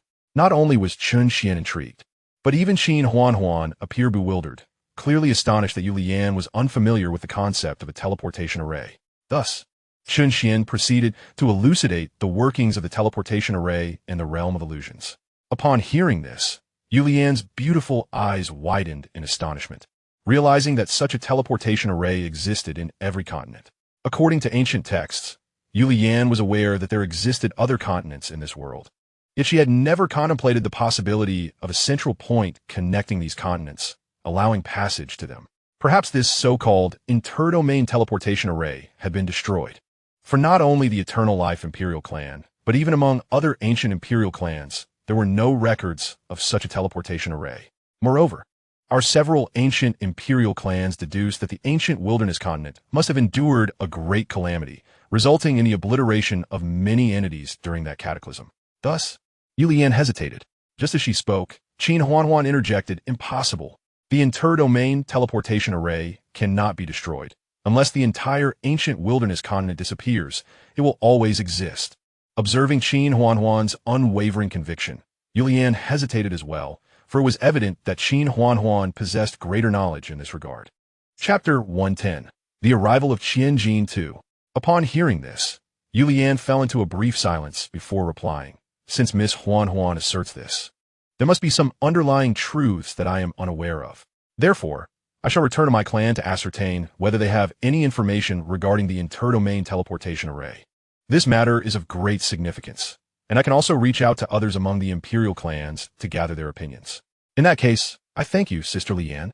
Chen Xuan responded respectfully with a bow. After Chen Xuan spoke, Yulian smiled, pleased with the address, as she still found it somewhat peculiar to be called ancestor by others.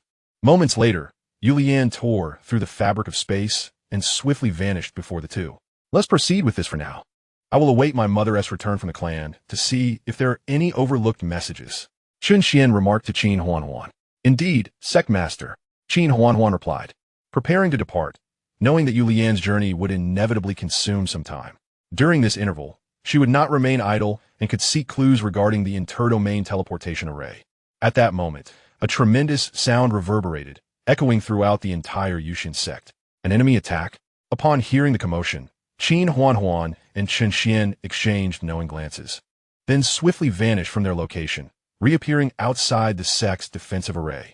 Soon, they spotted a towering figure just a few hundred meters from the sect's defenses. A brawny man gazing at the array with a hint of astonishment. The newcomer was none other than Qianjin II, the chieftain of the angry sea dragon whale clan, who, after emerging from the Forbidden Sea, had managed to locate the Yuxian Sect after some inquiries. To his surprise, he had neither breached the defensive array nor caused any damage. With his cultivation at the 5th level of the Great Emperor realm, he was undoubtedly among the top 10 superlative entities of the ancient wilderness continent. What sort of lineage does the sect possess? One that may indeed have emerged from the ancient imperial clans? Otherwise, how could they possibly have such a formidable defensive formation? On the other side, Chen Xuan and his companion fixed their gaze upon Qianjin Tuesday. Chen Xuan glanced at the defensive formation, then narrowed his eyes as he looked at Qianjin II, raising an eyebrow, his expression turning increasingly frosty. A demon clan? Are you courting death? If it weren't for the recent upgrade of this defensive array, capable of withstanding the might of an emperor, it might have shattered once more. Hearing Chen Xuan's words, Qianjin II finally recognized his face and confirmed that he was not a descendant of the ancient emperor clan, secretly letting out a sigh of relief. As long as he was not from the ancient emperor clan, he presumed he was merely a newly risen emperor from central Shenzhou, thus lacking substantial backing. With his cultivation at the 5th level of the emperor realm, dealing with Chen Xuan should be more than sufficient. Hand over the divine sword, or your Yuxian Sect shall not escape the calamity of death today, Qianjin II declared coldly. Although he was confident in subduing Chen Xuan, he preferred if the human could willingly surrender the divine sword, thereby sparing him from engaging in battle. After all, both were of the emperor realm. Should a fight ensue, some damage would be inevitable. The divine sword? Upon hearing Qianjin II's words, Chen Xuan furrowed his brow, then seemingly recalling something, he flipped his hand, and a 3-foot azure blade appeared in his grasp. At just a glance, Qianjin II could sense the terrifying nature of the sword. With an intent so fierce, it resembled a colossal beast from the primordial chaos, even more fearsome than the imperial weapon of their own clan. Clearly, this sword was the very one referred to by the esteemed figure. Indeed, it is this very sword. It is beyond your reach. Surrender it promptly, or your Yuxian Sect will surely be drenched in blood today. Upon seeing the divine sword in Chen Xuan's hand, Qianjin II mistakenly believed that Chen Xuan intended to hand it over to him, his voice tinged with excitement. As long as he could acquire the divine sword, he could return to report to that esteemed figure, perhaps even gaining entry to the legendary ancient divine realm in the future. You, witnessing this, Chen Xuan's expression turned icy, and just as she was about to step forward, Chen Xuan raised a hand to stop her. He took a few steps forward, a hint of playful amusement curling at the corners of his mouth. You may desire the divine sword, but I am yet unaware of your name or your origins. Listen well, I am Qianjin II, patriarch of the Angry Sea Dragon Whale clan of the Forbidden Sea Emperor clan. If you willingly surrender the divine sword, I shall spare you today. Upon hearing this, Qianjin II laughed heartily, believing Chen Xuan was intimidated and thus seeking to present the divine sword. However, much to his surprise, Qianjin II distinctly saw a look of disdain emerge in Chen Xuan's eyes after his proclamation. So you are the Angry Sea Dragon Whale clan. Xuan, go and annihilate the Angry Sea Dragon Whale clan. Chen Xuan turned to Chen Xuan and commanded. As you wish, Sect Master. Chen Xuan slightly bowed and then, with a swift motion, soared into the air. Observing their exchange, Qianjin II's expression shifted to one of astonishment, and after a moment, his face flushed with anger and humiliation. You insolent brat, do you dare to toy with me? It is truly a reckless endeavor. Today, I shall not only reclaim the divine sword, but also bring about a bloodbath at your Yuxian Sect. As the words fell, Qianjin II made his move, intending to intercept Chen Xuan, for how dare they mock him so brazenly.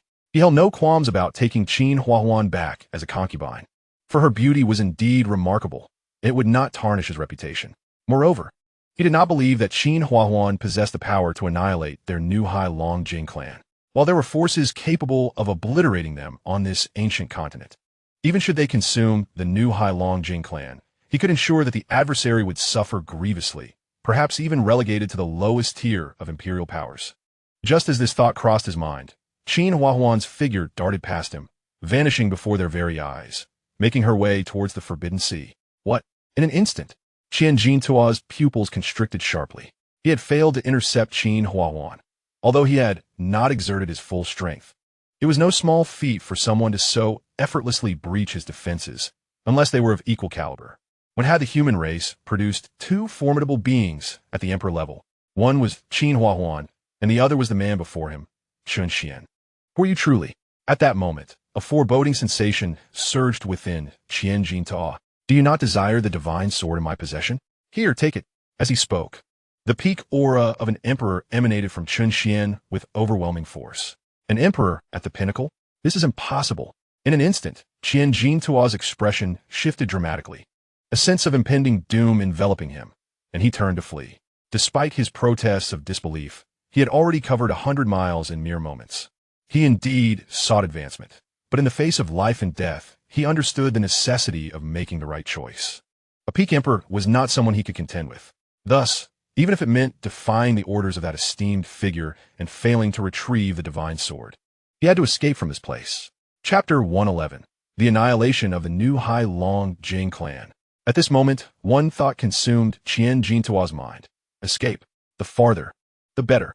In that fleeting moment, all dreams of reaching the peak emperor level and the realm of ancient gods were rendered trivial. Preserving his life took precedence. Should he perish here today, what future would remain? Moreover, even if he were to die today, that esteemed figure would abandon him in favor of seeking other demon emperors within the Forbidden Sea. With the peak emperor level and that divine sword coveted even by figures from the upper realms. Even if the emperor of the Yuxian Sect could only harness a fraction of the sword's capabilities, he would still be no match. As he fled, Qianjin II could not help but glance back intermittently to ascertain whether Chen Xuan pursued him. Only when Chen Xuan's figure faded from his sight did he finally breathe a sigh of relief. Yet this did not signify his safety. He continued to dash at breakneck speed towards the Forbidden Sea, a look of concern etched upon his brow. For he was indeed caught between a ferocious wolf and a relentless tiger. Just moments ago, a stunning woman from the Yuxian Sect had already ventured ahead to the territory of the Angry Sea Dragon Whale clan. Given the current circumstances, he surmised that her prowess might rival his own. If this were indeed the case, the Angry Sea Dragon Whale clan could face imminent annihilation before his return. Regardless, he must hasten back to his tribe without delay. In his hand appeared several communication stones, capable of reaching the leaders of other major demon emperor factions within the Forbidden Sea. although competition often existed among the various forces in the Forbidden Sea. This time they faced the human race. Should the angry sea dragon whale clan be destroyed, the demise of the other factions would likely follow closely behind. They should understand the principle that the loss of lips means the teeth are in danger. Just as Xianxia intended to activate the communication stone, an overwhelming aura suddenly penetrated the space around him. Whoosh! Instinctively dodging, he caught a glimpse of an extraordinarily exquisite beam of light streaking past him, nearly blinding his eyes. Then he sensed something amiss. Huh? What is this? Why does my left arm feel so cold? Turning his gaze to his left arm, a chilling sensation surged from his feet to the crown of his head. His left arm was utterly bare, completely vanished, and the point of severance was eerily smooth, devoid of any blood, as if it had been meticulously cut. This was due to a layer of hazy white sword intent adhering to the wound, seemingly attempting to infiltrate his body. His instincts warned him that if this sword intent were to truly enter his being, his internal organs would be utterly devastated. In that instant, Xianxia summoned the might of his fifth-tier Emperor realm to halt the spread of the sword intent from the severed arm. However, despite his utmost efforts, he could only manage to delay the infiltration of the sword intent. Damn it, what is this sword intent? It's that divine sword. Realizing this, Xianxia abruptly raised his massive head, his crimson eyes scanning the surroundings. Fine beads of cold sweat began to bead on his cheeks. His eyes frantic as he understood that this attack was undoubtedly the work of the Emperor behind him, who had likely caught up. However, as he lifted his head, Xianxia did not see Chen Xuan's figure. Instead, he was met with a scene that filled him with horror. It appeared that a vast sphere of sword intent had completely enveloped the area within several thousand miles around him. The cage was adorned with countless small swords, each radiating an astonishing sword intent, an essence he could not comprehend, impossible to imagine. Beneath this overwhelming sword intent, he felt as though, even with his fifth-tier Emperor cultivation, he was as insignificant as an ant. As time passes, the layer of sword intent surrounding him continues to constrict, ultimately seeking to obliterate him within this deadly cage. No, I refuse to believe this. I must find a way to escape. In a fit of desperation, Xianxia howled furiously. In the blink of an eye, he realized there was no time left to use the image stone to notify the other demon emperors. Suddenly, a long sword appeared in his hand, rippling with a subtle energy, imbued with the cadence of the wind.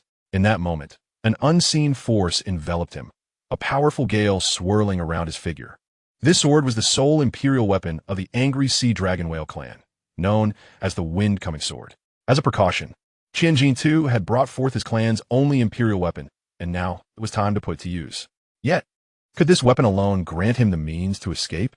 The slight tremor in his sword-wielding hand betrayed his inner turmoil. Swallowing the wind, 9 blades of the wind demon. With a furious shout, a colossal phantom of a dragon whale emerged behind him, differing from Xianxia's corporeal form. This apparition was shrouded in dark mist and crimson light. He then swung the sword, channeling the invisible sword energy into the whale's mouth, which unleashed a torrent of 9 energy blades, each piercing toward the confines of the sword intent cage. Under this force, the very fabric of space began to fracture, and with a glimmer of hope in his eyes, Xianxia witnessed them collide with the barrier of sword energy. The impact produced a piercing metallic clang. However, before he could revel in his moment of triumph, his expression soured, akin to one who has tasted something foul.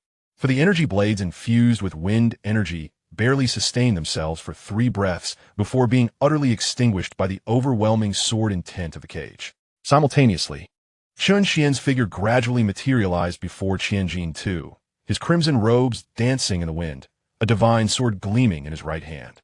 Slayer of Immortals, Yellow Springs. Chen Xuan did not engage Xianxia in conversation, knowing the location of the angry sea dragon whale clan was sufficient.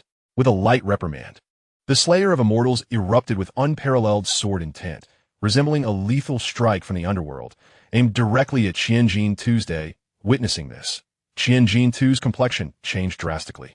He hastily transformed into his true form, for it is in his original state that a demon beast possesses its greatest defense. In the sky, a colossal blue whale, stretching thousands of feet, swayed gracefully, its azure scales appearing more resilient than any weapon. Yet, despite its enormity, the sword struck with such force that Xianxia's massive body was abruptly pierced through, utterly obliterated as the sword energy tore his form asunder, reducing it to nothingness. Chen Xuan remained unfazed, retracting the wind-coming sword before vanishing from sight. The sword's intent dissipated along with its confinement. Had it not been for the disordered state of this space, one could scarcely fathom that a battle of imperial caliber had once unfolded here. The Sea of Fury and the Dragon Whale clan. The sea was frozen for 100,000 miles, where a young girl clad in a flowing blue gown sheathed a long sword exuding an aura of chilling coldness and vanished above the forbidden sea. Amidst the icy expanse, the frost beside a young boy quietly melted, and he instantaneously appeared beyond the frozen waters. Yet, at that moment, his complexion was as pale as parchment, his breath fluctuating, ultimately faltering at the pinnacle of the divine martial realm. This individual was Jiao Changkong, the last remnant of the once mighty Dragon Whale clan. Standing upon the surface of the sea, a glint of icy malice flashed in his eyes. The peak of the Emperor's realm? How intriguing! A fractured continent can still harbor such formidable beings. However, those who dare to strike against me shall pay with their lives. With that, Jiao Changkong's figure vanished directly into the void. Chapter 112. The Eternal Life Imperial Clan. In a land of undulating mountains, immense ravines were shrouded in swirling mist, with clouds drifting like a surreal dream.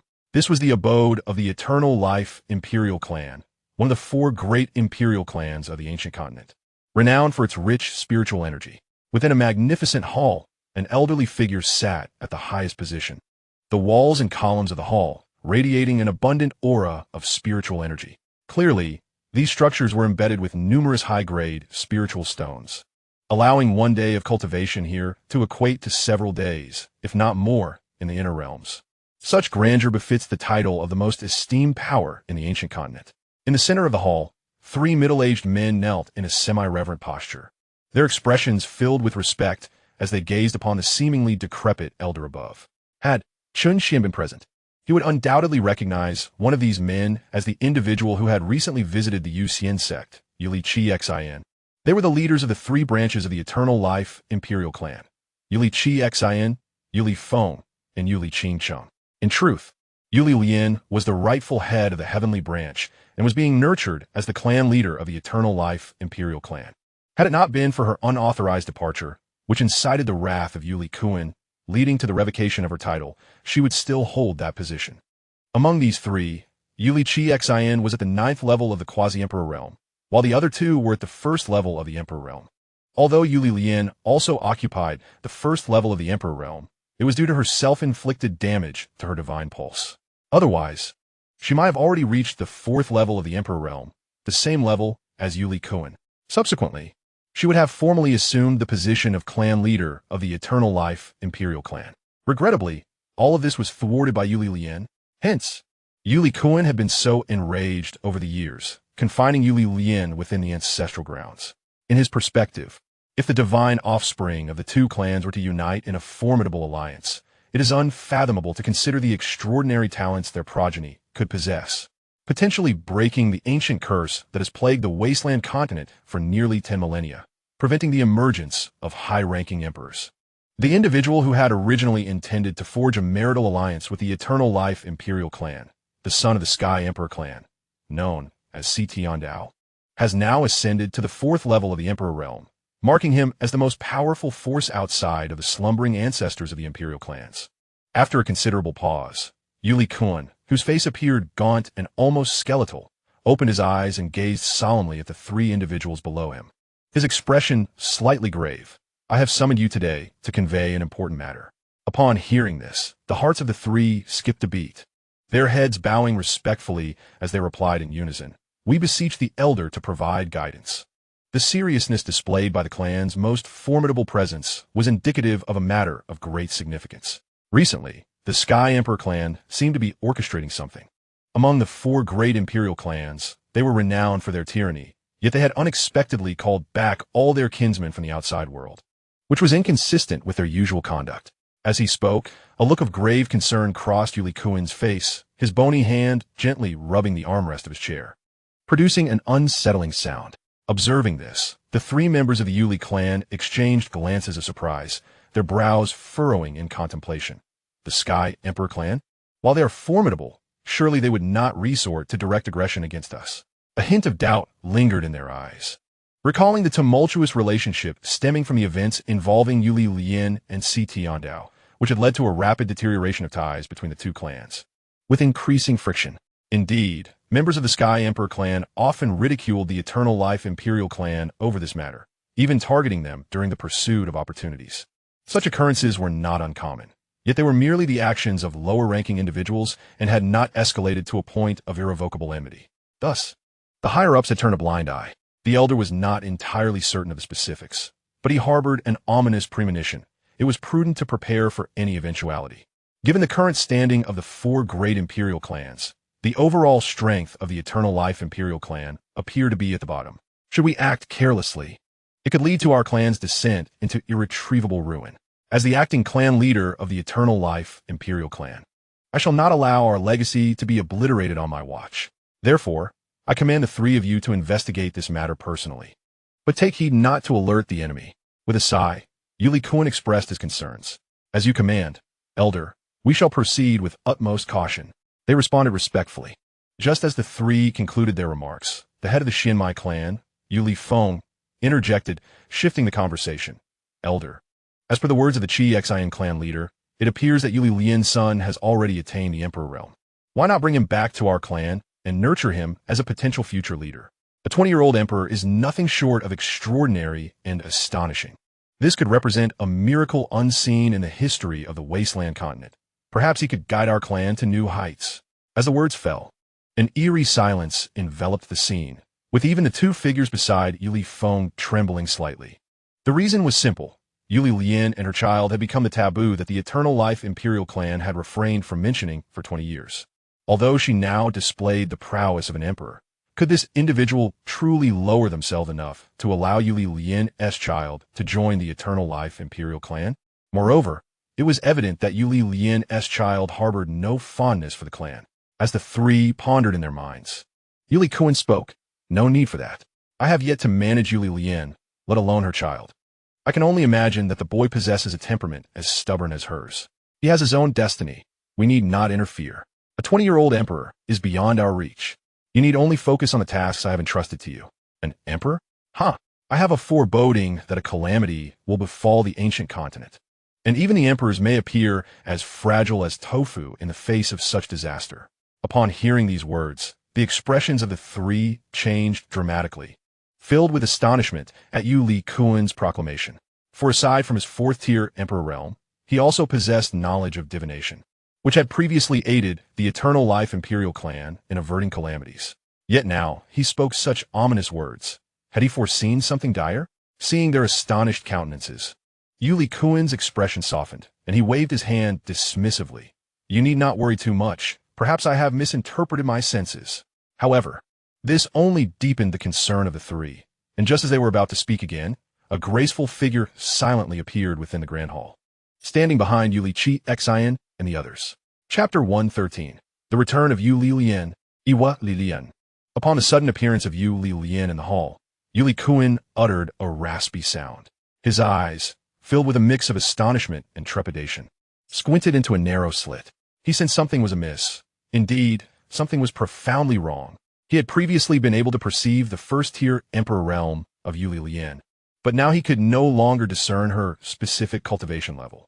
Had it been merely this, Yuli Kun would not have been so perplexed, for it was possible to conceal one's cultivation through certain unique methods. What astonished him further was that the bloodline power of Yuli Lian, which had been diminished due to self-inflicted injuries, had not only been restored, but had surpassed its former glory. How is this achievable? Even he could not mend Yuli Lian's fractured bloodline unless he refined all the remnants within the ancestral land. Yet, the remains of the deceased ancestors in the clan were the last resort for protecting their kin, and they would never be utilized unless it was a matter of life and death. Upon hearing Yuli Kun's voice, Yuli Xianxia and the others turned around, only to behold the once divine maiden of the Eternal Life Imperial clan. Since the enchanting Yuli Lian has been confined within her ancestral grounds, none but Yuli Kun have been permitted to enter, marking the first occasion that she has appeared before them since her imprisonment. They are contemporaries of Yuli Lian, who, in the past, had decisively distanced herself from them, leaving them utterly unable to keep pace with her. As men, their sense of inadequacy is palpable. Even after the incident involving Yuli Lian and her subsequent confinement, they harbored a sense of schadenfreude, envisioning a future where they might rise to prominence. However, upon assuming the position of clan leader, they realized how absurd their previous notions were. Without Yuli Lian, their eternal life imperial clan would never boast talents comparable to those of the other three great imperial clans. Instead, they seemed to be steadily marching toward decline. Master Lian, upon witnessing her, Yuli Xianxia addressed Yuli Lian with the utmost respect, while the other two nodded in acknowledgement. Though Yuli Xianxia is now the leader of the celestial vein, he still regards Yuli Lian with deference. Noticing their gestures, Yuli Lian inclined her head slightly, her gaze shifting to the elder above. Yuli Kuan, I apologize, great elder, but once again, you have failed to restrain me. A hint of mirth danced at the corners of Yuli Lian's lips, clearly alluding to her stealthy escape from the ancestral grounds. One can only imagine the fury that must have consumed Yuli Kuan upon discovering her flight.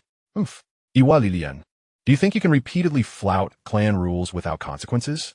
Yuli Kuan retorted with a scoff, unleashing the oppressive might of his fourth-tier emperor realm, enveloping the entire hall in an overwhelming aura.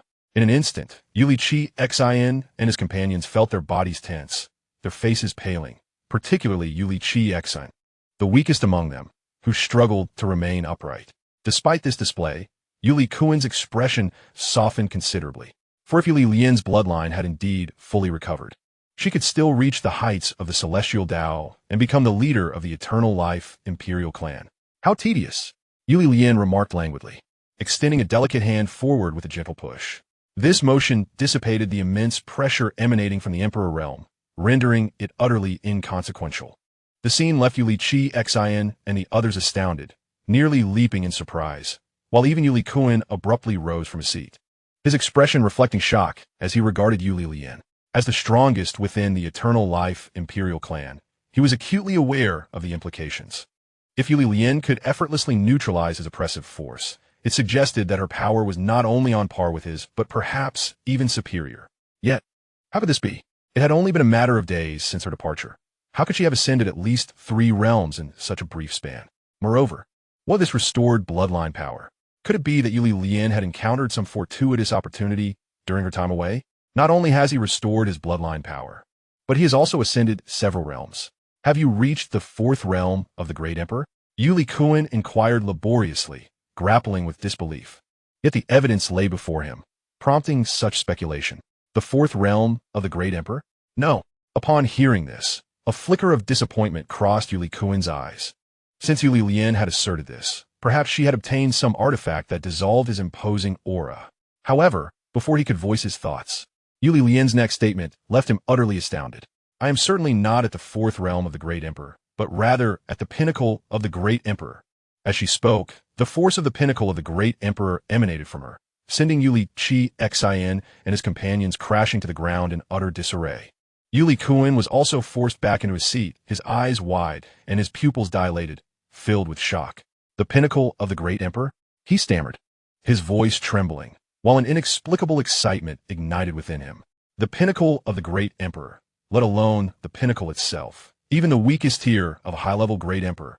The 7th realm did not exist on the ancient continent at present, and now, their eternal life imperial clan had produced a being of such formidable strength. Seeing this, Yuli Lian maintained a calm facade, yet internally, she reveled in delight. Had she not just delivered a resounding slap to Yuli Kuan's face? You look down upon my son. This is indeed his achievement. If Chen Xuan were present, he would surely recognize a kindred spirit. The two were undeniably mother and son, both adept in the art of subtle grandeur. Enough of this idle chatter. I have returned to inquire whether the Grand Elder possesses knowledge of the domain teleportation array. With the intended effect of humiliation already achieved, Yuli Lian wasted no time and directly broached the matter at hand. To her disappointment, Yuli Kuan was unaware of the domain teleportation array. Subsequently, Yuli Lian informed the others about the array and the matters concerning the Void Divine Realm. Upon hearing her words, the group fell into a state of astonishment, realizing that as the foremost powers of the ancient continent, they were ignorant of such an entity. If what Yuli Lian stated was true, finding the domain teleportation array could potentially alter their current predicament. perhaps even giving rise to a new high-level great emperor on the ancient continent. Very well, I shall search the divine repository for clues. With that, Yu Lian's figure vanished from the hall. The domain teleportation array? The void divine realm? I wonder if those old geezers are aware of it. Casting a glance at Yu Xian and his companions before disappearing from their sight. In a small, secluded barrier, a dark stone tablet imbued with an ancient aura stood quietly at the center.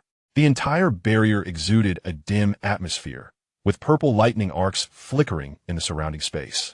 Weaving through the void, at this moment, a man clad in black sat cross-legged, suspended before a stone tablet.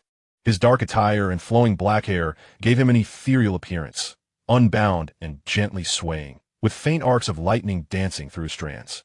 Occasionally, his skin shimmered with a luminous sheen, and his face, sculpted with sharp angles, radiated an extraordinary handsomeness.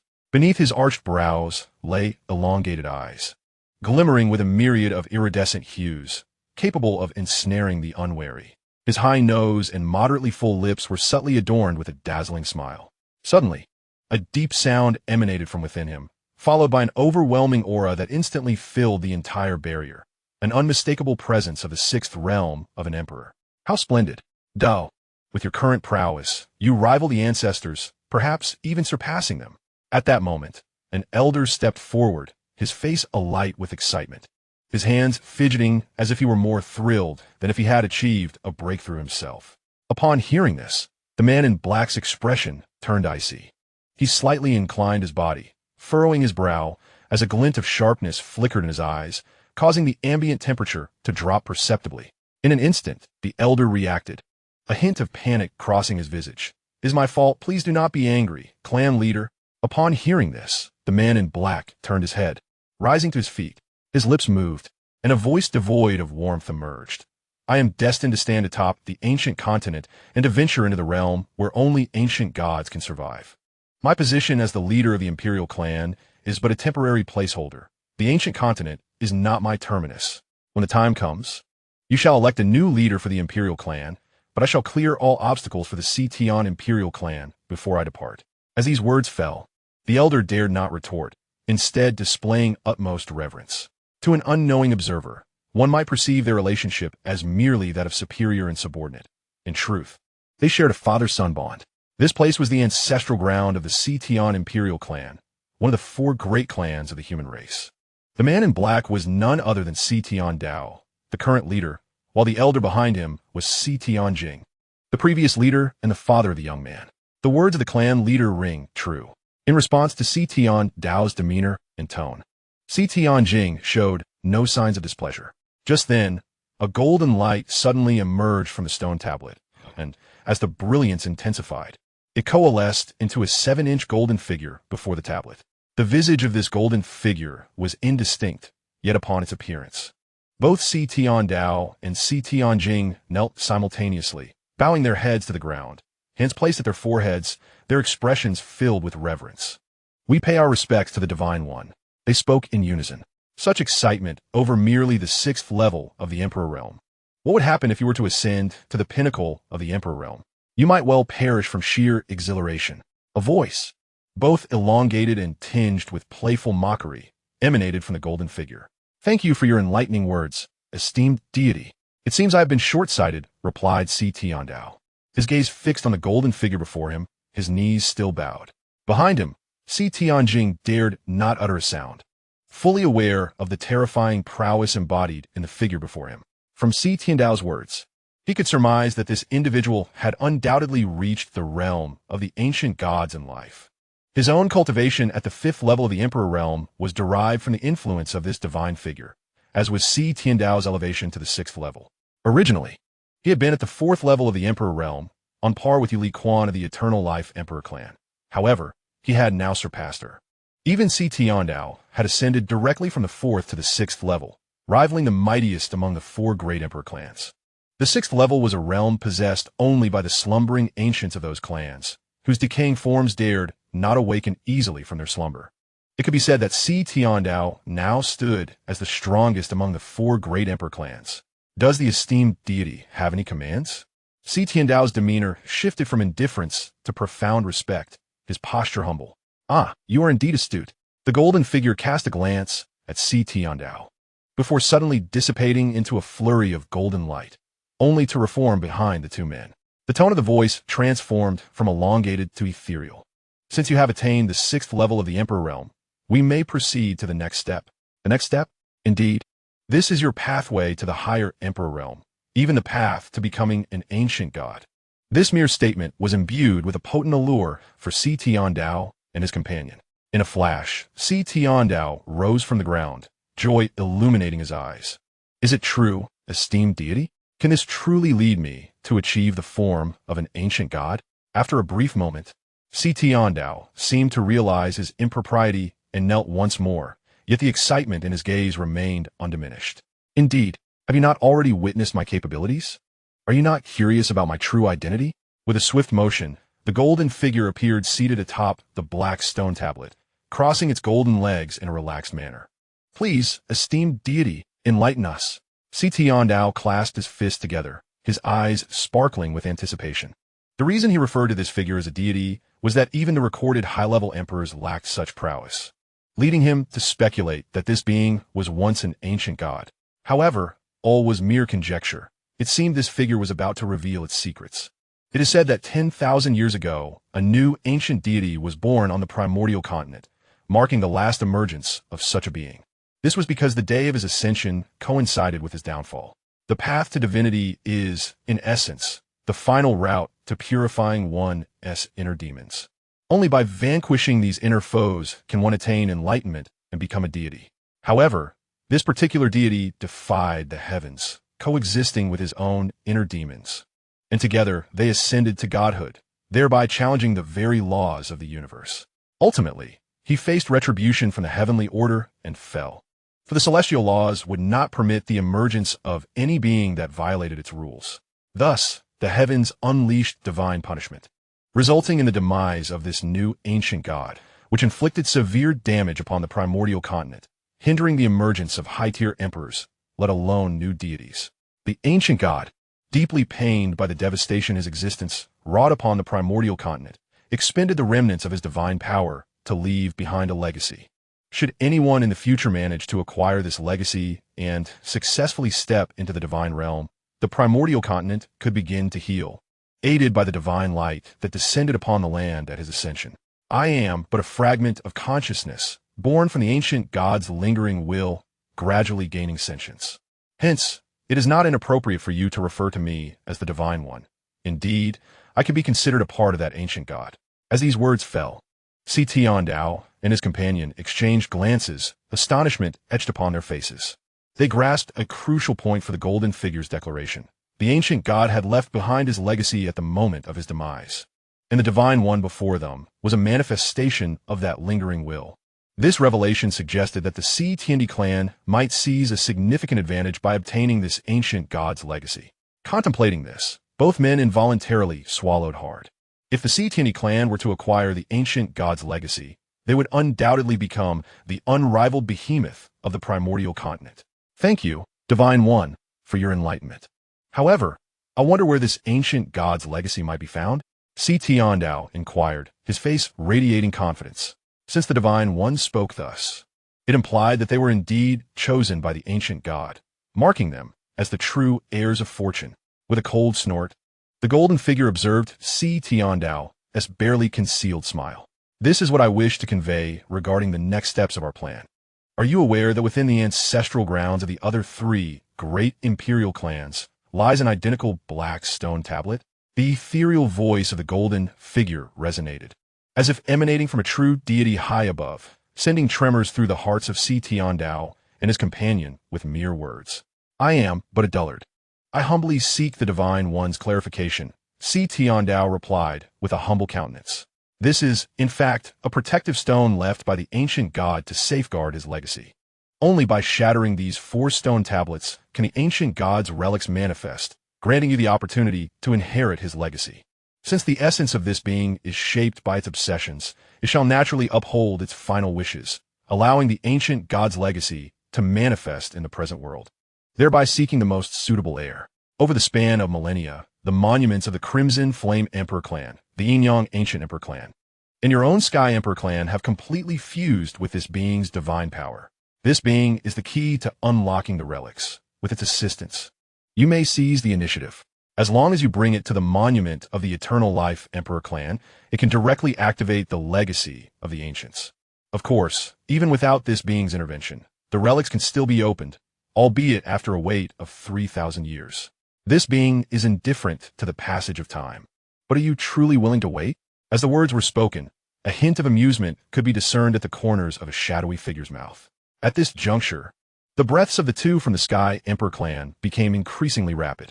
Just as the golden figure had stated, its existence serves solely to unlock the ancient gods' relics. Whether this occurs now or in 3,000 years bears no consequence. However, for the Sky Emperor clan, the implications are vastly different. Should the relics be open now, it would undoubtedly be to their utmost advantage. Moreover, the lifespan of an emperor is merely a few thousand years. Unless one chooses to seal themselves in slumber like those ancient beings, it would be foolish to await 3,000 years and miss this golden opportunity. Does the revered being mean for the lesser ones to lead you into the ancestral grounds of the Eternal Life Emperor clan, thus unlocking the ancient gods' relics? Inquired Sky Dao, his hands trembling beneath his sleeves. Indeed, as long as the ancient gods' relics are activated, my task will be complete, and I shall no longer need to languish for millennia. How you manage to bring me there is entirely up to your own capabilities. Of course, you may also choose to share the relic secrets with the Eternal Life Emperor clan, which could prevent conflict between the two factions. However, the moment the ancient gods' relics are unlocked, only one individual may enter. Thereafter, a divine barrier will form at the entrance, capable of withstanding assaults from the ancient god realm. This barrier will last for a brief quarter of an hour, granting the first entrant the privilege of exploring the relics first, a span sufficient to commence the inheritance of the ancient gods. Once the inheritance begins, no one can interrupt it. With that, the golden figure fell silent, simply observing the two. After a prolonged moment, Sky Dao suddenly clenched his fists, a flicker of resolve crossing his eyes. Revered being, please accompany me to slay the Eternal Life Emperor clan. Upon hearing this, the golden figure appeared to smile faintly before seamlessly merging into Sky Dao's form. To it, the distinction between the members of the Sky Emperor clan and the Eternal Life Emperor clan held no significance. Its purpose was solely to ensure the continuation of the legacy. Ancestors formed the triad killing array and breached the protective formation of the Eternal Life Emperor clan to activate the ancient gods' relics. Sky Dao proclaimed, casting a glance at Sky Mirror before soaring towards a coffin deep within the ancestral grounds. In no time, the coffin lid was cast aside, revealing a skeletal figure before Sky Dao, an elderly man with a pallid complexion. His eyes were deeply sunken, and his face appeared as though it were cloaked in a layer of skin. The individual in question is none other than the venerable ancestor of the Xianxia Emperor clan, Xianxia. What is the matter? You have awakened me. The elder's eyes fluttered open, and a voice as rough as withered would reverberated through the air. Following this, the coffin erupted, and the elder's figure floated forth, suspended in midair. Ancestor, the ancient divine relic has manifested in the world. We implore your assistance in seizing the legacy of the ancient gods. Before this once mighty figure of the Xianxia Emperor clan, Xian Dao maintained a composed demeanor as he spoke, in what seemed a desire to expedite matters. Xian Dao promptly articulated the circumstances surrounding their plea. As his words fell, the elder's aura began to swell, his cultivation surging forth. The visage of this aged figure, once as frail as bone, gradually regained substance, and his complexion grew increasingly vibrant and rosy. Ultimately, he transformed into a middle-aged man clad in dark robes, his presence stabilizing at the 6th level of the Emperor realm. Let us proceed to the Eternal Life Emperor clan and seize the legacy of the ancient gods. In this moment, Xianxia undoubtedly regained the combat prowess of his prime. However, it was likely that this battle would precipitate his decline. Yet, in the face of the resplendent future of the Xianxia Emperor clan, this esteemed ancestor made his choice without hesitation. Yes, ancestor. In this instant, even the proud Xian Dao displayed a glimmer of admiration. As the former master of the Xianxia Emperor clan, his aura was undeniably extraordinary. Upon concluding their exchange, a spatial passage materialized before the three of them. As they stepped through, the passage gradually faded from view. Chapter 116. The Triad Killing Formation, high above the sprawling mountains. A region of space suddenly rippled with waves. As these ripples expanded, a profound spatial passage appeared. Three figures quietly emerged from this passage: Si Tiandao, Si Tianchen, and Si Tianjing. Directly beneath them lay the core area of the Eternal Life Emperor clan, where the three main lineages practiced their craft. And the ancestral grounds of the Eternal Life Emperor clan were situated within this core region. However, this area was protected by a formidable guardian formation capable of repelling assaults from those at the 7th level of the Emperor realm. Therefore, for Si Tiandao to penetrate the ancestral grounds of the Eternal Life Emperor clan, it was imperative to dismantle this protective formation. Moreover, the task had to be accomplished swiftly. Otherwise, interference from the denizens of the Eternal Life Emperor clan would thwart their efforts to unlock the relic. Presently, with two of the trio at the 6th level and one at the 5th level of the Emperor realm, they possessed sufficient strength to breach the formation. Subsequently, the three exchanged glances, remaining silent. In the next moment, they dispersed, forming a triangular formation, murmuring incantations while their hands began to weave intricate seals. Simultaneously, their spiritual energies surged forth, intertwining with one another. This was one of the most formidable techniques of the Si Tian Emperor clan, known as the Triad Killing Formation, wherein the trio would unleash power far beyond their individual capacities. Now, with the strongest three from their clan executing it, the formation's might could potentially annihilate foes at the 7th level of the Emperor realm, rivaling even the 8th level. As the three continued to weave their seals, the commotion intensified, and suddenly, a figure burst forth from within the Guardian formation. He was adorned in a set of silver-white armor, exuding an aura that unmistakably belonged to a pinnacle being of the esteemed realm. Clearly, this individual was stationed beside the protective formation of the Eternal Life Imperial clan, meticulously surveying any signs of disturbance. In simpler terms, he could be referred to as a sentinel. Should any anomalies arise, he would promptly relay the information upwards.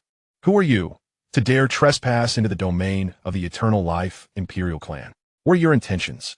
The guard, upon detecting the irregularity, quickly raised his voice in reprimand, for he sensed an immense pressure emanating from the three individuals before him. You are from the Sky Sovereign clan.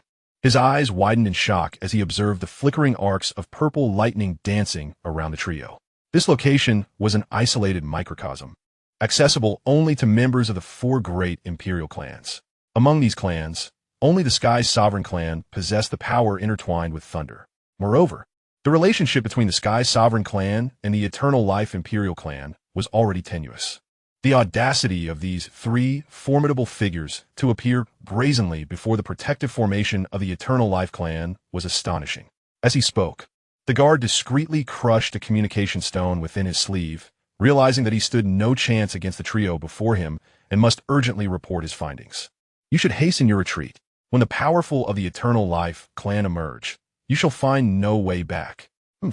Even Yuli Hong would not dare to speak thus to this elder. You, a mere ant at the revered level? At these words, the middle-aged man, transformed from Si Tianchen, revealed a look of disdain. He then extended a hand, delivering a sweeping blow towards the guard below. In an instant, the air crackled with a rush of wind and thunder, the palm strike cleaving through space as it descended upon the sentinel. An emperor-level threat. The moment Si Tianchen made his move, the oppressive force of a six-fold emperor directly targeted the guard, who found escape impossible. Even if he could move, there was no fleeing from the grasp of a being of such caliber. As the palm strike descended, the guard vanished entirely, leaving no trace behind. After a cold snort, the three members of Si Tian finally completed their incantation. At that moment, three pillars of purple light ascended from their forms, coalescing high in the sky into a colossal thunder beast. This creature, enveloped in purple lightning, bore the head of a lion, the paws of tiger, and the body of a leopard, truly a synthesis of lion, tiger, and leopard. At this moment, the aura radiating from this thunderous beast instilled a palpable sense of trepidation in both Si Tiandao and Si Tianchen. This entity transcended what could be resisted by a mere six-fold emperor. Go! At their command, the gargantuan thunder beast, stretching thousands of zhang in size, lunged ferociously towards the protective formation below. Its roars resonated through the heavens, a tempest of thunder roaring forth, appearing utterly unstoppable. You dare! At that moment, deep within the protective formation, a figure rushed forth, its voice seemingly infused with fury. Damn it, the San Yuan killing formation. What do those of the Xianxia Emperor clan intend to achieve? The newcomer was none other than Yuxian, who did not arrive due to a summons from the guards, but rather because the commotion created by the three individuals had become excessively loud, emanating a presence that made even him feel apprehensive. At this juncture, a colossal thunderous beast had already collided with the protective formation. Boom! At the instant of impact, a deafening sound reverberated in the ears of every member of the Eternal Life Emperor clan. The power of thunder instantaneously spread from the point of collision across the entire protective formation. Before the eyes of the onlookers, the formation appeared as though it were a shattered mirror, cracks swiftly crawling across its surface, culminating in a violent shatter, transforming into a blinding white light amidst the chilling smiles of Xianxia Dao and his companions. Even Yuxian was forcefully pushed back over 1,000 meters by this immense shockwave, his expression darkening considerably. Old ancestor, clan leader, you must proceed directly to the ancestral land of the Eternal Life Emperor clan. I will hold off Yuxian. Xianxia whispered to Xianxia Dao and the others. Yuxian had long been his formidable rival, yet now he had attained the 5th level of the Emperor realm, rendering Yuxian no match for him in combat. If Yuxian were to realize that he had stepped into the 5th level of the Emperor realm, his countenance would surely darken even further. Upon hearing this, Xianxia Dao and his companion nodded slightly and made their way towards the ancestral land of the Eternal Life Emperor clan. Xianxia, Xianxia, Xianxia Dao, are you declaring war against my Eternal Life Emperor clan? Yuxian roared, his entire being trembling with rage. In response, Xianxia Dao and his companion paid no heed to Yuxian, simply passing by him. Seeing this, Yuxian attempted to obstruct their path. But at that moment, Xianxia's figure stood directly before him. Yuxian, your opponent is me, Xianxia said, a smile gracing his lips, his eyes glimmering with a hint of mockery. Should today's endeavor succeed, the Xianxia Emperor clan would dominate the ancient continent, forcing all imperial clans to bow before them. No, they should ascend to become the Xianxia Divine Clan. Xianxia, how have you broken through to the 5th level of the Emperor realm? Xianxia did not conceal his aura, allowing Yuxian to easily perceive his cultivation level, his eyes widening with astonishment. Chapter 117. Into the Ancestral Land. He and Xianxia were nearly evenly matched, having engaged in countless battles in their youth, both sides almost on par. By his estimation, it would take him at least a century to break through to the 5th level of the Emperor realm. Thus, even if Xianxia was a bit faster, it should still take him several decades. It was utterly impossible for him to have achieved such a breakthrough at this moment. Not only Xianxia, but also Xianxia and Xianxia Dao. Within mere moments, a multitude of thoughts surged through his mind, leaving him perplexed as to the true motives behind the three individuals' audacious incursion into the Eternal Life Emperor clan. Furthermore, there are Xianxia Dao and Xianxia. From Xianxia Dao, he could faintly sense an aura even more perilous than that of Xianxia. Could it be that Xianxia Dao is stronger than Xianxia? It is noteworthy that Xianxia Dao has achieved the formidable 4th realm of the Emperor level at such a young age, a feat that is truly extraordinary. In their time, they were merely at the 2nd realm of the Emperor level. Even more enigmatic is Xianxia, an elder of the same generation as their Eternal Life Imperial clan's ancestors, who dares to risk his demise in a desperate attempt to restore his peak condition. After today, if Xianxia survives, he will nonetheless be rendered nearly incapacitated. The Xianxia Imperial clan must harbor some grand scheme, a scheme of monumental proportions. Yuxian, your Eternal Life Imperial clan is on the brink of collapse. Your future clan leader is already half crippled. What will you have to contest against our Xianxia Imperial clan in the future?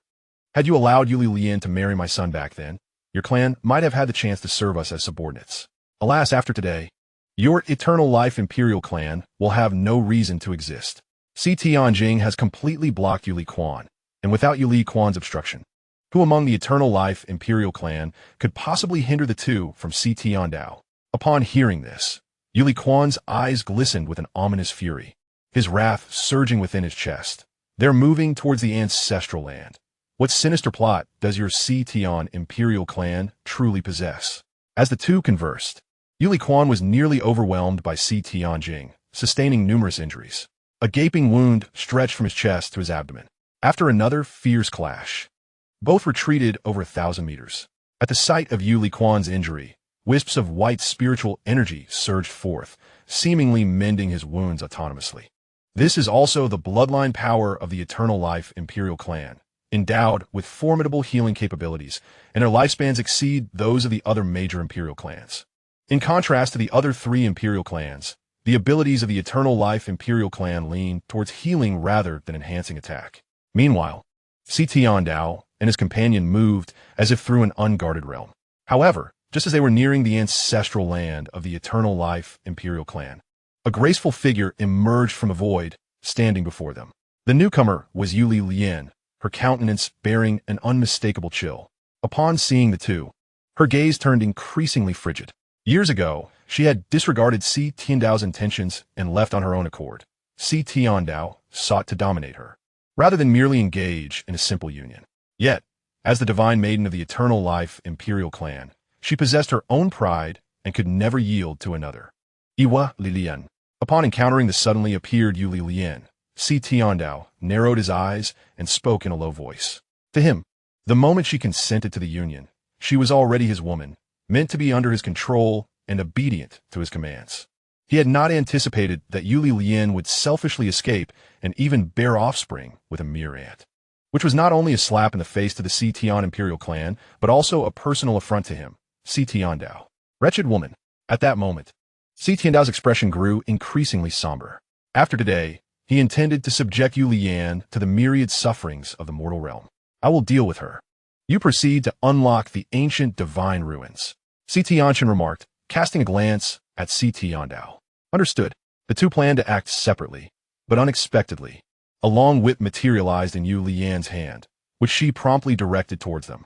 With a resounding crack, the force of the whip caused both Tiandao and Xianxia to change countenance, immediately summoning their defenses. Xianxia, the first to bear the brunt, was obliterated, transforming into a cloud of blood mist, while Tiandao was sent flying. Had Xianxia not shielded him, Tiandao feared his fate would have been no better. Moreover, he sensed the presence of the deity within him had intervened. How could this be? Yet, such thoughts could not mask the shock within Tiandao's heart. As the blood mist dissipated, a soul emerged, taking its place beside Tiandao. It was none other than Tianxian's divine soul. Though Yu Lian had shattered his physical form, his soul remained intact. However, it now appeared frail and nearly transparent. The form of his soul resembled that of an elderly man, able to alter his corporeal body, yet unable to change the essence of his soul, revealing his true nature. Feeling the formidable aura emanating from Yu Lian, Tiandao's pupils quivered, while Tianxian instinctively retreated behind him. He dared to resurrect himself, yet did not mean he was unafraid of death. This woman's power undoubtedly surpassed his own. Peak of the Emperor realm? Yu Lian, how have you achieved this? A tremor tinged Tiandao's voice. Was this not the very realm he aspired to? How could it manifest in Yu Lian? Especially with the knowledge that her divine pulse had been damaged, a fact known to the four great imperial clans? Upon learning this news years ago, Yu Lian had seemingly lost her qualification to be his rival. Yet now, this individual he once dismissed had surpassed him. Tiandao, unless you provide a reasonable explanation, you shall remain here eternally. After all, to be buried among my kin is a privilege for you, Yu Lian declared, her voice laced with coldness. What shall we do? Revered deity? At this juncture, Tiandao could only place his hope in the divine shadow within him. With Yu Lian's peak emperor cultivation, he realized he was no match for her. Surrender your body to me, and I will guide you to safety. A calm voice resonated within Tiandao's mind. Agreed. As he relinquished control, radiant golden light surged forth from his being, transforming his once black eyes into brilliant gold. Subsequently, Tiandao propelled himself towards the ancestral ground of the Eternal Life Imperial Clan. Trying to escape? Yu Lian immediately sensed Tiandao's anomaly and swiftly intervened to block his path. However, at the moment of collision, Tiandao's figure astonishingly passed straight through Yu Lian. What? The sudden transformation left Yu Lian momentarily stunned. In the brief passage of a few breaths, Tiandao's figure had already vanished into the ancestral land. Standing before the obsidian monument, Tiandao's lips curled into a subtle smile as he placed a hand upon the stone. Golden light coiled around his hand and ascended the monument. In the next instant, a resplendent golden pillar surged skyward, piercing the heavens. Simultaneously, the monuments within the ancestral lands of the other three imperial clans trembled, transforming into golden rays of light. At that moment, the entire microcosm seemed to be engulfed in an endless tempest. Chapter 118. The Ruins Unveiled. Boom! Within the microcosm of Chen Xuan, four robust, golden divine pillars thrust upward into the sky, emanating an air of solemnity and mystery. The intangible rhythm of the Tao swirled around these golden pillars, their majestic divine might shaking the very heavens and earth. In the far east of the Chen Xuan microcosm, the sky was painted a vivid crimson, with clouds resembling those of a fiery sunset. A golden beam pierced through the mist, while below, the entire realm was suffused with an exceptionally dense essence of fire attribute spiritual energy. This was the domain of the Qi Yin Imperial Clan, one of the four great clans. At that moment, within the ancestral land of the Qi Yin clan, a man clad in a crimson robe stood, his fiery red hair resembling flames, exuding an intense heat. His expression was stern as he gazed at the towering divine pillar, a complex emotion flickering in his eyes. This man was Yin Hao, the current patriarch of the Qi Yin clan. Suddenly, he turned his gaze toward the other three directions, where the other great clans resided, and he could distinctly see identical pillars of light radiating from each. The anomalies in the microcosm of Chen Xuan raised questions. Was this a blessing or a calamity? Murmured the patriarch of the Qi Yin clan. However, in the next heartbeat, the one stationary golden pillar emitted a thunderous hum, followed by a frenzied tremor, as if the very foundation of the Qi Yin clan was shaken by an earthquake, instilling a sense of panic among the people. Before Yin Hao could investigate further, the divine pillar shot skyward, transforming into a stream of golden light that burst forth into the distance. Not only did the golden pillar of the Qi Yin clan behave thus, but the other three pillars followed suit. In mere moments, the four streams of light converged in the sky, coalescing into a singular golden sphere. But that was not the end. The barriers of the Chen Xuan microcosm suddenly shattered, signifying that the connection to the central divine continent had been forcibly opened. At this moment, not only the inhabitants of the microcosm, but also those from the central divine continent could behold this golden orb and sense its divine might. Seeing this, Yin Hao dashed forth towards the location of the golden sphere. Following his departure, several figures from the Qi Yin clan also pursued him. Meanwhile, within the Yongsheng Imperial clan, Si Tianjing, Yuli Kuan, and Yuli Lian were also racing toward the convergence of the four divine pillars. In the southern reaches of the microcosm, a resplendent beauty clad in white palace attire and a middle-aged man donned in a dark Taoist robe soared toward a common destination, Yuxian Sect. Ding! Detection of the ancient deity's relic activation. Should the master proceed? At that moment, Chen Xuan reclined on a chaise lounge, allowing the system to tally the resources of the Sea Dragon Whale clan, when the system's voice reverberated through the air. Concurrently, Chen Xuan succède en overwhelming aura, undoubtedly emanating from the ancient deity's relic mentioned by the system. Naturally, he was inclined to join the impending excitement. However, before departing, he summoned Lin Yin and Qin Huan, both formidable cultivators at the 9th level of the Emperor realm, hoping they might glean insights from this journey. Thus, the trio activated the spatial passage and departed from Yuxian Sect. In the Forbidden Sea, deep beneath the surface within a vast, dimly lit palace, a massive shadow writhed. Countless tentacles extended from this shadow, each adorned with sharp spines resembling wolf-fawn clubs. At the tips of these spines, a viscous green liquid dripped slowly into the surrounding seawater, producing a series of hissing sounds, replete with toxicity. This locale was home to another powerful demon emperor faction within the Forbidden Sea, ruled by the entity known as the Hundred-Handed Black Demon Emperor. The shadow was in fact the essence of the Hundred-Handed Black Demon Emperor, resembling a sea urchin. At that moment, the form of the Hundred-Handed Black Demon Emperor began to diminish, ultimately transforming into a gaunt man clad in black, his complexion slightly pallid. Before him stood a youth, adorned with two short, stout horns resembling those of a dragon. This youth was Jiao Changkong, who had escaped from the Sea Dragon Whale clan. However, his aura had now ascended beyond the divine martial realm to the first stage of the quasi-emperor level. Senior. The Yuxian Sect possesses a cultivator at the pinnacle of the emperor realm.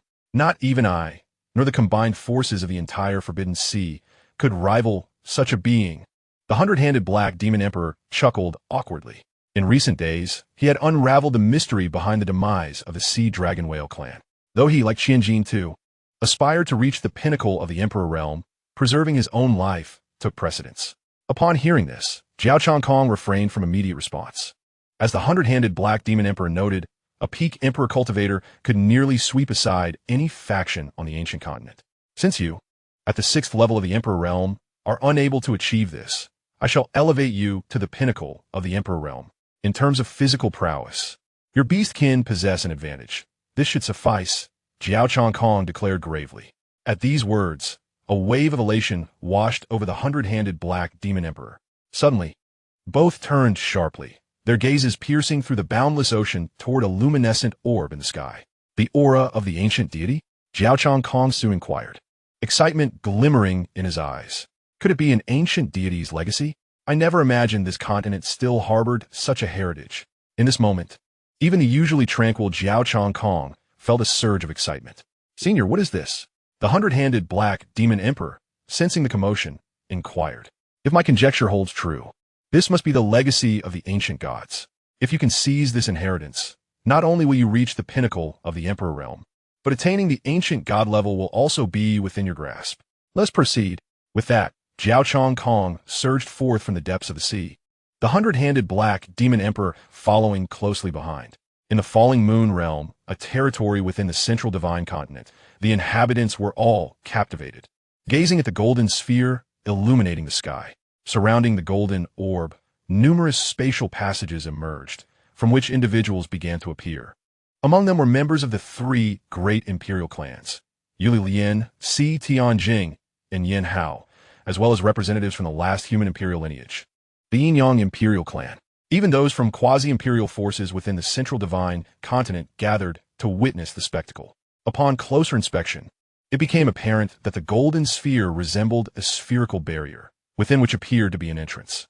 The earlier arrivals had attempted to breach the barrier, yet their formidable attacks failed to create even the slightest ripple upon its surface. Among those who had attempted was Yuli Lian, who had now ensnared Si Tianjing within a cage of spiritual energy, her expression frigid. Si Tianjing, what is this? What scheme does your Si Tian imperial clan harbor? Chapter 119. Gathering of all, breaking the barrier. Faced with the impassable barrier, the crowd was at a loss, prompting Yuli Lian to fix her gaze upon Si Tianjing. This is undoubtedly the doing of the Si Tian imperial clan. They must know what this is. Upon hearing her words, the other attendees also turned their attention to Si Tianjing, eager to uncover the mystery behind the golden barrier. Perhaps sensing that the outcome was already determined, Si Tianjing was confident that they could not breach the barrier, especially since a revered deity had indicated that this barrier could withstand the might of ancient god-level power. None present possessed such formidable strength, including Yuli Lian, even if she had inexplicably attained the pinnacle of the emperor realm.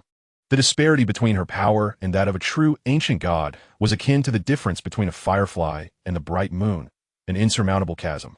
Ha! Eternal Life Imperial Clan, Crimson Flame Imperial Clan, and Yin Imperial Clan, you have arrived too late. This is the relic of the ancient gods, housing their inheritance.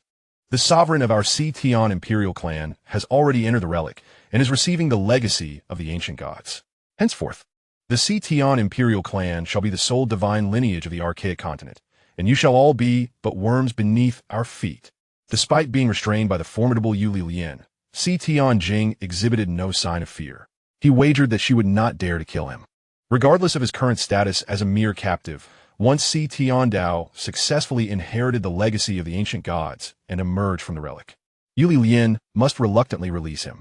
Upon hearing Si Tianjing's words, the expressions of those present shifted dramatically. In the face of the ancient god's legacy, they had no time to ponder the intricacies of Yuli Lian's cultivation. The Si Tian Imperial Clan was notoriously domineering. As Si Tianjing had just stated, if Si Tiandao were to successfully acquire the ancient god's inheritance, the Si Tian clan would undoubtedly take action against the other imperial clans. This scenario was too plausible for them to dismiss. The golden sphere emanated a power beyond their comprehension, undoubtedly the might of an ancient deity. At this moment, Si Tianjing had no need to deceive them with such words. Consequently, the crowd wore expressions of deep concern. Lord of the Yuli clan, what is your perspective on this matter? Is there any way to breach the barrier or interrupt Si Tian Dao's inheritance process? The leader of the Qi Yin clan, clad in red robes, turned to inquire of Yu Lian, given her status as a peak emperor-level powerhouse. Referring to her as the leader of the Eternal Life clan was entirely appropriate, especially since she had been groomed for this role 20 years prior. Considering that Yu Lian was the mightiest among them, the others had subconsciously regarded her as their pillar of support. Not far from her, a beautiful woman in palace attire and a man in dark robes also gazed at Yu Lian. These two were the rulers of the Yin Yang clan, Xianxia and Xianxia. Upon hearing the question, Yu Lian furrowed her brows. Indeed, she was a peak emperor-level powerhouse. If she had just attempted to shake the barrier to no avail. I am powerless. We can only wait for the barrier to dissipate on its own. As her words fell, disappointment washed over the faces of the crowd. Would they really have to wait for the barrier to vanish, fearing that by then, as Si Tian Jing warned, Si Tian Dao would have completely absorbed the ancient god's inheritance? At that moment, the space nearby trembled, and several spatial passages materialized before their eyes. The first to emerge were two men and a woman, with the leading youth clad in crimson, followed closely by another young man and a girl in a blue light dress. The newcomers were none other than Chen Xuan, Lin Yin, and Qin Huan. On the other side, upon seeing the arrivals, Yu Lian's face lit up with joy. The frown that had previously adorned her features was instantly replaced by a radiant smile. While she felt helpless, it did not imply that Chen Xuan was incapable. Her peak emperor-level prowess was a testament to Chen Xuan's mastery. Could he truly be any weaker than the ancient god? Xianxia. In the next instant, Yu Lian appeared beside Chen Xuan and the others. The crowd's expressions varied upon hearing her call. Those present were well aware of Yu Lian's past, and now, it became evident that this red-clad youth was indeed her son. Moreover, they sensed an intangible pressure emanating from the trio, particularly the leader of the Qi Yin clan. Yin Hao shifted his focus primarily to Lin Yin, setting aside Chen Xuan. Upon the ancient continent, the Qi Yin Emperor clan can be deemed masters of fire manipulation.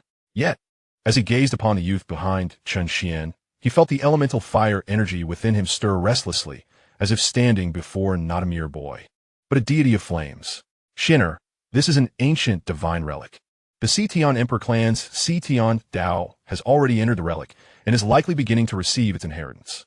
However, we are powerless to shatter this barrier, explained Yu Lian. Understand, Chen Xuan replied, squinting at the golden barrier. Simultaneously, he inquired within his mind to the system. As the two conversed, the surrounding space rippled, and several figures materialized before everyone. The newcomers were none other than Jiao Changkong and the 100-handed Black Demon Emperor. Just as they stepped forth, another spatial passage appeared, and a robust figure emerged from it, adorned with spines along his arms. The members of the four great emperor clans were well acquainted with these individuals. Aside from the previously arrived 100-handed Black Demon Emperor, the imposing man was also a demon emperor from the Forbidden Sea, known as the bloodthirsty Crocodile Emperor, hailing from the knife-backed giant crocodile clan. Senior, is this the ancient divine relic? Whispered the 100-handed Black Demon Emperor beside Jiao Changkong. Indeed, but what is this barrier? The relic is clearly in an open state, yet there exists a barrier outside. Jiao Changkong répondit perplexed. Is it possible to forcibly break the barrier? The 100-handed Black Demon Emperor furrowed his brow. Impossible. This is a genuine divine-level barrier, though it may be of the lowest grade. It is not something you can simply breach. How curious. Jiao Changkong's gaze deepened as he scrutinized the barrier. Senior, they say someone has already entered the relic. A member of the Si Tian Emperor clan. Must we merely concede? The 100-handed Black Demon Emperor soon learned from others that Si Tian Dao had already entered, a look of urgency crossing his face. Upon hearing this, a glimmer of intrigue sparked in Jiao Changkong's eyes. Interesting, someone can manipulate the relic. However, to think a mere divine barrier could hinder me is rather underestimating. Just as he was about to take action, a brilliant sword light suddenly struck the golden barrier. The impact so forceful that it sent everyone staggering back several thousand meters. Once they regained their footing, they saw the red-clad youth beside Yu Lian brandishing a 3-foot-long sword, pointing it at the barrier. Evidently, it was Chen Xuan who had made the move. Crack! Before the crowd could express their astonishment, a sound akin to shattering glass reached their ears, and they witnessed the seemingly indestructible barrier abruptly fracture, dissolving into a myriad of golden light particles. Chapter 120. The Divine Statue. The barrier is breached. Quickly, seize the ancient divine inheritance. While the onlookers were still in shock at Chen Xuan's ability to dismantle the barrier, a voice called out, urging action. In a fleeting moment, the crowd, overwhelmed by astonishment, surged toward the entrance of the ruins, fearful that a moment's delay would cost them the ancient divine heritage. Whoosh! Whoosh! The sound of slicing air echoed as figures darted into the entrance. Observing this, Chen Xuan and his companions also prepared to enter the ruins. However, just as Chen Xuan reached the threshold, he felt an inexplicable sensation and turned to meet the gaze of Xianxia Kong, whose eyes shimmered with complexity, coldness, and a hint of indignation. Chen Xuan dismissed it. Despite the peculiarity of this individual, he was merely at the quasi-emperor level, not worthy of his concern. Thus, he turned once more and stepped into the ruins. Senior, are we not entering? Beside Xianxia Kong, the Black Demon Emperor, with a look of urgency, noted that those around them had already entered the ruins, stirring his anxiety. The bloodthirsty Crocodile Emperor, also from the Forbidden Sea, had already ventured inside. Yet, he refrained from acting independently, aware that even if he entered alone, his chances of obtaining the heritage were slim. Only with the assistance of his companion did he harbor hope of seizing the ancient divine legacy amidst the throngs of emperors. The celestial artifact belongs to me. For now, I shall allow you to guard it for a while. When the time is ripe, I shall ensure it is returned to me in your own hands. How dare mere mortals covet such a transcendent treasure? Xianxia Kong scoffed, and in the next breath, he lunged into the entrance. Senior, wait for me. Upon entering the ruins, the group quickly discerned the location of the heritage. The entire space of the ruins appeared vast, with an undercurrent of fragmentation, as wisps of black mist emerged from various shattered spots. The reason for easily identifying the heritage's position lay in a monumental stone statue standing tall at the very heart of the ruins, reaching heights of 10,000 feet. Imposing and majestic, this statue radiated unparalleled brilliance, especially at its brow, where a golden divine light emanated, appearing extraordinarily sacred. The golden glow at the statue's brow resembled an eye, instilling a sense of dread in those who beheld it, indicating that within this golden light lay the most precious treasure of the ancient divine ruins, the ancient heritage itself. The statue bore no face, perhaps a reflection of its creator, the ancient deity, whose visage was not meant for the gaze of mere mortals. Look, there's a figure within the golden light. It must be Si Tiandao. Let us join forces to prevent him from absorbing the ancient heritage. At this proclamation, the crowd turned their gaze and indeed saw a figure clad in black, basking in the golden divine light. Consequently, they unleashed their most potent attacks in unison. Present were all individuals of the Emperor realm, launching their attacks in unison. Akin to a cataclysmic force, with an array of vibrant and multifaceted martial techniques recklessly directed towards the position of Si Tiandao. Moreover, these individuals relentlessly approached the divine statue. Should they disrupt Si Tiandao, they would commence their pursuit of the ancient god's legacy. Observing this, Yuli Lian and her companions sought to intervene, but were unexpectedly halted by Chen Xuan, who sensed an underlying anomaly. The ancient god's relic was far from simplistic. A peculiar, nauseating aura permeated the atmosphere.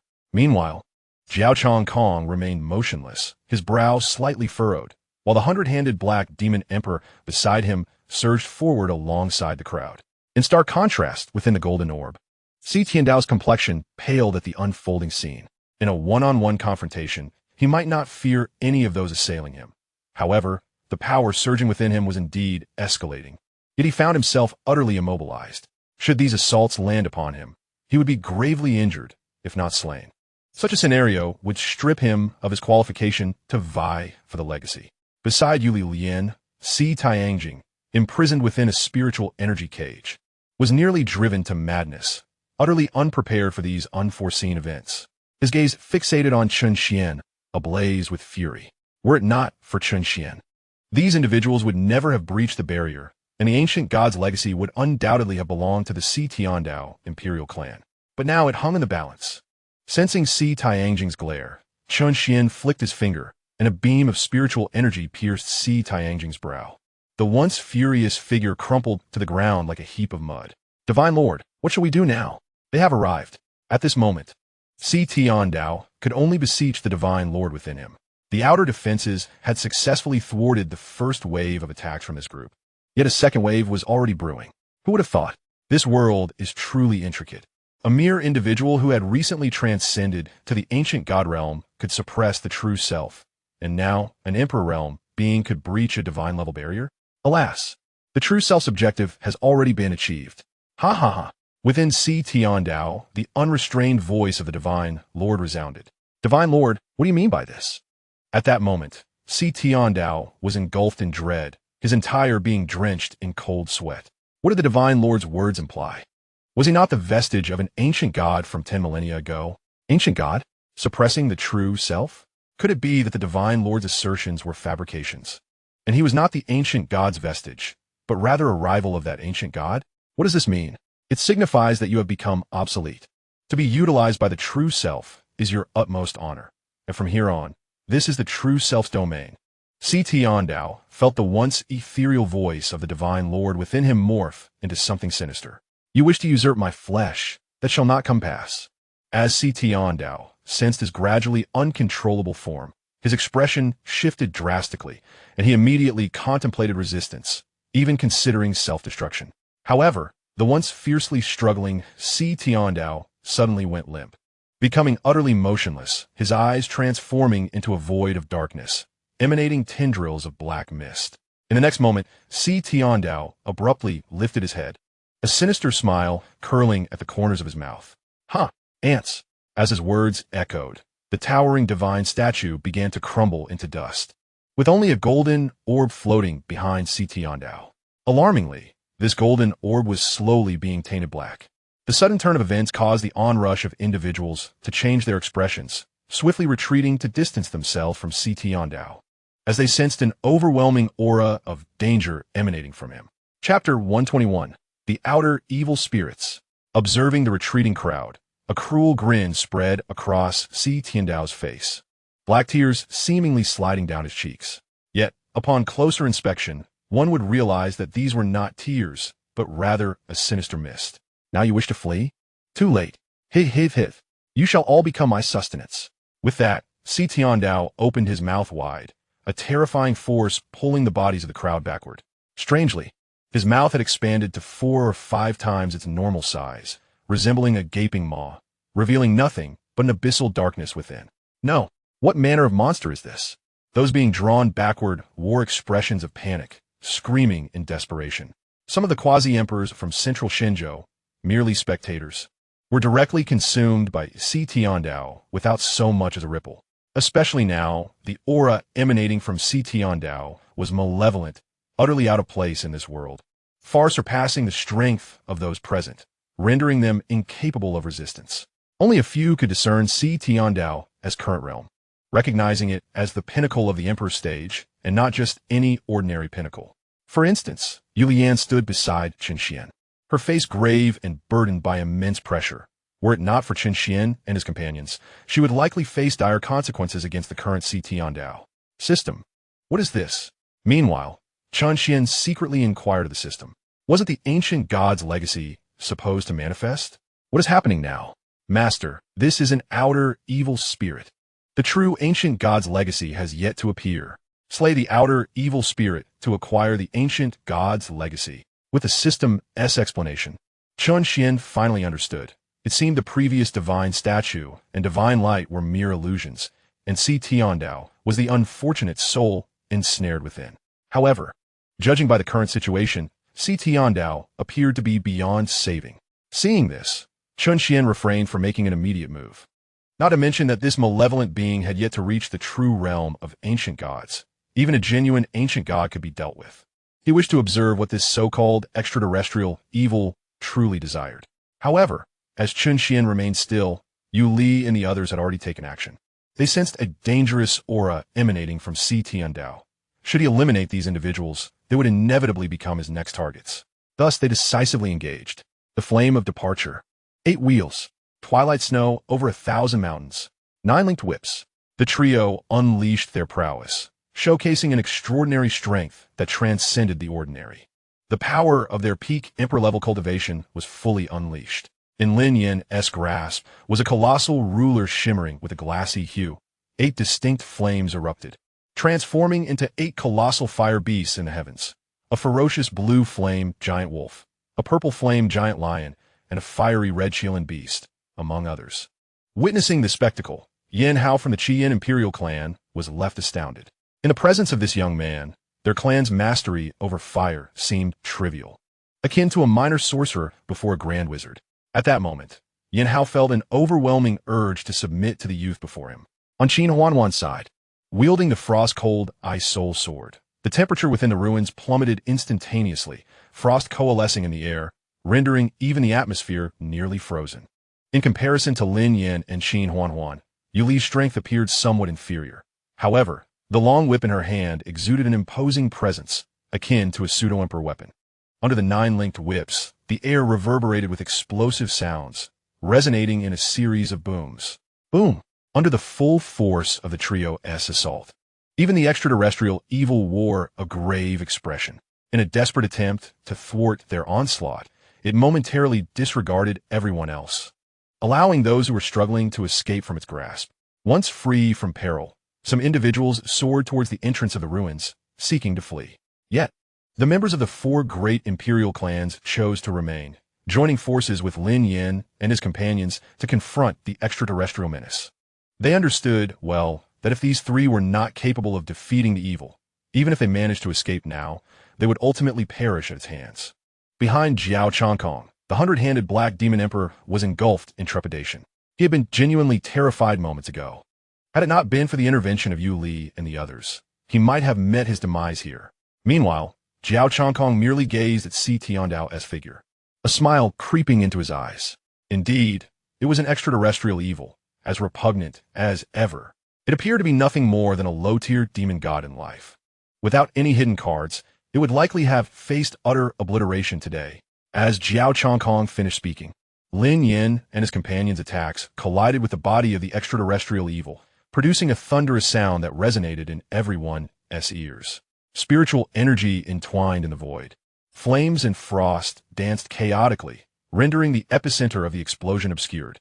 When the dust finally settled, Si Tiandao's figure reemerged before the crowd. Remarkably, he was still alive. What on earth is this? It is utterly terrifying. The crowd gazed at the figure still standing in place, their faces revealing expressions of horror. Lin Yin and his companions also wore grave expressions. This was the first time they encountered a being that posed such a formidable challenge. Fortunately, the current state of Si Tiandao was far from optimal. Upon closer inspection, it was evident that the individual before them was no longer recognizably Si Tiandao. His flesh had melted away, and what stood before them resembled a dark, humanoid demon. Damn it, you mere ants dare to lay hands on me. In my prime, I could crush you with a mere finger. The face of the extraterrestrial demon appeared to show signs of exasperation. Sensing the lethargy emanating from the otherworldly fiend, Lin Yin and his companions exchanged glances and immediately launched another assault. Seize the opportunity to strike while he is weak. Terrifying attacks were unleashed once more. Seeing this, the extraterrestrial demon let out a low growl, intending to flee. After being suppressed for millennia, he could not allow himself to perish at the hands of what he deemed insignificant insects. Just as he was about to make his escape, a voice reached his ears. Extraterrestrial demon, how about we join forces? At this, the demon was taken aback. He anticipated that someone would recognize or understand him. His gaze locked onto Jiao Changkong, who wore a cryptic smile. He could easily sense Jiao Changkong's cultivation level, first stage of the quasi-emperor realm, an existence he considered the lowest of the low. Yet, those of the quasi-emperor level had no right to comprehend an extraterrestrial demon. Are you a reincarnation of a deity, or have you taken possession of another's body? You need not concern yourself with my circumstances. Simply state whether you agree or not. I possess a method to confine everyone here for 30 breaths. And 30 breaths provide ample time for you to accomplish much. Jiao Changkong said with a light chuckle, his eyes devoid of fear. In the blink of an eye, the extraterrestrial demon made a decision. His expression shifted as he transmitted a message to Jiao Changkong. Very well, I agree to cooperate. But what is your demand? Upon hearing this, Jiao Changkong paused for a moment before responding. I desire the celestial sword in the hands of that youth in red. As for the others, including everything within this ancient god's relic, I shall not interfere. As his words fell, the demon quickly nodded in agreement. The conditions proposed by Jiao Changkong posed little detriment to him. His primary goal was to absorb the remnants of power from the ancient god's legacy, while the top-tier experts of this primal continent could serve as his sustenance. The celestial sword mentioned by Xianxia held no value for him, as he could not wield it anyway. It seemed that this partnership was truly a win-win situation. Just as the two reached an accord, the attacks from Lin Yin and the others had already arrived before the extraterrestrial demon. At that moment, Xianxia slowly emerged. He swiftly formed intricate seals with his hands, conjuring a complex and mystical array of runes. With a light exclamation, an indescribable force instantaneously engulfed the entire ancient divine relic. Domain of Stasis, activate. As Xianxia spread his arms, all individuals within the ancient relic, save for the outer malevolence, found themselves utterly immobilized. While they retained consciousness, their bodies were completely frozen, rendering them incapable of harnessing the spiritual energy within.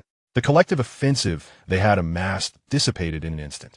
Even Xianxia himself could maintain only this posture. Beads of perspiration beginning to form on his brow, his entire being trembling slightly. It was evident that although he had confined the others, the exertion was considerable. Ha ha ha, did you expect this?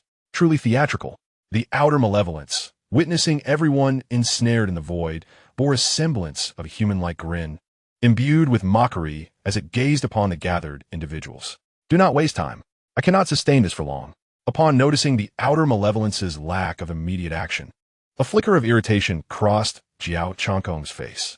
Upon hearing this, the outer malevolence adopted a more serious demeanor, a glimmer of caution flashing in its eyes as it regarded Xianxia. The power of the domain could only be wielded by ancient gods, and the level of this particular domain was evidently high. Were it not for its current weakened state, Xianxia would undoubtedly be able to navigate freely within his own domain, rather than merely struggling to maintain it. The outer malevolence began contemplating whether to eliminate Xianxia along with the others once it dealt with them. However, it quickly dismissed that notion. The depths of Xianxia's capabilities were inscrutable, suggesting that at his zenith, he might surpass even itself. Such beings, whether reincarnated or possessing others, invariably possessed measures for self-preservation. Should a desperate confrontation ensue, the outer malevolence lacked confidence in its ability to vanquish him, and might even find itself in peril. At present, the outer malevolence resolved to devour these individuals and absorb the divine power below, thereby restoring itself. In due time, it would consume the denizens of the primordial continent, regaining its peak strength before continuing on to the next realm of slaughter. As these thoughts traversed its mind, it transformed into a mass of black mist, engulfing several emperors, including the bloodthirsty Crocodile Emperor, alongside formidable figures from the Crimson Flame and Yin Emperors. Except for the bloodthirsty Crocodile Emperor, who was at the 4th level of the Emperor realm, the others were at the 1st or 2nd levels, leading the outer malevolence to begin its feast with the weaker individuals. Simultaneously, the black mist enveloped the remaining individuals, and upon entering their bodies, it had the capacity to seal their spiritual energy. Thus, even if Xianxia could no longer sustain his domain, the immobilized individuals would stand no chance against the outer malevolence, as they would be utterly incapable of wielding their powers. As the imprisoned individuals became acutely aware of their dire circumstances, their faces began to pale. If this continued, they would truly become like fish on a chopping block, utterly defenseless and at the mercy of their captors. After a brief moment, yet another formidable emperor was devoured by the malevolent entity from beyond. Witnessing their comrades being consumed one by this monstrous figure instilled a palpable aura of death in the hearts of the crowd. Just as Xianxia and his companion felt assured of their victory, a melodious sound of a sword's song resonated, piercing the darkness like a beam of light throughout the ancient divine ruins. In the wake of that sound, a terrifying sword intent erupted from the sword of immortal slaying held by Chen Xuan. The sword intent surged forth like a dragon, instantly cleaving through one side of the ruins, shattering Xianxia's domain in the process. In that fleeting moment, all those who had been imprisoned regained control of their bodies. Although a portion of their spiritual power remained sealed, they realized that expelling the dark energy from within would restore everything to its former state. Impossible. Xianxia, the wielder of the domain, spat out a mouthful of blood, his aura waning, eyes wide with shock as he gazed at Chen Xuan. The malevolent entity from beyond had also approached Xianxia. Its countenance twisted in dismay. "You have mastered the sword of immortal slaying?" Zhao Chong Kong questioned, a mix of reluctance and confusion clouding his eyes. This was the only explanation for how the sword of immortal slaying had breached his domain. The power of the rules governing the sword was far beyond that of his own domain. His disbelief stemmed from the fact that he had possessed the sword for centuries without ever mastering it. At the brink of death, he had merely learned its name. Now, he found himself confronted by a mere insect from the lower realms who could wield this divine weapon from the upper realms. Huh! At this remark, Chen Xuan merely chuckled coldly. He recalled that this individual was none other than the one he had encountered in the frigid northern wilderness, the dragon.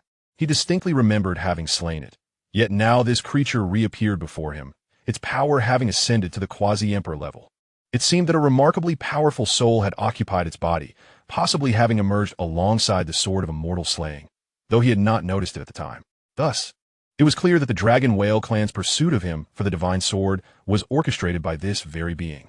Today had indeed been a moment of oversight.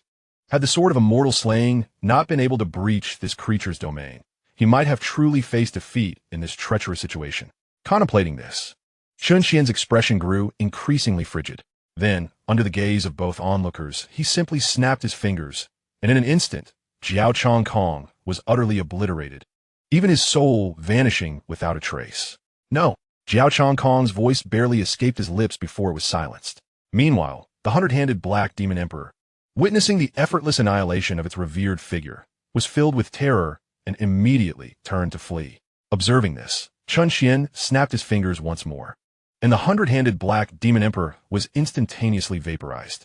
Similarly, the otherworldly demons had not fled far before their entire forms began to disintegrate from the bottom up, turning to dust. The lowly human race shall be utterly annihilated once our army arrives. As soon as the words left their lips, the otherworldly demons vanished completely, this time truly obliterated. Chapter 123. The Truth. With the disappearance of the otherworldly demons, the atmosphere of danger and cold malevolence within the ruins gradually subsided. The surviving individuals displayed lingering trepidation in their eyes, each casting a grateful glance towards Chen Xuan as if they had narrowly escaped death. Aside from Lin Yan and his companions, who bore little harm, the others were marked by various injuries, having suffered not only from the sealing of their spiritual power by the black mist that infiltrated their bodies, but also from the theft of their lifespans. In just that brief moment, they had lost a century of life. Had it not been for Chen Xian's intervention, they would surely have perished from the exhaustion of their lifespans. In an instant, the gazes of the crowd towards Chen Xuan were filled with gratitude. "Thank you, esteemed elder, for your assistance. Otherwise, we would have met our demise at the hands of that monstrosity."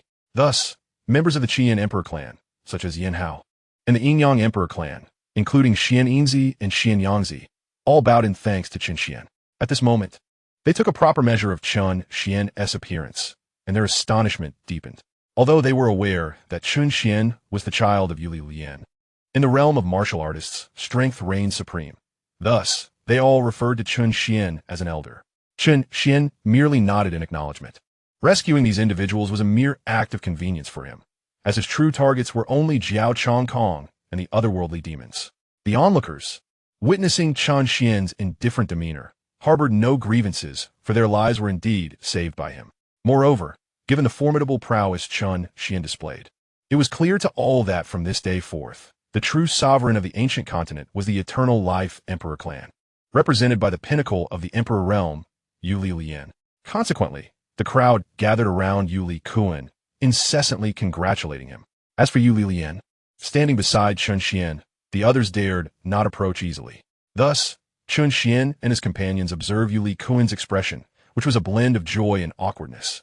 The joy stemmed from Yuli Lian being indeed one of their own, while the awkwardness arose from past events. However, it seemed that Yuli Kuan did not dwell on those matters in Chen Xian's presence, likely for the sake of Yuli Lian. Yet he recognized that the true ruler of the ancient continent was not the Eternal Life Emperor clan, but rather the sect commanded by the young man and read before him, the Yuxian Sect. Just as the pleasantries concluded and they prepared to leave the ruins and return to their clans to recuperate, a towering divine pillar erupted from the position of the statue, its radiance instantly illuminating the entire ruin. The golden divine light enveloped the surroundings of the crowd like the primordial essence of a universe, bestowing blessings upon all. The wounds inflicted by the extrinsic malevolence were steadily mending, and even some of the weaker individuals sensed a faint inclination towards a breakthrough. Such pure energy. What is this phenomenon? Could this truly be the genuine inheritance of the ancient gods? As they felt the transformations within themselves, astonishment spread among them. Despite their speculations, none dared to act rashly, for their strength was insufficient to contend with Chen Xuan and his companions.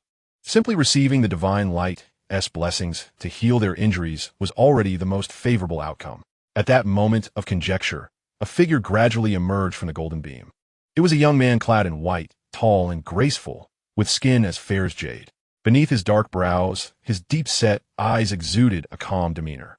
His moderately full red lips bore a gentle smile, evoking an aura of elegance, reminiscent of a noble gentleman unparalleled in the world.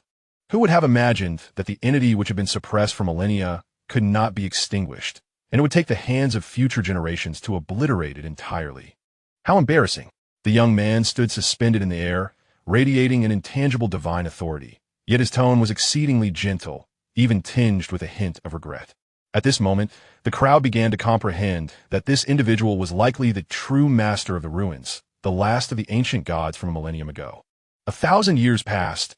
An unexpected visitor arrived on the primal ancient continent, the very monstrosity they had just witnessed. These beings were not of our realm, but hailing from another dimension, referred to as the extrinsic malevolence.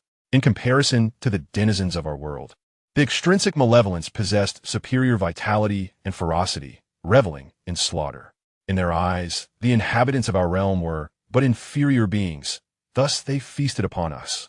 To combat the sudden incursion of these extrinsic malevolences, I forcibly drew upon the essence of the primal ancient continent to ascend to divinity, hoping to counter their threat. Yet, even with such power, I lacked the ability to eradicate them completely. In the end, I had no choice but to sacrifice myself to suppress them here. As he spoke, the gaze of the young man in white remained fixed upon Chen Xuan, his eyes brimming with warmth. He had sensed everything that transpired within the ruins, yet felt utterly powerless. However, he could not escape the awareness of Chen Xuan's triumph over the serpent and the extrinsic malevolence. Although he could perceive Chen Xuan's realm, he felt an impenetrable depth to him. Young man, I'm truly grateful to you today. Were it not for your intervention, this malevolence might have indeed escaped, returning with a vengeance. At that time, it would have heralded the true apocalypse for the primal ancient continent.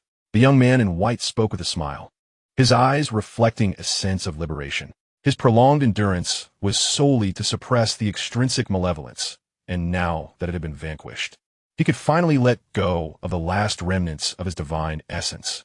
The noble sacrifices of our predecessors prevented the malevolent forces from wreaking havoc across the ancient continent. Had they not selflessly subdued the evil, the land would have been steeped in blood and suffering long ago. Chen Xuan holds deep admiration for such individuals. Given that this particular figure had already achieved divine status, escaping would have posed no challenge. Yet, he resolutely chose to perish alongside the malevolence, a decision that commands Chen Xuan's utmost respect. Upon hearing this, the young man in white let out a bitter laugh. Fortunately, this continent has birthed a miracle in you. I am indeed curious to see how far you will ascend in the future. Alas, it seems your purpose in coming here is to seek my legacy. He then raised his right hand slightly, revealing a sphere of white light nestled in his palm. This is the source of primordial power, with your peak imperial strength. Absorbing this essence should enable you to break through to the realm of the ancient gods. Once you succeed, the ancient continent will gradually recover, paving the way for the emergence of higher-tier emperors and perhaps even new ancient gods. After speaking, the young man flung the sphere forward, and it soared directly into Chen Xuan's presence. The onlookers, without any dissent or hesitation, acknowledged this moment with reverence. My mission has concluded. Farewell. With those words, the figure of the young man in white gradually dissipated, his gaze lingering on the world beyond the ruins. Buzz. Moments later, he transformed entirely into a cascade of white starlight. Chapter 124. The Curtain Falls. As the figure of the young man in white vanished from sight, the journey through the ancient gods' relics came to a definitive close. Almost immediately after his disappearance, the entire relic began to collapse, vanishing within mere breaths. At that moment, Everyone found themselves exposed to the outside world, specifically within the confines of the Moonfall region of central Shenzhou. Deep within a mountain range, a colossal structure resembling an altar presented itself to the gathered crowd, adorned with intricate runes that dazzled the eyes. Those present quickly recognized this location as the very site of the statue they had encountered within the relic. Domain transmission array. At that moment, a soft exclamation broke the silence. The crowd turned to see a young girl in a blue skirt standing beside Chen Xuan, her face alight with excitement as she gazed at the grand altar. Among the many formidable beings present, a palpable sense of trepidation arose regarding this girl. After all, they had just witnessed her prowess, recognizing her as a peak imperial powerhouse capable of effortlessly overpowering them all. Is this the domain transmission array? Chen Xuan inquired with curiosity, having never encountered such a device before. Indeed, Sectmaster, this is the domain transmission array. Although it has not been used for quite some time, it can be reactivated with sufficient spiritual energy. Through it, we may enter the void divine realm and traverse to other continents. With a glimmer of joy in her beautiful eyes, Chen Xuan realized that the domain teleportation array had finally emerged, allowing her to journey to the Xianling continent and exact her revenge personally. Meanwhile, the patriarch of the Qian Emperor clan, Yan Hao, along with several others, furrowed their brows in confusion as they listened to the conversation between the two, subsequently glancing at Yuli Quan. Approaching Yuli Quan, they inquired, "Excuse me, Elder Yuli, what exactly is this domain teleportation array they speak of?" In response, a hint of pride flickered in Yuli Quan's eyes as he scoffed. "How ignorant! You haven't even heard of the domain teleportation array." After chiding them for their lack of knowledge, he proceeded to elucidate the function of the domain teleportation array and elaborated on matters concerning the void divine realm. Upon hearing this, astonishment washed over their faces. They had never expected that what appeared to be a mere altar was, in fact, an enormous teleportation array capable of connecting to other worlds, akin to discovering a new continent for them. Elder Yuli, you must have only recently learned about the domain teleportation array. It is implausible that there are no records of it among our 3 clans, yet only your Eternal Life Emperor clan possesses such knowledge. This seems rather peculiar. Yan Hao remarked with a smirk directed at Yuli Quan. Nonsense. This only proves that our Eternal Life Emperor clan is the true lineage of the ancient continent. You might as well give up. Yuli Quan retorted with irritation. The others scoffed at his claim, well aware of each other's personalities after thousands of years of interaction. Master, since we have located the domain teleportation array, I intend to head to the Xianling continent soon to eliminate my enemies. Chen Xuan addressed Chen Xuan, clearly eager for revenge. Of course, that is acceptable. However, before you depart, you must first visit a certain place. Lin Yan, Xuan. You both need to visit the Xian Emperor clan and the 100-handed Black Demon clan respectively. Xuan, upon your return, you may proceed with your plans. Chen Xuan stated, holding the source power left by the young man in white, glancing at the two. Understood, Master. Both Lin Yan and Xuan recognized the implication of Chen Xuan's words, bowing respectfully before soaring off in different directions. Mother, let us return as well. Chen Xuan and Yuli Lian then vanished from sight. Noticing this, Yuli Quan attempted to beckon Yuli Lian, but she showed no inclination to return to the Eternal Life Emperor clan. With a look of embarrassment, Yuli Quan let out a cold snort and tore through the fabric of space to leave. Exchanging knowing glances, Yan Hao and the others chuckled. What a proud little elder. With that, they too departed. In the Forbidden Sea, a dim and murky expanse of ocean lay below, where one could discern countless black tentacles lurking in the depths. This was the realm of the 100-handed Black Demon clan. Boom! Suddenly, a terrifying pressure descended from the heavens, suppressing the sea below. Simultaneously, a sword aura cleaved the ocean surface, resulting in 2 towering waterfalls. The rising seawater, suspended in mid-air, froze instantly. A maiden gracefully stepped through the air, each stride encasing 100 zhong of ocean and ice. Beneath her feet, azure ice lotus flowers blossomed, cascading down as she passed, crashing onto the sea and freezing it in an instant. The maiden was none other than Chen Xuan, her face adorned with a layer of frost, embodying the essence of the ice sovereign, the queen of ice. Whoosh, whoosh, whoosh. 3 piercing sounds echoed as 3 massive shadows erupted from the depths of the ocean, emanating the formidable power of the Emperor realm, albeit merely at the first level. Chen Xuan focused her gaze, revealing 3 enormous sea urchins, their bodies devoid of spines. Instead adorned with black tentacles reminiscent of an octopus, with a short stinger dripping emerald green venom at the tips. These creatures were none other than the 100-handed dark demons. Intruder, you dare trespass upon our territory? Are you seeking death? Though you are powerful, our demon emperor stands at the 5th level of the emperor realm. I advise you not to court your own demise. The central 100-handed dark demon boomed, their voice laced with a palpable threat. In this ancient continent where high-tier emperors were scarce, the 5th-level demon emperor had established dominance over the land. Unfazed by the threat, Chen Xuan's gaze sharpened. Exuding an aura of extreme danger, her ice-blue eyes swirling with coldness as her crimson lips parted. Frostblade slash. With her command, Chen Xuan brandished the Frostbite Ice Soul Sword, unleashing 3 sword energies enveloped in frigid air that violently tore through the fabric of space, accompanied by a terrifying sound that sealed layers of existence. In the stunned gaze of her adversaries, the energies pierced through them. Splatter, splatter, splatter. The sword energies erupted, sending crimson blood flying, which froze into shards before they could touch the ground, as the colossal bodies of the 3 shattered into a storm of ice fragments. Below, the 100-handed dark demons, beneath the Emperor realm, could not withstand the icy onslaught and perished, entombed within the frozen layers. Sheathing her sword, Chen Xuan proceeded directly towards the treasure vault of the 100-handed dark demons. Chapter 125. Annihilation of the Sky Sovereign Clan. The Sky Sovereign Clan, as the foremost of the 4 great clans of the ancient continent, had always suppressed other races and factions. Never had anyone dared to confront them directly, let alone invade their sacred territory. At this moment, in the sky, a youth stood suspended in the void, his gaze frosty, resembling a deity surveying the entirety of the Sky Sovereign Clan below. The clan had already activated their protective formations, for the youth's presence instilled an overwhelming sense of oppression upon them. Such sentiments are known only to those who have encountered the sovereign of their imperial lineage, a being of unparalleled might. Even more formidable than their own imperial ruler stands a superlative powerhouse. Amidst the protective formation, lightning surged and serpentine bolts of electricity danced. Imanatinga Shirinyoha, this formation, at its zenith, could thwart beings of the 6th realm of the emperor level while simultaneously annihilating adversaries of equal standing. At the forefront of the throng within the protective array stood a middle-aged man, his countenance icy, his eyes reflecting profound trepidation as they fixated on Lin Yan. This man was Si Tianqing, the Grand Elder of the Si Tian Imperial Clan, a figure of the 1st realm among emperors. Fellow Cultivator, why do you assail the Si Tian Imperial Clan? Are you aware that we are the foremost imperial lineage of the ancient continent?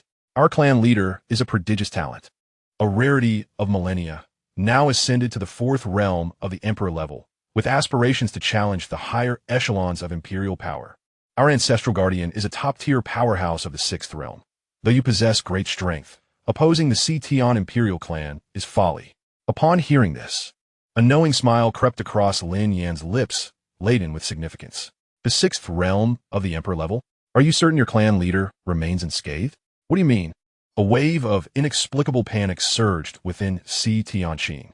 Just then, the communication stone upon his person began to resonate, its urgency escalating. Clearly, the individual on the other end had pressing news to convey. Considering Lin Yan's earlier words, Si Tianqing's heart raced, and his hands felt as heavy as lead in this moment. Finally, under the watchful gaze of the assembly, Si Tianqing retrieved the communication stone. Channeling a thread of spiritual energy, an image materialized upon the stone, revealing a figure clad in dark, form-fitting armor. Upon sighting this individual, Si Tianqing's gaze sharpened, and an ominous sensation enveloped him, causing his heart to race uncontrollably. The figure was the guardian of the ancestral shrine of the Si Tian Imperial Clan, which housed the life tablets of all clan members. Each life tablet contained a fragment of the soul, placed within the shrine upon the birth of every core member. Through these tablets, one could ascertain the safety of the clan's central figures. Should a soul tablet extinguish or shatter, it portended dire consequences for its owner. At that moment, the figure on the communication stone appeared pallid, trembling uncontrollably, as if entrapped in a state of catatonia. What has transpired? Speak swiftly. Si Tianqing nearly roared, startling those behind him. Veins bulged on his hands, and blood vessels reddened in his eyes. The life tablets of the clan leader, the elder leader, and the ancestral guardian have been shattered. As the message concluded, the voice from the communication stone diminished to a whisper. Yet in an instant, those behind Xianxia comprehended the implications. The pinnacle of their clan's power had been extinguished. With the loss of these three individuals, the Xian imperial clan would plummet from its esteemed position among the four great imperial lineages to the very bottom, potentially devoured by the other three clans. Impossible. Upon hearing this, Xianxia let out a furious roar, and then directly crushed the communication stone in his hand, his eyes glinting with malevolence as they fixated on Lin Yan. Though he spoke otherwise, his actions betrayed his belief in this grim reality. If those three were indeed safe, they would have emerged long ago to confront the audacious intruders at the gates of the Xian Emperor clan. It was simply not in their nature to cower in silence. It's you. You are responsible for their suffering, aren't you? What means did you employ to bring them harm? He shouted. Everyone, lend me your strength. Let us activate the protective array with all our might and avenge our patriarch. Xianxia's voice resonated powerfully as he infused his first-level Emperor strength into the protective array, striving to unleash its full potential. This protective formation was reputed to withstand attacks from even a 6th-level Emperor. If fully activated, it could barely contend with a 7th-level Emperor. As his voice faded, a multitude of individuals from the Xian Emperor clan sprang into action, channeling their spiritual energy to assist Xianxia in powering the array. While it served as a shield, it could also launch attacks. In mere moments, radiance surged from the protective array, and violet lightning crackled through its structure.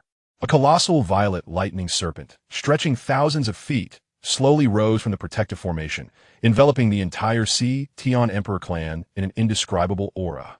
Within the array, the faces of the clan members grew increasingly pale, as sustaining and activating the formation drained their spiritual energy with each passing second. Even without Lin Yan's intervention, they would soon collapse from exhaustion. Yet now, a serpent comparable to a 7th-level emperor had emerged, its body entwined with arcs of lightning, opening its gaping maw to strike at Lin Yan. Observing this, Lin Yan merely shook his head slightly, a look of disdain flickering in his eyes, an ant attempting to shake a tree. You overestimate your capabilities. Then, the onlookers were horrified to witness the young man in the sky effortlessly extend a hand, grasping the massive serpent. With a mere squeeze, the serpent, rivaling a 7th-level emperor, disintegrated into pure spiritual light, cascading downwards. With the serpent's demise, the members of the Xian Emperor clan within the protective barrier spat blood, their bodies plummeting to the ground. Ignite the fire of departure, 8 wheels. After vanquishing the lightning serpent, Lin Yan commanded, and 8 fire beasts, each as formidable as the serpent, soared across the sky. In an instant, the temperature of the surrounding realm surged, even the very air crackling with heat. Impossible. Absolutely impossible. How can you be this strong? Xianxia murmured, aghast at the terrifying assault coalescing in the sky. Go. As Lin Yan waved his hand, the 8 fire beasts descended from 8 directions, obliterating the protective barrier of the Xian Emperor clan with ease, before engulfing the entire clan in a torrent of flames of various hues. Within the protective formation, the members of the Xian Emperor clan were reduced to ashes before they could even utter a cry of despair. After executing this grim act, Lin Yan swiftly entered the treasury of the Xian Emperor clan. In the other 3 directions of the Chen Xuan small world, several gazes pierced through the fabric of space towards the location of the Xian Emperor clan. It was only when the clan fell silent that these gazes vanished, accompanied by a whisper that rippled through the air. What a magnificent sect, the Yuxian Sect. The strongest dominion of the ancient continent has now emerged. Chapter 126. The Realm of the Ancient Gods. Suddenly, a thunderous roar reverberated across the ancient continent. The daylight that once bathed the land transformed into an inky darkness in mere moments, akin to the depths of night. What is happening? Has the apocalypse arrived? Good heavens! Who has provoked the wrath of the heavens? Is the sky collapsing? Flee, I implore you. Do not approach. At this moment, whether it be the imperial clans of the small world, the various powers of the central divine continent, or the myriad beings from both the inner and outer realms, all felt a profound sense of trepidation. It was as if a colossal stone had been placed upon their chests, leaving them breathless. This panic was not unfounded. The sudden transition from day to night was unprecedented, and the air was thick with the sound of booming thunder echoing from the heavens above. Massive bolts of lightning flickered across the sky, as if poised to split the heavens asunder. Following this, ominous storm clouds gathered swiftly, exuding an aura of annihilation that sent shivers down the spines of the weaker beings, causing them to tremble and prostrate themselves in terror. Only a few figures among the three great imperial clans stood resolutely upon their protective formations, gazing at the thunderous clouds with deep contemplation. The thunderous tribulation of the ancient gods? Such a phenomenon was unheard of. After today, the ancient continent would witness the emergence of its first ancient god in millennia. Within the Yuxian Sect, Chen Xuan sat cross-legged atop the tallest spiritual peak. His once closed eyes slowly opened, revealing a glimmer of golden light as he exhaled a breath of turbid air, directing his gaze toward the heavens. Is this the trial of becoming a deity? Upon returning from the relics of the ancient god, Chen Xuan had absorbed the primordial power left behind by that ancient being, successfully stepping into the realm of the ancient gods. The upheaval affecting the ancient continent was a direct result of Chen Xuan's breakthrough, which triggered the trial of becoming a deity. This knowledge had been imparted by the system, indicating that only by successfully overcoming this trial could one truly be deemed an ancient god. Moreover, due to the cataclysmic battle of Ur, the ancient continent had suffered unprecedented devastation. Only by Chen Xuan transcending the trial of becoming a deity could divine light be bestowed upon the continent, thereby rejuvenating it. The beings of the continent are intrinsically linked to it, drawing spiritual energy for their cultivation. When a being successfully transcends to become a deity, it allows the heavenly path to bestow divine light, thereby enhancing the continent's very essence. As the primal force of the continent increases in both abundance and potency, the cultivation of its beings naturally becomes more effortless. A thunderous roar resounded from the heavens, reverberating with such intensity that it felt as though the sound emanated directly from beside the listeners rather than the distant skies. Following this, a massive dark purple thunderbolt, as thick as a century-old tree, surged forth, transforming into a violet dragon that raced toward the direction of the Yuxian Sect. The dazzling flashes of lightning illuminated the obsidian night, exuding an aura that sent shivers down the spines of all present. If this thunder were to strike the archaic continent, it could potentially obliterate the central divine land in an instant. The power of annihilation. However, as this terrifying thunder approached, Chen Xuan, the rightful master, exhibited no signs of fear, maintaining a demeanor of profound calmness, completely disregarding the cataclysmic force of the impending thunder. Indeed, he held the dark purple thunderbolt in little regard, for he had ascended to the true realm of the ancient gods and wielded the sword of celestial slaughter, augmented by a divine technique that guaranteed absolute supremacy. Although this thunder possessed the destructive might of an ancient god, it remained feeble in his eyes. In the gaze of the onlookers from the archaic continent, the dark purple thunder had traversed multiple layers of space and reached an altitude of 10,000 feet. At this moment, the surrounding space warped dramatically. Finally, Chen Xuan made his move. He rose slowly, gazing at the thunderous dragon, extending his right hand and gently pointing his index finger at the colossal thunder dragon. In an instant, the dark purple thunder dragon, capable of annihilating half the archaic continent, began to dissipate from its head. Within mere moments, this terrifying thunderous entity vanished into the cosmos. Just as the thunder dragon disappeared, a golden beam of light descended from the heavens, cascading golden radiance that banished the darkness. This was the golden rain. As it fell upon every corner of the archaic continent, even the weaker beings experienced significant elevation in their cultivation levels. In the outer realms, a young man at the 8th level of body refinement absorbed the golden light surrounding him and astonishingly advanced to the 4th level of chi gathering. Overwhelmed with excitement at his newfound prowess, the boy realized that what would have taken him months to achieve was accomplished in a mere instant. Grateful for the divine blessing, he swiftly knelt, bowing to the heavens, convinced that such a miraculous phenomenon could only be orchestrated by celestial powers. Similar occurrences unfolded across various locales of the archaic continent. Standing atop Lingfeng, Chen Xuan was even able to perceive every corner of the archaic continent with his divine consciousness. In Chen Xuan's perspective, the golden rain of light must be a divine blessing. He could distinctly perceive that, in truth, the majority of this golden rain ultimately descended upon the earth, assimilated by the continent itself. Only a scarce few were absorbed by living beings, and, aside from enhancing cultivation, This golden rain possessed another significant function. It elevates the innate qualities of the creatures inhabiting the ancient continent. This enhancement is not immediate, but rather subtle and gradual. For instance, some individuals, whose potential was originally limited to the pinnacle of the celestial martial realm, might now, after absorbing the golden rain, even step into the divine martial realm in the future. As Chen Xuan pondered, a droplet of golden liquid fell before him. Upon gentle contact, this liquid flowed along his finger and into his body. In an instant, a tingling sensation coursed through him, and he felt an increase in his strength. Thus, Chen Xuan inquired of the system, "What is this?" The system responded, "Ding. Master, this is Thunder Calamity Liquid.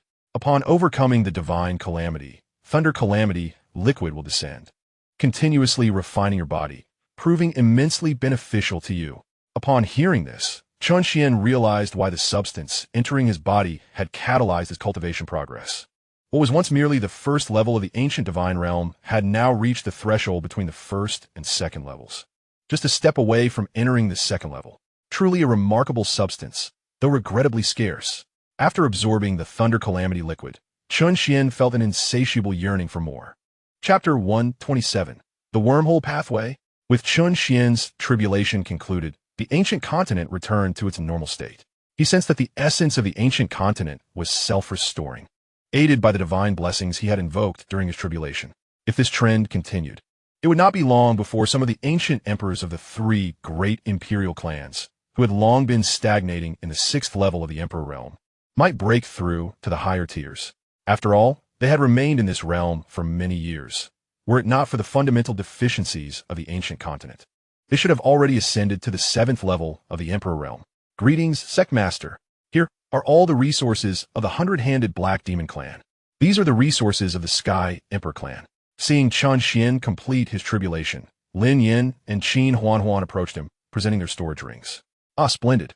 Quite good," Chen Xuan remarked, nodding gently at the floating storage rings, a smile gracing his face. Initially, he intended to accumulate resources to enhance his cultivation, but unexpectedly, the ancient divine ruins had directly enabled him to reach the ancient divine realm, saving him a considerable amount of resources. "Sect Master, everything has been arranged. I believe we should set off for the Xianling continent now," Qin Huan said respectfully, gazing at Chen Xuan with reverence. Observing Qin Huan's demeanor, Chen Xuan discerned her fervent desire for vengeance, yearning to personally eliminate her adversaries. "Very well, proceed as you wish. Should any matters arise, do not hesitate to reach out, or perhaps allow Lin Yin to accompany you," he assured her. Upon hearing this, Qin Huan hesitated momentarily. In her estimation, her current prowess sufficed for her quest for revenge, as she was acutely aware of the limited potential of her foes. It was likely that they had yet to attain even the high-tier imperial realm, let alone the pinnacle of the emperor level. Furthermore, she was reluctant to impose upon others. Indeed, Sister Huan, the Sect Master speaks truthfully. Over the years, it is conceivable that your enemies have forged numerous connections, possibly even securing formidable allies. While not all may be sincere, wealth can indeed sway even the most obstinate. Lin Yin chimed in with a smile. "Moreover, I have yet to traverse other continents. It would be a splendid opportunity to witness their unique wonders." "Very well. Then I shall enlist your company for this journey," Qin Huan conceded, no longer resisting. Since her affiliation with the Yuxian Sect, she had grown fond of her companions. The absence of deceit and the presence of mutual support fostered a sense of unity that made her disdain for the two individuals she had once aided even more pronounced. She had expended significant resources to elevate their cultivation, only to be met with betrayal and a joint assassination attempt. As these thoughts coursed through her mind, a crimson hue flickered in her icy blue eyes. "All right, you two may proceed together. Should any issues arise, contact me promptly." With that, Chen Xuan waved his hand, effortlessly retrieving 2 storage rings before vanishing back to his quarters. "Understood," Qin Huan and Lin Yin replied before heading towards the dimensional transmission array. "System. Convert all these items into points." Upon returning to his room, Chen Xuan extracted the storage rings, which contained resources from the Sky Emperor clan, the 100-handed Dark Demon clan, and unexchanged resources from the Angry Sea Dragon Whale clan. Received, Master. Compiling data. Detected 320 premium spirit veins, 350 million premium spirit stones, 30 advanced imperial techniques, 67 intermediate imperial martial skills. Total convertible points, 350 trillion and 40 billion. As the system's voice faded, the resources before him vanished, and the point balance on the system panel began to fluctuate. System, initiate 361 8-level draws, 30 10-level draws. Gazing at the current point balance, Chen Xuan did not hesitate to proceed with the 361 consecutive draws. Each 8-level draw required 100 trillion points, a mere trifle, given his current balance. Received, Master. Commencing the draws. Congratulations, Master. You have obtained 27 Emperor Level 9 Cultivation Enhancement cards, each capable of elevating any individual's cultivation to the Emperor Level 9 realm. Congratulations, Master, on acquiring the True Dragon Immortality Elixir. It can restore a dying person to their prime state, and, when used normally, extends one's lifespan by 5,000 years. Additionally, congratulations on obtaining a Spirit Mine, the Celestial Gold Mountain, an invaluable material for forging celestial artifacts. Furthermore, you have acquired the Critical Strike Wormhole Passage, which allows for direct traversal to other continents without the need for a teleportation array. Upon examining this remarkable item, Chen Xuan could only exclaim in wonder. Typically, traveling to other continents requires the use of a realm teleportation array, but with the Wormhole Passage, one can effortlessly traverse to foreign lands. The item resembles a small house, and Chen Xuan placed it beside the mother-child teleportation array. Upon entering, he was greeted by a scene akin to a starry sky, with a map-like pattern forming beneath his feet. What makes this passage more convenient than the realm teleportation array is that the map beneath him encompasses the star chart of all mortal realms. Countless star points are scattered across it, each representing a continent. By selecting a star point, relevant information about that continent materializes before Chen Xuan's eyes.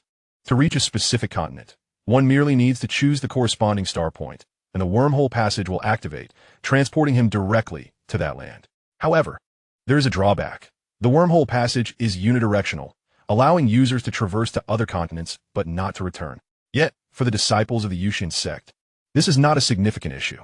Alongside the wormhole passage, there exists a mother-child spatial teleportation array, enabling everyone to return through the child teleportation array, thereby creating a perfect synergy. After positioning the wormhole passage, Chen Xuan utilized the Emperor-level cultivation enhancement cards he had drawn on the disciples, elevating nearly everyone to the Emperor realm. With the addition of the Wormhole Passage and the Mother-Child Spatial Teleportation Array, the Yuxian Sect could establish branches across all mortal continents, provided they have enough personnel. Chen Xuan then assigned tasks to his companions, including Ma La Xiaoyu, Pai Sai, and Tian Kan Dekan, directing them to other continents to establish branches of the Yuxian Sect.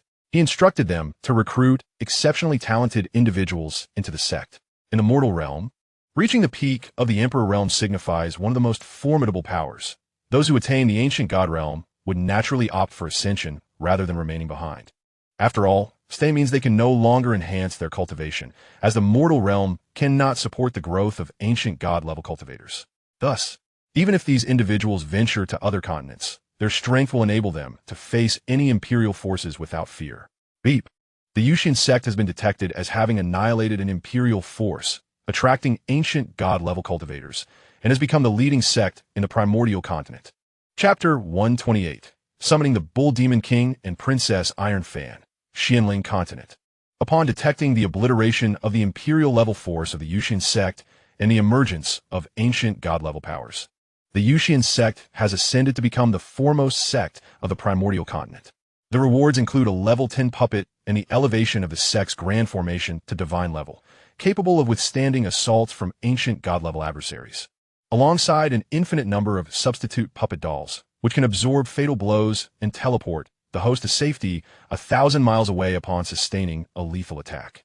The method of utilization involves a single drop of one's blood being infused into the substitute puppet doll. Elated, Chen Xuan gazed upon the newly acquired puppet dolls within the system's space. The infinite quantity implied that he could distribute these dolls among all members of the sect, providing a remarkable safeguard against death. Even if utilized, Chen Xuan could replenish them, thus enhancing the survival mechanisms of his sect members. System, deploy the level 10 puppets.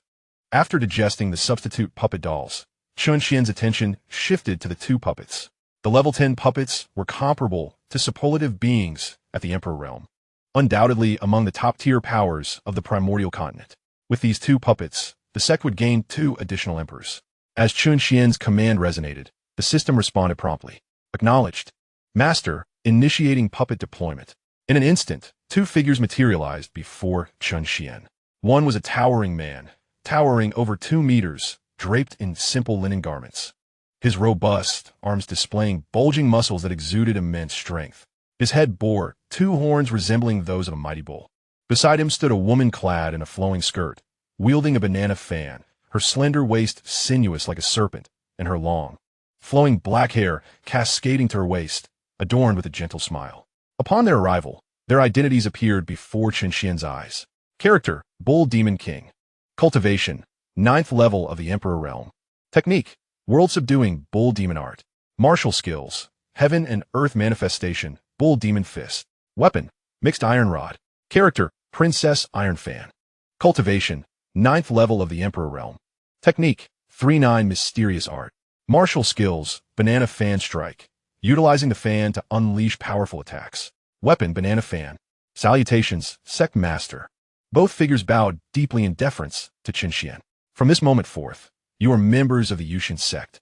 Feel free to select a spiritual peak for your residence and familiarize yourselves with the sect. In a few days, you shall journey to other continents to establish branch sects. Chen Xuan addressed them with authority. Understood, Sect Master. They replied in unison before promptly exiting. Beep. It has been detected that the Master has ascended to the ancient God realm. Shall you ascend to the celestial realm? Upon hearing this, Chen Xuan was momentarily taken aback, not expecting such a prompt for ascension at this juncture. System, the ascension is not compulsory, is it? Chen Xuan inquired. Although ascension at this moment posed no issues, he preferred to wait for Lin Yin and Qin Huan to return before departing. Of course, it is not mandatory. The Master may summon the system at their convenience, and it will escort the Master to the celestial realm. Then I shall wait for a while. Given that there was no urgency, Chen Xuan felt no need to rush. Understood, Master. New disciples for the sect have been detected and are currently being identified. Identification complete. Target, Tianwu continent. Shall the Master proceed now? The target is presently facing a life-threatening crisis. Thus time is of the essence. I shall go now. Chen Xuan was taken aback that the system had selected a new candidate amid such urgency, especially one facing peril. Perfect. It was an opportunity to test the speed of the wormhole pathway. With that thought, Chen Xuan stepped forward and entered the wormhole pathway. After pinpointing the location of Tianwu continent, a flash of light surged through the wormhole, and Chen Xuan's figure vanished instantly. In the Xianling continent, at the dimensional transmission array, a hum resonated as Qin Huan and Lin Yin materialized within the array. As they stepped out, a rich aura of spiritual energy enveloped them. Sister Huan, the spiritual energy here in the Xianling continent seems far more potent than that of the ancient continent. Upon arrival, Lin Yin immediately sensed the intensity of the spiritual energy in the air, which was incomparable to that of the ancient continent. Naturally, the ancient continent has suffered severe devastation, lacking even high-ranking emperors. In contrast, the Xianling continent boasts true peak emperors, far exceeding a mere handful. Qin Huan remarked, a hint of melancholy flickering in her eyes. The number of peak emperors had existed long before her own demise, and now, over a millennium later, there might well be additional peak emperors in the Xianling continent. At last, she had returned to the place of her birth and demise. Let us proceed to the ice spirit realm. With that, Qin Huan shot off in a specific direction, where she had once established the Xianbing Imperial Palace. Wait for me, Lin Yin called out, hastily following her lead. As the two departed, several formidable auras emerged at the spot where they had just stood in front of the dimensional transmission array. Each individual exuded a powerful presence, unmistakably of emperor-level strength. 2 unfamiliar emperors in such a hurry. What business could they have in the Xianling continent? Could it be that someone had provoked a force in the Void God realm, prompting them to come and settle the score? It is imperative to promptly report to the clan leader, so that we may prepare ourselves in advance for any eventualities. The individuals present are emissaries dispatched by the major imperial factions of the Xianling continent, specifically stationed at the domain's teleportation array to monitor any ingress or egress. As the words fell, several figures simultaneously vanished from sight. In the ice spirit realm, surrounded by towering mountains and resplendent palaces, there lies a vast square before the grandest palace. This square is ample enough to accommodate tens of thousands of people comfortably. Both the palace and the mountain ravines are adorned with vibrant red paper cuttings and embellished with spirit stones. Additionally, numerous crimson lanterns illuminate the scene. In the center of the square, 2 rows of seats are arranged from south to north, laden with an array of exquisite delicacies and sumptuous dishes. Each platter of celestial fruits displaying a myriad of hues and emanating an enticing aroma. Between the 2 banquet tables, dozens of graceful dancers sway elegantly, their lithe forms akin to delicate swallows as colorful ribbons flutter, eliciting waves of applause from the assembled guests. At the tables, patrons exchange toasts, their faces aglow with joy, their eyes shimmering with the effects of fine wine. At the highest point, a man and woman sit side by side, their gazes toward one another filled with tenderness. Ha! Emperor Gongsu and Empress Yaowang are truly the envy of all, a celestial couple to be admired. Let's raise a glass to the 2 of you. You are indeed a match made in heaven. May your hearts and minds be united. At this moment, a burly man rose, directing his attention to the couple, raising a cup of fine wine in salute. Thank you, Emperor Kwanghu. It is our immense honor to have all of you join us today to celebrate our millennial anniversary. May you all feast and drink to your heart's content. As the couple raised their cups in acknowledgement, smiles graced their faces. The protagonists of the day are none other than Gongsu Su and Li Mengyao. I have heard that Emperor Gongsu has recently broken through to the 6th realm of the Emperor level. Surely, he will ascend to even greater heights in the imperial domain. I extend my heartfelt congratulations in advance. As the burly man took his seat, a slender figure rose, exuding a gentle demeanor. This individual is also a formidable emperor, having reached the 4th realm. Although he does not match Gongsu Su's prowess, he is nonetheless a renowned figure on the Xianling continent. Today marks the day of Gongsu Su and Li Mengyao's millennium of union, for which they have specially invited the elite powers of the Xianling continent, including many at the 7th realm of emperor level, though none at the 8th realm or peak level are present. The force established by the couple can be considered a rising star. Today's banquet serves not only to entertain, but also to forge connections with the long-established superpowers of the Xianling continent. While the most prominent figures may not have attended, they have at least sent representatives from their clans. May we be blessed by the auspicious words of the mountain opening emperor. Gongsu Su replied with a smile. As the crowd reveled in joyous song and dance, toasting one another, a terrifying pressure descended upon them. With a resounding thud, the exquisite delicacies on the banquet table shattered, and simultaneously, 8 colossal ice swords shot down from the heavens, embedding themselves at the edges of the square. From these formidable ice blades emanated an immense spiritual force, coalescing into a formidable ice barrier. A cold radiance flared atop the barrier. Whoosh! Whoosh! Once the barrier was formed, 2 figures appeared outside its confines, clearly discernible to the assembled guests, a man and a woman. Judging by the power radiating from the barrier, it was evident that these newcomers were also formidable emperors. Who are you 2? And why have you come to disturb our grand gathering at the Howard Imperial Palace? Gongsu Su inquired, his voice strained with suppressed fury. Today was a meticulously planned banquet aimed at deepening ties with these influential factions as he sought to advance further in the future, potentially relying on the support of those present. Now, however, this gathering had been disrupted by the arrival of these 2, inciting his wrath. My lord, we must eliminate these 2. Otherwise, after today, we shall lose all face and become a laughingstock across the Xianling continent. Beside Gongsu Su, Li Mengyao's expression was somewhat sinister. She was dressed in an extravagant red gown, adorned with a glazed jade hairpin, her luscious red lips alluring and tempting, presenting a strikingly captivating visage. Were it not for the knowledge of their union a millennium ago, one might have mistaken her for a newly adorned bride. Indeed, while the situation is somewhat precarious, with so many present, even if I cannot contend with them directly, I could always pay a price to have them assist. Gongsu Su remarked, his gaze dark and fixed on the heavens. He sensed a faint yet palpable pressure emanating from the 2, and combined with the ice barrier enveloping the square. He speculated that their strength likely surpassed his own. Yet, he was puzzled, as he could not recall any transgressions committed against these seemingly unfamiliar high-ranking emperors. Nevertheless, he felt little trepidation. Although none present were of the 8th tier or peak level, there were 5 individuals at the 7th tier of the Emperor realm. After all, those of the 8th tier or above were typically clan ancestors or leaders who would not easily intervene. The presence of these individuals already conferred considerable esteem upon Gongsu Su. Additionally, there were even more individuals beneath the 7th tier, making the prospect of dealing with the two intruders seem manageable, albeit at a significant cost. Who are you? Gongsu Su, it has barely been a millennium, and you have already forgotten me. If it were not for the vast resources I invested in you two scoundrels back then, how could you have ascended to the Emperor realm so swiftly? After exploiting me, you resorted to such despicable means to harm me and seize my Ice Emperor Palace. These grievances I remember all too well. Chen Xuan clenched her silver teeth, her eyes ablaze with boundless hatred, as if she intended to devour and flay both individuals alive. In an instant, the temperature around them plummeted once more. Bingling, is it you? Impossible, you clearly.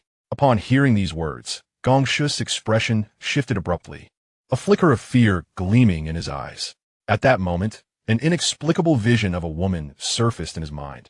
The very woman he had ruthlessly plunged his blade into, piercing her heart. He still faintly recalled the incredulity in her eyes as she died, unable to fathom that the man she had nurtured would be the one to end her life. Beside Gongshu's, Li Mengyao's complexion turned pale. She was acutely aware of that woman's formidable prowess. Had it not been for their intervention when the Xianbing Imperial Palace was newly established, that woman might have already ascended to the 8th stage of the Emperor realm, or even the pinnacle of emperorhood. Even so, her counterattack before her demise had left both of them severely wounded, taking nearly a century for them to fully recover. The onlookers observed the tense atmosphere between the two parties, their eyes glinting with intrigue. Some even began to surmise the truth of the past. And now, upon the mention of the name Bing Ling, a delicate silhouette emerged in their minds. She was an extraordinarily talented woman, a rose with thorns, like a blue enchantress. She was both desirable and unattainable. She had risen swiftly in the Xianling continent, establishing an imperial force, only to vanish just as rapidly, like a fleeting flower. Among this crowd, many were well aware that the Howran Imperial Palace was formerly known as the Xianbing Imperial Palace. Its mistress was a woman who wielded the power of ice, the Ice Empress. No one knew how she had disappeared. Rumors suggested she had succumbed to her cultivation, obliterating her very essence. Yet, the girl standing before them, referred to as Bing Ling by Gongshu, now commanded attention. All unrelated personnel, depart swiftly. My targets today are Gongshu and Li Mengyao. With these words, an overwhelming power emanated from Chen Xuan, her presence embodying the pinnacle of emperorhood. The terrifying pressure left others gasping for breath. Witnessing this, those who had considered lending assistance to Gongshu in hopes of gaining favor or resources quickly rose and fled towards the boundary. For a peak emperor was far beyond their capability to confront. To put it bluntly, even if all present were to join forces, they would still stand no chance against Chen Xuan. They possessed self-awareness. As the continent's foremost powerhouses, they valued their lives above all else. Chapter 130, Slaying Gongshu. Li Mengyao and the Putuo Imperial Clan. Impossible, how could this be? I must be imagining things. My lord, this must be her illusion, right? She is clearly already a lost soul. Li Mengyao, standing beside Gongshu, stared blankly at the girl in the sky, her complexion having turned ashen. At this moment, the girl on the horizon suddenly merged with the imposing figure of the Ice Empress from her memories. The two supported each other, their forms instinctively retreating, a growing sense of dread rising within their hearts. In the past, they were far inferior to the Ice Spirit, let alone now. Facing the peak of the Emperor realm represented by Chen Xuan, this was the limit of the Xianling continent. In the absence of ancient gods, a peak emperor could traverse the continent with ease. Today, they faced imminent peril. Help us, please. Gongshu still harbored hopes of seeking aid from the numerous emperor-level powerhouses gathered for the banquet. Yet these individuals were not foolish. Who would willingly march to their doom in such a hopeless situation? A group had already flown beyond the barrier, though they had not completely withdrawn, clearly eager to witness the unfolding drama. In an instant, many departing emperors concealed themselves in the void, curious about the outcome of the confrontation. Emperor Linghai, please save us. We are willing to join the Pudu Imperial Clan and serve as your loyal hounds. Suddenly, Gongshu caught a glimpse of an elder who had not yet vanished into the void, clad in a flowing azure robe. The elder emanated the aura of a 7th-tier emperor. This man was Pudu Linghai, a member of the most powerful imperial clan on the Xianling continent, the Pudu clan, which boasted no fewer than 3 peak emperor realm superiors. His arrival was intended to bring Gong Shu Su's Howard Imperial Palace under the Pudu clan's banner as a subordinate force. Unfortunately, Gong Shu Su had declined. Although he desired to ally with such profound powers, he was unwilling to be subservient. To become a subordinate force of the Pudu clan would mean a lifetime of servitude, forever bound to them. Unless he could one day surpass the Pudu clan, he would remain a mere tool in their hands. However, surpassing the Pudu clan seemed nearly impossible for him, leading to his refusal of Ling Hai's proposal. Yet, the situation had changed. If no one intervened today, both he and the Howard Imperial Palace would be annihilated. Submitting to the Pudu clan might at least spare his life. Upon hearing this, Pudu Ling Hai momentarily halted his retreat, then turned to glance at Gong Shu Su and his companion before addressing Chen Xuan. Are you not the Ice Empress from a millennium ago? Might you, for the sake of the Pudu clan, spare these two? We would be prepared to offer substantial gifts as an apology on their behalf. Pudu Ling Hai clasped his hands in respect as he spoke. Begone! Chen Xuan's light rebuke sent Pudu Ling Hai staggering back, her internal energies surging, her complexion slightly pale. This display of power instilled a flicker of fear in Pudu Ling Hai's heart. Such terrifying strength. Was this the might of a peak emperor? In the heart of the sea, the figure known as Pudu Ling Hai murmured to himself. Despite having attained the formidable realm of the 7th level emperor, he found himself remarkably vulnerable before the peak powers of the emperor. Amidst his astonishment, a surge of anger began to manifest on Pudu Ling Hai's face. Chen Xuan's actions were a blatant disregard for his authority, an affront not only to him, but also a provocation to the Pudu imperial clan. Do you presume that, merely by reaching the pinnacle of the emperor's realm, you can act with impunity? Though you possess great strength, the Pudu imperial clan is not without its own peak emperor-level warriors, and we have more than one. Are you certain you wish to incur our wrath? Chen Xuan's initial strike was sufficient to demonstrate her possession of power at the peak of the emperor's realm. Yet Pudu Ling Hai did not feel an overwhelming fear. Should they incur the ire of the Pudu imperial clan, even if Chen Xuan was indeed a peak emperor, the clan could subdue her without hesitation. How loud and boisterous! Upon hearing this, Chen Xuan could not help but smile in exasperation. It seemed the Pudu imperial clan had been tyrannical for far too long, believing themselves to be the true rulers of the Xianling continent, thinking that their name alone could intimidate her. Let's not forget, she was now a member of the Yuxian Sect, boasting not only her own 9th level emperor strength but also the backing of the sect, something that no mere imperial clan in the Xianling continent could rival. Even in her previous life, she had no fear, for she possessed the confidence to reach the peak of the emperor's realm, perhaps even striving for the ancient divine realm. As her words faded, Chen Xuan's figure vanished, reappearing in an instant behind Pudu Ling Hai. With a swift thrust, a long sword pierced through the location of his heart, staining the blade with crimson. As she withdrew the sword, onlookers beheld Pudu Ling Hai transform into a statue of ice, plummeting to the ground in countless shattered fragments. Pudu Ling Hai was dead. Witnessing this, those concealed in the void swallowed hard, their eyes reflecting a mixture of horror and disbelief. How powerful! Yet, did she truly not fear provoking the Pudu imperial clan? They were acutely aware of the clan's nature. Even the slightest injury to one of their own would summon the full might of the clan to exact vengeance. Now that a powerful emperor had fallen, it was certain that the Pudu imperial clan would not let this transgression go unpunished. Linger, this is all my fault. No, no, no. It is this wretched woman who seduced me. Had she not tempted me, I would never have laid a hand on you. Suddenly, Gong Shu Su forcefully pushed Li Mengyao aside and knelt before Chen Xuan. This abrupt turn of events left Li Mengyao in stunned silence, her eyes wide with disbelief as she gazed at the man who had professed his love for her over a millennium. Just last night, they had shared a passionate ride under the stars, and now he was turning his back on her. As this realization struck, tears glistened in Li Mengyao's eyes. She should have anticipated this. This man was capable of betraying the woman who had supported him, possibly even forsaking her for another. It is truly laughable. You once claimed that ice spirit was far too powerful for you to control and that my gentleness would bring you comfort. Gong Shus, may you meet a most wretched fate. Ha ha ha. Li Mengyao laughed, her mirth bordering on madness. She was acutely aware that her demise was inevitable today, yet she longed to witness the downfall of Gong Shus. Wretched creature. As she beheld this scene, Chen Xuan found herself recalling the dark memories of yesteryears. I have made my decision.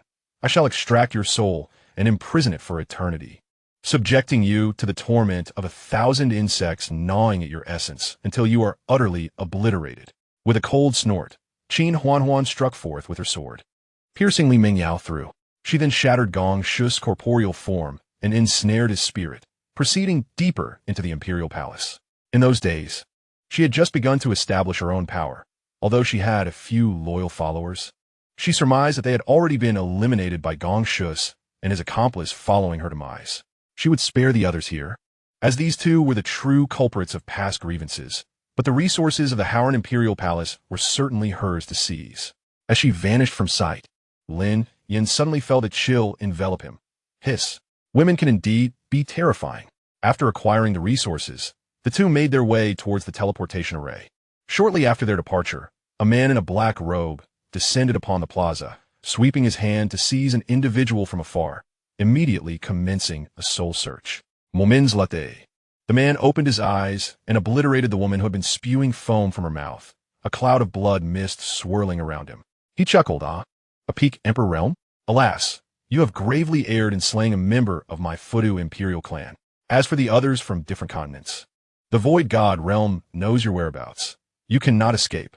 With a swift motion, the man's expression turned cold as he rent the fabric of space and departed.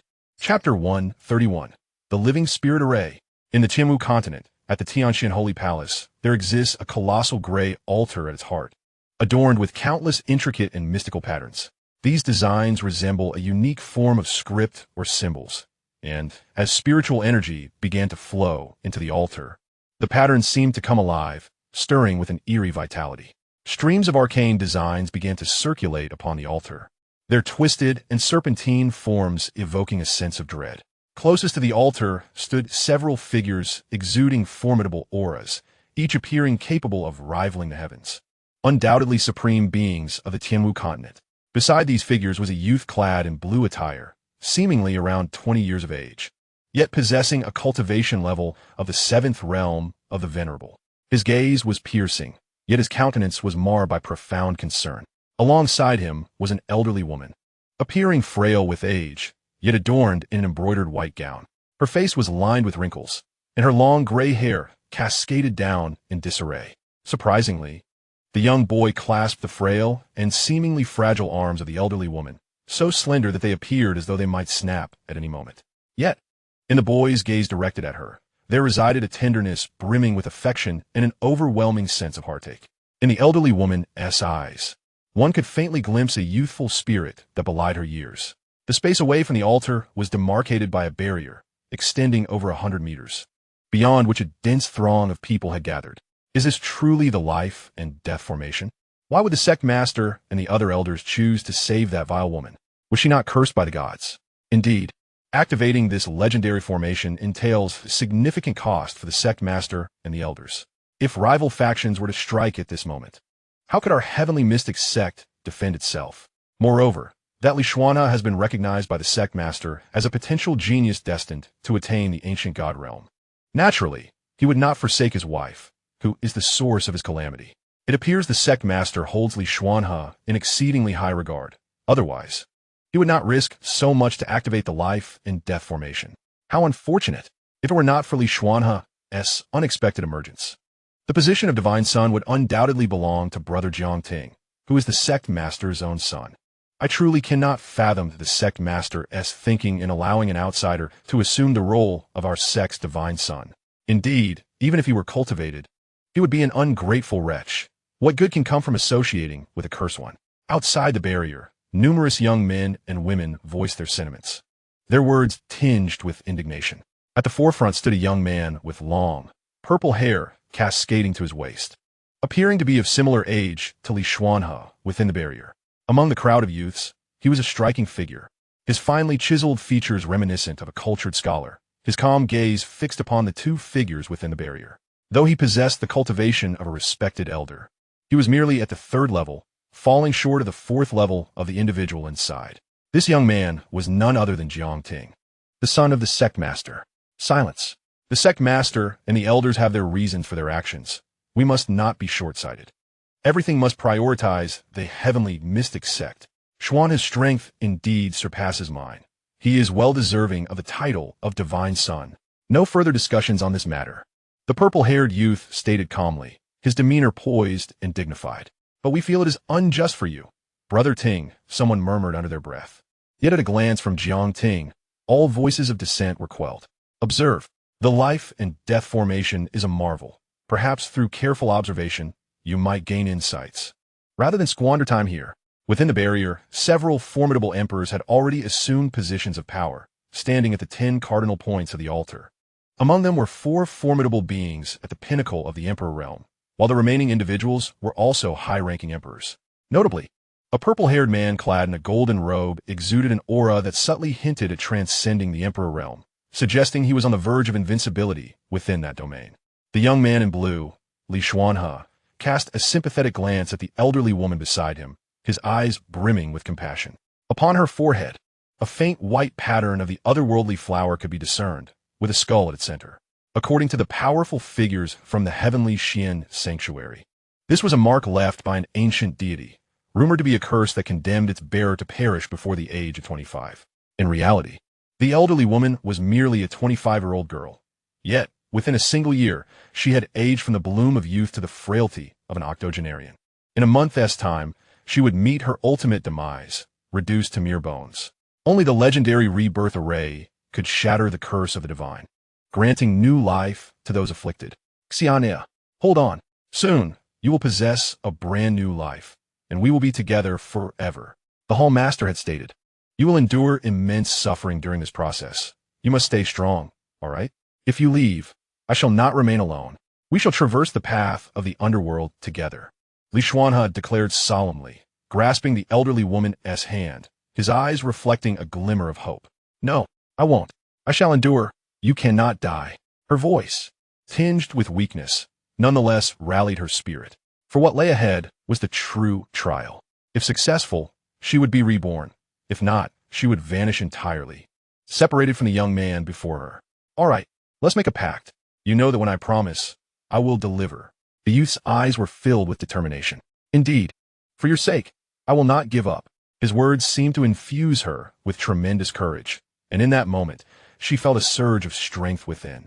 She realized that should she falter and succumb atop the rebirth array, the young man would undoubtedly follow her into the void.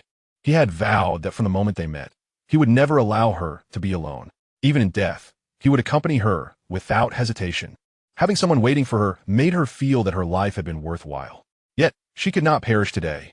She longed to soar alongside him, to be a pair of immortal lovers. They had not yet lived enough. Their lives had barely spanned a mere 20 years, and with their talents, they were destined to ascend to divinity, to be together through countless lifetimes. Chapter 132, The Ancient Divine Realm. As they conversed, the 10 imposing figures seemed to be fully prepared. Shortly thereafter, Xianxia witnessed 10 immense streams of spiritual energy surge into the gray altar at the center, instantly transforming the entire altar into a brilliant white. Xianxia, it is about to begin. You must give it your all. I'll be right here waiting for you. Xianxia gazed tenderly at the elderly woman beside him, softly speaking. The old woman nodded in acknowledgement.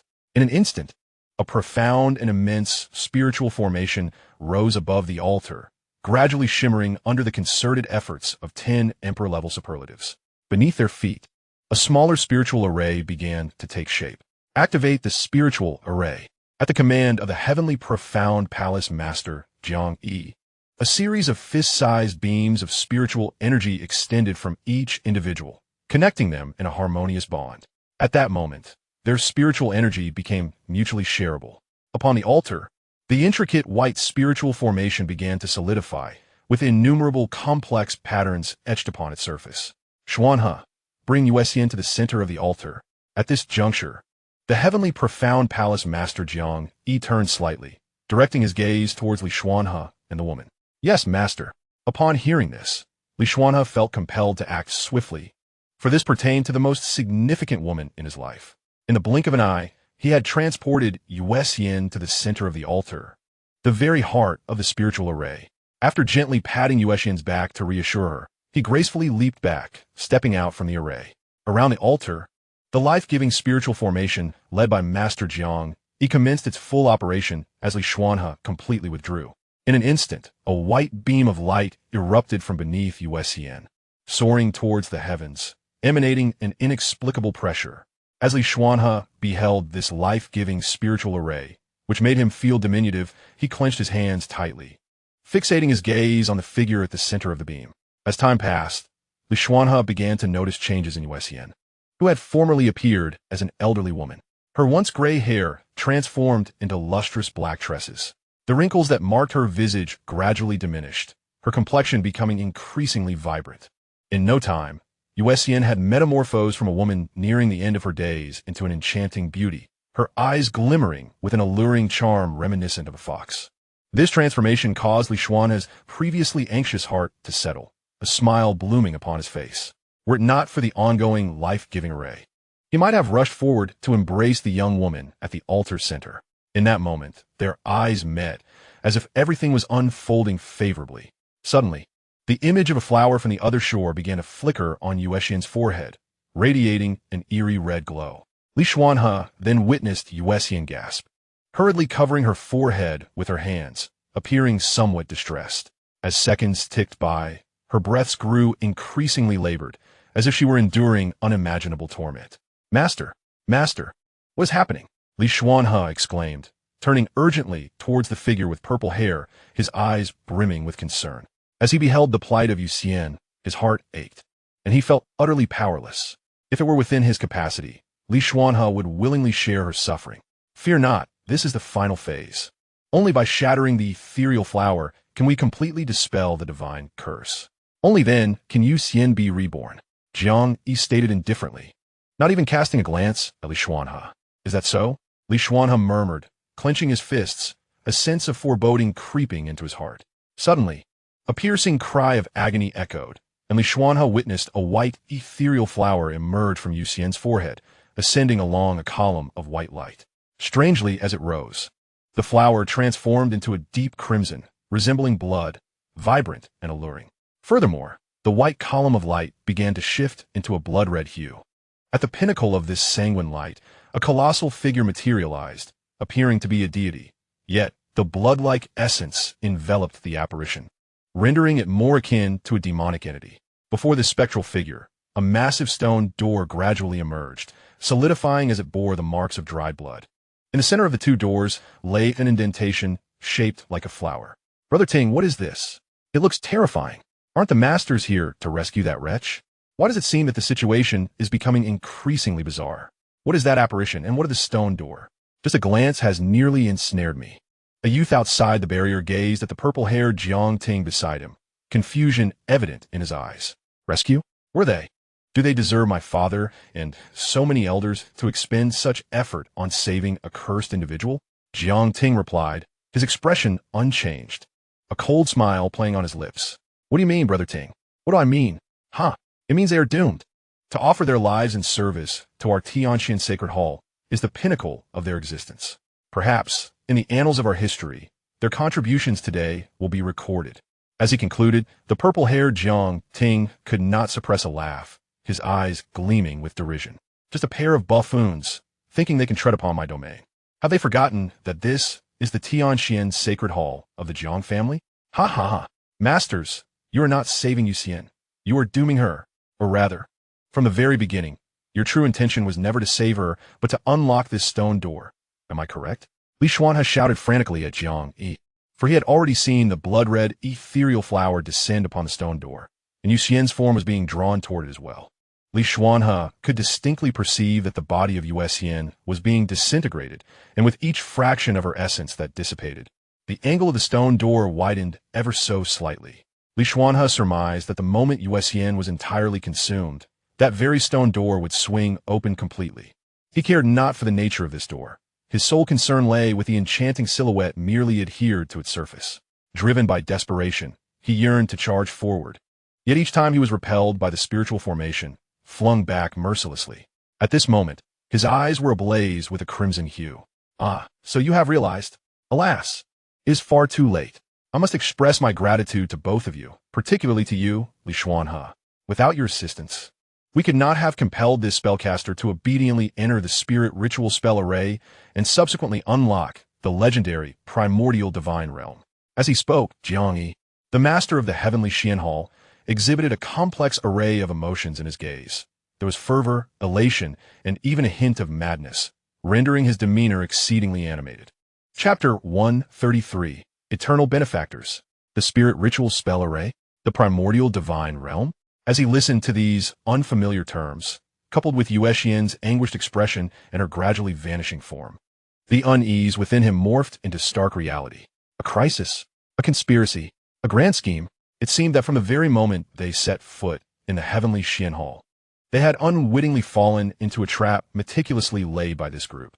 Reflecting on the prior cultivation and gestures of goodwill, it became evident that all their intentions had been directed towards this pivotal moment, to unlock what they referred to as the primordial divine realm.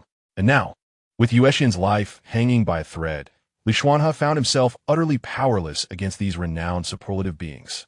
Perhaps sensing the success of their plot and the futility of any resistance from Xianxia and Yuxian, Jiangyi outright acknowledged their machinations. His face bore a seemingly placid smile, yet deep within his eyes lurked treachery and cunning. The lives of Xianxia and Yuxian appeared insignificant to him, akin to ants crushed carelessly underfoot, of no consequence whatsoever. Xianxia, do you have any inkling of the joy that surged through me the moment I beheld both of you within my heavenly Xian Hall? You are, indeed, the harbingers of fortune for us. The primordial divine realm. Ah, it is the fabled birthplace of the most ancient gods since the dawn of creation, brimming with innumerable treasures and the most primordial divine essence. To put it bluntly, even a swine cast into the primordial divine realm could ascend to godhood. Xianxia, do you grasp the implications of this? It signifies that henceforth, the primordial divine realm shall be the exclusive domain of my heavenly Xian Hall. In the not-too-distant future, everyone within the heavenly Xian Hall shall attain divinity. We will no longer be confined to the heavenly martial continent. We shall be the true supreme deities. All of this is made possible by your very presence. Jiangyi declared with a beaming smile. This scenario, irrevocable and unstoppable, heralds a fate for Yuxian of disintegration and utter annihilation. After the demise of Yuxian, they would naturally not spare Xianxia. Little did you expect, Xianxia, that the resources provided to you, which fostered a sense of belonging to the celestial mystic temple, were merely deceptive tactics. This is not a life-and-death formation, but rather a spiritual, sacrificial incantation. It is designed to dismantle and obliterate the divine spellcaster in order to unlock this great portal, allowing the long-lost ancient divine realm to manifest once more in the world. Beside the master of the celestial mystic temple, Jiangyi, stood a refined middle-aged man named Xianxian, a celestial-level elder of the temple and one of the few formidable beings at the 9th level of the Emperor realm. At this moment, Xianxian bore a sardonic smile as he coldly regarded Xianxia, his face brimming with delight. Ascending to divinity is an arduous journey. Otherwise, they would not have lingered in this realm for so long. However, the situation has now changed. Within the ancient divine realm, no other beings remain, and henceforth, it shall be exclusively theirs. In the future, these individuals will not only ascend to become ancient gods, but also transcend their own limits, surpassing even the realm of ancient gods. To be able to perish in pursuit of unlocking the ancient divine realm, you are the eternal benefactors of the celestial mystic temple. You have constructed a legacy of great merit, and in time, we shall ensure that future generations of the temple extol your accomplishments. Closely accompanying Elder Xianxian was a beautiful woman, her lips curling into a teasing smile. Thus, from beginning to end, they never intended to save Yuxian. Rather, they exploited him to access the ancient divine realm. The heavens favor our celestial mystic temple, Xianxia. Do you know? The legends of the ancient divine realm are recorded solely within our celestial mystic temple on this Tianwu continent, with the condition for its unlocking being the divine spellcaster. Not only that, but she must willingly enter the spiritual sacrificial incantation. The divine spellcaster is something we have neither heard of nor seen, with records consisting only of fragments. However, there is a distinct characteristic. On their forehead blooms a flower of the other shore, and they do not live beyond the age of 25. Thus, do you understand how elated I was when I witnessed Yuxian's rapid aging? We can finally unlock the legendary ancient divine realm, and you, my friends, are the great benefactors of the celestial mystic temple, whose legacy spans 100,000 years. You shall be inscribed in the annals of our temple's history. The master of the celestial mystic temple chuckled softly. And this is the entirety of the truth. Upon learning of the ancient divine realm, they likely devised this fatal trap. Perhaps they have prepared for a millennium, 10,000 years, or even longer.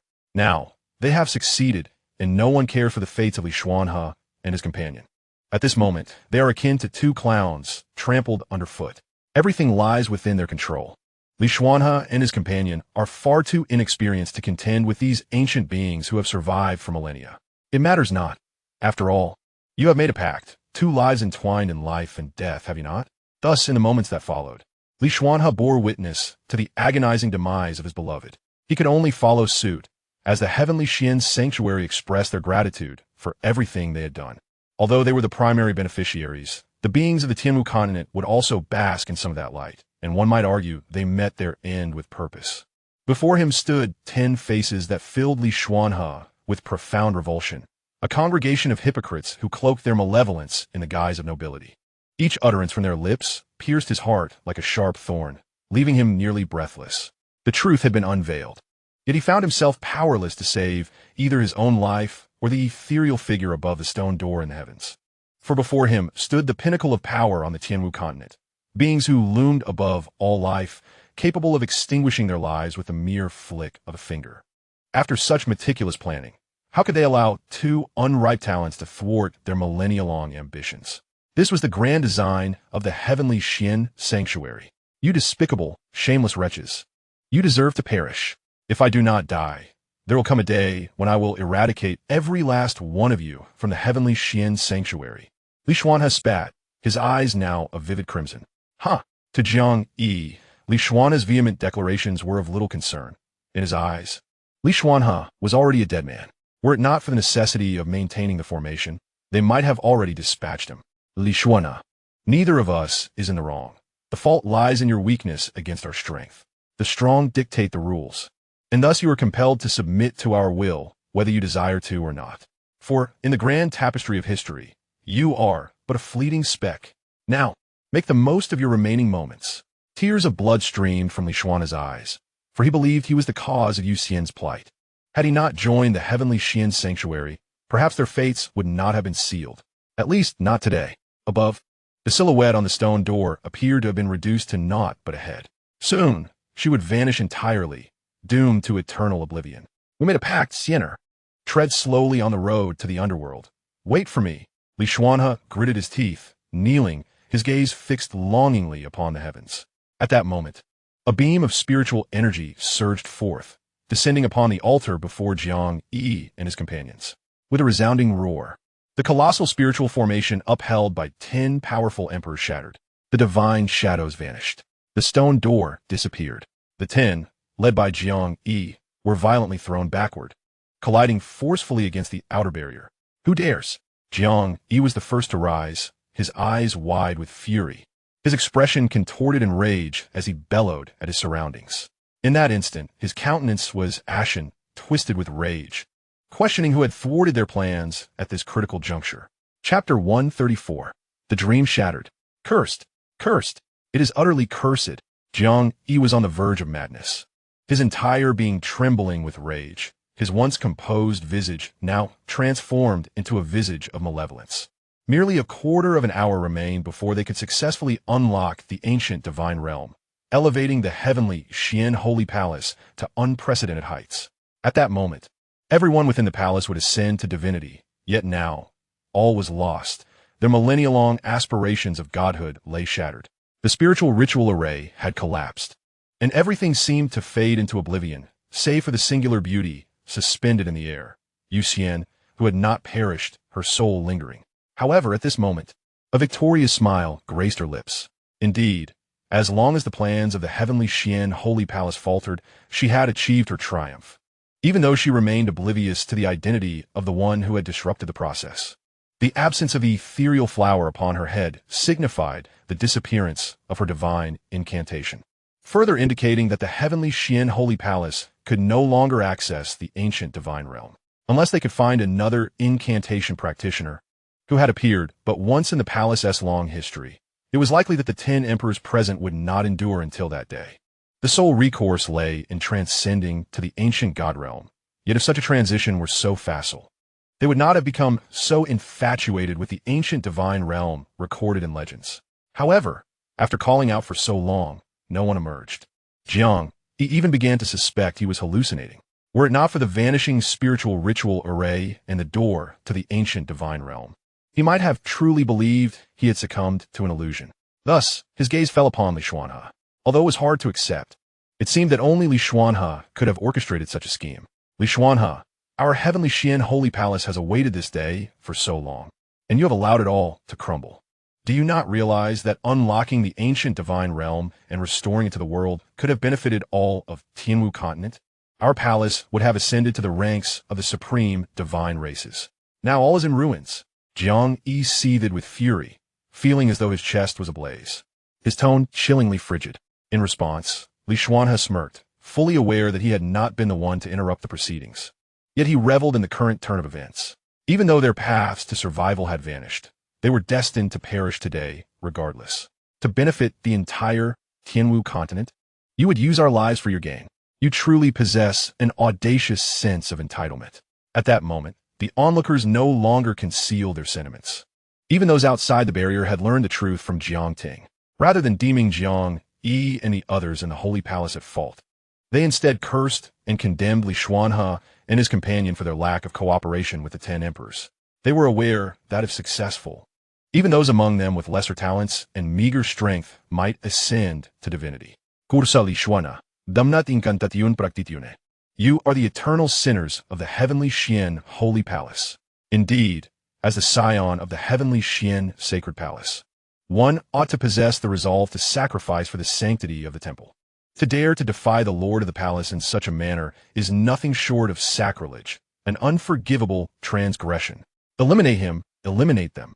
In this moment, the roars of the heavenly Xian Sacred Palace reverberated through the heavens, as countless individuals yearned to rend Li Xuanhe asunder. How audacious! Do you comprehend the significance of this? Sacrificing the two of you would result in an unprecedented surge in power for the entire Tianwu continent. How can you be so foolish? Jiang Yi was consumed by regret. So close to achieving a monumental endeavor that would have unfolded under his stewardship. Li Xuanhe and Yuxian were merely two insignificant prodigies, unworthy of comparison to the ancient divine realm. In his eyes, the opportunity to utilize their lives to unlock the ancient divine realm was an immense honor for the pair. Cease your nonsensical drivel. Why don't you perish instead? Li Xuanhe chuckled, astonished that this group possessed such a mindset. Regardless, he believed his demise was imminent today. What was there to fear? Well, you have committed an irrevocable mistake today, yet remain obstinately ignorant. Thus, I shall personally bring about your end and reduce you to ashes. Jiang Yi's voice was as frigid as ice, his gaze piercing. He was truly exasperated, even contemplating how to prolong Li Xuanhe's suffering rather than allowing him a swift death. Gradually, he advanced towards Li Xuanhe, extending a hand to lift him up. As Li Xuanhe faced imminent punishment, the crowd erupted in cheers. They had never held Li Xuanhe in high regard due to Yuxian, believing that Jiang Ting was the rightful and noble scion. The arrival of Li Xuanhe and his companion had usurped the glory and position that rightfully belonged to him. Thus, as Li Xuanhe was about to meet his end, the onlookers celebrated with fervor as though they had tasted honey. Hold on. To act so hastily is to disregard my presence entirely. Suddenly, a voice laced with mockery echoed through the air. As they turned towards the source, they beheld a figure atop a pitch-black 18-story tower, a youth clad in red, standing at the pinnacle, a faint smile gracing his lips. The newcomer was none other than Chen Xuan. Who are you? Jiang Yi's pupils constricted as he beheld the unfamiliar youth who had materialized within the heavenly Xian Sacred Palace. As the mightiest among those present, he had completely failed to notice when the boy had arrived, his aura entirely inscrutable. So, it was not Li Xuanhe who interrupted the proceedings, but this enigmatic youth? In the blink of an eye, Chen Xuan had reached Li Xuanhe's side and lightly flicked Jiang Yi's forehead with his right hand. Then, the onlookers beheld the seemingly invincible Jiang Yi shatter into fragments, a spirit escaping from the blood mist, fleeing for its life. Oomph! A cold snort reverberated, sending several other emperors reeling backward, their forms retreating 1,000 meters. Who are you? This cannot be. Have you truly attained that level? Only the soul of Jiang Yi remained, trembling with disbelief in his eyes. He could nearly be deemed the strongest beneath the ancient gods. Even those of the same realm could not effortlessly obliterate his physical form with a mere flick.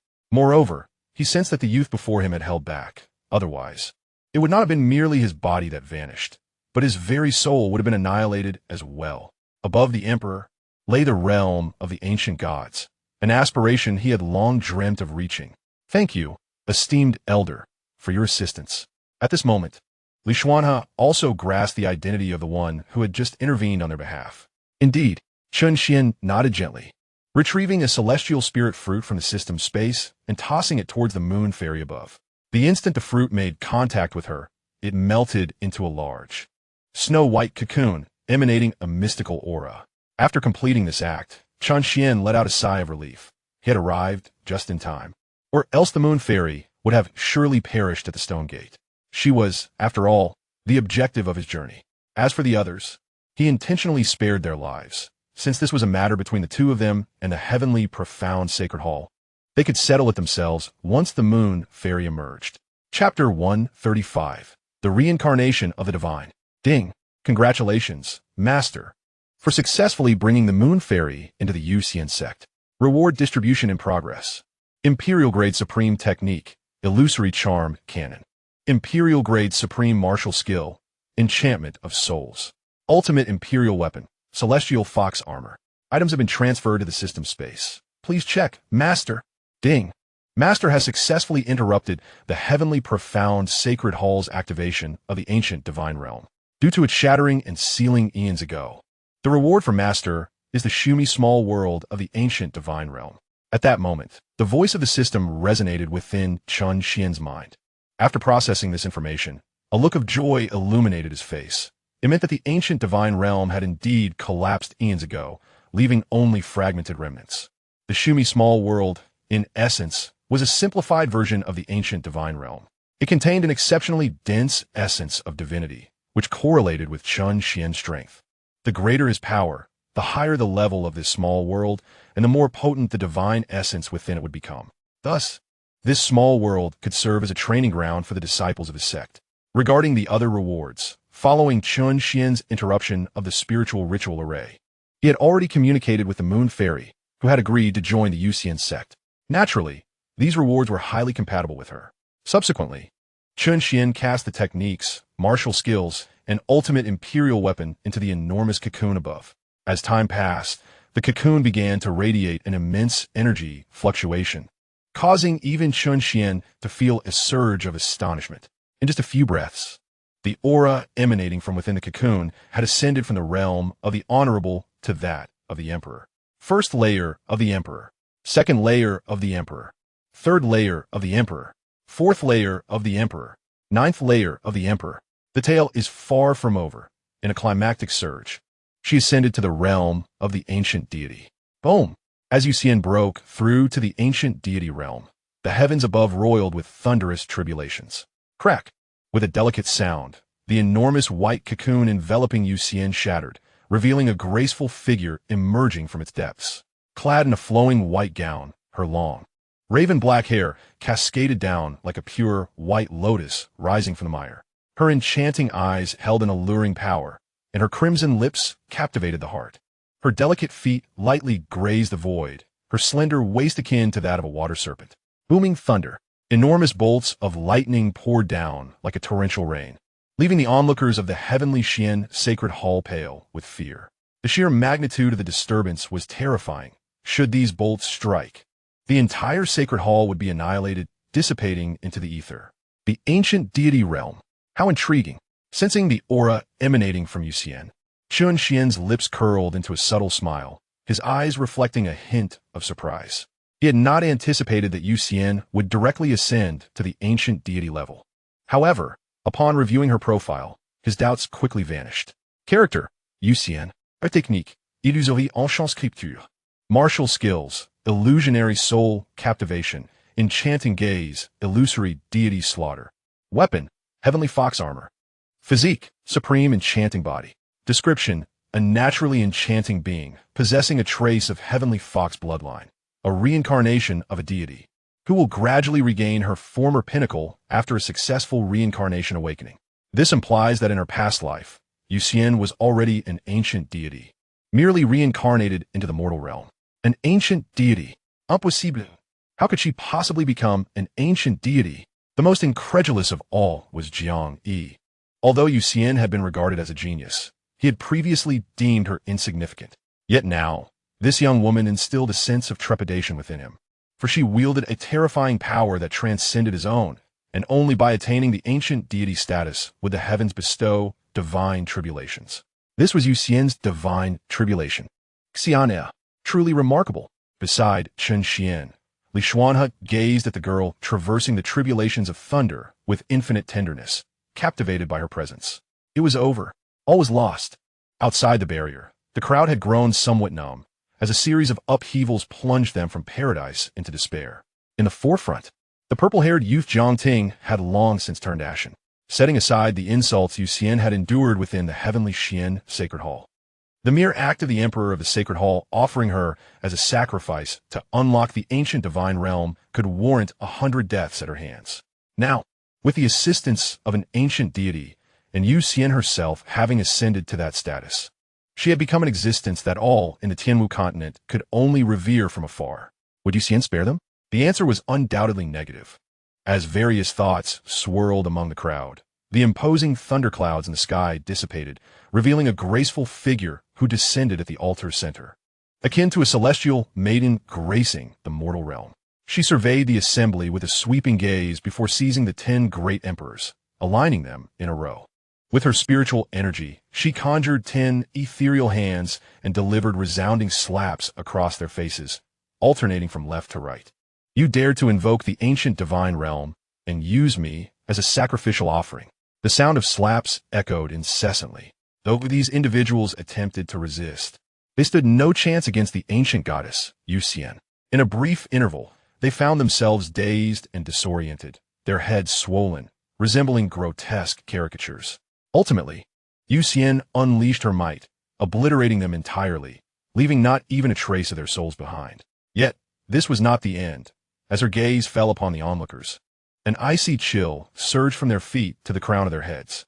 They wished to flee, but even the emperor-level beings were as insignificant as ants before Yuxian's power. How could they possibly escape? A single strike from her hand annihilated the heavenly Xian Sacred Hall. Xianxia. What transpired? Li Xuan Pruaka Iwa Xian, Inkiting Sufli. This scene felt surreal to him. He had anticipated certain death, yet the outcome had reversed, and they had survived while the heavenly Xian Sacred Hall faced annihilation. Upon hearing Li Xuan's words, Yuxian turned, the coldness in her eyes fading as she smiled at him. I have only just learned that I am the reincarnation of a deity. The reincarnation must awaken before the age of 25 to succeed.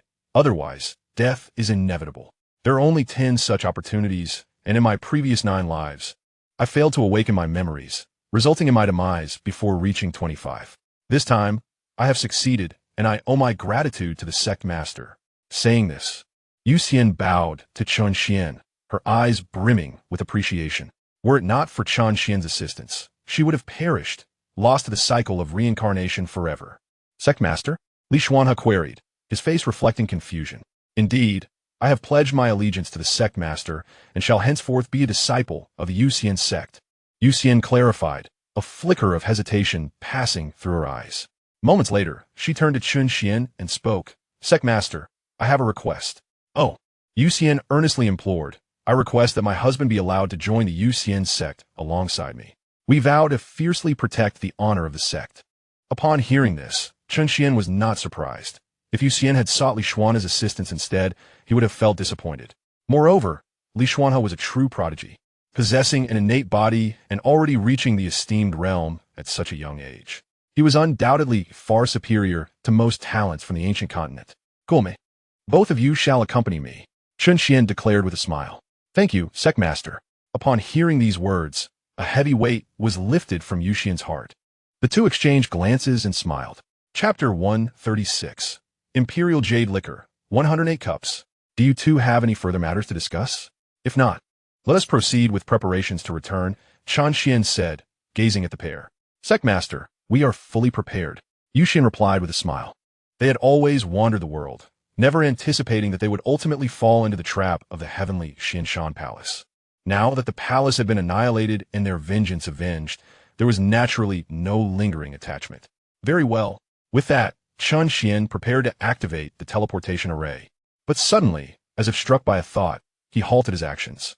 Almost forgot, there are still the resources of the heavenly Xianxia palace.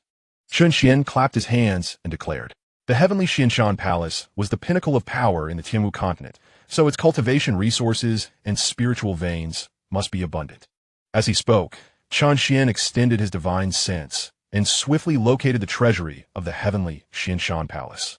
In an instant, he vanished from sight. Xianxia, from this day forth, you shall become an ancient deity. It seems I can no longer protect you.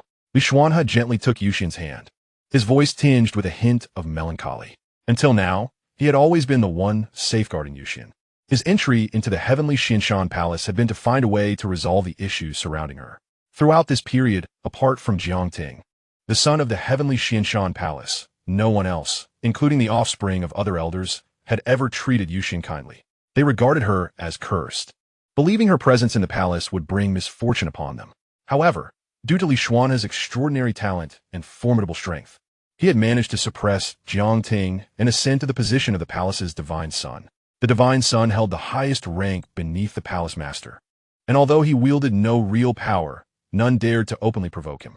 Despite the misgivings surrounding Yuxian, they were compelled to comply with the wishes of the palace master and the elders.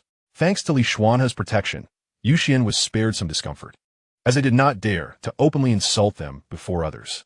Yet, it seemed Jiangting's actions were intentional. He must have been remarkably patient. He likely anticipated the palace master's schemes, enduring humiliation in exchange for a glorious future for the heavenly Xianxia palace. Moreover, with this connection, the palace's members would harbor even greater disdain for Li Xuanhe and Yuxian, as Jiangting was one of their own, while they remained outsiders. It matters not. In the future, I shall protect you, Yuxian teased, and, at that moment, Li Xuanhe felt a fragrant, soft presence pressed tightly against his lips. The scent wafted into his nostrils, refreshing and intoxicating. But I am a man. It should be my duty to protect you, Li Xuanhe retorted, unwilling to yield, his large hand encircling Yuxian's back. Ahem. At that moment, a cough echoed through the air. Startled, the two individuals quickly released their embrace, a faint blush gracing their cheeks. Let's depart, Chen Xuan remarked, bemused by the scene. He had only just left, and already they were entwined in such affection. With that, he activated the teleportation array. In an instant, a burst of white light enveloped them, as if they were entering a spatial passage. Feeling somewhat awkward, the two exchanged glances. Indeed, your current strength is somewhat lacking, Yuxian said with a serious tone, but rest assured with me by your side, I will ensure your safety. Hearing this, Chen Xuan glanced at the pair before retrieving 2 dolls from the system space, which he handed to them.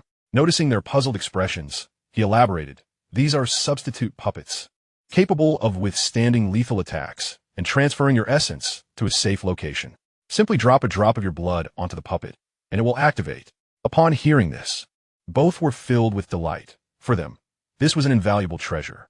Yuxian pondered that perhaps she could forego it, but for Li Xuanhe, it represented an additional life.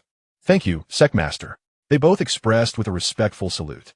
Yuxian then considered gifting her substitute puppet to Li Xuanhe, but after Chen Xuan clarified that he had plenty and would not run out, she ultimately decided to drop her blood onto her own puppet. Indeed, after doing so, they could distinctly feel a profound connection with the substitute doll. Should they find themselves in peril, the puppet would spring into action to shield them from fatal harm. How marvelous, Li Xuanhe exclaimed, then turned to Yuxian, but, Xianer, I SNT this substitute puppet quite similar to the inflatable doll you previously mentioned? He was oblivious to the fleeting blush that crossed Yuxian's face upon his inquiry. How should I put this? She stammered, taken aback by his sudden question. She had merely brought it up in passing, never expecting him to remember. Thankfully, those present were unaware of the implications of inflatable doll, just as she contemplated this. She suddenly felt a gaze fixated upon her. Turning her head, she found Chen Xuan observing her with an intriguing expression before he slowly spoke, palace jade liquid. Before she could process his words, she instinctively blurted, 180 per cup. You. Yuxian covered her mouth, shock evident in her eyes. Could it be that you are also? Indeed, Chen Xuan nodded, a glimmer of joy in his eyes, surprised to encounter someone from his homeland here. What are you all talking about? I cannot comprehend. What is this wine or water, and why does it cost 180 spirit stones? Xianxia observed the two individuals before him, his expression reflecting an increasing bewilderment. Could it be that the sect leader is the fortunate one, the traveler from another realm? As she pondered this possibility, Yuxian suddenly recalled countless novels she had read, tales of transmigration, golden fingers, and dominance over fantastical worlds. Little did she expect to witness such a phenomenon firsthand. No wonder she found it impossible to decipher Chen Xuan. In her prime, she was far beyond the realm of ancient gods, capable of annihilating numerous foes with a mere gesture. Then, you two are a traveler? Chen Xuan inquired, somewhat perplexed, as this system had not explicitly stated such. Not quite, Yuxian replied. I have mentioned before that I am a reincarnated soul. In my first life, I was undoubtedly a formidable being compared to the ancient gods, but I was later compelled to reincarnate. Among my 10 lifetimes, one was spent in a place called Blue Star, where I worked as an accountant after graduation. However, at the age of 25, I met my demise in a tragic accident involving an overloaded truck. Reflecting on it now, that was certainly the tribulation of my past life. She continued, afterwards, I reincarnated several times, and as you can see, this current incarnation is my final one, born in the Tianmu continent. Ah, I see. But it is fortunate that you ultimately succeeded, Chen Xuan remarked with a smile. Indeed, it is largely thanks to you, sect leader. Yuxian expressed her gratitude once more, feeling a closer bond with Chen Xuan. Now that she was aware of his status as a traveler, she realized they had allied themselves with a powerful figure. Xianxia, what on earth are you two discussing? And what exactly is this inflatable thing? Xianxia inquired, looking utterly confused. Seeing his perplexity, Yuxian chuckled. I will explain it to you later. There's no rush. This old Annie has you, my little cabbage, firmly in her grasp. She said this because, having reincarnated 10 times, she was considerably older than Xianxia, whom she viewed as a mere puppy. As they conversed, the group arrived at the main teleportation array of the Yuxian Sect. In the Moonfall realm, the domain's teleportation array activated. 3 men, exuding an aura of terrifying power, emerged from the array. The leader was a man clad in black robes, accompanied by 2 elderly figures, all radiating the formidable presence of peak emperors. Is this the ancient wilderness continent? How can such a thin concentration of spiritual energy give rise to peak emperor-level beings? The leader scanned the surrounding space with a questioning gaze. Perhaps that fellow stumbled upon some fortuitous opportunity. One of the elders, leaning on a cane, replied, Daiti, once we deal with that mysterious emperor, we should investigate the overall strength of this continent. If possible, we could dominate this land and claim it as a vassal territory of our Buddha Emperor clan, sending individuals to govern it in the future. Indeed, the black-clad man nodded, and the trio vanished from sight. Chapter 137. The Death of Buddha Tai Chi. Finally, they had returned, stepping out of the mother-son teleportation array. Chen Xuan couldn't help but stretch languidly. He felt a sense of comfort remaining within the sect, and he sensed that Qin Huanhuan and Lin Yan had also returned, indicating that the matters on Qin Huanhuan's end had been successfully resolved. Thus, they could now contemplate relocating the sect to the heavenly realm.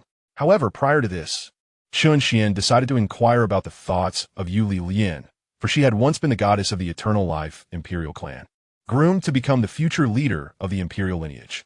With her departure, the Eternal Life Imperial clan lacked formidable opponents among her generation against the other 2 great Imperial clans. After a thorough discussion, Chen Xuan entrusted Yuli Lian with the elixirs and various techniques he had obtained from his lottery rewards, instructing her to take them back to the Eternal Life Imperial clan. With these resources, the clan would gain several powerful emperors, and both Yuli Quan and the slumbering ancestor of the Yuli clan would be able to break through to the pinnacle of the emperor realm. Consequently, even if Yuli Lian chose to accompany Chen Xuan, the Eternal Life Imperial clan would still stand as the strongest imperial clan on the ancient continent. Even a combined effort from the other 2 imperial clans would not pose a threat to them. Of course, following the relic incident, given Yuli Lian's connection to the relic of the Yuxian Sect, they would likely refrain from provoking the Eternal Life Imperial clan lightly. Furthermore, Chen Xuan also provided Qin Huanhuan with a considerable amount of elixirs and numerous spiritual veins, as her parents remained within the inner domain. With these resources, the Qin Holy Dynasty could potentially evolve into a top-tier power on the ancient continent. As for Li Xuanhe, Chen Xuan directly utilized the remaining cards for elevating Emperor-level cultivation on him, instantly raising his cultivation to the pinnacle of the Emperor realm. This unexpected act left Li Xuanhe in awe of Chen Xuan, venerating him as an idol. In contrast to Li Xuanhe, Yuxian appeared less astonished, clearly aware that such a method was Chen Xuan's unique advantage. Moreover, having joined the Yuxian Sect and following Chen Xuan, she would be able to expedite her recovery of strength. In time, she would be poised to return and reclaim her former glory, for she had also suffered a fatal blow from a joint attack back in the day. Fortunately, before her demise, she utilized the reincarnation tribulation to undergo rebirth, a process fraught with peril. Had it not been for Chen Xuan's timely intervention, she would have inevitably failed in her 10 lifetimes, vanishing completely from existence. With preparations now in place, it was time to embark for the heavenly realm. Just as Chen Xuan finished speaking, a tremendous noise reverberated from outside. Boom, boom, boom. Outside the Yuxian Sect, 3 figures hovered in the air, gazing solemnly at the sect. The leading figure, a man clad in black, still bore traces of lingering spiritual energy in his hands. Before them stood a magnificent sect, enveloped by a golden barrier. These 3 were none other than representatives from the floating Buddha imperial clan of the Xianling continent, with the foremost being the current clan leader, floating Buddha Taiji. Behind him were 2 of the clan's esteemed ancestors, and to ensure caution, the floating Buddha imperial clan had dispatched 3 peak emperor-level experts. Such a formidable lineup could effortlessly obliterate any major force in the ancient continent, let alone 3 individuals uniting against a single emperor. As they traversed this path, they surmised that the ancient continent, given its environment, likely harbored very few high-ranking emperors. The emergence of one would be the pinnacle of possibility. This was largely due to Chen Xuan having slain an elder of the Buddha Emperor clan, one of considerable stature. Consequently, these individuals pursued her from the Void God realm to the ancient continent, tirelessly gathering information until they finally pinpointed the sect where Chen Xuan resided. However, just moments ago, Buddha Taiji had unleashed a series of punches, yet not a ripple was stirred in the protective barrier. The thought of breaking it seemed utterly ludicrous. How peculiar it is that such a powerful barrier exists in this world, uttered an elderly man to Buddha Taiji's right, his voice hoarse. Even their Buddha Emperor clan's defensive formations could only withstand attacks from peak-level emperors for a limited duration before succumbing. Yet this barrier appeared to be far more formidable than their own protective formations. This sect possesses remarkable capabilities. Once we extinguish them, we shall leave no resources or legacies behind. This barrier likely stems from ancient divine techniques, interjected an elder clad in gray robes to the left. Yet the predicament we face is that we currently lack the means to breach their shell. If they remain cocooned within, we are utterly powerless, Buddha Taiji remarked, narrowing his eyes with a grave tone. Buzz. As their words fell, several figures materialized above the protective barrier of the Yuxian Sect. Besides Chen Xuan and Yu Lian, Chen Xuan, Yuxian, and others emerged as well. Who are you, and why do you assault the protective barrier of our Yuxian Sect? Yu Lian spoke first, her demeanor frigid as she regarded the newcomers, sensing their malevolent intent. At that moment, as Yu Lian voiced her inquiry, Buddha Taiji also caught sight of the group, his gaze eventually settling on Chen Xuan. According to the information gleaned from his previous soul search, it was indeed Chen Xuan who had struck. Yet, he found it perplexing that although Chen Xuan was supposed to be a peak-level emperor, those present did not seem to be under her command. How strange. This marked the second instance of bafflement for Buddha Taiji. Madam, you have taken it upon yourself to slay an elder of my Buddha Emperor clan. Are you aware of your transgressions? Buddha Taiji declared with authority. I killed your elder? Upon hearing this, Chen Xuan's brows knitted slightly. Oh, it was he who dared to obstruct my vengeance and threaten me. If I do not slay him, whom should I? I have already granted them a chance for survival.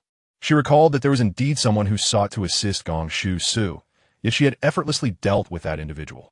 It was likely that this person was the elder of the Buddha Emperor clan, referred to by those before her. Even if he was at fault, it is our Buddha Emperor clan that should address it. What right do you have to execute him? You are presented with 2 choices. First, submit to my clan and serve us, and you shall be spared from death. Second, you may take your own life right here. This matter shall be dismissed. Flo Tu Taiji remarked coldly. Upon hearing this, not only did Chen Xuan smile, but others joined in the laughter as well. Oh, I shall choose a third option. Chen Xuan replied with a smirk. A third option? Flo Tu Taiji frowned, a chill deepening in his gaze. Indeed, the third choice is to eliminate you all. With that declaration, Chen Xuan soared into the air, her palm descending fiercely upon the trio. Bang! Flo Tu Taiji immediately summoned his defenses to withstand Chen Xuan's assault. A terrifying wave of energy surged forth, stirring up clouds of dust and fracturing the very fabric of space. The look in Flo Tu Taiji's eyes turned icy as he regarded Chen Xuan, stubborn and unyielding. Even at the pinnacle of the Emperor realm, you're no match for the three of us. Once we capture you, your suffering will be unimaginable. 3 peak Emperor-level powerhouses? How dreadfully frightening. As Flo Tu Taiji uttered these words, behind Chen Xuan, Lin Yin and the others unleashed their own formidable auras, while Yuxian stepped forward slowly. Having joined the Yuxian Sect, it was time for her to take action, and fate had presented her with a few unfortunate souls. 1, 2, 3, 4. Upon sensing the overwhelming presence emanating from them, Flo Tu Taiji and his companions trembled violently, their throats constricting in fear. These were not mere Emperor-level warriors. Aside from Chen Xuan, there were at least 3 others equally formidable. The red-clad youth and the white-dressed maiden who floated gracefully in the air exuded an aura of pressure that surpassed even that of Chen Xuan and her companions. Were they ancient deities? Run! Flo Tu Taiji bellowed, turning to flee, their souls gripped by terror as they faced death for the first time, so closely. Damn that Flo Tu Linghai! I curse you! Flo Tu Taiji seethed inwardly. Run? Where to? Suddenly, a voice, haunting as a specter, whispered in their ears. Ahead, they beheld a maiden gazing at them, her eyes swirling with mesmerizing vortices. The one who had acted was none other than Yuxian, her enchanting, eye-casting its spell, leaving Flo Tu Taiji and his companions ensnared in the void, trapped within an illusion. Thud! 3 breaths later, the trio plummeted from the air, crashing to the ground, their expressions vacant and devoid of breath. Though they bore no wounds, their souls had evidently been extinguished, leaving behind mere shells. All done as easy as pie. Yuxian clapped her hands, swiftly returning to her companions. Chapter 138. Departing for the Celestial Realm. Flo Tu Imperial Clan? Are they from the Xianling continent? Chen Xuan inquired, gazing at Chen Xuan. These individuals are clearly here in search of Chen Xuan, likely having followed her during her quest for vengeance on the Xianling continent. Indeed, Sectmaster. Since they have dared to come, let us eliminate them in passing. Chen Xuan replied resolutely. She understood that their pursuit stemmed from her slaying of Fuda Linghai. They had crossed continents to hunt her down. However, she had already granted those individuals an opportunity to depart. Futu Linghai's refusal to leave, coupled with his attempt to suppress her under the banner of the Futu Imperial Clan, warranted his demise. Very well, you may proceed. Be swift and return quickly. Chen Xuan pondered briefly before speaking. With the existence of wormholes facilitating rapid transit between the ancient continent and other realms, the plan to ascend to the Celestial Realm could merely be postponed. The resources of the Futu Imperial Clan should not be underestimated. They would not be dismissed lightly. Having spoken, Chen Xuan instructed Yuxian to accompany Chen Xuan. With Yuxian, a being of ancient divine caliber, the Futu Imperial Clan would stand no chance against them. Approximately half an hour later, the duo emerged from the spatial transmission array, presenting several storage rings to Chen Xuan. System, prepare for ascension to the Celestial Realm. Chen Xuan addressed the system. Understood, Master. Selecting a location now. Location selected. Commencing departure. With the system's announcement, an unsettling tremor coursed through the entire sect, followed by a brilliant white light enveloping the entirety of the Yuxian Sect, which then soared into the void. It was as though the sect traversed the starry expanse, surrounded by a myriad of twinkling stars. After roughly a quarter of an hour, a resounding thud resonated, akin to the Yuxian Sect crashing into a location, stabilizing at last. As the white light dissipated, the onlookers beheld their surroundings. The Yuxian Sect now resided amidst a mountain range, the vicinity having been cleared for dozens of miles, an evident feat of the system. System, could you perhaps be a bit gentler next time? Such a commotion. Chen Xuan expressed his dissatisfaction towards the system. Understood, Master. The system will exercise caution in the future.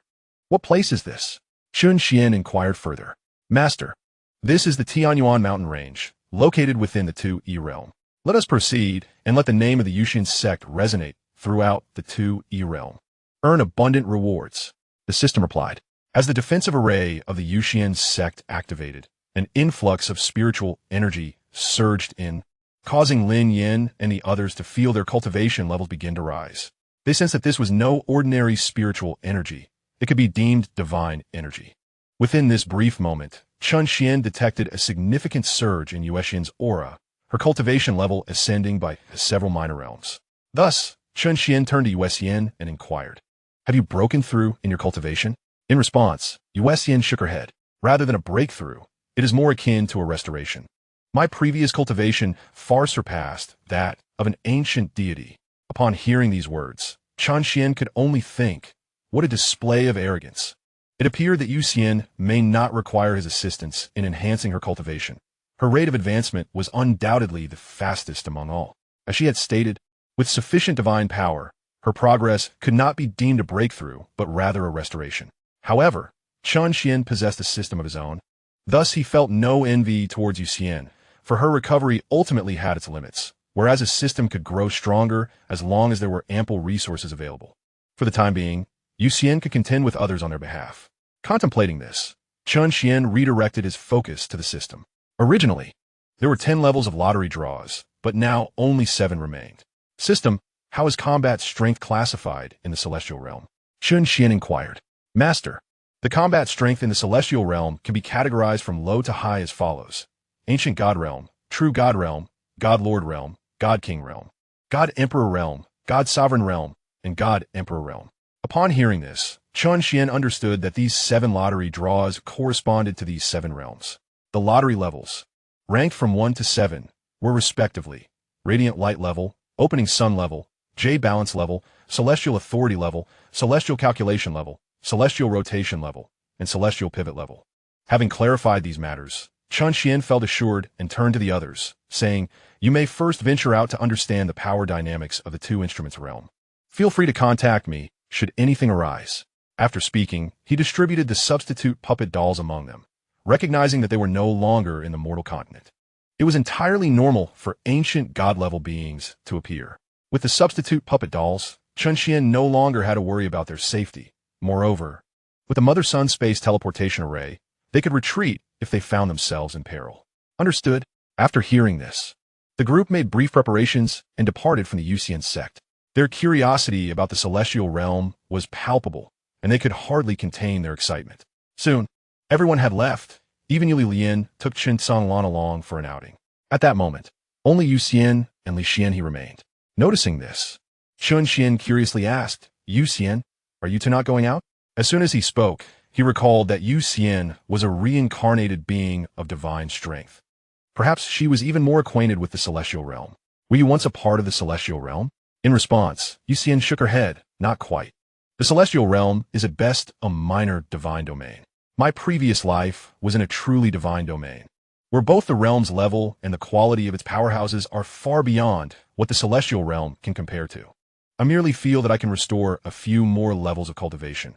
I shall wait until I regain the true God Realm before venturing out." Intrigued by her words, Chen Xuan continued to inquire, "What do you mean by describing the Celestial Realm as a minor divine domain? Could there possibly be a major divine domain?" "One could say so," Yuxian explained. "The Celestial Realm is akin to a minor divine domain, while the divine domain of my past life is known as the Heavenly Chun Divine Domain. That place represents the pinnacle of divine domains, governing over thousands of minor divine domains, similar to the level of the Celestial Realm." Upon hearing this, Chen Xuan shook his head with a bitter smile, initially believing he had arrived in a true realm of the gods, only to discover it was merely a minor locale beneath the genuine divine domain. Sensing Chen Xuan's expression, Yuxian seemed to surmise his thoughts and remarked with a smile, "There is no need for such astonishment, Sect Master. With your resources, it is merely a matter of time before you reach the true realm of the gods." Upon hearing this, Chen Xuan found her reasoning sound. After all, the time taken to traverse from the outer regions of the ancient continent through the inner regions and central divine continent to the current heavenly realm had been less than a year. As for the Tianshan divine domain, it should not take long either. "Very well, you may carry on. I shall venture out to take a look." With that, Chen Xuan swiftly vanished from their sight. Chapter 139. The Young Master of South God City. After Chen Xuan's departure, The Yuxian Sect fell into a profound silence. Since Yuxian chose not to leave, Xianxia also remained within the sect. At that moment, the sudden emergence of the Yuxian Sect had already stirred some commotion in the Tianyuan mountain range. Hiss! Where did this sect come from? How did they end up in the Tianyuan mountain range? Indeed, this sect appears to be quite significant, yet we're left wondering about their origins. What does it matter? As long as they do not affect us, let them be. This is not our concern. Numerous loose cultivators, who were hunting ferocious beasts for the sake of obtaining divine stones, engaged in lively discussions within the Tianyuan mountain range. Not far from the Yuxian Sect, several young boys and girls surrounded a slender youth clad in azure garments. This young man possessed a tall stature and piercing, narrow eyes that exuded an air of aloofness. Adorning his hands and waist were numerous resplendent jewels, and the manner in which the surrounding youths revered him indicated his esteemed status in this area. Presently, a hint of frostiness appeared on the face of the young leader. Young master, this sect is exceedingly arrogant. Do they not realize that your Chun family reigns over South God City? The Tianyuan mountain range falls within the jurisdiction of your city lord's mansion, and yet they have audaciously settled here without so much as a greeting. It seems they do not regard your mansion at all. Beside the young master, a tall yet exceedingly slender youth chimed in, resembling a lanky monkey. I concur with the slender youth. Young master, this unexpected sect may not bode well for your city lord's mansion. Another individual, short and plump, added, holding a greasy piece of poultry leg in his hand. Consider this. It is said that the ancestor of the Gu family from South God City has broken through to the 9th level of the ancient god realm. The Gu family has never been obedient to your mansion's governance, and now that their ancestor has ascended, should they ally with this newly emerged sect, it could pose a significant threat to your city lord's mansion. With a resounding smack, he took a hearty bite of meat, the grease from his leg trickling down the corner of his mouth. Before it could drop, the youth's tongue darted out, licking it back. Hey, you gluttonous pig. Can't you exhibit a bit of decorum? It's utterly embarrassing to stand next to you. At that moment, a girl clad in a yellow athletic outfit spoke up beside him, her tone laced with disdain. Zhu Xiaoli, who are you talking about? Do you believe that fatty will not teach you a lesson? Don't think that just because you're a girl, I want to hit you. The overweight boy retorted defiantly. Wah, brother Xiaoji, this awful fatty is bullying me. Seeing this, the girl immediately clung to the arm of the boy in blue, her delicate hands brushing against him in an almost teasing manner. Shut your mouth. The boy in blue shot a glare at the chubby lad, while his other hand playfully squeezed a soft part of the girl's body. Little roast chicken, I'll spoil you properly when we return. With that, the boy's gaze shifted back to the Yuxian Sect, a cold smile gracing his lips. It seems our city lord's mansion has been far too lenient over the years. Even the most insignificant creatures dare to tread upon our authority. If the Gu family's elder thinks that breaking through to the 9th realm of the ancient god grants them the audacity to provoke us, they are gravely mistaken. Our city lord's mansion boasts more than one ancient god-level powerhouse, not to mention that our esteemed ancestor is already half a step into the true god realm. However, you are correct. This Yuxian sect clearly lacks understanding. If they wish to establish themselves in Xianxia City, they ought to report to our city lord's mansion first and humbly request a position. It appears they require a stern lesson. Young Master Chen Xiaoji sneered as he spoke. He then proceeded forward, soaring directly towards the entrance of the Yuxian sect. Young Master, wait. The frail boy, known as the skinny monkey, called out to Chen Xiaoji, halting his strides. Oh, what is it? Chen Xiaoji paused and turned to inquire. These individuals were all his followers, aside from the chubby boy, who was the son of the Treasure Pavilion's master in Xianxia City. None could compare to Chen Xiaoji's status. The likes of Skinny Monkey were entirely ordinary citizens, drawn to Chen Xiaoji due to his title as young master. Among them, the slender boy was the most astute, often devising strategies for Chen Xiaoji. Given the boy's usefulness, Chen Xiaoji was indifferent to his presence, knowing he could easily dismiss him if necessary. In Xianxia City, the city lord's mansion was akin to a sovereign force, and Chen Xiaoji, being the youngest son of the city lord, was particularly cherished. Young master, in Xianxia City, the city lord's mansion naturally holds the ultimate authority, and no one dares to contradict it. However, this newly emerged sect likely possesses strength comparable to the 3 great families. If you proceed without caution, it may be wise to first contact the experts from the city lord's mansion to ensure your safety. The slender boy hesitated for a moment before speaking. In the city of Xianxia, apart from the lord's mansion, three prominent families stand in a delicate balance of power. The Lord's Mansion transcends the influence of these three families. Each patriarch of the families possesses the formidable strength of the ancient deity at the 7th level, with the ancestral elder reaching the 8th level. Additionally, there exists a treasure pavilion, presided over by a master of the 9th level, a force not to be underestimated compared to the Lord of Xianxia. However, the pavilion has always maintained a stance of neutrality, thus posing no threat to the Lord's Mansion, especially considering that the treasure pavilion in Xianxia is merely a branch. As the young lord, Chen Xuan, contemplated this, he had not yet spoken when a nearby young lady interjected, "You cowardly monkey spirit, why are you so timid?" The young lord is none other than the son of the Xianxia city lord. A mere stamp of his foot could shake the very foundations of Xianxia. Not only the others from the Yuxian Sect, even their sect leader would have to kneel and grovel before him. As she spoke, the young lady held her head high, making one wonder if she truly believed herself to be the princess of the Lord's Mansion. Initially, Chen Xuan felt a twinge of hesitation. Despite his disdain for the scrawny fellow, he acknowledged that the fellow's suggestions had often been quite astute, endearing him to Chen over the years. Yet, upon hearing the young lady's words, a surge of heat rushed to his head, igniting a desire to showcase his prowess before her. He found her words resonated deeply. Indeed, he was the young lord of Xianxia. Did this so-called sect truly dare to challenge him? Should they attempt such folly? He would surely summon the experts of the Lord's Mansion to wreak havoc upon the Yuxian Sect. With this thought, Chen Xuan turned once more, making his way toward the Yuxian Sect. Chapter 140, Trouble. As they observed the retreating figures of the two, the plump boy and the frail boy exchanged glances, their expressions trembling, even spitting out the spirit beast meat they had been chewing. "Hey, Jin Yuanbao, Jin Feng, hurry up and catch up. What are you afraid of?" The voice of Chen Xuan echoed from ahead, reaching their ears. "Do you truly believe, Jin Yuanbao, that as the young master of the treasure pavilion in Xianxia, you should be so cowardly? Don't let me lose respect for you." The disdainful thoughts of Jin Yuanbao surfaced. This wretched girl truly thinks that by latching onto the young lord, she can elevate herself? I shall relish the moment when the young lord tires of her. I wonder what fate awaits her. Huh. He followed suit, having long desired to put Zhu Xiaoli in her place.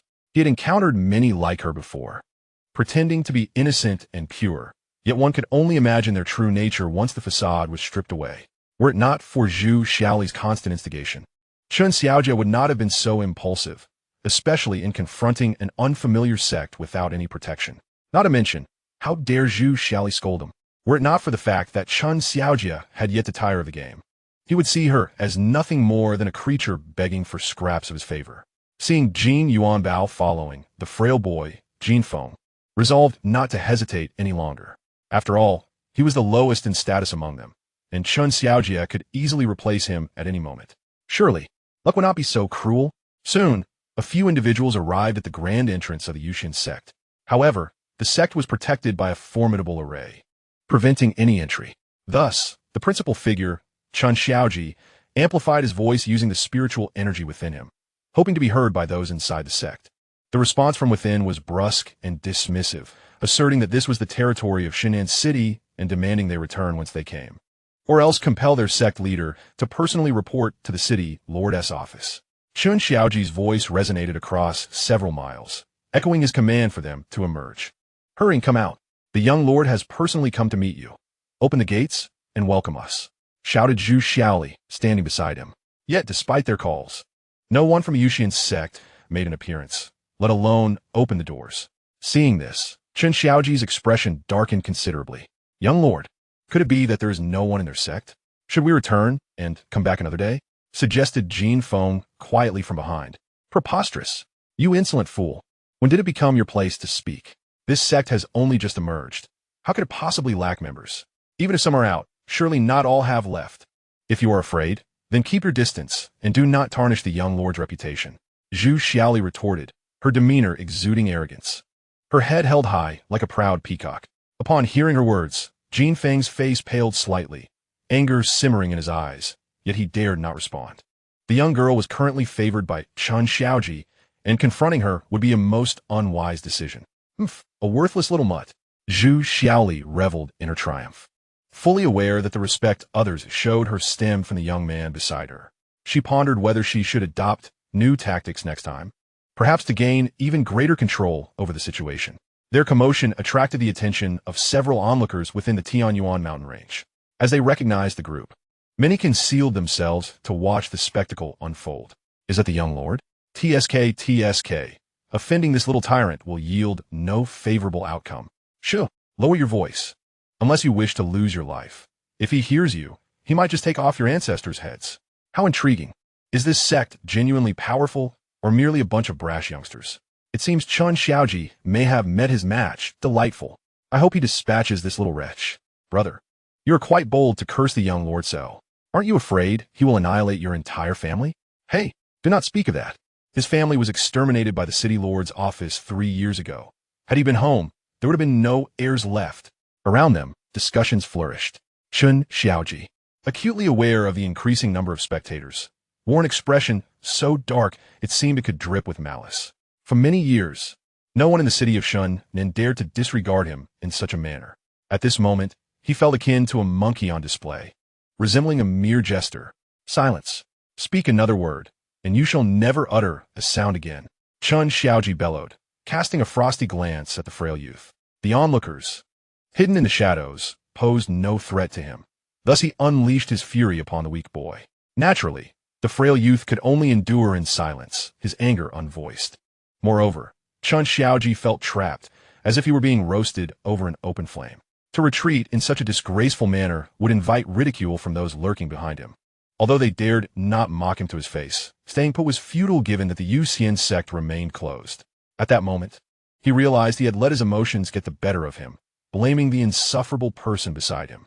He had already devised plans for how to deal with this wretch upon his return. Xiaoji brother, what troubles you? You look quite frightening. Zhu Xiaoli quivered involuntarily under Chen Xiaoji's icy gaze. Observing her reaction, Chen Xiaoji let out a cold snort and turned his attention back to the Yuxian Sect.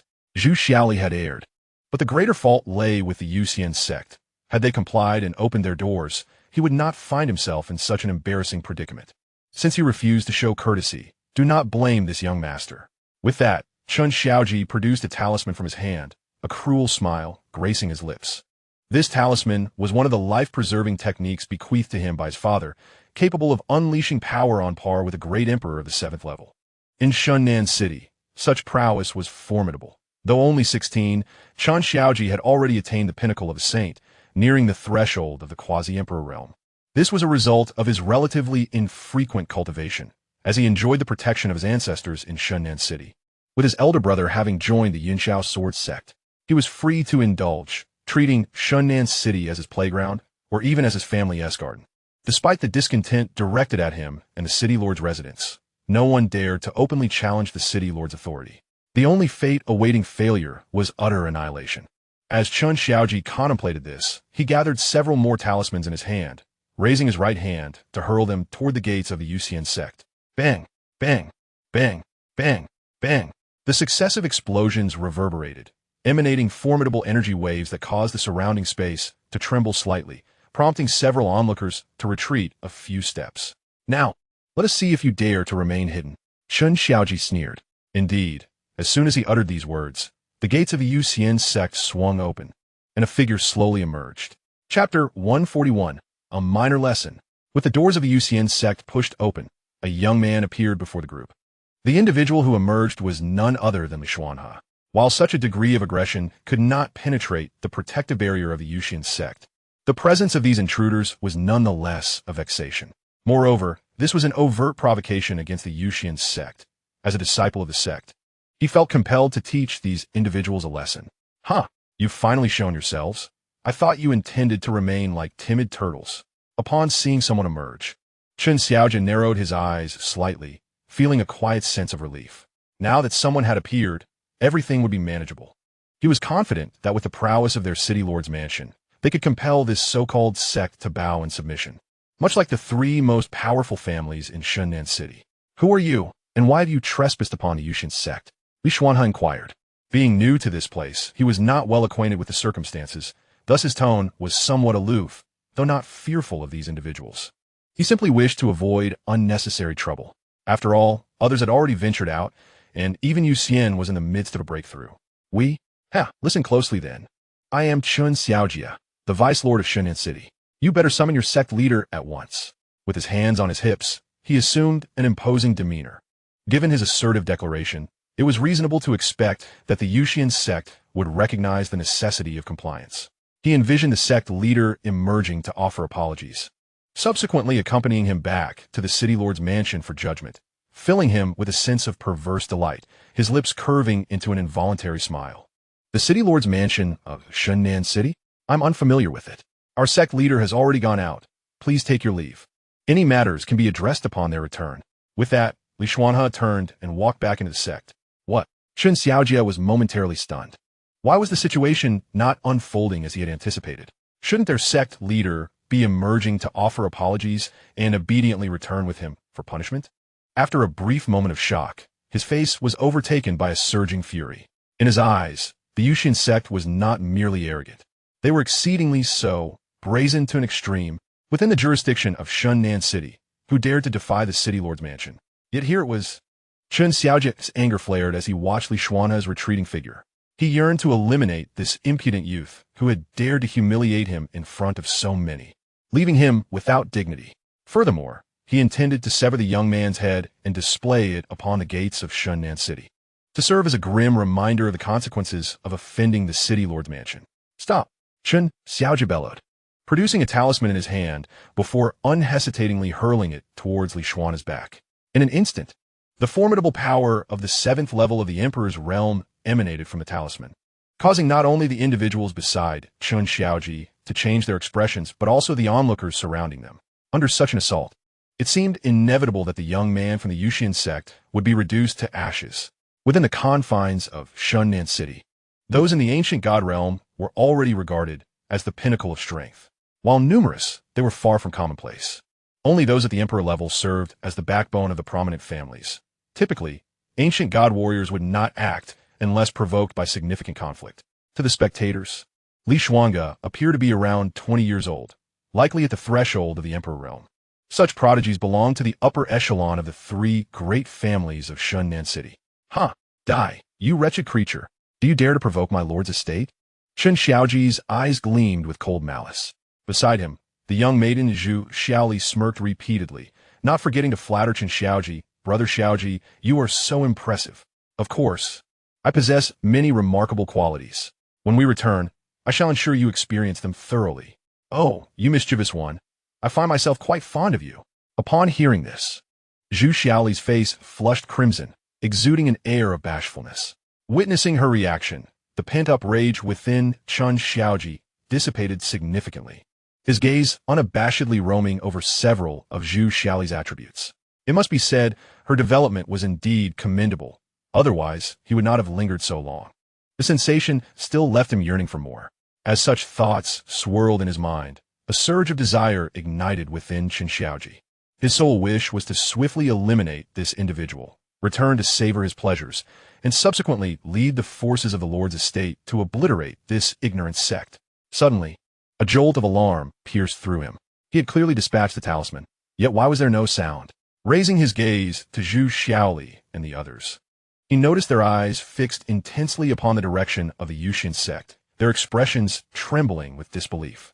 Following their line of sight, he beheld the young man who should have been annihilated by his talisman, now standing impassively, extending his hand to grasp the very talisman that had been meant for his destruction. In the next moment, he clenched his fist, shattering the talisman capable of unleashing the power of a 7th level emperor. Opening his hand, several wisps of gray ash drifted downwards. Impossible! This cannot be. Chen Xiaoji's eyes widened in shock, his voice a low growl. This youth was of a similar age to his elder brother. Yet even his brother would not withstand the force of that talisman. It was an attack on par with a being of the 7th level of the Emperor realm, a presence not considered weak even within the Lord's estate. Are you courting death? Xianxia brushed away the ashes from his hand, his gaze icy as it fell upon Chen Xiaoji and his companions. What do you intend to do? I am the young lord of the Lord's estate. If you dare to harm me, I shall have my father sever your head. Fear flickered in Chen Xiaoji's eyes. How could the Yuxian Sect possess such a level of genius? Behind Chen Xiaojia, Jin Yuangbao and the others had finally come to their senses. Attempting to seize him and flee for the 7th level of the Great Emperor was beyond their capacity to contend with. Smack! Before they could make their escape, Xianxia delivered a resounding slap to Chen Xiaojia's face, sending him and the others flying into the towering tree behind them.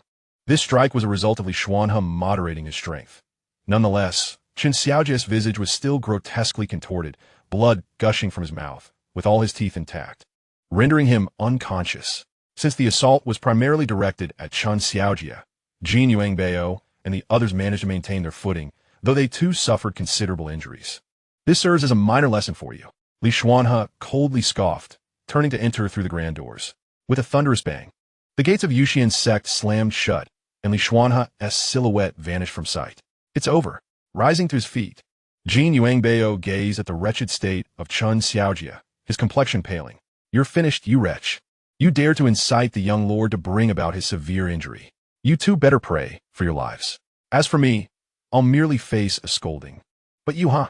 Jin Yuangbao cast a mocking glance at Zhu Xiaoli, then hoisted Chen Xiaojia and flew towards the exit of the Tianyuan mountain range. Chapter 142. Chen Nantian, Jin Dahai. It's over. It's over. What do we do now? Sobi. Upon hearing Jin Yuangbao's words, Zhu Xiaoli's already pale face turned ashen. Jin Yuangbao was right. Without Chen Xiaojia's protection, Zhu Xiaoli was hardly stronger than Jin Feng. Now that Chen Xiaojia had sustained such grievous injuries, it was likely the first time he had ever been so severely harmed. Even if Chen Xiaojia chose not to hold a grudge, the lord of Shinan City, Chen Nantian, would undoubtedly have her torn to pieces. Dead monkey Jin Feng. What are we going to do? Are we going to die? In her panic, Zhu Xiaoli cast a pleading glance at the frail youth. She never imagined that just moments ago, she had been mercilessly mocking him. Yet how much better was Jin Feng? Given the circumstances, even though he had forewarned Chen Xiaojia, he could not escape culpability. To say death was impossible. It was likely that even wishing for death was futile, considering the means of the Lord's manor were beyond his wildest imaginings. His entire being trembled with fear. You wretch, if it weren't for you, how would we have fallen to such depths? Jin Feng shouted angrily at Zhu Xiaoli before fleeing for his life. Now, he could only hope to escape the confines of Shinan City before the Lord's manor learned of this incident. Once he was outside their reach, it would not be so easy for them to pursue him. Worst case, he would never return. Interesting. This sect seems to possess some remarkable elements. How audacious to strike against the young lord of Shinan City. Huh. It remains to be seen whether they can withstand the wrath of the lord of the city. Everyone is well aware of the lord's indulgence towards his youngest son. Now that the members of the Yuxian Sect have inflicted such severe injuries upon Chen Xiaoji, should they lack the strength to counter the lord's authority, annihilation awaits. It appears that a spectacle is imminent. I sincerely hope the Yuxian Sect can triumph over the lord's domain. Are you mad? How dare you utter such words? Do you not fear the lord's retribution? Ha. Serves you right. The detestable lord's domain, I, Zhou Yang, wholeheartedly support the Yuxian Sect. Uproot the lord's authority entirely. The onlookers bore witness to the grievous injuries sustained by Chen Xiaoji and his companions at the hands of Xianxia, each harboring their own thoughts. Within the grand hall of the lord's estate, a plump youth stood at the center, a hint of trepidation adorning his features. Beside him knelt a man clad in a gray robe, his forehead pressed firmly to the ground, trembling uncontrollably. At the head of the hall sat a middle-aged man, impeccably upright, with slightly graying temples, adorned in dark attire. His hands rested upon the arms of his chair, one rhythmically tapping the armrest, exuding an air of formidable authority merely by his presence. This man was Chen Nantian, the lord of Shinan City. To his right, occupying the foremost seat in a row of chairs, sat a short, portly man with a prominent belly and a nonchalant expression, garbed in simple attire. To underestimate this individual would be a grievous error. He was Jin Dahai, the head of the Baoga branch in Shinan City, his prowess rivaling that of the lord himself. Even Chen Nantian had to afford this man a measure of respect, for he commanded the Baoga, and with its headquarters backing him. Jin Dahai was not intimidated by Chen Nantian, who paled in comparison to the might of the Baoga's central authority. Yuanbao, why did you not dissuade the young lord from acting impulsively? Jin Dahai directed a reproachful gaze towards the standing Jin Yuanbao. Father, I did advise the young lord, but he refused to heed my counsel. Blame Zhu Xiaoli, that wretched girl, for inciting him to cause trouble. If it weren't for her, we would not have suffered such injuries. Jin Yuanbao replied, his voice laced with grievance. Enough, this matter does not rest on my dear nephew. There is no need for such harshness, Brother Jean, Chen Nantian interjected. He was well aware of Jean Dahai's intent behind his words and would not unleash his anger upon Jean Yuanbao, as he understood his own son's temperament, having indulged him for over a decade. However, this did not imply that there would be no consequences following the incident. Zhu Xiaoli? Though Chen Nantian was unfamiliar with her, he knew his son well enough to surmise that she was likely a fleeting whim, a mere plaything. Yet, if such a trifle had led to such grave repercussions, her fate was sealed. With that, Chen Nantian waved his hand, summoning a figure clad in armor who entered the hall. I pay my respects to the Lord. The man knelt respectfully on one knee. You, go, and eliminate the woman known as Zhu Xiaoli. Chen Nantian spoke coldly, his tone devoid of any emotion. As you command, Lord of the city. With that, the man exited the grand hall. Muli, at your service, replied the kneeling man. I instructed you to protect the young lord closely. What were you doing at that moment? Chen Nantian directed his gaze towards a man beside Jin Yuangbao, who had not lifted his head the entire time. Replying to the lord of the city, it was the young lord who said my presence was unnecessary. So, before he could finish, a gust of wind swept through, and in that instant, Jin Yuangbao felt as if he had brushed against death. Turning to look, he was stunned to see that the kneeling man had been struck dead, his body utterly obliterated. Useless. Waste should remain among the waste. A complete squandering of resources and rice. Chen Nantian scoffed. The man had been a peak-level emperor, yet before this lord, he had been reduced to mere refuse. After this display, Chen Nantian's expression remained impassive. Instead, he turned to Jean Dahai, a hint of curiosity in his eyes. Brother Jean, what are your thoughts on the sudden emergence of the Yuxian Sect? Hearing this, Jean Dahai smiled slightly.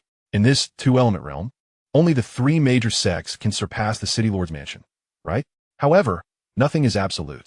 To truly understand the Yuxian Sect, I believe further inquiry is warranted from the City Lord. As his words fell, a brief silence enveloped the room. I'm feeling a bit weary. City Lord Nantian, I shall take my leave now and return another day for tea. Jean Dahai declared. Yuangbao, let us go. With that, Jean Dahai vanished in a flash, followed closely by Jin Yuangbao. Watching their departing figures, Chen Nantian's gaze flickered slightly. The Yuxian Sect? Daring to stir up trouble above the head of the Tai Sui. Truly ignorant of the meaning of death. With that, Chen Nantian rose, producing a communication stone in his hand. After a brief flash, he too disappeared from the grand hall. Chapter 143. The Arrival of Chen Nantian. At the Yuxian Sect, Yuxian was still in the Shumi space, utilizing divine power to restore her cultivation. Ever since the system rewarded this miniature version of the ancient divine realm, Chen Xuan had placed it within the sect, using it as a training chamber for everyone. At that moment, Chen Xuan had just returned from outside, while Li Xuanhe recounted the events that had transpired. Noticing Chen Xuan's silence, Li Xuanhe felt a wave of anxiety, fearing that Chen Xuan was angry with him for taking the initiative to injure those few individuals, particularly since the Yuxian Sect had just arrived in this area, and those youths held considerable status. This situation had effectively drawn several formidable enemies towards the Yuxian Sect. Sectmaster, I was wrong. I should not have acted against them directly, bringing such trouble upon our sect. Li Xuanhe said cautiously, his tone laced with trepidation. You are indeed mistaken. Just after he spoke, Chen Xuan's voice resonated, imbued with a hint of gravity. Upon hearing these words, Li Xuanhe felt a surge of anxiety. Yet before he could articulate his thoughts, Chen Xuan's subsequent declaration left him utterly astounded. Your error lies not merely in injuring them, but in failing to eliminate them entirely. Chen Xuan furrowed his brow, gazing at Li Xuanhe. In response, Li Xuanhe questioned his own understanding. We do not instigate trouble, yet we do not cower from it either. Since they have provoked us, we must respond with decisive force. As for the repercussions, you need not concern yourself. Let us not forget that Yuxian possesses the strength to obliterate their lord's estate, and should that fail, we stand united. You have now become a part of the Yuxian Sect. Remember, the entirety of the sect stands behind you, and you're no longer isolated. Observing Li Xuanhe's demeanor, Chen Xuan felt a pang of frustration.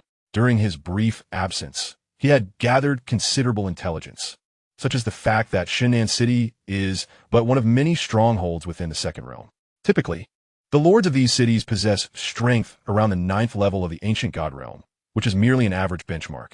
Thus, it is clear that not only the young lord of Shin'an City, But even the city lord himself would not pose a challenge to the Yuxian Sect. Despite currently being at the second level of the ancient god realm, Chen Xuan could effortlessly vanquish adversaries at the second level of the true god realm and below. Consequently, there was no reason to fear the Lord-S estate. Understood, Sect Master. At this moment, Xianxia exhaled in relief, realizing that the Sect Master was not reproaching him for merely injuring a few individuals, but rather for failing to uphold the Yuxian Sect's prestige. If this continued, it might lead others to perceive the Yuxian Sect as an easy target, one to be exploited at will. As soon as the thought crossed his mind, Xianxia felt a surge of enlightenment, even gaining clarity in his cultivation aspirations. With a formidable sect as his backing, he recognized that he ought not to be so timid. After all, they had been openly challenged, making his previous retaliation feel akin to striking with a cotton ball, ineffectual and inconsequential. Sect Master, I now comprehend what must be done, Xianxia proclaimed, his gaze resolute. Witnessing this, Chen Xuan nodded in satisfaction. Excellent. This is precisely the mindset we require. Just as the two were conversing, a sudden commotion erupted outside. A resounding hum that reverberated throughout the entire sect. In an instant, Chen Xuan's expression turned icy. He was all too familiar with this disturbance, which likely indicated an assault on the protective barrier of the Yuxian Sect. They were newcomers, having yet to engage with other forces in the celestial realm, and now someone was already eager to create trouble for them. Without a doubt, the intruders were from the Lord-S estate. Clearly, the individuals from the Lord's estate had come to confront their young lord. In the next moment, Chen Xuan and Xianxia found themselves atop the protective barrier, witnessing the tremors coursing through it as if it were on the brink of collapse. Since the upgrade of the Guardian Barrier, it has been capable of withstanding attacks from beings of the ancient goddess 9th tier. The fact that it was nearly overwhelmed by the recent arrival indicates that this individual has undoubtedly attained the pinnacle of the ancient god realm. In the city of Shunnan, only the Lord's manor possesses such formidable strength. Turning his gaze, he noticed a man clad in a dark robe standing opposite the Yuxian Sect. The man wore a grave expression, his eyes exuding an almost merciless coldness, as he regarded Chen Xuan and his companion as though they were lifeless corpses. This man was none other than Shunnan Tian, the Lord of Shunnan City. Due to the considerable commotion from the attack on the Yuxian Sect's protective barrier, a sizable crowd had gathered around the Tian Yuan mountain range. Is this Lord Shunnan Tian? Good heavens, he has personally arrived. It seems the Yuxian Sect is in grave peril. Indeed, Shunnan Tian is a superlative powerhouse at the 9th tier of the ancient god realm, potentially on the brink of ascending to the true god realm. It appears that the incident involving the injury of the young lord has thoroughly provoked this top-tier figure of Shunnan City. Naturally, one could surmise that the young scion, Chen Xiaoji, has likely never suffered an injury in his life. Even the slightest scratch would cause the lord profound distress, let alone the brutal beating he has endured, leaving him with a shattered face and missing teeth. As he spoke, there was a gleam of schadenfreude in his eyes. One could imagine that, had Shunnan Tian not been present, he might have burst into laughter upon witnessing Chen Xiaoji's pitiable state at the hands of the Yuxian Sect. For them, although Chen Xiaoji was merely a child, he often bullied others without consequence, for no one dared to voice their discontent in Shunnan City, which was effectively ruled by the Lord-S manor. Any act of defiance would result in a singular, dire outcome. Indeed, last year, a young master from the Feng family met a tragic fate for failing to greet the young lord, resulting in the loss of his limbs, which were grotesquely displayed on the city wall for half a month until he succumbed. Truly a lamentable fate. Do you think the Yuxian Sect has any chance of obliterating the Lord-S manor? Suddenly, someone posed this question. Surely not. If the Yuxian Sect were truly that powerful, why would they have established their sect here? That is a valid point. Yet witnessing the Lord-S manor face adversity brings a sense of delight. It is unfortunate for the Yuxian Sect, as after today, their sect may cease to exist. The crowd, with expressions of pity, hoped for the emergence of a transcendent power capable of countering the Lord-S manor, which would offer them a glimmer of hope in their dire circumstances.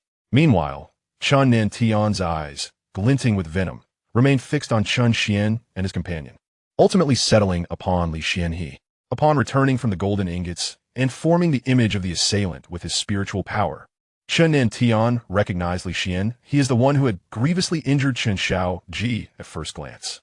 His gaze occasionally scrutinized Chen Xuan, and upon sensing that Chen Xuan was merely at the second tier of the ancient god realm, His initial concerns vanished, replaced by an icy resolve. You little wretch. Are you the one who has so severely injured my son? Chen Xuan narrowed his eyes at Li Xian He and inquired. Chapter 144. The Moon Fairy Takes Action. You little wretch. Are you the one who has so severely injured my son?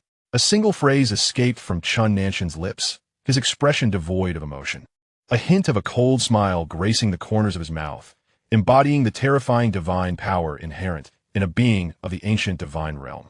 Were it merely Li Xuanhe present, he would have likely been obliterated in an instant by the divine energy woven into that voice, reduced to a living corpse. Oomph. To engage in such petty maneuvers in my presence, you certainly underestimate me. Chen Xuan scoffed, channeling his spiritual energy to dissipate the concealed malice emanating from Chen Xuan. Upon witnessing this, Chen Xuan's expression tightened. He had not anticipated that this youth could so effortlessly counter his murderous intent. After all, he stood 7 minor realms above Chen Xuan. However, this display of malice was merely a test of Chen Xuan's capabilities. Had he truly intended to kill Li Xuanhe, he would not have resorted to such theatrics, for he sought to take him back and hand him over to his son for resolution. In time, Li Xuanhe would come to realize the grave error he had made in confronting Xianxia. Who are you? This boy has grievously injured my son. He must provide me with an explanation today. Chen Xuan proclaimed with a booming voice. Although Chen Xuan was able to withstand his assault, given the vast disparity in their cultivation levels, he felt no fear, merely a flicker of curiosity. I am, of course, the master of the Yuxian Sect. First, you must understand that it was your city lord's manner that instigated this disturbance. We spared his life, and you should be grateful. Do you expect us to offer apologies? Moreover, this is the Tianyuan mountain range, not your Shan'an city. Chen Xuan replied with a cold laugh, showing no mercy. As his words fell, Chen Xuan's countenance darkened at an observable pace. Who dared to speak to him in such a manner within Shan'an city? It was akin to an old man consuming arsenic, weary of his own longevity. Yet, he quickly regained his composure, a cold smile forming on his lips. The reason was clear. Chen Xuan's claim of being the master of the Yuxian Sect. The cultivation level of his sect master was not even comparable to the patriarchs of the families in Shan'an city. How audacious to provoke their city lord's manner. Such ignorance of one's mortality. The 3 great families of Shan'an city each possessed ancestors of the ancient divine level, and yet they prostrated themselves before the city lord's manor. Contemplating this, Chen Xuan chuckled, even letting out a laugh, as he envisioned how he would remove Chen Xuan's head and subsequently cleanse the Yuxian Sect in blood. A perfect example to deter any dissenters within Shan'an city. Thus, you shall perish. To dare lay hands on my son is a capital offense. Chen Xuan sneered, a short sword appearing in his hand. In an instant, his spiritual energy surged into the blade, and with a swift motion, the sword glimmered with brilliant light, accompanied by the howling winds of spiritual energy, launching forth with ferocity. As the tip of the sword sliced through the air, the surrounding space began to warp, creating torrents of sword intent. With this strike, Chen Xuan showed no mercy. His intent was to deliver a fatal blow, to swiftly eliminate the so-called leader of the Yuxian Sect. As he sensed the terrifying sword intent approaching, Li Xuanhe's complexion turned ashen, his breath nearly stalling. At that moment, Chen Xuan redirected the overwhelming pressure, allowing Li Xuanhe's color to gradually return to normal, though he continued to gasp for air. A flicker of trepidation appeared in his eyes as he gazed at Chen Xuan. Is this the might of an ancient god? Truly fearsome. In the face of such power, he felt like an infant confronting an adult man, entirely unable to resist. Observing the suddenly aggressive Chen Xuan, a chill passed through Chen Xuan's eyes. Just as he contemplated employing his suppression abilities to deal with Chen Xuan, an even greater force surged from behind.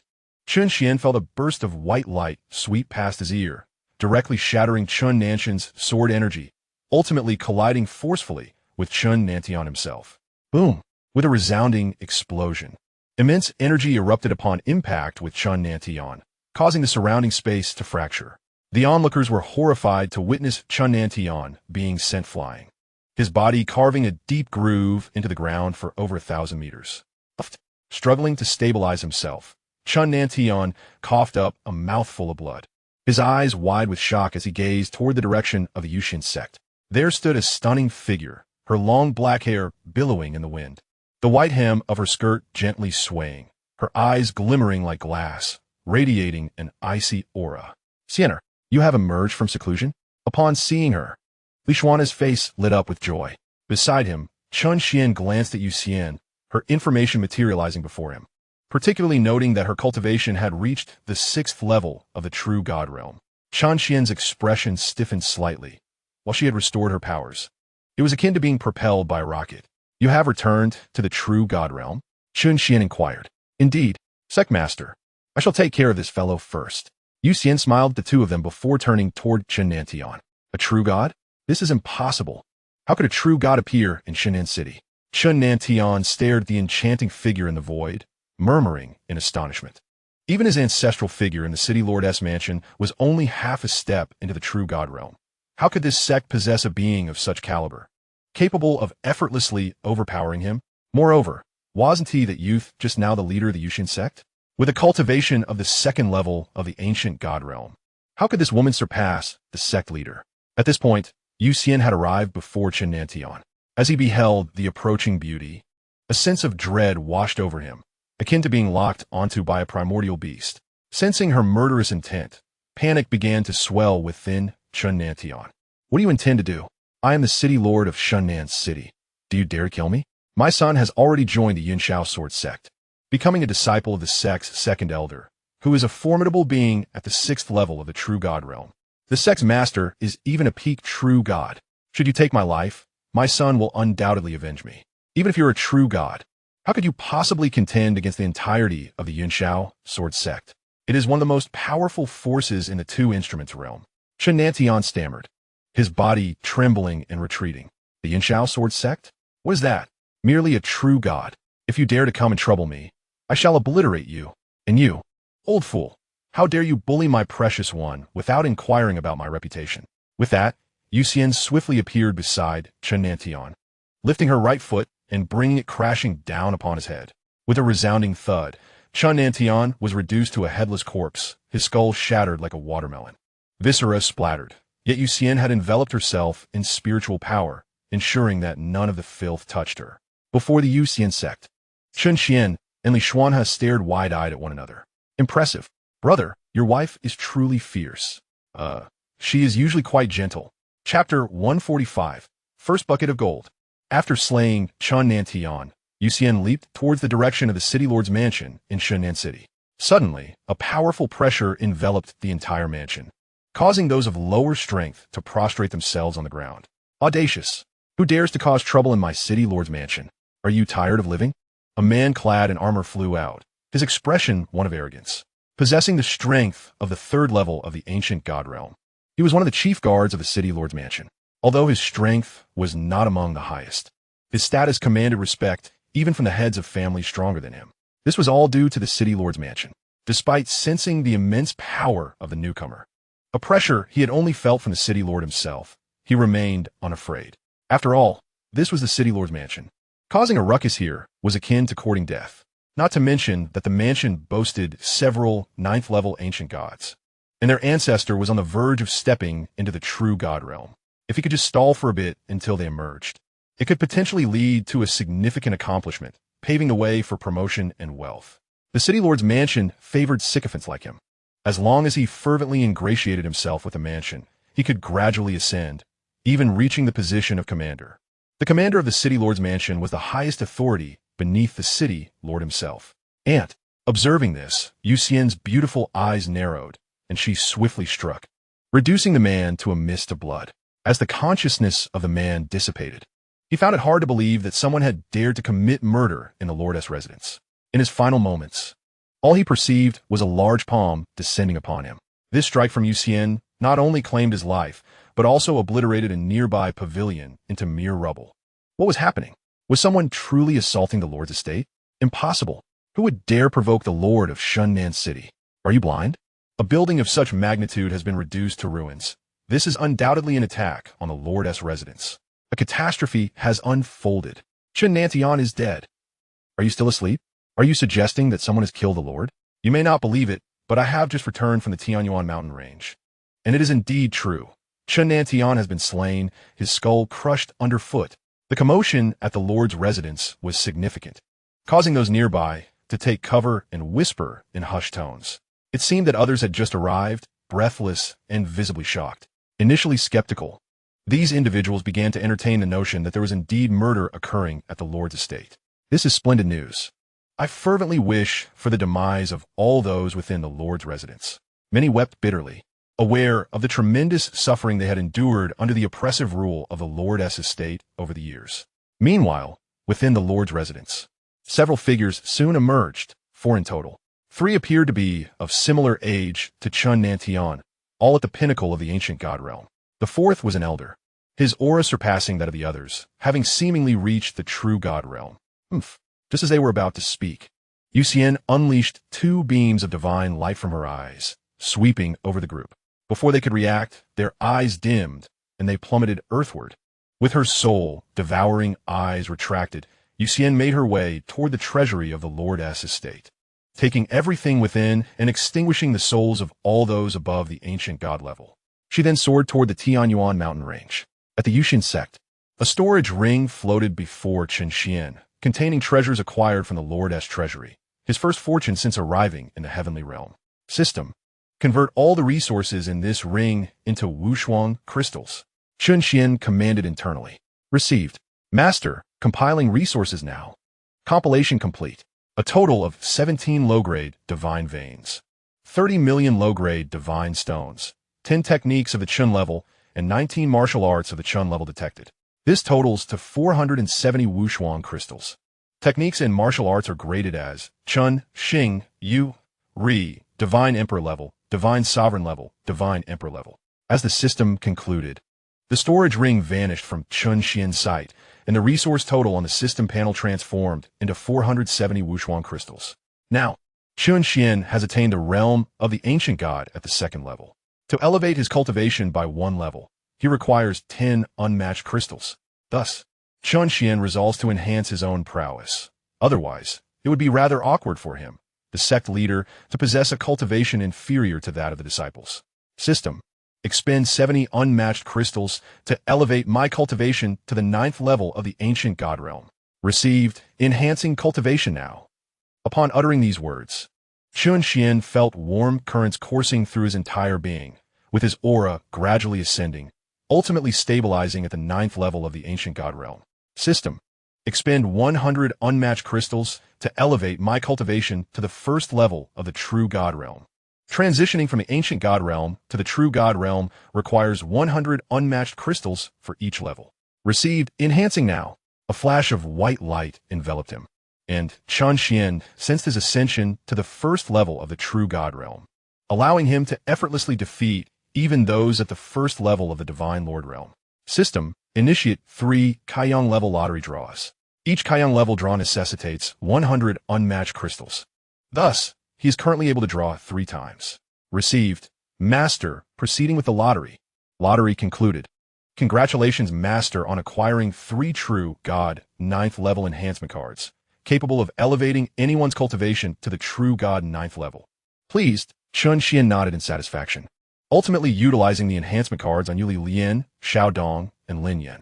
Soon, they all reached the true God 9th level, emerging as true top-tier powerhouses within this 2 yonder realm. Ding!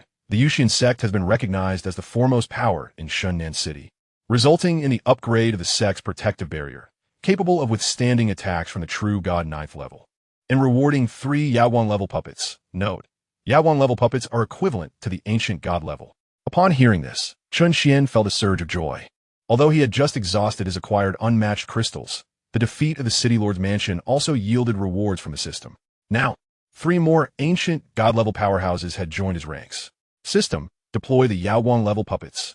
Received. Deploying Yaoguang level puppets. Ding! Deployment successful. Chapter 146, Cloud Sky Sword Sect. As the system's voice echoed, 3 figures materialized before Chen Xuan. On the left stood a young man clad in white, his handsome visage complemented by a high ponytail, wielding a silver longsword with a faint dragon shadow flickering behind him. In the center was a young woman dressed in red, her elongated eyes grasping a long whip. To the right was a modestly dressed youth, whose sturdy muscles were subtly visible through his attire, with a phantom of a crimson tiger manifesting behind him. The information regarding the 3 individuals rapidly appeared before Chen Xuan. Character: Tang Xiaolong, Cultivation, Ancient God 9th level technique, Protective Divine Skill, Martial Arts, Azure Dragon Fist, Azure Dragon Slash, Weapon, Azure Dragon Sword, Character, Chun Xiaohu, Cultivation, Ancient God 9th level technique, Body Guarding Divine Art, Martial Skills, Red Tiger Fist, Tiger Striking Staff Technique, Weapon, Red Tiger Staff, Character, Hua Xiaolan, Cultivation Level, Ninefold Ancient God Realm, Technique, Body Guarding Divine Art, Martial Skills, Water Dragon Chant, 9 Linked Whips, Weapon, Flowing Cloud, Flying Moon Whip.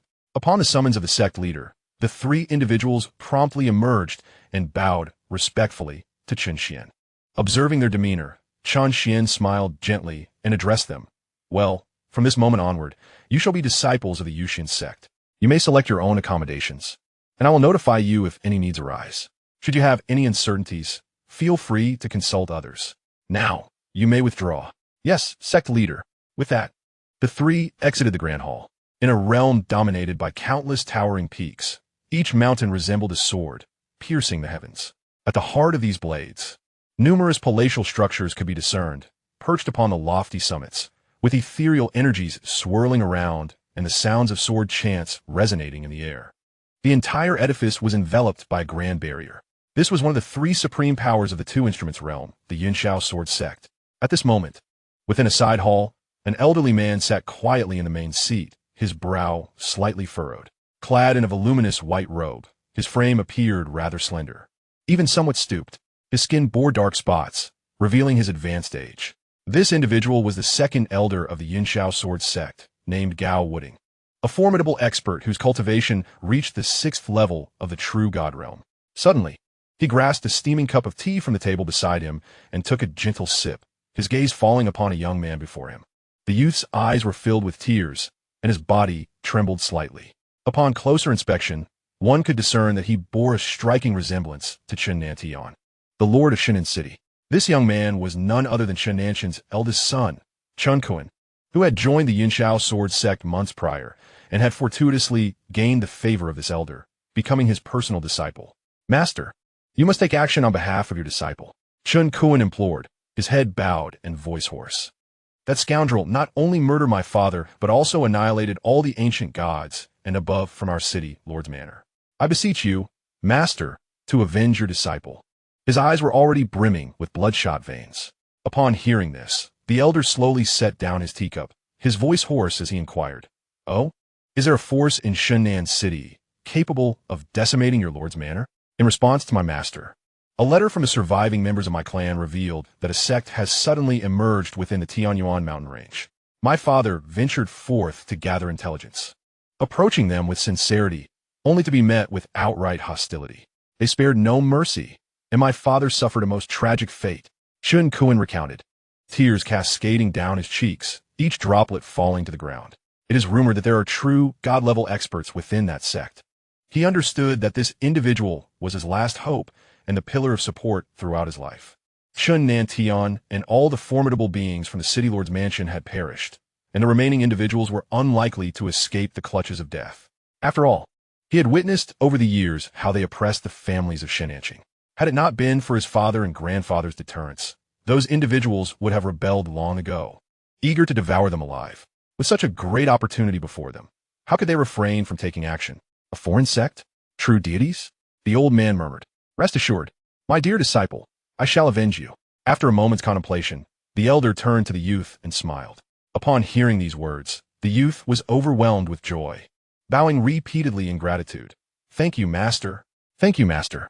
However, the youth was oblivious to the cunning glint in the elder's eyes and the subtle smirk that tugged at his lips. The elder's decision to take Chen Xuan as his disciple was not due to the latter's exceptional talent, but rather because he had uncovered, through a special secret method, the existence of the youth's dormant divine physique. This physique not only promised longevity for the cultivator, but also held the potential to transcend one's innate limits. The elder, Gao Wooding, was already in a state of decline, and it was likely that he would vanish completely within a few hundred years. By accepting Chen Xuan as a disciple, he intended to await the awakening of the youth's divine body, subsequently usurping the bloodline it generated to rejuvenate his own body, essentially achieving a rebirth. In doing so, he would not only extend his lifespan, but might also break through his own limitations to reach the pinnacle of true divinity, or even surpass it and attain the status of a divine sovereign. Otherwise, why would he bother nurturing the son of a mere city lord? At such a young age, the boy had only reached the first level of the Emperor realm, while his own grandson had already attained the fourth level. It would be more prudent to eliminate him and cultivate an outsider instead. As for avenging Chen Xuan, to him, it was merely a matter of stretching his limbs and taking a stroll. Even if that sect possessed true deities, they would not pose a threat to him. The number of true deities capable of defeating him in the second origin realm was limited, and all were affiliated with the three major sections. Loose cultivators rarely exceeded the fifth level of true divinity, and if external forces possessed top-tier true deities, why would they venture to this second origin realm? After all, even a true deity at the first level would suffice to obliterate the city lord's mansion, and he himself was a sixth-level true deity. Therefore, until Chen Xuan's divine body awakened, he naturally had to keep him secure. Otherwise, if he were to perish or harbor resentment, it would be a grave loss. Disciple, come. Lead the way. Today, I shall accompany you, for I wish to see who dares to lay hands on my disciple's kin. The elder snorted coldly, rising from his chair, the aura of a sixth-level true deity emanating from him. Yes, master, please follow me. Sensing the elder's formidable presence, a sinister smile crept onto Chen Xuan's face. In the realm of the Cloud Sword Sect, a formidable presence emerged, a true god at the sixth level of strength, effortlessly capable of dealing with a sect from the city of Shenan. Master, the disciple implored, when we subdue them, I wish to take vengeance myself. I long to carve their flesh piece by piece to honor the spirits of my fallen kin. Ah, very well. Everything shall unfold as you desire. The master laughed heartily. Chapter 147. The Arrival of the Sword Sect. Suddenly, two figures appeared above Shenan City, their overwhelming aura enveloping the entire city in an instant. Under this oppressive force, all trembled in fear. Even the top-tier powerhouses of the three prominent families in Shenan City were drenched in cold sweat, their hearts quaking. For they sensed that the source of this aura had transcended the realm of ancient gods, embodying the might of a true god. The presence of a true god was undeniably invincible in the current landscape of Shenan City. A wave of unease spread among the populace, their hearts racing. Who are these two, and what brings them to Shenan City? One whispered, I heard that the elder among them is a true god. Could it be that someone has provoked him? No, look, that young man resembles the son of the city lord, Chen Xuan. Indeed, it is he. Rumor has it that he entered the Cloud Sword Sect a few months ago and caught the attention of the second elder, becoming his personal disciple. Is he returning for revenge, then? Certainly. With a true god's aid, the Yuxian Sect is in grave peril. How could they possibly contend with the Cloud Sword Sect? Well, the two foremost powers? Perhaps, with the elder's presence, the Yuxian Sect has already bowed in submission. Alas, a loose end remains. As long as Chen Xuan is alive, the city lord's estate will inevitably rise again, and we, the people of Shenan City, shall never escape their grasp. Meanwhile, within the main hall of the Gu family, one of Shenan City's three prominent families, an elderly man with flowing white hair sat solemnly in the central seat. Beside him stood a middle-aged man, whose face bore signs of trepidation. These two were none other than the ancestral figure Gu Hong and the family patriarch Gu Juanxiang. Father, it is fortunate we refrained from taking action against the remnants of the city lord's estate. Otherwise, today might have marked the annihilation of our Gu family. Gu Juanxiang spoke in a hushed tone, his eyes still reflecting fear. A true god could easily obliterate their family. Indeed, you acted wisely. Although the elite of the city lord's estate have perished, the other two families may very well be lying in wait. Even without Chen Xuan, they remain our greatest obstacle to subduing the city lord's estate. The elder murmured, stroking his long beard thoughtfully. Shall we simply concede? My younger brother met a tragic end at the hands of Chen Nantian. They are so brazen. I believe this was the perfect opportunity yet. Gu Juanxiang's face was etched with dissatisfaction. Although the high-level combat power of the city lord's mansion has perished, his desire is for its complete annihilation, leaving no trace behind. So he may honor his brother's spirit in the heavens. Just wait. Once a true divine being emerges, our opportunity to act will vanish. Unless this so-called Yuxian Sect dares to confront the Yunxiao Sword Sect. How could that be possible? Upon hearing this, Gu Juanxiang could not help but exclaim. In his eyes, the Yuxian Sect's possession of a true divine being is already remarkable. let alone contending with the Yuxian Sword Sect, whose true divine power certainly exceeds mere handfuls, and may even include peak-level superiors. If the Yuxian Sect were truly that formidable, they would not have placed their sect's location in the Tianyuan mountain range. Therefore, it is wise to believe in miracles. Otherwise, it is best to abandon such thoughts early. Under the leadership of Chen Xuan, who has joined the Yuxian Sword Sect, the future City Lord's mansion will only grow stronger. Alas, above Shinan City, the two individuals are none other than Gao Wooding, the second elder of the Yuxian Sword Sect, and Chen Xuan, the son of the City Lord of Shinan. Is this truly Shinan City? Where is the sect that you mentioned, which has acted against your City Lord's mansion? Gao Wooding squinted, using his divine sense to scan the entirety of Shinan City, finding no presence of true divine beings. There is indeed someone at the ancient god 9th level, but certainly not the one who acted against the City Lord mansion. According to the transmission content, that sect resides in the northern Tianyuan mountain range. Chen Xuan exclaimed, pointing excitedly towards the north, with his master personally intervening. Surely this so-called sect will be reduced to ashes. All right, lead the way. Yes, master. With that, the two transformed into streaks of light, soaring towards the Tianyuan mountain range. Meanwhile, the onlookers speculated about the intentions of these two, thus following suit, eager to uncover the truth. After all, what was about to unfold was a battle of true divine caliber, an event these spectators might never witness again in their lifetimes. Soon, they arrived before the mountain gate of the Yuxian Sect.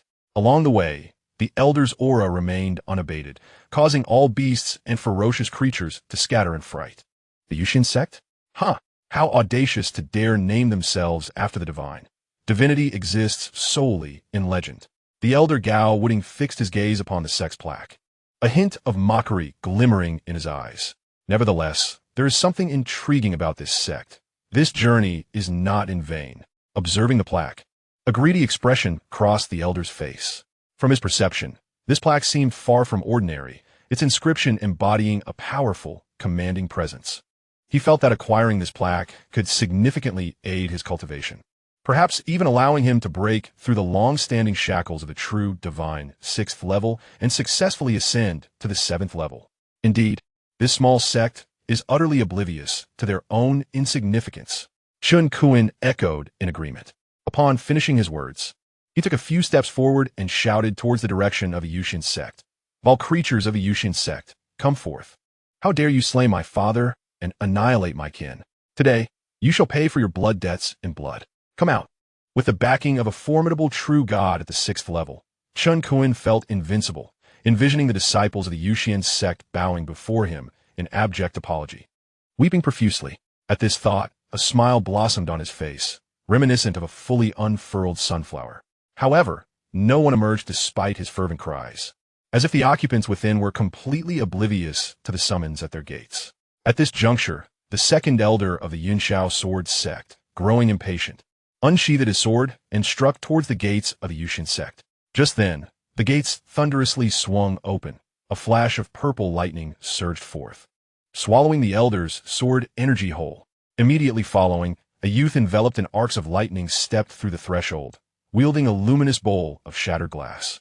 Witnessing this, Chen Xuan's expression brightened. At last, someone had emerged. It seemed this sect was merely a bunch of spineless wretches, easily intimidated into submission. Yet, he failed to notice that behind him, Gao Wooding trembled upon catching sight of the youth, his eyes filled with terror. A peak true god? Senior, we were mistaken. We shall withdraw at once. With that, the elder turned on his heel and fled, disregarding Chen Xuan entirely. For he sensed a presence that surpassed his own the moment the youth appeared. This was a superlative power akin to the sect leader of the Yuxian Sword Sect. A peak true god. Before Chen Xuan could fully comprehend the situation, a colossal finger materialized above their heads, crackling with lightning. In the next instant, the immense digit descended upon the two, and under the weight of its might, their screams were but a fleeting echo before they were reduced to nothingness. Chapter 148, The Divine Spring. Seeking death. The figure was none other than Xiao Dong, who coldly snorted before turning to re-enter the Yuxian Sect. He had no interest in the Yuxian Sword Sect or any other faction. Those who dare to bring trouble to the Yuxian Sect will be dealt with ruthlessly. Having just ascended to the peak of True God, dealing with a 6th-level True God Cultivator was a mere trifle. With a single finger, he could obliterate them entirely. Boom! The gates of the Yuxian Sect closed with finality. The onlookers, expecting a grand spectacle of battle, exchanged bewildered glances, soon overtaken by expressions of dread. Is this the might of the Yuxian Sect? To think they could annihilate a true god from the Yunxiao Sword Sect in an instant. How formidable! However, it was clear that they had irrevocably offended the Yunxiao Sword Sect, a superpower with a legacy spanning countless years within the Two Instruments realm. True god cultivators were certainly not scarce within their ranks. One could not deny the strength of the Yuxian Sect, but could they truly contend with the Yunxiao Sword Sect? That is no longer a matter for our consideration. However, the Yuxian Sect has indeed performed a commendable deed by eliminating the malignant presence of the City Lord's mansion. Henceforth, the inhabitants of Shennan City may lead a more tranquil existence, free from the constant dread that has beset them. This is true. Yet have you pondered that even with the current obliteration of the City Lord's mansion, it will not be long before a new ruler emerges? The most probable candidates are likely to be the three prominent families of Shennan City. Nevertheless, they may prove to be preferable to the Chen family in governing the City Lord's mansion, for at least the other three families do not possess such a bloodthirsty nature. Consider the likes of Chen Xiaojin, so young yet adept at all manners of vice, who remains a tyrant that none dare challenge. I assert that regardless of which of the three families ultimately ascends to the City Lord's mansion, they will be an improvement over the Chen family. Perhaps not, for who can ascertain whether they will retain their former integrity upon attaining power, as strength can indeed be blinding and authority intoxicating. Everything is subject to change. Let's not dwell on this matter further. The elder from the Cloud Sky Sword Sect has perished here, and they will undoubtedly seek retribution. A great conflict is likely imminent. Sect wars will surely bring devastation and suffering. You may continue your discussion. I shall take my leave and hide for a while. Better to refrain from enjoying the good times only to lose my life prematurely. As he spoke, many began to depart from the Tianyuan mountain range, and the events that transpired here spread rapidly. In Shennan City, at the Gu family's main hall, Gu Juanxiong and Gu Hong gazed at the communication stone in their hands, their eyes filled with astonishment. They had not anticipated that the Yuxian Sect could truly contend with the elders of the Cloud Sky Sword Sect. Father, it seems we have significantly underestimated this sect. Gu Juanxiong stated solemnly. Indeed, the ability to slay an elder of the Cloud Sky Sword Sect indicates that there exists a powerful true god within their ranks. Moreover, there is a crucial point that I wonder if you have noticed. Gu Hong remarked with a smile, looking at his son. Please enlighten me, father. Gu Juanxiong replied, his expression revealing his confusion and respect. The one who killed Chen Nantian was a woman, yet today, it was a youth who vanquished the elder of the Cloud Sky Sword Sect. Upon hearing this, Gu Juanxiong's eyes widened in disbelief as he gazed at Gu Hong. Father, are you suggesting that the Yuxian Sect is not limited to just one true god? Gu Hong nodded affirmatively. This revelation was utterly unexpected for Gu Juanxiong. There are no true gods in all of Shennan City, to say nothing of Shennan City, even among all the city lords of the Two Instruments realm. The number who could attain the true god realm could be counted on one hand. It absolutely did not exceed a mere handful. Furthermore, even those who reached the true god realm would likely be at most at the first or second level. The elders of the Cloud Sky Sword Sect, on the other hand, possess a minimum cultivation of the fourth level of true god. After speaking, a trace of concern crossed Gu Juanxiong's face. Father, given the strength of the Yuxian Sect, can we still hope to replace the City Lord's mansion? After all, it was they who dealt a heavy blow to it. As soon as he finished speaking, the old man struck Gu Juanxiong on the head with a mallet, rebuking him. Fool, if they intended to seize the Lord's manor, they would have done so long ago. Why remain in the Tianyuan mountain range? Moreover, I have covertly visited the Lord's manor. Although they did not slay anyone below the ancient god level, they have taken away all the cultivation resources and treasures. Thus, their target is not the Lord's manor. I suspect that if the Lord's manor had not acted against them, it would not have suffered such unwarranted calamity. As he spoke, the old man's weathered skin trembled. He had never witnessed such a pristine Lord's manor. Even a mouse sneaking in at night would emerge famished. Upon hearing this, Gu Juanxiong's face lit up with joy.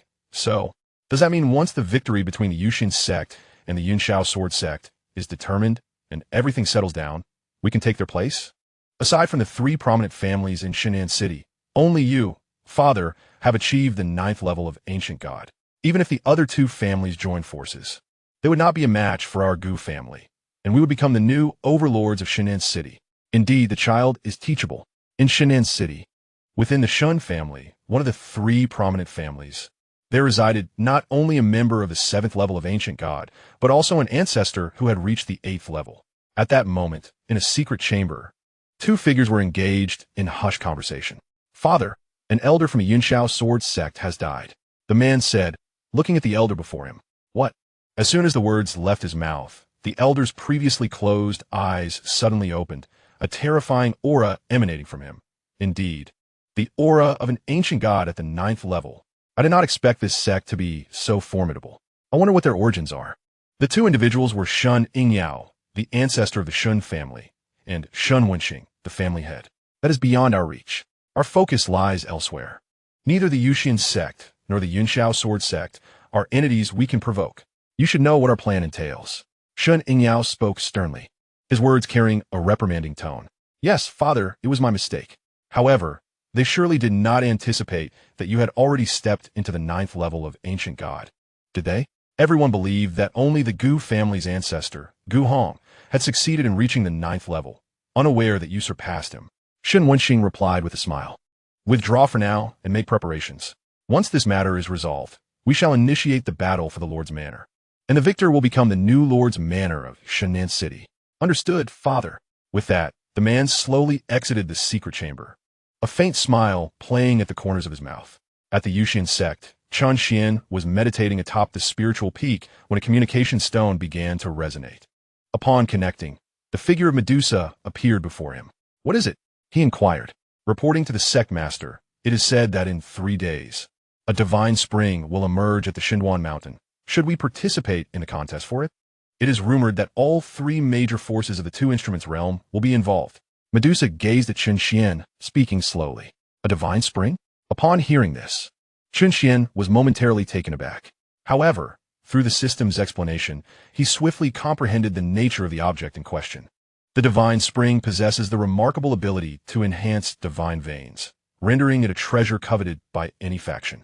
For instance, among the 3 major sects within the Two Instruments realm, the highest divine vein they possess is merely of medium quality. Acquiring the divine spring could potentially elevate a medium divine vein to a superior one.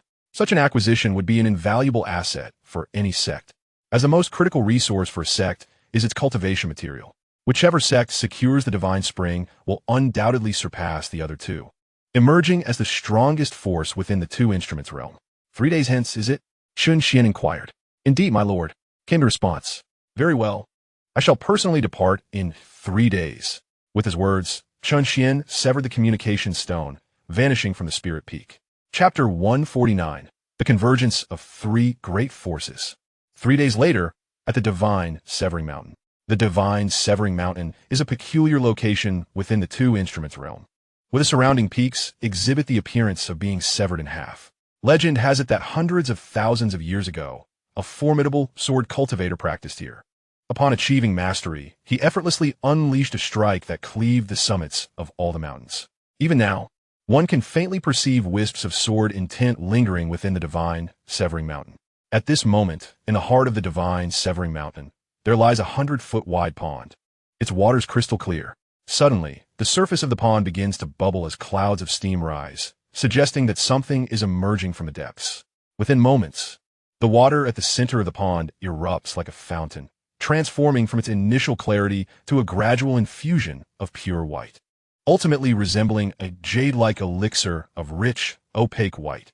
Furthermore, waves of exceptionally pure divine energy waft from the pond. Merely inhaling a breath invigorates one's spirit.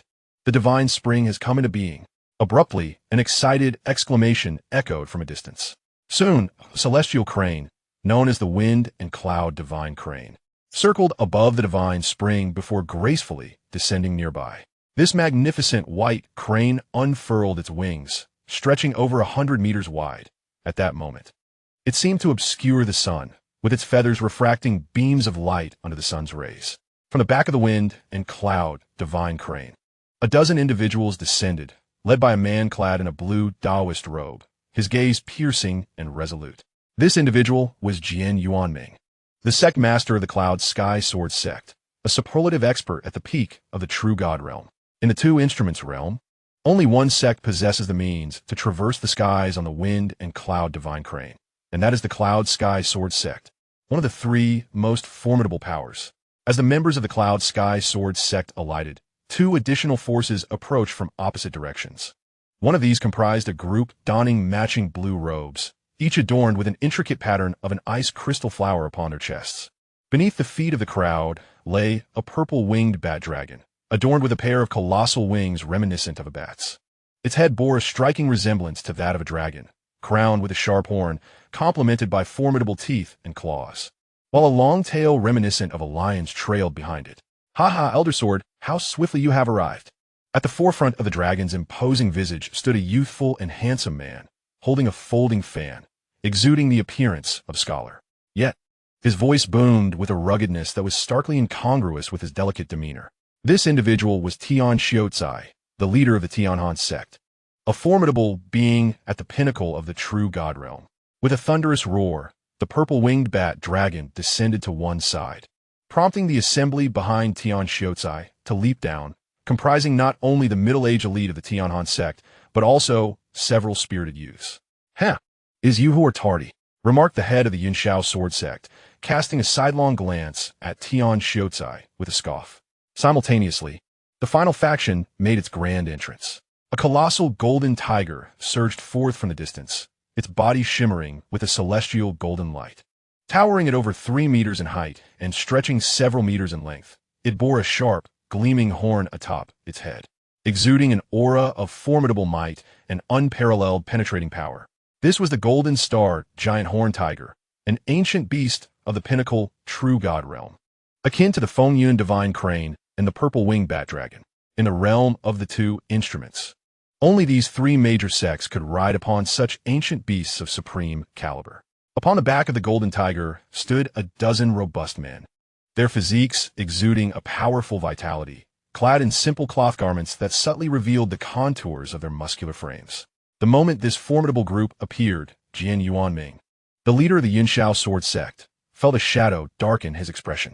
Historically, the Yunxiao Sword Sect had been at odds with this last arriving sect, known as the Black Tiger Sect, which was notorious for its internal conflicts among disciples. The imposing figure at the forefront of this sect was Hu Xiaotian, a true god powerhouse on par with the others. As the two sects confronted each other, an unmistakable tension filled the air. Hu Xiaotian fixed his gaze on Jian Yuanming, a mocking smile gracing his lips. "Jian Yuanming, I have heard that your second elder, Gao Wuding, perished in the Tianyuan mountains of Xianxia. How surprising that someone dared to openly oppose your Yunxiao Sword Sect within your own territory. It appears your sect lacks sufficient deterrence." Hu Xiaotian's laughter rang out unabashedly, showing no consideration for the Yunxiao Sword Sect's reputation. Given their history of friction, Hu Xiaotian seized the opportunity to deride Jian Yuanming following the news of Gao Wuding's demise. Indeed, upon hearing Hu Xiaotian's words, Jian Yuanming's countenance turned a deep shade of iron, reflecting not only his displeasure towards Hu Xiaotian, but also his fury over Gao Wuding's death. The fact that a distinguished true god of the 6th tier had fallen in the Tianyuan mountains was a profound embarrassment for the Yunxiao Sword Sect. However, the audacious individual who dared to annihilate the elders of the Yunxiao Sword Sect shall not be spared. Once the ownership of the Divine Spring is determined, I shall personally journey to Xinan City to ascertain the true nature of this so-called Yuxian Sect. The ability to slay Gao Wuding indicates that this person possesses at least the formidable cultivation of the 6th realm of true god, or perhaps even the 7th. Should they be willing to submit to our Yunxiao Sword Sect, it would mitigate the losses incurred from Gao Wuding's demise. If they refuse, I shall not hesitate to demonstrate to them the might of a top-tier sect in the two instruments realm. Hu Xiaotian, since when have matters of the Yunxiao Sword Sect required your concern? A mere Yuxian Sect is hardly a challenge. Obliterating them will be as effortless as a flick of the wrist, replied Jian Yuanming with a cold sneer. He had resolved that once matters here concluded, he would immediately set forth to Xinan City to destroy the Yuxian Sect, serving as a warning to others. Otherwise, who knows what riffraff might dare to wreak havoc upon our Yunxiao Sword Sect? Oh, is that so? Then I wish you a safe journey. Just be careful not to suffer an unexpected setback. It would be quite amusing if, after our two sects have engaged in such a prolonged conflict without a clear victor, you ultimately fell to an obscure minor sect, Hu Xiaotian exclaimed with a hearty laugh. Nonsense. Your Black Tiger sect has been unable to contend with us. A mere minor sect is of no concern to me. Or are you itching for spar? Jian Yuanming's face radiated a chilling light as he spoke. With that, the peak realm of True God was unleashed, causing the surrounding space to momentarily solidify. Ha ha come. In response, Hu Xiaotian was equally unyielding, unleashing a torrent of spiritual energy from within. Enough. You two. Any matters can be settled after the ownership of the Divine Spring is determined. Observing the imminent clash, Tian Xiao, the leader of the Tianhan sect, swiftly intervened. At this, both individuals retracted their auras, turning their attention to the Divine Spring before them. Chapter 150. Seizing the Divine Spring. Although the tension suggested a potential conflict, Tian Xiao was well aware that, at least until the ownership of the Divine Spring was established, neither party would engage in battle. Thus, his words served as a means for both to save face, especially with numerous disciples and elders from the three major sects observing nearby. Despite this, neither was willing to concede to the other. Well then, the Divine Spring has manifested. Shall we proceed according to the old tradition? Each sect will dispatch 3 disciples to compete, with the victor claiming ownership of the Divine Spring. Tian Xiao contemplated. The reason for allowing the younger generation to contend was that the strength of the 3 was comparable, should a true battle ensue. It might last for 3 days and nights, and any unforeseen incidents could spell disaster for their respective sections. This method of competition had been the norm whenever treasures appeared in the 2 instruments realm. Very well, as the sect leader has stated, Jian Yuanming and Hu Xiaotian concurred. Soon, from each of the 3 major sects, a young man emerged, clearly the foremost representative of the younger generation within their respective sects, exuding an aura of the 7th realm of the Great Emperor. Just as they were prepared to commence their competition, a figure rapidly approached from a distance, ultimately halting above the Divine Spring. Thanks to the system's influence, Chen Xuan effortlessly discerned the identities and strengths of these individuals. Naturally, the others noticed Chen Xuan as well, their gazes towards him revealing an unmistakable hostility. Initially irritated by the earlier interruption, both Jian Yuanming and Hu Xiaotian were further incensed by this unexpected arrival, which threatened to spoil their plans. Thus, the leader of the Black Tiger sect, Hu Xiaotian, spoke first, his tone icy. You insolent brat, who are you? And from which faction do you hail? What brings you here? In response, Chen Xian's expression turned slightly frosty as he replied. My purpose for being here is undoubtedly for the Divine Spring. Otherwise, do you think I have nothing better to do than to watch you all squabble? As for who I am, why should I reveal that to you? Who do you think you are? Upon hearing this, Hu Xiaotian was filled with rage. He sensed that Chen Xuan was likely also a true god warrior, probably a recent breakthrough among the wandering cultivators.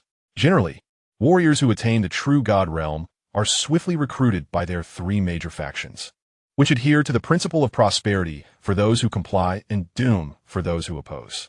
Therefore, whenever a wandering cultivator breaks through to the true god level, they are promptly courted, and refusal often leads to dire consequences.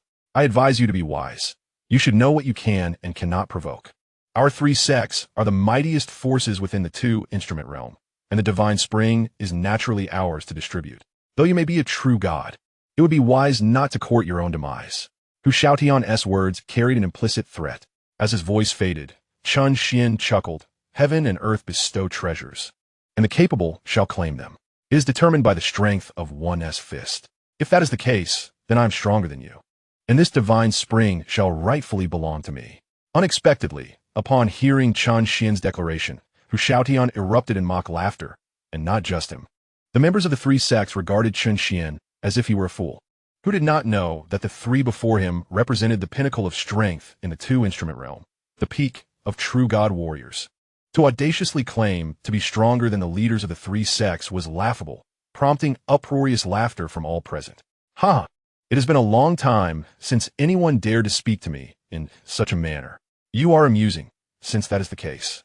I shall personally shatter your bones piece by piece, and see if they are as hard as your tongue.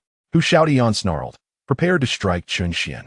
However, at that moment, Jian Yuanming intervened, his gaze towards Chen Xuan laced with curiosity. For in the 2 instrument realm, it was impossible for anyone to be unaware of their 3 major sects. Even if they had not seen them, they would have certainly heard of them. How can such foolish individuals dare to speak in such a manner before them, unless they are utter imbeciles? Yet, Even fools cannot ascend to the realm of true divinity. Jian Yuanming, what are you doing? Do you wish to engage in combat? Upon encountering Jian Yuanming's obstruction, Hu Xiaotian's eyes widened in fury as he scolded. However, Jian Yuanming paid no heed to Hu Xiaotian. Instead, he took a few steps forward, fixing his gaze upon Chen Xuan, and inquired, "Are you from the Yuxian Sect?" Although Jian Yuanming had never visited Shannon City, word of the incident had undoubtedly reached him. The one who killed Gao Wooding was indeed a disciple of the Yuxian Sect. Indeed, it appears your information is quite up to date. Chen Xuan replied with a smile. At this revelation, the crowd gasped in astonishment. The death of the second elder of the Yunxiao Sword Sect in Shannon City was no secret. What astonished them further was the audacity of the one who had slain a member of the Yunxiao Sword Sect, brazenly appearing before Jian Yuanming. Such audacity was not common among mere mortals. In that moment, even Hu Xiaotian, who had previously intended to strike at Chen Xuan, was taken aback and stepped back a few paces. With Chen Xuan's identity unveiled, Jian Yuanming would undoubtedly take action. So he decided to quietly observe as the two engaged in their own fierce confrontation. You have slain an elder of my sect, and yet I have not had the chance to seek you out, yet you have boldly come to me. Not only that, but you dare to act so recklessly before me. You are truly courting death, and I shall personally escort you on your final journey. As he spoke, Jian Yuanming flipped his hand, revealing a silver-white sword that appeared in his grasp. Immediately, spiritual energy surged into the sword, unleashing a terrifying aura. Prepare to meet your end. As he declared this, the sword energy, imbued with the pressure of the 9th level of true divinity, surged towards Chen Xuan, slicing through the void with a series of explosive sounds.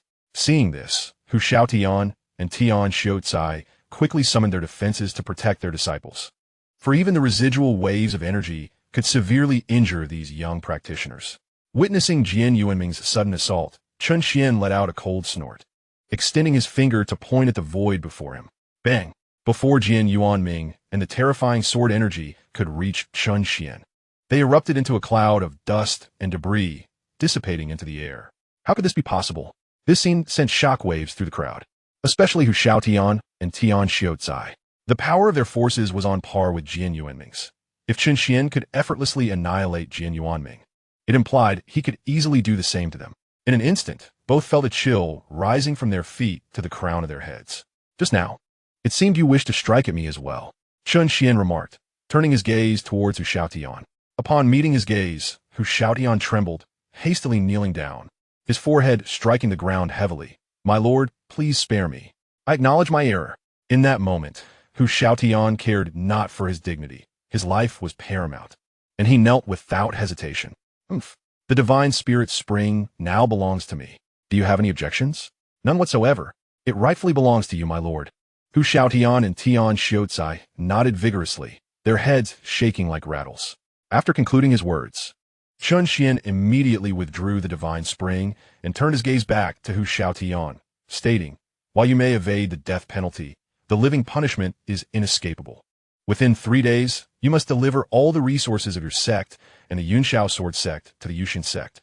Otherwise, I would not hesitate to pay your sect a visit. As his voice faded, Chen Xuan transformed into a streak of light and vanished from the sight of the onlookers.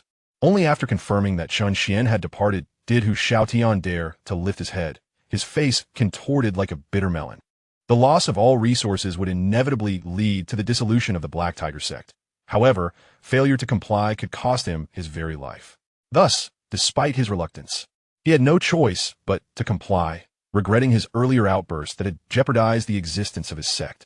Meanwhile, the talented scholar had long since departed with the members of the sect. Chapter 151, Lottery, Summoning the Kaiyang Level Puppet. System, convert all these resources into Wushuang crystals. Chen Xuan addressed the system while gazing at the numerous storage rings before him. After returning from Shindu Mountain, Chen Xuan had given Hu Xiaotian 3 days to transfer all the resources of the Black Tiger Sect and the Yunxiao Sword Sect to the Yuxian Sect. Remarkably, Hu Xiaotian managed to accomplish this in just 2 days. Despite encountering obstacles, he employed forceful measures to intimidate the Yunxiao Sword Sect. After all, without Jian Yuanming, the Yunxiao Sword Sect was no match for the Black Tiger Sect. More importantly, Hu Xiaotian was filled with dread towards Chen Xuan. A being capable of effortlessly annihilating a peak true god must have reached the realm of a divine monarch. The aura he sensed from Chen Xuan previously was, in his view, a deliberate display, indicating that this individual was undoubtedly of significant origin, far exceeding the stature of a mere minor sect in Shunnan City. He might even hail from an ancient divine nation. Received Master. Compiling resources now. Detected 2 medium-grade divine veins, 1 million medium-grade divine stones, 110 low-grade divine veins, 30 million low-grade divine stones, 30 volumes of Chen-level techniques, 56 volumes of Chen-level martial arts, 25 volumes of star-level techniques, and 37 volumes of star-level martial arts. Total exchangeable for Wuxuan crystals, 24,100. Observing the substantial increase in his balance on the system panel, Chen Xian's face lit up with joy. Indeed, the top-tier sects of the two instruments realm were unparalleled. System. Expend 800 Wuxuan crystals to elevate my cultivation to the 9th level of True God. Chen Xian instructed the system. Received. Commencing resource consumption to enhance cultivation. As the system's voice resonated, Chen Xian distinctly felt his cultivation surging within him. True God 2nd level, True God 3rd level, True God 4th level, and finally halting at the 9th level of True God. With such a surplus remaining, Chen Xian decisively opted to elevate his cultivation to the divine monarch realm. System. Consume 1,000 Wuxuan crystals to elevate my cultivation to the divine monarch. Chen Xian conveyed to the system. Received Master. Commencing consumption of Wuxuan crystals to enhance cultivation. Having just spoken, Chen Xian felt a muffled groan resonate within him, followed by an overwhelming surge of power flooding his body, a sensation magnified several-fold compared to before. Remarkable. Observing this, Chen Xian nodded in satisfaction. He had now attained the 1st level of the divine monarch realm, capable of effortlessly vanquishing even those at the 1st level of the divine king tier. With his own ascension secured, his thoughts turned to the others, not only those accompanying him to the celestial realm, but also those who had established sect branches in the mortal continent, all of whom required elevation in their cultivation. Contemplating this, Chen Xian declared, System, initiate 100 draws at the Kaiyang level and 2 draws at the Yuheng level. Each Kaiyang draw required the expenditure of 100 Wuxuan crystals, while each Yuheng draw demanded 1,000. Consequently, following this round of draws, the balance of Wuxuan crystals in the system panel dwindled to 10,000. Nevertheless, Chen Xian remained unperturbed, confident that resources could be replenished. Received, Master, commencing the draws. Congratulations, Master, you have obtained a True God Realm Level 9 cultivation card, capable of elevating any cultivator to True God Level 9. Congratulations, Master. You have acquired 10 True God Pills, which enable a True God Realm individual to advance 1 minor level. Congratulations, Master. You have received 14 God-breaking pills. Congratulations, Master. You have obtained 5 star-level alchemy furnaces. Congratulations, Master. You have acquired 10 ethereal spirit herbs. Congratulations, Master. You have received 2 Divine Monarch Realm Level 9 cultivation cards, capable of elevating any cultivator to Divine Monarch Level 9. Upon reviewing the items drawn, Chen Xian promptly utilized the True God Realm cultivation cards on these individuals, directly enhancing all their cultivation to the True God Realm. The final 2 Divine Monarch Realm cultivation cards were allocated to Lin Yin and Medusa. After completing these actions, Chen Xian nodded, recognizing that they would be nearly invincible within the Liangyi realm, and even when venturing to stronger territories, they would possess the means to defend themselves. B. Detection of the Yuxian Sect slaying the leader of the Yinxiao Sword Sect, successfully instilling fear in the Heihu Sect and the Tianhan Sect, becoming the most powerful sect in the Liangyi realm. Reward. Yuxian Sect's protective barrier upgraded, capable of withstanding Divine Monarch Realm attacks for Kaiyang-level puppets. As the system's voice faded, Chen Xian felt the sect's barrier hum with energy, clearly indicating its successful enhancement. Observing this, he turned his gaze to the puppets within the system space, astonished to find he had been granted 4. Therefore, Chen Xian promptly instructed the system. System. Deploy the Kaiyang-level puppets. Receive deploying puppets now. Please hold for successful deployment. With that, 4 beams of white light flashed before him, revealing 4 figures standing in formation, each wielding a sword. Character, Do. Cultivation, True God Realm Level 9. Cultivation Method, Rainflower Sword Technique. Martial Skill, heavy rainfall. Weapon, rainflower sword. Character, Deben. Cultivation, 9th level of true God realm. Technique, thunderbolt, sword technique. Martial skills, rolling thunder, dual peaks penetration. Weapons, thunderbolt sword, thunderbolt staff. Character, Tiao. Cultivation, 9th level of true God realm. Technique, Azure Light, sword technique. Martial skills, Azure Dragon subduing demons, 9/9 returns to 1. Weapons, Azure Light sword. Character, Cultivation, 9th level of true God realm. Technique, Whirlwind sword technique. Martial skills, Whirlwind slash, heaven and earth spin. Weapons, Whirlwind sword. Upon their emergence, the four bowed respectfully to Chen Xuan, addressing him as their master. Very well, from this day forth, you shall be disciples of the Yuxian Sect. You may choose your spiritual peaks for residence, and take the time to familiarize yourselves. In due course, you will venture forth to establish branch sects in other realms. Chen Xuan proclaimed to them, as they found themselves in the Lioi realm, situated within the eastern victory continent of the heavenly realm. There are 8 other realms akin to Lioi, namely, Yuan realm, Sankai realm, Xiang realm, Wuxing realm, and Jiugong realm. Hence, Chen Xuan intends to establish a branch sect in each realm. Yes, master, they responded, slowly retreating. Just as they exited, Xiao Dong entered the grand hall, bowing respectfully to Chen Xuan. Master, I have received news that there are suspected remnants of a divine sovereign in the western heaven of the ancient divine kingdom. I wish to claim the sovereign's legacy. Go ahead. Chen Xuan replied with a slight nod. The ancient divine kingdom is the heart of the heavenly realm, located at the center of the 4 continents, housing formidable beings of the divine sovereign level. Now that Xiao Dong has reached the 9th level of true God realm, the likelihood of successfully seizing the sovereign's legacy is considerable, and Chen Xuan certainly would not impede him. Thank you, master. With that, Xiao Dong's figure flickered, and he soared out of the grand hall. Chapter 152, Blood Demon Domain. In the ancient divine kingdom lies the Blood Demon Domain. It is said that eons ago, this domain was the foundation of an ancient divine kingdom known as the Blood Frontier Divine Kingdom, neighboring the Beast Domain. It was inexplicably besieged by a tide of beasts from the latter, resulting in rivers of blood.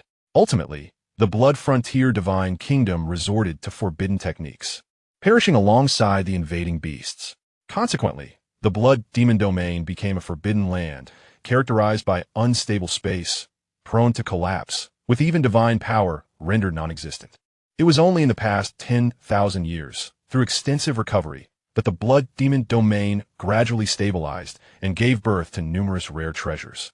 After all, this was once the site of a super-divine kingdom's fall, where remnants of divine weapons and legacies remain. Thus, in recent years, many have ventured into the Blood Demon Domain in search of rare treasures, hoping for fortuitous encounters. Especially among the wandering practitioners who have not aligned themselves with any formidable forces, their numbers constitute a staggering 80% of those venturing into the Blood Demon Domain. Despite the numerous perils that lurk within this realm, opportunities and dangers coexist in a delicate balance. Not to mention those who have spent their lives flirting with death. Their cultivation has been honed through relentless battles, derived from the very dangers they face. Only through such trials can they maintain their dignity in the ancient realm where the strong abound. Within the Blood Demon Domain, fierce winds swirl, forming tornadoes imbued with a hint of crimson, creating an exceptionally eerie atmosphere. Only those who frequently traverse this domain comprehend the true power of these whirlwinds, which are ominously referred to as blood demon tornadoes. Should one be ensnared by such a vortex, even the mightiest of emperors would be effortlessly torn asunder. This place is undeniably peculiar. The boundless expanse before one alternates between shades of blood-red and impenetrable darkness, suffused with a miasma of sanguine mist. The world is steeped in silence, with numerous hills rising ominously, their hues reminiscent of dried blood. It is said that every inch of soil in the Blood Demon Domain has been stained with the essence of life, having once served as the burial ground for both a divine kingdom and a realm of beasts, rendering it impossible to discern whether these stains belong to humans or demonic creatures. Suddenly, a warship races through the skies of the Blood Demon Domain, a vessel of a striking azure hue, adorned with numerous divine stones, clearly a means of swift transportation. By expending divine stones, it can ferry occupants across the expanse. At this moment, aboard the azure vessel, a group of youthful souls can be seen. Upon closer inspection, there are 2 young men and 2 young women, all appearing to be in their 20s, yet exuding the aura of ancient deities. In the realm of mortals, each would be regarded as an unparalleled god, and even in this ancient divine kingdom, they stand as extraordinary prodigies. At the forefront is a young woman clad in an exquisite scarlet gown, its hem intricately embroidered with vibrant roses. Golden and silver threads intertwine at her bosom, weaving a delicate, multicolored phoenix. Her cascading locks of hair shimmer like the finest silk, adorned with a jade hairpin, while emerald ornaments sway gently against her fair cheeks. Gliding gracefully across her porcelain visage, her features are as exquisite as the blossoms of spring, with autumnal eyes that sparkle with life. And her softly curved lips are uplifted in a gentle smile, exuding an aura reminiscent of a celestial being gracing the mortal realm. Beside her stand a young man clad in dark, form-fitting attire, adorned with faint engravings at the cuffs, his feet encased in black boots. His sharp brows and piercing eyes convey a sense of determination, while his moderately full lips reveal a resolute spirit. His raven hair is tied back high, emanating an aura of gallantry. Behind them, a pair of young lovers is easily discernible, the boy handsome and the girl strikingly beautiful. The young maiden donned a luminous skirt, and as the gentle breeze swept by, it stirred waves akin to the rolling tides of the sea, enhancing her ethereal beauty with a touch of cool elegance. Beside her stood a young man clad in a brocade robe of silk, exuding an air of nonchalance, his enchanting peach blossom eyes gazing affectionately at the maiden. Brimming with emotion, Feng Lingxue, Xianxia, we are nearing the inner perimeter of the blood demon domain.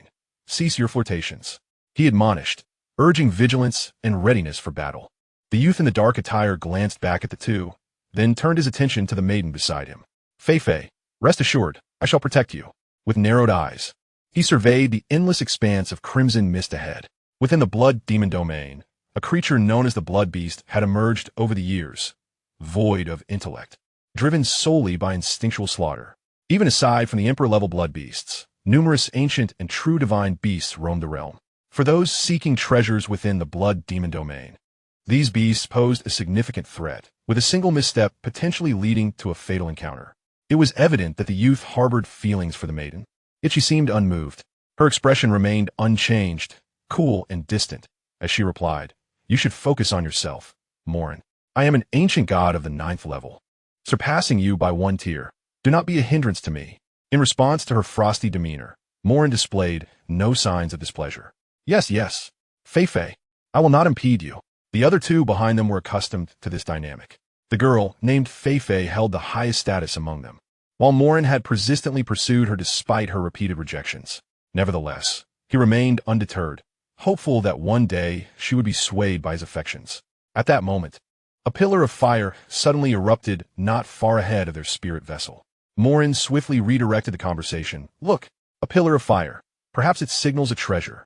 The blood demon domain was, after all, a remnant of an ancient divine kingdom, surely housing numerous treasures. "Let's investigate," chimed in the youth named Xianxia. Thus, the group maneuvered their spirit vessel towards the source of the fire. They found themselves in what appeared to be a valley, the blood mist of the domain lending an eerie and foreboding atmosphere. Despite their status as ancient gods, with Fei being at the pinnacle of that realm, they remained cautious and alert. As they descended closer to the ground, they stowed away their spirit vessel and opted for flight, as its size would have drawn too much attention. Before long, they pinpointed the origin of the fire, a freshly ripened fire god fruit, from which the earlier eruption had emanated. However, the surroundings were disturbingly chaotic, bearing clear signs of a recent skirmish. It was unclear whether the combatants were human or beast. "Quick, gather the fire god fruit." Morin gazed at the singular fire god fruit with a glimmer of excitement in his eyes. This extraordinary fruit, born of the heavens and earth, possessed the power to elevate even those at the pinnacle of the ancient god realm by a minor tier upon consumption. Currently, Morin had reached the 8th level of the ancient god realm. Should he acquire this divine fruit, it might grant him the ability to break through to the 9th level. This would undoubtedly enhance his chances of drawing closer to that young maiden. Chapter 153. The Earth Fire Jia Dragon. As he spoke, Morin swiftly moved towards the direction of the fire god fruit. With each step, the distance between him and the fruit diminished. and a wide grin spread across his face as he extended his hand, ready to pluck the coveted fruit. Although he had only just entered the 8th level of the ancient god realm, he understood that the path of cultivation would require increasingly more time. However, if he could obtain the fire god fruit, even if he could not break through to the 9th level, it would compensate for several months of arduous training. With a little more effort, reaching the pinnacle of the ancient god realm would surely become a reality. As these thoughts coursed through his mind, a chuckle escaped Morin's lips. Just as his hand was about to make contact with the fire god fruit, a resounding crash echoed as a fiery crimson tail erupted from ground. To Morin's astonishment, it smashed into him with tremendous force. In an instant, he was sent flying, crashing through several dead trees and skidding across the ground for over 100 meters before finally coming to rest on a small hill. Coughing up a mouthful of blood, Morin felt his vitality wane significantly, his body racked by violent coughs.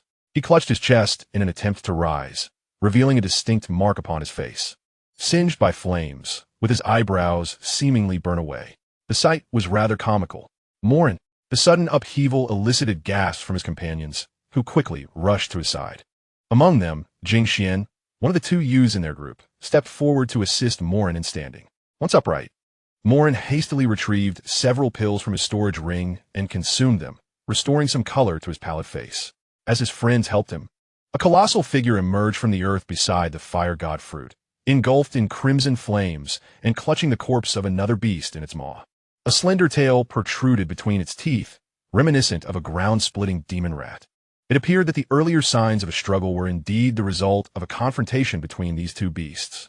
The creature now before them was none other than the Earth Fire Jia dragon, a name that bore the word dragon, yet had no relation to the legendary dragons of lore. In essence, it was an enormous worm, enwrapped in flames, its mouth lined with sharp teeth. The only feature connecting it to dragons was the presence of 2 whiskers on its face, somewhat akin to dragon whiskers. Behold, the Earth Fire Jia dragon at the pinnacle of the ancient god realm. Upon witnessing the scene, the expressions of several individuals shifted slightly, as they had not anticipated encountering such a formidable beast upon their entry.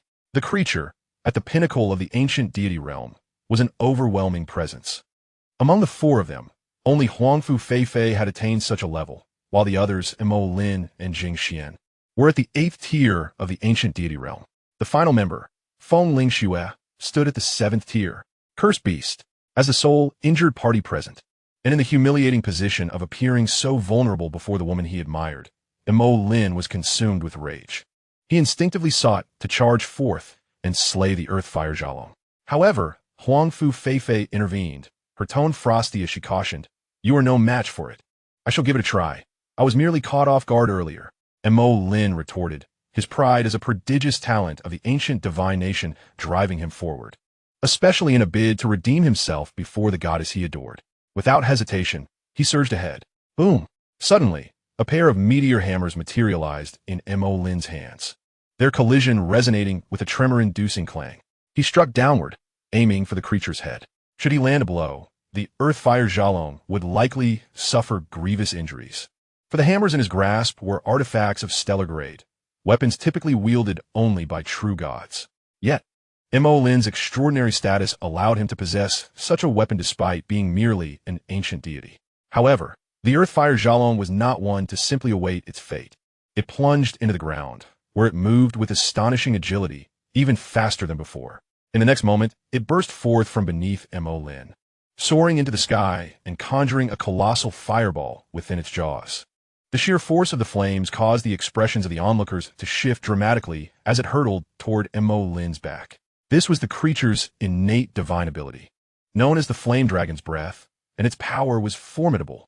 Faced with such a colossal energy fireball, Imo Lin hastily raised his hammers to defend himself, quickly finding himself in peril. He had not anticipated the creature's speed and reflexes to be so acute. "We must assist him." Jingxian recognized that Imo Lin alone would not suffice against the Earth Fire Jalong, and that his life was in imminent danger.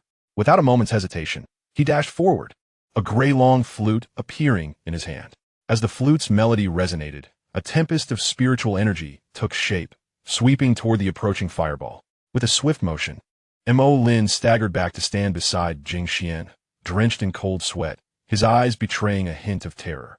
He had not foreseen the ferocity of the Earth Fire Jalong's assault. Had it not been for Jing Xian's timely intervention, he would have certainly faced serious injury. I shall join as well.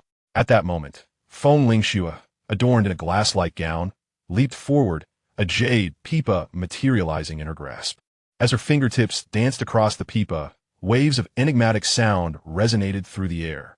Suddenly, the earth-fire Xiaolong emitted a mournful wail, its head thrashing wildly.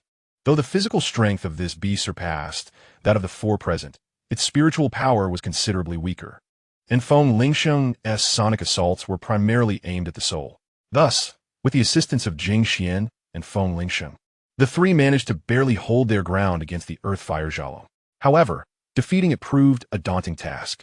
The creature was acutely aware that these individuals sought to seize the fire god fruit, an object it had guarded for an eternity. The fruit was of great utility to them, but even more so to it, as its very essence was imbued with fire attributes, enabling it to harness the energy within the fruit seamlessly. Simultaneously, the earth-fire Xiaolong unleashed a piercing roar, momentarily halting the movements of Morin and the others.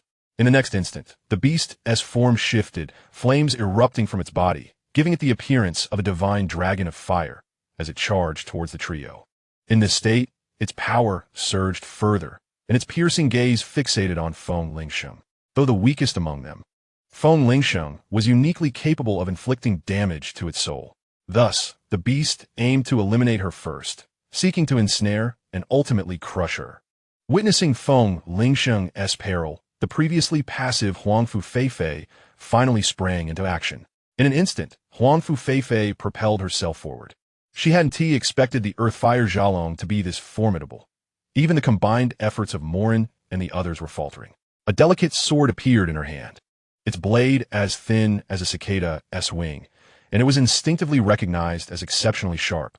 With a swift stroke, she extinguished the fireball expelled by the earth-fire Xiaolong in a heartbeat. Roar! Roar! The beast continued to bellow, but to its astonishment, Huangfu Feifei's next strike cleaved it in two. Thud! The massive halves of its body plummeted from the sky, sending a shower of crimson dust into the air. Oomph! Wicked creature! Huangfu Feifei scoffed, sheathing her delicate sword. In a flash, she moved to collect the fire god fruit, stowing it away in her storage ring. Behind her, Morin and the others remained shaken. Seeing Huangfu Feifei secure the fruit, they dared not voice any objections. Had it not been for her intervention, their lives might have been in jeopardy. Let us proceed. We must not linger. With that, Huangfu Feifei summoned the spirit vessel and leaped aboard, followed swiftly by the three others. Shortly after they departed, a figure materialized at the spot they had just vacated. A subtle flicker of lightning coursed through him intermittently. The newcomer was Xiaodong. Although he had learned of the divine inheritance manifesting in the blood demon domain, he remained oblivious to its precise location. The vastness of the blood demon domain made the search akin to finding a needle in a haystack. The signs of previous battles suggested that these individuals might also be in pursuit of the divine inheritance. Thus, Xiaodong murmured to himself. He then moved swiftly, trailing the lingering essence left by the group ahead. In a gorge, several figures descended from the sky, halting before a small lake, clad in uniform gray-black robes. They appeared ominous. One amongst them donned a mask resembling a ghostly visage, seemingly the leader of this band. The group, not lacking in years, emanated a peculiar aura that seemed discordant with this realm. All were ancient gods, with several at the 8th level and a few at the 9th. The masked leader, though also at the 9th level, exuded an aura that far surpassed that of his companions. Indeed, this was the site of a fallen ancient divine kingdom. And to think this journey had yielded such treasures. Guardian, we owe you our gratitude. Without your guidance, my brothers and I might not have secured such valuable artifacts. And we could have even faced peril. Of course, he replied. This was once a superpower of the celestial realm, and the blood demon domain has only recently reopened after nearly 10 millennia, harboring countless treasures. Our objective this time is the divine inheritance of a top-tier deity, the sovereign of the blood realm. Should we acquire this legacy, reaching the true god realm, or even the divine monarch realm, may not be beyond our grasp. Suddenly, a sense of foreboding gripped them.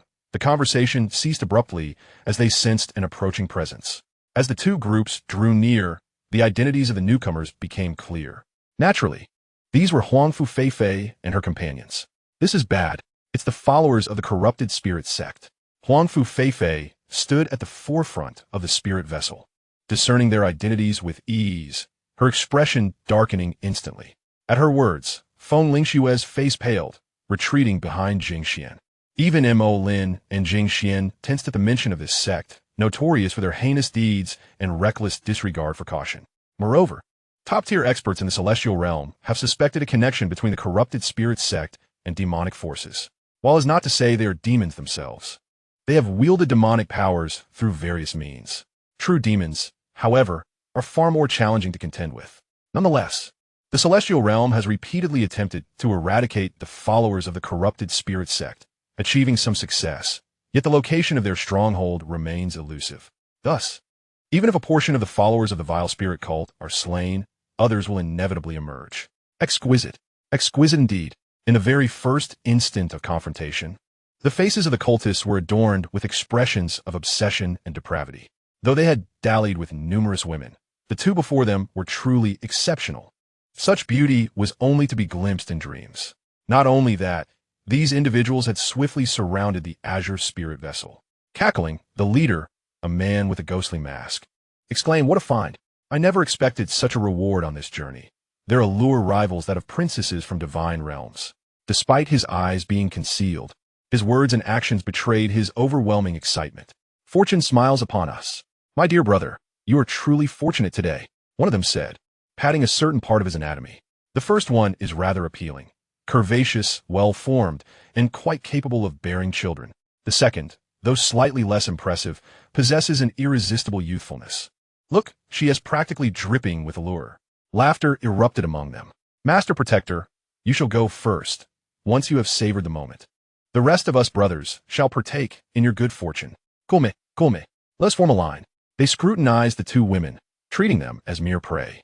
The fervent gazes of the crowd betrayed their unrestrained lust, indicating that such acts were commonplace for them, especially the women from smaller clans, who, with a mere misstep, could fall victim to their vile hands, even married women igniting their excitement further.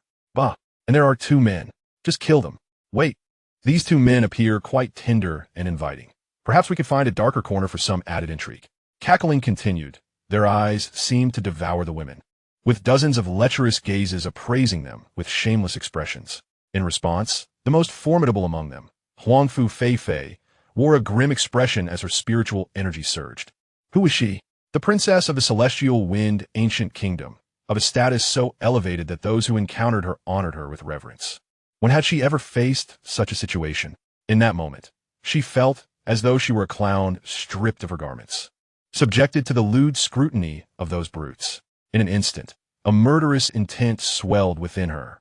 However, she was astute. The number of adversaries was not only overwhelming, but she could also sense a dangerous aura emanating from some of them, definitely beings of power rivaling her own. Ancient god peak-level warriors. What to do? Feng Lingxue exclaimed in panic, for they could not use their communication stones here, meaning they were unable to contact their elders. Alone, they would surely be no match for this band of miscreants. Chapter 155, The Celestial Clock. How audacious you are! Do you comprehend our identities? This esteemed individual is none other than the petite princess of the ancient Wind Kingdom, the daughter of its sovereign. Our parents are formidable beings at the Divine Lord level. Should you dare to lay a hand upon us, no matter how far you flee, you shall inevitably meet your demise. Morin pointed at Huangfu Feifei, addressing the group of more than 10 individuals opposite them. At this moment, a flicker of fear was evident in his eyes. Within the ancient Wind Kingdom, they commanded respect and wielded influence. As the progeny of the highest divine lords, they had never before experienced such intimidation. They were accustomed to being exalted and revered. However, the individuals before them were far from ordinary.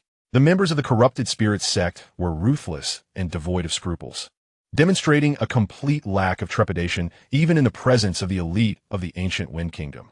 Moreover, this was the blood demon domain, where communication stones were utterly ineffective. Such circumstances only heightened their excitement. After all, outside, they might have been more cautious, but they had no opportunity to confront these individuals. Now, it was a fortuitous opportunity for them. Thus, the members of the corrupted spirit sect were no longer inclined to engage in idle chatter. They were eager to dispose of these for and relish their victory. After all, these two were evidently of the highest caliber. Opportunities like this were rare. As they spoke, The members of the corrupted spirit sect had already encircled the four, trapping them completely.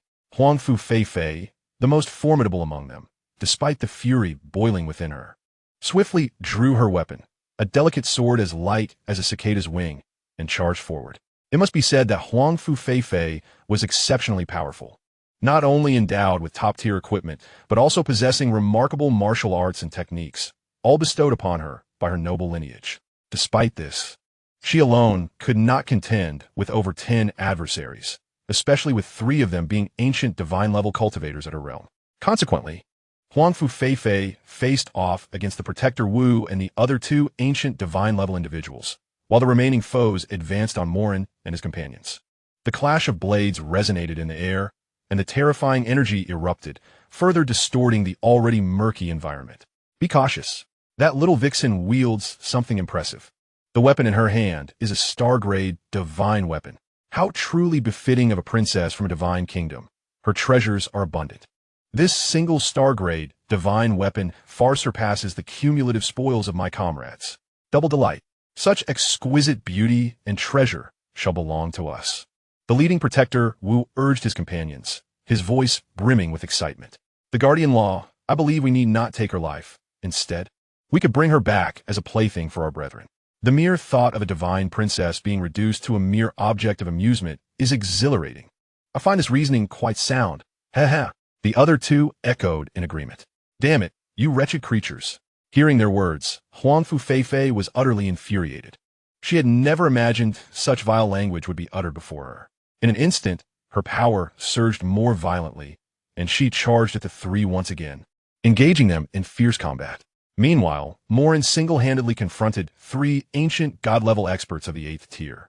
Although their battle experience was superior, the equipment and resources they possessed allowed them to hold their ground remarkably well. The final battlefield was occupied by Jing Xian and Feng Lingxue. The synergy between these 2 was striking, suggesting they had likely been training together since their early days of cultivation. They resembled a pair of celestial lovers, unleashing terrifying assaults, one targeting the physical form while the other focused on the soul. The blood-colored mist of the blood demon domain coalesced into swirling crimson tornadoes that engulfed the entire battlefield. Feng Lingxue's jade pipa resonated, unleashing invisible sound waves that surged with ferocity, rivaling Jing Xian's offensive prowess. Thus, for a brief moment, the 2 managed to withstand the onslaught of 8 adversaries. It is worth noting that among these 8, only 2 were of the ancient gods' 8th tier, 3 were the 7th tier, and 3 of the 6th tier. Nevertheless, this speaks volumes of the duo's capabilities. The only aspect they lacked might be their mental fortitude, confronted by such malevolent individuals. Even someone as composed as Morin felt a twinge of fear, not to mention Feng Lingxue, a delicate beauty. This was, in fact, one of their significant objectives for this expedition. The Divine Lord's inheritance was secondary. They hailed from the highest echelons of the celestial realm and did not particularly require this legacy. However, the experience gained from this process was of utmost value to them. Though these individuals were young, they had already attained the status of ancient gods. The prospect of swiftly breaking through to true godhood remained unrealistic, and they might even find themselves stagnating at this level for millennia. Such a fate would lead to a missed opportunity for optimal cultivation. Only through genuine combat could they achieve authentic growth. Among the 4, Huangfu Feifei's performance was evidently the most remarkable. Following this trajectory, once they fully acclimated, they might just turn the tide and achieve a counterattack. After all, the divine weapons in their possession were quite extraordinary, and with Huangfu Feifei's formidable strength, they had begun to gain an advantage. Unexpectedly, at that moment, someone began to stir trouble again. That individual was none other than Morin. He swung his meteor hammer with considerable force, sending his opponent flying a considerable distance before hurtling towards Huangfu Feifei. He gazed at Jing Xian and Feng Lingxue, who were joining forces, wishing to fight alongside Huangfu Feifei. Perhaps through this battle, their relationship could flourish swiftly, culminating in a harmonious union that would become a legendary tale. However, upon witnessing this scene, Huangfu Feifei's expression shifted dramatically, and she bellowed, "Mo Lin, what do you intend to do?" The 3 adversaries across from them quickly sensed the tension, their experience in battle rendering them more astute. In an instant, 2 of them ensnared Huangfu Feifei, while another ancient deity, a formidable figure, split off to confront the approaching Mo Lin. Ha ha ha, young man, you truly are our lucky star. It seems you and this little vixen are quite the pair. Soon, you shall witness how we toy with her. As he spoke, this ancient deity unleashed a powerful strike aimed directly at Mo Lin's face. Seeing this, Mo Lin's countenance changed dramatically, and he promptly raised his meteor hammer to shield himself. The clash produced a jarring sound, and the immense energy propelled Mo Lin across the ground, leaving him severely injured. Come here, Tianyuan Bell. Witnessing this, even Huang Fu Fei turned pale. She called out sharply to the other two, producing a small golden bell and casting it forth. The bell rapidly enlarged before their eyes, ultimately enveloping all four within its protective confines. Chapter 156, The Blood-Robed Man. Panting heavily, the group huddled within the Tianyuan Bell. One lay injured, while the other two were still shaken. Feng Lingshue's face drained of color, her delicate hands clutching the jade, Pipa trembling slightly. Beside her, Jingxian fared somewhat better, yet his expression remained grim. At the forefront, Huang Fu Fei, who was controlling the Tianyuan Bell, wore a serious and troubled visage. Quickly, heal, Jingxian urged, retrieving numerous elixirs to administer to Mo Lin.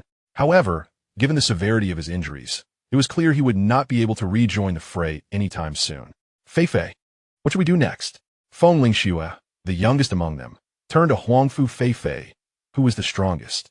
The Tianyuan Bell is a star-grade defensive artifact capable of withstanding attacks from true deities, but with our current strength, it may not hold for long. Moreover, the longer we delay, the more unfavorable it becomes for us. We cannot ascertain whether these foes have additional allies. Even if they do not, in our present condition, we are no match for them, not to mention the possibility of encountering others. If we are captured, you all know the dire consequences. As she spoke, a glint of coldness flickered in Huang Fu Fei's eyes as she cast a glance at Mo Lin. Meanwhile, Mo Lin, still recovering with elixirs, felt the murderous intent emanating from Huang Fu Fei and immediately wore a look of grievance. Fei, I only wanted to help. Silence. You worthless fool. Huang Fu Fei, filled with rage, rebuked fiercely. Were it not for the presence of the filthy spirit sect outside, she would have taken it upon herself to teach Morlin a lesson. Truly, she was more of a hindrance than a help, and yet he still harbored intentions towards her. She feared that he might one day spawn a fool. She had never held him in high regard, and her disdain had only deepened. She resolved that she would never be in the same place as Morlin again. Morlin, acutely aware of his guilt, remained silent, nursing his wounds in shame. Meanwhile, Feng Lingxue was on the verge of tears. They understood all too well what their inability to escape signified. Even if their lives were spared, their existence would be utterly ruined, subjected to torment and humiliation, reduced to mere prey in the eyes of their captors. They would be left at the mercy of those who would ravage them. This was undoubtedly the greatest nightmare of their lives, to fall from the heights of glory, from being the exalted children of heaven to becoming playthings for these wretched beings. This fate was far more agonizing than death itself.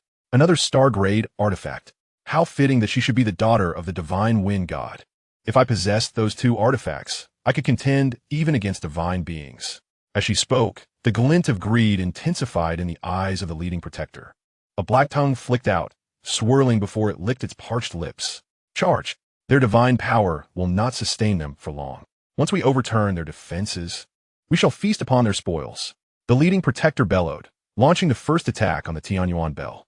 Onward, brothers, the prize is within reach. They roared with laughter as a dozen companions joined the fray. Clang, clang, clang, under the relentless assault of the ancient gods. The surface of the Tianyuan Bell emitted deafening sounds, appearing to teeter on the brink of collapse, as if it might shatter at any moment.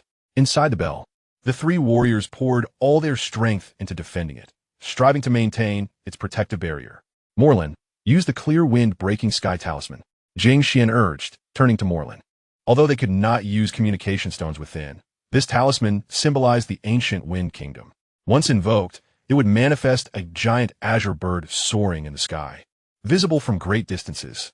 Typically, anyone or any force witnessing such a symbol would instantly recognize the presence of high-ranking officials from the ancient god kingdom or the offspring of top-tier deities.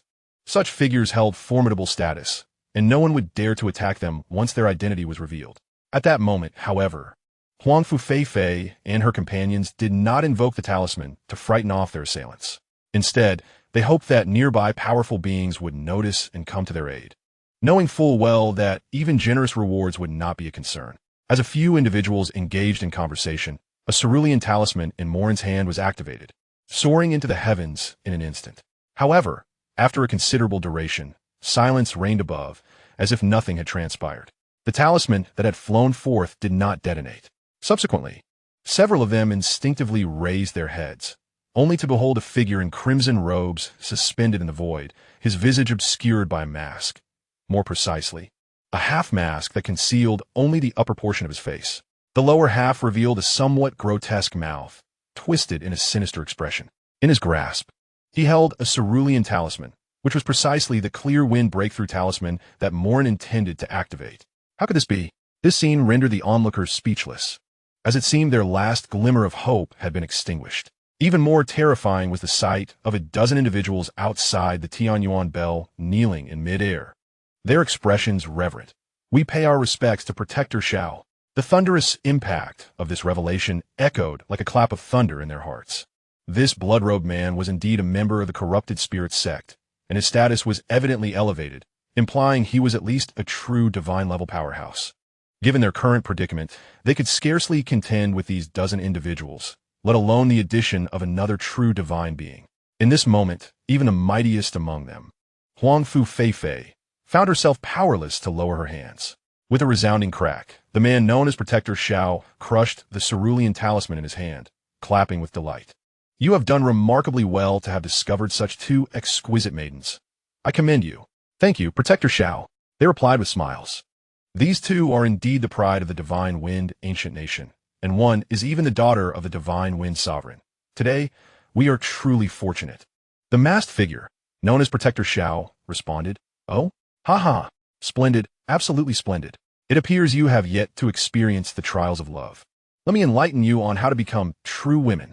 I assure you, the experience will be one you will cherish. With that, the blood-robed man conjured a large blade, his spiritual energy surging forth as he struck down towards the Tianyuan bell below. Boom! At the moment of contact, a tempest of spiritual energy erupted, causing the surrounding space to reverberate ominously. A stellar artifact. Is it? Excellent. It shall soon be mine, the blood-robed man exclaimed, astonished that he had not immediately shattered the Tianyuan bell. Without hesitation, he swung his blade down once more. Chapter 157. Xiao takes action. This individual is at least at the second level of the true divine realm. Within the Tianyuan bell, Huangfu Feifei's brows furrowed in alarm as she spoke, her voice tinged with tremors. Facing these dozen adversaries was already a formidable challenge. Now, with the addition of a true divine being, their situation had become dire.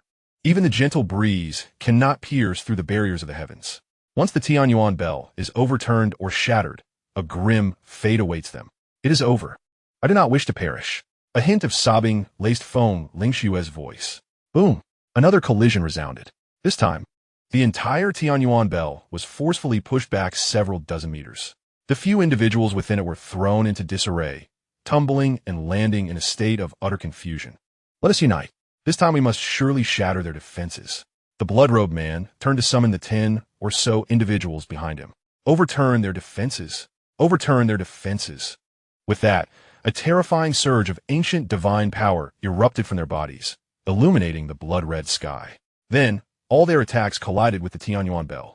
With a resounding clang, this bell, capable of withstanding divine-level assaults, was suddenly toppled, sent flying, and after rolling dozens of times in the air, it plummeted to the ground.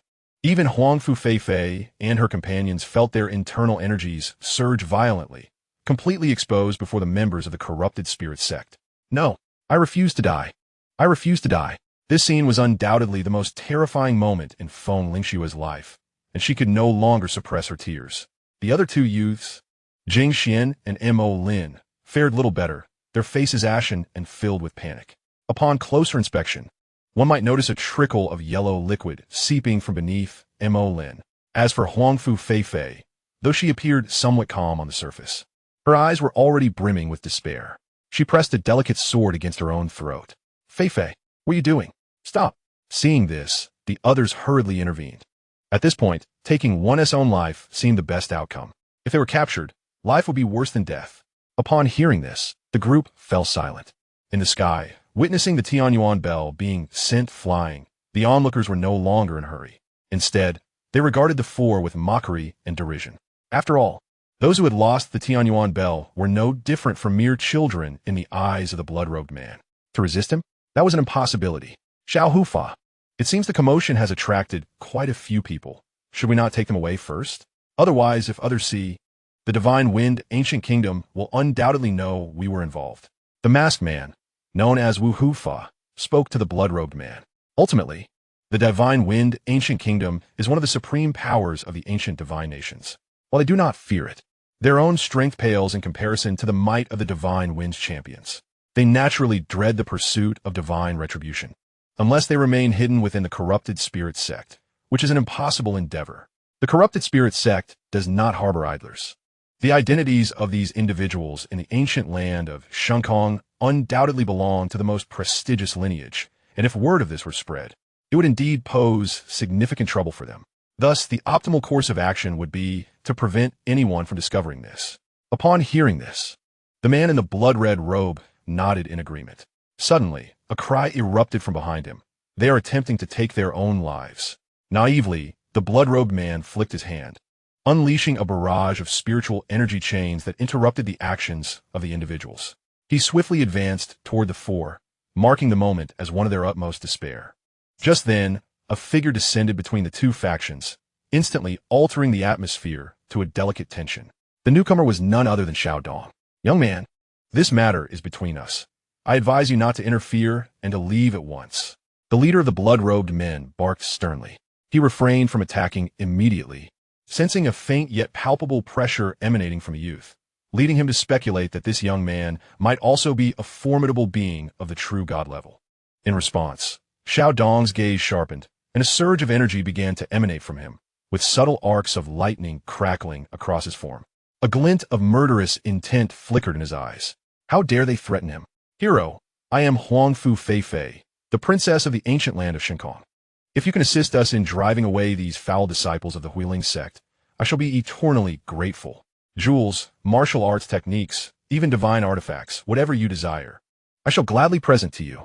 Huangfu Feifei, more perceptive than the other three, quickly sensed the peculiar behavior of the Yuxian Sect members.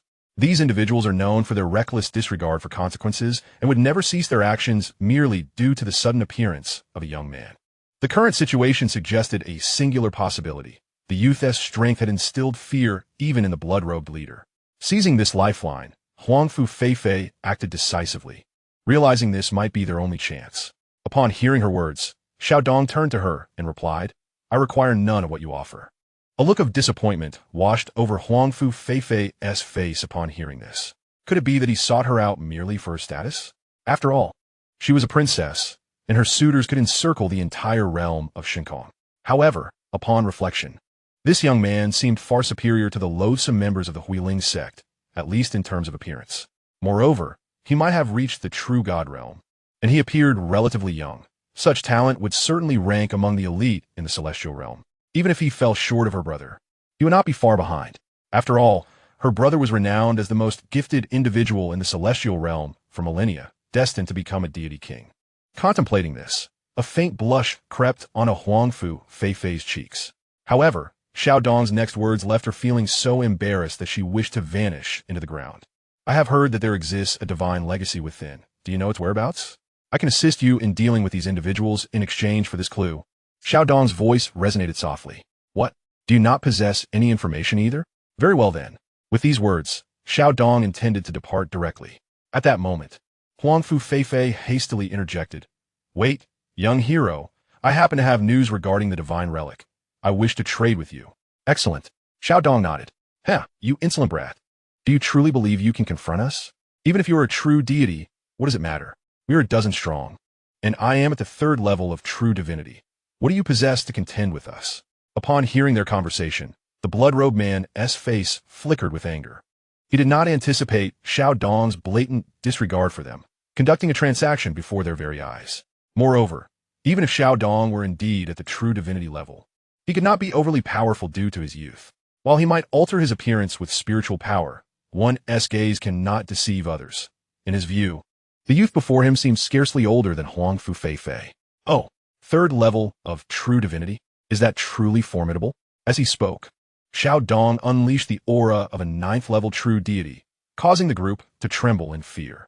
The pinnacle of true divinity. Impossible, the blood-robed man exclaimed, swiftly turning to flee.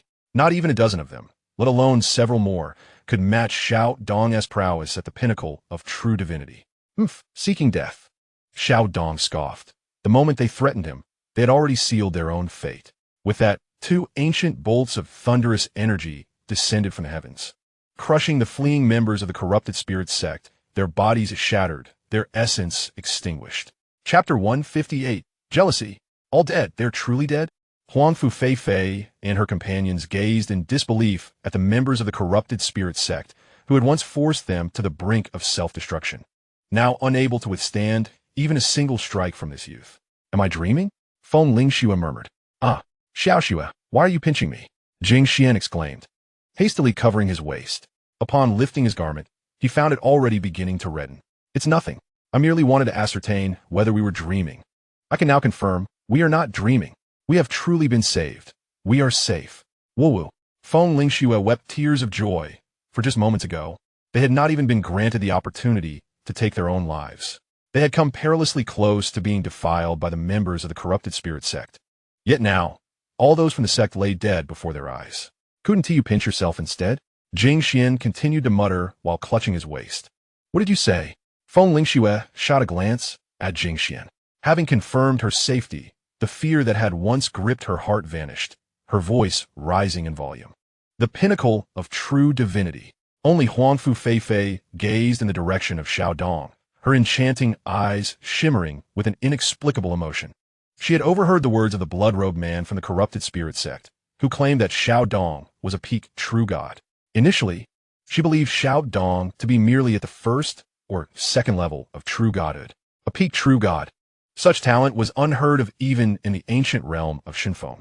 Feifei, you can't possibly believe he is truly just in his 20s, can you? Someone remarked incredulously. What a jest. Not only in our Shinfeng, but even among the other top powers of the celestial realm, such prodigies are non-existent. He must be concealing his true age. At this moment, Mo Lin also came to a realization. As the others remained astonished by Xiao Dong's prowess, he discreetly changed out of his soiled garments. If his goddess were to see him in such a state, he would forfeit any chance with her forever. Worse still, he noticed an unusual emotion reflected in Huangfu Feifei's eyes, an emotion that blossomed only between those who share mutual affection. This indicated that she had already developed some feelings for the young man who had saved them, albeit subtly, to the extent that even Huangfu Feifei herself had yet to recognize it. This burgeoning sentiment might even impede his pursuit of her in the future. Enough of your chatter. If it weren't for you, we might have already repelled those foes and wouldn't be trapped by the blood-robed man who followed.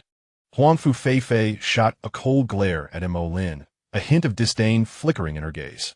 Perhaps she had merely found him bothersome before, but after this ordeal, she had begun to genuinely loathe him. Although their parents were friends, what did that matter? At her words, Mo Lin's face flushed crimson, his head drooping in shame. Yet, no one witnessed the fleeting glimmer of hatred in his eyes. This animosity was not directed at Huangfu Feifei, but rather at Xiao Dong. He believed that if not for Xiao Dong's exceptional abilities, if he had not appeared here, Huangfu Feifei would never have reprimanded him. He had completely forgotten that. Had it not been for Xiao Dong's timely intervention, they might currently be queuing up for humiliation at the hands of the corrupted spirit sect. Whether you are a true genius or a false one matters little. Only true growth defines genius. Alas, you shall not live to see that day. Mo Lin mused coldly within, his gaze lowered. Although they could not send word out, nor could anyone enter from outside, there were indeed powerful demigods of Shinfeng waiting beyond. Since these demigods could not enter the blood demon domain, they could only wait outside for their return. Once they were free, he would command the demigods to obliterate Xiao Dong. Even if Xiao Dong is a formidable being at the 9th level of the true god realm, the chasm between realms is not so easily traversed as when one fights within the same tier. When the time comes, should Xiao Dong perish, he cannot fathom that Huangfu Feifei would harbor a lasting grudge against him. It is likely she would forget this incident in no time. After all, to them, Xiao Dong is merely a stranger, while their families share a long-standing friendship. As a powerhouse of the 9th level of the true God realm, Xiao Dong's perception is naturally far superior to that of these few individuals. Thus, while they remained oblivious to Mo Lin's unusual demeanor, he was acutely aware. Furthermore, this animosity was directed at him specifically. However, he paid little heed to it, for their strengths were vastly inferior to his own. With a mere flick of his hand, he could extinguish them, and he harbored no concern regarding any trickery they might attempt. Speak of what you know regarding the relic of the Divine Lord. Xiao Dong descended from the air, positioning himself before them, his tone somewhat frosty. This matter is rather intricate. Why not have the young hero depart with us? Along the way, I shall personally relay all the information we possess. Upon hearing Xiao Dong's words, Huangfu Feifei extended an invitation. For her, what transpired earlier was the most precious gain from this journey to the Blood Demon domain. Here, there are those who care not for their identities. Lacking strength renders one merely prey to be slaughtered. All that had occurred had trampled upon her previous pride and dignity, rendering them utterly worthless. She had even gained some clarity regarding her path as a true god, even without the inheritance of the Divine Lord. It would not be long before she could successfully transcend the true god realm. Very well, Xiao Dong nodded. After all, he was unfamiliar with the Blood Demon domain. Judging by their apparent status, they likely possessed greater knowledge about it. A flicker of joy crossed Huangfu Feifei's face upon hearing this. Young hero, let us board the spirit vessel. With that, she produced a green spirit vessel and tossed it into the sky. In the next moment, it transformed into a spacious vessel capable of accommodating a dozen individuals. Feifei, I believe we should simply disclose the information about the relic to him. One can know a person's face, but not their heart. Mo Lin, witnessing Huangfu Feifei invite Xiao Dong to join them, appeared visibly perturbed. What did you say? Are you mad? The young hero has just saved us. How can you say such a thing? He retorted. Moreover, given the young hero's strength, we possess no means of resistance. Upon hearing this, Huangfu Feifei was momentarily taken aback, quickly transitioning to anger as she rebuked Mo Lin. Who knows if he is allied with the Filth Spirit Sect? Perhaps this is part of his scheme. Maybe he has been watching us struggle against their forces, and he chose to appear only at the last moment. You ought to recognize your own status. Perhaps he seeks to ascend through you and become a consort of the Divine Wind Ancient Kingdom. As she concluded, Mo Lin's expression had twisted into one of barely contained fury. At this moment, even Huangfu Feifei was momentarily taken aback. However, she quickly dismissed the notion. Could Xiao Dong's extraordinary talent truly be swayed by the position of a prince in the Divine Wind Ancient Kingdom? That was not necessarily the case. The celestial realm had existed for far too long. It was entirely possible that a powerful ancient clan lay hidden somewhere, indifferent to power and cloaked from the world. Perhaps the youth before her hailed from such a mysterious lineage. This information, of course, was imparted to her by her father, the sovereign of the Divine Wind Ancient Kingdom, who would never deceive her. Young hero, pay him no mind. Let's board the ship, she declared, as several of them gracefully leapt onto the spirit vessel. This is my ship. I shall invite whomever I choose. If you do not wish to come aboard, then you may simply fly over. With that, Huangfu Feifei ignored Morin and deftly maneuvered the spirit vessel away into the distance. Damn it, how long can you survive? Morin fumed, his face contorted in rage. Soon after, he let out a sinister laugh and leapt onto the spirit vessel. Chapter 159, The Relics of the Divine Monarch. Boom! The azure spirit vessel sped through the skies above the Blood Demon realm. Along the journey, Morin watched Huangfu Feifei, who was affectionately explaining the circumstances of the Blood Demon realm to Xiao Dong. His frustration boiled within him, yet he dared not unleash his anger. For Xiao Dong's cultivation was more than sufficient to crush him effortlessly. I still do not know the young hero's name, Huangfu Feifei remarked, gazing at Xiao Dong with a gentle smile. Xiao Dong, I am Huangfu Feifei, the daughter of the sovereign of the Divine Wind Ancient Kingdom. These are the offspring of high-ranking officials from the kingdom, Feng Lingxue, Jing Xian, and Morin. Huangfu Feifei introduced. Xiao Dong nodded in response. At this, a flicker of disappointment crossed Huangfu Feifei's face, for it seemed Xiao Dong was uninterested in their identities, not even taken aback by them. This only deepened her suspicion that he might indeed belong to one of those reclusive clans. Thus, she decided to change the subject and spoke of the relics of the Divine Monarch. Young hero Xiao, the Blood Demon realm is in truth the site of the fall of an ancient divine kingdom, which was transformed into the blood demon realm over the course of hundreds of thousands of years. The blood boundary divine monarch from that ancient kingdom was said to be on the precipice of attaining the divine king realm. Yet ultimately, he too was consumed by the sands of time. We are now en route to a place known as the Suspended Spirit Valley, which is precisely where the palace of the blood boundary divine kingdom once stood. Approximately half a day later, the group arrived at a valley aboard the spirit vessel. Although referred to as a valley, it resembled more of a cavern.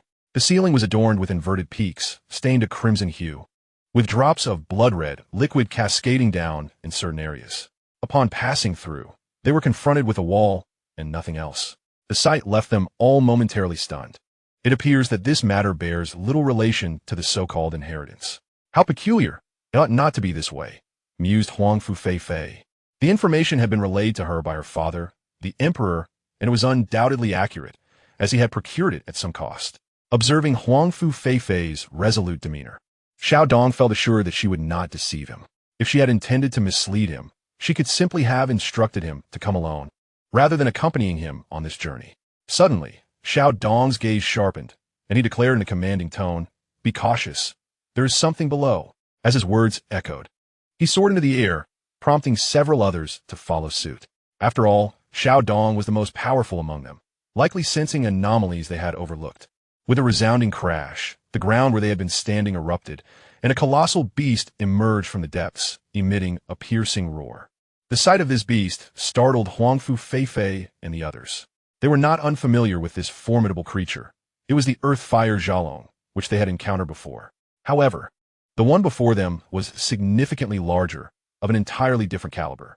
This was no longer the ancient divine-level earth-fire Xiaolong. It had ascended to the realm of true deities. Undoubtedly at least at the third level of true divinity, as the oppressive aura it emanated surpassed that of the blood-robed man they had previously faced. Yet they remained unfazed. For a peak true deity stood among them. Concurrently, a majestic force emanated from the aperture through which the earth-fire Xiaolong had emerged. Could it be that the relics lie beneath? Huang Fu Fei exclaimed with delight. No wonder they had been unable to locate it. It was concealed below. Thus, it seemed that the fearsome creature had inadvertently assisted them greatly. Roaring in fury at being disregarded, the earth-fire Xiaolong charged at them. However, before it could close the distance, an ancient, colossal finger of thunder obliterated its entire form, reducing it to ash. Such power! Standing close to Xiao Dong, Huang Fu Fei and her companions were acutely aware of his formidable strength. Truly, he was a peak true deity. Let's proceed. Regardless of the astonishment swirling in their minds, Xiao Dong leaped into the opening. As they entered, a blood-red passageway materialized before them, adorned with crimson crystal stones. Upon seeing this, Huang Fu Fei gasped, "Blood crystal, or?" Among those present, she was likely the most knowledgeable. Noticing the puzzled expressions on their faces, she elucidated. Blood crystal, or is formed from the coagulated blood of fallen divine beings. These stones can be exchanged for a substantial amount of spirit stones. After all, it is the essence of a divine lord, infused with a trace of enlightenment. Once absorbed, it may even facilitate a breakthrough through this understanding. Upon hearing this, Xiao Dong promptly collected the blood crystal ores. According to Chen Xuan's principle, not a single spirit stone should be overlooked. The others were momentarily taken aback by Xiao Dong's swift actions, but they bore no ill will, as their status did not render them in want of such spirit stones. Only Mo Lin, who lingered at the back, revealed a mocking glint in his eyes, deeming him a mere bumpkin. After traversing the passage, the group arrived in an underground palace. As they entered, ancient bronze lamps ignited around them, casting an eerie blue phosphorescence, while sharp, inverted conical crystal pillars hung from the ceiling. At the heart of the ruins stood a blood-red altar, upon which loomed a statue of a deity. Despite being merely a statue, it exuded an overwhelming majesty that compelled Huang Fu Fei and the others to resist the urge to kneel before it. To their astonishment, the statue's eyes suddenly opened, its blood-red gaze fixating on the group. A resonant voice echoed in their ears, proclaiming, "I am the Blood Realm Divine Lord. Those fortunate enough to endure the trial may accept my legacy." As the voice reverberated, a crimson mist swiftly enveloped the entire palace. In an instant, everyone stood frozen, as if ensnared in an endless illusion. Within a realm of consciousness, Xiao Dong felt a flicker before finding himself in a courtyard. To his horror, he realized the powerful sensation that once surged within him had vanished. Upon closer inspection, he discovered he possessed only the cultivation of a Yuan Dan realm. Just as doubts began to swirl in his mind, a chilling voice pierced through the air. Xiao Dong, have you lost your tongue? Do you dare to be dazed while I speak? Looking up, he beheld a girl clad in a white dress standing before him. He found himself kneeling at her feet, while she gazed down upon him with an expression of cold disdain. Yin Pia Piao? He stammered, astonished by the familiar yet unfamiliar visage. But was this not the one who had perished? A shiver coursed through him as he realized he could not recall the circumstances of her demise. Chapter 160. Ants. You dare to slay a god. Xiao Dong, quickly surrender the sacred artifact. Otherwise, not only will you be unable to see me, but even remaining in the Feiyu sect will be a challenge. She declared imperiously. You know that Brother Chong Kong is the son of the sect master and will one day become the new leader of Feiyu sect.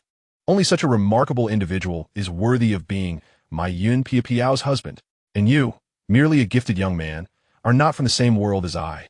The girl stood with an air of haughty superiority, her face marked by arrogance. A pair of beautiful eyes coldly gazed down at the slender youth before her. Xiao Dong looked upon the woman, anguish etched across his face. His love for her ran deep, and they had once vowed to be together for eternity. However, ever since she joined the Feiyu sect, she had begun to change, her demeanor towards him shifting. He understood that she had grown weary of hardship, yearning to ascend in status, dreaming of transforming from a vagrant into a figure of reverence among the elite. He had become ensnared in this identity and the power it promised, unable to extricate himself. Lin Chongkong, the son of the sect leader, was a pivotal figure in Yun Pia Piao's quest for such a transformation.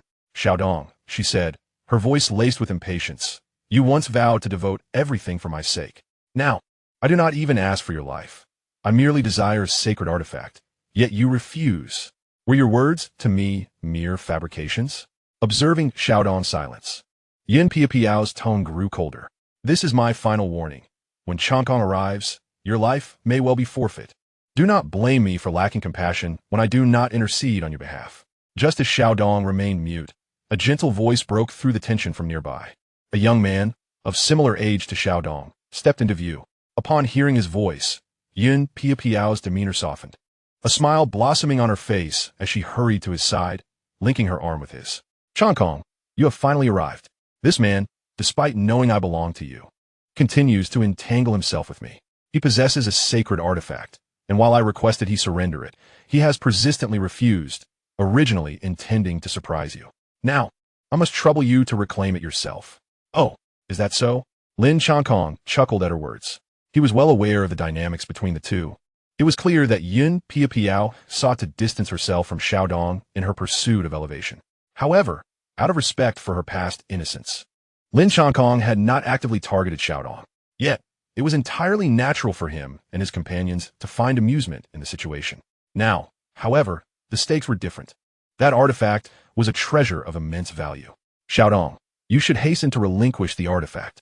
You are now a disciple of the Feiyu sect, and you must understand the principle of surrendering treasures found. How can you hide it away? Lin Chongkong narrowed his eyes, fixating intently on Xiao Dong. His entire body trembled slightly, a manifestation of his excitement. Soon, he would possess a sacred artifact.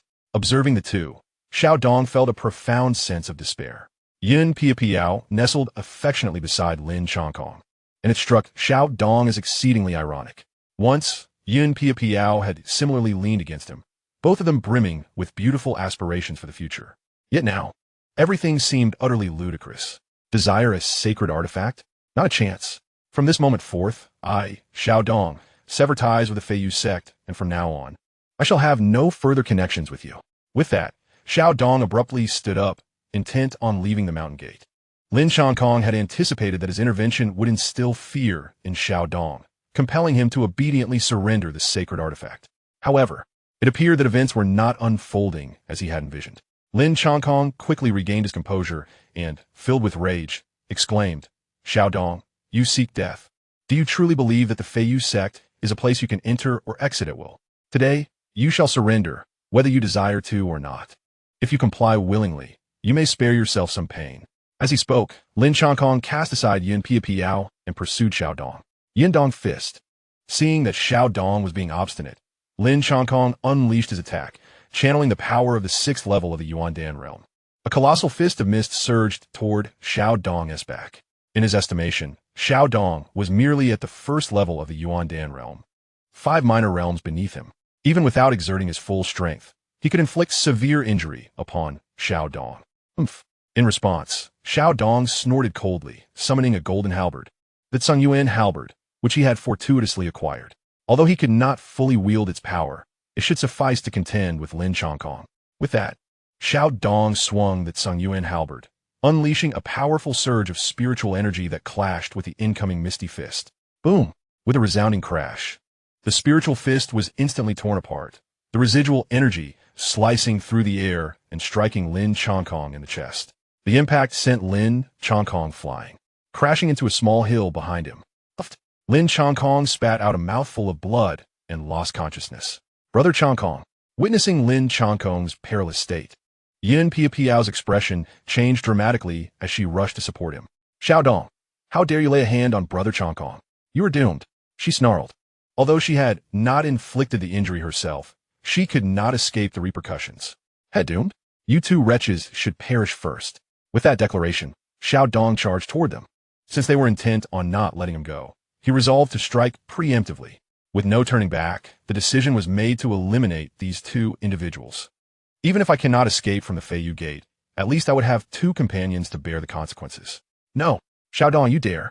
As the incoming force surged, Yin Piao's face turned pale. Even Lin Changkong was no match for Xiao Dong, let alone her. Just as Xiao Dong approached the 2, a terrifying pressure descended upon him. It was the formidable aura of the celestial realm. Bold fool, you dare to harm the son of Lin Ritian. You seek death. Soon, a middle-aged man appeared before them. He was Lin Ritian, the master of the Feiyu Gate and Lin Changkong's father. Sacred artifact. Lin Ritian immediately noticed the Tsungyuan halberd in Xiao Dong's hand, and with a swift motion, he drew it towards himself from a distance. Meanwhile, Xiao Dong found himself completely immobilized under the oppressive force of the celestial realm, his very flesh beginning to crack. Ha! Boy, you have delivered a fine treasure to your gate master. Since it is thus, I shall grant you a quicker demise. Perish. Lin Ritian held the Tsungyuan halberd with great delight while unleashing a surge of spiritual power, intending to obliterate Xiao Dong. No, even in death, I shall take you down with me. Xiao Dong struggled to self-destruct. Just as the spiritual force was about to strike him, an unparalleled power erupted from within him, sending Lin Ritian and his companions flying. When they regained their footing, they beheld Xiao Dong suspended in the air, resembling a deity. Ants, you dare to slay a god? Xiao Dong admonished, his voice resonating with divine authority. In the next instant, Lin Ritian and the entire Feiyu Gate were engulfed and obliterated by that voice. Chapter 161, Departure. As Lin Ritian and the Feiyu Gate vanished before Xiao Dong's eyes, the surrounding environment rapidly transformed, as if he had entered a vast, white realm. He could feel the peak-level power of the true god within him, contrasting with his previous state of the Yuan Dan realm. It seemed that this was indeed the trial set by the remnants of the divine monarch. Given the circumstances, it appeared I had succeeded. Xiao Dong murmured as he observed the shifting scenery. At that moment, a figure clad in red gradually materialized before him. The man possessed a handsome visage and an extraordinary aura, which, despite not being corporeal, left Xiao Dong in awe. This presence transcended even the true god realm. Beyond the true god lay the divine monarch. Therefore, it was not difficult to deduce his identity as the owner of this relic. Junior Xiao Dong pays his respects to the esteemed predecessor. Xiao Dong bowed respectfully to the man before him. Since this individual was a divine monarch, and Xiao Dong had come seeking the legacy he left behind, it was only fitting to address him with the honorific of predecessor. Are you not of the bloodline of the imperial clan? It appears that the Blood Realm dynasty has utterly fallen.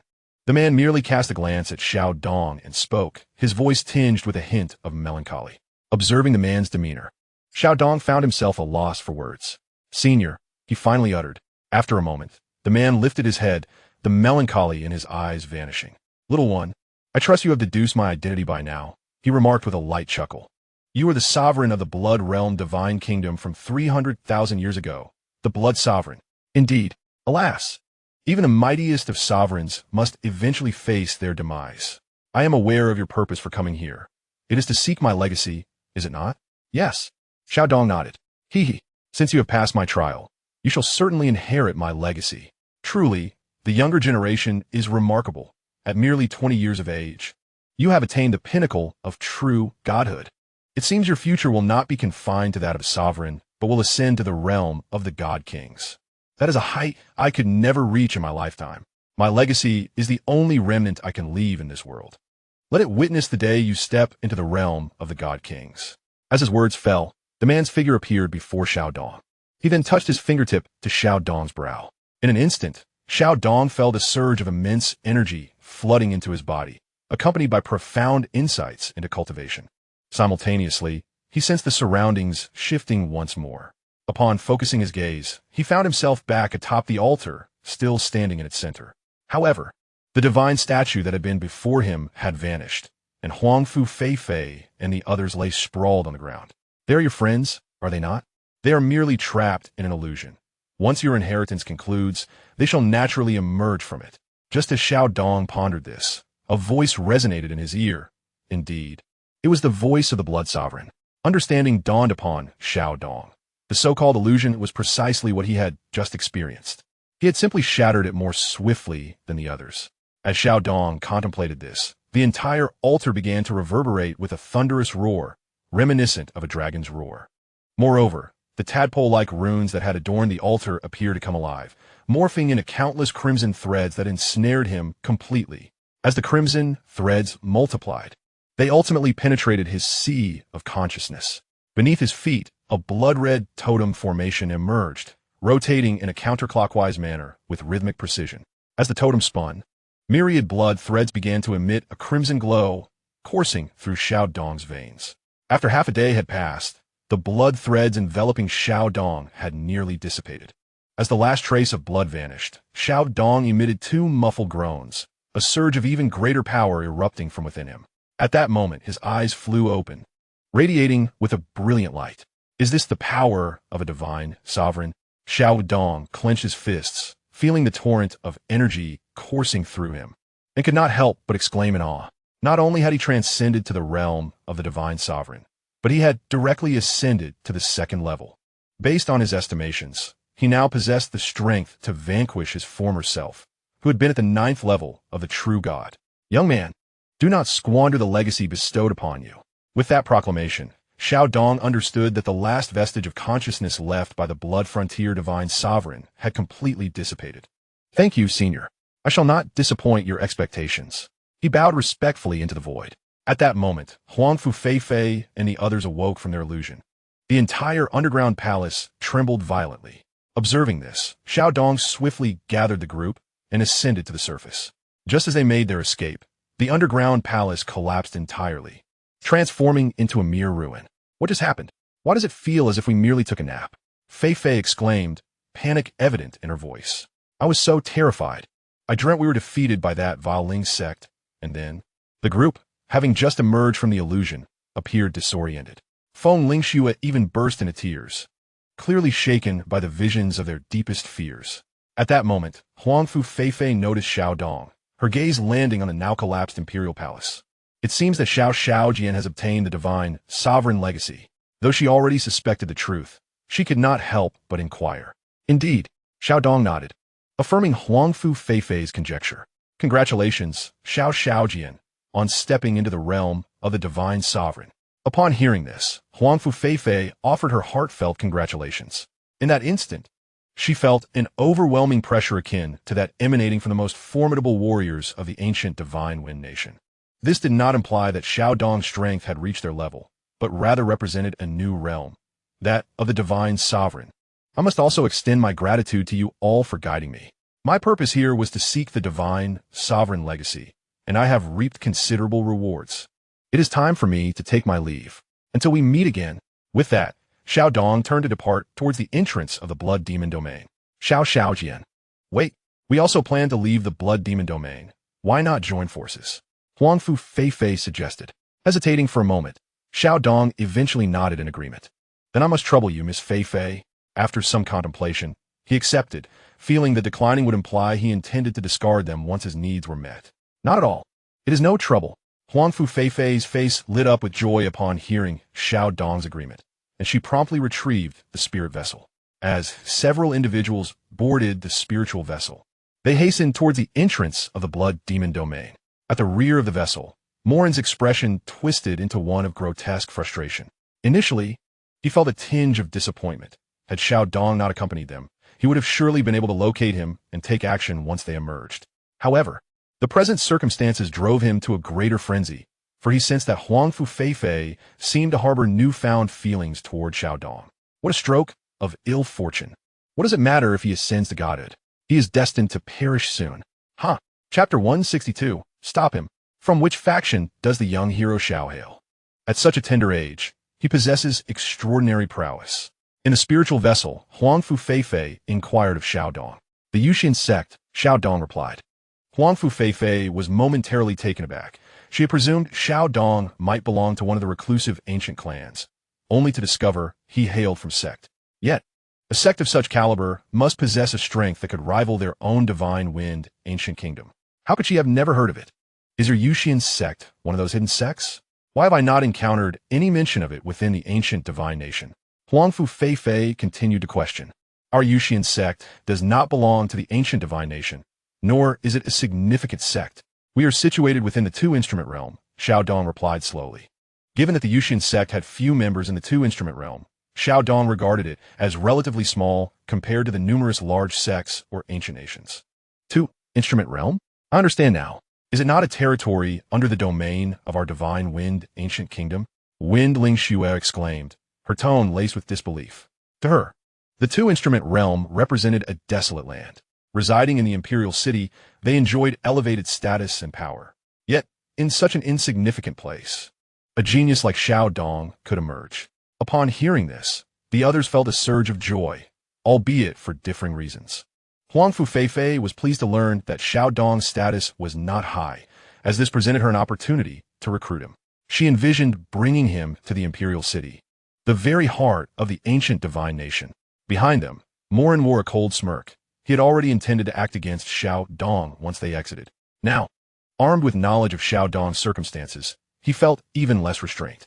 A mere small sect in the two-instrument realm, lacking a profound background and formidable strength. Killing a genius would be a trivial matter. Such actions, while not commonplace for top-tier powers, could certainly be executed flawlessly, without causing even a ripple. Why not come to our divine wind ancient kingdom, young hero Xiao, with your talents? Remaining in the two-instrument realm is a gross misallocation of potential. Only in the most prosperous and flourishing center of the ancient divine nation can your gifts be fully realized. Huangfu Feifei's gaze sparkled as she extended her invitation. Upon hearing this, Xiao Dong was momentarily taken aback, not anticipating that Huangfu Feifei would extend an invitation to him to the ancient nation of Xinfeng. However, without a moment's hesitation, he graciously declined her offer. To the others present, the ancient nation of Xinfeng represented the pinnacle of power within the celestial realm. Yet, in Xiao Dong's eyes, it bore no comparison to the esteemed Yuxian Sect. I sincerely appreciate your kind invitation, Miss Feifei, but I have vowed to remain loyal to the Yuxian Sect in life and in death, Xiao Dong declared, his words completely surprising the group. They had never imagined that he would reject the princess's invitation, setting aside the fact that Huangfu Feifei was a princess of the ancient nation. The opportunity to cultivate within its esteemed academy would undoubtedly create a stir in the realm. The Xinfeng Academy was renowned for nurturing the younger generation, comprising not only royal and noble offspring, but also many gifted youths from humble backgrounds. These young talents, meticulously chosen, would one day fight, bleed, and perhaps sacrifice their lives for the honor of the ancient nation.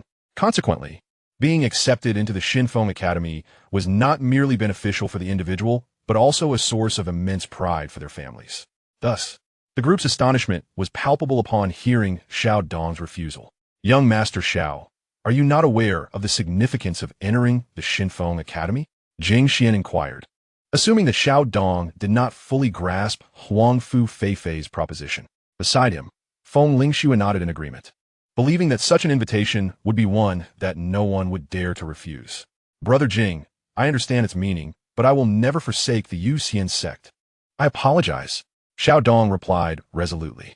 Upon hearing this, a flicker of disappointment crossed Huangfu Feifei's face. Nevertheless, given Xiao Dong's firm stance, she felt it inappropriate to press further, lest she provoke his resentment. Soon, the spirit vessel arrived at the exit of the blood demon domain. As it passed through a barrier, the crimson world vanished, replaced by a clear blue sky.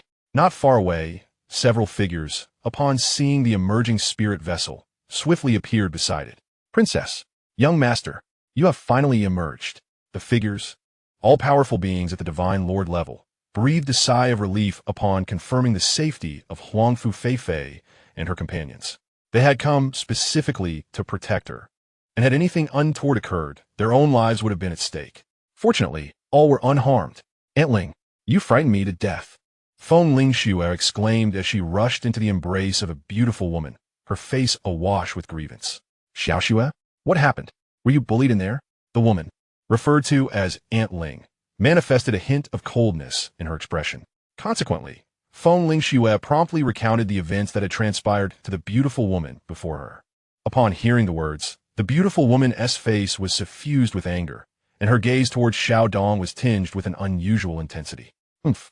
The cult of filth has grown increasingly audacious. Upon returning, I shall certainly dispatch more powerful individuals to eradicate the cult of filth. However, I must sincerely thank you. Young Xiao. In response, Xiao Dong merely nodded slightly. His motivation for rescuing Huangfu Feifei and the others was solely for the sake of the Divine Monarch's relic. To him, there was no obligation between them, and thus no need for gratitude. Consequently, Xiao Dong turned to bid farewell to the group. Miss Feifei, now that you have emerged, I shall take my leave. With that, he gracefully leaped from the spiritual vessel.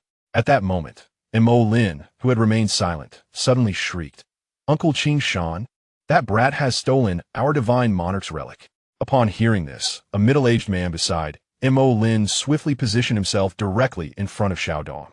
Witnessing this, Huangfu Feifei and the others were taken aback, their expressions shifting to anger.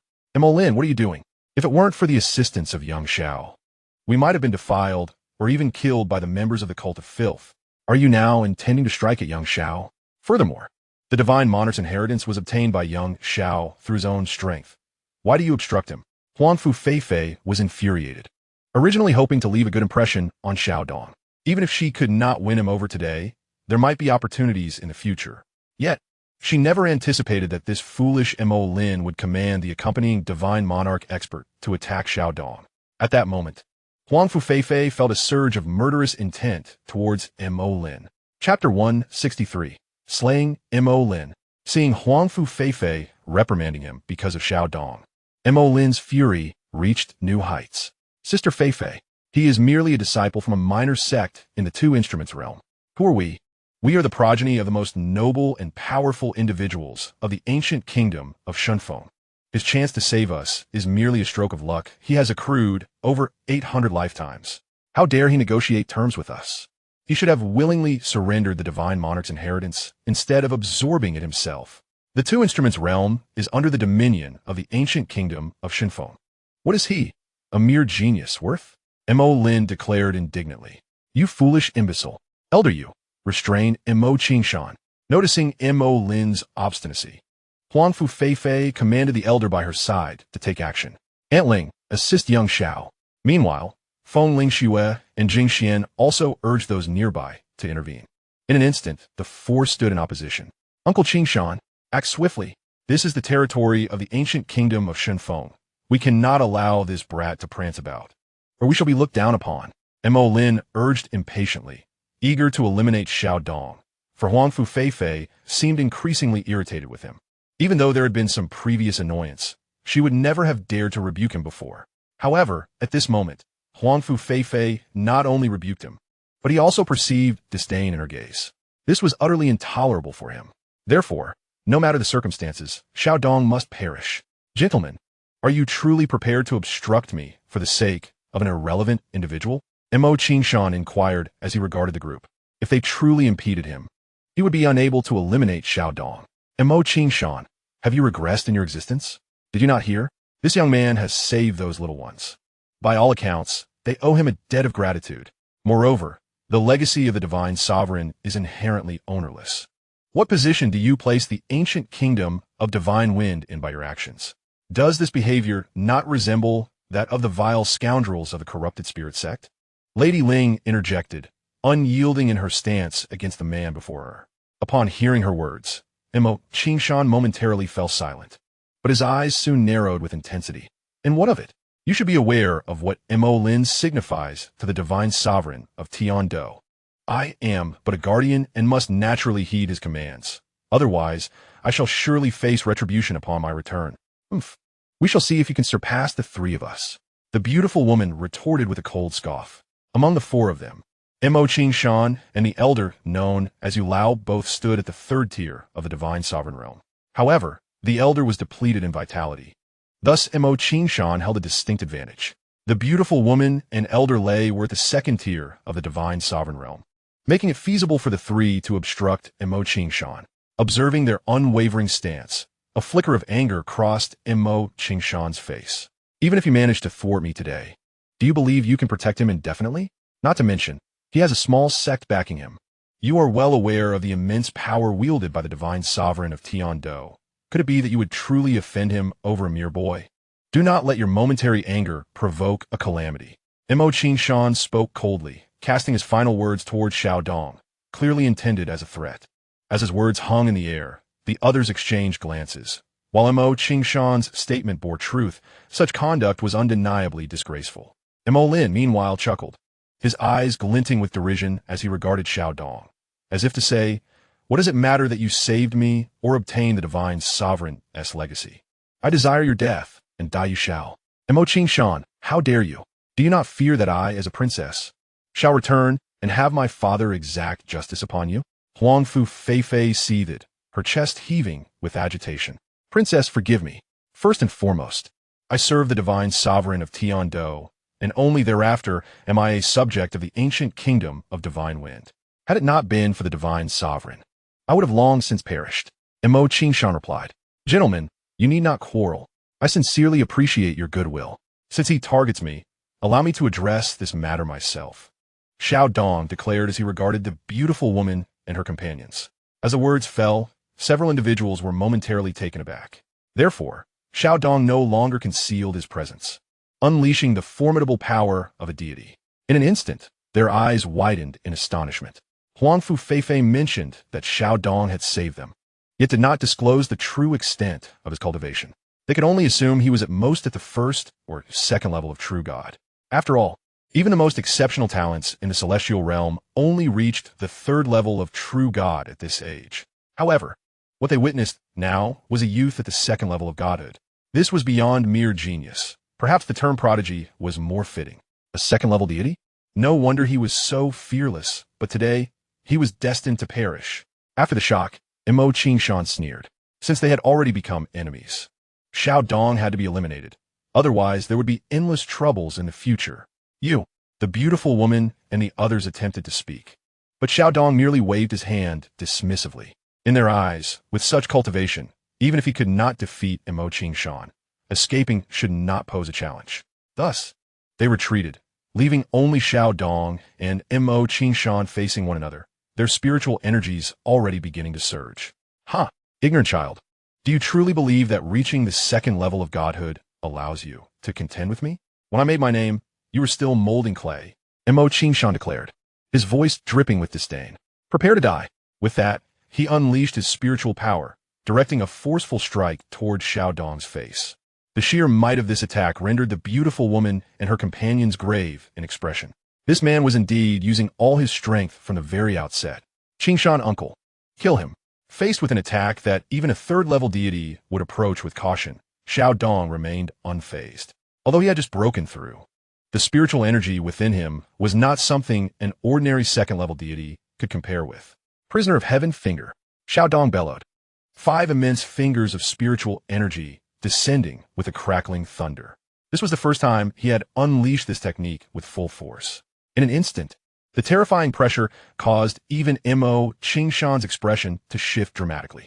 Impossible. How could you unleash such a level of attack? Xianxia screamed in horror. He swiftly altered his course, charging toward the oncoming fingers of spiritual energy. Yet, in the next moment, his face twisted in agony. for merely 2 of those fingers had effortlessly neutralized the strike, while the remaining 3 crashed mercilessly into his body.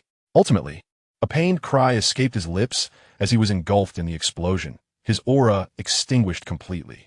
Chen Xuan is dead. This scene left the others in shock.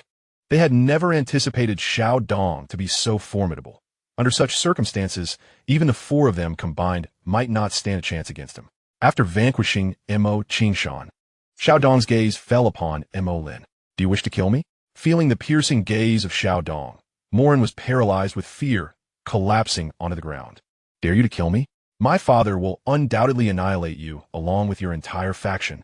Is that so? Then we, the Yuxian Sect, shall await your father's arrival.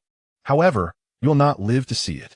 With that, a surge of spiritual power erupted from Xiao Dong's hand, piercing through Morin's brow. In an instant, Morin met his demise. After completing this deed, Xiao Dong turned and soared towards the 2 instruments realm. Chapter 164. The Lowly. Morin and Mo Qingshan are dead. The others gazed at Morin's lifeless body, his spirit dissipating, their expressions shifting in disbelief. The death of Mo Qingshan was one matter, but losing Morin too would spiral circumstances beyond control. Who was Morin? He was the son of the heavenly dual god, the grand general of the divine wind ancient kingdom, and his only heir. The stronger one is, the more challenging it becomes to produce offspring. In other words, the progeny of the powerful are born with a higher starting point. Some might even possess the realm of the ancient gods for birth, bypassing the trivial stages of the mortal realm entirely. It was well understood how much the heavenly dual god cherished and valued this heir. Yet now Morin had perished before them. One could scarcely imagine the fury that would ensue upon the heavenly dual god learning this news.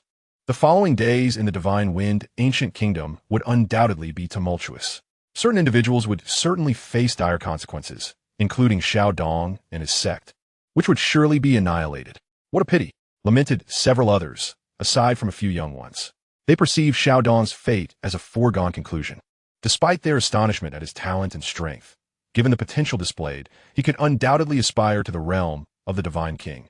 He had now offended the heavenly dual god, sealing his own death. In heaven or on earth, there would be no escape. To a top-tier deity, a mere second-tier deity was akin to an ant, unless perhaps the strongest figures from the heavenly realm intervened to halt it. Yet why would they aid a stranger at the expense of offending a top-tier deity? At this moment, Huangfu Feifei also recognized the gravity of the situation. She turned to the elder beside her, saying, "You Lao, quickly take me back. I must implore my father to save Xianxia. He has spared our lives." As she spoke, her voice was tinged with a hint of tears. Observing this scene, how could Yu Lao and the others fail to discern Huangfu Feifei's intentions? With a heavy sigh, the elder replied, "Your Highness, it is futile. The Lord of the nation will not forsake a top-tier deity for the sake of a prodigy. Moreover, the heavenly dual god has deeply entrenched authority within the divine wind ancient kingdom. Even your father must show him some deference. Now, the one who has perished is the heavenly dual god's most cherished son. Even if the Lord of the nation intervenes, it may not suffice to resolve this matter, unless he has a falling out with the god of heavenly combat. Does your Highness believe that is likely? Certainly not. There must be a solution, right? It is clearly Morin's fault. All of this is the consequence of Morin's own actions.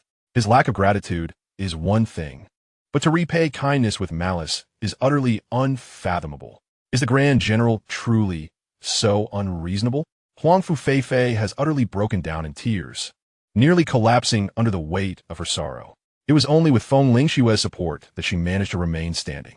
To reason with a top-tier powerhouse who has lost a child? That is an exceedingly ludicrous endeavor.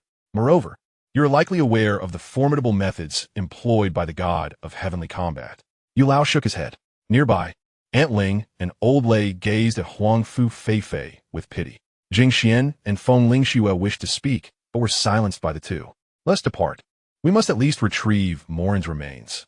With that, several gods ushered Huangfu Feifei and the others towards the direction of the imperial city of the ancient kingdom of divine wind, disappearing from sight. At the Yuxian Sect, it seems to have gained quite a bit from this journey. Before the fairy spirit fruit tree, Chen Xuan remarked with a smile at Xiao Dong, who stood before him. He could clearly see on the system panel that Xiao Dong had reached the second level of the god monarch realm, a stage beyond his current self. It appears he has obtained the inheritance of the god monarch. Fortunate indeed to have fortuitously acquired the ultimate legacy, Xiaodong replied.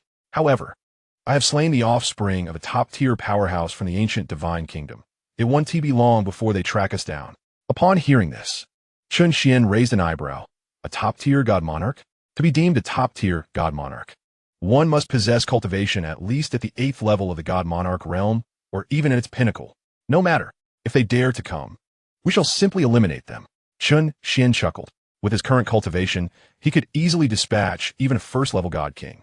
Furthermore, Lin Yin and the others have reached the pinnacle of the god monarch realm. With their physique, equipment, and battle prowess, they might very well be able to contend against initial-level god kings.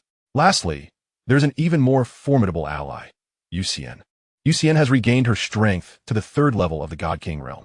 Although Chen Xuan had not inquired about her peak strength, given her origins from a top-tier divine realm, it is reasonable to assume she is at least at the pinnacle of the god king realm or even at the god emperor level. Ding. Detection of potential disciples of the sect. Locking in lock completed. Target location, Ancient Divine Kingdom, Reincarnation, Star C. The system's voice reached Chen Xuan's ears, startling him. He had not anticipated a mission at this moment. He turned to Xiaodong and said, "You should remain at the sect for now. If anyone comes seeking trouble, just direct them to Lin Yin and the others." Understood. With that, Chen Xuan soared towards the direction of the Ancient Divine Kingdom. In the Ancient Divine Kingdom, at the Grand General's residence, within an imposing and magnificent mansion, a burly man clad in silver-white armor stood at the center of the Grand Hall. Before him lay the lifeless body of a young boy. At that moment, a plump and seemingly elegant woman was weeping over the corpse, her voice hoarse from sorrow, on the verge of fainting multiple times. Around them, numerous individuals knelt on the ground, their foreheads pressed against the earth, trembling uncontrollably. The atmosphere was steeped in an oppressive silence, as if even the air had solidified, creating a suffocating sensation. The imposing figure before them was none other than Mo Tianhai, the esteemed general of the Xinfeng ancient kingdom, a being of divine prowess. His strength was but a hair's breadth beneath that of the kingdom's sovereign, Huangfu Quebec. What else was said? The general inquired, his tone imbued with an indescribable aura of intimidation. In response, a quivering voice ventured forth. They claim it is because the young master unjustly incited Mo Xianxia to act against that boy, leading to this tragic demise. As soon as the words fell, the kneeling woman erupted in a furious roar. "You speak nonsense. Even if that were true, what of it? How dare a mere commoner take my son's life? I demand the annihilation of his entire clan. My husband, you must avenge our child. Such a presumptuous little wretch, relying on his meager talents, has the audacity to extinguish the life of our kin, for the sake of our beloved child." With that, the woman turned to the man beside her, her eyes bloodshot and filled with anguish. Chapter 165. The Arrival of Mo Tianhai. At this juncture, the general of the Xinfeng ancient kingdom had begun to grasp the circumstances surrounding the incident. He was acutely aware of his son's temperament and tendencies. At most, it was merely a youthful infatuation with a girl. Huangfu Feifei had never held much regard for his son, let alone now, with the emergence of a prodigy eclipsing all others in the Xinfeng ancient kingdom, a being of divine rank. How many aspired to reach such heights, while countless others remained forever ensnared at the apex of true divinity? It was only natural for a girl to be enamored with a genius. Regrettably, the once inferior Mo Lin had been outright eliminated from contention.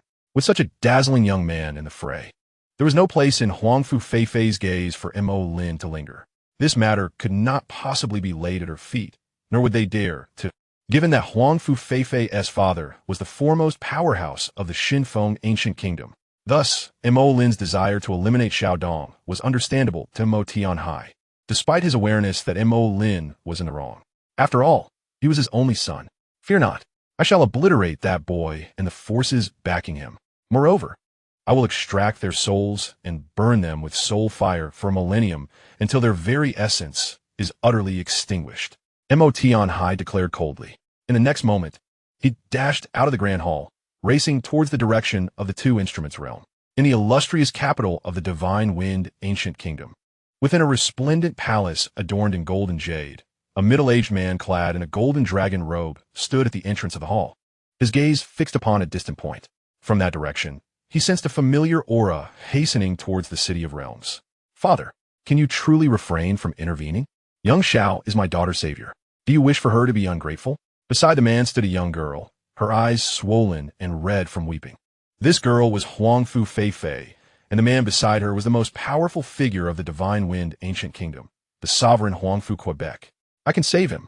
Yet, I cannot. Huangfu Ke spoke with a detached calmness. Hearing this, Huangfu Feifei appeared incredulous. Why? Is it worth sacrificing the 10,000 years of foundation of our Divine Wind Ancient Kingdom for the sake of a mere youth? What do you mean, father? Huangfu Feifei asked, bewildered. You are still too young. There are matters you do not yet comprehend. The youth you speak of is indeed exceptional, with talents unseen in ages. Given sufficient time, he could certainly ascend to the realm of a divine king, a level I have yet to touch. Huangfu Ke turned to the girl beside him and inquired, what forces in this celestial realm rival our divine wind ancient kingdom? Uncertain of her father's intent, Huangfu Feifei responded, the reincarnation star sea and the chaotic demon domain. And what else? Is there more? Upon hearing this, Huangfu Feifei paused, then recalled something and said, the corrupted spirit sect? Precisely. Though the corrupted spirit sect may not be as conspicuous as the other two forces, they are the most perilous. Do you genuinely believe that our current days are tranquil? Beneath this facade of calm, tumultuous tides are already surging. The four great powers are locked in a delicate balance. Any crack could render one of them vulnerable to the predation of the others. Setting aside your connection with that youth, even if he were to become the consort of our divine wind ancient kingdom, he would still require considerable time to reach our level. Should I aid you in rescuing him, MOT on high will undoubtedly retaliate, potentially instigating internal strife within our kingdom. Thus, our divine wind ancient kingdom could become the primary target of the other three forces. At that juncture, our kingdom could face annihilation, and billions of souls would be cast into despair. Therefore, do you still wish for me to save that youth? Huangfu Ke concluded, Mo Tianhai's strength is already nearing my own, unless I ascend to the realm of a divine king and possess absolute power to subdue him. He would dare not oppose me for the sake of a mere son. However, at that time, the three major powers were all forced to grovel at my feet. Why should I concern myself with a mere deity? In this celestial realm, there exists but one true divine king, the one who is the legitimate sovereign of all gods. I'm still far from that pinnacle. Upon hearing this, Huangfu Feifei fell silent, hesitating. She yearned to save Xiaodong. Yet the price for such an act could very well lead to the destruction of the ancient divine wind kingdom. Ultimately, she could only helplessly close her eyes. Boom! Within a spiritual peak, Xiaodong was seated in his chamber, stabilizing the cultivation he had just broken through. Suddenly, a resounding commotion reverberated throughout the entire Yuxian Sect. Has the time finally arrived? Sensing an aura that surpassed his own, Xiaodong realized that it must be the people from the ancient divine wind kingdom. Thus, he stepped out of his room, eager to ascertain the situation. At that moment, Lin Yin, Yuxian, Medusa, and several others gathered outside Xiaodong's courtyard. Converging by his side, Xiaodong had not anticipated their swift movements. He had previously informed Lin Yin and the others of the unfolding events. What are you waiting for? Let's go together and discover who dares to disturb our Yuxian Sect. With that, they soared into the air, appearing outside the protective barrier. Not far from the barrier, a burly man cast a cold gaze toward them, emanating an aura of malevolence. This was the kind of sinister energy that only those who frequently engage in bloodshed possess. Residual spiritual power lingered on his right hand, indicating that he had just attacked the protective barrier of the Yuxian Sect. This man was none other than Mo Tianhai, who had come from the ancient divine wind kingdom. You're the one who killed my son, are you not? Mo Tianhai coldly addressed Xiaodong, eager to discern his appearance. You come seeking vengeance for that fool who knows not his own mortality? Xiaodong retorted defiantly, unwilling to be outdone. After all, both Lin Yin and Medusa were capable of slaying Mo Tianhai, not to mention the formidable Yuxian, who had already regained her divine king status. Still boasting even when death is imminent. Mo Tianhai chuckled darkly. He had believed that someone with Xiaodong's talents would possess wisdom, yet it now appeared he was merely a reckless youth. No wonder he had the audacity to kill his son. Leave him to me. It has been a long time since I last fought. Not just you. I too have not fought in ages. Well, I shall join in the fun as well. Divine, King 9th level? Is that all there is to it? Before Mo High could make a move, Lin Yin and the others were already clamoring to take action, clearly not regarding Mo High with any seriousness. Observing this, Mo High could only laugh in exasperation. Chapter 166. Could it be that you two are also divine kings? It seems I have become the prey here. I have yet to strike, and this group of individuals dares to bicker before me.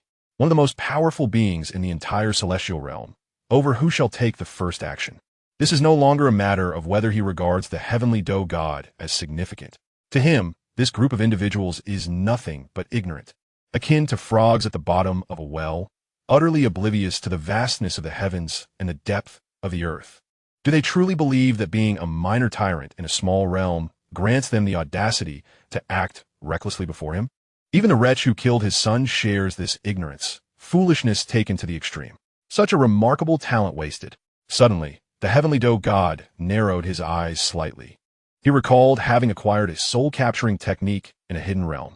If he could control the one who killed his son and turn him into a puppet, then once this youth breaks through to the divine king realm, wouldn't he be able to overthrow the God-Wind ancient kingdom and establish his own divine nation? No. Moreover, with the power of the divine king realm, he could even unify the entire heavenly realm, including the other two major forces in the mysterious corrupted spirit sect. With this thought, the corners of the heavenly Doe God's eyes, previously icy, now burned with intensity. However, the youth may live, this group of fools, along with their sect behind them, must be annihilated. Enough of your bickering. Let us strike together, the heavenly Doe God declared after regaining his composure. Silence, silence, silence. To his astonishment, as soon as he spoke, Lin Yin and the others chimed in unison for him to be quiet. Seeing this, the heavenly Doe God was taken aback, and then veins bulged on his forehead. Those familiar with him would recognize that this top-tier deity had become utterly enraged. Huh, you truly embody the essence of a sect. Even your foolishness is cast from the same mold. Very well, I am utterly bored and shall crush each of you. As he spoke, the heavenly Doe God radiated overwhelming spiritual power, manifesting a blood-red curved blade in his hand. Enough. No more disputes. He beckons us to join forces. Moon Fairy stated. Join forces? Such a request exists? Lin Yin replied.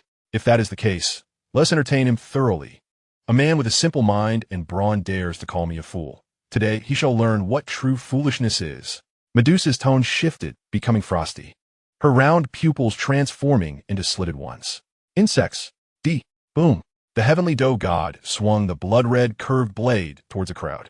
In that instant, aside from Moon Fairy, the others scattered. Beneath the crimson blade's light, it seemed as though Moon Fairy would be cleaved in two at any moment. Huh, did you think you were united? As soon as I make a move, you flee one faster than the other. The heavenly Doe God sneered.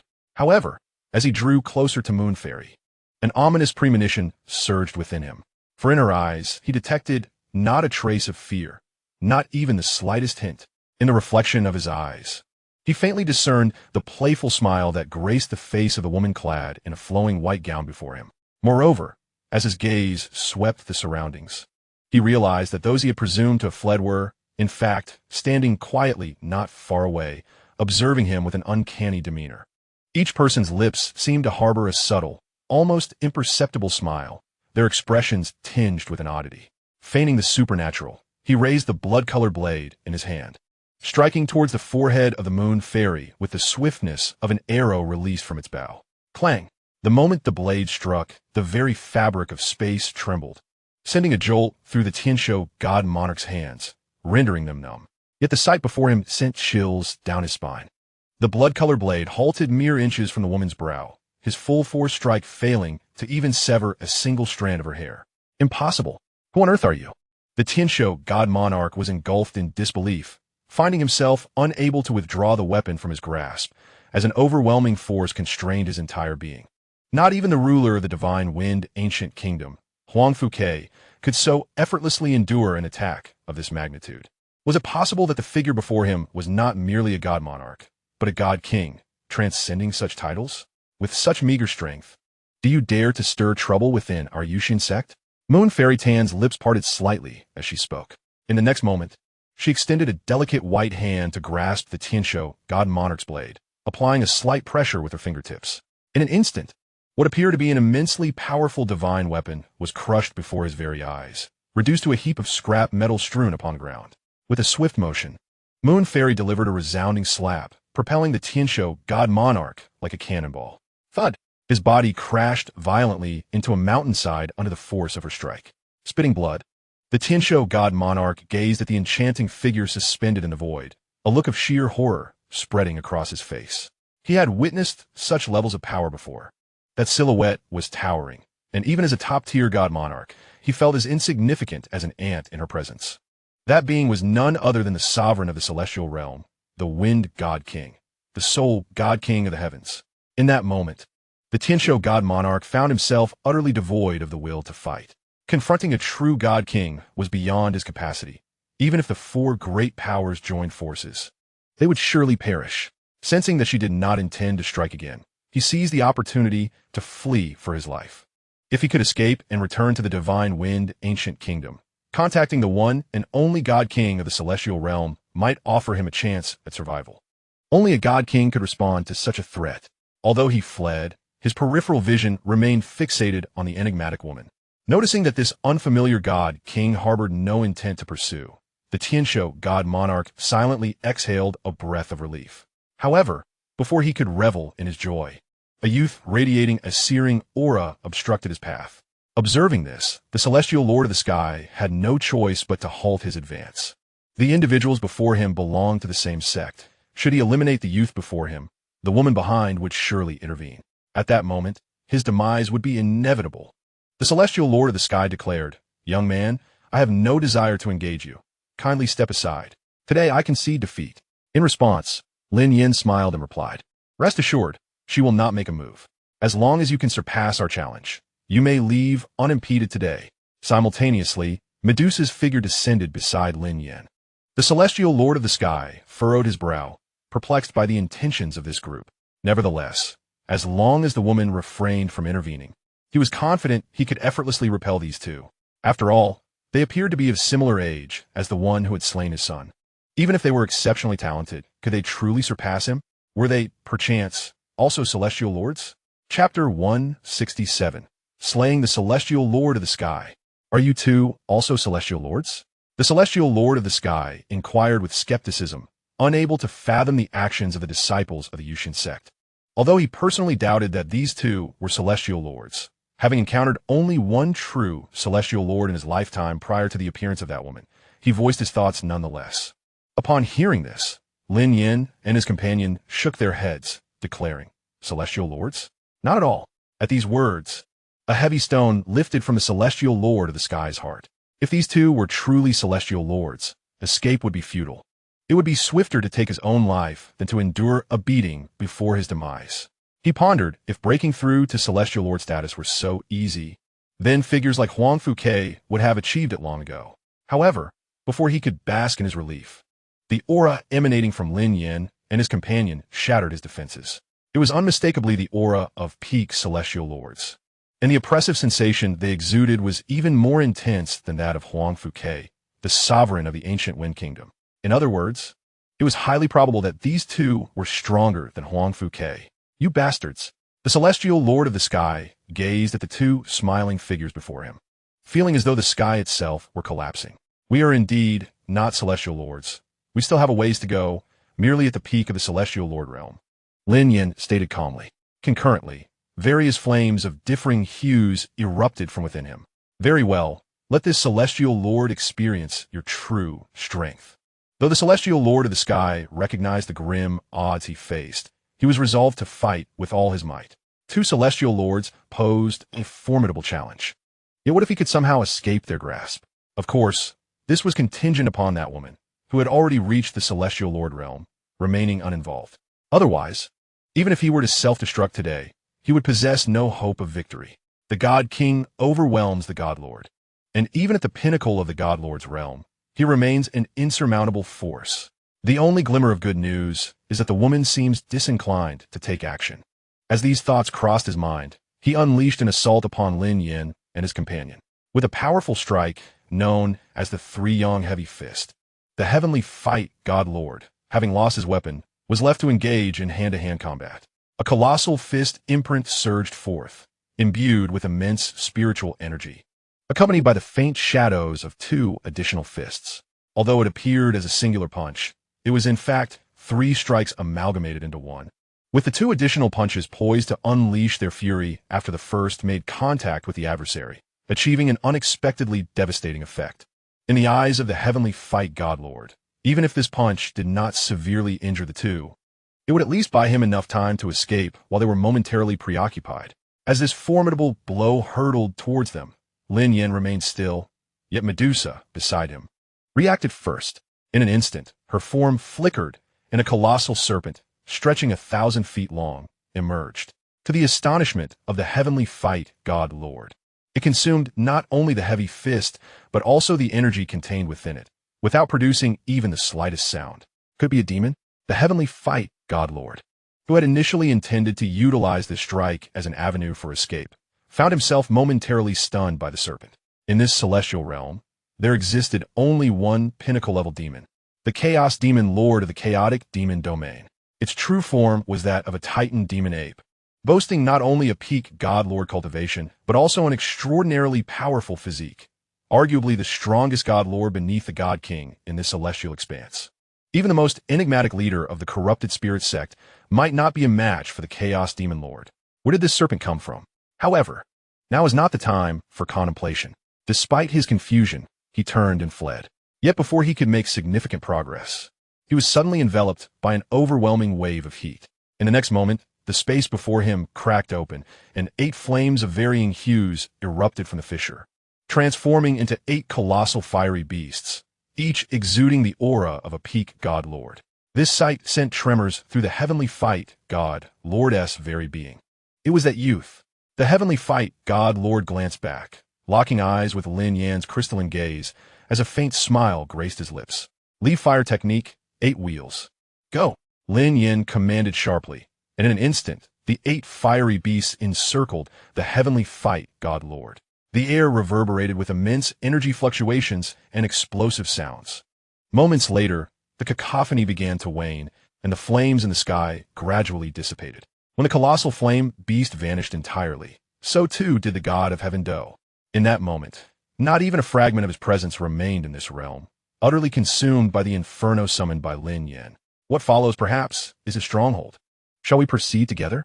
After vanquishing the god of heaven Do, Lin Yan softly addressed the gathered crowd. Ultimately, it would be splendid for Yuxian and the others to join in, as they could leisurely explore the ancient divine realm. In the Grand General's residence, within the main hall, a beautiful woman stood in anguish beside a crystal coffin, tears cascading down her cheeks. Inside the coffin lay the lifeless body of a young boy. This woman was the lady of the Grand General's residence, Ling Xian, the wife of the god of heaven Do. Although her power paled in comparison to that of her husband, she still possessed the cultivation of a 5th-tier deity. Linaire, do not worry. Your father will swiftly avenge you by slaying your murderer, along with the forces that stand behind them. Rest in peace. As she spoke, the woman placed her hand upon the crystal coffin, gently caressing it. At that moment, a formidable pressure descended, causing the entire Grand General's residence to tremble. Who dares?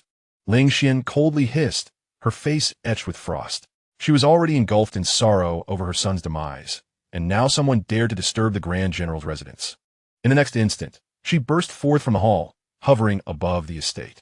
Before her stood 5 unfamiliar youths. However, when her gaze fell upon a boy enveloped in violet arcs of lightning, the aura of a 5th-tier deity erupted from within him in an instant. You little beast! It is you! You killed my son, and you dare to brazenly appear at the General's residence? Just as she intended to strike, she suddenly recalled that her husband, the god of heaven Do, had ventured to the 2 instruments realm to slay this boy. Could it be they had narrowly missed each other? Boy, it seems you are fortunate to have evaded my husband. Since that is the case, I shall personally take your life to avenge my son. With that, Ling Xian summoned a slender sword, charging towards Xiao Dong and his companions. Chapter 168. The Youth in Green, Tianxian Strike. Ling Xian, wielding her delicate sword, conjured an extraordinarily potent sword energy aimed at Xiao Dong and his companions. Based on the intelligence she had gathered, though Xiao Dong was indeed a prodigy of formidable strength, he was ultimately merely at the 2nd tier of deity cultivation. In contrast, Ling Xian had long been a renowned deity, confident even against ordinary sixth-tier deities. She could not believe that Xiao Dong could possibly transcend from minor realms to defeat her. Oomph. A bloodthirsty light ignited in Ling Xian's eyes, her visage twisted with rage. However, before she could draw near, a soft snort, as if emanating from the heavens above, descended with an ancient and formidable pressure. In the next instant, the delicate sword held by the divine Lord Ling Xian slipped from her grasp, its sword aura dissipating into pure spiritual energy that returned to the realm. Following this, she emitted a muffled groan and was hurled backward into the grand hall, shattering it and creating a gaping hole, coughing up blood from her grievous injuries. The divine Lord Ling Xian trembled uncontrollably. This presence, merely a whisper, had inflicted such severe harm upon her. A true divine lord seemed to transcend the very realm of divine beings. Struggling to regain her composure, she surveyed the figures suspended in the void. Besides one Xiao Dong at the second level of the divine lord realm, and a youth at the ninth level of the true god realm, she found herself unable to discern the cultivation levels of the other three individuals. Yet, she faintly sensed a perilous aura emanating from these two, indicating their power surpassed her own, leading her to consider no other possibility. What filled her with dread was the woman in the white dress standing at the center. For a moment, the divine Lord Ling Xian felt as though she stood before a genuine deity, rather than merely a strikingly beautiful woman. God King. You are the God King? Despite her disbelief, the words escaped her lips, for she surmised that only a God King, above the divine lords, could effortlessly inflict such grievous injuries upon her without lifting a finger. Congratulations. You guessed correctly. However, you still must die. With these words, Yuxian spoke, a faint smile gracing her lips. I was wrong. My Lord God King, we erred. We should not have acted against you. It was our son's fault. As she spoke, the divine Lord Ling Xian hastily knelt, pleading for mercy. The God King is not to be trifled with. It was not only the divine Lord Ling Xian who understood this truth. The top divine lords of the four supreme forces in the celestial realm were equally aware. They held nothing but fear for the God King, having witnessed the God King's might firsthand. The celestial realm had not always been home to only four forces. There had once been five. This fifth force was known as the War God Hall.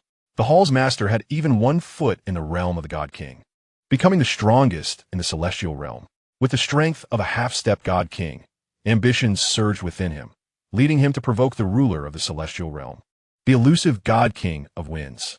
Subsequently, the God King of Winds personally descended, obliterating the War God Hall with a single palm strike.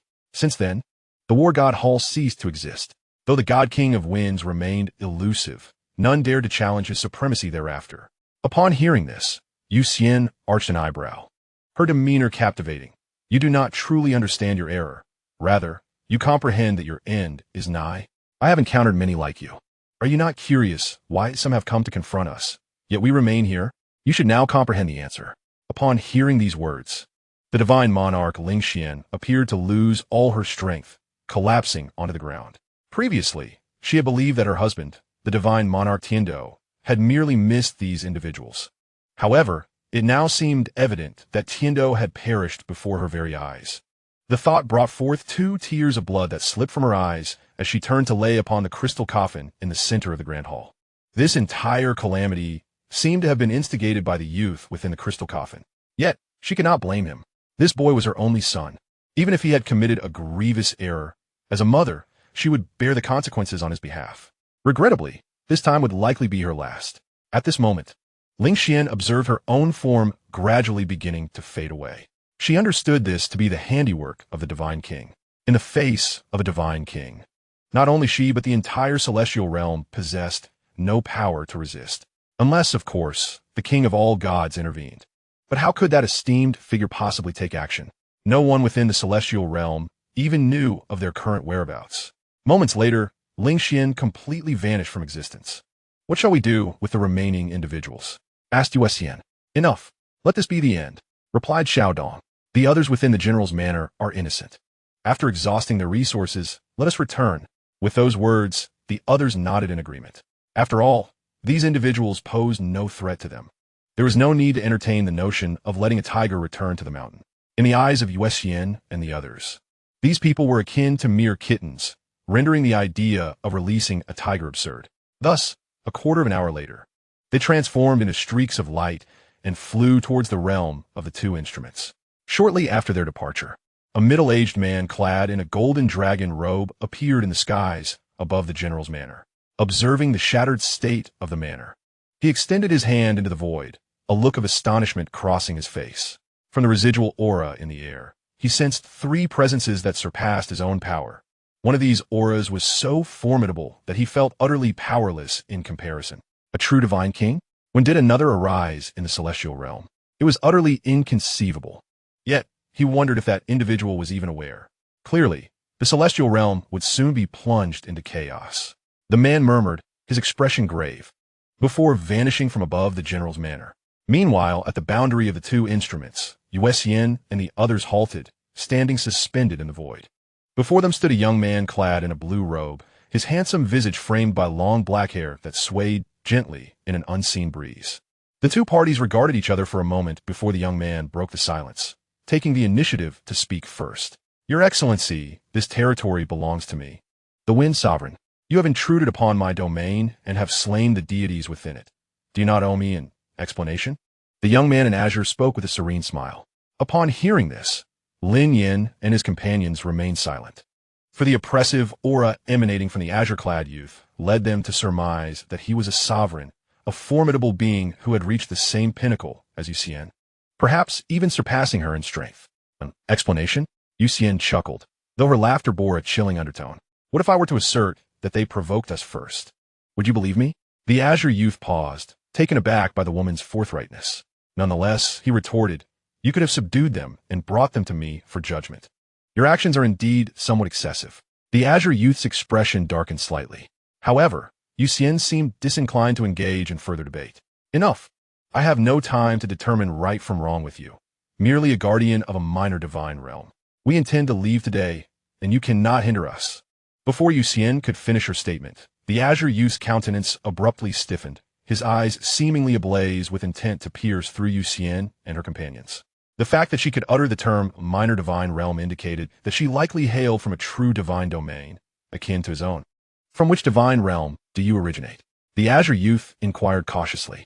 The young woman appeared youthful, yet already possessed the third level of sovereign strength. Such individuals might very well be offspring of the elite from the divine realm, perhaps merely wandering here out of boredom. Furthermore, her demeanor exhibited no signs of astonishment or fear in his presence, suggesting she possessed considerable hidden strengths. More significantly, while he could reign supreme in this celestial realm, he would merely be an ordinary member upon returning to the divine domain. The eternal life divine realm, Yuxian stated. What? You also hail from the eternal life divine realm? The youth's expression shifted to one of astonishment. He had not anticipated that this woman was from the same divine realm as he. Yet, in his recollection, he could not recall any offspring of the prominent powers resembling her. Could she be a hidden illegitimate child? Observing the youth's astonishment, Yuxian revealed a hint of a dangerous smile. Since you two are from the eternal life divine realm, you may have heard of my name. She spoke coolly. Oh, this only deepens my confusion, the youth responded, now certain he had never encountered this woman before. Yet she claimed he might have heard of her name. Pray do tell. Upon realizing that the woman before him hailed from the eternal divine realm, the young man's demeanor softened considerably. After all, if her assertions bore any truth, offending a deity lord for the sake of a mere god would be an unwise choice, particularly when that god possessed formidable connections. Such an act could potentially invite dire consequences upon himself. His primary duty was merely to guard this celestial realm. As long as no one was wantonly slaughtering the beings of the heavens, he typically refrained from intervening in ordinary competition. Celestial Sovereign. Celestial Sovereign? What Celestial Sovereign? The young man felt a flicker of confusion upon hearing the two words from Yuxian's lips. Yet, in the next moment, a chilling sensation surged within him, his heart racing uncontrollably, causing him to retreat several steps. Xianxia, what was your true identity? Why did this man react so dramatically upon hearing those words? Beside Yuxian, Xianxia and his companions keenly observed every movement of the young man, particularly noting the hint of fear that flickered in his eyes after learning of Yuxian's identity. Keep it a secret. You will know in due time. Yuxian turned to Xianxia, responding with a smile. Well then, are you still certain you wish to obstruct me, dear nephew? Yuxian regarded the young man with an amused expression. Are you truly that celestial sovereign? Despite his astonishment, he managed to inquire. What do you think? Do you believe anyone would dare flaunt her title so brazenly? But you are supposed to be dead. How could you possibly be in my small divine realm? At this juncture, the young man had begun to accept the woman's words. She was correct. The celestial sovereign she spoke of had indeed been immensely powerful, yet her adversary was even stronger. The battle of Ur concluded with the fall of the celestial sovereign. Fortuitously, she had succeeded in reincarnation. Now that you are aware of my identity, do you still intend to stop me? As she spoke, Yuxian's enchanting eyes narrowed slightly, a glimmer of coldness emanating from them. Predecessor, you jest. If you were to truly take action, I would assuredly be no match for you. I am Yuxian, a disciple of the Qianxing Palace of the Eternal Divine Realm, known as the God King of Wind. Upon hearing this, the young man smiled, a hint of respect gracing his features. Qianxing Palace? Quite impressive indeed. Your strength is commendable even among the God Kings, reaching the pinnacle of their realm. Since there is no further matter at hand, I shall take my leave. With that, Yuxian and her companions gracefully flew past the young man. Initially, Yuxian had contemplated slaying him, for his knowledge of her identity could potentially lead to calamity for the Yuxian Sect if he divulged her reincarnation to others. After all, her power was still in the process of restoration, and Chen Xuan's current realm was merely that of a deity lord. She was uncertain whether he possessed the strength to confront those adversaries. Moreover, she wished to keep these individuals out of her affairs. However, upon discovering that the young man was associated with the Qianxing Palace, Yuxian altered her stance, realizing that those from the palace would not meddle in such matters. Shortly after Yuxian and her companions departed, the Wind Sovereign gazed at their vanishing figures, his expression a flicker of uncertainty. He could not believe that this individual had somehow survived. When the day of their return arrives, it is likely that the eternal divine realm will be engulfed in a grand conflict. He could only wonder how astonished those involved would be, considering that it had taken the combined efforts of 10 celestial beings to bring this individual down initially. How intriguing. At that moment, a hint of trepidation lingered in the young man's eyes. If the woman's words held any truth, he realized that had he forcibly intervened with those individuals earlier, he might not have known how he met his demise. A successfully reincarnated celestial being, even without having fully regained their strength, would undoubtedly possess some formidable trump card. It was merely a matter of paying a price to unleash it. With that thought, the Wind Sovereign's figure once again faded into the void. Enveloped by a sea of stars, amidst the swirling starlight, a young man clad in crimson appeared upon a celestial body. This young man was Chen Xuan. According to the directives provided by the system, he had arrived at the reincarnation star C, which was indeed his intended destination. For the person he sought resided within this realm. Yet, aside from the vast starry expanse, he discerned not a single soul. Not even a shadow could be found. Just as Chen Xuan found himself at a loss, the system offered prompt. He harbored no doubts regarding the system's guidance. With his current prowess, a mere flick of his strength would suffice to rival that of a divine king. Thus, as he gathered his spiritual energy and directed it towards the indicated point, the location of impact instantly warped. Subsequently, the surrounding space began to manifest gnarled fissures, ultimately shattering like a mirror.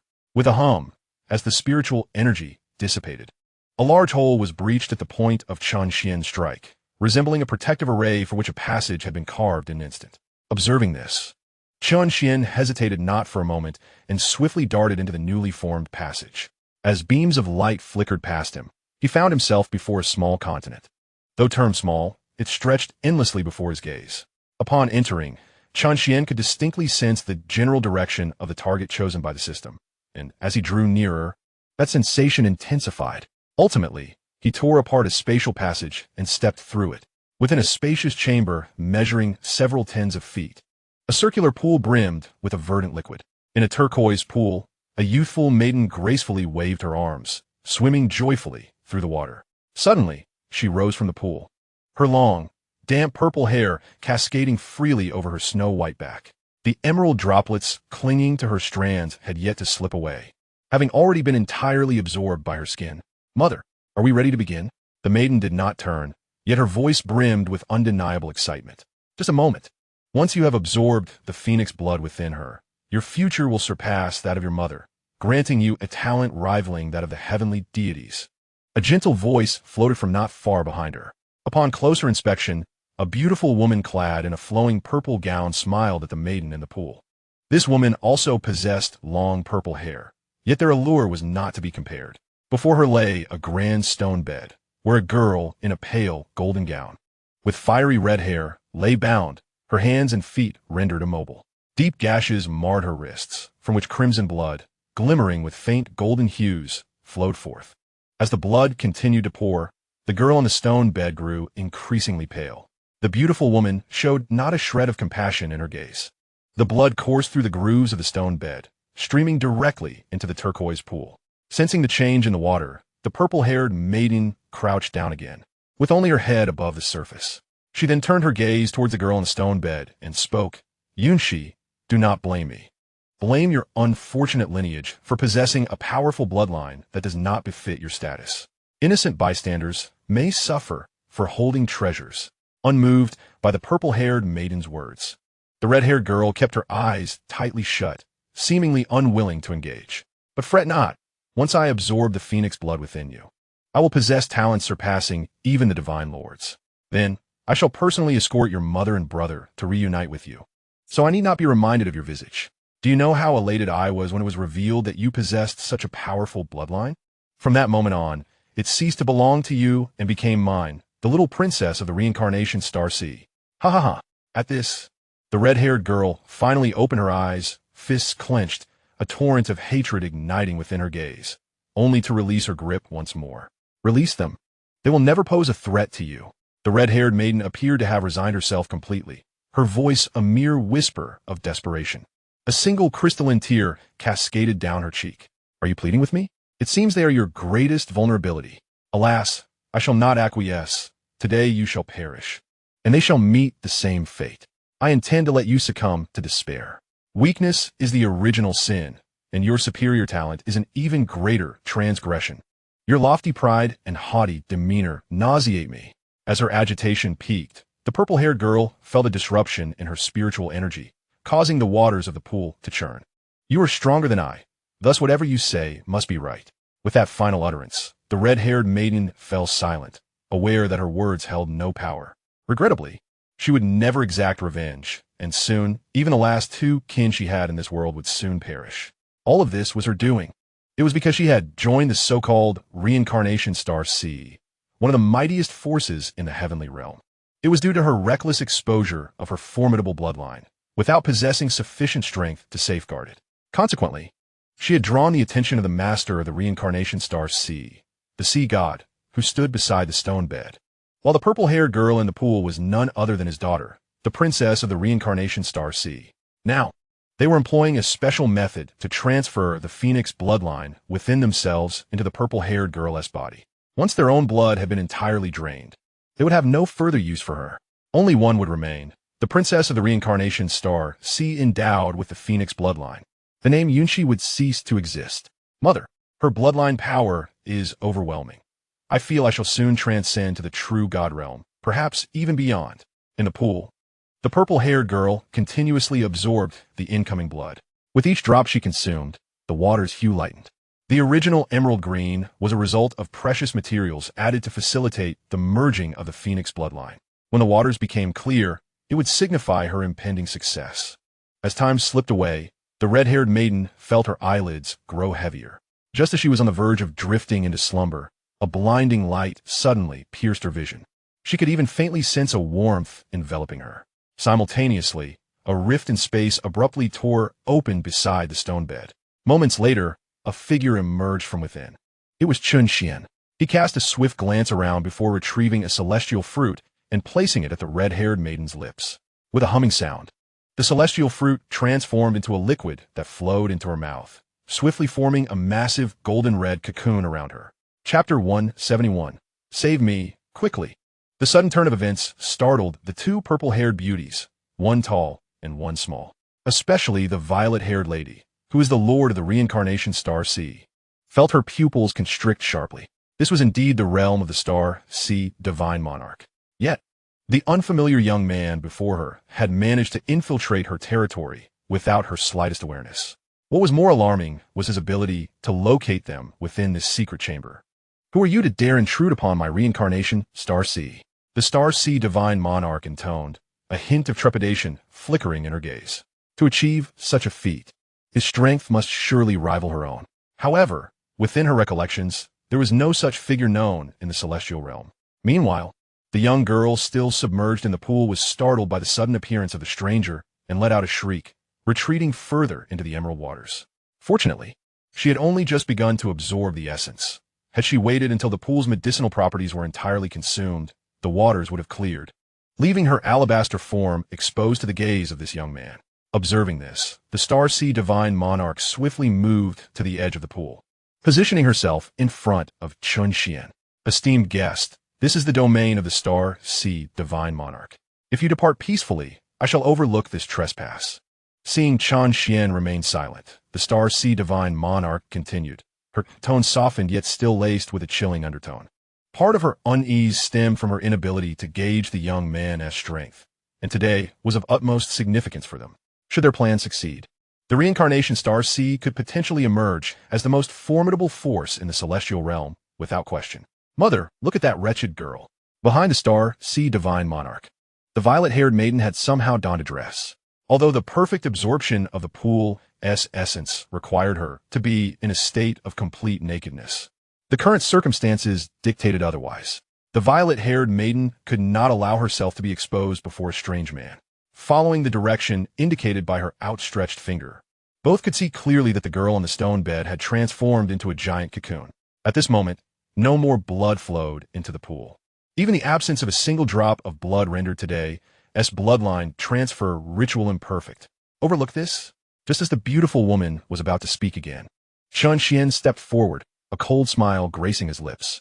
She is already a member of my Yuxian Sect, and you dare to strip away the bloodline of my Yuxian Sect disciple to transfer it to your daughter? You should be contemplating how to survive the impending consequences. Impudent. At his words, the beautiful woman was enraged. The girl on the stone bed was undeniably a disciple of their reincarnation Star Sea. When had she become a member of the Yuxian Sect, as claimed by this man? Furthermore, while she was wary of the young man before her, it did not imply that she was truly afraid. As a divine monarch herself, she possessed the strength to fight back. After all, she was a superlative powerhouse at the peak of the divine monarch realm. In the celestial realm, the number of peak deities is exceedingly few, let alone those who ascend to the rank of divine kings. There exists only one divine king in this realm, the sovereign of winds, the king of all gods. However, this sovereign rarely reveals themselves, remaining indifferent to the conflicts among various factions unless they pose a grave threat to the entire celestial realm. Only then will they make an appearance. How audacious! With a furious rebuke, the Sea of Stars deity unleashed a surge of spiritual energy. In an instant, she struck out a palm towards Chen Xuan, a blow potent enough to obliterate an ordinary 8th-level deity. Even those of the same rank would hesitate to withstand such an assault.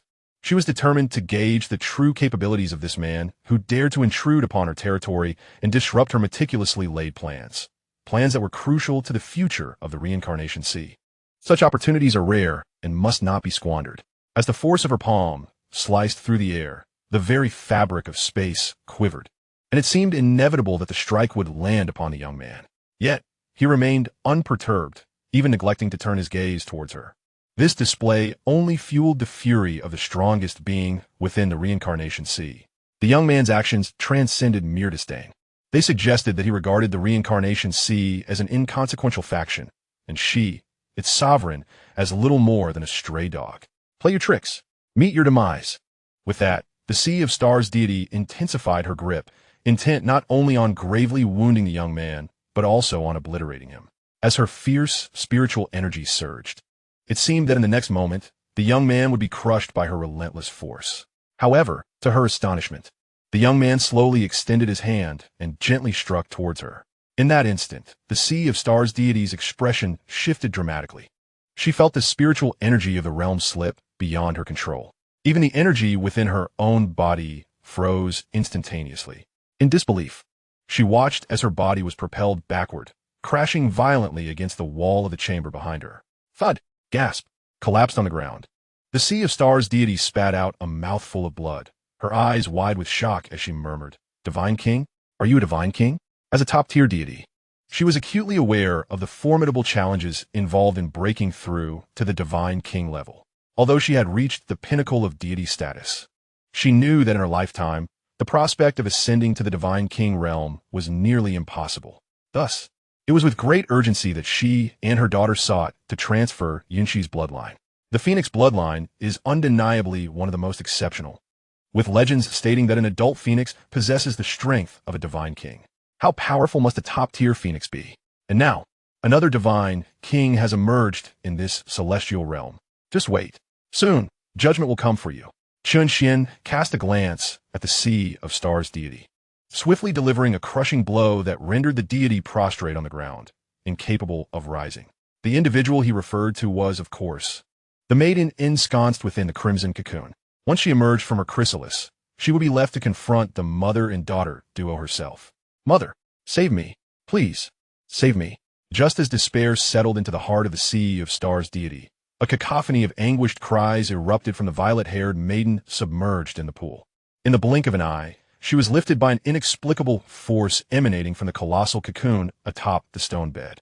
Moreover, the medicinal essence from the pool, along with the blood that the violet-haired maiden had previously absorbed, was simultaneously drawn forth by this force. The sensation was akin to having one's bones forcibly shattered. Mother, hurry, save me.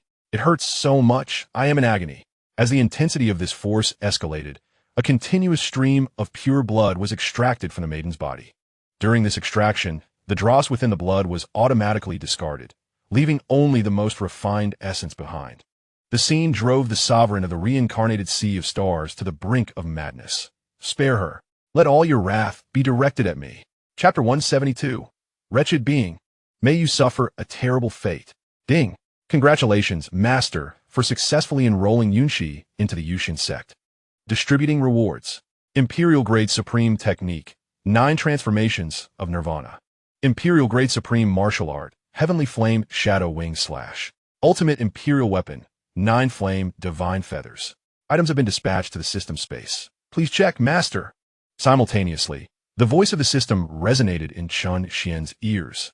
Shortly thereafter, several items appeared within the system space, evidently tailored for Yunxi's use. Thus, Chen Xuan cast these items into the golden-red cocoon. Meanwhile, the violet-haired maiden continued her lamentations, ceaseless streams of blood essence pouring from her being, flowing into the intricate patterns radiating from the crimson and gold cocoon in the void. What was being siphoned away was not merely the maiden's innate bloodline power, but also the refined essence of her own bloodline that had been purified. As time elapsed, the maiden's aura gradually waned. The cultivation that had reached the true god realm regressed swiftly back to the ancient god 9th layer. Furthermore, the decline was not yet complete. As she began to regress towards the 8th and 7th layers of the ancient god realm, it was likely that when Yunxi emerged from her cocoon, the violet-haired maiden would plummet from the ancient god tier. It hurts so much. I was wrong. Yunxi, I was wrong. I beg you, spare me. As time wore on, the maiden's screams grew increasingly faint, her mind spiraling into chaos as she curled up in despair. No, please, you cannot do this. As the mother of the violet-haired maiden and the sovereign of the Cycle Star Sea, the sea god was consumed with fury. Yet, at this moment, she found herself powerless, forced to watch her daughter endure immense physical torment. Though the scene appeared tragic, Chen Xuan felt no sympathy for them. Had he not arrived, it would have been Yunxi facing this dire fate today. I may not comprehend the reason for your presence in this realm, but have you truly considered your options? He remarked, while we may not be your match, we are ultimately beings of the celestial realm, governed by the Wind Sovereign. The entirety of the celestial realm falls under the dominion of the Wind Sovereign. Our internal strife matters little. As an outsider, you will inevitably provoke the Wind Sovereign's pursuit and potential annihilation. Cease your actions now, and perhaps you may yet find a thread of survival. Upon witnessing the youth before her display power rivaling that of a sovereign, she realized that she was no match for him. All she could do was cling to the facade of the Wind Sovereign's authority. As her words fell away, Chen Xuan revealed a cold smirk, even as death approaches. You dare to threaten me? I suggest you reflect on whether you can continue to exist after this. Just as Chen Xuan finished speaking, the golden red cocoon erupted with an overwhelming surge of energy. This energy skyrocketed from the ancient god's 7th realm to the sovereign realm in mere moments, ultimately stabilizing at the 2nd level of the sovereign realm. As the energy settled, the golden red cocoon vanished abruptly, revealing a young girl clad in a pale golden gown before the trio. Compared to before, she now emanated an air of nobility and an ethereal coolness, clearly a manifestation of her awakened bloodline. In that instant, her information appeared before Chen Xuan. Name, Xianxia. Technique, 9 turns rebirth scripture, cultivation, 2nd level of sovereign realm. Martial skill, heaven burning shadow wing slash. Weapon, 9 flame divine feather. Physique, eternal phoenix body. Description, a bloodline birth from the human race and the phoenix clan, possessing the potential for bloodline reversion, allowing transformation between the human and phoenix bloodlines. Xianxia, do you wish to join my Yuxian Sect? I am Chen Xuan, the sect master of Yuxian. Chen Xuan smiled at the young girl before him. She appeared even younger than Xiao Dong and the others. Indeed remarkable. In response, Xianxia hesitated slightly, seemingly resistant. However, she quickly understood that her reluctance stemmed from her involvement with the Cycle Star Sea. She had anticipated gaining more resources in the Cycle Star Sea, only to find herself ensnared in a den of wolves. Not only did they covet her bloodline power, but they also showed no intention of sparing her kin. Had it not been for the arrival of the youth before her, she might have already met her demise. After these 2 individuals took her life, her grandmother and younger brother would similarly succumb to a tragic fate. As for the youth before her, if he truly wished her harm, he need not have rescued her, let alone bestow upon her martial arts and techniques. She could sense that such abilities were far beyond her rightful grasp. Xianxia pays her respects to the sect master. Xianxia bowed deeply to Chen Xuan. Very well. You may handle these 2 as you see fit. Chen Xuan not only grievously wounded the Sea Star Divine Monarch, but also sealed away all the spiritual energy within him, rendering her no different from an ordinary person. Upon hearing this, Xianxia turned to look at the mother and daughter of the Sea Star Divine Monarch. The violet-haired girl leaned against her father, her expression vacant, drooling slightly from the corners of her mouth. She appeared to possess the intellect of a mere 2 or 3-year-old child. Mother, I want to eat. With that, the violet-haired girl lunged toward the chest of the Sea Star Divine Monarch. Witnessing the transformation of his beloved daughter into such a state, the Sea Star Divine Monarch was filled with grief and fury, his gaze towards Chen Xuan and the others brimming with resentment. You dare attack us within the realm of the Divine King? The Divine King will not let you go unpunished. Perhaps sensing the inevitability of his demise, the Sea Star Divine Monarch pointed a trembling finger at Chen Xuan, his voice dripping with malice. He then turned to Xianxia, saying, You little wretch, we of the Reincarnation Sea have provided you with the means to cultivate, elevating you from a mere ant to an ancient god. Should you not repay us? Is it not merely a matter of seizing your bloodline? How dare someone of your lowly status resist? Provided me with the means to cultivate, repay? How utterly laughable. I remember every single spirit stone I earned through my own endeavors. Indeed, you of the Reincarnation Sea granted me this platform, but it does not mean my life belongs to you. Why should I yield my bloodline to you? I remember every instance of your daughter's humiliation before my bloodline awakened. I may not be your match, which is why I endured, but did you not realize that by stripping me of my bloodline, I too would perish? Xianxia sneered coldly, seemingly releasing all the grievances she had endured in the Reincarnation Sea. Rest assured, I shall only slay the 2 of you. Not a single soul from the Reincarnation Sea shall be harmed. With that, a flying dagger materialized in Xianxia's hand, its tail adorned with 9 phoenix feathers. Unmistakably the 9-flame divine feather. Wretch, you shall not escape unscathed. But before the words were fully out, the fiery dagger pierced through the Sea Star Divine Monarch's brow. Another flash of light followed, and the violet-haired girl collapsed to the ground. Chapter 173. Xianxia's Request. After slaying the mother and daughter of the Sea Star Divine Monarch, the last flicker of concern within Xianxia's heart vanished completely. Before me lies a lifeless body, an inconceivable sight of one who not long ago commanded great respect as the sea god of the celestial realm. Now, it is rather absurd that this demise has occurred at their own hands. All of this is attributed to the young man standing before me. Had it not been for him, it is likely that my own bloodline would have been drained. I would have met my end here. Thank you, esteemed leader. Xianxia, in a moment of gratitude, knelt before Chen Xuan, tears glistening as they began to fall. Is there anything else you need to attend to? If not, you may accompany me back, Chen Xuan suggested, gesturing for Xianxia to rise. Upon hearing this, Xianxia hesitated, her expression betraying a hint of discomfort. Observing her demeanor, Chen Xuan surmised that she must have unfinished business or lingering concerns. Thus, he comforted her with a smile. Speak freely about any matters at hand. As a member of the Yuxian Sect, you need not hold back. Any difficulties you face, we shall endeavor to resolve together. After a moment of contemplation, Yunxi finally expressed her concern. I have but 2 relatives remaining in this world. May I bring them with me to the sect?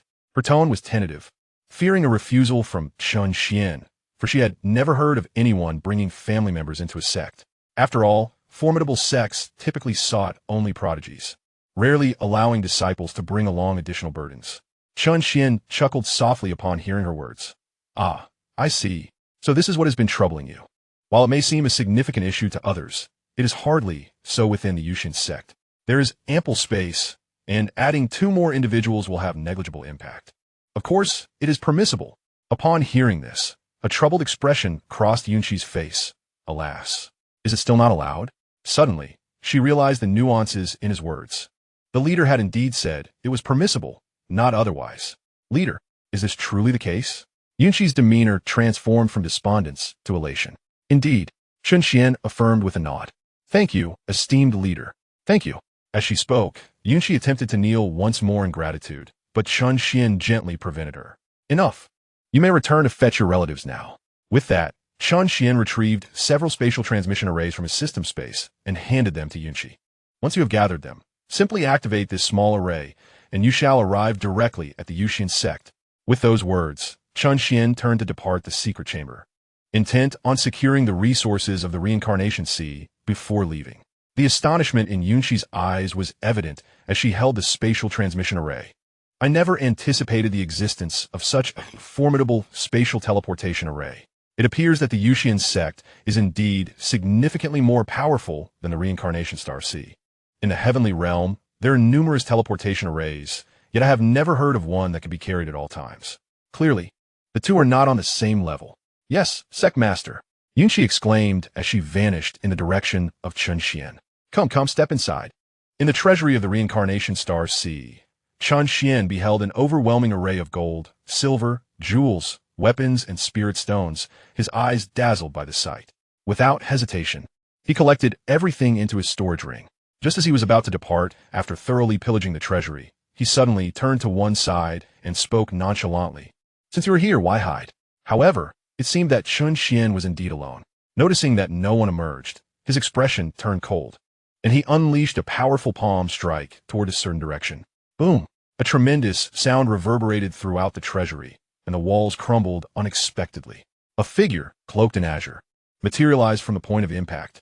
The young man's gaze fell upon Chen Xuan, revealing a grave expression as he remarked, "The second realm of the divine sovereign? To unleash an attack comparable to that of a divine king with such ease?" Evidently, Chen Xuan's earlier strike had been blocked by this youth. Yet the very act of deflecting it left him solemn. This individual was none other than the Wind God King of the heavenly realm. He could sense that beneath this power, even a first or second realm divine king would stand no chance of resistance. When did such a peculiar entity emerge in the heavenly realm? The previous figure, if truly a reincarnated immortal sovereign, could be somewhat understood. However, this individual appeared even more terrifying. In the heavenly realm, and even in the eternal life divine domain, he had never encountered anyone capable of challenging a divine king with the cultivation of a second realm divine sovereign. Divine king? Sensing the surging aura emanating from the man before him, Chen Xuan began to ascertain the identity of this individual. He must be the king of gods, the sovereign of the heavenly realm, as spoken of by the star, "See divine sovereign. Are you also from the upper realm?" With the example of the moon immortal, the Wind God King sought to probe the young man's origins. Simultaneously, he felt a rising concern. Why was it that everyone seemed to be reincarnating into this world under his jurisdiction? If trouble were to arise, he would find himself in a precarious position. Upper realm? No. Chen Xuan shook his head. Then who are you? The entire heavenly realm is under my command, and with your strength, you should not be present in this minor divine domain. Upon hearing that Chen Xuan was not from the upper realm, the Wind God King's apprehension diminished slightly. This world is not limited to the eternal life divine domain. Should he originate from another divine domain, born of extraordinary talent, he must be careful not to inadvertently provoke trouble by eliminating him. Just a mere sect master. According to the regulations, you must immediately leave my world, otherwise. What will happen otherwise? Upon hearing the man's words, Chen Xuan chuckled. I apologize, but you cannot kill me, nor can you capture me. Farewell. After uttering his final words, Chen Xuan activated the spatial teleportation array in his hand. In an instant, a beam of white light enveloped his body, tearing apart the fabric of space as he departed. Chen Xuan was aware that, with his current strength, he could barely contend with those at the third or fourth level of the Divine King realm. But he was still lacking against the peak Divine King. Consequently, he chose not to waste any time and directly invoked the teleportation array to leave. This unexpected turn of events also surpassed the expectations of the Wind Sovereign. Just as he intended to intervene, Chen Xuan's figure had already vanished from his sight. Alas! The Wind Sovereign shook his head as he gazed at the spot where Chen Xuan had departed. As long as Chen Xuan did not engage in actions that could endanger the heavenly realm, such as directly annihilating a faction, he would not interfere. Moreover, as Chen Xuan had pointed out, he truly could not detain him. For if Chen Xuan wished to obliterate the reincarnation star sea, he could have done so long before the Wind Sovereign arrived. With that thought, the Wind Sovereign turned and tore open a passage to leave the place. Chapter 174. Summoning Celestial Puppets. System. Convert all these resources into unmatched crystals. Upon returning to the Yuxian Sect, Chen Xuan immediately retrieved all the resources, along with the assets obtained by Xiao Dong and his companions from the General's Mansion. The total was far greater than what he had previously acquired from the two major sects within the two instruments realm. Received. Master, compiling statistics now. Detected a total of 200 middle-grade divine veins, 100 million middle-grade divine stones, 20 stellar-level techniques, 29 stellar-level martial arts, 15 lunar-level techniques, and 21 lunar-level martial arts. In total, these can be exchanged for 12,000 unmatched crystals. As the system's voice faded, the storage ring before Chen Xuan vanished. Simultaneously, the balance of unmatched crystals on the system panel soared from 10,000 to 130,000. System. Expend 7,000 unmatched crystals to elevate my cultivation to the 9th level of the Divine Monarch. Received. Initiating the use of unmatched crystals to enhance cultivation. With the system's announcement, Chen Xuan felt an invigorating surge of power within him. Ultimately, he reached the pinnacle of the 9th level of the Divine Monarch. Yet, this was not the end. Chen Xuan's ambition extended beyond the 9th level of the Divine Monarch. Therefore, he addressed the system once more. System. Expend 100,000 unmatched crystals to elevate my cultivation to the 9th level of the Divine King. Received. Master. Initiating the consumption of unmatched crystals to enhance cultivation. Afterward, the power within Chen Xuan surged once again, culminating in his attainment of the 9th level of the Divine King realm. As he sensed his current strength, Chen Xuan nodded in satisfaction. With his present capabilities, he could easily defeat even a 9th level Divine Emperor.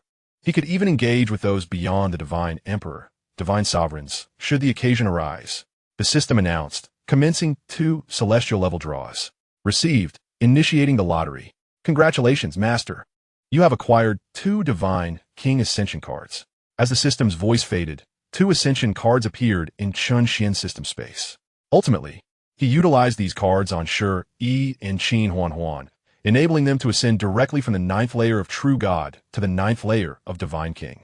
Just as Chen Xuan intended to inquire about matters beyond the celestial realm with Yuxian, the system's voice resonated in his ear once more. Detected that the Yuxian Sect has slain the ruler of the reincarnation star sea. The sect's protective formation has been upgraded to withstand attacks from the 9th layer of Divine King. Acquired 3 celestial level puppets.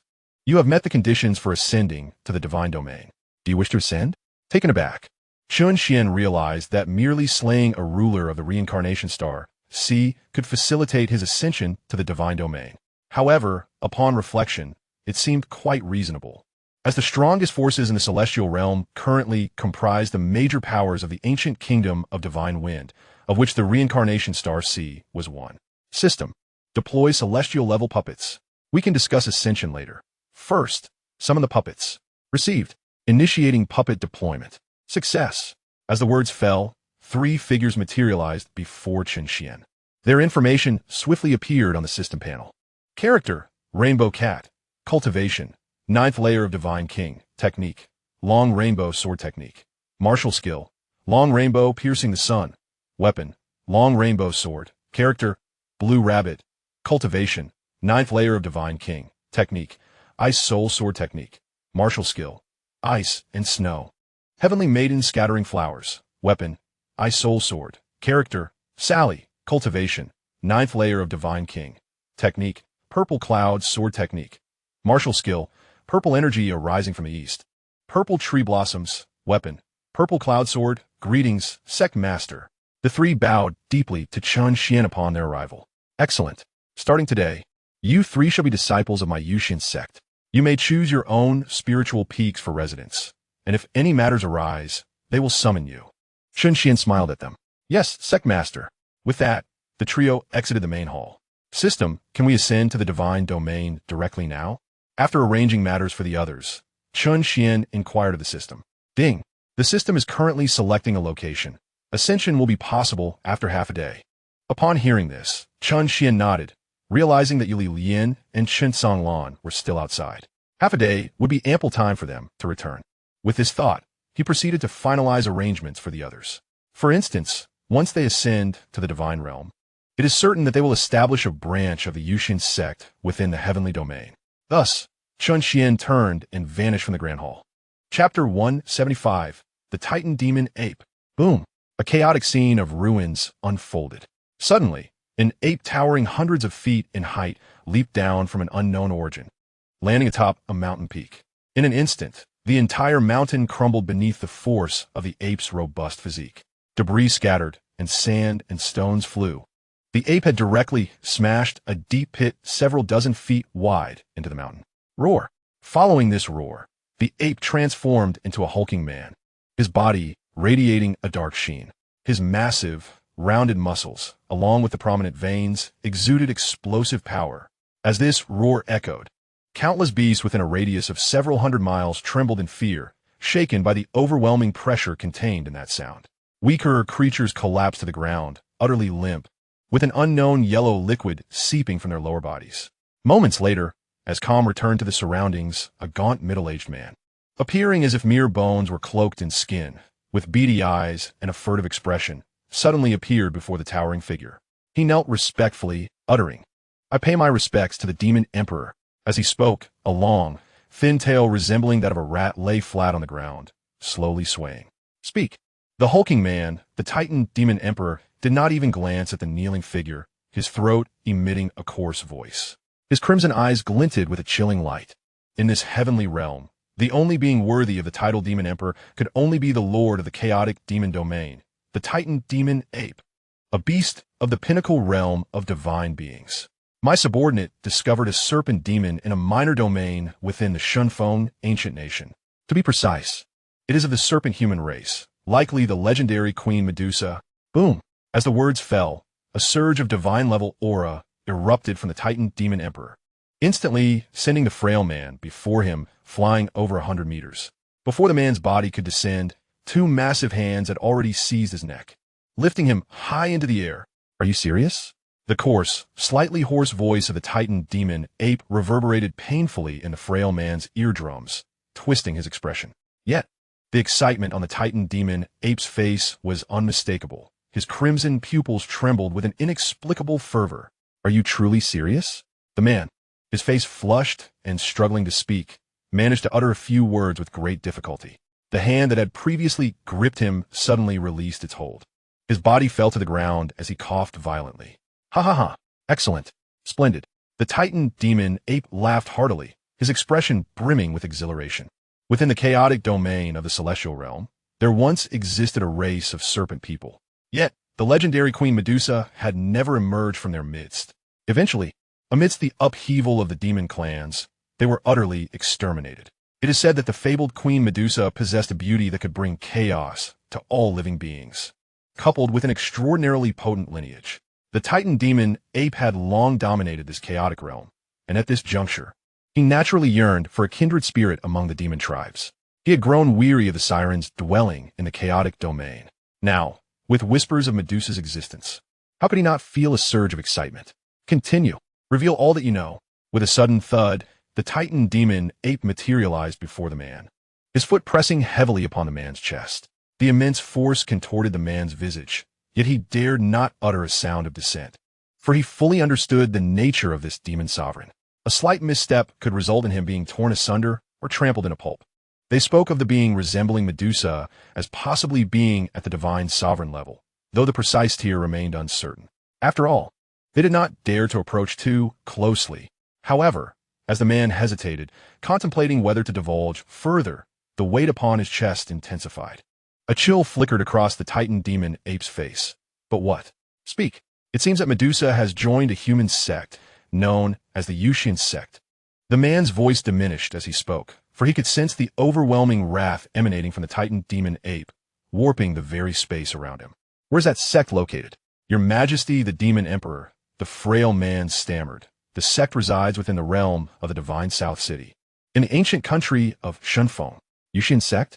Just a small sect that seemingly emerged from nowhere, daring to recruit members of my demon race, truly seeking their own demise. The Titan demon ape snorted coldly. He was acutely aware of the power dynamics within the celestial realm, having existed longer than the history of the Shunfeng ancient kingdom itself. After all, demon beasts possess lifespans far exceeding those of humans. In the celestial realm, there are only a few great powers worthy of his regard. With his cultivation, he could confidently claim to be the foremost being in the celestial realm, aside from the enigmatic leader of the corrupted spirit sect, whom he had never encountered. He felt assured that he could surpass the sovereign of the Shunfeng ancient kingdom and the ruler of the reincarnation star sea. Certainly, provided that the sovereign of the celestial realm, the wind god king, is not included in this equation. Otherwise, with the prowess of the wind god king, he could easily obliterate him with a mere breath. He had witnessed that formidable being unleash its fury, effortlessly annihilating a force rivaling the chaos demon domain. At that time, he was merely a small monkey. Thus, he regarded the celestial immortal sect as nothing more than an inconsequential minor sect. However, he harbored a flicker of curiosity. Given that Medusa possessed the power of a deity, why would she willingly align herself with such a modest sect, even if she chose to join the human race? It should have been in the imperial city of the ancient God-Wind kingdom, rather than within a diminutive realm. Is there any further news? The Titan ape lowered his head and glanced at the frail man, speaking in a deep tone. Reporting to the demon emperor, there is nothing more. Begone. With that, the Titan ape delivered a powerful kick, sending the man flying several hundred meters, tumbling through the air. Oof. I shall see what kind of divine entity this celestial immortal sect truly is, daring to recruit a member of my demon race. Medusa is destined to belong to me. As his words echoed, the Titan ape suddenly leaped into the air, soaring into the distance. Chapter 176, Arrival. Whoosh! A streak of light pierced the sky, and within the imperial palace, Huangfu Ke furrowed his brow. In the next moment, his figure appeared atop the palace, his gaze fixated on the rapidly departing aura, his expression shifting unpredictably. The Titan ape? What business does this creature have in the ancient Godwind kingdom? As he spoke, his figure vanished from sight, pursuing the distant presence. Shunnan City. The once clear skies above Shunnan City suddenly turned ominous. The crowd looked up to see a colossal beast shadow that nearly blotted out the sun. Gliding over the city, the aura emanating from it sent tremors throughout Shunnan City, causing those of weaker constitution to collapse to the ground, trembling uncontrollably. It was only when the gigantic beast had receded into the distance that the crowd struggled to rise, their eyes filled with terror. What on earth is this creature? How can it exude such terrifying pressure? It is a demon. This is undoubtedly a demon. How could such a beast appear in Shunnan City? Demonic beasts? Shouldn't they be confined to the chaos demon domain? Despite the giant having departed, chaos had engulfed Shunnan City, leaving many pale-faced. In the city lord's mansion of Shunnan City, a middle-aged man and an elder stood before the mansion, their eyes reflecting fear. These two were the patriarch and elder of the Gu family, one of the three prominent families of Shunnan City, Gu Hong and Gu Juanxiu. After the destruction of the city lord's mansion, it was evident that the Gu family emerged victorious in the struggle among the three families, thereby replacing the Chun family as the new ruling house. Father, what is happening? How could such a formidable demonic beast end up in Shunnan City?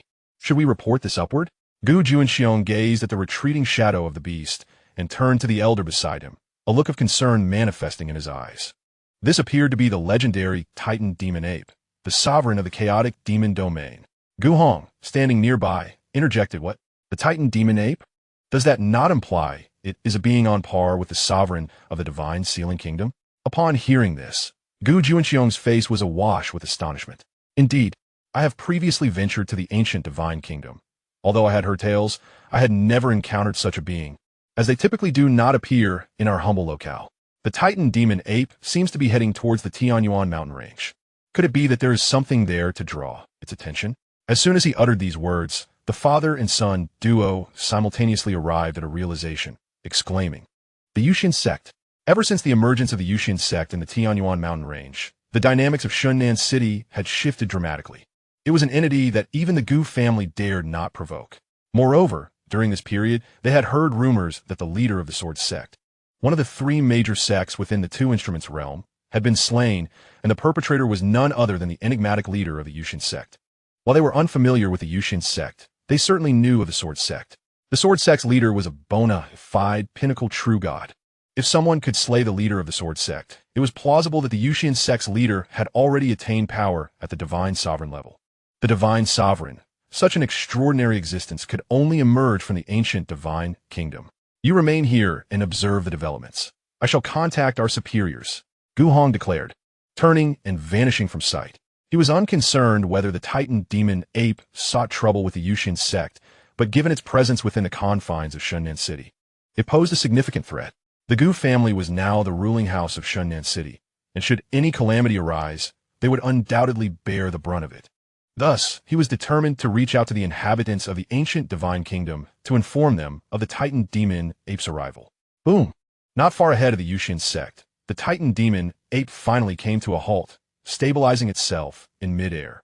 However, the tremendous force it exerted had created a vast crater beneath its feet. Shortly thereafter, its form rapidly morphed, soon resembling that of a towering man.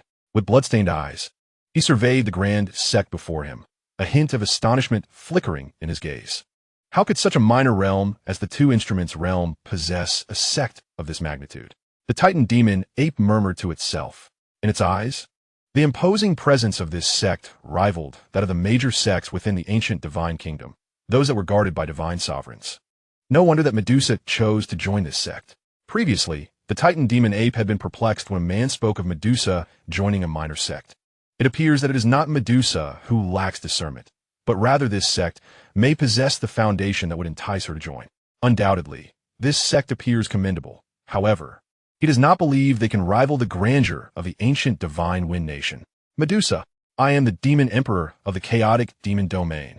I have come to escort you back to the demon domain. I implore you to present yourself. The resounding voice of the Titan demon ape reverberated, shaking the surrounding space with a low hum. In the Tianyuan mountain range, birds and beasts scattered in all directions, whether humans or lesser demons. They all fled away from the Yuxian Sect. Medusa, come forth and meet me. He cannot fathom that, despite his personal approach, Medusa would refuse to show respect to this demon emperor. After all, she is the sovereign of the chaotic demon domain. Should Medusa choose, he could invest abundant resources in her cultivation.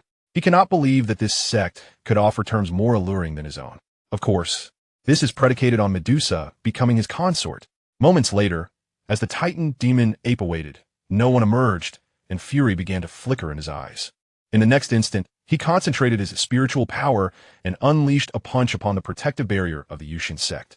However, to his astonishment, that single blow left the demon emperor utterly dumbfounded, for his punch had not inflicted any damage upon the barrier, nor had it even made a discernible impact. What manner of barrier is this? So formidable? Although that strike was not his utmost power, it should have caused some degree of harm. The situation had far surpassed his expectations. A barrier of such caliber could very well surpass even that of the ancient divine Wind Nation. How could a mere sect within this small realm possess such a powerful barrier? As he pondered this, several figures suddenly emerged from the Yuxian Sect. With a mere glance, the Titan demon ape recognized Medusa among them, promptly dismissing the matter of the barrier from his thoughts. 4 individuals emerged: Yuxian, Medusa, Lin Yin, and the Xuanhe. Who are you? What business do you have with me? Medusa inquired, her delicate brows furrowed. She had heard the commotion outside, and this person was calling her name, yet she was certain she did not know him. Moreover, having only recently ascended to the heavenly realm, how could she possibly be acquainted with anyone from outside? Chapter 177, Slaying the Titan Demon Ape. Huh, Allow me to introduce myself. I am the Lord of the Chaotic Demon Domain, the Titan Demon Emperor, sovereign of all demonkind in the heavenly realm. I have come specifically for you today. As he spoke, a faint smile graced the Titan Demon Ape's face. And after a brief pause, he continued, "You belong to the Serpent People. Indeed, you are one of our kind, and more importantly, you are the Queen of the Serpent People, Medusa. Thus, I believe the Demon Domain is the most suitable place for you. I have come to bring you back to the Demon Domain. In that realm, you need not bear any burdens, nor must you heed the commands of those from the human race. Indeed, you may act as you please. Moreover, you could ascend to become the queen of the entire chaotic demon domain." Upon finishing this declaration, the Titan ape grinned and cast a hopeful glance towards Medusa and her companions. In his view, having made such a statement, Medusa, if she possessed any wisdom, ought to know how to choose. Begone. However, as the Titan ape gazed at Medusa with eager anticipation, she merely uttered this frigid dismissal. In the next moment, a shadow descended upon the Titan ape's face, and the atmosphere around them grew tense, the temperature plummeting, his entire being emanating a terrifying malevolence. Truly, one who refuses to toast must drink the penalty. Do you genuinely believe I am pleading with you? This is a command, a decree. Today, you shall depart, whether you wish to or not. With that, the Titan ape revealed a sinister grin. "Oh, then come and try." Upon hearing this, Medusa laughed rather than fuming, the corners of her mouth curling into a dangerous arc. To her, it seemed implausible that this so-called demon emperor of the chaotic domain could truly be a fool. No matter how splendid the chaotic demon domain might be, could it ever rival the Yuxian Sect? It was akin to her residing in a royal palace and being asked to move into a thatched hut. Even a fool would know how to choose. Furthermore, within the Yuxian Sect, no one forced her into anything, while the Titan ape's intentions suggested he wished for her subservience. This was perhaps the most ludicrous jest she had ever encountered. It appears you have made your choice. The Titan ape's tone grew increasingly frigid. Your confidence stems from this so-called sect, does it? This sect may seem commendable, but do not think it can thwart me. The Titan ape shook his head in derision. Is that so? Observing this, Medusa stepped forward, and in an instant, her aura erupted with tremendous force, catching even the Titan ape off guard and forcing him back several paces.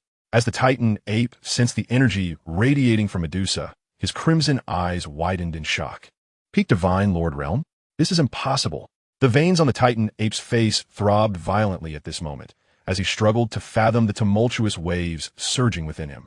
Initially, he believed Medusa to be merely a low-tier divine lord, for after all, high-tier divine lords were few and far between in the celestial realm. This Medusa could not possibly be among those he had encountered. The eyes of Medusa.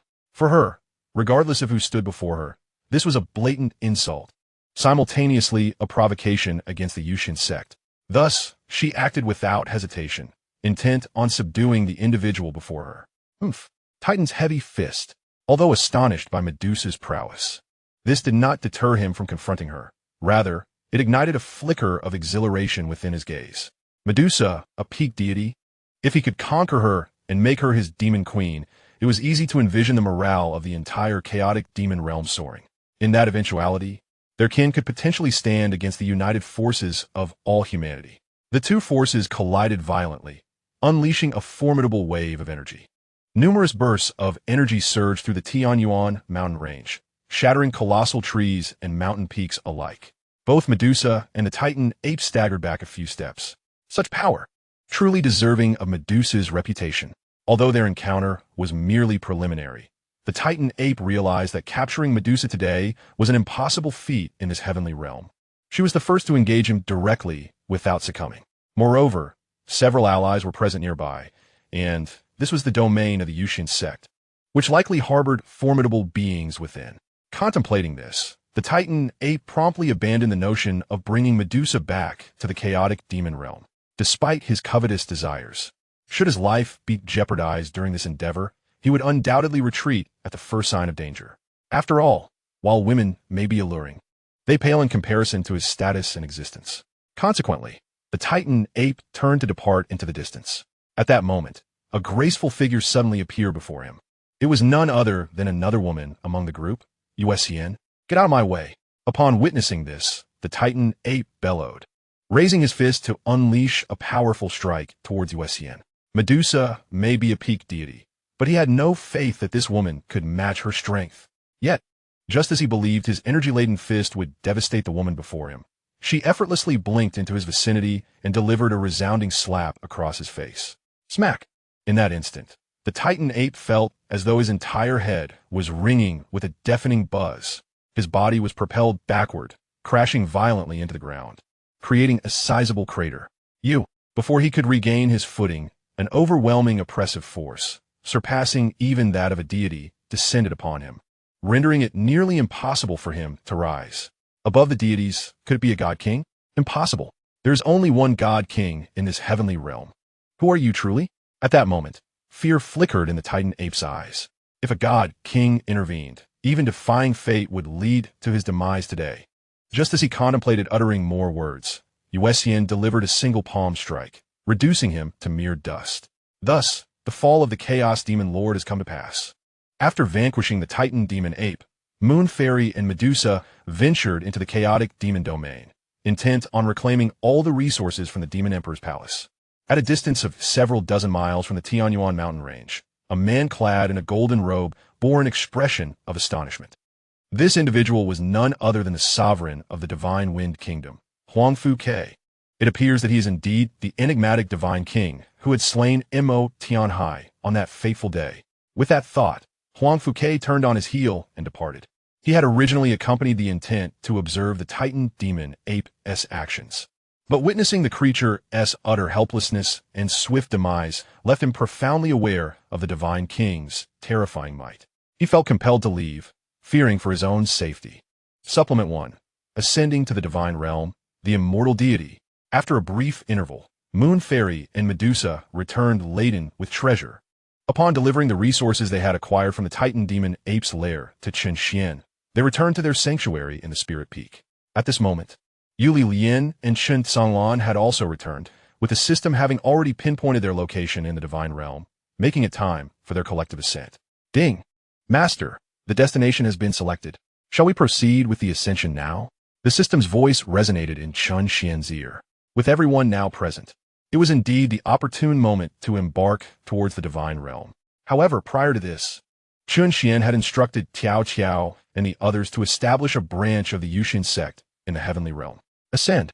As Chen Xian's words fell, the entire Yuxian Sect began to rumble and tremble, soon taking flight as if uprooted from the ground.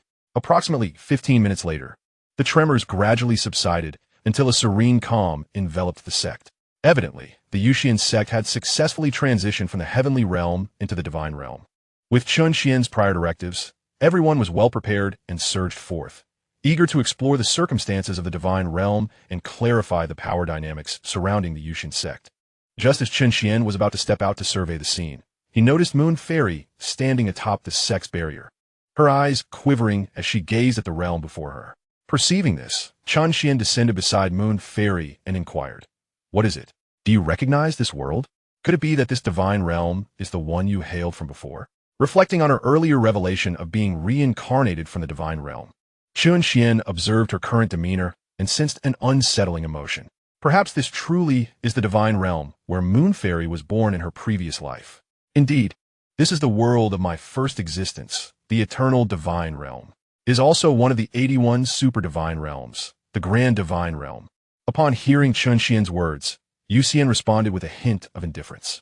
The Great Divine Realm is akin to worlds such as the Eternal Life Divine Realm, while the Lesser Divine Realm refers to the Heavenly Realm. Surrounding each Great Divine Realm are countless Lesser Divine Realms.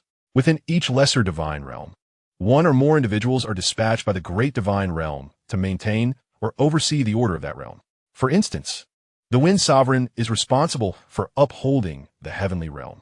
So, your enemies reside within this Eternal Life Divine Realm, or perhaps in its vicinity. Chen Xian continued to inquire. Indeed, they are within this Eternal Life Divine Realm, yet not in this very location. If my senses serve me correctly, we are merely on the periphery of the Eternal Life Divine Realm. To put it simply, it is a border town, a mere small city. My adversaries, however, have their ancestral grounds situated at the core of this Eternal Life Divine Realm, which truly represents its center. They hold dominion over nearly all resources of the Divine Realm. considering themselves to be exalted, while viewing all beings as mere ants, unworthy of existence. At this juncture, Yuxian seemed to recall something, her silver teeth clenched in indignation. Upon hearing this, Chen Xuan began to comprehend the situation, although he was unaware of the specific strength of those individuals. It was evident they were at the pinnacle of the entire divine realm. One could even assert they were the sovereigns of the eternal life divine realm. Adjudicators of all beings. What level of power do they possess? Or rather, what threshold must one reach to exact revenge? Chen Xuan inquired. Power? At the very least, one must attain the pinnacle of the celestial god realm. No, merely reaching the pinnacle of the celestial god realm might only allow for a tenuous resistance against them, unless one can defeat them one by one. However, that is exceedingly difficult, as they seldom venture out alone. Therefore, to overpower them decisively would likely require reaching a realm that has not been attained by anyone for a long time, the divine emperor realm. When mentioning this realm, a glimmer of longing was evident in Yuxian's eyes. Celestial god? What is that? Chen Xuan asked, somewhat perplexed. The information provided by the system did not include a realm known as the celestial god. The so-called celestial god is, in fact, the divine sovereign realm. It is referred to as the celestial god because the highest level of power in the current divine realm is the pinnacle of the divine sovereign. Achieving the divine sovereign realm is tantamount to possessing boundless life and longevity. As long as one does not perish in battle, one could potentially live forever. Thus, they are revered as celestial gods. Yuxian elucidated. You were of the divine sovereign realm in your previous life. Indeed, Yuxian nodded. Upon hearing this, Chen Xuan was taken aback, astonished that Yuxian's past self was so formidable, nearly one of the top-tier powers within the divine realm. The ability to vanquish you suggests that your opponent must also be of the divine sovereign realm, perhaps even having reached the pinnacle of that realm. Chen Xuan speculated, gazing at Yuxian. To have slain the moon fairy, a being of divine stature, it stands to reason that her adversaries are likewise divine. Or, as the moon fairy herself stated, they have reached the pinnacle of divinity within the realm. Indeed, they are not merely one, but 10. In my prime, I had attained the zenith of divine rank, yet among those 10, for were at the pinnacle of divinity, for at the 7th level, and 2 at the 6th. Thus, despite exhausting all my strategies, I ultimately fell to their might. Upon hearing this, Chen Xuan's astonishment deepened. This implies that the moon fairy faced 10 foes alone, for of whom were her equals in strength. Achieving such heights in cultivation undoubtedly requires exceptional talent. Thus, overcoming opponents of higher ranks or facing multiple foes is far from an easy feat. As if sensing Chen Xuan's thoughts, the moon fairy continued. In my past, I too relied on certain means to barely contend with them. Otherwise, facing 10 alone, I would have been defeated long ago and could not have endured for so long. The moon fairy appeared somewhat dazed, as that battle seemed to have spanned centuries, even longer than her 10 lifetimes. After all, her reincarnation across 10 lives took approximately 250 years. Each time she was reborn, should she fail, her life would remain stunted at the age of 25. This current existence marks her 10th life, in which she has finally succeeded, free from the constraints of mortality. So that is it, Chen Xuan murmured. It seems that assisting the moon fairy in her quest for vengeance will require a considerable amount of time. Currently, his cultivation only reaches the 9th level of the Divine King, and in terms of true combat prowess, he could contend with low-tier divine beings, specifically the lower echelons of celestial deities. He still lacks a measure to reach the pinnacle of celestial divinity. Meanwhile, the moon fairy has regained her stature at the pinnacle of the 9th level of the Divine King, nearly on the verge of ascending to the divine emperor realm. However, it matters little. They have waited for so long already. With ample resources, both he and the moon fairy, along with their companions, could attain the apex of celestial divinity or even reach the divine emperor realm. In a luxurious mansion within the city of Lihua, a middle-aged man clad in a cerulean robe stood at the entrance of the grand hall, his gaze flickering. Suddenly, a shadow darted past, and before him appeared an individual cloaked in black garments. The figure was indistinguishable in gender, as the only exposed features were a pair of eyes and hands, the rest concealed by their attire. I pay my respects to the city lord. The newcomer intoned, their voice hoarse, eyes fixed firmly on the ground. What is it? Has the matter been settled in advance? The man replied nonchalantly, idly toying with two luminous orbs in his left hand. Not quite, the figure in black responded. As the words of the man in black faded, the figure before him immediately ceased his actions, his aura solidifying around him. His expression gradually grew more frigid. You would do well to provide me with a reasonable explanation. Otherwise, while death may be avoided, the consequences of living will be inescapable. After a few moments, the man's narrowed eyes opened anew, his voice cold and unwavering. The man in black was one of his most loyal assassins, one who would never defy his will. As the lord of the city, there were many actions he could not take himself, which were instead executed by his devoted subordinates. Report to the Lord. 500 miles northeast of the city, a strange sect has suddenly emerged. The man in black spoke. Oh, the Yuxian Sect? An unexpectedly arisen sect? Upon hearing this, the man known as the Lord seemed to take a keen interest. Indeed, this sect appears to have materialized from thin air. The location was previously a desolate area. According to information gathered from various sources, this sect has existed for no more than a single day. We are currently at a pivotal moment, and I fear this sudden emergence may disrupt your grand design. The man in black continued. Do you have any understanding of the sect's power? The Lord inquired. His brow furrowed. From our network within the city, it has come to my attention that several new faces have appeared today. Among them, there are some at the peak of true God level, others at the Divine Lord level, and two who have already reached the Divine King level. However, their exact ranks remain unknown, the man in black replied slowly. Even you cannot discern their strength? The Lord asked. Yes, my lord. I sense that those two may very well have attained the power of the Su family head, perhaps even surpassing him. As he spoke, a glimmer of apprehension flickered in the man in blackest eyes. Stronger than Su Yunji? The Lord murmured, contemplating the implications of the black-clad man's words. The man before him had already reached the third level of the Divine King realm, a top-tier powerhouse within the city of Lihua. The Lord himself was Li Yin Feng, a peak Divine King. The Su Yunji mentioned was the head of the largest family in Lihua City, possessing the sixth level of the Divine King realm. Of course, Lihua City was not solely represented by the Su family. However, when compared to other smaller families, they were not on the same level. The heads of those smaller clans typically resided at the first or second level of the Divine King realm, with the rest below that. The assertion that the individuals from the Yuxian Sect might be stronger than Su Yunji implied that their strength must reach at least the seventh or even the eighth level of the Divine King realm. At this critical juncture in his plans, there could be no room for error. The consequences of failure would not only tarnish his reputation, but could ultimately cost him his life. Where is Blood Shadow? Haven't come to see me. After a moment of contemplation, the Lord commanded the man in black. The shadow of blood that the man spoke of was none other than a formidable assassin of the eighth realm of the Divine King, simultaneously his most powerful death warrior. With such an individual at his disposal, dealing with the Yuxian Sect should pose no challenge. Indeed, my lord, the city lord, upon uttering these words, the cloaked figure vanished into thin air. At this moment, Chen Xuan was lounging in a small courtyard atop his spiritual peak, basking in the warm sunlight, utterly at ease. From the information relayed by others, Chen Xuan had garnered a general understanding of the Yuxian Sect's location. It lay within the territory of Lihua City.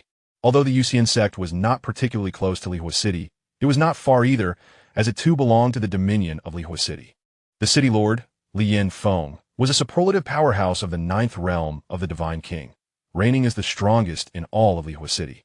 Within the city, several families possessed considerable strength, yet none stood out as prominently as the Su family, which could be deemed the most potent clan beneath the city lord's domain. Even more intriguing were the peculiar tidbits that Xiao Dong and his companions stumbled upon during their inquiries. For instance, the daughter-in-law of the Ji family was rumored to be entangled not only with her father-in-law, but also with the patriarchs of the Zhao and Lu families.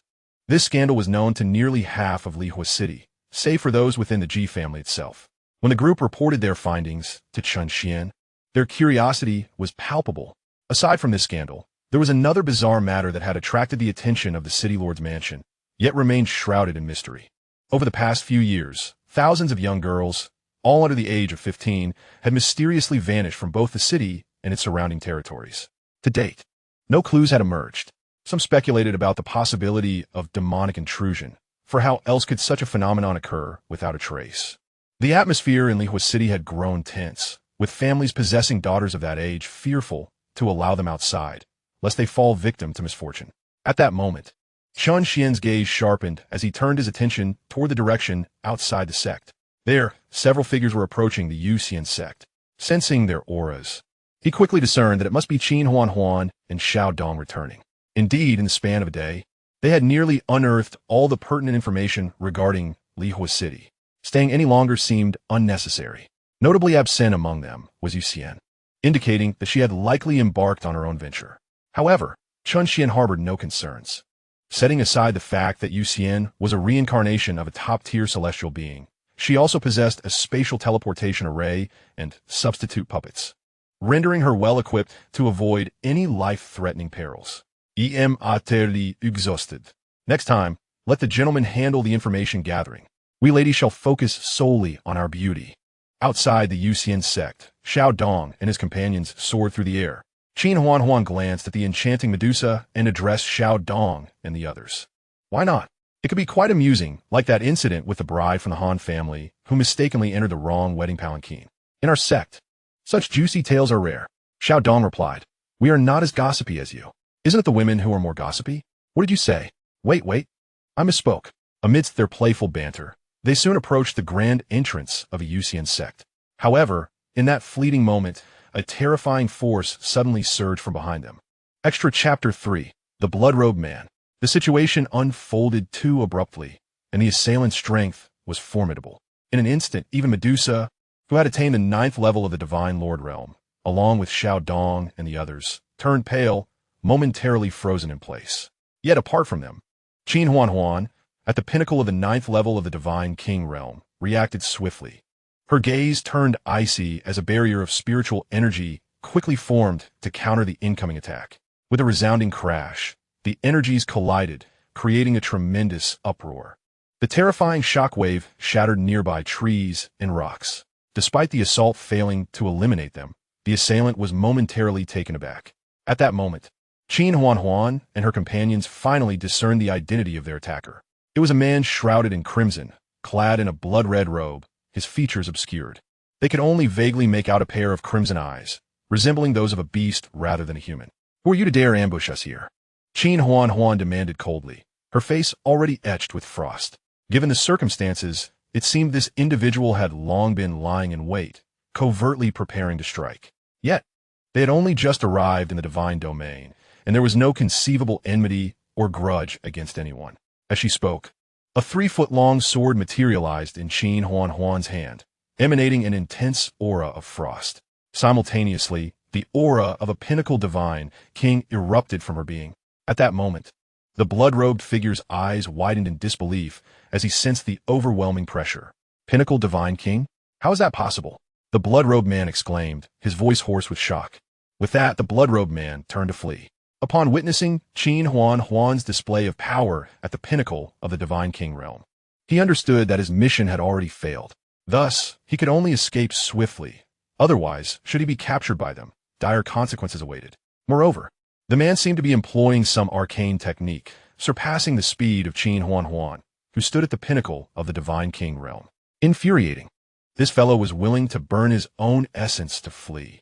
Just as she pursued, Qin Huan could sense that the man's speed was escalating, far exceeding her own.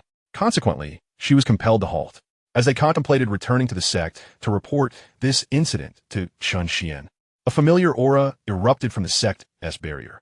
In an instant, it surged towards the direction of the blood-robed man. It was the sect leader. Upon sensing this presence, Qin Huan and her companions felt a surge of relief. If Chen Xuan were to take action personally, the blood-robed man would surely not escape. On the other hand, the blood-robed man cast a furtive glance behind him, and upon confirming that no one had followed, he exhaled in relief. He had burned his own essence to escape, and it would take years to fully recover. Most importantly, he needed to relay the events back. Among the random individuals he had confronted, one was a peak Divine King. Who knew if there were any beings surpassing the Divine King level within the Yuxian Sect? If so, it would spell great trouble. Their actions had inadvertently offended the Yuxian Sect, and if he were to be exposed, that would be a genuine catastrophe. Upon returning, the city lord must thoroughly reprimand the blood heir for providing such egregiously erroneous information. If it jeopardized the city lord's grand plans, 10 heads would not suffice. With a cold snort, the blood-robed man suddenly noticed a figure in red appearing a short distance ahead, directly obstructing his path, seeking death. Witnessing this, the blood-robed man's eyes narrowed, sharp as two venomous serpents. With a surge of spiritual energy, he unleashed a powerful strike. In an instant, a colossal blood-colored serpent of spiritual energy surged forth towards the figure in red. However, contrary to his expectation of a gruesome display, the figure merely waved a hand, effortlessly dissipating the formidable blow capable of severely injuring a seventh-layer divine king. In that moment, the blood-robed man's pupils constricted, and he hastily redirected his escape. In the blink of an eye, he realized that this individual was likely another formidable presence, not weaker than the previous peak divine king woman. Cursed be this! How could the Yuxian Sect possess so many peak divine kings? Amidst his astonishment, the man couldn't help but wonder, given that their lord's estate had only one peak divine king in all these years. This exemplified how arduous it was to reach such a realm. He himself was at the 8th layer of the divine king realm. However, he had lingered at this final step for at least tens of thousands of years. In the flickering light of calcium carbide, the man in the blood-red robe unexpectedly ignited his essence once more. Though his visage remained obscured, it was evident that the skin around his eyes was paling at a discernible rate, indicating that the consecutive sacrifice of his vital essence had inflicted severe damage upon him. Just as he believed he had found a glimmer of hope for escape, a figure clad in crimson suddenly materialized before him, a mere meter away. This individual appeared to be in his 20s, and at such close proximity, the blood-robed man could truly sense the terrifying aura emanating from him. In the next moment, the man in red struck with a swift palm, landing squarely on the blood-robed man's face. With a resounding crack, the latter was propelled uncontrollably backward, ultimately colliding with the protective barrier of the Yuxian Sect, creating a thunderous sound. A violent cough erupted from the blood-robed man as he spat out a mouthful of blood, his vitality waning to an alarming degree. Just as he attempted to rise, a chilling long sword was pressed against his throat. To everyone's astonishment, a flicker of desperation flashed in the blood-robed man's eyes as he appeared intent on charging towards the blade. Witnessing this, even Chen Xuan was momentarily taken aback. In a critical moment, a formidable pressure enveloped the blood-robed man, rendering him utterly immobile. The tip of Chen Xuan's sword had already grazed his throat, a faint trickle of blood surfacing. Presenting ourselves to the sect master. Soon, Chen Xuan's figure descended beside Chen Xuan and the others, who promptly bowed in respect. Chen Xuan sheathed her icy sword, for with Chen Xuan's intervention, the blood-robed man would find it impossible to take his own life now.